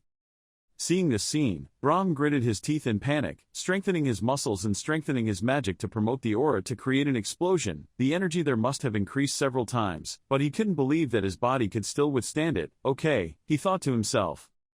Right after that, Youngwoo's body was being compressed. The system immediately displayed a warning. Her body had reached its limit. If this continued, it would cause permanent injuries. Seeing that, Youngwoo immediately activated the skill to regenerate his whole body and immediately received treatment. The system also rang with notifications continuously. Youngwoo frowned, the corner of his mouth still stained with blood. "So is it over?" he thought to himself. Thinking about it, he tried to stand up. The poisonous black magic was also summoned by Young Woo. His indifferent voice rang out, "First let's clean up the beards out there." Young Woo's whole body radiated the aura of weakness that just now disappeared without a trace. On the other side, the giant snake ferociously bared its fangs towards the group of snake people. Chimmy, a player, a cursing sound could be heard next to it, and the tough guys died like leeches. At this moment, everyone in the group was being made to feel uncomfortable by Chimmy. The girl screamed in horror at her teammates, "It's about to spray poison. It's a large-scale attack. Everyone, please retreat." As he finished speaking, Chimmy opened his mouth wide to suck in the magic energy that gradually accumulated into a large ball. Just as it was preparing to attack, suddenly a small ray of light flashed above its head. The next second, a powerful attack quickly fell on its body. Everything happened so quickly that everyone present was surprised. The extremely powerful attack immediately caused Chimmy pain. Its pupils constricted tightly and a huge fire continued to flare out. In just a blink of an eye, its entire body burned to the ground. Young Woo also landed next to it. Seeing their comrades being defeated, another dragon nearby screamed miserably. Hearing his roar, the group immediately started to panic. "What the hell happened to the spear? Hurry up and be alert." I just saw the dragon going crazy and quickly rushing towards Young Woo and roaring angrily, "That damn arrogant human." Young Woo's men blinked and appeared in front of him, taking a fighting stance. Then he immediately rushed at the dragon, continuously launching moves that made him cry out in pain. At this moment, Young Woo flew high and delivered a powerful blow to the dragon's head. His face remained expressionless as he raised the spear in his hand. Before Young Woo could take action, another dragon rushed in and bit his neck and ran away. That dragon was Tom. Seeing that, Shannon swore loudly, "Damn it, I'm losing oil." Young Woo immediately stopped Shannon. Then Young Woo's eyes suddenly flashed with a fierce light and he suddenly spoke, "We are about to meet the Queen of Summer." At this time, Tom had carried the dragon and ran a long distance. The two people had now transformed back into human form. He panted and whispered, thanking Uncle Tom. Thanks to him, he was able to save his life. Hearing this, Tom's face sank into silence. What to say? The blood on that guy's head kept pouring out. He frowned and endured the pain. Remembering not long ago he was laughing at Tom but he still saved him, he wondered if he did that because he still thought he and he were brothers. Suddenly Tom laughed, his eyes fiercely staring at the person in front of him and said, "Mother will die, dragons will also become extinct. We, the remaining dragons inheriting their mother's blood, will be reborn into a new, more brutal species." Pausing for a moment, he continued, "And to do that I still needed a lot of blood," he said as he walked closer to him. He was immediately startled and frightened. He screamed, "Don't come closer, get away quickly." Ignoring the guy's words, Tom's hand reached out, emitting a strange aura, then he gently spoke, "Good night, brother." The chains, jet black, surrounded a source of glowing red energy. The woman with a face filled with anger shouted, her eyes shining with golden fire. When she screamed, at the same time the big red dragon also let out a loud roar in an extremely ferocious manner, ready to fight anyone. Seeing the scene before her eyes, Nayu quickly wiped away the blood stains on her face, exclaiming that she was really mad. His blood streaked to the ground, but Nayu had nothing to show that he was afraid and those wounds could stop him, and I did not like this. Nayu's right arm was raised behind him, taking a stance to attack. Purple magic power surged above his arm. Nayu rushed in. A powerful attack struck the dragon's stomach, leaving it basically unable to resist. This source of power was a wake-up call to those who wanted to get in his way today. The dragon was in so much pain that it spat out mouthfuls of fresh blood. Nayu still didn't stop, but punched deeper. Really, it made people angry. Looking at the dragon that was in excruciating pain and seriously injured from his magic power, Nayu thought, the only opponent who could stand before me, other than All for One, died like this. Each piece of Nayu's power continued to creep inside the wound and take over its entire huge body, causing it to gradually weaken. Nayu continued to speak, and was still in a state of gradual exhaustion. Gradually, it's really frustrating. At this time, he used force to step on the animal's rough skin and jumped high. Immediately, the soldiers below were all worried about your safety. Your Majesty, you must quickly run away. Nayu flew up, floating in the air, casting a supernatural magic in her hands. When he finally saw that his accumulated source was large enough, he directed it towards the dragon before him. Knowing he couldn't run, he bravely stood up to face his fate, just saying, "Mom, please run." Cha Young-woo, who has been watching this war all this time, spoke up. You will, forever, without knowing, feel, stuck in, alone, until the end of your life. You will not desire anything anymore. Besides, close your eyes. Just then, the dragon opened its eyes wide. It finally used all its strength, screaming the last words it could, giving it back to me. Even though the wounds were constantly bleeding, the rage had taken over everything. It rose up, heaven wing, returned it to me. Before its strong rise, Nayu could not help but be surprised. But in the end he still flashed a meaningful smile. Ha! Nayu suddenly realized the reason why she became like that was because of that boy Cha Young-woo, the only image that appeared in her mind right now. So the person she saw before she died was that boy, that kid, not me, really annoying. Finally the time was ripe. He looked at her in dragon form one last time and coldly said, "Good night." Her eyes flashed with cold rays, the queen of summer. That moment seemed to stop forever the death of a dragon and the true strength and power of a man, but right at this moment, a voice said, "Master, I have to take her away." This made him pause for a moment. What? Whooshing, strong winds blew past him. Appearing in the dark sky at this moment was a pair of bright wings, shining with a colorful blue color. The scene before their eyes made the people below surprised. The dried dragon's corpse collapsed to the ground. It's truly unbelievable, the last dragon, the ruler of the entire tower. The legendary queen who ruled the tower for millennia, such a person lay down forever, is a truth that is difficult for anyone to accept right away. The soldiers wore red cloaks, their eyes wide open, still surprised, unable to believe it. No. Some people even pinched their cheeks to see if it was real. I didn't, it was a dream. They didn't want to believe this. Faced with this situation, Nayu could only fold her arms and watch, saying nothing more. After the daughter witnessed her mother's passing, her eyes immediately became lost. Mother. Her eyes became painful. Mother. She immediately rushed in angrily, shouting loudly, "No." She was about to rush over. But a village of black smoke stopped it. A voice shouted, "The Martial King." She clenched her teeth, her head bleeding. She looked at everyone with indignant eyes, chokingly said, "You took everything from me." Immediately rushed towards Nayu, preparing to attack him, a crime worthy of death. He immediately froze when he saw her, the one-horned demon. Suddenly, many different circles appeared above his head, like a teleportation gate. From the gate, people slowly appeared coming out. Next is a whole content, heroic and majestic. Nayu immediately turned around, eyes wide open. He gritted his teeth and said, "Why did these damn people suddenly appear here?" Behind them was a larger, more muscular figure. Ahem, how unlucky, we thought what was waiting for us would be a grand party. A ray of light immediately fell. Nayu crossed her arms and said in a bored voice, "You stupid pig, why did you bring your body here?" That person was immediately dissatisfied and said again, "Who dares to call me by name? Ooh, or look who this is." This person is none other than Confronting King, my good friend Nayu, right? The ruler of the land of blood, Confronting King. He has the obsession to try everything, a lunatic who slaughters thousands of people without blinking an eye, just to satisfy his own greed. There was a time when King Confronting got excited and wanted to eat the one-horned tribe, so he sent people to do something wrong. Making the Martial King angry, he stormed into his castle alone and caused such serious damage that the entire palace was almost completely destroyed. He still remembers what the Martial King did to him. I still remember how he injured my eardrum at that time.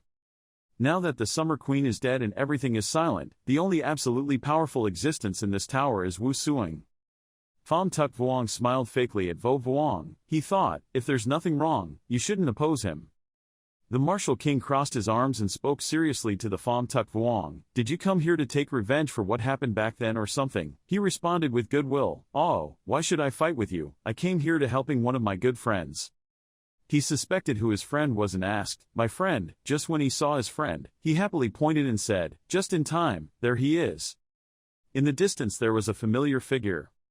It's none other than Cha Young-woo. The Pham Tuk King sarcastically mocked the Martial King. "To receive such a wonderful disciple, you must be very relaxed." Vo Suing turned his head to look at him without saying anything. At that moment, the music started, and Pham Tuk Vuong happily said loudly, "Haha, come on, don't make everyone lose interest." Blending in with the music, he gradually became thinner. Pham Tuk Vuong held a glass of wine in his hand. He happily shouted, "Come on, let's celebrate, everyone eat and drink to their heart's content." Vaihei was startled and turned her head. Famtuk King raised his glass of wine, his face showing a dangerous smile. I finally get to try the meat of the dragon clan. Soldiers began to rush forward to attack. A man wearing a cloak seriously shouted, Vaihei, move, now is not the time to act like this. Vaihei clenched her teeth in hatred and thought, I want to immediately take revenge on my mother, but right now I have to take care of my siblings and the subordinates that my mother left behind. She ordered everyone to retreat. Seeing that, the soldiers immediately screamed and chased after them. The prey is running away, don't let them escape, you must eat them one by one. At this time, the system board gradually appeared with notifications. The rankings appeared. Cha Yongwoo's current position was second place. Because of his high achievements, he received rewards. Cha Yongwoo was surfing. My reward is... A light like lightning touched his hands, causing him to stop. That light flashed and started talking. Who are you? Who are you to dare do that to me? Under the mask, Cha Yongwoo coldly glanced at the light. He speculated, was the soul of the Summer Queen. He lifted the mask, revealing his face to the Summer Queen. The queen was surprised and stammered, what to do, this is impossible. Cha Yongwoo clenched his fist, the queen disappeared, replaced by a black aura rising. Just as he thought, the dragon's soul was still strong when it died. He silently wondered if he should temporarily lock it. Suddenly he realized something and turned his head away. The four people behind felt a terrifying murderous aura. The carrot-colored haired girl shouted, that. The Martial King had a murderous aura and slowly approached Cha Yongwoo. He gritted his teeth, frowned angrily and said, you. The Martial King raised his fist filled with aura. Rushing towards him, ready to punch him, but he still stood there, not moving. The aura of the fist passed through his body, smashing pieces of the mountain behind him. Everyone gasped in surprise. Cha Yongwoo still looked cold, his face unchanged. Then he was punched in the head by the Martial King. He blurted out, Uck. Vo Vuong was angry, his face turned black, he repeated his words, Uck. He bent down, his voice full of threats. After swallowing all the hard work his master had laid out and you said Uck. He was sweating bullets listening to him continue, should I beat you like that? When I fought the Summer Queen to correct you, you weren't here. Cha Yongwoo tried to justify himself, but the result was still being beaten again. Vo Vuong leaned on his hands and looked at him and could only sigh. He seemed to speak right to his heart, making him startled. This is also part of your revenge plan, right? Yongwoo was about to explain, but he stopped him. You are the one who caused this, so please clean up before going back. He shouted to the clan members, compose yourself, we will catch that guy. Everyone shouted in response to him, yes. One of the clan members realized that Vo Vuong was talking to the Buddha and advised him to be frank in praising him, thanks to which he knew that he had vaguely guessed something. He looked away, quietly thinking about why he killed the Summer Queen. The old man happily chatted with Vo Vuong. It's been a long time since I've seen him. It's true that every teacher has his own student. Vo Vuong replied to him, are you praising or insulting me? The Martial King laughed and said, it seems you are still very healthy, next time you should fight me. The old man shyly replied, if you are joking, don't joke like that, my joints hurt a lot after this age, so see you later. After finishing talking, King Vo turned to look at the young man wearing a hood next to him. The two looked at each other, their faces expressionless. They bowed to each other in silence. The Martial King and his clan left, Cha Yongwoo still sitting on the ground. He thought to himself, after all, he is his disciple, so he acts like he is completely not here. Is this the scene of abandoning his child to the market that people talk about? Cha Yongwoo looked at the surrounding scene and thought, by the way, this is truly a battlefield. Fire flickered, corpses of soldiers were lying everywhere.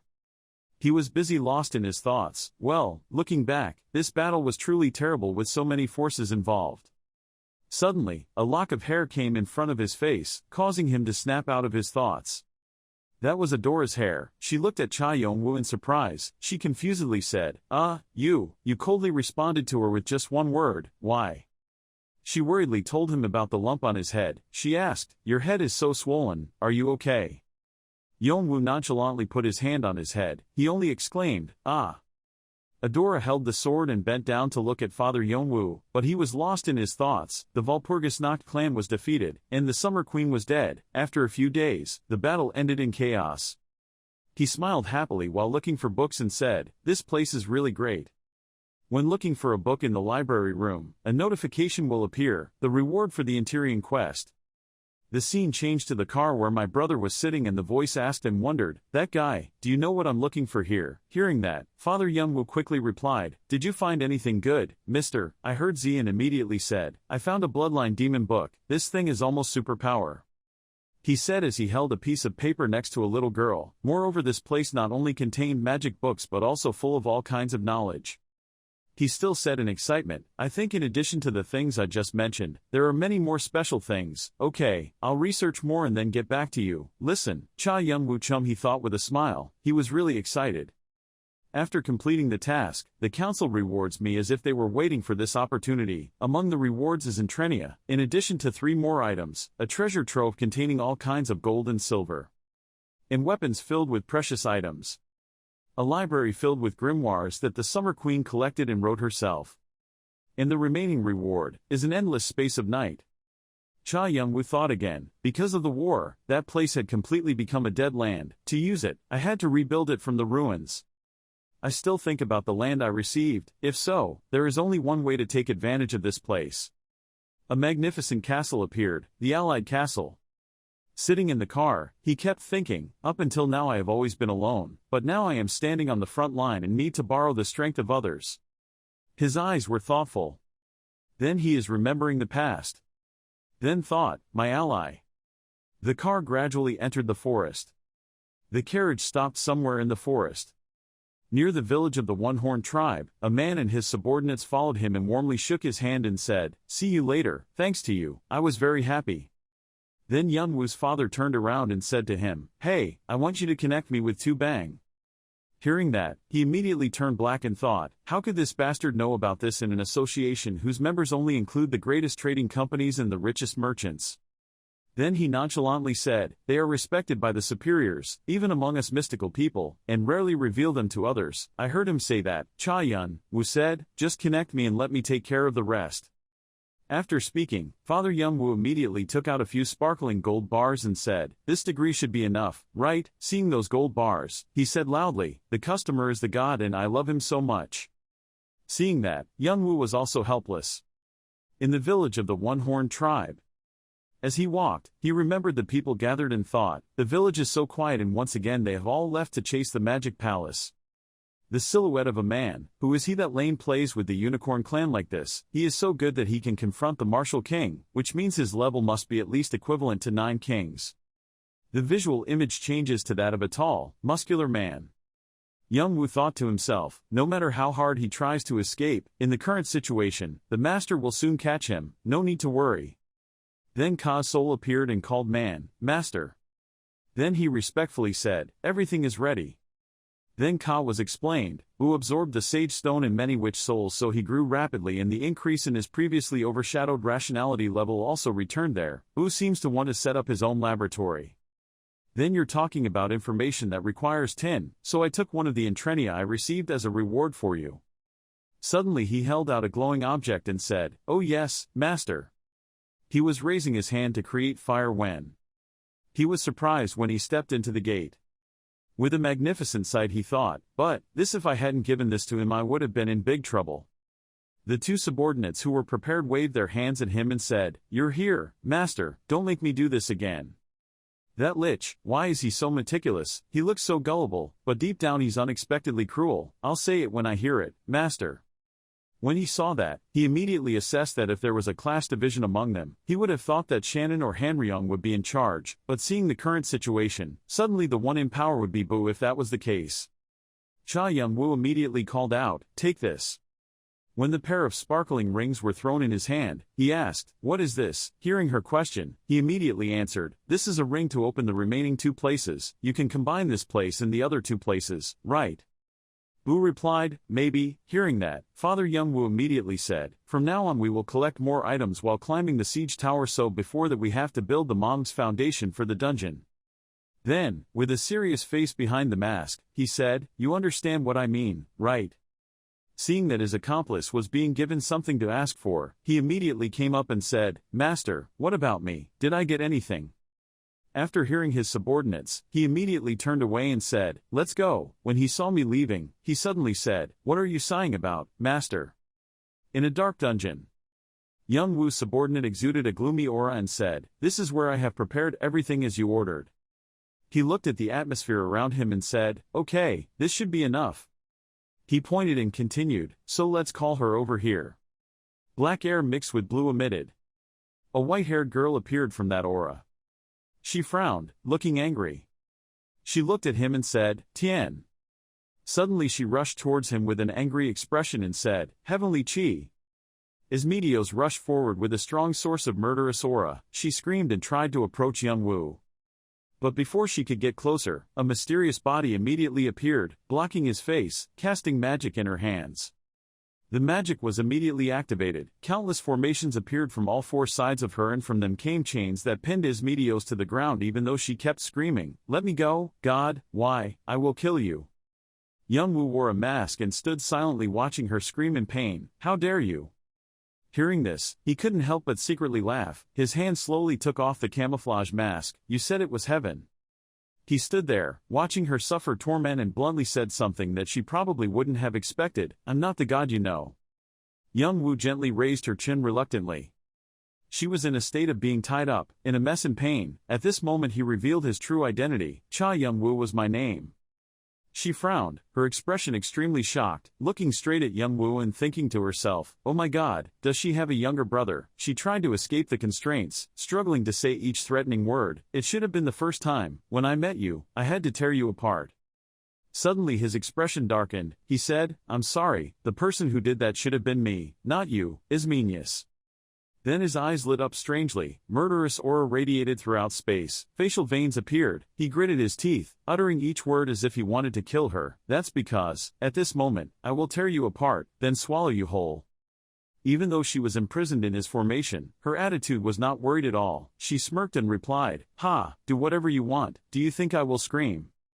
He smiled happily. He had to try it to find out. The masked man continued to perform magic as ordered, and immediately the dragon, sleeping quietly, appeared in midair. He calmly stood and observed her. Her face became scared, her eyes opened wide in surprise and secretly panicked. "Is that me?" She was really scared, she couldn't accept herself in that form. Young Woo touched the dragon shape in front of her eyes and said, "All parts of the dragon can be used." Young Woo spoke calmly, but every word he uttered was a threat. "From this moment on, I will disassemble every part of your body right before your eyes." She was scared, her voice trembled. She stopped. He replied calmly, "I can use my eyes as a source of magic, my scales as armor, and your bones will be forged into indestructible holy weapons."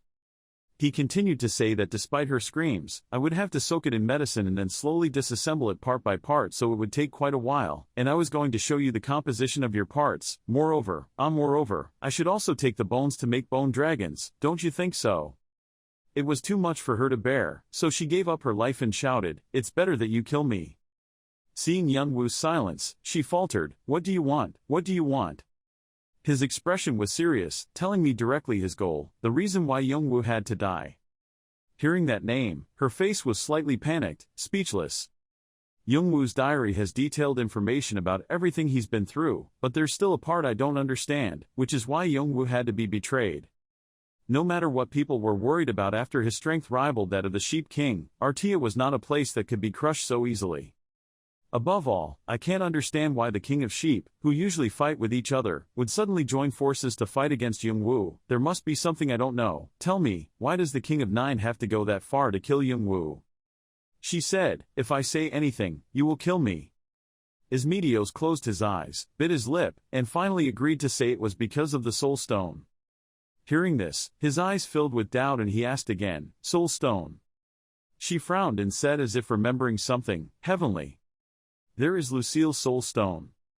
More widely known as, the Bringer of Light, Lucifer. Although he is a transcendent being, he cannot join any side whether it is gods or demons, light or darkness, and he just wandered around. Then, 1,000 years ago, his wings were torn by gods and demons, and he fell."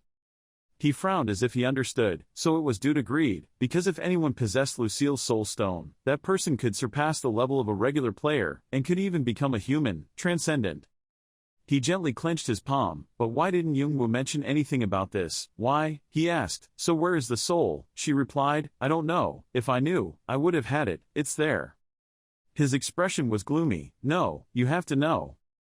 eyes sharp and murderous radiated. Young Woo threatened her, no matter how small. Oh, higher thought, then I will let you die in peace according to your wishes. She angrily shouted, you didn't promise like that, but he turned away. Young Woo left without looking back. She was still crazy, screaming, Father Young Woo, you horrible bastard, you really are. He walked quietly on the long, dark road. Suddenly a voice caught his attention. The 98th floor would be very noisy. Braham stood against the door and said, why are the giants and even the dragons extinct? He was arranging in the study room, or rather, tidying up to make the things that had been arranged look neater. Braham opened his mouth, ahem. He looked at the goblins transporting things and said, I would be really grateful if you created a dungeon or experimental room like this for me.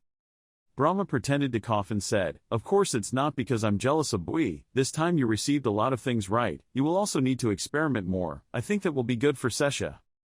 Hearing this, he couldn't help but laugh. Brahma blushed and said loudly, I mean, isn't that very good? It's not that I'm greedy, but to help you in the future.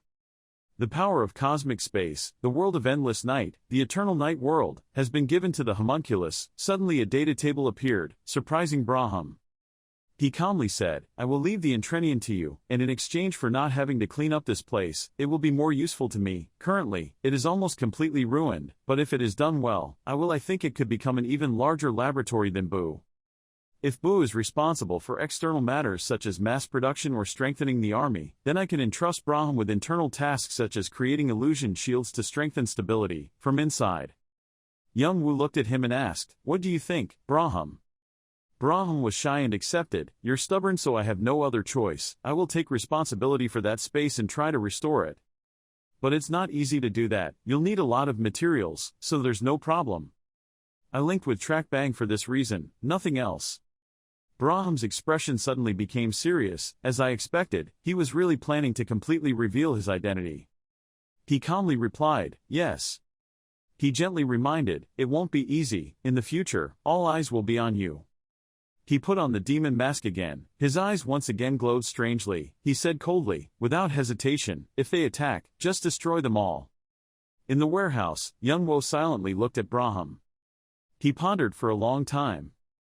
In Braham's heart, he was doubting his life. He didn't expect that there was still no message from the 98th floor. Was everyone on alert or something? Because of the soul stone or something like that? He turned off the screen and asked Young Wo, so is this the end of the story you told? He just answered, yes. Braham looked at him with a sinister smile. If that's the case, then it's time for the main course to hit the floor. Young Wo nodded in agreement. The next second, Young Wo created a stream of magic. Vieira suddenly appeared in that crowd of demonic weapons. She was surprised, reflexively looking around the room. Standing in front of Vieira, Young Wo took off his mask and looked at her with cold eyes. Vieira froze when she saw his face. She shouted, you, just as she was about to escape, the black air formed arms that held her tightly. Those ghostly arms seemed to want to tear her apart. Looking at her, Young Wo hated her and was so indignant that he didn't want to talk to her. He turned back and asked Braham to go first. Braham hated her as much as he did. He walked up to her with a cold face. Ignore her screams, Braham spoke up, Viryadun. Thinking about the image of his beloved daughter and granddaughter, Braham became even angrier. Holding a bottle of purple liquid, he introduced it as Dragon Mountain Elixir. He created it just because he was curious whether a ghoul-type monster could be injured or not. He looked at Vieira with cruel eyes, but he didn't know if it would have any effect on her body. Having finished speaking, Braham poured the bottle of solution directly on her body, causing her extreme pain. After being tortured by many vials of that acid-like solution, Vieira could no longer bear it and had to ask for his life. She begged in pain, I will tell you everything, please stop. Braham's hatred was too great. He had no intention of forgiving her. Seeing that he was about to pour another bottle, she shouted, wait, I told you I would tell you everything. Vieira fully confessed that the kidnapping of Ananta and the child was all to wake up their mother, and the experiments were also to complete the mother's vessel. She also had no way to save Ananta, but the child could. Listening to her, Young Wo thought to herself, Mother, as expected, the witches are trying to summon Mother Earth, the same mother they spoke of. Mother Earth is not really a god but an existence in the subconscious that witches worship. Every time Mother Earth appears to save the world, she uses many different guises, so it is difficult to guess her thoughts, yours. Perhaps that is why he has many names, but the most famous is Gaia or Yama. Viera Dune is the only human being that Mother Earth is interested in. She is becoming more and more powerful and gaining power during the Witch's Night, all thanks to her mother's favor.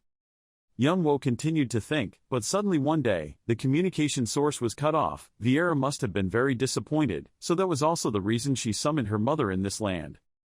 His train of thought continued. He suspects that Lucille's soul stone that Youngwo holds may have been stolen by someone very close to him. Viera got angry and shouted, "I've said everything, why haven't you killed me yet?" She turned to Youngwo and earnestly called his younger brother's name.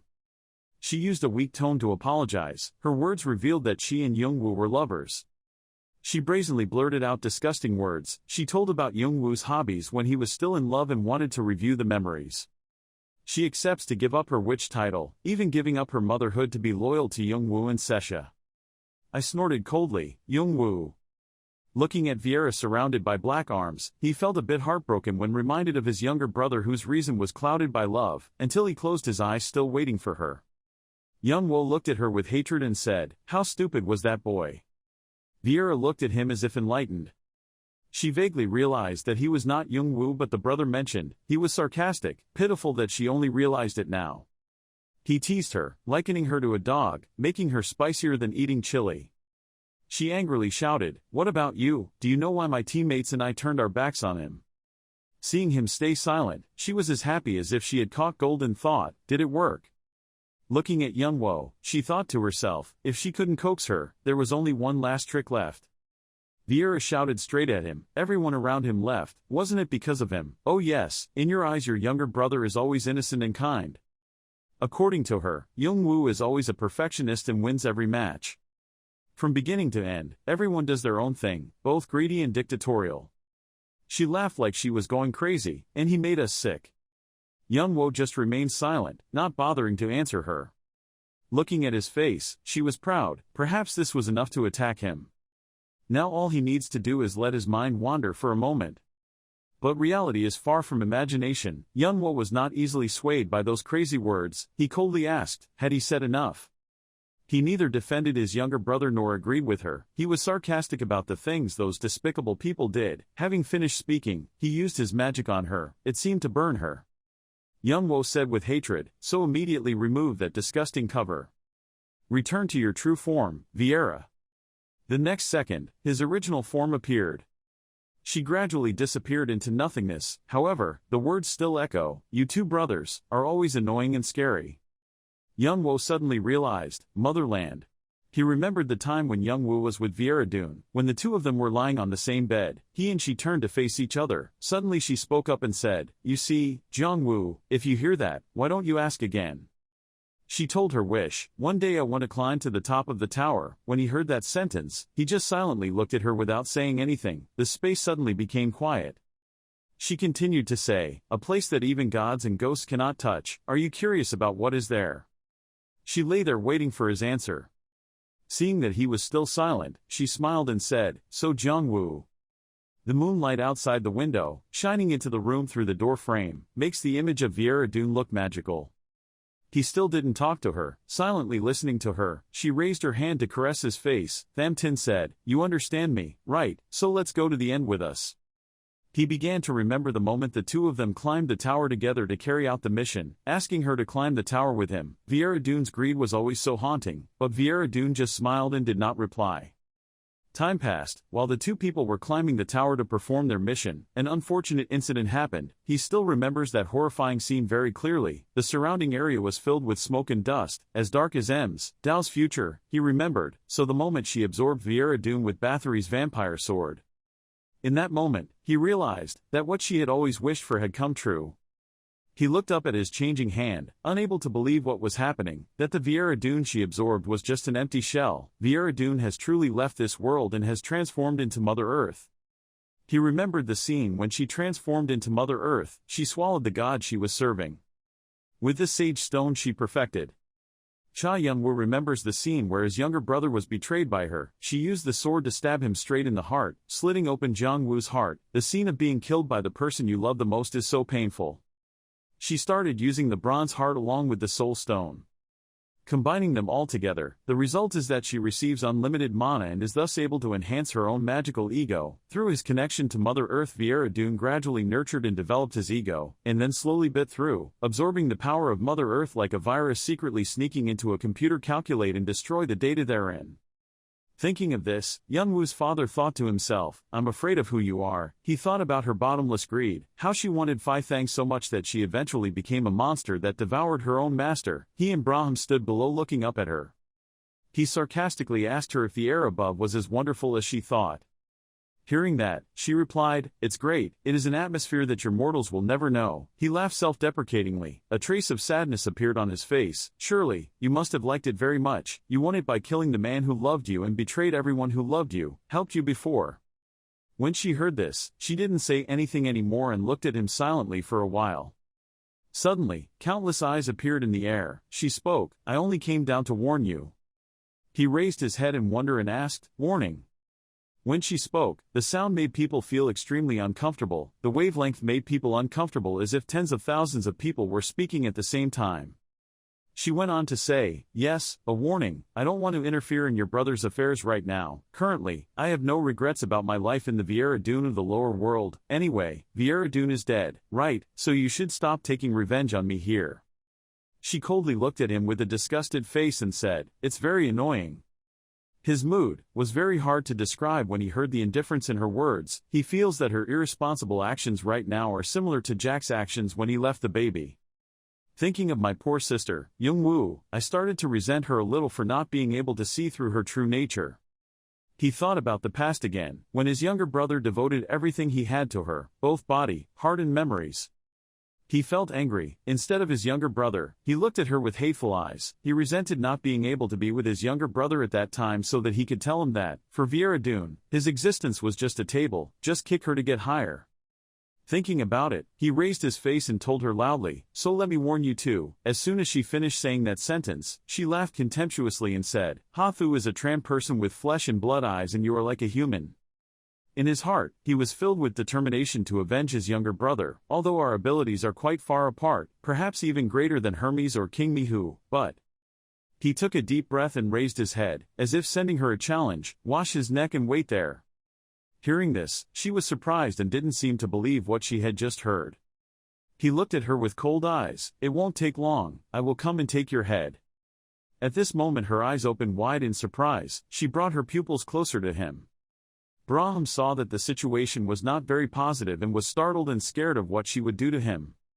She walked closer to him and asked again, do you know what you are saying? He calmly replied, of course.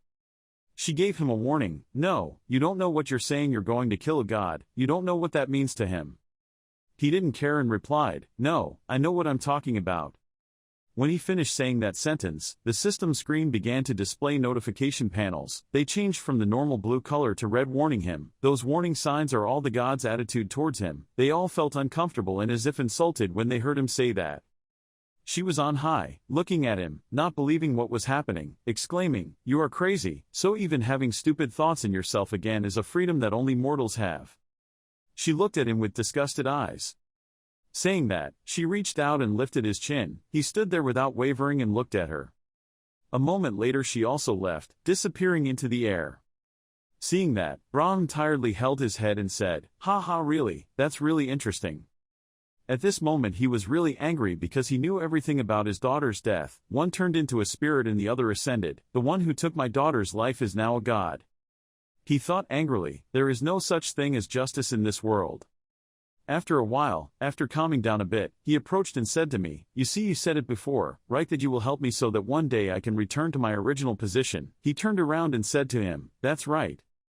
His face clearly showed his determination to avenge his daughter, telling him, you better keep your promise and kill me with your own hands. If you see that, it negates his will, no. When he heard that, he was very surprised and asked again, what? He looked at him with determined eyes, the one who will tear her into hundreds of pieces is me, I cannot give that opportunity to you. Hearing this, he realized something. He smiled and said to him, so why should that opportunity be mine? I will not give it up to you. You seem to understand what he said to you, so let's bet on who will be able to do it first. The two people raised their hands to shake hands, which was a testament to this bet. He told him, it sounded good. The gods, after seeing this scene, looked with disdain. As the two of them walked forward, he seemed to have realized the philosophy of life. Yes, to be honest, I know that the young man in front of me will overcome this no matter how difficult or vague his faith is. Then he looked at the young man walking in front of him. He continued thinking, even though everything had almost disappeared after my preparations were taken away in the prophecy, with the little amount of divine power I still possessed, it was difficult for me to see everyone looking so happy. Gradually, the images in his prophecy began to appear. Everyone in the near future was laughing and having fun, no longer suffering like this. After the death of the Summer Queen, the Blood Dragon fell apart. Kulong's son also started a civil war to compete for the throne. Blood Dragon eventually divided into 3 factions. The White Dragon faction is led by Waltz the Spring Queen. The Dark Dragon faction of the Autumn Lord by Off Tom. And the Blue Dragon is commanded by Hyel, Liso, and Baraden. The 76th floor, which had just stabilized, was now falling apart, engaging in a long war to devour each other. As if to match the times, other clans also changed. New clans threatened power. In the hands of the 8 great clans, new players appeared, gradually replacing ranker positions. It is truly a time of chaos. In the world of tower climbing, power is truth and law. Although the entire tower is in chaos, Young Woo's side has entered a new stage of development. With the information revealed by Viera-dun, Anata has been treated. Then suddenly I opened my eyes and woke up. In the village in the remote bamboo forest, Braham is taking Anata for a walk in the forest to get some fresh air. Sesha was carried by Cain. When she saw her mother, she happily called her. Then from Cain's arms, the little girl jumped down and ran straight to Anata and called out, "Mom." But she didn't seem to pay attention to the girl's call, so she still didn't respond. Then she turned back to look at Sesha with strange eyes, like someone's daughter. Seeing that, the little girl felt extremely disappointed, not understanding what was wrong with her mother. The male lead stood from afar watching with an expressionless expression. He appeared to be fine, but deep down he had many thoughts. Scene change. Inside the room, Brahm called, "Anata. Do you recognize me?" But the only response to his question was her silence. It seemed like after waking up she had lost her memories. Because of everyone's wishes, she woke up after such a long sleep. She became expressionless again with her dull eyes looking into space. Braham and Cain stood there extremely stunned. Squeaky eek Anata. After a while, Cain felt extremely angry for some reason. He slammed the teacup on the table. He sighed and felt so annoyed that he wanted to smoke a cigarette. Looking in his eyes, one could feel extreme helplessness. Then he thought back to the time when Anata was injured and felt extremely guilty for not knowing Braham at that time so he could treat her, wondering if her current situation would be better. While he was deep in thought, the voice in his head rang out again. "How could you know? It's not the day to have clairvoyance like All for One. Know how to prophesy like the 3 Norn sisters. That's right, don't keep it." Then suddenly someone asked him why he was so sad. It turned out that the 2 brothers Adora and Fanti were also here. The worried sister asked him if he was okay. But he just sat there silently, as if thinking about something. Yes, he had to admit that there were still many people who needed him to protect. Bra, Anata, Sesha, they are very important people to me. Not only that, but also the soldiers commanded by him. Moreover, there are also friends who stand side by side with him like Fanti, Adora, and Gallard. After thinking about it, he spoke up. "There's something I have to tell everyone. I said that when the time comes, I will reveal my dirty identity." Then he raised his hand to hold the mask. Fanti saw this and was extremely surprised. When the mask was taken off, he was so surprised that he couldn't speak. Adora stood beside her emotionally, looking at her and thinking in his head, "You." That day, Young Woo told the 2 of them how he got to the tower. As if he were telling someone else's story, he said everything more gently than he thought. Fanti was so angry that he lost his temper, and Adora just remained silent and said nothing. "Can't leave it alone," Fanti said angrily. His hands clenched tightly, his body trembling as if he could not believe that Cain had to go through such matters. The matter of one clan member was also the matter of the whole clan. He had endured so many hardships, yet the old man carried the patriarch's voice remained indifferent. Unable to bear it anymore, he stood up and wanted to go find his father to talk, but Adora was calmer. She shouted loudly, "Sit down, this idiot." Hearing that, Fanti felt extremely angry, turned to be angry with Adora. "What are you saying, idiot?" Then she lowered her voice and said slowly, "You still don't understand. I'm giving him a chance to spread his own wings. I even know that one day he will leave." Fanty was stunned when he heard Adora's words. At this time, the male lead spoke up. He wants the two of them to become his wings. The two of them were surprised by his suggestion. At this moment, he was still calm, looked at his mask and said, "What I intend to do can be extremely risky. Danger will fall on the tribe at any time, because I will fight against this tower." He hesitated for a moment and then decided to continue. Then suddenly Fanty spoke up in support, saying that at times like these he just needs to ask everyone for help. He felt stunned by his younger brother's words. He didn't expect him to care so much about him.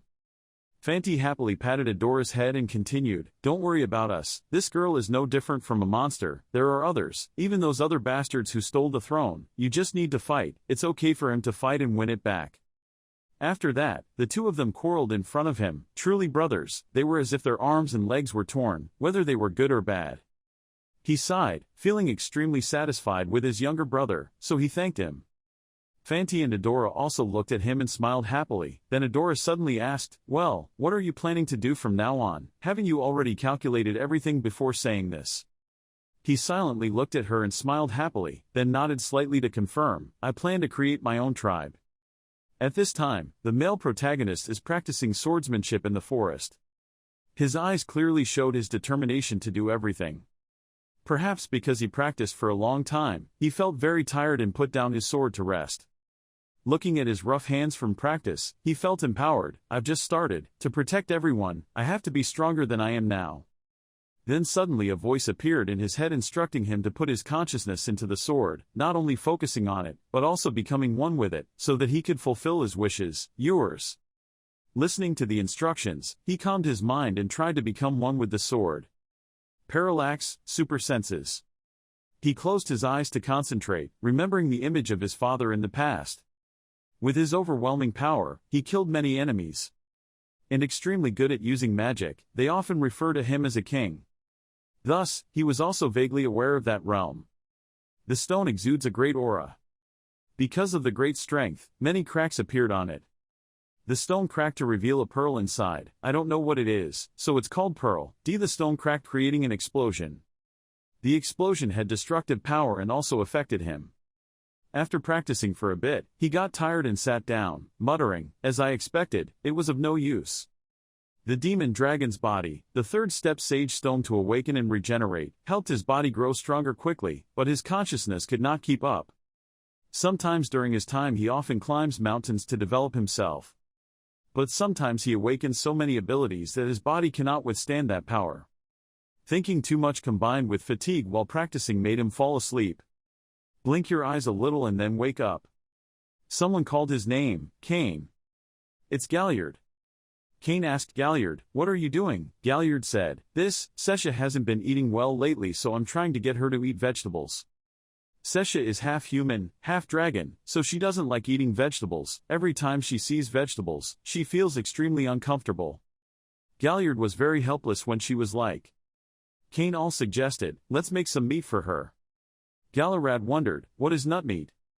He explained that he just needed to form the seeds so that the texture resembled meat, and add a little sauce to mask the smell of the seeds. Gallard asked again, "Is that real? I'm happy to have a way to solve the problem of eating little girls' vegetables."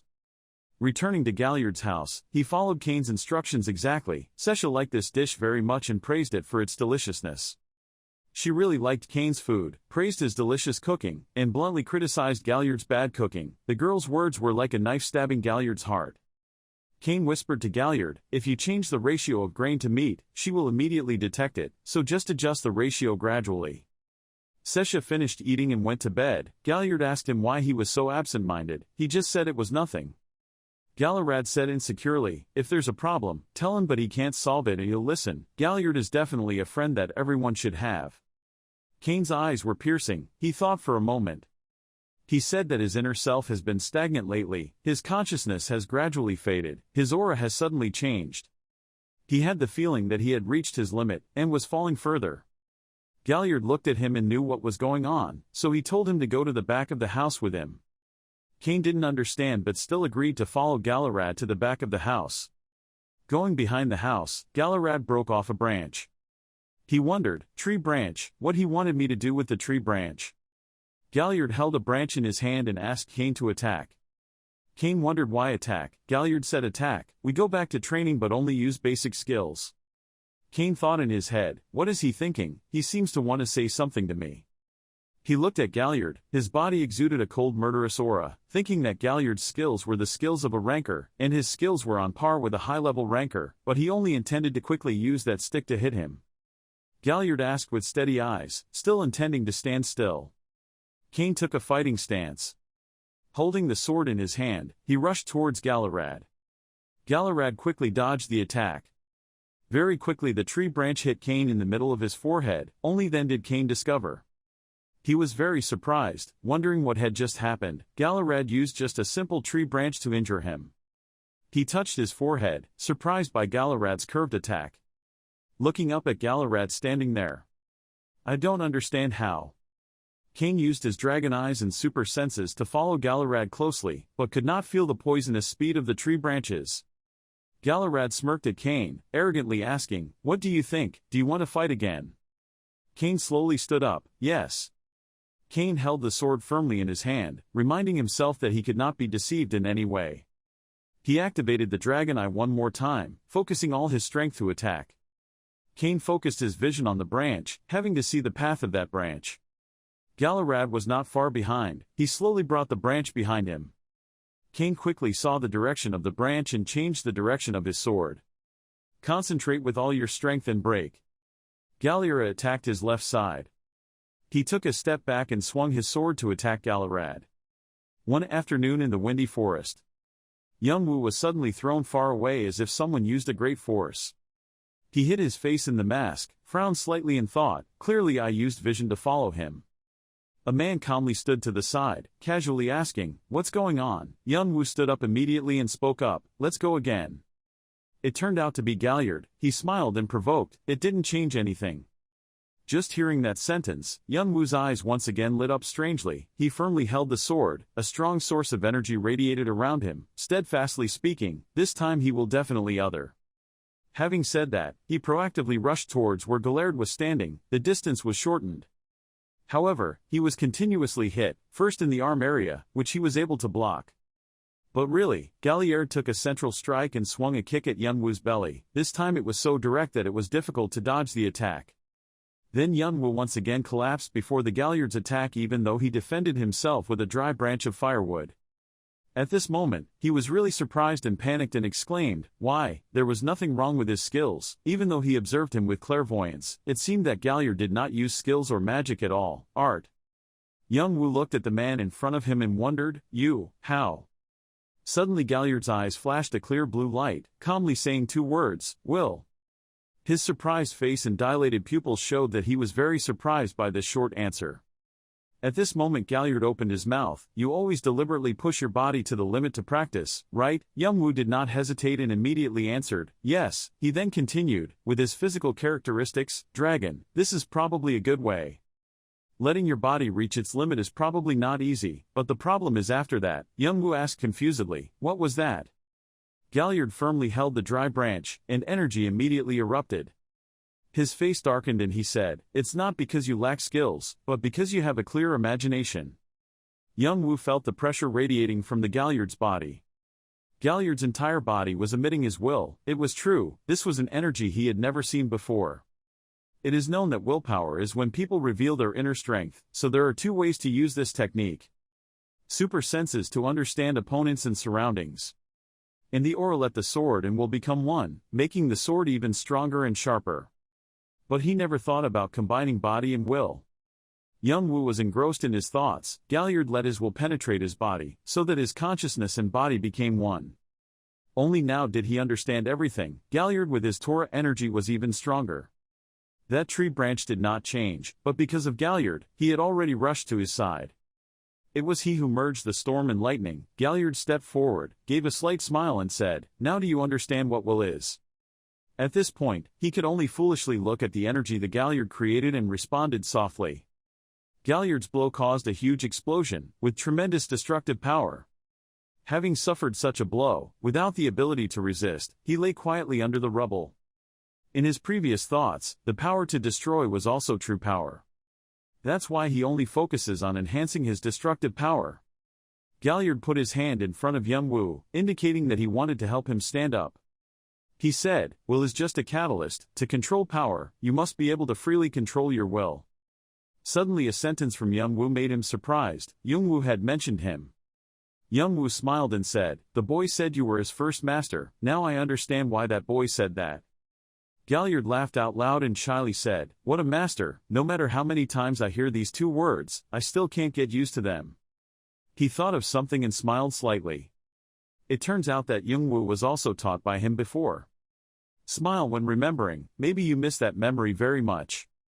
Gallard firmly suggested that since it's come to this, I also want to be his brother's teacher. He smiled softly and looked towards Young-woo. "Do you agree?" He immediately accepted without hesitation and was very pleased. Then another day in the windy forest passed. At this time, there were voices everywhere on the street, and it seemed very busy. From a small corner, a shirt fluttered mysteriously. A man wearing a mysterious black cloak let out a strange laugh. The image of Young-woo standing quietly alone on a high cliff. The hidden guy immediately thought, it was those eyes, the eyes I couldn't help but notice. Even though he looked indifferent, those eyes could burn anything. He calls Young-woo commander. Then the scene of a woman whose body was covered in blood had fainted, leaving only the call, "Sister." The commander had entered the tower. Remembering this, there were many bloodshot eyes in his eyes, the veins on his face were also clearly visible. "Commander, together we will complete our unfinished business on Earth and end it here." After a while, he quietly left. Gallard asked if Young-woo understood the importance of the mind. "Right." He explained that to activate the mind, one must control the body. The best way is to master footwork. Footwork is a technique that includes moving the legs and moving the body to help reduce body weight. The most important thing is. Young-woo replied, quickly. In his mind, he thought, the foundation of Shukuchi, one of Alfaroni's three main skills. Gallard agreed with him. Exactly, he must also know the basics of it. Having said that, he prepared a pose to model for Young-woo. He gently bounced up high. Swinging on a tree branch, Gallard happily said, he could become this light. After saying that, he jumped to the ground, making the ground concave, or heavy like this. He continued to lightly brush past him, colorfully like this. Or quiet like this. As soon as she finished speaking, Young-woo saw no sign of Gallard. The space was quiet when Gallard suddenly appeared right behind him and said, "Express is truly a technique full of diversity, right?" Young-woo asked how to master this skill. Seeing that Gallard remained silent and did not respond, his face stiffened. Seconds later, Gallard smiled and gave the order, starting to run 1,000 times around the village. In the fields, some farmers talk about Young-woo practicing in a strange way. At this moment, he was out of breath and sweat poured like a stream. Despite everyone's negative comments, he continued to practice hard. The two brothers Adora and Fanti stood bewilderedly watching Young-woo practicing. Gallard was throwing a strange object towards Young-woo. He reacted very quickly and jumped up to catch it. Just like that, Gallard threw one ball after another for Young-woo to catch. In Adora's eyes, Young-woo is like a cute little puppy, and Fanti is bewildered and doesn't understand. By the last shot, Young-woo concentrated hard on it. Catching it, he was a bit surprised. Look again at the object in your hand. He thought in surprise, it's over. As he landed, he thought, the method to control his body is to strengthen his senses, change the way he perceives from the outside and direct them inside. Seeing the notice boards appear, he happily ran forward. Previously, he only focused on rigorous training so his muscles were as hard as rocks. It's all just your past, now, they stretch like rubber. Running to the edge of the cliff, he jumped high like a professional ballerina. As he neared the ground, he happily thought, I can feel every beat, every cell. While resting, Gallard came up and said, it seems you have mastered the basics, you understand how to walk, should we learn how to run? As if tired, Young-woo stood up and asked what to do. Still with that smile, Gallard held a tree branch and said, at times like this, practice is the best thing. Young-woo didn't have time to load, so she froze. The next second, the two of them rushed to exchange moves. Both Adora brothers looked at the two with wide eyes. Adora looked thoughtfully. And Fanti is a bit bitter. The veins on his face stood out. Look at Young-woo at a high level, he must be very bitter. Fanti angrily left, much to Adora's confusion. He walked in boldly. Think about past words. He gritted his teeth in anger and some regret for the words he said. Right from the first meeting, young Wool left a deep impression. He thought to himself, it's normal for someone to be stronger than him. Here I am again, convincing myself with that reason to hide my inferiority complex. Fanti clenched his fists in determination. No way. I can't keep chasing him, I have to be stronger. Thinking that, he rushed straight to open the door of the elder's room. He looked at Fanti with a puzzled face. Fanti said loudly, please pass on the blood of thunder to me. He was moving the documents away when he saw him coming and turned his head to look at him. He seriously told him, do you know what thunder blood is? He answered loudly, yes, it is an invisible martial skill, controlled by the mind, the secret weapon of the one-horned tribe, and also the symbol of the blood cycle sage.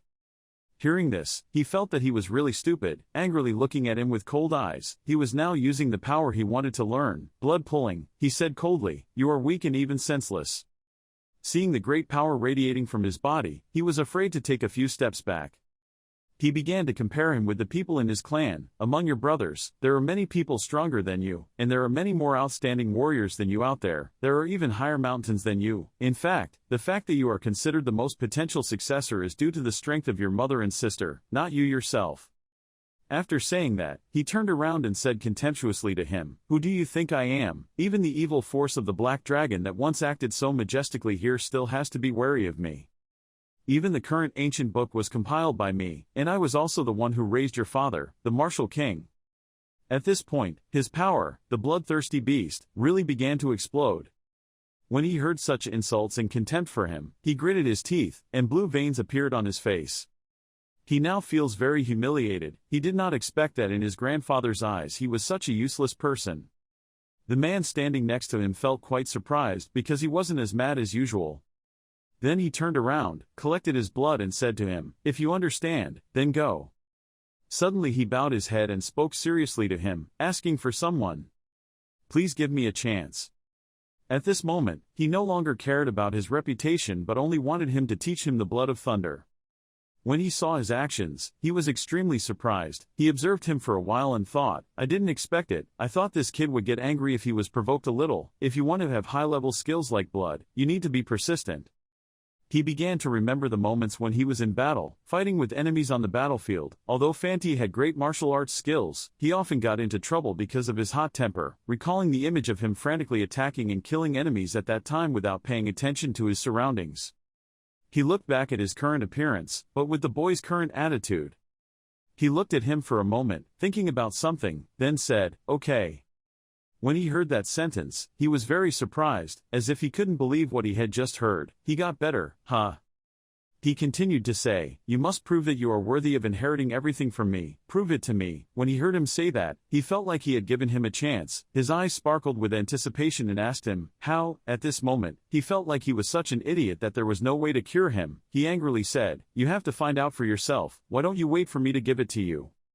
After saying that, he kicked him out the door and shouted at him. After he finished speaking, he left. Just like that, he kicked him out.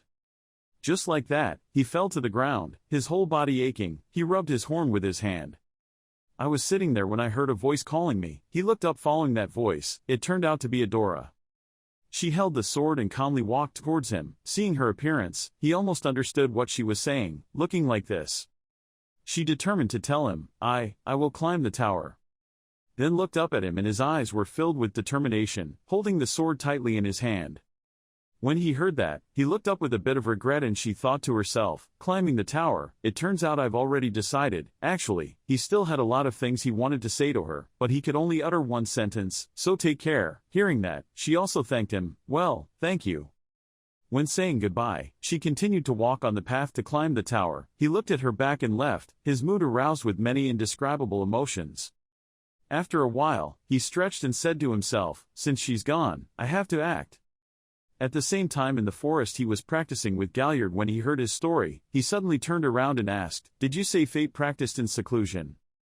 He sighed helplessly and told him, yes. It seemed like he had come before the martial king to ask for the key to open the closed space. He asked curiously, the space was not suitable, he must have made up his mind.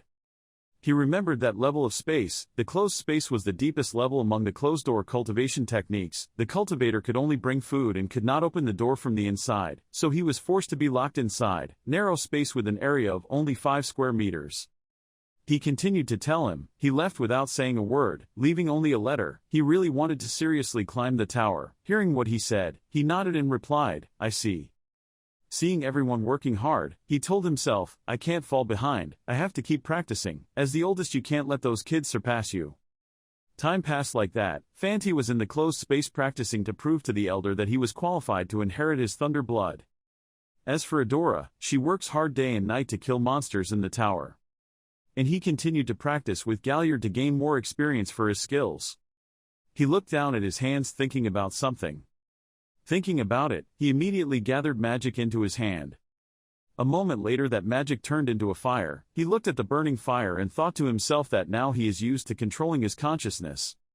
Where did Gallard come from? Fast as the wind, and tell me congratulations, you have opened the eye of the storm. For outsiders, this must not be easy. Seeing him coming, you immediately extinguished the fire in your hand and said to him, "Thanks to Gallard, I got it today." The system screen showed up again with the notification that you have received the Dark Elf Hunter skill. He looked at him with satisfied eyes as a teacher and said, "Now let's try again." Hearing that sentence, he was in a fighting state and swung his sword.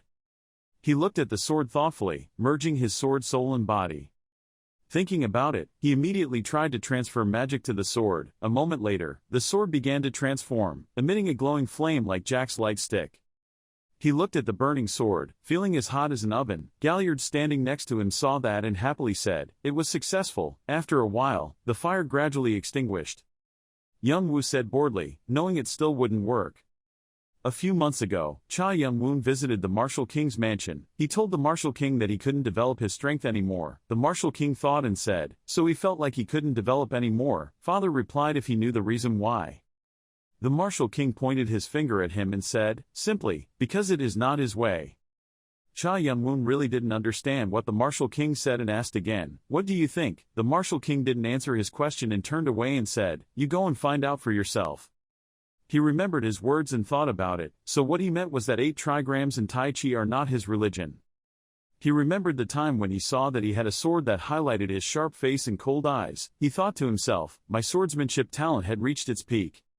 Cha Young-woon was a bit gloomy. He knew it wasn't easy, but Gallard came over and patted his shoulder, comforting him. "Don't be hasty, since practicing until now, the progress is already fast. Maybe I can spend more time to find the answer." Gallard told him that a guest had come to the village. Would he like to meet him? Father held a towel to wipe the sweat from his face and asked, "Guest, is it?" Down in the village, people are talking about a stall selling things. There are many interesting items here. Everyone competes to pick them up and see. 2 unicorns were laughing and talking. The guy in the hat tapped his hat. "What about this? Does it suit me?" The other guy replied loudly, "Like a pig wearing a pearl necklace." The salesman from afar saw the name tapping on his nose and scared him. He wanted to say something but was afraid of being beaten because unicorns are very scary. The seller couldn't stop shaking. "Dear customer, that item is very expensive." The seller glanced to the left. The man with long purple hair and a horn on the left side of his forehead was holding an item in his hand, looking at him like a fool. But he was the one who held the 81-eyed skull in one hand and exploded it, causing everything around him to drown in a sea of blood. Glance to the right. The man with his hair tied back pointed at the previous person and said, "Just beat it and it will be fine. Complex machines just beat them and they will run well." A savage man, he only used one sword strike from a dragon-like creature, then ate it alive and praised it for its deliciousness. The seller looked at the woman in front of him in fear. The woman had long purple hair and a bewildered look on her face. Holding the hat in her hand, it was actually the woman who was the craziest. She stood in a pile of corpses and shouted loudly, "I have built the tallest tower." From then on, the unicorns played a game of building towers with the corpses of the people they stole and even competed with each other to see who can break someone else's head into the most pieces. "It's broken," the woman thought, making the seller's face pale with fear. "It seems like a bunch of people with stupid minds and limbs have developed. Do you know how expensive it is?" He cried silently. He could only grit his teeth and endure. She was very scary. "I shouldn't mess with her." A tall man reached out his hand to casually pick up an item. "What is this?" Arton turned back. That person was the Martial King. The Martial King picked up the glove and looked at the claw and praised it, looking at it very quickly. Placing his hand on his shoulder startled him. He wouldn't break his shoulder, would he? The Martial King looked at him, thanking him for bringing such good items here, changing the atmosphere a bit like this once in a while, also good. The Martial King added, telling Fresia that I would use it well. Hearing this guy, Fresia was completely shocked. Holding the item in his hand, he happily left. That person's name made him feel a little worried. Even though he was a Martial King, he shouldn't call that person's name so casually. Aron turned his back to see Cha Young-woon walking towards him, looking at him angrily, but he didn't understand what was going on. Remembering when he met Young-woon, he asked him to open the door and translate the story to Entract 2. Aron held the crystal ball in his hand, cast a spell on the ball. It emitted white light. He said, "Let's be clear with each other like this. I only accept meeting requests as much as possible. They are high figures, the highest level in our business world. Just meeting you can be considered an honor." The light of the ball became brighter. The two were teleported to Entract 2. This place is really beautiful, with many animals, fresh air, and lush green trees. Cha Young-woon looked at everything around him. It was similar to Brahm's imaginary world, right? I didn't expect that with just a crystal ball, a barrier like this could be created. It was Entract 2. From afar, the sound of approaching footsteps made Cha Young-woon pay attention. A beautiful woman, sitting on the back of a white wolf. When Aron saw the woman, he was scared, and Cha Young-woon stood up and approached. He thought, that person. The wolf gently released the person. The woman has black hair and eyes. She wears a mask that covers half of her face.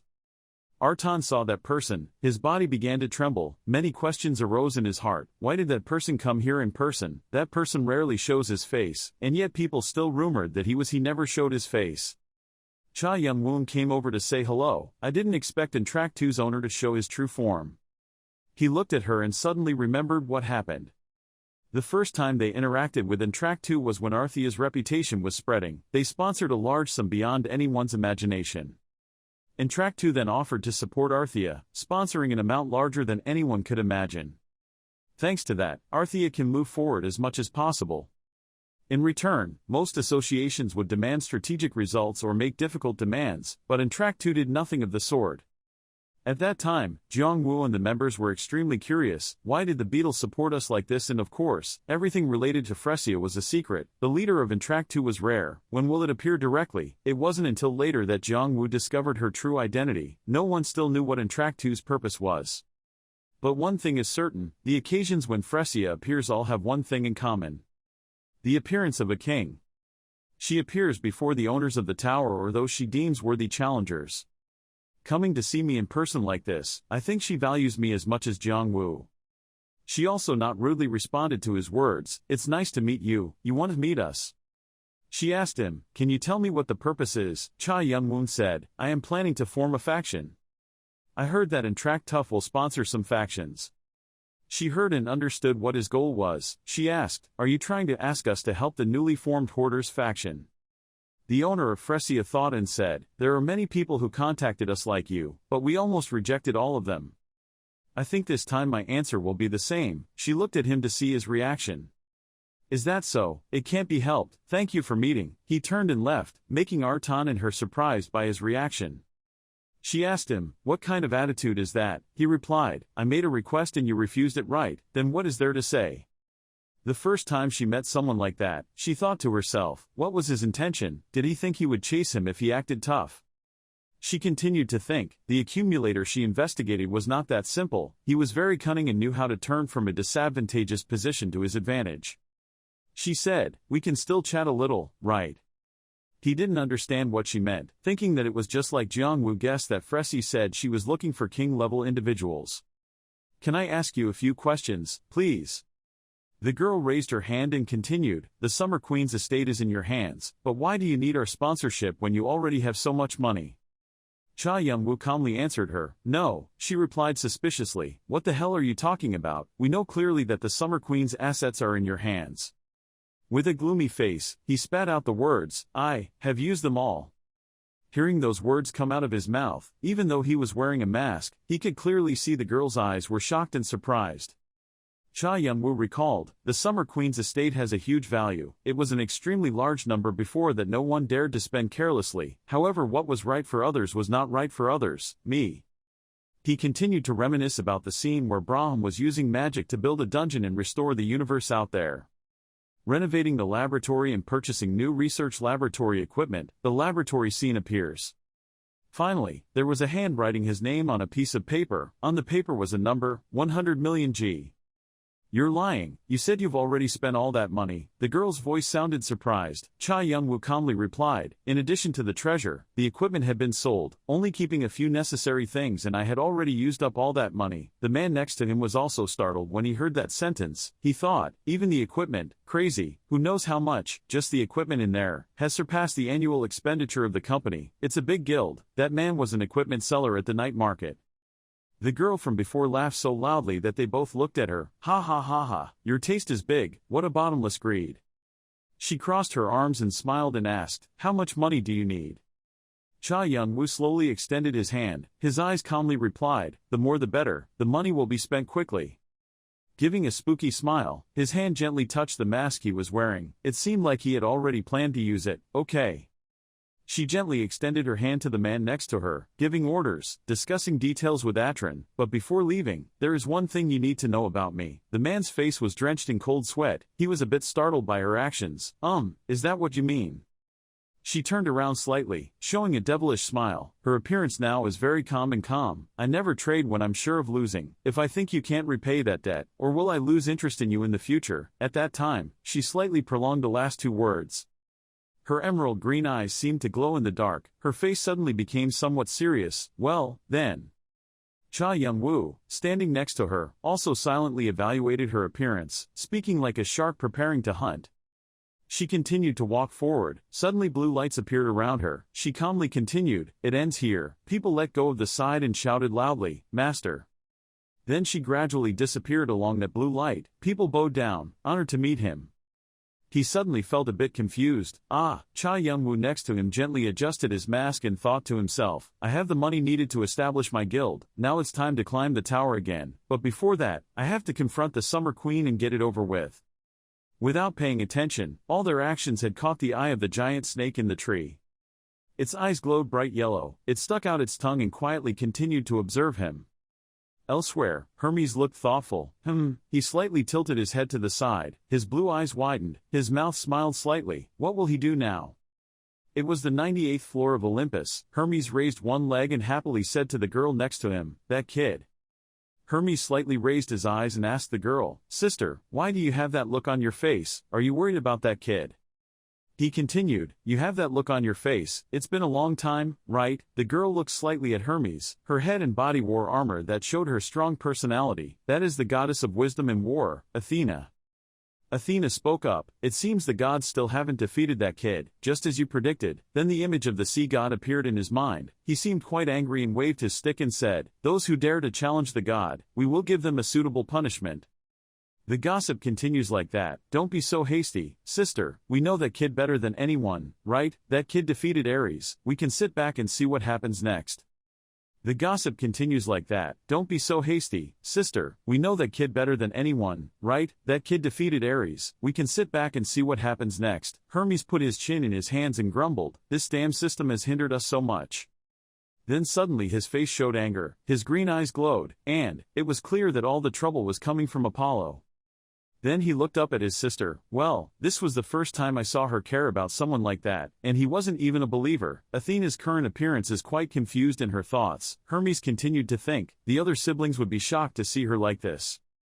The scenery on the 98th floor of Olympus is poetic with a turquoise sky. Amidst the beautiful scenery was Hermes's thoughts. I wonder how many gods and demons are watching this kid like us. Dozens? No, hundreds.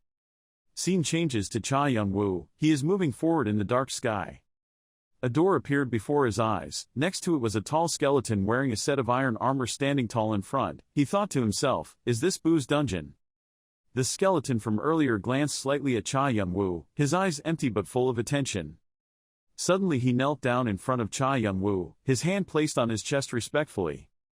A light crept from the door, it was slowly opening.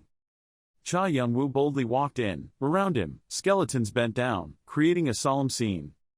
Suddenly a voice rang out, are you back already, master? That person has no eyes, nose, mouth and has a characteristic horn. Behind him are strange, hideous objects that create a scary feeling. Cha Young-woo put his hands on his hips, his eyes glanced around with suspicion and asked, "What are these things?" The eyeless person bowed his head respectfully, his tone was gentle, "Master, everything here is just normal, nothing surprising." He looked at those strange objects and thought, golems, zombies, ghouls, banshees, and night demons, it seems their loyalty will worsen over time. Cha Young-woo said, "Deal with them, they're starting to become a burden." The faceless guy respectfully replied that he understood. Then he and the strange objects entered the basement. As he walked, he asked how the creation of the bone dragon was going. The other guy replied, "It was completed." Cha Young-woo continued, "Let's go." In the basement, a voice rang out with a stern, careful voice, "Watch out for those bones, I don't want any scratches on them." What caught his eye was the image of skeletons working hard. However, next to it there was a bright object that crossed its arms and observed. On the other side, Braham is gently directing the skeletons. Next to Henova and the skeletons are transporting things. The huge skeleton lay majestically in front of Cha Young-woo and the faceless man. He slowly walked to where Ismedios was sitting. Around Ismedios were streams of black and blue power, creating a dark and mysterious space. Ismedios's face and eyes were completely expressionless at this time, not showing any signs of emotion. An extremely beautiful silver-haired woman was sitting thoughtfully, surrounded by blue flames. She turned cold eyes towards the person calling her name, Ismenios, and she was also the Queen of Summer. It turned out that the person who called her was the male lead and was smiling triumphantly, asking her how she felt when she saw her body torn into pieces. She coldly curled her lips and smiled. Looking straight at the male lead, "It's time." He looked at her contemptuously and answered yes. And what would happen if a young half-dragon absorbed a dragon, can you imagine?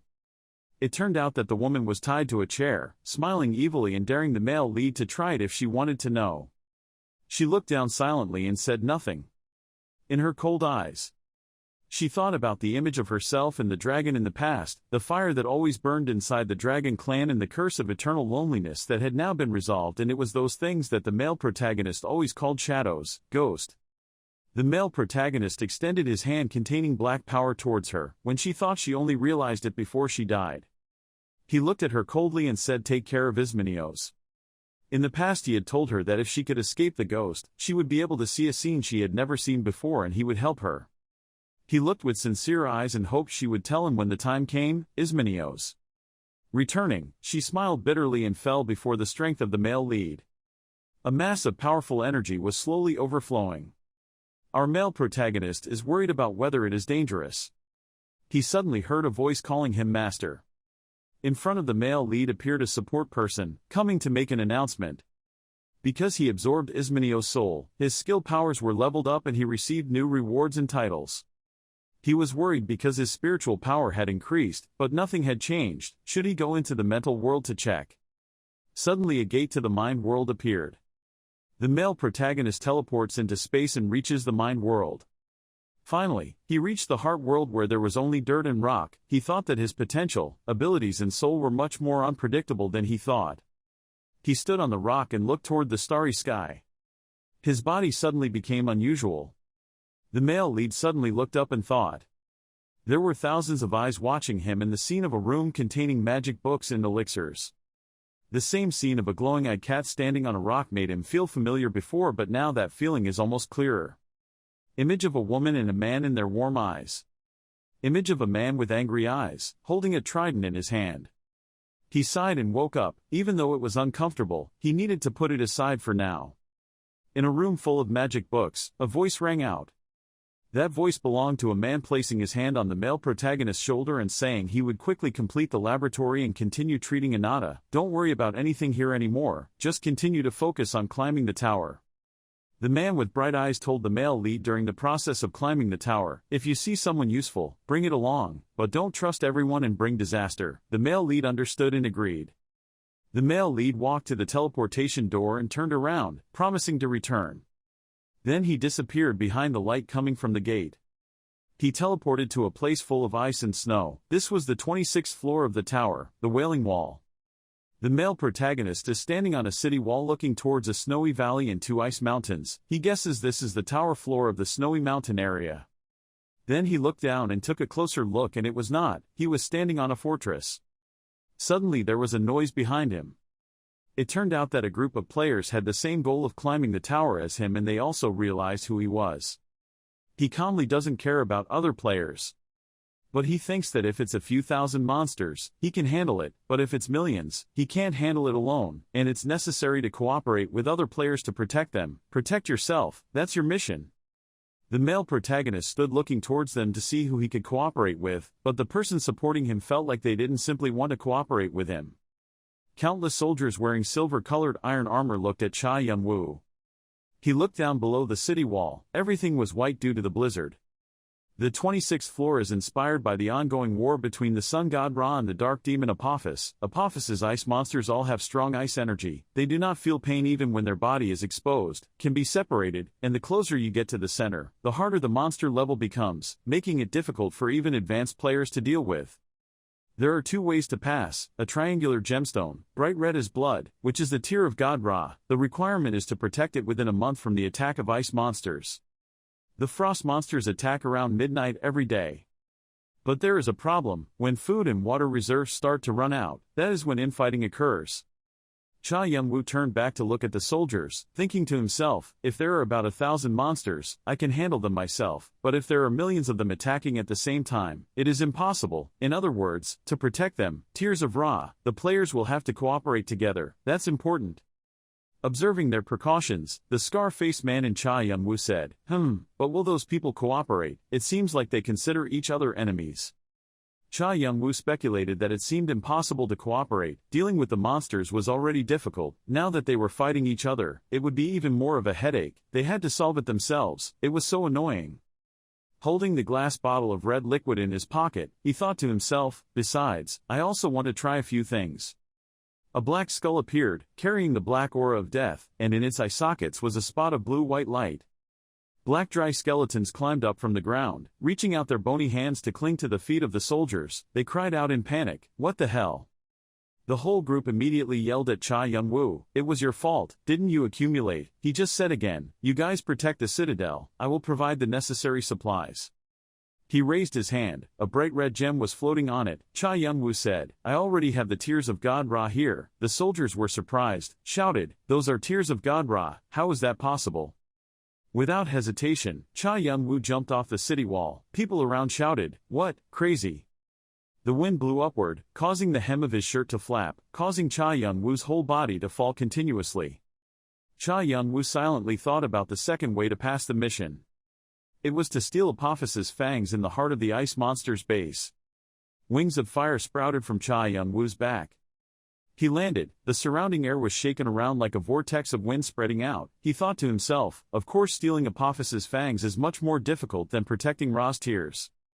Cha Yun-woo stood up and called, "Shannon, Han Ryong." Behind him two dark cracks appeared, emitting black gas. From there came two powerful undead spirits, thick black death energy emitted, stirring up the wind and snow. Cha Yun-woo mumbled, "No need to wait for the monster to appear in the middle of the night." A rumbling sound like an earthquake came. The soldiers on the city wall swayed, trying to keep their balance, calling out in confusion, "What is that, an avalanche?" A soldier quickly pointed forward, shouting, "Over there!" Giant legs appeared on the snow. Countless monsters gathered, densely packed, as dense as a sea of ants, slowly approaching the citadel. Cha Yun-woo thought to himself, because there are millions of ice monsters in the center, I have to rush in with all my might, all my strength. They looked at the pile of monsters, cried out in fear, "There are so many monsters. Wait, what is that light?" That strong, dazzling blue-white light came from the sword that Cha Yun-woo was drawing. Glancing at the sword, he thought to himself, "Queen of Summer." Cha Yun-woo wondered in his heart, what would happen if the noble blood that created the red dragon was not one-eyed, if it were sprinkled on the holy sword? Without thinking much, Cha Yun-woo took out the bottle of dragon blood, opened the lid, and poured the liquid onto the blade. The blade absorbs fresh blood. The blood flowing on it forms a pattern similar to blood vessels in a living organism. After being completely absorbed, the light from the holy sword became stronger. The cursed holy sword had its curse washed away by the dragon's blood, revealing its inherent power. The sublimation of the sword, facing the enemy, the more powerful, the more the user's power is amplified. The effect spreads the blessing. When killing an enemy, it will simultaneously cause a curse on other targets within range, reducing defense ability and movement speed. Target movement. Reduced stats will increase for the user. Indomitable spirit effect of the hero. When activated, increases attack ability on terrorists but reduces defense ability. Effect destroys enemies, increases accuracy and critical rate. However, the holy sword only removes 99% of the curse. The true name is still hidden, must be found to release the sword's final form. Cha Young-woo raised his sword and activated the fire skill. A powerful flame burned on the sword net, burning the surrounding space, causing the temperature to rise to terrible heights. He slashed down, fire magic power exploded, fire tornadoes appeared, swirling and burning monsters. The monsters were burned to death by the fire, unable to resist.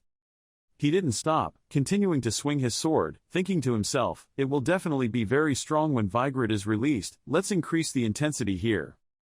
The burning fire melted the thick layer of snow, leaving the ground black and dry, above the fire still burning endlessly. What did Vigrid say, Master? If you release more energy, your body. Cha Young-woo immediately said, I'm fine. He remembered Gallard. He seemed to be asking Cha Young-woo, do you now understand the meaning of the concept I mentioned, becoming your own storm, becoming lightning? Feeling like that wooden sword falling, he said, I will become fire. Cha Young-woo looked forward. The fire on the sword burned even brighter. The monsters rushed at each other. They were like snow apes, but bigger and more ferocious. Flying in the center of that crowd of monsters, his fiery wings and the fiery fireball on his sword made Cha Young-woo look like a fire god descending to earth. Cha Young-woo swung his sword to kill nonstop. He wondered, how many times have I swung my sword so crazily like that? On the 10th time, Vigrid emitted a more intense light than ever before, but from that moment on, from then on, it no longer emits light. Cha Young-woo still swung his sword even though the fire had gone out. He silently thought to himself, for the 90th time, the fire no longer appeared, only the sound of the wind blowing. Cha Young-woo thought to himself, for the 9th year, even the wind became silent. It was as calm as the eye of a storm. The light, the temperature and even the wind, all the skills were trapped in his thoughts. At this moment, the sword was filled with black gas, dyeing it solid black. Cha Young-woo thought to himself, for the 19th time, Vigrid turned into jet black, as dark as the abyss. The fire was like darkness, bursting into a straight line. Black fire was born. The slash cut across the beast, leaving a black line like a hastily scratched ink mark. It cried out, Monster! Cha Young-woo stopped. An announcement rang out, you have successfully defeated the 13th Army and commanded the Huey Army. Next are announcements about the development of Cha Young-woo's abilities, gaining new ways of using ideas, successfully forming a strong aura, learning to control his inner fire, domination and power, with the fire attribute greatly increased, completing the fire dance skill. Cha Young-woo raised his head to look at the sky. His eyes seemed to flash with dazzling golden light. The notification panel appears. It says, Fire Dance. The player has condensed many different sources of ability to the extreme, focusing on the skill of fire torpedo numbering. Due to its ability to be used for many different purposes, it possesses the power. The destructive power and explosive force are extremely large. It continues to display the fire torpedo, creating a powerful explosion proportional to the magic power consumed, depending on the situation, will break the defense barrier, confusing the opponent. Lightning bolts carry firepower farther, creating continuous explosions. Sparks will not be easily extinguished. This skill is unique, only available in the tower. The sword he swung down sent the monkey's head flying kilometers away. Young-woo stood looking at the ice mountain. Behind her were fiery wings. The bulletin board appears again. Azrael blesses you and grants you the power of the third celestial spirit. Many demons associated with death reveal their greed towards you. Hanryong spoke up. It seems like after a while, you're happily causing trouble again. Master, we're in trouble again. You seem to enjoy watching those deaths. Young-woo was speechless.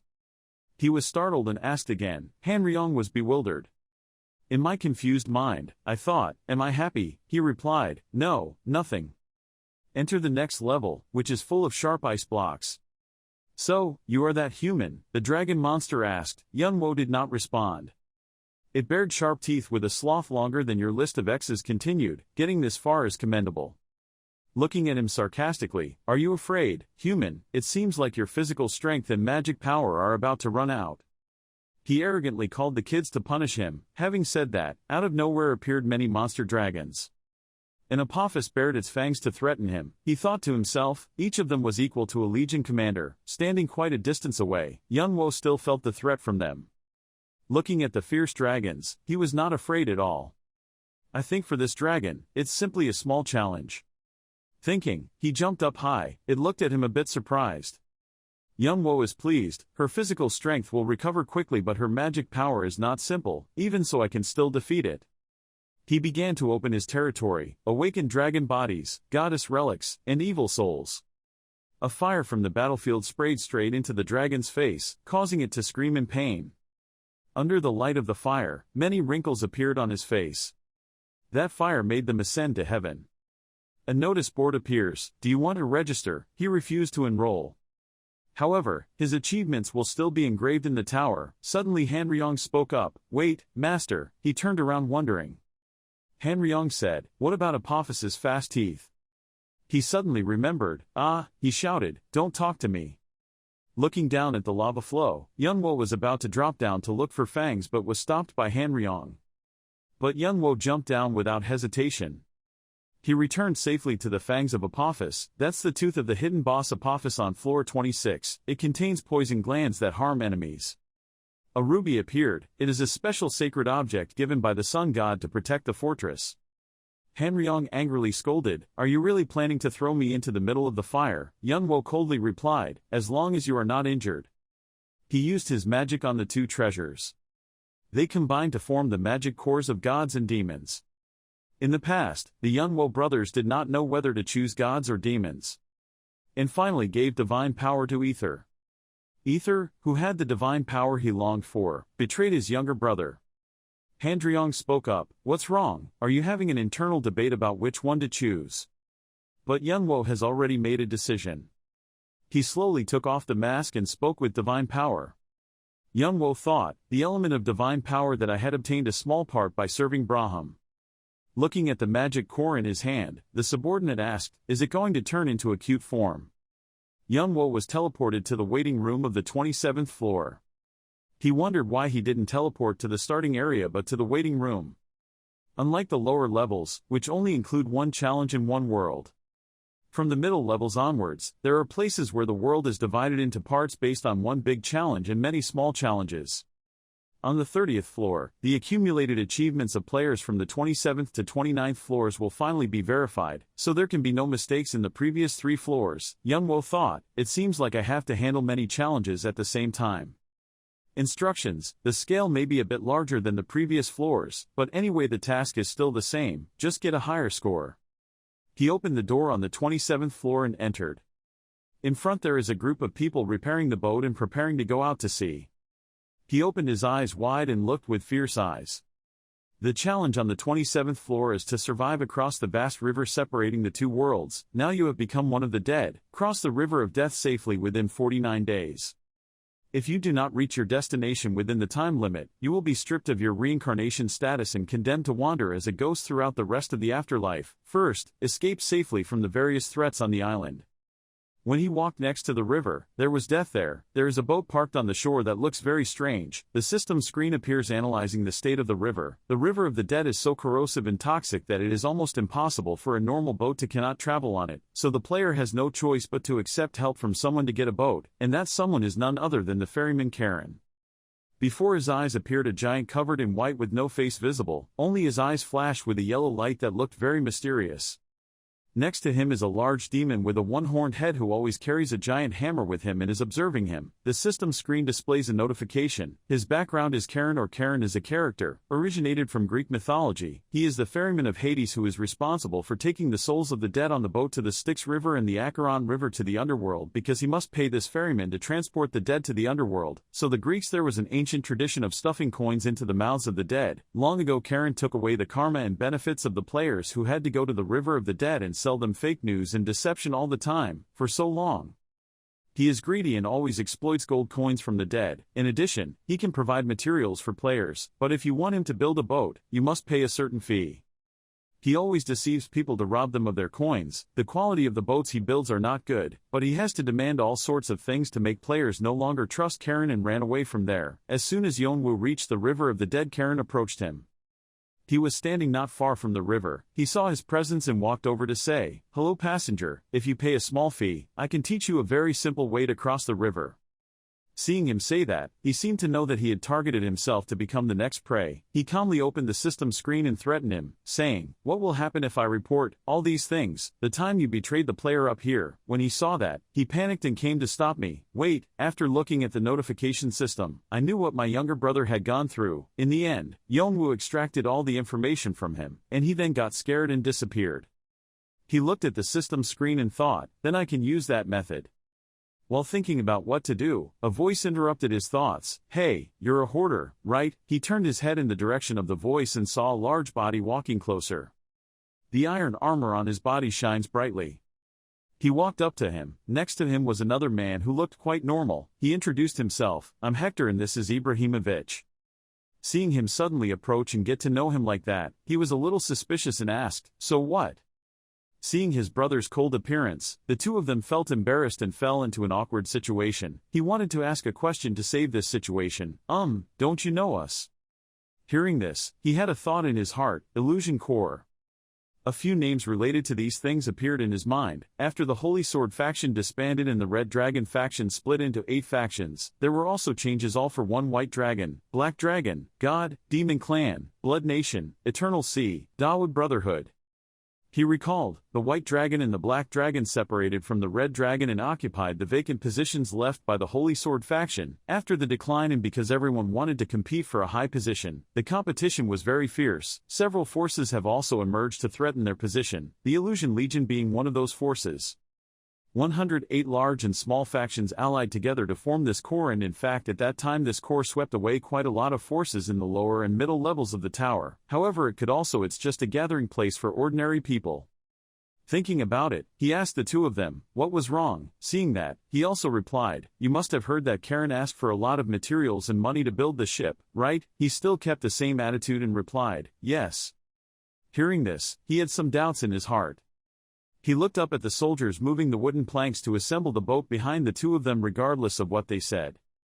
Seeing the panicked and hasty looks of those people, he thought to himself, it seems like they are forcing other players to do hard physical work. They have used force as an excuse to cooperate, and threaten the players here. Did they also build their power in the tower this way? Without letting them say more, he turned around and left. He said, "I'm not interested in cooperating with anything." No matter what the two of them said, they were very surprised by his actions. Hearing this, the tall guy looked like he was about to go crazy. His face was fierce with blue veins appearing on his face. He screamed at me, "You bastard," while I'm still talking properly. "Accept the invitation." At this point, he no longer bothered to hide his sociable appearance from just now, accumulating magic in his hand, preparing to attack him.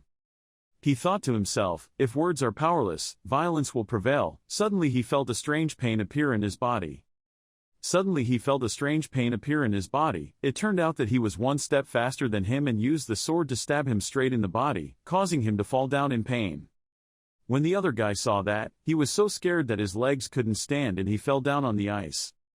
When he finished dealing with that big guy, he stood up and threatened to say to the other guy, "Do you have anything else to say?" Seeing that guy didn't say anything anymore, he immediately turned around and left, leaving me alone as a big guy lying in a pool of blood and a cowardly guy behind. A moment later he moved to another place in the forest, surrounded by many human bones. He touched a withered tree nearby and said he found it. In that forest, there were all withered trees. He said the wood was not eroded by the river of the dead, the ghost wood.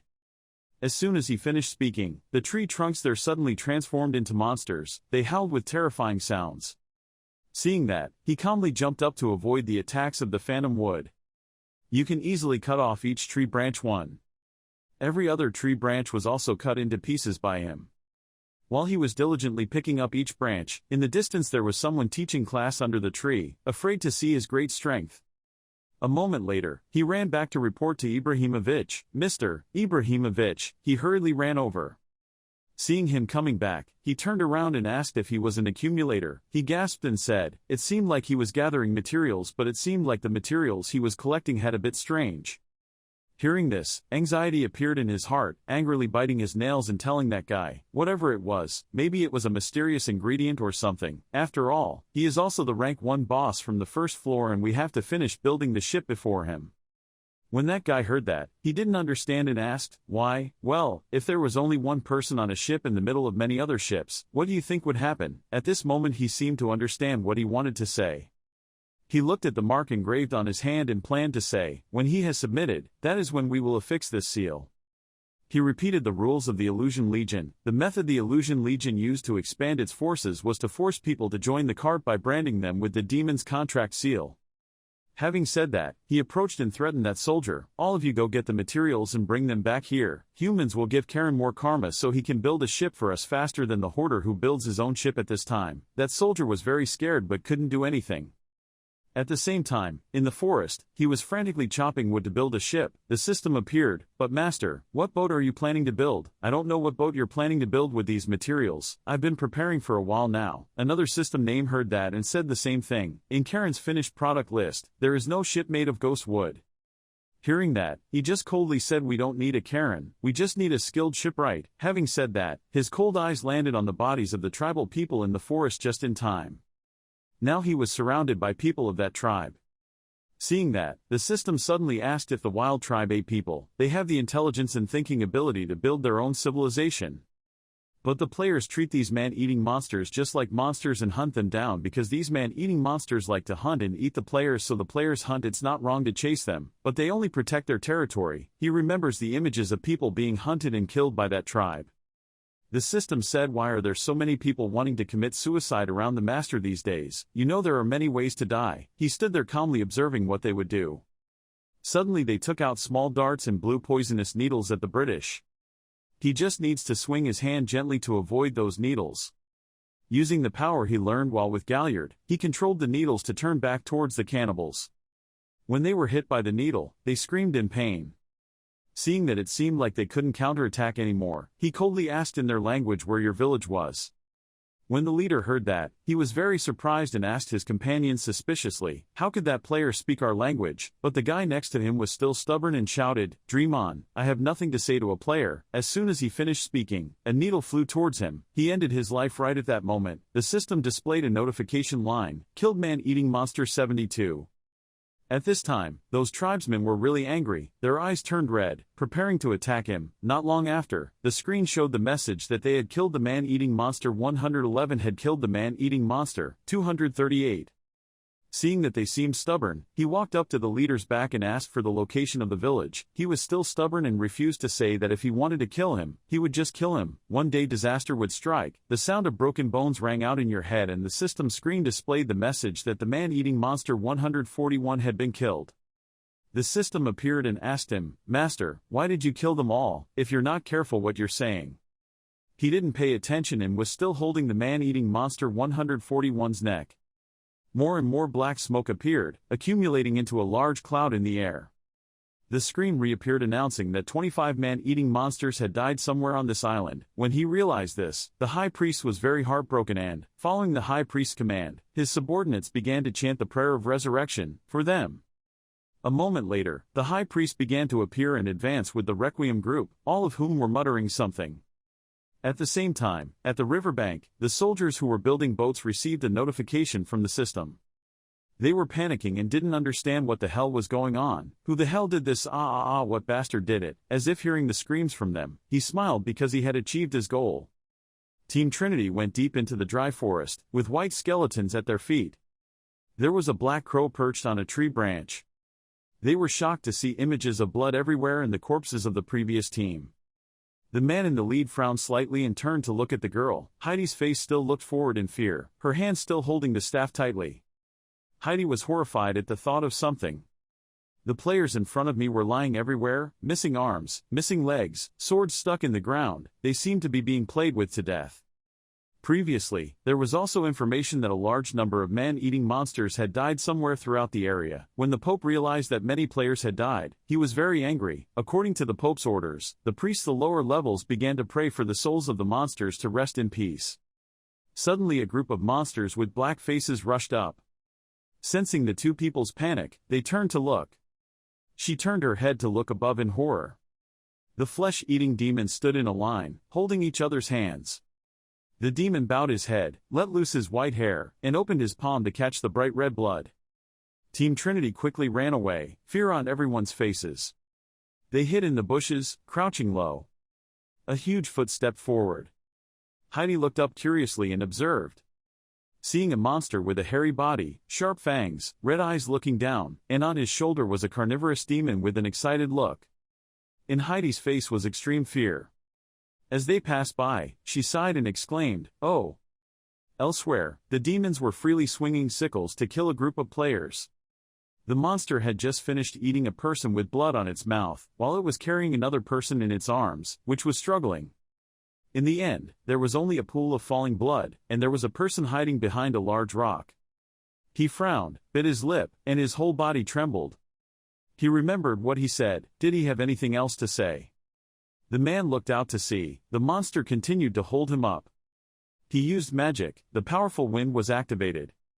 With strength, he immediately rushed out of here. His face looked happy when he was about to arrive. But there was a big hairy leg reaching out.